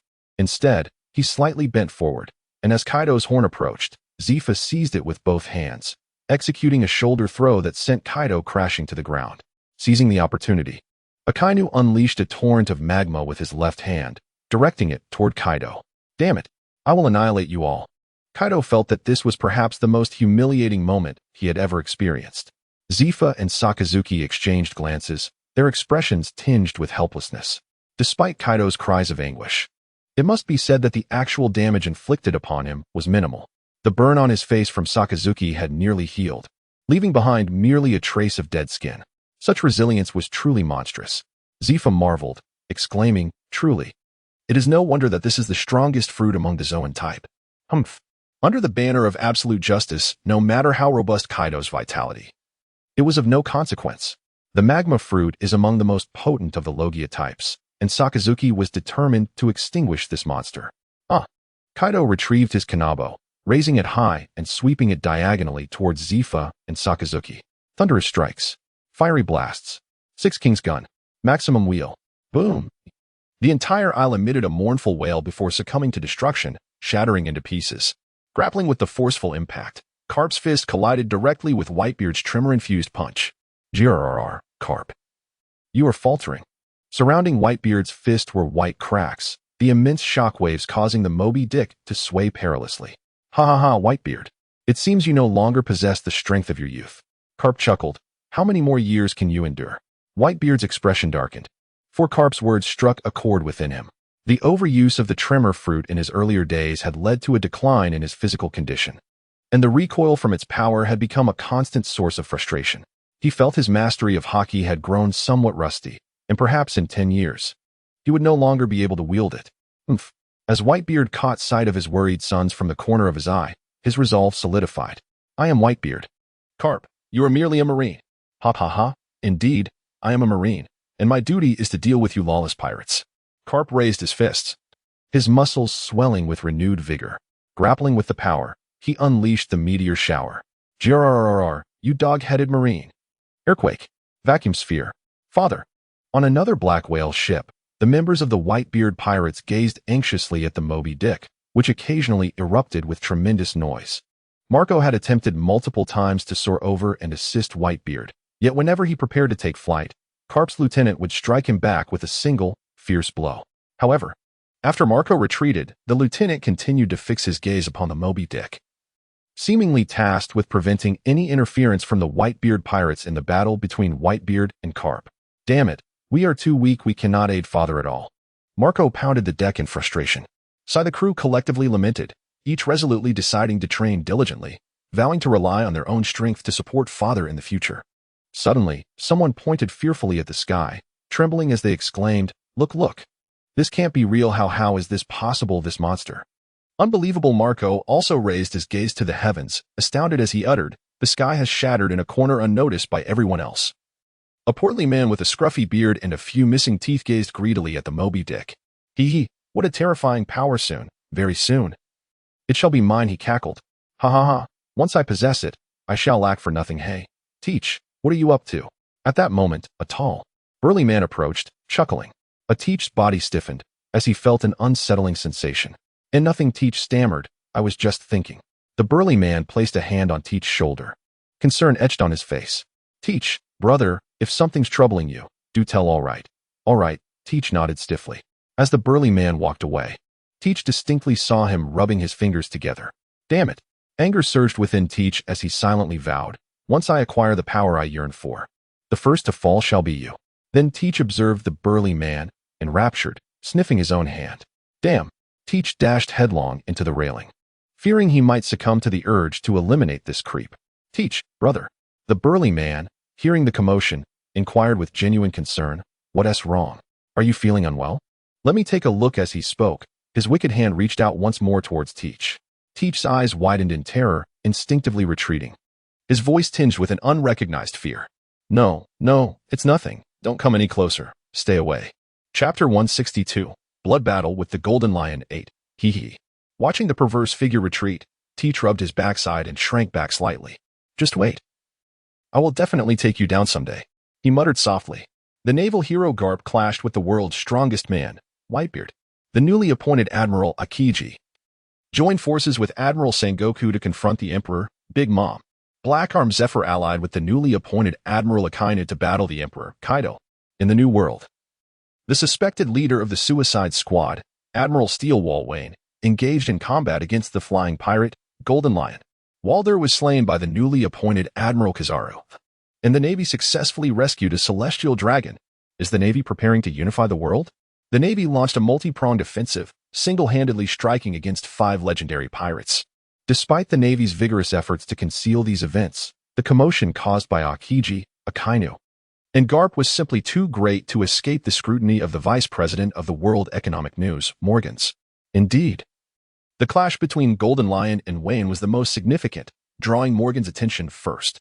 These two colossal beings often caused disturbances on a grand scale, with Golden Lion frequently hurling massive boulders at Wayne, creating a ruckus. In reality, once the Navy engaged in battle with these legendary titans, several astute pirates recognized the Navy's vulnerabilities and began to stir trouble. Per Sengoku, the old man, was desperately mobilizing the remaining forces of the Navy headquarters and various branches to quell the chaos instigated by the pirates. After defeating Walder, Borisolino was dispatched by Sengoku to assist Wayne. Sengoku longed to take to the battlefield himself. Damn it, these scoundrels of the sea are far from tranquil.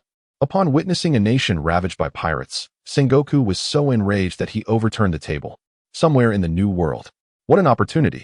Beckman unfolded the newspaper and meticulously read the headlines, sensing a distinct undercurrent. The Navy truly possesses grand ambitions. Closing the newspaper, Beckman sighed. The crux of this situation lies in the battle between Wayne and Golden Lion. The Navy and the 4 emperors are now evenly matched. Only their outcomes remain unknown. Victory means survival for all, but defeat, when Golden Lion aids the 4 emperors, could lead to an unprecedented catastrophe for the Navy, potentially losing control over parts of the Grand Line. Beckman returned to the cabin, located the map, and began to sketch upon it. Ultimately, he encircled Rado Island. Suddenly, with a light tap on the table, an epiphany seemed to strike him. He picked up his pen and marked a star on the Sabaody archipelago.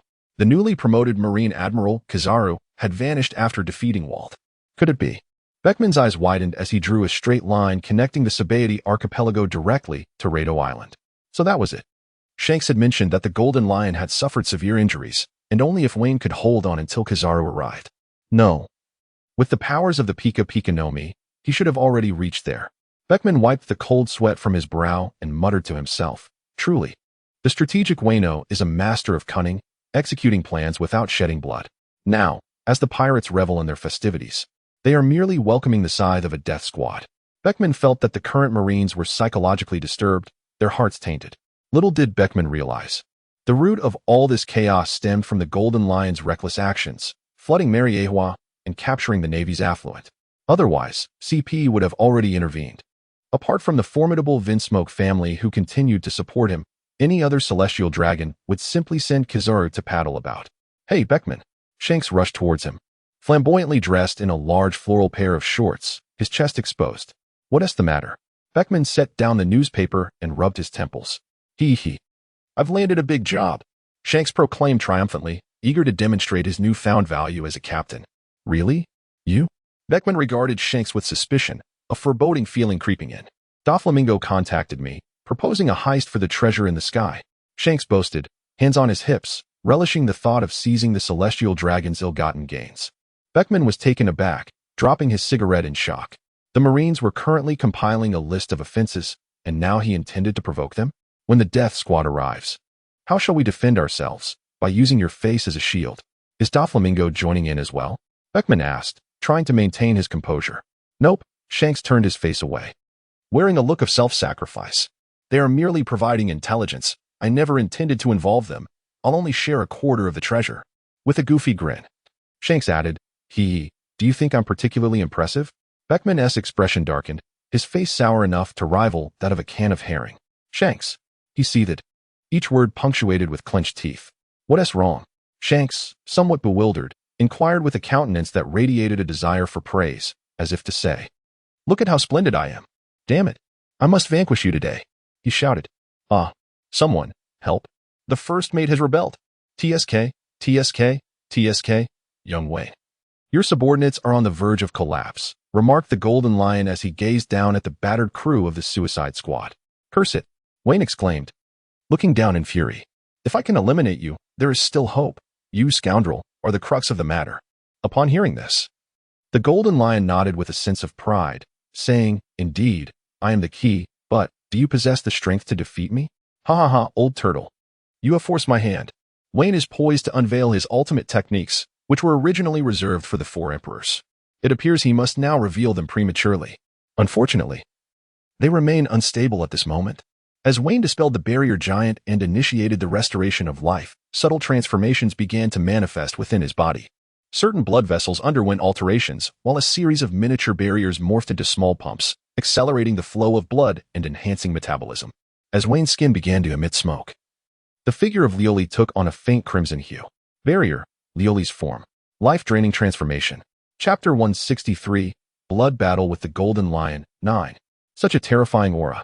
The Golden Lion gazed at the figure before him, entirely engulfed in red and emanating steam, his expression grave. Old tortoise, watch how I tear you apart. Wayne's voice was hoarse as he lifted his head and glared fiercely at the Golden Lion. Tear me apart? Although the Golden Lion sensed that Wayne might very well seek his demise, he refused to back down verbally. Ha ha ha, you little naval brat. Neither Garp nor Sengoku could subdue me in the past, and you think you are worthy? The Golden Lion waved his arms vigorously, sending massive boulders crashing down towards Wayne like meteors.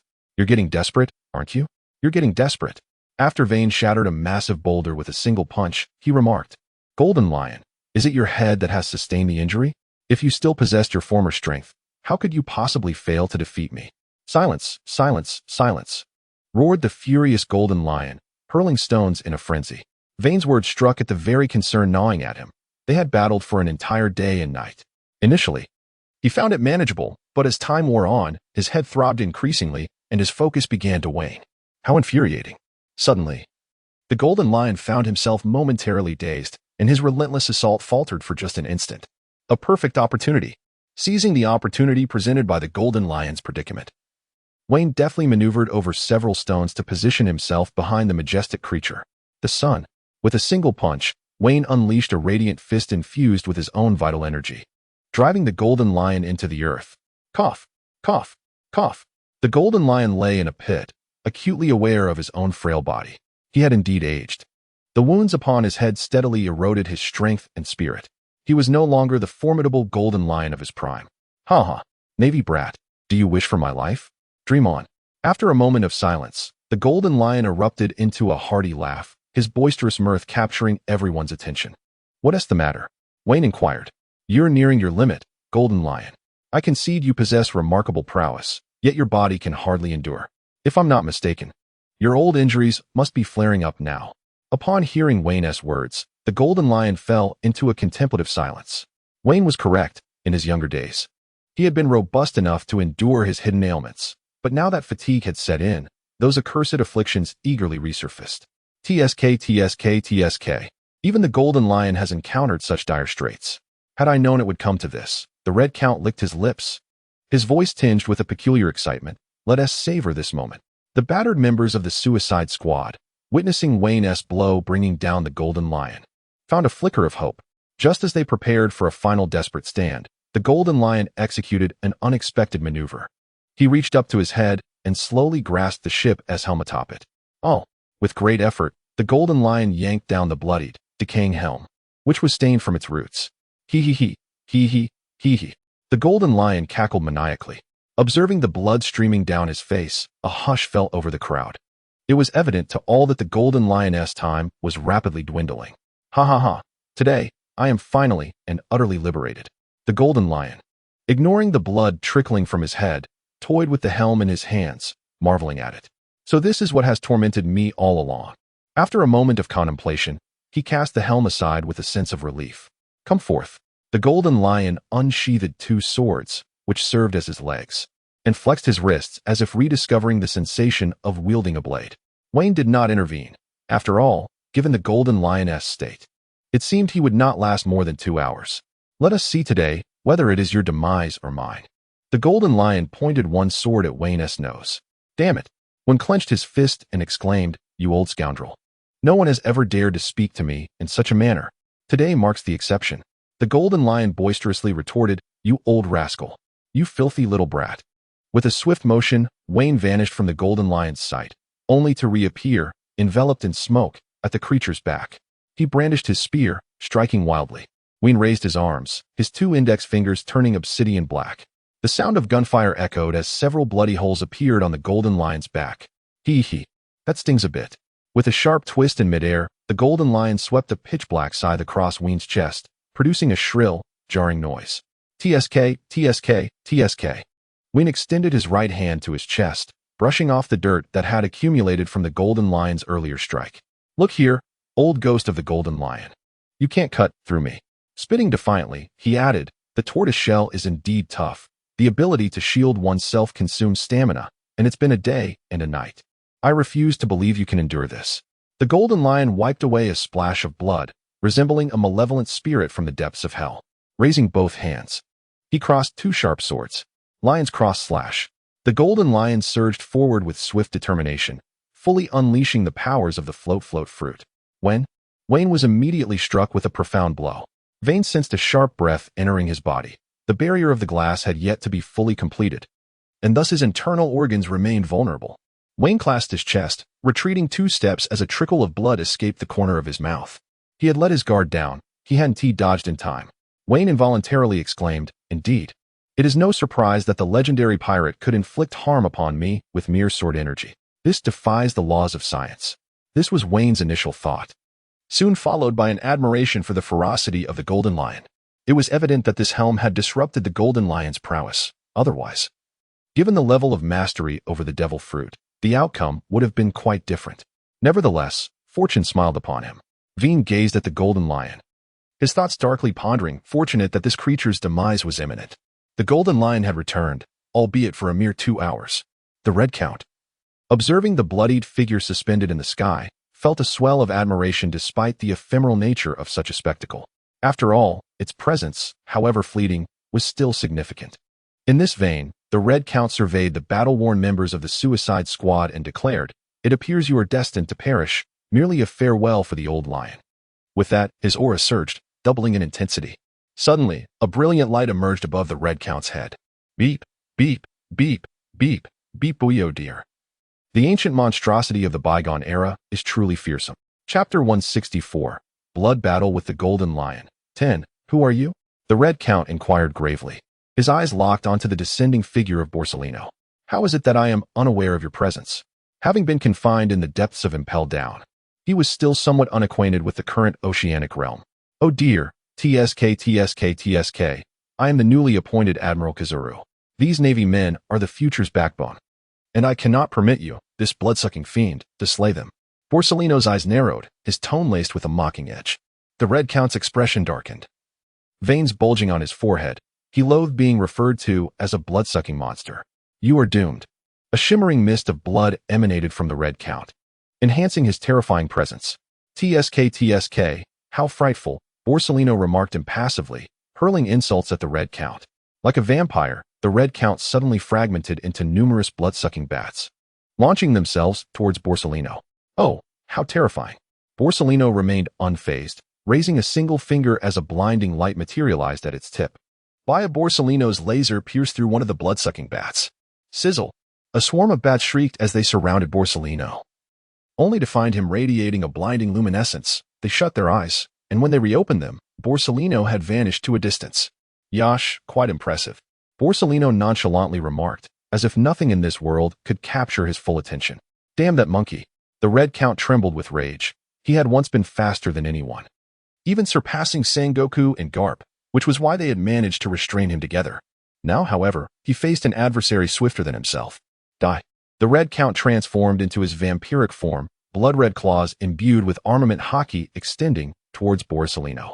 The Amaterasu's sword appeared in Borsellino's hands as he slowly parted his palms. When the Red Count's 5 claws lunged at the Amaterasu's sword, Borsellino gripped the sword with both hands, twisting his wrist to bring the blade crashing down upon the Red Count's wrist. The severed hands of the Red Count morphed into 2 bats, soaring back and reconstituting as his original hands once more. Ah, is this akin to a natural type ability? Borsellino mused, stroking his chin with a playful grin. Ha ha, you wretched creature, experience the terror of a vampire. The Red Count bellowed, clasping his hands as if seizing something invisible, then flinging them open.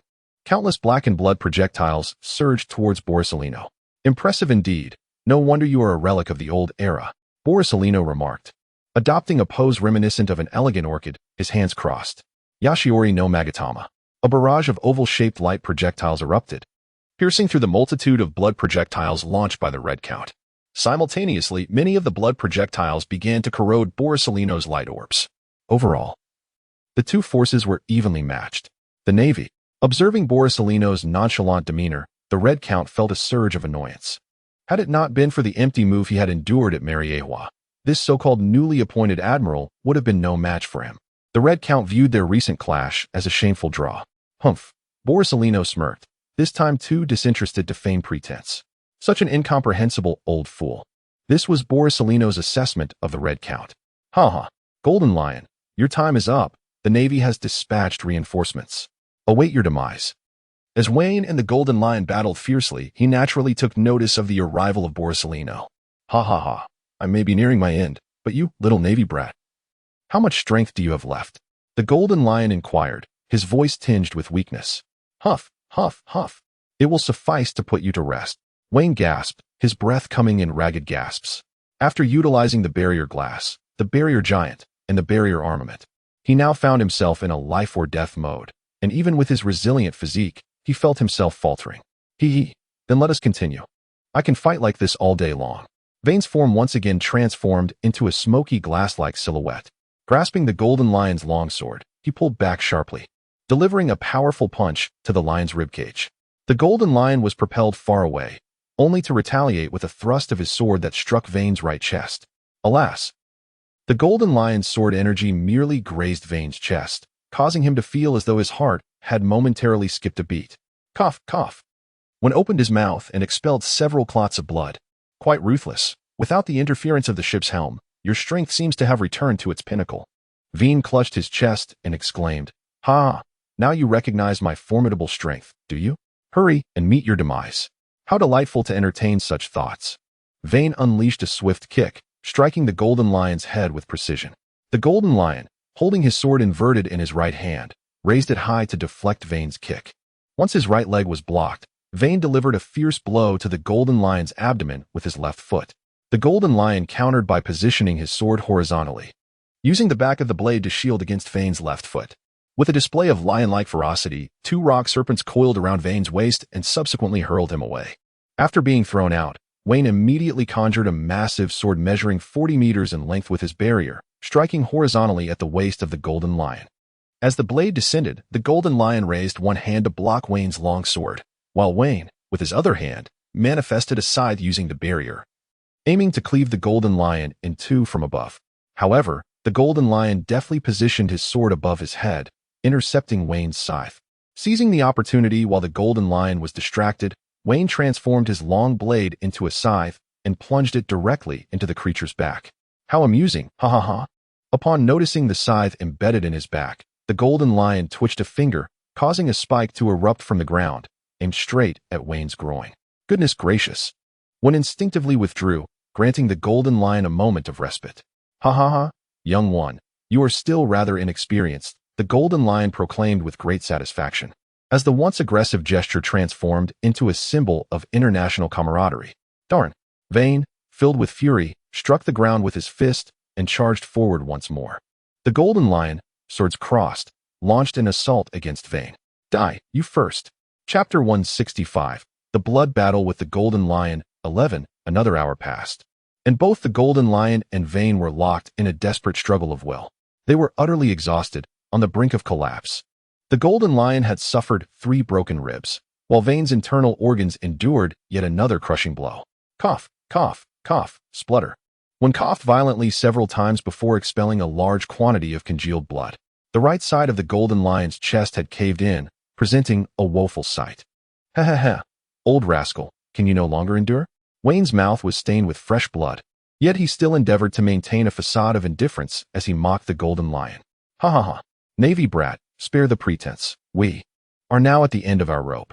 The Golden Lion gasped for breath, struggling to inhale. He was acutely aware that after delivering one final blow, his life would reach its conclusion. Hey, the Golden Lion addressed Wayne. I must admit, you are formidable, exceedingly so. We old-timers might not have matched your prowess at your age. That is certainly the case. Wayne nodded slightly, finding great satisfaction in the praise from the Golden Lion. He was left with but a final surge of strength. And then, Wayne appeared to comprehend the intentions of the old pirate, Golden Lion. Do you wish to watch my life ebb away like a slaughtered pig, or? Golden Lion cast aside a sword, then clasped his withered hands together and solemnly uttered, or perhaps, deliver a single punch to end my existence. Vane tore open his shirt, exposing his muscular physique, exclaiming, is there any need to ask? Of course, it's a single punch to annihilate you. 6 Young Fist. Lion's last stand. Boom. The resounding clash between the Golden Lion and Vane echoed through the heavens, compelling the Red Count and Porcelino to halt. Their expressions filled with uncertainty as they gazed towards the heart of Rado Island. The imprisoned celestial dragons trembled in fear, awed by the overwhelming might akin to divine retribution. The members of the Suicide Squad had already retreated, half-dead Caesar in tow, utterly shaken by the sheer power exhibited by Vane and the Golden Lion. Crack, crack, crack. Like spider silk, fissures spread across the island. Boom. The entire landmass shattered into 4 pieces, the notorious forbidden zone of the New World, Rado Island, obliterated. How terrifying. The Red Count cast a glance and knew it was time to flee. The barrier fruit's defensive prowess was unparalleled. The Golden Lion was likely finished. Yet Vane was probably still alive. With one last look at the Suicide Squad and the sea prism stone cage held by Porcelino, he transformed into a swarm of bats and departed. Porcelino, upon spotting the approaching warships, swiftly moved to ensure everyone's safety. Confidence in Vane's survival was high. Yet they were utterly unprepared for the revelation that the Golden Lion, in his final desperate act, had severed Vane's vital essence with a single strike. Indeed, as Vane had indicated, the Golden Lion was no more, his head reduced to a mist of crimson. With the Golden Lion's demise, Vane succumbed to unconsciousness. His trousers caught on a passing sea king, who whisked him away to the distance. Huh? Porcelino, having just returned, discovered that aside from the Golden Lion's corpse, Vane was nowhere to be found. What could have happened? Porcelino felt a headache coming on, fearing what Zifa might do if Vane was lost. Moshi Moshi. Moshi Moshi. This is Kizaru. Porcelino finally adopted a serious demeanor, retrieving a Din Mushi from his pocket. A device for direct communication with Sengoku. I am Sengoku. What has happened to Porcelino? Sengoku responded with composure, embodying the steadfastness of a fleet admiral. Vane is gone. Porcelino stated plainly and honestly. What? Sengoku's exclamation resonated throughout Marineford. Porcelino felt a pang of guilt. This was his oversight. Search for him. Sengoku commanded vehemently. I will dispatch 2 warships shortly. We shall scour the entire New World to locate Vane. He must be found alive or dead. Yes, Admiral Sengoku. With a grave expression, Porcelino declared, New World, Wano Country, Onigashima, Navy, mark my words, there will come a day when I shall return to vanquish you all. Exhausted from the relentless assault by Zifa and Sakazuki, Kaido found himself utterly spent after 3 days and nights of battle. I await that day. Though Zifa too was panting heavily, His condition was evidently far better than the battered Kaido. Next time we meet, I shall reduce you to ashes, Sakazuki coldly proclaimed, as he discreetly placed his slightly trembling right hand behind his back. With a fierce roar, Kaido threw his head back and took flight, leaving without a backward glance. Upon hearing his roar, the members of the Beast's pirates instinctively retreated, severing their entanglement with the Navy. After taking only 2 steps, Zifa suddenly felt a piercing pain. He clutched his chest and knelt. Teacher Zifa, what has happened? Sakazuki rushed to support him upon noticing his discomfort. I'm not certain, Zifa replied, rubbing his chest as he stood. Just now, there was a fleeting pang, as if something exceedingly dreadful has transpired. What could it be? Sakazuki inquired, furrowing his brow. Feeling nothing amiss. I cannot pinpoint it, Zifa said, perplexed. Yet I have a foreboding sense, Sakazuki. I must return to Marineford for a while. Sakazuki nodded, assuring him. Rest easy, teacher. The remainder is in my hands. As he spoke, Sakazuki summoned a warship, and Zifa said nothing further, his mind solely focused on returning. Well. I shall spare you Navy today, but do not dare to venture into the waters of the world government again. Big Mom declared menacingly before mounting Zeus and departing. After losing several of her children in this battle, she was eager to return and bear more. What a monster, Kazan marveled. Having fought to a standstill alongside Admiral Tsuru, acknowledging Big Mom as the strongest woman in the world. Indeed, Kazan, gather the troops, we shall return. The Big Eater pirates have also retreated. Our objectives have been achieved. Right. Everyone, secure the bodies and the wounded. Prepare to board for our return. Chapter 166, The Blood Battle with the Golden Lion. And, Garp laughed heartily as he exchanged blows with Whitebeard, observing the latter's evident weakness. Garp felt a wave of disinterest wash over him. Whitebeard, your body is no longer up to the task, he remarked flatly. Indeed. But it is sufficient for me to take you down. Whitebeard, with a grim expression, declared that he must maintain his strength, otherwise the hyenas of the sea would learn of it, and the Whitebeard pirates would suffer an unprecedented blow. Very well, I shall cease my efforts for now. Let us consider it as you having repelled me, he conceded. Garp, pinching his nose, understood that Whitebeard was not a malevolent man. He had merely been impulsive in his youth, opting for a life of piracy from which he could not turn back, now leading a band of young ones forward. Indeed, in Garp's eyes, both Marco and Jozu were still mere children, sheltered under Whitebeard's wing, shouting hollow slogans and basking in his affection. Yet they were nothing more than decorative figures. The children I educate shall not resemble those under Whitebeard's command. They will undoubtedly become formidable marines. Garp stood aboard his dog-headed warship, observing the fatherly camaraderie of the Whitebeard pirates, unable to suppress a sardonic smirk. No, this won't do, Garp gritted his teeth. I must find time to request an extended leave from Sengoku to relish the affection of Ace and Luffy at home. Lost in thought. Garp bowed his head. Huff, huff, huff. After battling Whitebeard for several days and nights, even Garp, with his robust physique, felt utterly exhausted.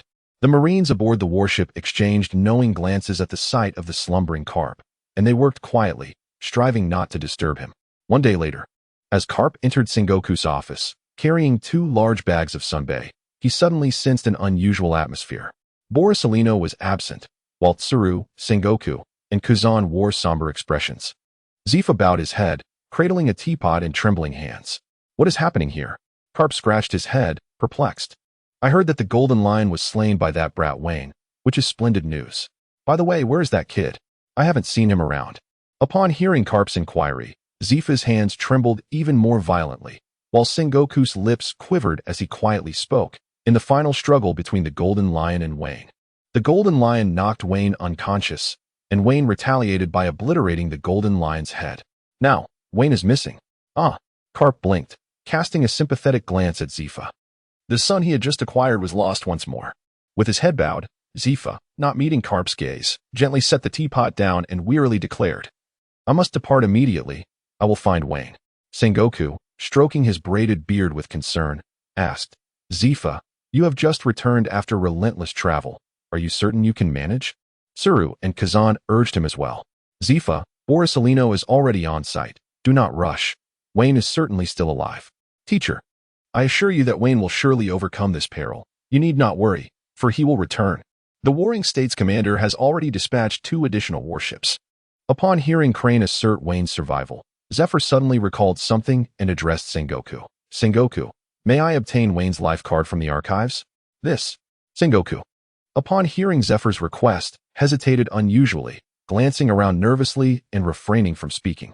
Present it. A sense of foreboding tugged at Zephyr's heart. Sengoku cast his gaze toward Admiral Crane, while Kuzan subtly turned his head away, unwilling to witness Zephyr's sorrowful expression. After observing Crane's slight nod, Sengoku extended a fist toward Zephyr. Carp, intrigued, leaned forward, sharing a curiosity regarding Wayne's current state of being. With a slow exhale, Sengoku gradually opened his hand, revealing a life card that was slowly engulfed in flames. Resting in his palm. This. Carp was left speechless, for the life card size had now diminished to a mere fifth of its original form, which implied Vane now finds himself in a precarious situation. What? I must set off immediately. Zephyr hastily snatched the life card from Sengoku's hands and dashed out. A hint of concern flickered in Garp's eyes as he remarked, Sengoku, do you think Vane will be all right? Sighing deeply, Sengoku replied, let fate decide. I have instructed someone to deliver Vane's life card to Borsalino post-haste. I hope he can locate Vane swiftly. In the new world, the Nameless. Bumbling Sea King dragged Vane into a realm split between light and dark matter. This space, albeit small, emanated an aura of intimidation from both the dark substance and the light, akin to the dominance of a superior being over an inferior one. Roar? At that moment, the foolish Sea King noticed a tiny figure clinging to its tail. The dark matter, upon discovering the unconscious Vane dangling from the Sea King's tail, morphed into a terrifying visage, filled with sharp teeth, devoid of a nose, and featuring a pair of piercing white eyes. Roar! The dark matter unleashed a furious roar at the Sea King, causing the bewildered creature to panic. In a startled frenzy, it flung the unconscious Vane away with its tail and fled without a backward glance. This small area, no larger than an average school playground, was abruptly disrupted by Vane's sudden arrival, breaking the stalemate between the two entities. The dark matter began to constrict, seizing the opportunity as the light transformed into a swirling mass of black, filled with intricate lines, swiftly penetrating Vane's body. Suddenly, Wayne's expression transformed into one of tranquility, at which point the life card in Zephyr's hand ceased its combustion. Splendid. Upon witnessing this, Zephyr, who was gracefully gliding through the air with a moonwalk, let out a sigh of relief and then gathered his resolve to accelerate towards Wayne.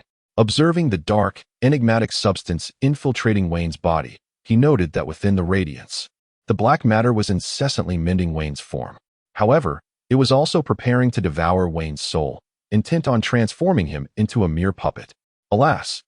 This beam of light sighed softly, murmuring, I, the young master, merely wish to lend a helping hand. May you not resist my assistance as fiercely as the great river does. With that, the beam of light penetrated Wayne's body, engaging in a struggle with the black substance. Venom, I shall not allow you to perpetrate indiscriminate slaughter. Damn it!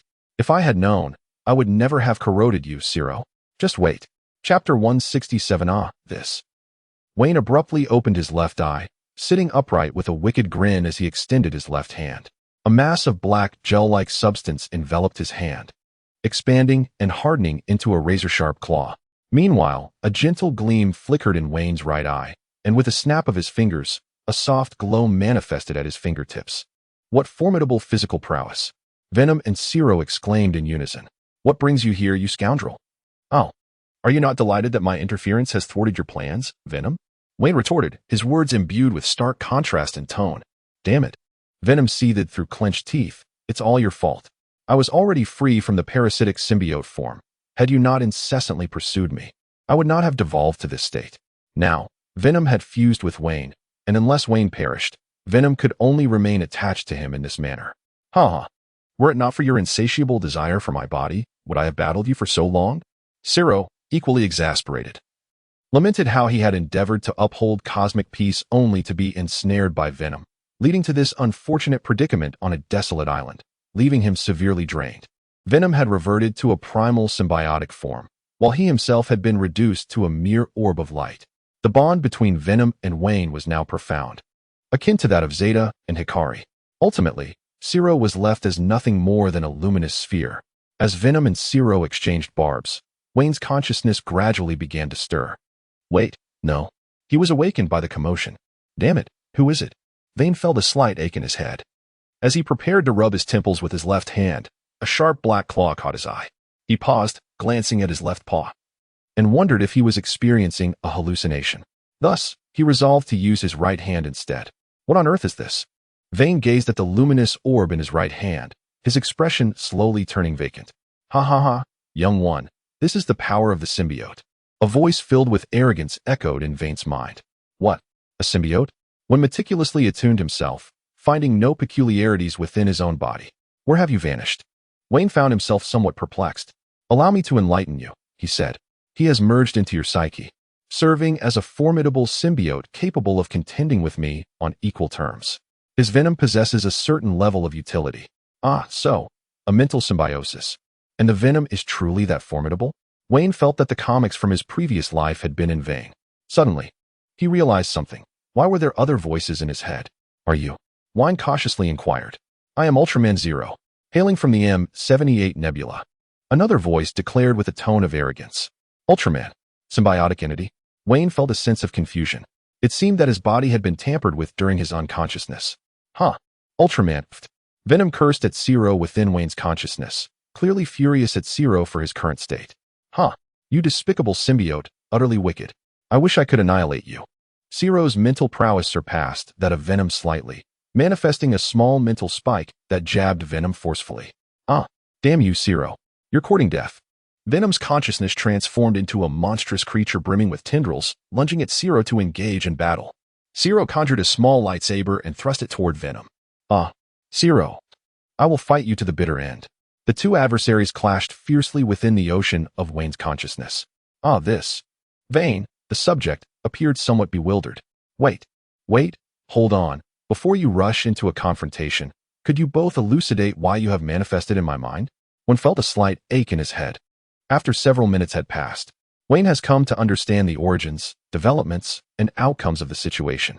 To put it succinctly, Venom desired to consume Zero, only to discover that Zero's strength was unexpectedly formidable.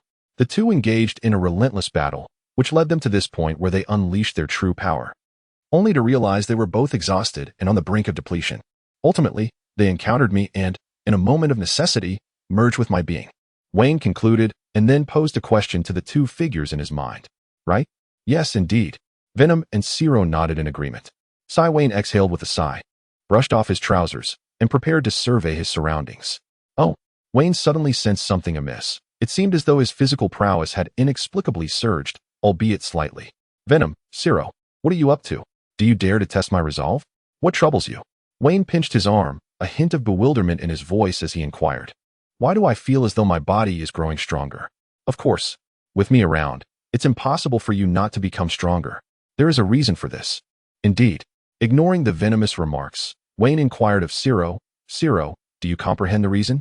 Of course, I am far superior to that mere parasite. Zero proclaimed with an air of pride. Who are you calling a parasite? You rabbit. Nonsense. Parasite. Rabbit. Parasite. Rabbit. Parasite. Ah. Witnessing the two bicker once more, Wayne felt a dull ache in his head. Wait. Suddenly, Wayne's voice echoed within his mind. Huh. How is it that you are speaking within my consciousness? The two individuals halted, astonished, and inquired of Wayne. Huh. Indeed, I believe I have seen you.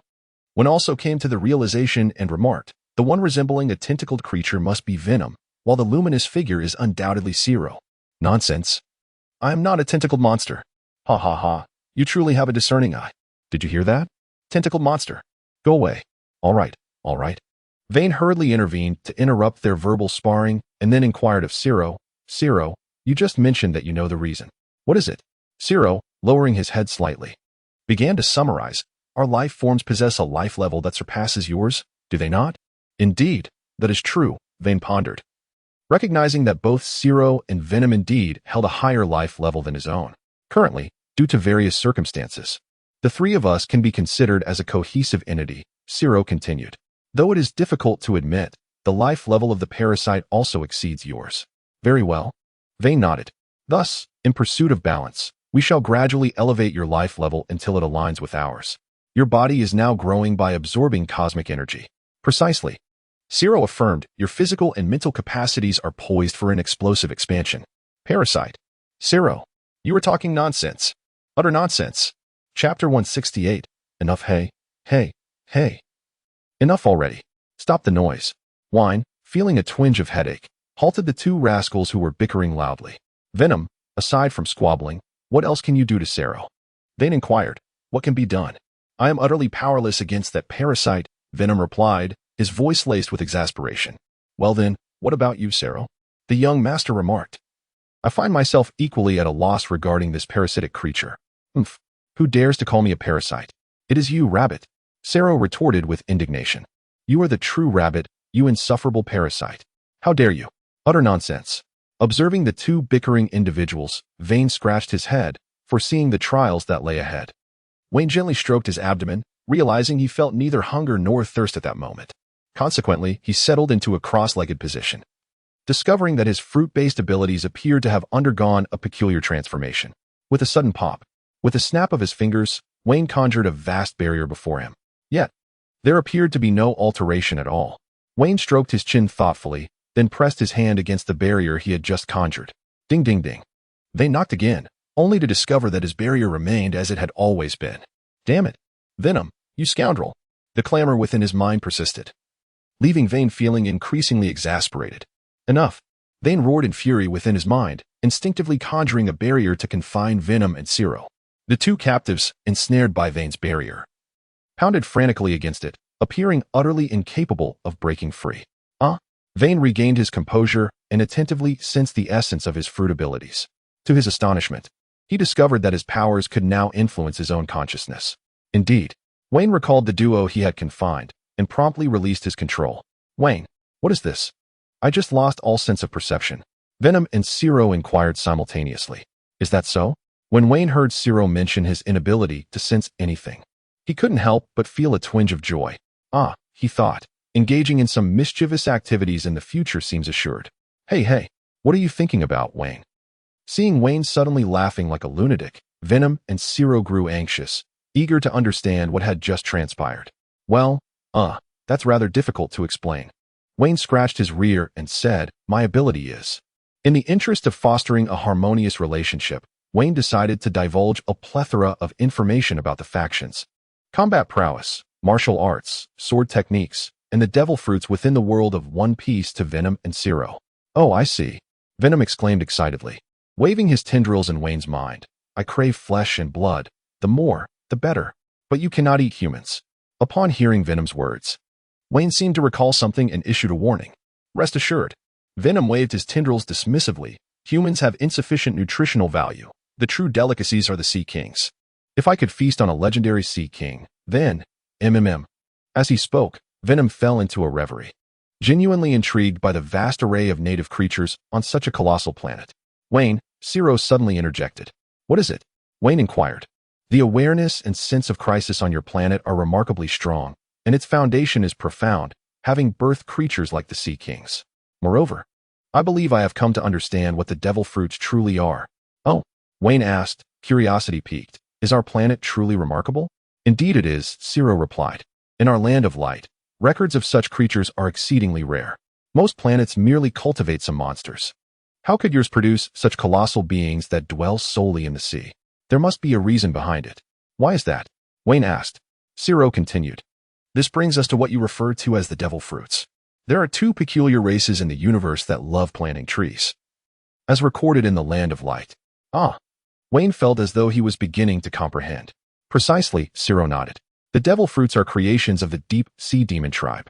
Then, why have I never heard of any deep sea demons? Vane scratched his backside, feeling a wave of dizziness wash over him, for their entire clan had been annihilated. Why? He inquired, his curiosity piqued, especially as Venom fell silent. Lacking the erudition of Zero, but equally intrigued. It is due to their devil fruit trees, Zero replied, noticing Venom's attentive demeanor, and thus raised his voice slightly. Devil fruit trees?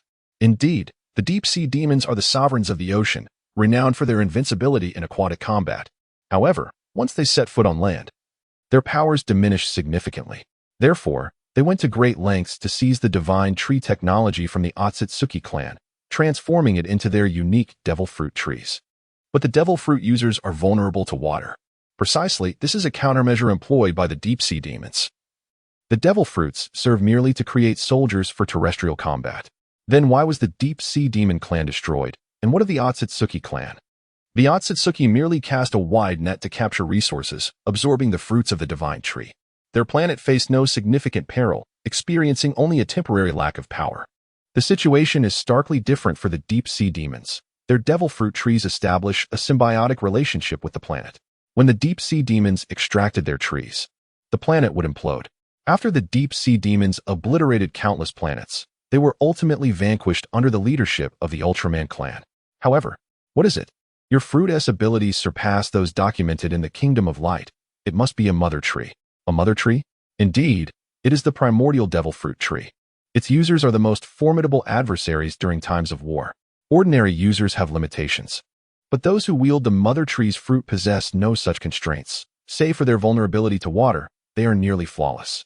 No wonder the mother tree remains elusive. It appears to be here. And the Sea Kings. The Sea Kings were engineered to counter the returning deep-sea demons. Your planetary consciousness, unaware of the deep-sea demons' extinction, seized the opportunity to cultivate these biological weapons in abundance as a precaution. Is that so? When felt a slight dizziness in his head, the history of the devil fruits was indeed astonishing. It turned out that their powers were solely possessed by the subordinates of the deep-sea demon clan. I need to gather my thoughts. Vane stroked his chin and remarked. Chapter 169, The Arrival of Zephyr. Suddenly, an overwhelming sense of disdain washed over him. Vane suddenly inquired, why? Indeed. Your abilities serve as an immense asset, Venom and Zero questioned in confusion. Its weakness is exceedingly perilous. It falters upon contact with seawater. Although I can envelop myself in a barrier, I cannot entirely dismiss moments of carelessness. Vane spoke in a calm manner. Given my current physical condition, I am already capable. Both Zero and Venom nodded in unison, acknowledging the undeniable truth. The physical prowess of the humans on this planet is indeed formidable, even excessively so, rendering many cosmic races unable to compete. But may I inquire why you have not ventured into the cosmos? Your stature and strength are quite remarkable, Venom queried, waving his tendrils. We still require air. Vane contemplated before replying. That. In Wayne's mind, tranquility had settled, and the two of them pondered the reason behind it. Was it the air? This. A being capable of shattering a small island with a mere swing of his arm claims that he cannot exist without air. Our symbiotic entities have long transcended the need for air, even those whose strength pales in comparison to yours. The Ultra clan, too, has reached this evolution.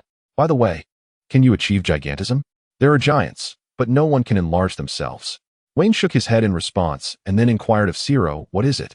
Vane curiously inquired of the little orb of light, Zero, that danced within his mind. Suddenly, Zero exclaimed, I believe I have figured it out. A glimmer of realization washed over him. You've come to know once more? Venom taunted, his disdain for Zero evident. Humph. I can't be bothered to argue with you, Zero retorted, forming an international gesture of goodwill with light directed at Venom. Then, disregarding Venom's reaction, continued. Your planet has truly invested heavily in defending against the deep-sea demons, even sacrificing your potential to ascend as a cosmic race to cultivate the aquatic kings. Remarkable. Zero was indeed taken aback by the audacity of this planet's endeavors. What deep-seated grudge must they harbor against the deep-sea demons to strip humanity of their capacity for gigantfication and bestow it upon the aquatic kings? This has birthed terrifying monstrosities measuring thousands, even tens of thousands, or hundreds of thousands of meters. Astounding, Vane, your planet is truly formidable. Venom was equally astonished, as their own symbiotic planet had never resorted to such extreme measures, merely parasitizing other worlds to drain them dry. Who could have imagined? Wayne shrugged. Feeling that contemplating such matters was futile, the aquatic monarch had emerged, and humanity was now inextricably bound to air. Indeed, Venom reassured him, saying, rest assured. My life force and that of the Rabbit Knight will gradually elevate your own, until they align. At that juncture, our triad should yield unforeseen transformations. This time, Zero paid no heed to Venom's words. Instead, he nodded in agreement, acknowledging that both he and Venom were equally reliant on Wayne. Furthermore, he was aware of Wayne's vocation as a guardian of justice within the Navy, which fostered a sense of camaraderie between them. Primarily, they were still bound by a shared essence that could not be unraveled. Fear not, the three of us united will undoubtedly be formidable. I have previously guided two individuals. and they ultimately vanquished a particularly powerful foe. Sero, concerned that Wine might harbor doubts, emphasized, they were merely a duo in fusion. We are three. Very well. When found himself in a predicament, he understood that without Venom and Zero, he would have long since perished. Better to endure in a less than ideal state than to succumb to death. By the way, since you have merged with me, what of your powers? Am I able to wield them? Wayne posed a question that he was most eager to know. Certainly, it is of no concern, as it relies solely on your physical prowess. Venom and Sero remarked nonchalantly that the consciousness of Wayne's current body could be exchanged, and they would be able to utilize it in due course. At present, Wayne is akin to an individual suffering from dissociative identity disorder. How intriguing. Vane extended his left hand, and with a mere thought, countless dark substances adhered to his palm, transforming into daggers, then scythes, and at times into long spears. Quite impressive. Vane smacked his lips and inquired, Sero, how do you utilize your abilities? Please share. A radiant glow emanated from Wayne's chest, and then a pair of vibrant, thick-rimmed glasses materialized before him. Wayne reached out to grasp the colorful glasses, then lowered his head to examine the transformation device resting in the palm of his hand. Is this what I rely on? Wayne waved his colorful glasses and inquired. What is the matter? Surely you don't wish to forego transformation? Sero felt a twinge of discontent. Was he truly being dismissed so readily? Not at all. Wayne fixed his gaze on the glasses and remarked, we are, after all, united in purpose. Wouldn't it be more straightforward to transform directly? Must we really chant a slogan at the moment of transformation? This is merely to facilitate the process. By the way, how did you come to know about the slogan? Sero asked, a hint of confusion in his voice. Oh, it's nothing, really, Wayne replied, a touch of guilt creeping into his tone. All right, fine. Let us just stick with the glasses. That's good. Sero thought nothing of the childishness or the lack of elegance in his transformation device. On the contrary, he nodded with pride, convinced that Wayne had an excellent eye for style. He. When forced to smile, the sound of his heart echoing, thump, thump, thump, when heard a sudden commotion from the distant sea, followed by a thunderous roar. A colossal wave surged forth as a 3,000-meter sea monarch obliterated a nearby figure. Astonishing. What a delectable spray of blood and flesh. Witnessing such a spectacle, Sero was momentarily taken aback. A being towering 3 meters had just vanquished a creature of 3,000 meters with a single blow. Even for someone as seasoned as Sero, this was a startling revelation, especially considering he typically stood at a mere 50 meters. Venom, in his simplicity, was profoundly affected. The fresh blood of the sea monarch ignited his innate sensitivity to flesh and blood. One. Venom shouted frantically within Wayne's mind. What is it now? Wayne, irritated, dug at his ear and exclaimed, What do you want? I desire to consume marine creatures. I want. Venom clamored wildly within Wayne's mind. I understand. Wayon lamentingly remarked. Then, in order to fulfill the desires of a certain symbiotic entity, as well as his own hunger, Wayne enveloped himself in a protective membrane, preparing to venture into the depths of the sea to retrieve the Sea Kings. Zifa, who had just vanquished a Sea King with his bare hands, seemed to perceive Wayne's intentions. He swiftly seized a Sea King and executed an impressive shoulder throw. My goodness, this purple-haired elder is truly formidable. That is my father, Zifa, a former admiral of the Navy and the current chief instructor of the Navy elite training camp. Upon hearing their exclamations, Wayne proudly proclaimed. Chapter 170. Introduction. Wayne and Sero watched as Zephyr gradually approached. Father, how did you manage to find me? Vane approached with surprise, inquiring, Look at this. Zephyr, with a grim expression, extended a hand that he had tightly clenched. Gradually, his palm opened to reveal a life card, its form diminished to a mere corner, resting in the center of his palm. Ah, this. Wayne awkwardly scratched his backside, his gaze lowered, unable to meet Zephyr's expression. Venom remained silent, seemingly gripped by an inexplicable fear of Zephyr. Perhaps the recent incident where Zephyr had obliterated the head of a Sea King had left him with a psychological scar. Sero, however, comprehended the situation well, choosing to remain quiet. Had it been his father, Sevon, he would likely have received a loving slap across the face. Wayne lowered his head, feeling that the golden lion could not breach his defenses, which led to his arrogance. To everyone's surprise, although Zephyr appeared somewhat weakened, he still raised his hand and ruffled Wayne's hair with a firm gesture. Do not behave like this again, he admonished, his tone laced with a mixture of reproach, apprehension, resentment, and a final touch of self-blame. As for Sengoku, humph, how dare he assign you such a task? Zephyr chuckled coldly and declared, rest assured. Wine, I shall ensure justice is served, and I will flatten that old scoundrel Sengoku's head. Ah, this. Vane gently raised his head and cautiously inquired, Father, did you not also agree at that time? With a sharp slap, Zephyr struck Vane on the back of his head, displeased, and retorted, is it not permissible for me to have regrets? Furthermore, I am here to seek justice on your behalf. Wine gently rubbed the back of his head, a subtle grimace escaping his lips. Zephyr had indeed exerted considerable force in that last blow. However, as Zephyr regained his composure, a peculiar thought struck him. The rate at which your life card was consumed was alarmingly swift. I rushed over with all my might, yet midway, I observed that your life card had abruptly ceased its consumption, as if you had suddenly regained your vitality. Furthermore, Zephyr scrutinized Wine with a perplexed expression and inquired, how is it that you bear no injuries, neither internally nor externally? I find this quite astonishing. Do not tell me that the Golden Lion's strike failed to affect you. Wayne's eyes twitched slightly, a detail that did not escape Zephyr's notice. To be candid, Zephyr's tone grew more pronounced, and an instinctive feeling suggested to him that Wayne had stumbled upon something unsavory this time. What to do? Wayne pondered inwardly, chuckling, it matters not. I fear no one. For I am the illustrious giant of light, safeguarding the peace of the universe. Unlike some wretched parasite, with a sinister demeanor. How hypocritical. Away with you, parasite. When I uphold justice, you were yet unaware of your own insignificance. Huh, you were nearly bested by me. Scram. Hey, I've made my point. Wayne said with a hint of exasperation. Very well. Both fell into a contemplative silence, clearly perturbed by the situation at hand. Should Zephyr persist in denying their unity with Wayne, the ensuing predicament would be quite awkward. Strangely, Wayne was suddenly struck by an odd sensation akin to a bride meeting her in-laws for the first time. Coughing lightly, Wayne shook his head, carefully selecting his words before addressing Zephyr. Two extraterrestrials have inexplicably merged with my being, binding my fate, while simultaneously augmenting my strength.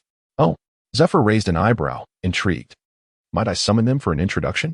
After a moment's reflection, Zephyr considered the inevitability of their connection and deemed it prudent to meet them, especially if they were indeed nefarious individuals. He surmised that Vegapunk might relish the prospect of having two additional extraterrestrials on his experimental stage, with his intellect. Perhaps he could devise a solution. Very well. Wine nodded and then spoke in his mind. You two, step out for a moment. Zero, I will create a barrier entity, and your consciousness can simply attach to it. Venom, if you can emerge, please do so directly. All right. No problem.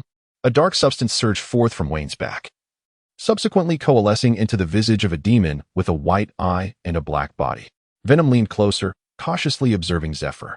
To the left of Wayne, a humanoid figure appeared, controlled by Zero's consciousness. Greetings, I am Zero, a united Ultraman of Wayne.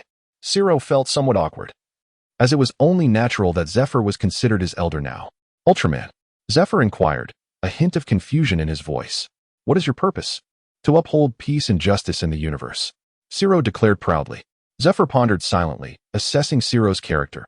He deemed him somewhat simplistic and arrogant, yet undoubtedly formidable, with an overall decent disposition. And you? Zephyr's gaze shifted warily toward Venom, whose appearance instinctively suggested an affiliation with malevolence. I am a symbiote, to put it plainly. Without Wayne, I would cease to exist. Believe it or not, without me, Wayne would be in dire straits as well. I shall do my utmost to assist him. Venom adopted a nonchalant demeanor, as if he were impervious to scrutiny. Indeed, he spoke the truth. Without him, Wayne's heart would shatter into fragments. Presently, their bond was one of mental symbiosis, with Wayne as the host. Without Wayne, Venom would be rendered utterly powerless. What? Zephyr's expression darkened. He could not simply take Venom's word at face value, yet he was unwilling to test the waters, for the stakes were far too high. Wayne was his sole hope. Believe it or not, I shall find a way to eliminate you. We could both perish together, whether you believe it or not. I shall enlist someone to rid me of you, together to the grave. Trust me, I can harness the power of the devil fruit to bring about your demise. A shared fate. Zephyr found himself at a loss for words, trapped by Venom's relentless grip on his life. Zephyr settled into a meditative posture, brooding in solitude. Wayne chuckled helplessly at the situation. At that moment, Venom shamelessly leaned in, suggesting, Wayne, that sea creature is beginning to rot. Shall we feast upon it? But there is no fire. How can we eat? Wayne expressed his disdain, stating that he was not hungry at the moment and had no desire to eat, especially since he would be leaving shortly. Then I shall indulge? He inquired. Very well, very well. Vane nodded and hurried over to converse with Zephyr, leaving Venom to drool with anticipation at the sight of the Sea King. It was imperative to appease his elder, for otherwise, he would surely face the consequences later. Moreover, it was his own hubris that had nearly led to his demise this time. Chapter 171. Returning home. This cannot continue. If anything were to happen to you, what would I do in the future? After a lengthy attempt to placate him, Zephyr finally began to calm down somewhat. Sigh. Wayne wiped the non-existent sweat from his forehead, noting that his father had become increasingly loquacious. By the way, what do you need the aquamint species for? Zephyr strolled over to a nearby tree, retrieving his freshly dried clothes, shaking them out before donning them. It is for Venom, who is hungry. I find myself a bit peckish as well. Oh, wine suddenly touched his stomach, feeling as though he was no longer hungry, perhaps even, when pinched his own hand and realized that his physical form seemed to have grown somewhat stronger. Venom? Zero? Poison? Goodness. When Wayne turned to inquire about the situation with Venom and Zero, he was taken aback to find that the once mighty Sea King had been reduced to merely a skin and a pile of bones. Beside Venom stood Zero, wearing an expression of profound existential doubt. Have you finished? Ven, taken aback, inquired. How absurd. Venom extended a tendril, transforming it into a sharp spike and casually cleaning its teeth. Do you not feel an increase in your strength? Venom cast a sidelong glance at Ven, just as Zephyr, now dressed, approached with curiosity to listen in. Come on, we are undeniably in a profound symbiotic relationship. The power I derive from the blood and flesh of sea royalty will undoubtedly benefit you as well. Venom expressed with a hint of exasperation, aware that, irrespective of the circumstances, he was determined to enhance Ven's abilities. While Ven remained oblivious to the fate of Zero, there was a high probability that he too would follow a similar path. Is that so? Wayne scratched his rear, initially considering Venom to be of little consequence, only to discover that the true essence of Venom's power lay elsewhere. In Wayne's mind, the current impressions of Zero and Venom were clear. Zero represented an explosive force, while Venom signified a means of empowerment. Quite commendable. You have finally accomplished something worthwhile, Zephyr remarked coolly, nodding in acknowledgement. It was evident that the old man still harbored some resentment towards Venom's previous confrontation with him, exacerbated by Venom's overtly villainous demeanor. Zephyr found it challenging to avoid confrontation with him. Venom's formidable jaws were firmly restrained by Zero, as their personalities clashed dramatically.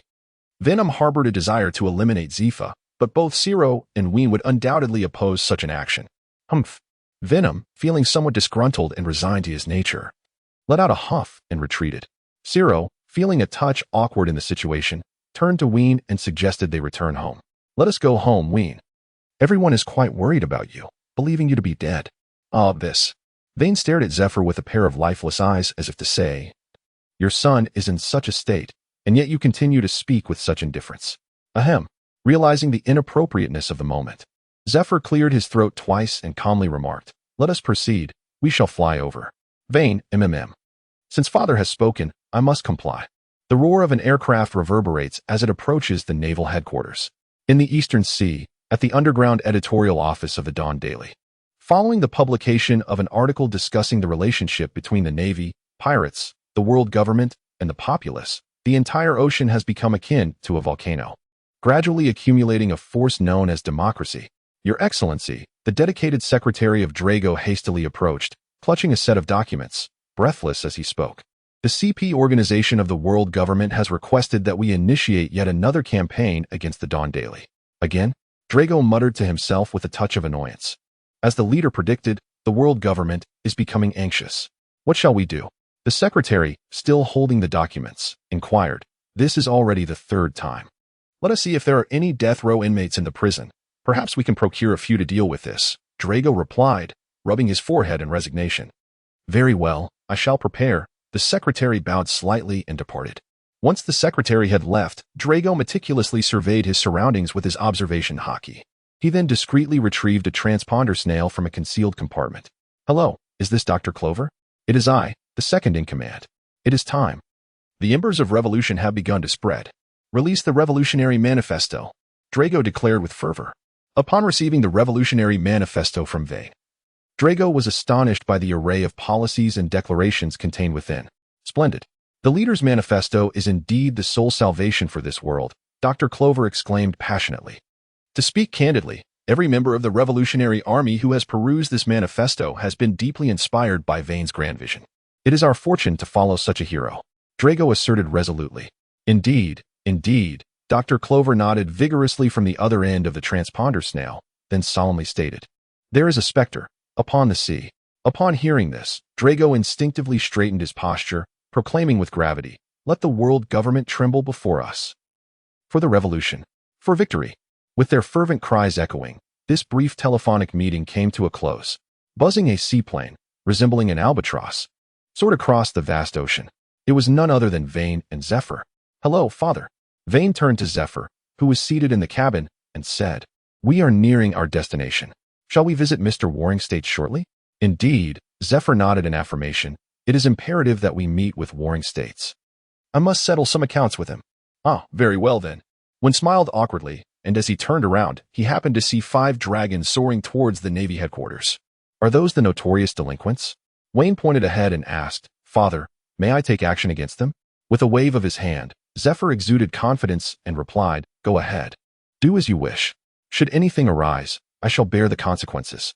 Wayne remarked, "I simply find them displeasing and enjoy teasing them a bit." "Very well." Zephyr replied nonchalantly before closing his eyes to meditate. He, splendid." With a playful grin, Wayne accelerated directly towards the several flying dragons. "Hey, Wayne," Venom inquired curiously. "Who are those individuals?" "Indeed," Ciro added. "I've noticed that you and Senior Zephyr seem to harbor no fondness for them." "They?" Wayne scoffed. "Merely a band of unruly fanatics, lacking in both decorum and maturity." Chapter 172. Teasing very well, Ciro mused, observing Wayne's displeased expression. Suspecting that the dragons ahead had perhaps provoked both Wayne and Senior Zephyr. "If you ask me, we should simply eliminate those ruffians," Venom suggested, waving his diminutive tendrils. "That's out of the question." Vane gazed at the colossal dragon ahead and remarked, "After all, we are colleagues, and besides, to the celestial dragons, they're all precious treasures." Ciro and Venom fell into contemplation, evidently struggling to comprehend the profoundly distorted system that governs the pirate world. One venerates love and justice, while the other champions the law of the jungle. This intricate hierarchy remains somewhat perplexing to them. "Hey, Fire Dragon," inquired a radiant silver dragon leading the flight. Addressing the Fire Dragon, who had his head lowered, "Is Admiral Borsalino truly that formidable?" "Indeed, Silver Dragon," the Fire Dragon replied, retracting his neck in trepidation. "His speed is unparalleled, and he almost instantaneously incapacitated Bondi Waldo." At this juncture, fear lingered in the Fire Dragon's eyes. Even their combined strength merely matched Waldo's prowess. Yet, that terrifying man could render Waldo utterly helpless with the slightest gesture. Very well, the Silver Dragon discerned the Fire Dragon's apprehension and, after a moment of reflection, turned to the Gold Dragon beside him and said, "It seems the Navy's strength has reached extraordinary levels. When we proceed shortly, do exercise caution and refrain from acting impulsively." The Silver Dragon's tone was gentle, reminiscent of a soft-spoken lady. "I understand." The Gold Dragon replied impatiently. "The Navy is merely a subordinate of the world government. We are the guardians of the celestial dragons. When the Navy sees us, they ought to retreat in fear." The Silver Dragon furrowed her brow. She was a rare calm dragon, aware that the powers of Zoan-type devil fruits could influence their users to some extent. The potent mythical Zoan-type dragon fruit, even more so. Among the new generation of dragon guards, many had succumbed to the overwhelming allure of the dragon fruit, becoming arrogant, conceited, and lecherous like dragons. Sai the Silver Dragon observed that even the strongest of the new generation, the Gold Dragon, had not entirely escaped the dragon fruit's influence. Perhaps the Navy is not as formidable as it seems. It is merely the result of exaggerated tales from the outside world. Gazing at the self-assured Gold Dragon, the Silver Dragon suddenly felt a notion that the Navy was not so daunting after all. "Wait." The Silver Dragon shook her head, realizing that she too had not completely suppressed the effects of the devil fruit. The Zoan and Logia types have discernible impacts on their users, whereas the Paramecia type does not exhibit such effects, or at least not overtly. It must be that my own strength is insufficient. The Silver Dragon felt a pang of distress, recalling that the previous generation of dragon guards from Mariewa possessed immense power and unwavering resolve, impervious to the influence of the devil fruits. Sai the Silver Dragon became somewhat distracted, while the Fire Dragon, Venom Dragon, and Ice Dragon languidly trailed behind. and the gold dragon soared confidently at the forefront. Buzzing suddenly, a thunderous roar filled the air as a high-speed, light green aircraft approached, hurtling directly towards them. Goodness! Move aside! What the hell? Bastard! After a flurry of curses, they narrowly evaded the barrier aircraft. Ha ha! Wayne craned his neck, observing the beleaguered dragons trailing behind the aircraft. Their inability to unleash their observation hockey was truly deserved. After making an international gesture of goodwill towards them, Wayne strode away. Infuriated, the golden dragon exclaimed, "You insignificant insect! I shall slay you." He released a plume of golden breath towards the aircraft in frustration. Realizing his aim was futile, the golden dragon, in a fit of exasperation, commanded, "Let us go." Dressed in a naval uniform, he intended to confront them at the naval headquarters. The three younger dragons exchanged glances, and then the fire dragon approached hesitantly. "Leader Golden Dragon," he began, "perhaps we should endure this for now. We cannot match this foe." It is worth noting that the nature of dragons often inclines them to bully the weak while fearing the strong. Suddenly, a resounding slap echoed as the golden dragon struck the fire dragon's face, leaving 5 distinct claw marks. "You disgraceful fool, bringing shame upon the world government." With a disdainful snort, the golden dragon accelerated towards the naval headquarters, with the silver dragon hastily following suit. The remaining 3 dragons were momentarily stunned before they too hastened to catch up. Upon their arrival at Sengoku's office, they found Wayne delicately savoring a cup of tea. "You scoundrel! Why did you just collide with us?" The irate golden dragon shouted, pointing an accusatory finger at Wayne. "That wretch dared to provoke me. How audacious of him!" Before Wayne could utter a word, the figures of Zero and Venom in his mind had already become agitated.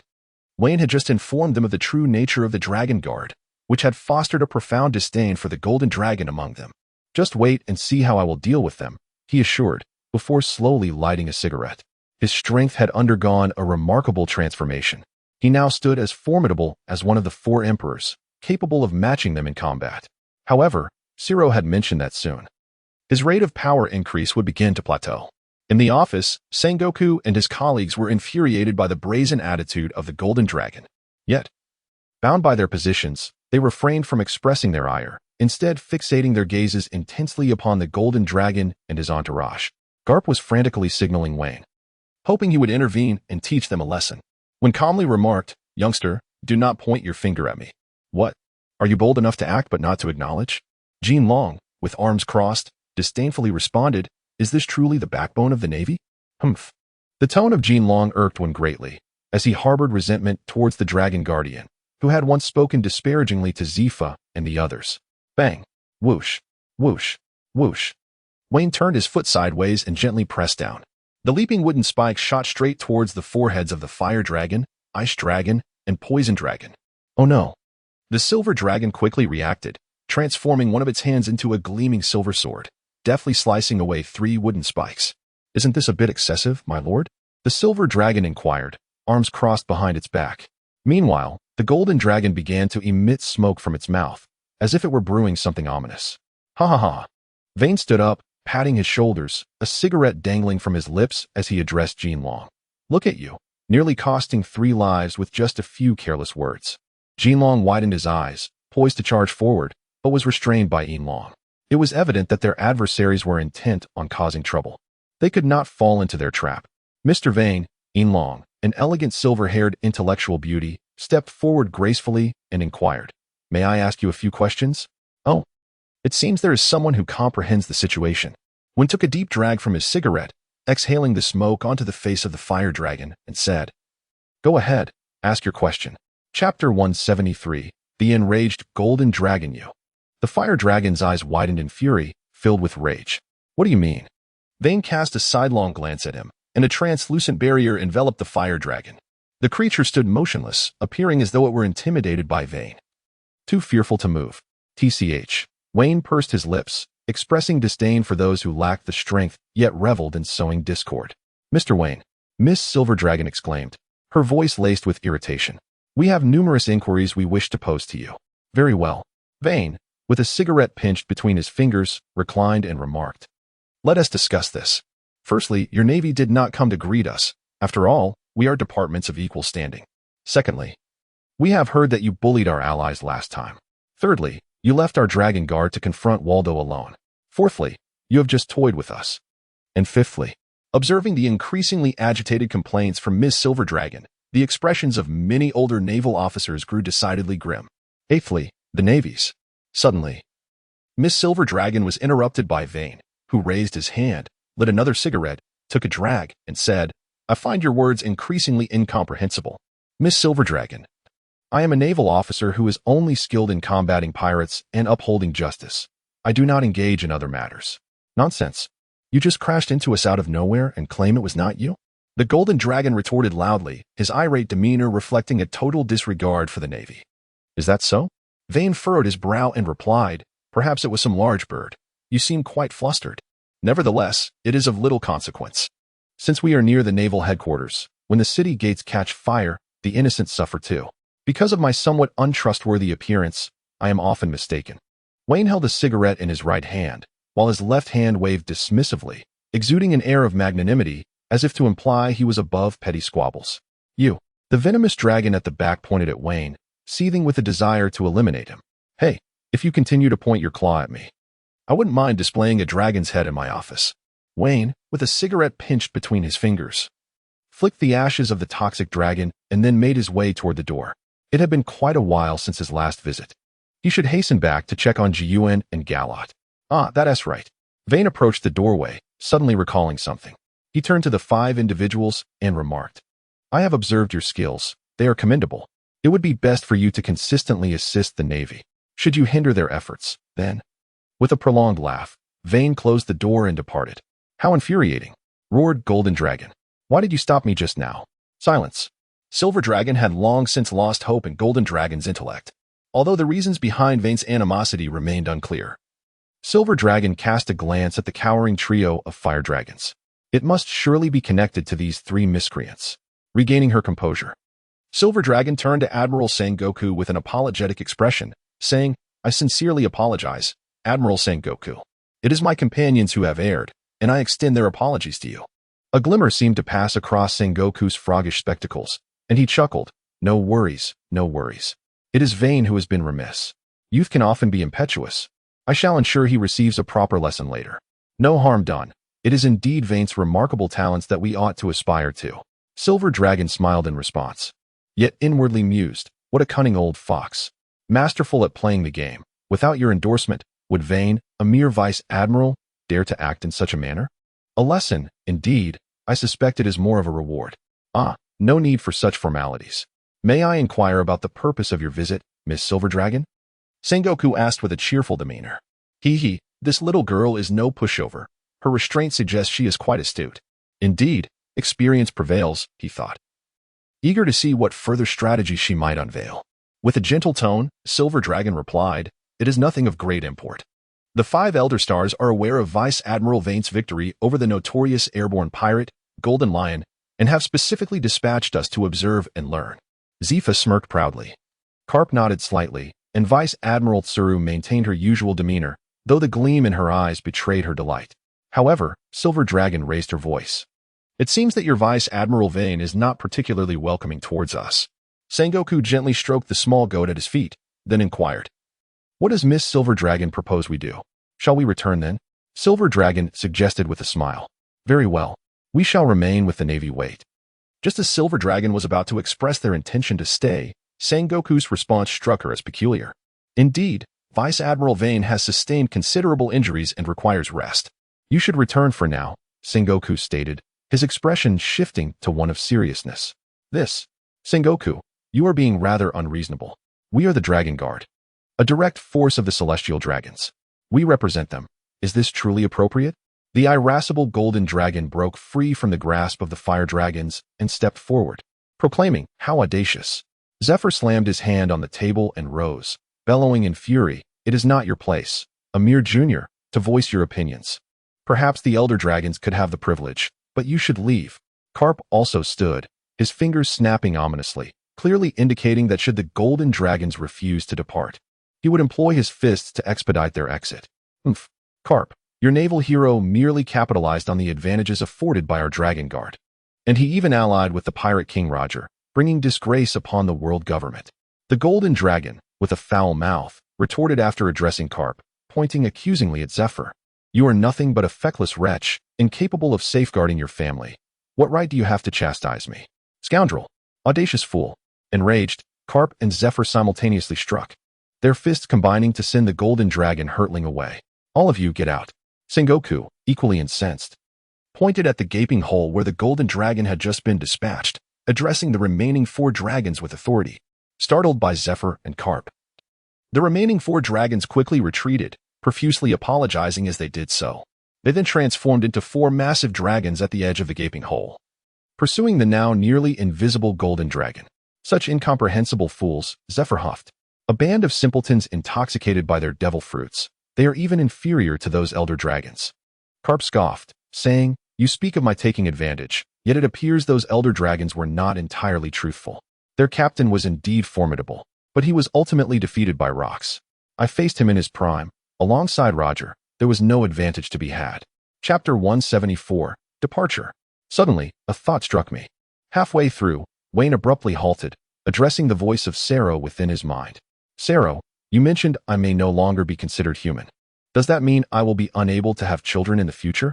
The weight of filial piety pressed heavily upon him, knowing that if he were to leave his lineage extinct, Zephyr would likely strangle him on the spot. "Well," Sero pondered, scratching his head. It is worth noting that under Wayne's nurturing, both Venom and Sero had transcended their basic forms of tentacled monstrosity and a mere orb of light. "It seems unlikely." Sero shrugged. "Your life level is ascending, yet your girlfriend's life level has diverged from yours, making the prospect of producing offspring exceedingly difficult."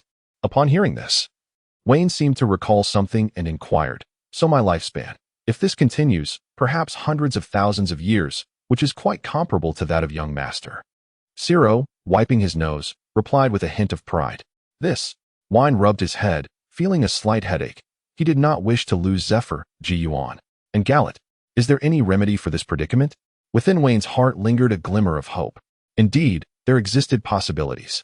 After a moment of hesitation, Sero proposed, "Perhaps we could transform into a giant of light, or consume the specially crafted fruit of the divine tree from the Otsutsuki clan, or even slay an ultimate life form, akin to the Rebrando beings, extracting its essence and purifying it for our use." Wayne's countenance suddenly fell. These matters were beyond his current reach. However, Sero abruptly raised his voice, proclaiming, "But I possess the Baraji shield from the great Noah, which allows me to traverse time and space." Wayne, hastily summon the rabbit to take us through the ages, and we shall capture 2 ultimate life forms. Venom licked his lips, expressing his desire to savor their essence. "Off you go. Can you even contend with them? You fool." "Fool?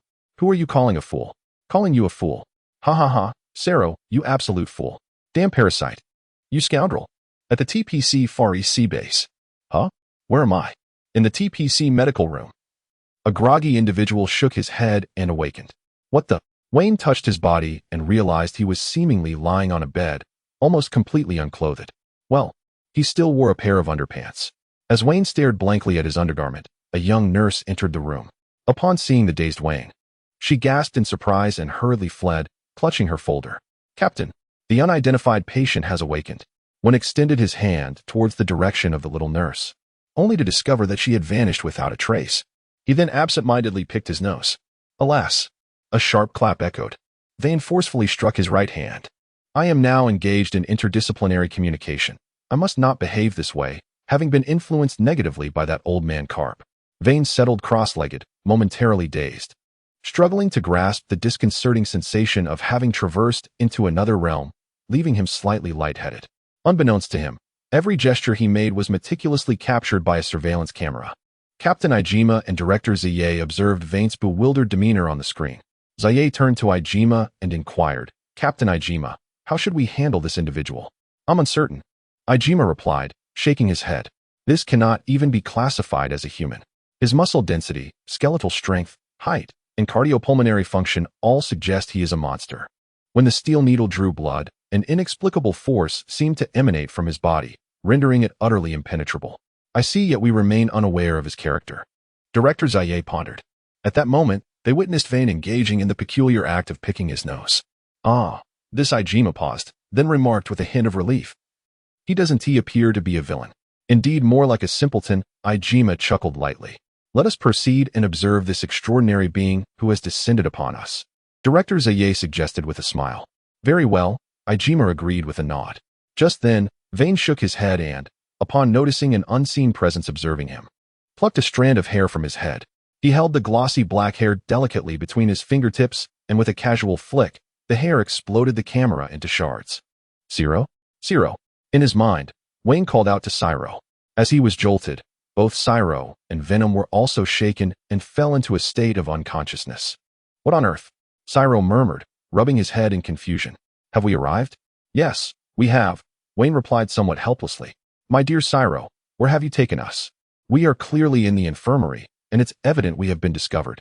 I had mentioned before that you were quite familiar with the shield of biology. Yet here we are, lost. Ah well. Ciro awkwardly scratched his backside and responded, it's just that I have yet to regain my strength. Something unexpected occurred. You. Never mind, never mind. Venom? Has Venom awakened? Wayne rubbed his forehead and began to inquire about Venom's condition. Venom? Wayne glanced at the indescribable entity lurking in the depths of his psyche. Never mind, it seems the Venom would not manifest just yet. Creaked the door to the infirmary swung open as Kima and Director Sawai stepped inside. Greetings, mysterious visitor from the heavens, Kima said with a warm smile. Director Sawai stood beside Kima, wearing a gentle smile, yet remained silent. Who are you? Wayne picked up the garment hanging on the wall. Donning it as he inquired, I am Kiko Ijima, the captain of the victorious team in TPC, and this is Director Sawai of TPC, Ijima introduced. A pleasure to meet you. Wayne nodded thoughtfully, then retrieved a pack of cigarettes from his pocket, lighting one and taking a gentle puff. In the meantime, Hui and Director Zeiji exchanged discreet glances, their curiosity about Wayne's origins deepening.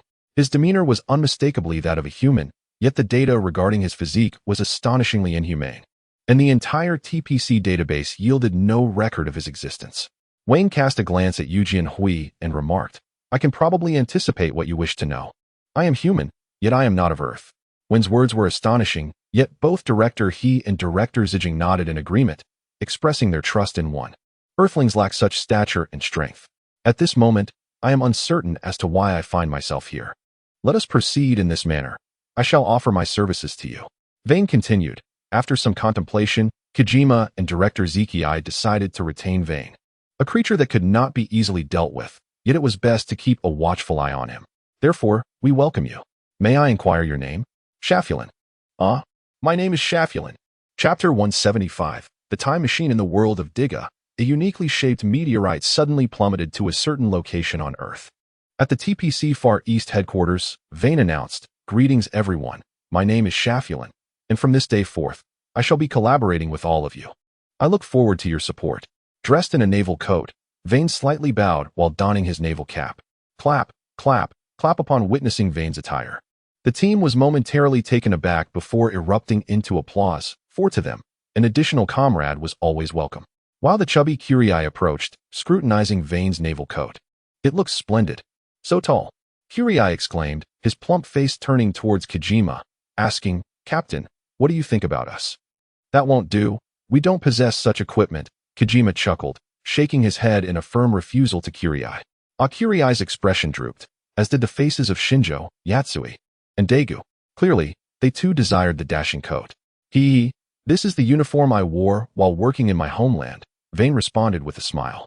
Deputy Captain Mukai and Captain Kojima exchanged glances, realizing they had gleaned yet another piece of information about Vane. The coat emblazoned with the word justice was standard issue, suggesting that Shafulin had indeed engaged in commendable work back in his homeland. Hello, I am Mukai, said the deputy captain. I am Daegu, responded the tall figure. My name is Rina. You are extraordinarily tall, Rina remarked, gesturing to indicate her own height. I am Kurii. I am Yatsui. You can call me Shinjo. Other members of the Victory Squad approached Vane to extend their hands in friendship. At that moment, an intelligent-looking woman clad in white, with her hair tied back, approached and said, Hello, I am Reiko Bakura. She regarded Vane with a gaze reminiscent of observing an extraterrestrial being. Hello, my name is Shafulin. Vane paid no heed to Reiko Hakamura's peculiar gaze. Instead, he offered a gentle smile. Suddenly, a sound emanated from the central screen of the operations room, followed by the visage of a foreigner appearing on the display. Captain Hikawa, we have discovered a remarkable meteorite, and we shall be sending it to you shortly. Very well. Thank you, Captain Hikawa replied, nodding with a smile. You're welcome, the foreigner concluded before disconnecting the communication. All right, Everyone, Captain Hikawa clapped his hands to capture the group's attention. Let us all proceed with our respective tasks. Kugi-ai, please accompany Dr. Reiko Hakamura to handle the meteorite. Understood, no problem. Both Kugi-ai and Reiko responded before exiting together to prepare. Shafulin, present. You and Daiku will be responsible for answering our TPC hotline. Could I possibly be assigned a different task? Veen scratched his head, reluctant to handle phone calls. And what skills do you possess? Captain Hikawa inquired. Not in the least bit annoyed, but rather intrigued. Ween glanced around. Lena had gone to practice flying. Yuri was adjusting the data. Zhongfang was sipping milk while composing a report. Daku was cheerfully answering hotline calls, and Xinqing was tinkering with his little invention. Wayne scratched his backside, feeling as if he had suddenly remembered something important. Wayne recalled his own abilities. Captain, Wayne said solemnly, I have discovered what I am capable of. Upon hearing Wayne's words, everyone lifted their heads to gaze at him, eager to learn of his newfound skill. I can fight exceptionally well. Wayne rolled up his sleeves, striking a robust pose. Oh, this caught Captain Jujian Hui off guard. She was aware of Wayne's strength, but to articulate it so directly was unexpected. Uft. Lena stifled a laugh from the side and inquired, So, Shafulin, just how strong are you? Upon hearing Lena's question, Wayne earnestly replied, I fear nothing. Save for a nuclear bomb. Ha ha ha ha. Ha ha ha. Laughter erupted among the group, as they all perceived Wayne's remark as a jest. Hee hee. Observing the merriment, Wayne shrugged and joined in the laughter. After all, he had spoken the truth, and whether they believed him was of little consequence. Captain Jujian Hui squinted at Wayne, genuinely believing his words. I suppose I should take this call now. Wayne scratched his head, revealing a silly grin. Wayne had just settled beside Daegu, who greeted him with a warm smile. For some inexplicable reason, Daegu found Wayne to be remarkably amiable, reminiscent of an old acquaintance. Wayne also returned a faint smile before answering the phone. Hello, is this the victory team? A woman's voice responded, Yes, may I ask what the issue is? Upon hearing her voice, Wayne felt a surge of energy. I've just gone through a painful breakup. Can you assist me? She sounded desperate for comfort. Uft, seeking solace. Are we? Find a toilet and ponder your situation while your head is submerged, Wayne replied, unconcerned with the reaction on the other end, and hung up with a beaming smile. Maintaining his smile, Wayne glanced at the phone in front of Daegu, which displayed the emergency hotline for reporting anomalies. Then he looked at his own phone, which was the TPC civilian hotline. What on earth? One felt that he had some matters to attend to in the future. Ring, ring, ring hello, this is the TPC public hotline. What was your attitude just now? Do you believe I will file a complaint against you? What is your name? I am your father. Click. The call was abruptly terminated. Sai Wine rubbed his face despondently, feeling a sense of disillusionment with everything around him. Observing the cheerful and optimistic Daegu, Wine concluded that it was best for this bright young man to confront the world's harsh realities on his own. Wayne leaned in with a cheerful smile and inquired, Have you been busy lately? Could you possibly assist me with? Just as Wayne was about to speak, Koguchi entered the command room accompanied by Dr. Reiko Hakamura. We have made significant progress in our study of this meteorite, Koguchi announced, instructing several staff members to bring in experimental equipment. Come, take a look, he beckoned to everyone. Once they gathered, Dr. Hakamura picked up a fragment and stated, based on the analysis of radioactive elements conducted by Koguchi and myself, this fragment dates back approximately 250,000 years before the present. A murmur of astonishment rippled through the crowd as they gazed at the fragment, taken aback by its ancient origin. Sensing their confusion regarding the term 250,000 years before the present, Koguchi added, roughly around 30 million years ago. That long? Uri inquired. Indeed, Dr. Hakamura affirmed. This could indicate the existence of a more advanced civilization prior to the emergence of humanity. Amidst the discussion, Daiku stared at the meteorite, feeling an inexplicable sensation wash over him. In Wayne's mind, Sero uttered directly, Within this lies a soul of light. Chapter 176, The Soul of Light? Veen scratched his backside, fully aware of what lay within. Ah, Yulian, that ancient woman who had lingered for 30 million years. Soon, with the combined efforts of Reiko Baitsu and Kureiji, the meteorite from 30 million years ago was cleaved open, revealing an object reminiscent of a diminutive silver pyramid, a time machine. Buzzing as the time machine made its appearance, it began to operate autonomously. A small aperture opened in the machine, and the image of an elderly woman with white hair was projected forth. Her lips moved incessantly, seemingly articulating something. Courage triumphantly retrieved a white box from his cabinet and declared, "This is my newly invented universal translation device. Connecting this might allow us to comprehend her words." With excitement, he dashed over to plug his translator into the main console. As the sound wave patterns on the large screen merged into one, the words of the white-haired woman gradually echoed in everyone's ears. "I am Yulian, the captain of the Earth Guard, my descendants." As Yulian began to speak, her gaze fell upon Veen. Yulian exclaimed, "What is this, an Ultraman?" The image of Yulian flickered momentarily before she continued. "If you have discovered this machine, it signifies that 30 million years have elapsed. Earth is on the brink of profound transformation, heralded first by the earth-shaking Golzon, followed by the sky-tearing Balme." "Huh?" Yase curiously inquired, "What is yet to manifest?" "What Golzon, what Balme?" Zzz Yulian's image began to blur once more. How is it that the current descendants possess no decorum whatsoever? Indeed, Wine, stroking his chin, murmured, "Why hasn't Golzon emerged from the depths of the earth?" As they gazed at the crackling imagery, an absurd sensation began to swell within everyone's hearts. The long-ago captain of the Lost Souls, from 30 million years past, seemed rather unreliable. Little did they know that the current state of the Lost Souls was equally bewildered. "This can't be right. Golzon should have appeared by now." The group gathered around the crackling time machine, leaving the Lost Souls with a sense of being caught in an inescapable predicament.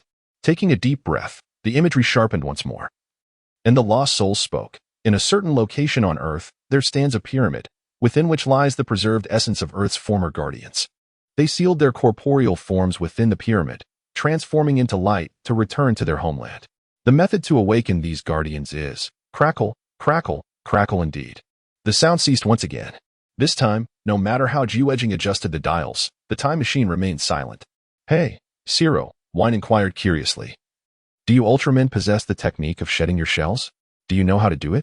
In Wayne's mind, Siluo awkwardly scratched his behind and said, "Well, it seems I am at a loss." Vane's mocking laughter seemed to provoke Ciro, who, in a state of agitation, exclaimed, "Truly, no one in the land of light would do such a thing. Abandoning one's body? How absurd. Our Ultramen only transform into stone statues when their abilities are utterly depleted and they are forced to retreat.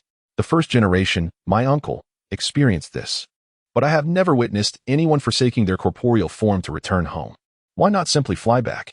At this point, Ciro, quite incensed, added, "What nonsense is this?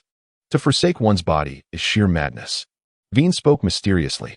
Based on Ciro's description at that time, Veen could ascertain that the timeline in Ciro's location intersected with that of Itaruga. Ciro had indeed encountered Diga, and upon seeing the statue of Diga, Ciro would likely be astonished. After all, Diga is heralded as the beacon of hope. With his essence scattered far and wide, his presence can be found in numerous forms, including cards, medals, and figurines, showcasing a myriad of variations. The true power of Diga's original form is almost unfathomable. Otherwise, he would have perished long ago. However, it is reasonable to assume that Diga's original form is still alive, albeit having been somewhat neglectful. As for the two other statues at that time, Wayne felt that his friends and relatives had arrived.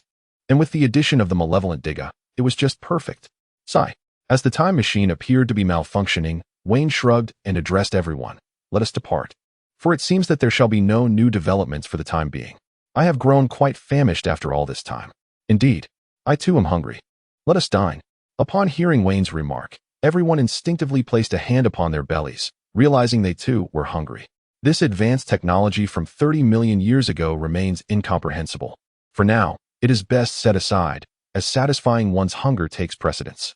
Wayne was the last to leave upon his departure. He turned off the lights and closed the door. As Wayne has just departed, the time machine once again activates, and the ethereal figure reemerges. The unfamiliar Ultraman stands before her. She gazes at the note left behind by Wayne. Since he has already passed, it is best to embrace the role of the deceased. There remains hope in this world, and the new generation of light must cultivate its own ideals. Do not bring forth any mischief. I shall bear the burden. Daigo will become a seasoned warrior. While you may offer guidance, refrain from instilling in him the notion that the giants of light should not interfere with human thoughts. It has been quite some time. And Wayne can scarcely recall the plot of Tiga, yet one phrase lingers in his memory. The giants of light do not intervene in human choices. Wayne often pondered the complexity of Yulian's existence, having endured for 30 million years merely to remind future generations. The cataclysm that befell the civilization of ancient humanity could hardly be elucidated by the mere departure of a colossal being of light. With a wry chuckle, Wayne reflected on his own 2 lifetimes. It is human nature to possess purpose. Though harboring doubts about others, he genuinely questioned whether this solitary soul, isolated for 30 million years, might be a psychological anomaly. Julian let out a soft laugh, and with a flick of his hand, the note vanished without a trace. It seemed this enigmatic Ultraman had begun to regard Daegu as his protege, which was rather delightful. Yet, a hint of perplexity flickered in Julian's eyes. Why had Golzin and Balmain not made an appearance? The embarrassment of a failed display was palpable. In truth, the unforeseen absence of Golzin and Balmain was intertwined with Wayne's fate. When they traversed into this realm, the luminous energy waves from the Baraji shield instilled fear in every monster on Earth, even causing Gitangier to slightly shift in its slumber. The global crisis, too, had been momentarily postponed. Perhaps, if Wayne were to learn of this while indulging in a meal, he would marvel at the might of the formidable figures involved. Chapter 177. Awakening in a shadowy abyss of the Pacific Ocean, a colossal nautilus, adorned with numerous tentacles, began to stir. Its eyes fluttered open. A sinister roar erupted, reverberating across the planet as it proclaimed, "I, the Dark Overlord, have awakened." In light of the fleeting and terrifying brilliance that once graced the Earth, this Dark Overlord resolved to take direct command. A fearsome howl echoed in the harmonious valleys of Earth and upon a certain island in the Pacific. 2 monstrous beings seemed to heed a summoning, roused from their slumber. "Awaken, my beasts! Seek them out and annihilate them before they rise." In the minds of Golzin and Balmain, the roar of the Dark Overlord echoed, awakening them swiftly as they gazed towards a certain location in the east. It was those 3 scoundrels who had obliterated their kin. The time for vengeance had come, to annihilate their corporeal forms and utterly extinguish any hope of their resurrection. Golzin and Balmain began to struggle. After 30 million years, they had yet to regain their strength and were still attempting to dislodge the stones above their heads. At the very moment the Dark Overlord unleashed its roar, a pyramid of light suddenly manifested in the east, seemingly stirred by the Overlord's bellow, vibrating slightly as an inexplicable wave of energy surged forth. Meanwhile, Vane, walking along the corridor of the base, was preparing to accompany Daegu to the restroom. For true camaraderie often begins with shared moments in such places. Suddenly, Vane's body jolted, and the bracelet of the shield of Balaji involuntarily materialized upon his right wrist. Daegu clutched his chest, suddenly beset by a wave of nausea. Across the globe, aliens with even a modicum of power sensed the overwhelming presence of that terrifying darkness, prompting many to prepare for flight. They had believed Earth to be a delectable morsel, unaware that it was, in fact, a voracious beast poised to devour them. Those unable to escape were left in despair, awaiting their demise or making futile last stands. Some aliens ventured to the red light district, others confessed their affections to companions, while 2 burly men embraced in public, only to be escorted away by the police. The crime rate on Earth surged dramatically, with these offenders proclaiming, like lunatics, that the world was at an end, and they were merely indulging in hedonism. Some hopeful aliens, uncertain of their next steps, ultimately heeded the suggestion of a seemingly astute individual. A group hastily sought out an antique shop, pooling their resources to purchase an incense burner along with a stick of incense. When questioned why they did not simply choose any random item, the clever one explained that it was imperative to demonstrate their sincerity to the Dark God. After the group departed, clutching the incense burner, the shopkeeper chuckled and retrieved an identical item from the back. In a modest rental apartment, a dozen aliens, disguised as thugs, laid down an incense burner towards the Pacific, reverently lighting the incense and inserting it. "O Dark God above, we beseech you to accept us as your subordinates and guide us towards the glorious path of sin." After 3 prostrations and 9 bows, the leader of the aliens produced a jar of wine. One by one, they pricked their fingers, allowing their blood to drip into it. The leader then presented small bowls, distributing one to each participant. With solemnity, the leader addressed the assembly, under the gaze of the Dark God. "I, from the Gaseous Star, hereby declare the establishment of the Earth Invasion Alliance. For the Dark God! For the Dark God!" The crowd erupted in fervent cheers, shouting, "Cheers! Cheers!" Unbeknownst to the slumbering Gitangia in the Pacific, he has inexplicably acquired a group of followers. Just as camaraderie and affection enveloped the gathering, a contingent of police officers abruptly burst through the door.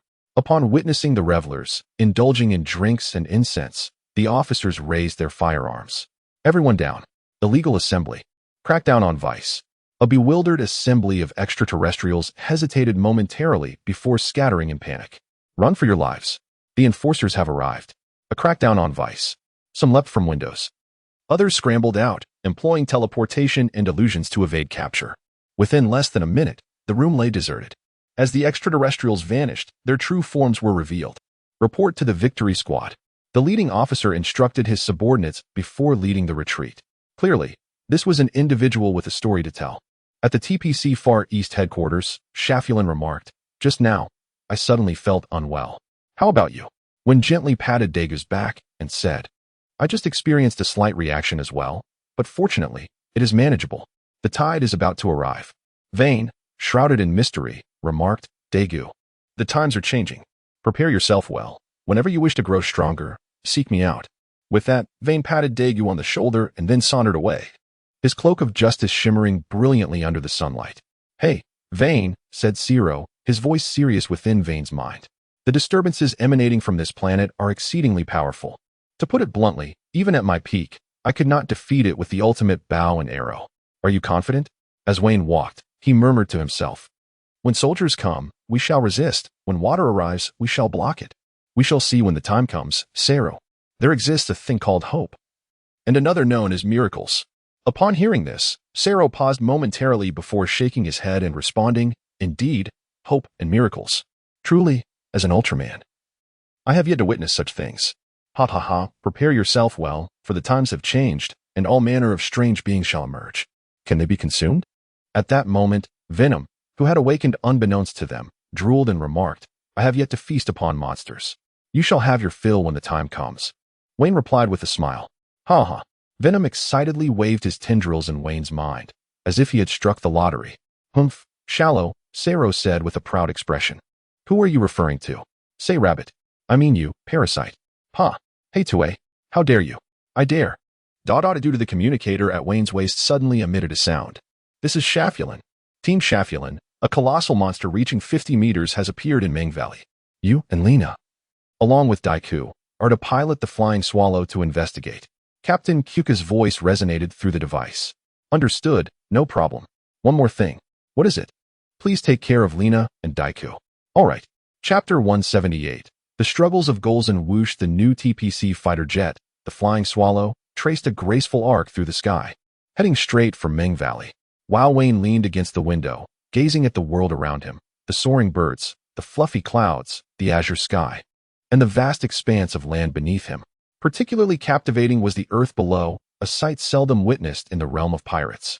Suddenly, a monstrous creature emerged before them, its head encased in a sharp, keratinous layer, its body adorned with vibrant red stripes, and brimming with muscle. This was the earth-shaking beast, Golzon. What an impressive presence. As one of the foremost experts in the pirate world, Wayne instantly assessed the creature's formidable strength, equivalent to that of a naval vice-admiral. Its tough hide and immense power enabled it to unleash violet ultrasonic beams, wield razor-sharp claws, and even dig tunnels for escape while absorbing geothermal magma to achieve secondary evolution. Observing the sunken ground beneath Golzon, Wayne estimated the creature's weight to be no less than 60,000 tons. Is this truly a monster? Lena gazed at Golzon, a mix of awe and trepidation in her expression. Daku, too, was transfixed by the sight, his fists clenched tightly without his realizing it. Through the cameras aboard the Flying Swallow, Captain Ijuin and Director Zawai at the base also beheld the colossal beast. Tap, tap, tap. After a flurry of keystrokes, Jueki arrived at a conclusion. This monster might weigh 68,000 tons and stand 62 meters tall. An astonishing creature, indeed. Director Zawai, regarding Golzon with a grave expression, remarked, "This entity poses a calamity for humanity." Standing beside Director Zawai, Chief Jigon clapped his folding fan and suggested, "It is time to equip our team with weaponry." Captain Ijuin, intent on intervening, recognized that the current circumstances had shifted, rendering previous strategies obsolete. "Captain Ijuin, are you there?" At that moment, Wayne's voice echoed into the operations room. "This is Ijuin, member Shafulin. What concerns do you have? Is this the non-human entity you retrieved from the parallel world?" Chief Jigon glanced at Wayne and remarked, "Indeed. Standing at such a height, it is rather anti-human." Standing at an impressive height of 3 meters, Wayne is indeed a unique presence, akin to a scorpion's excretion. "I wish to test the mettle of this Golzon," Wayne declared with fervor. He was eager to ascertain whether this rear admiral could indeed contend with such a formidable beast. Observing the scene, Ijima glanced at Director Zeiji, who was nodding in agreement. Thus, Ijima addressed Wayne, saying, Team Member Shafulin, your request has been approved. However, do exercise caution, as this creature appears to be far from ordinary. Very well, Wayne replied. I am keen to discover whether this rear admiral can truly stand against the so-called Golzon, the one that shakes the very earth. With great enthusiasm, Wayne spoke. Upon hearing his words, both intermediary Hui and Director Zijing exchanged a glance. A mid-ranking officer? It appears this is the standard of hierarchy within the world of the Shafulin team. However, it seems that the rank of the Shafulin team members is rather respectable. Nevertheless, neither of them commented. Instead, they gazed at Wayne with eager anticipation of his performance. On board the Fian, Lena. Wayne gently patted Lena, who was in charge of piloting the Flying Swallow. Is there something you wish to inquire about, Officer Shafulin? Lena turned her head and asked. Wayne pointed to the glass dome above his head and inquired, Could you possibly open the top cover? The little girl was momentarily taken aback, failing to comprehend Wayne's meaning. Open the door, I must vanquish that monster. Wayne reiterated his words, casually revealing his intentions. Are you out of your mind? Lena exclaimed in astonishment, shaking her head fervently. No way, that's clearly a recipe for disaster. Slap. When gently tapped Lena on the back of her head, expressing his displeasure, You are the one courting danger. My strength is formidable, and this is also the captain's command. Huh. The young girl, momentarily neglecting to rub her sore head, turned to inquire after transferring control to Daegu. How come I was unaware of this? Daegu, too, perked up to listen. The previous conversation had been conducted via a covert phone call, with a hint of exasperation. When thought to himself that he couldn't reveal that his instinctive wariness had led him to employ a soundproof barrier. Lena then opened a cover over a button and placed her finger upon it. Are you certain? Lena hesitated slightly. Just press it, he urged. Wayne firmly grasped Lena's hand and pressed it down with a swift motion. Bang! The lid of the aircraft swung open with a resounding thud. Veen leaped forth, delivering a flying kick that sent Golzon tumbling. Goodness! In the command room, Juejing and Yezue nearly spewed their drinks. Director Zawai and Captain Jioma K couldn't help but gape in astonishment. With a single kick, Wayne toppled a monstrous creature weighing 68,000 tons. Is this even human? Vice Captain Zongfang posed a question that lingered in the minds of all.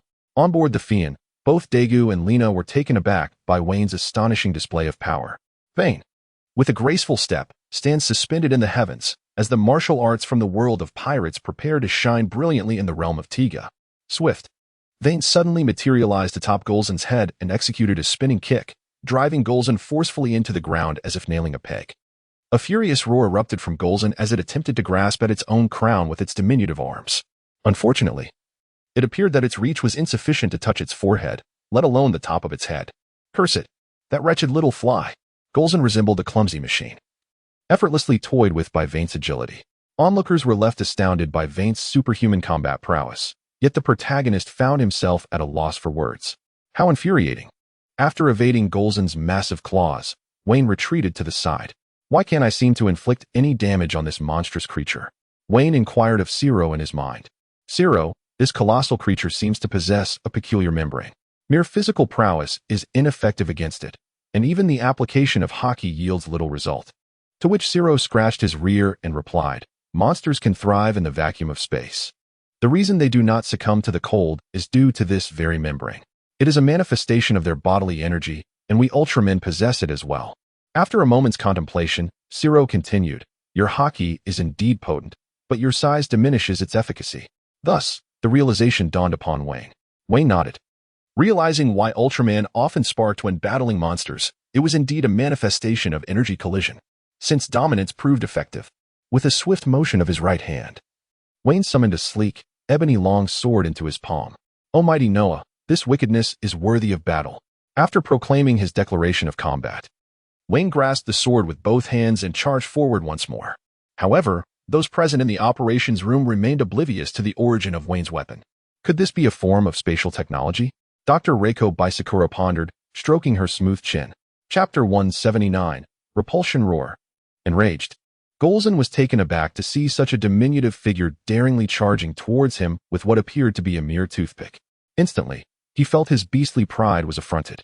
A purple aura emanated from the crown of Golzen's head, and with a slight gathering of his strength, a formidable beam of violet ultrasonic energy shot forth, unerringly aimed at Wayne. Vane leapt to evade, subsequently appearing before Golzen's right eye. Before Golzen could comprehend the situation, Vane delivered a swift strike to his eye. Roar! Suddenly struck by a devastating blow, Golzen howled in agony, one claw clutching his eye, while the other flailed aimlessly.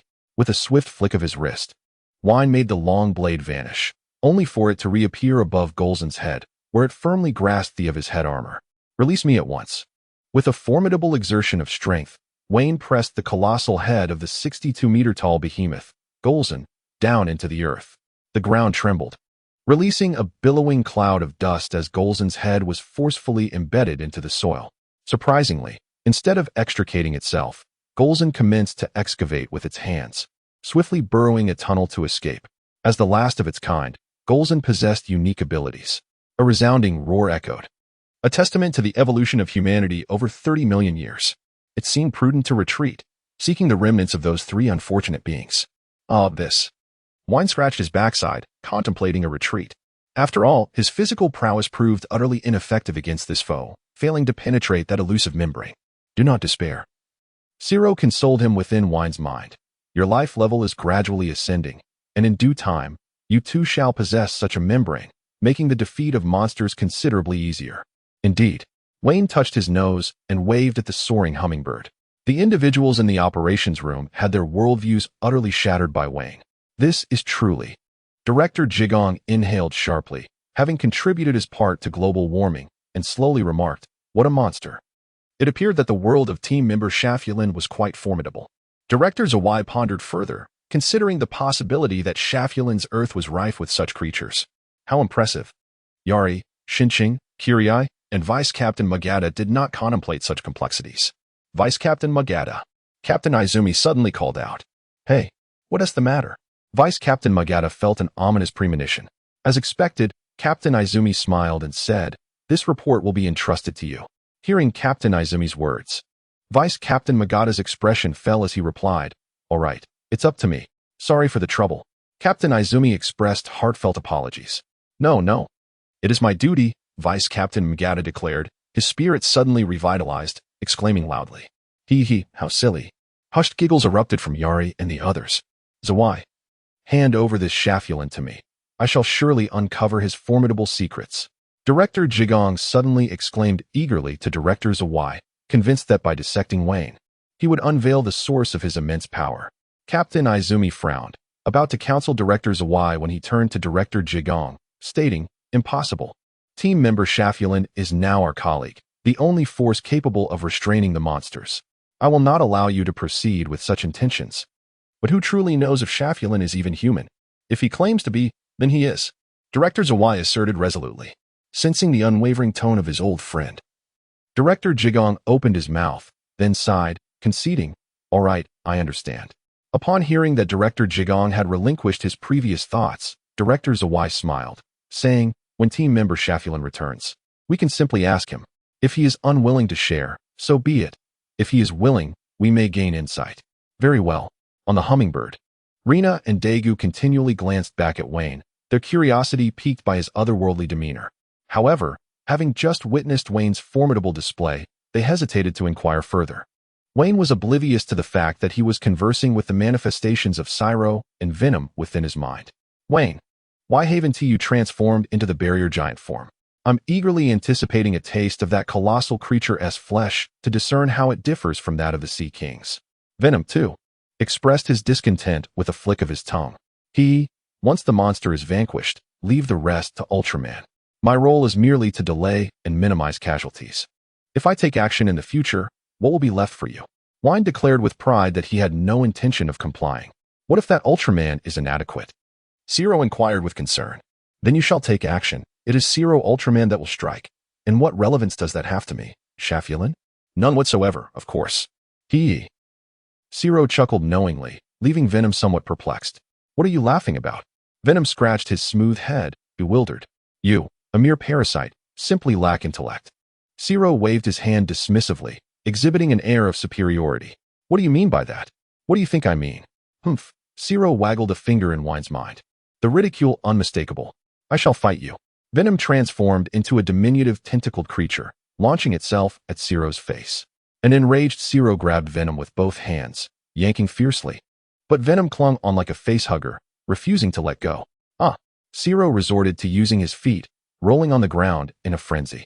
Alas, Wayne sighed and allowed those two fellows to bicker back and forth. Wayne noticed Lena, who had been gazing at him, and leaned forward to inquire. What were you just watching? Is there something on my face? Well. Lena and Daku felt a bit awkward, yet summoned their courage to ask Shafulin. May I ask, what makes you so formidable? Me? Wayne pointed to himself and said, Of course, I have my own methods. How about this? I estimate that the captain and the others are also curious, so I'll share it when I return. Having acquired the answer she sought, the young girl joyfully took to the skies in her aircraft. Daegu, somewhat bashful, leaned closer. Previously part of the transportation department, he felt somewhat out of place in this victorious team. Hence, he was eager to learn how Wayne had grown stronger, aspiring to become a powerful hero who safeguards peace. Just like Wayne. Chapter 180. The search for the pyramid. Upon their return to the base, everyone present regarded Wayne as if he were an alien. Feeling somewhat embarrassed under their gazes, Wayne scratched his backside. All right. Director Zawi waved his hand, signaling everyone to cease their intense scrutiny of Wayne. Team member Shafulin. Director Zawi rubbed his hands together and, somewhat awkwardly, continued, Everyone is eager to know one thing.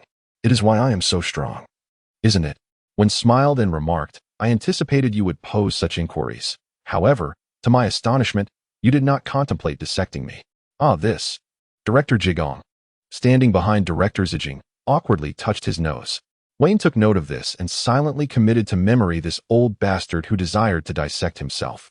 Our world is teeming with extraordinary behemoths, and the physical prowess of humanity is remarkably robust, with the cultivation of both innate qualities and the flesh of these colossal creatures. We indeed possess many individuals of formidable strength. Vane briefly elucidated the reasons behind the enhancement of strength within the pirate world, affirming that individuals in this realm possess an insatiable appetite, with the stronger ones consuming even more. Is that so? Director Sai nodded thoughtfully, acknowledging that indeed. The individual prowess of the members of the Shafulin team is remarkably formidable. May I inquire, with so many powerful individuals, are there not any criminals among them? Yeri asked with a hint of curiosity.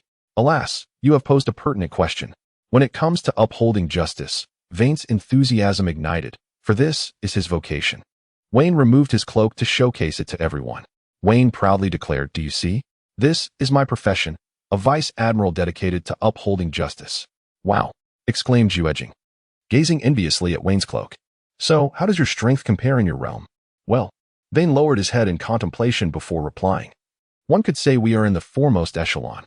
Director Zawai and his colleagues breathed a sigh of relief. They felt reassured that should individuals from Vane's world arrive in the future, they would possess ample confidence. Captain Ijima, Kay stepped forward from the background, presenting a cup of tea to Vane, inquiring, Shafulin, do you believe you can defeat Golzin? Slurp Wine first lifted his teacup and took a sip, then remarked, I can delay the monster, but I cannot defeat it. The creature possesses immense strength and formidable defenses, encased in a layer of energy film, rendering mere physical combat inadequate. Energy film? Dr. Reiko Banshu, standing aside, noted this point. It appears imperative to equip the TPC's combat aircraft with energy weaponry. Should the monsters assault the city in the future, we would invariably have to rely on the assistance of the Shafulin team. Captain Kika Amai offered a slight bow. Her expression filled with remorse, then said, Ha, no need for concern. This is indeed my duty, you can rest assured. Wayne smiled and, upon hearing his words, everyone present breathed a sigh of relief. After all, in the event of a monster assaulting the city, they could hardly resort to missiles, let alone nuclear weapons. However, Wayne solemnly stated, let us first locate the giant mentioned by Yoian, for I am unable to contend with the monster. It is prudent to find the giant before proceeding further. As soon as Wayne's voice fell silent, the large screen in the command room emitted an alarm, revealing a creature with a long neck, a beak, limbs, and a pair of wings, breaking free from the massive boulder that constrained it. The beast let out an exuberant roar before pausing, seemingly in search of something. It then fixed its gaze in a particular direction, flapped its wings, and took flight. Meanwhile, Golzin, aimlessly searching for the statue underground, seemed to sense something and turned to excavate towards a location in the East Japan. Kuji struck the keyboard rapidly, and two red dots appeared on a localized map of the Earth. He pointed at the dots and explained, "These represent the trajectories of Golzan and Balmain." Through the observations of the seismograph and satellites, it appeared that Golzan and Balmain were advancing towards a specific direction. Is that so? Captain Ijima and Director Zawai quickly approached the large screen. Under Kuji's command, the trajectories of Golzan and Balmain extended forward until they halted at a location in East Japan. "It seems their objective lies here," Captain Ijima stated, arms crossed and serious. "Precisely," Director Zawai affirmed gravely. "What could these monsters possibly want? Are they searching for something?" Director Jigong exclaimed in anger. "Indeed, they are searching for something." Upon hearing Director Jigong's words, Director Zawai clapped his hands and placed a reassuring hand on Jigong's shoulder, saying, "Jigong, you remain as astute as ever." "Huh?" Director Jigong, taken aback by the gesture, blinked in confusion. "What have I done?" Noticing the admiring gazes from those around him, Director Jigong cleared his throat and, with a proud demeanor, declared, "Naturally, I have a clear understanding of the intentions of these two monsters, beneath my watchful eye. No mere beast can turn the tables." Indeed, Director Zawai responded with a satisfied smile, patting Jigong's shoulder before turning to Captain Ijima. "Let the victory team set off swiftly. We must locate the pyramid before the monsters do." "Understood." Captain Ijima turned, picked up his helmet, and addressed all the members of the victory team. "This search for the giants requires everyone's participation. Time is of the essence. We depart now." "Yes." Everyone prepared their equipment and filed out of the command room. Boarding the aircraft, Wayne originally thought that Zhu Jianhui need not take the lead personally. However, upon witnessing Zhu Jianhui already forging ahead, he could only shrug his shoulders and follow with a hint of reluctance. After all, the captain of this victorious team held a rank far superior to that of the naval commander during the Warring States period. Wayne, while absent-mindedly picking his nose, thought to himself, "Ciro, pay attention later. The pyramid sealing the giant of light is likely no trivial matter, and you should be able to sense it." "Very well. Leave it to me. I'm curious to see which Ultraman foolishly discards his body and returns home in a form of light." "Ha ha ha. Are you not afraid of encountering something that could obliterate you?" Ciro retorted with a sneer. "By the way, if you Ultramen are not on Earth and a monster appears, can you arrive in time? Of course, the technology of the Land of Light is quite advanced. We can even create a disposable light crystal to summon us. Along with ultra-red balls and ultrametals, they all operate on the same principle," Ciro replied, scratching his head. As he spoke, he inadvertently stepped on an indescribable tentacled creature beneath him. Evidently, Ciro had emerged victorious in the recent duel. Chapter 181. The pyramid. Is this truly the location of the pyramid? It certainly does not appear so. The entire victory team gathered by the edge of a small river, with Kiryai lamenting while propping up his helmet. However, according to my calculations, the pyramid is most likely to be found here, as the monster is headed this way. Yase retrieved a portable computer from the Flying Swallow 2 and, after a series of keystrokes, reaffirmed his conclusion. "Indeed, there must be something here," he asserted confidently. "This is quite the headache. Shouldn't pyramids be located in the desert?" Deputy Captain Zhongfang remarked, cradling a bag of milk, visibly troubled. "All right, everyone," Captain Kuga clapped her hands. And as the team's attention shifted to her, she proposed, "Let's pair up for the search. This will expand our range and increase our speed. If anything unusual arises, we can communicate via our communicators and signal flares." "Understood." The team nodded in agreement and dispersed. Yase and Rina teamed up. Zhongfang followed Captain Kuga while sipping his milk. Shinjo partnered with Kiryai, and Ween paired with Daigu. After several minutes, none had located the elusive pyramid, though Kiryai nearly stumbled in his search. Ultimately, with no other option, Captain Kuga marked a location for the team to regroup. "All right, Daigu and I will head over immediately." Wayne placed his communicator into his pocket and called out to Daegu. "Hey, Daegu, the captain has summoned us." However, Daegu paid no heed to Wayne. Instead, he tilted his head, as if he had perceived something else in the distance. An obscure notion descended upon Wayne in that moment. A reminder echoed in Wayne's mind. "Hey, speak up." Wayne reiterated once more. This time, Daegu finally took action, though it appeared that it did not please Wayne. Daegu did not even glance back. He hurriedly made his way to a bridge, casting a fleeting glance in a particular direction before dashing off. In the direction where Daegu had looked, a pyramid suddenly materialized. At that moment, Kay and his companions were gathering beneath the bridge, and they too spotted the pyramid. "Captain, Lena exclaimed, pointing at the pyramid. Look, there really is a pyramid. Indeed. It truly is a pyramid, Captain K remarked, a sense of inexplicable familiarity washing over him as he gazed at the structure. Meanwhile, driven by an instinctual urge, Dagu suddenly appeared on a small bridge above K and his team. After casting a glance at the pyramid and confirming his direction, he quickened his pace towards it. Hey, Dagu. Hey, what on earth are you doing? Kuji and Shinjo shouted after Dagu, but he paid them no heed. Continuing on his solitary path. What an infuriatingly disorganized and undisciplined fellow. If he were my soldier, I would certainly discipline him. Ween hastened to follow Dagu, fuming as he walked. Upon noticing Kay and the others beneath the bridge, he reassured them, Don't worry, I will pursue Dagu. Let's go together, Deputy Captain Zhongfang declared, joining Ween in the chase after Dagu. The remaining members quickly followed suit. Have you discerned the significance of this pyramid? Wine pondered in his mind, questioning Zero and Venom.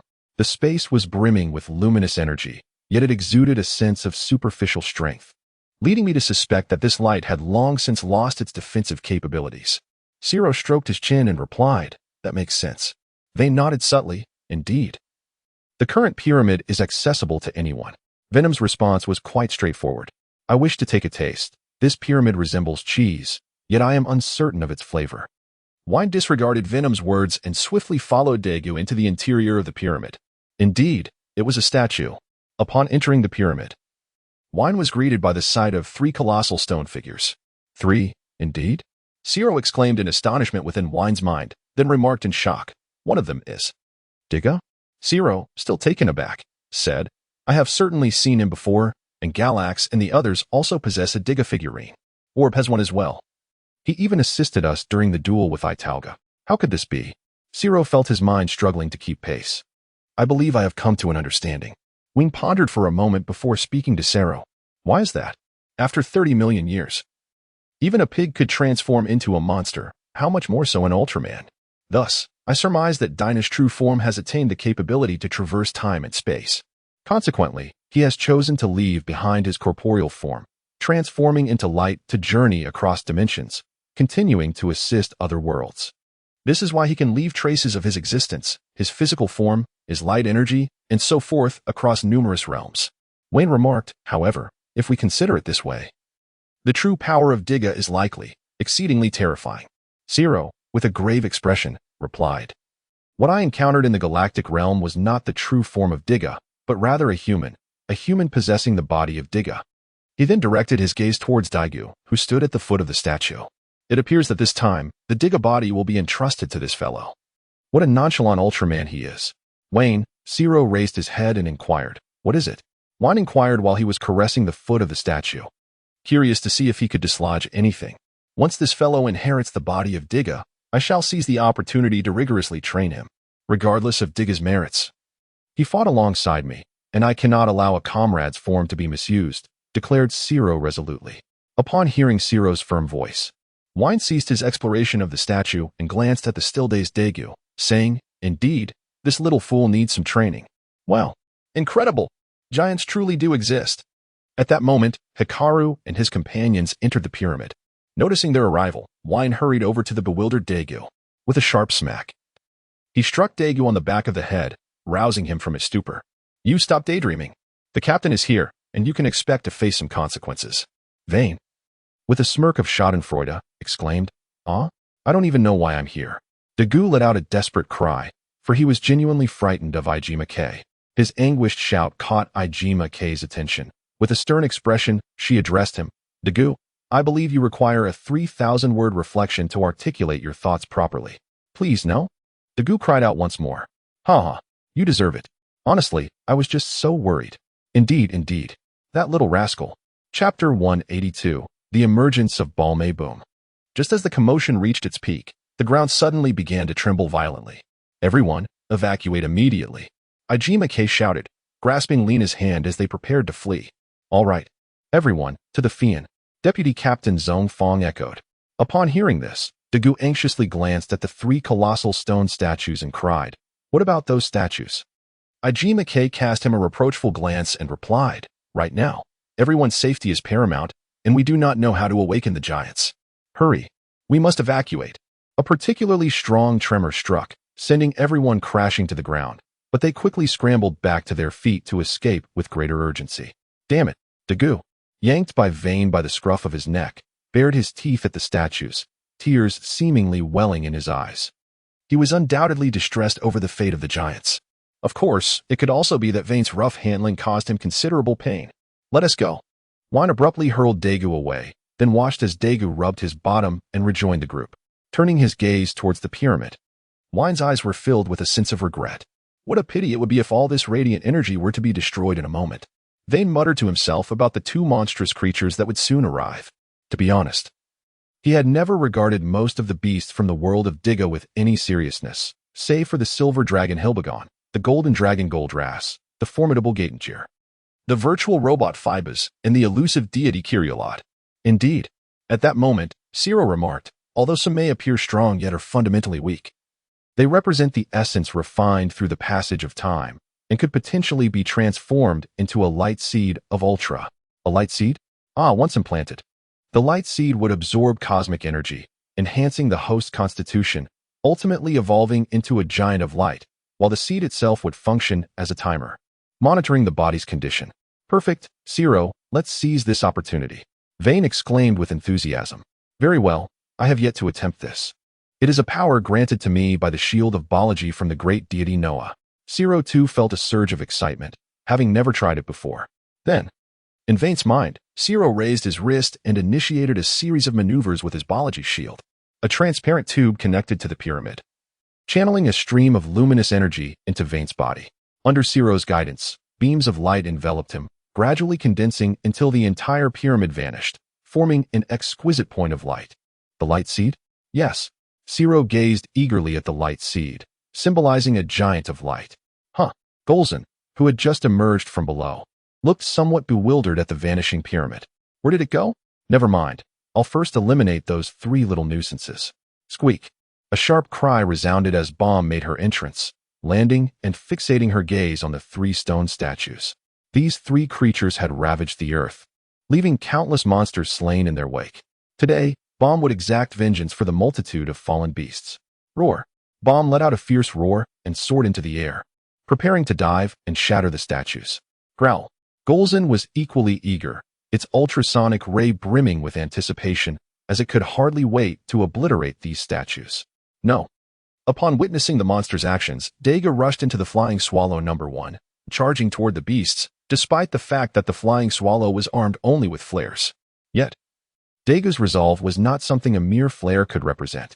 ZZZZ Golzan's head began to emanate a purple glow, its ultrasonic ray primed for release. Vayne. Ciro called out emphatically in Vayne's mind. Hurry, protect these three statues. They are the honored predecessors of the Ultramen. Safeguard them. Perhaps one day, we can awaken them. All right. Understood. As Wayne scratched his ear, he beheld the ultrasonic rays emanating from Golzan's head and the descending Balmain in the sky. A brilliant idea surged within him. Ah ha ha ha. Golzan let out a joyous roar, envisioning the moment he would shatter the statue.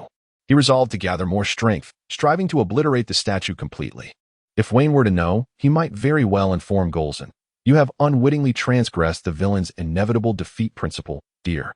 Ha ha ha. Golzan felt himself sufficiently charged, and Balmain had already begun her descent. Victory was within reach. No. Daegu, piloting the aircraft, was determined to intercept Golzan's beam. Damn it. Daegu. You reckless fool. You insufferable hothead. The entire victory team below shouted fervently, attempting to call Daegu back, but the single-minded Daegu paid them no heed, resolutely charging forward, just as Golzan was about to open his mouth to express his thoughts, when suddenly appeared beneath its chin, rising Dragon Fist. Vayne landed a powerful punch on Golzan's jaw, causing him to tilt his head back and stagger backward a few steps. Savor this. Vayne executed a graceful twist, clinging to the head of Golzan before seizing the armor encasing his cranium. Come to me, she commanded. With a tremendous force, Wayne yanked Golzan's head around, directing it squarely towards Balmain. Bang! Vayne exerted all his strength and delivered a resounding slap to Golzan's nape. A howl of agony escaped Golzan's lips, followed by an involuntary shudder reminiscent of a moment of indulgence, unleashing a torrent of ultrasonic rays. Squeak! Balmain took the brunt of the ultrasonic assault directly to the face, sent plummeting from the heavens by Golzan's might. Crash! Balmain's colossal form crashed to the ground, leaving the entire creature dazed and bewildered, taking an eternity to regain its senses.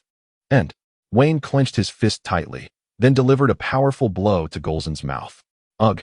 Golzen's lips quivered momentarily before he grimaced in agony, spitting Wayne out along with 7 or 8 of his teeth. Oh dear! Vane, having flipped like a hawk, landed upon the ground, then casually seized a massive stone. After hefting it in his hands, he hurled it towards Golzen's face. Thud! Golzen was sent sprawling to the ground. What should we do, Captain? Exclaimed the team member Shafulin, striving with all his might. We cannot lag behind. Let us contribute our strength. Observing Vane struggling against Golzen, the other members of Victory Team eagerly volunteered. Everyone, called out Huering, drawing her hypergun from her waist. Join me in providing long-range support for Shafulin. Yes. Synopsis: a man destined for death survives, and a devil fruit that should not have reappeared for decades resurfaces. When these two forces unite, what fate awaits the world? I am Vane, a righteous Navy officer, the guardian of the world, the harbinger of an era's end, and the bane of pirates.